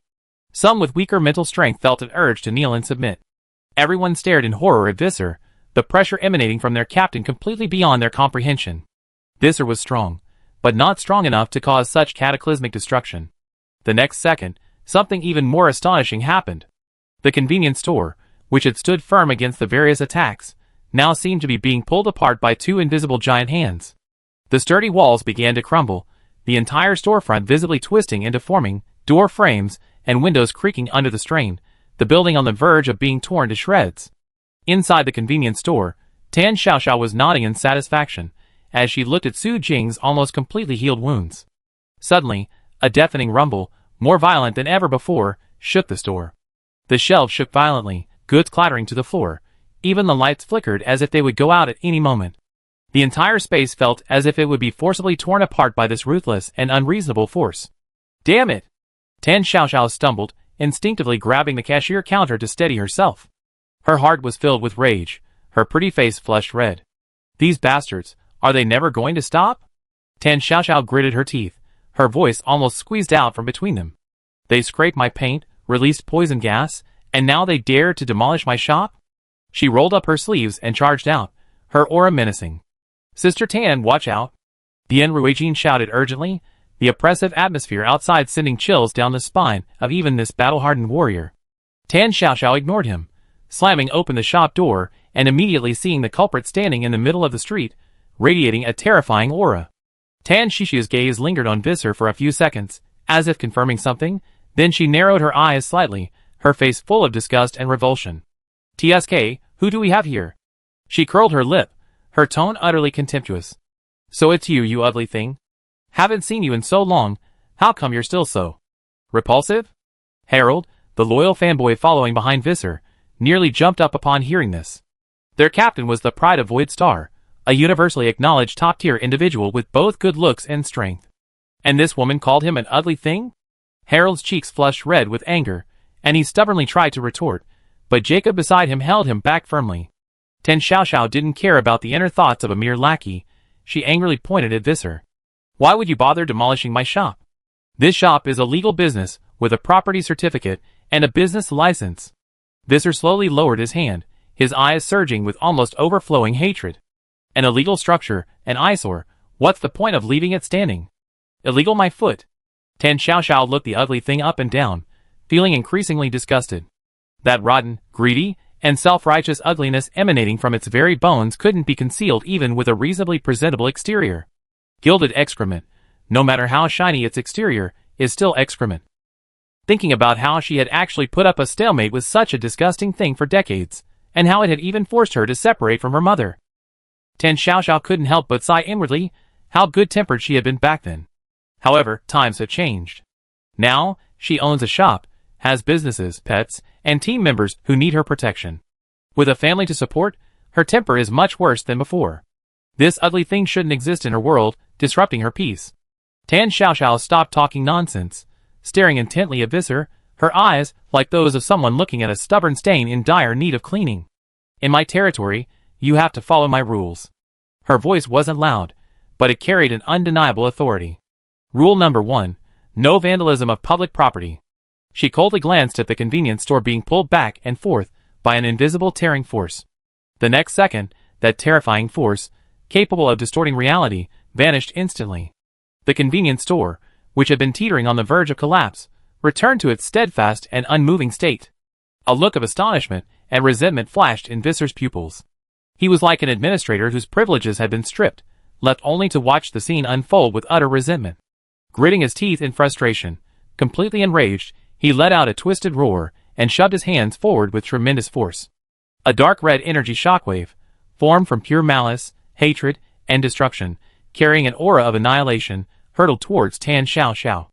Chapter 132. The other planetary team members, who had been observing from a distance, screamed as they were thrown dozens of meters away by the aftershocks of the force, crashing heavily onto the twisted rubble of buildings, each one a mess. They dared not linger any longer, scattering and crawling as they could, wanting only to get as far away from this monstrous Visser as possible. Harold was slammed to the ground, a metallic taste rising in his throat, and he vomited blood. He struggled to look at the captain, radiating an aura of destruction, a chill running straight to his heart. He grabbed Jacob, who was equally disheveled beside him, his voice trembling with fear. Jacob, the captain, when did he acquire such terrifying power? This is not. Jacob was equally pale. He glanced at the crazed Visser, then at the figure at the convenience store entrance. Perhaps the captain obtained some kind of artifact or power enhancement from the master that we don't know about. But his voice trailed off, because even he couldn't believe this weak explanation. Faced with the destructive energy shockwave, Tan Xiaoxiao didn't even bother to lift her eyelids, her face full of impatience. She turned around and kicked a black, waist-high, indistinguishable trash can from behind her. The trash can rolled to Tan Xiaoxiao's front, its opening like a black hole facing outwards. Then, a jaw-dropping scene unfolded. The energy, powerful enough to tear through space and destroy the world, was silently sucked into the trash can the instant it touched the opening, as naturally as a river flowing into the sea. All the energy and malice were completely devoured. Having done all this, the seemingly ordinary trash can didn't even shake, it remained exactly as it was. Visser moved stiffly, a flicker of confusion in his eyes, followed by rage. This thief, this vermin of this plane, after stealing his power, he had surpassed him, becoming stronger than him. He held nothing back anymore, wanting only to use all his power, a desperate gamble to crush, to cover up, to distort Tan Xiaoxiao. He wanted to deny this ant at its very root, to reduce her from existence to non-existence. The surrounding air began to thicken, everything before his eyes began to blur. Tan Xiaoxiao frowned, not out of fear, but because of an unbearable annoyance. "Aren't you going to stop yet?" Her voice was laced with rage. "I tolerated you for too long, always causing trouble in my shop." She stretched out her right hand, grabbing at the air in Visser's direction. Visser's attack paused. To his horror, he discovered that his consciousness, possessing Visser's body, was being forcibly ripped away by an invisible hand, as if firmly imprisoned. Tan Xiaoxiao's voice was icy, her tone matter-of-fact. "Get out of someone else's house." Tan Xiaoxiao pulled hard, and Visser's body began to tremble uncontrollably. A dark red energy, radiating filth and an ominous aura, was forcibly torn from Visser's body. Visser's once handsome face shifted between pain and relief. The forcibly pulled out dark red energy twisted and intertwined wildly in the air. It reformed into an indescribable, unbearable form composed of countless dark red eyes.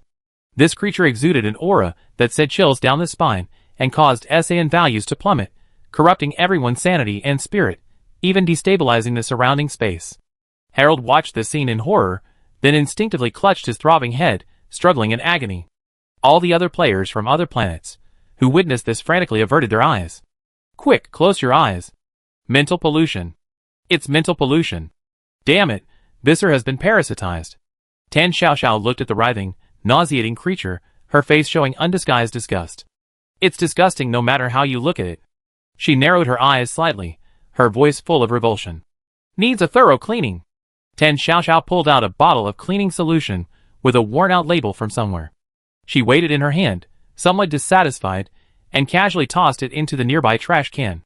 Then, as if by magic, she produced another spray bottle with the words "Powerful Instant Clean" printed on it, and a cockroach image crossed out with a red X next to it. This one's more like it.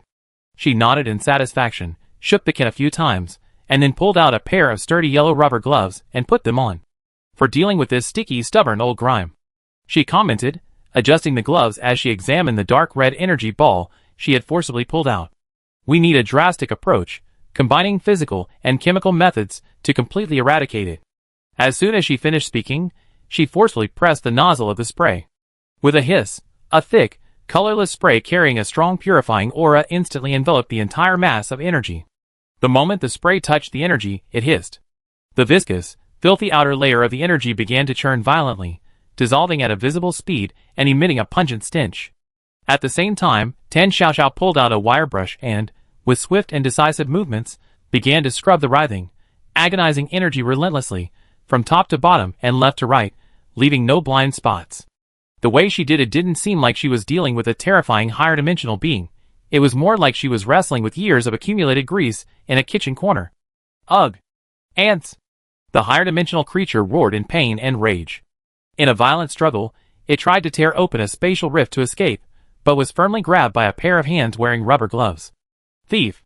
How dare you! Ah! I kill you! I torment your soul for eternity! Damn it! Ruth, standing to the side, watched in horror as her tormented master suffered, instinctively wanting to rush forward to help, but was frozen in place by Tan Xiaoxiao's emotionless gaze. She keenly sensed that this woman possessed power from the same source as her master, even purer. Ruth was momentarily confused, unsure of whom to help. Hearing the vicious curses and insults from that energy ball, Tan Xiaoxiao didn't even flinch, increasing the pressure on her hand, forcefully suppressing all of its counterattacks. You wrecked my house, she muttered, scrubbing fiercely with a wire brush, sending up a cloud of dark red debris. You released poison gas. Another hard scrub, and the monster visibly shrank. You're so disgusting. With the third scrub, the energy entity's roars and whispers became intermittent, filled with pain and despair. Finally, when the once arrogant energy was cleaned down to the size of a fist, Tan Xiaoxiao stopped.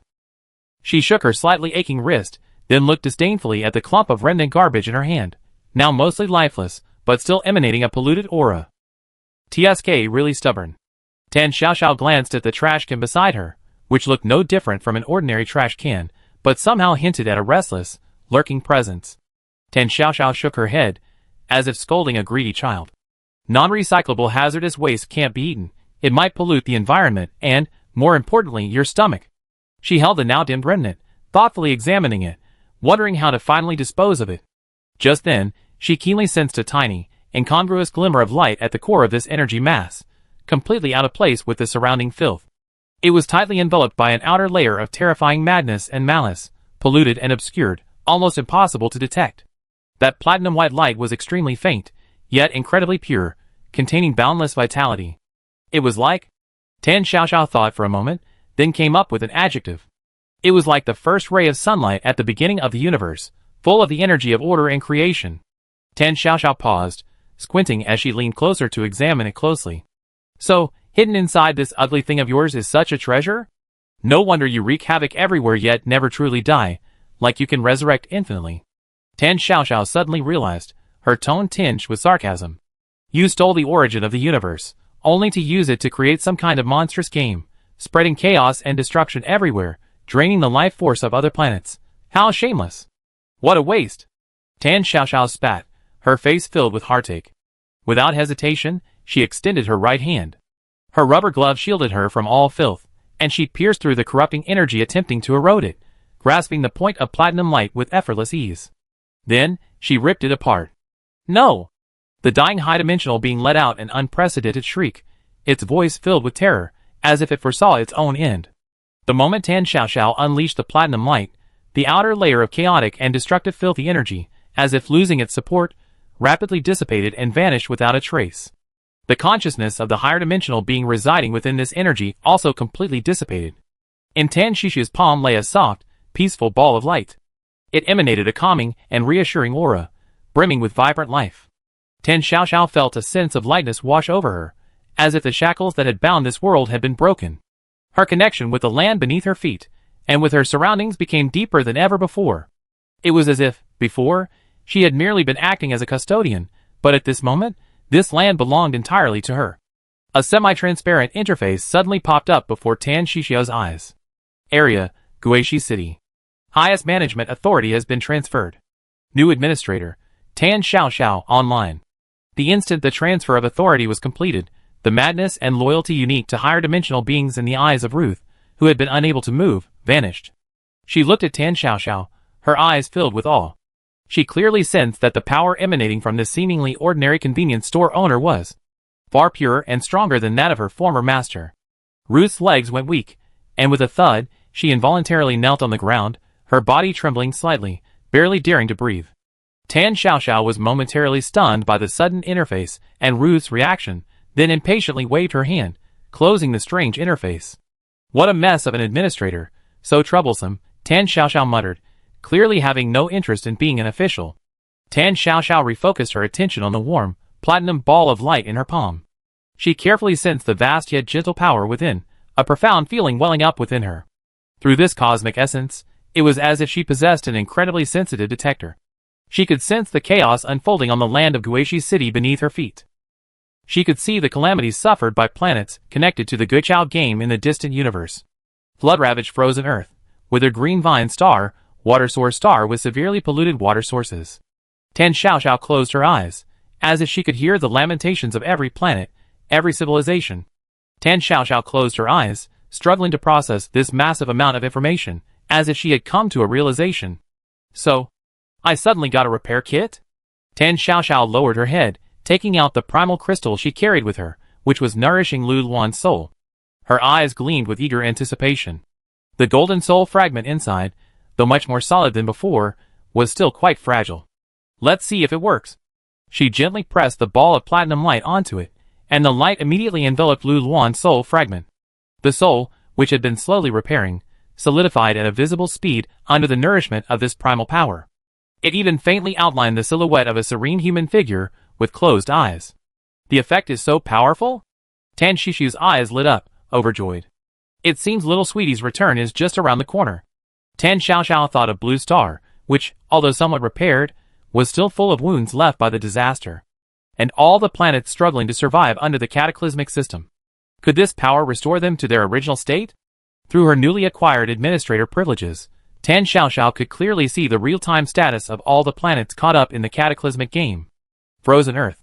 A cataclysmic flood ravaged the planets, crippling large areas of their civilization and depleting their resources. Green Vine Planet. Enveloped in a cold wave, everything withered, on the verge of ecological collapse. Water Source Planet. Water pollution, biological mutations, and water depletion. Battlefield Planet. The Earth cracked, and the living environment deteriorated drastically. Blue Planet. Ancient civilization buildings were extensively destroyed, and the environment in some areas has not yet fully recovered. Looking through the list, it seemed endless.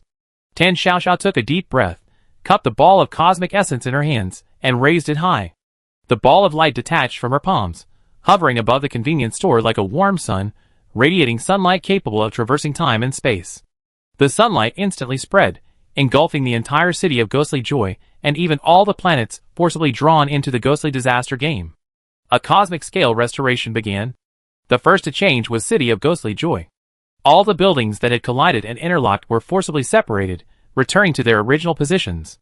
Broken bricks and stones flew from the ruins, repairing collapsed walls, broken streets were reconnected, and the road surface was restored to its original smoothness. Every chaotic corner of the city was repaired, and the unstable spatial rifts quickly healed and disappeared. In just a few minutes, City of Ghostly Disaster and City of Sorrow separated again, each returning to its original location.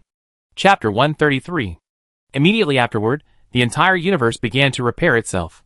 On the frozen planet, Ling Zhang was leading a group of survivors, struggling to use the supplies given to them by Tan Xiaoxiao to try and alleviate the disaster. Absorbent sponges from the convenience store were continuously absorbing the floodwaters, and umbrellas overhead provided shelter for all the survivors. Ling Zhang looked at the distant rain and sighed. These supplies could only provide temporary relief. What would they do if the rain continued like this?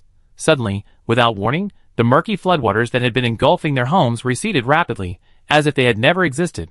Even the debris floating in the water disappeared, and the ground was completely dry.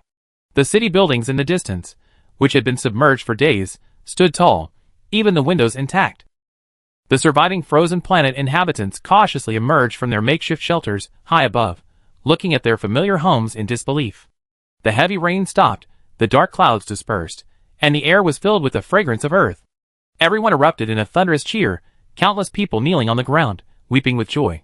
Ling Zong stood there, tears welling in his eyes. Green Vine Star, covered in a layer of black ice, had all its vegetation frozen and withered. The entire planet had long been drained of life.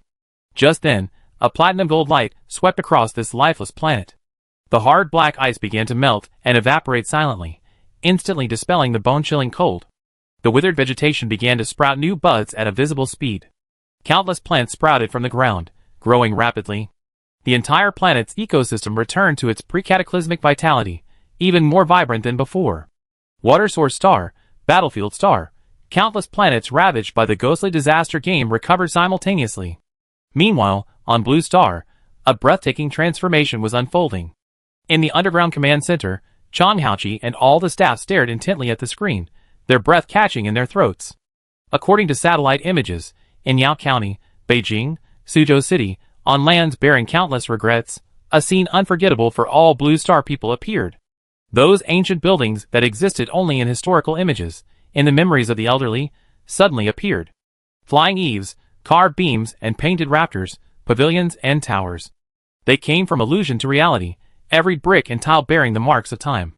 Chang Haoqi watched this scene, his breathing rapid. This wasn't new construction, it was a recreation.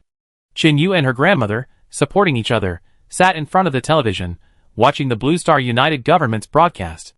On the screen, the magnificent ancient architectural complexes, long vanished and existing only in memory, reappeared. Tears instantly welled in Qin Yu's eyes. She clutched the small pebble from the Great Wall in her pocket, feeling its slight warmth, echoing the miracle of the moment. Grandma Chen was even more moved, tears streaming down her face, her voice choked with emotion. They're back, they're really back. Not imitations. It's the same feeling, the same grandeur, the things of our ancestors, they returned. All the cultural treasures destroyed and annihilated in the cataclysm, all the important lost relics, transcended time and space, standing once more on the blue planet. As order returned to all the planets caught in the game of the strange calamity, the platinum orb of light in Tan Shishia's hand dimmed slightly, but its pure aura remained undiminished. Tan Shishia's face also paled considerably. Clearly, everything that had just happened had been a tremendous drain on her. She exhaled heavily, then carefully put the orb of light away from her palm. I have to keep this. If something breaks in the shop, or some troublemaker accidentally kills themselves, it'd be a lifesaver. Tan Xiaoxiao straightened up and looked around through the window. The once chaotic and fragmented city of the strange calamity had now returned to its former normal. Yes, the kind of normalcy unique to City of the Strange Calamity. A bit eerie, but at least the streets were orderly, and the buildings were in their proper places. Feeling the mixed emotions of fear, awe, and curiosity in the gazes of players from various planets hiding behind buildings and in the shadows, Tan Xiaoxiao frowned, even feeling a little annoyed. What are you looking at? Never seen a spring cleaning before? She rolled her eyes at the outside, then slammed the convenience store door shut without hesitation, completely shutting out the outside world. The store instantly returned to silence, except for Bian Ruijin, Su Jing, Su Qingguang, and Yinitong, who stood there excitedly, staring at her intently, seemingly wanting to say something but unable to. Tan Xiaoxiao felt uncomfortable under their enthusiasm, and simply waved her hand dismissively, trying to dispel the overly heated atmosphere.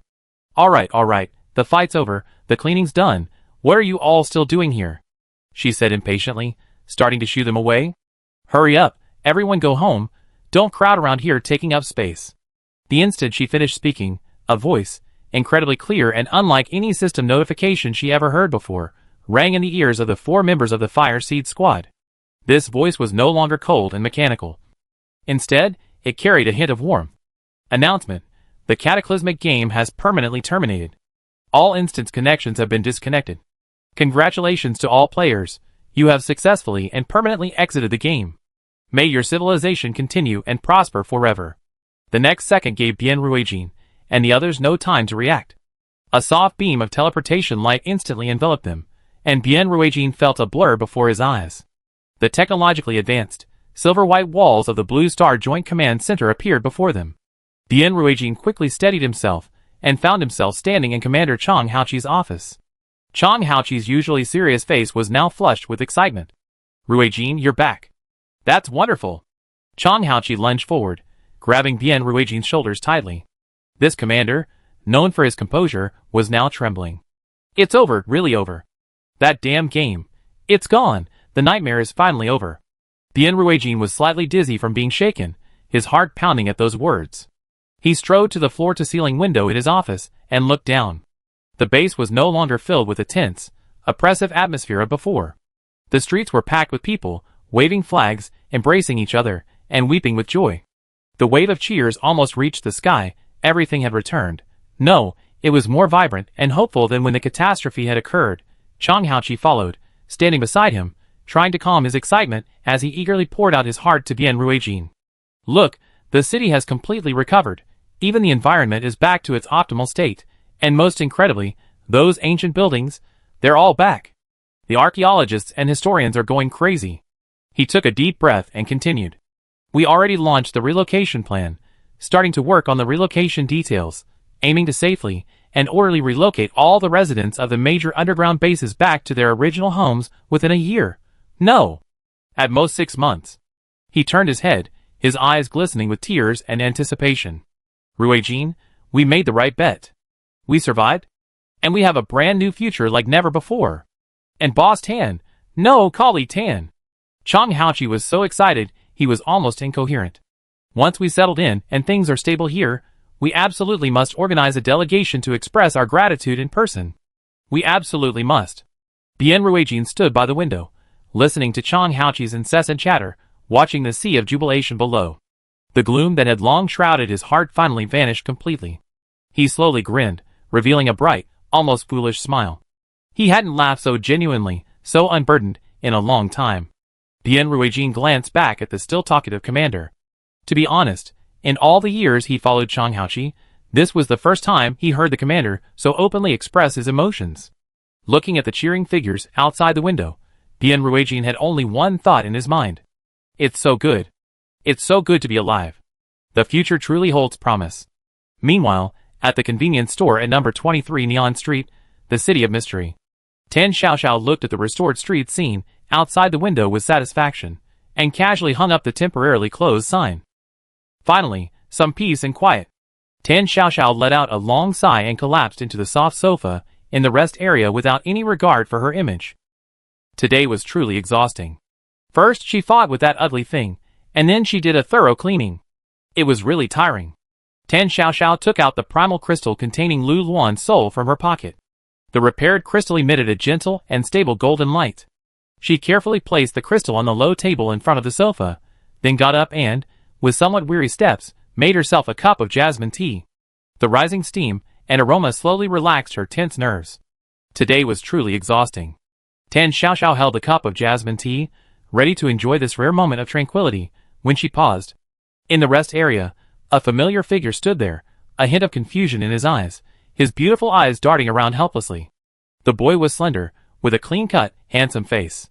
Most striking was his soft, tousled blonde hair, which shone like sunlight under the convenience store lights. He seemed to have just woken up, still a little disoriented, his eyes glazed. But the moment he saw Tan Xiaoxiao, a flash of joy crossed his eyes, and his ears visibly flushed. The two stood a few steps apart, silently gazing at each other for a few seconds.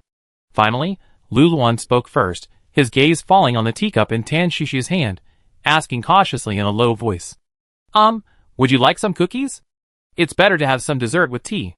Looking at him like this, the slight irritation caused by fatigue in Tan Xiaoxiao's heart strangely subsided. She responded, then added as if remembering something. "There's a bag of chocolate chips in the drawer. Put some in when you bake." The boy's eyes widened slightly, as if he had received an important instruction. He nodded vigorously, even his voice becoming much lighter. "Okay." He turned around and expertly rummaged through the molds and ingredients. Tan Xiaoxiao watched his retreating figure, picked up her teacup, and slowly strolled back to the sofa to sit down. Smelling the familiar aroma of cookies gradually filling the shop, Tan Xiaoxiao sighed contentedly.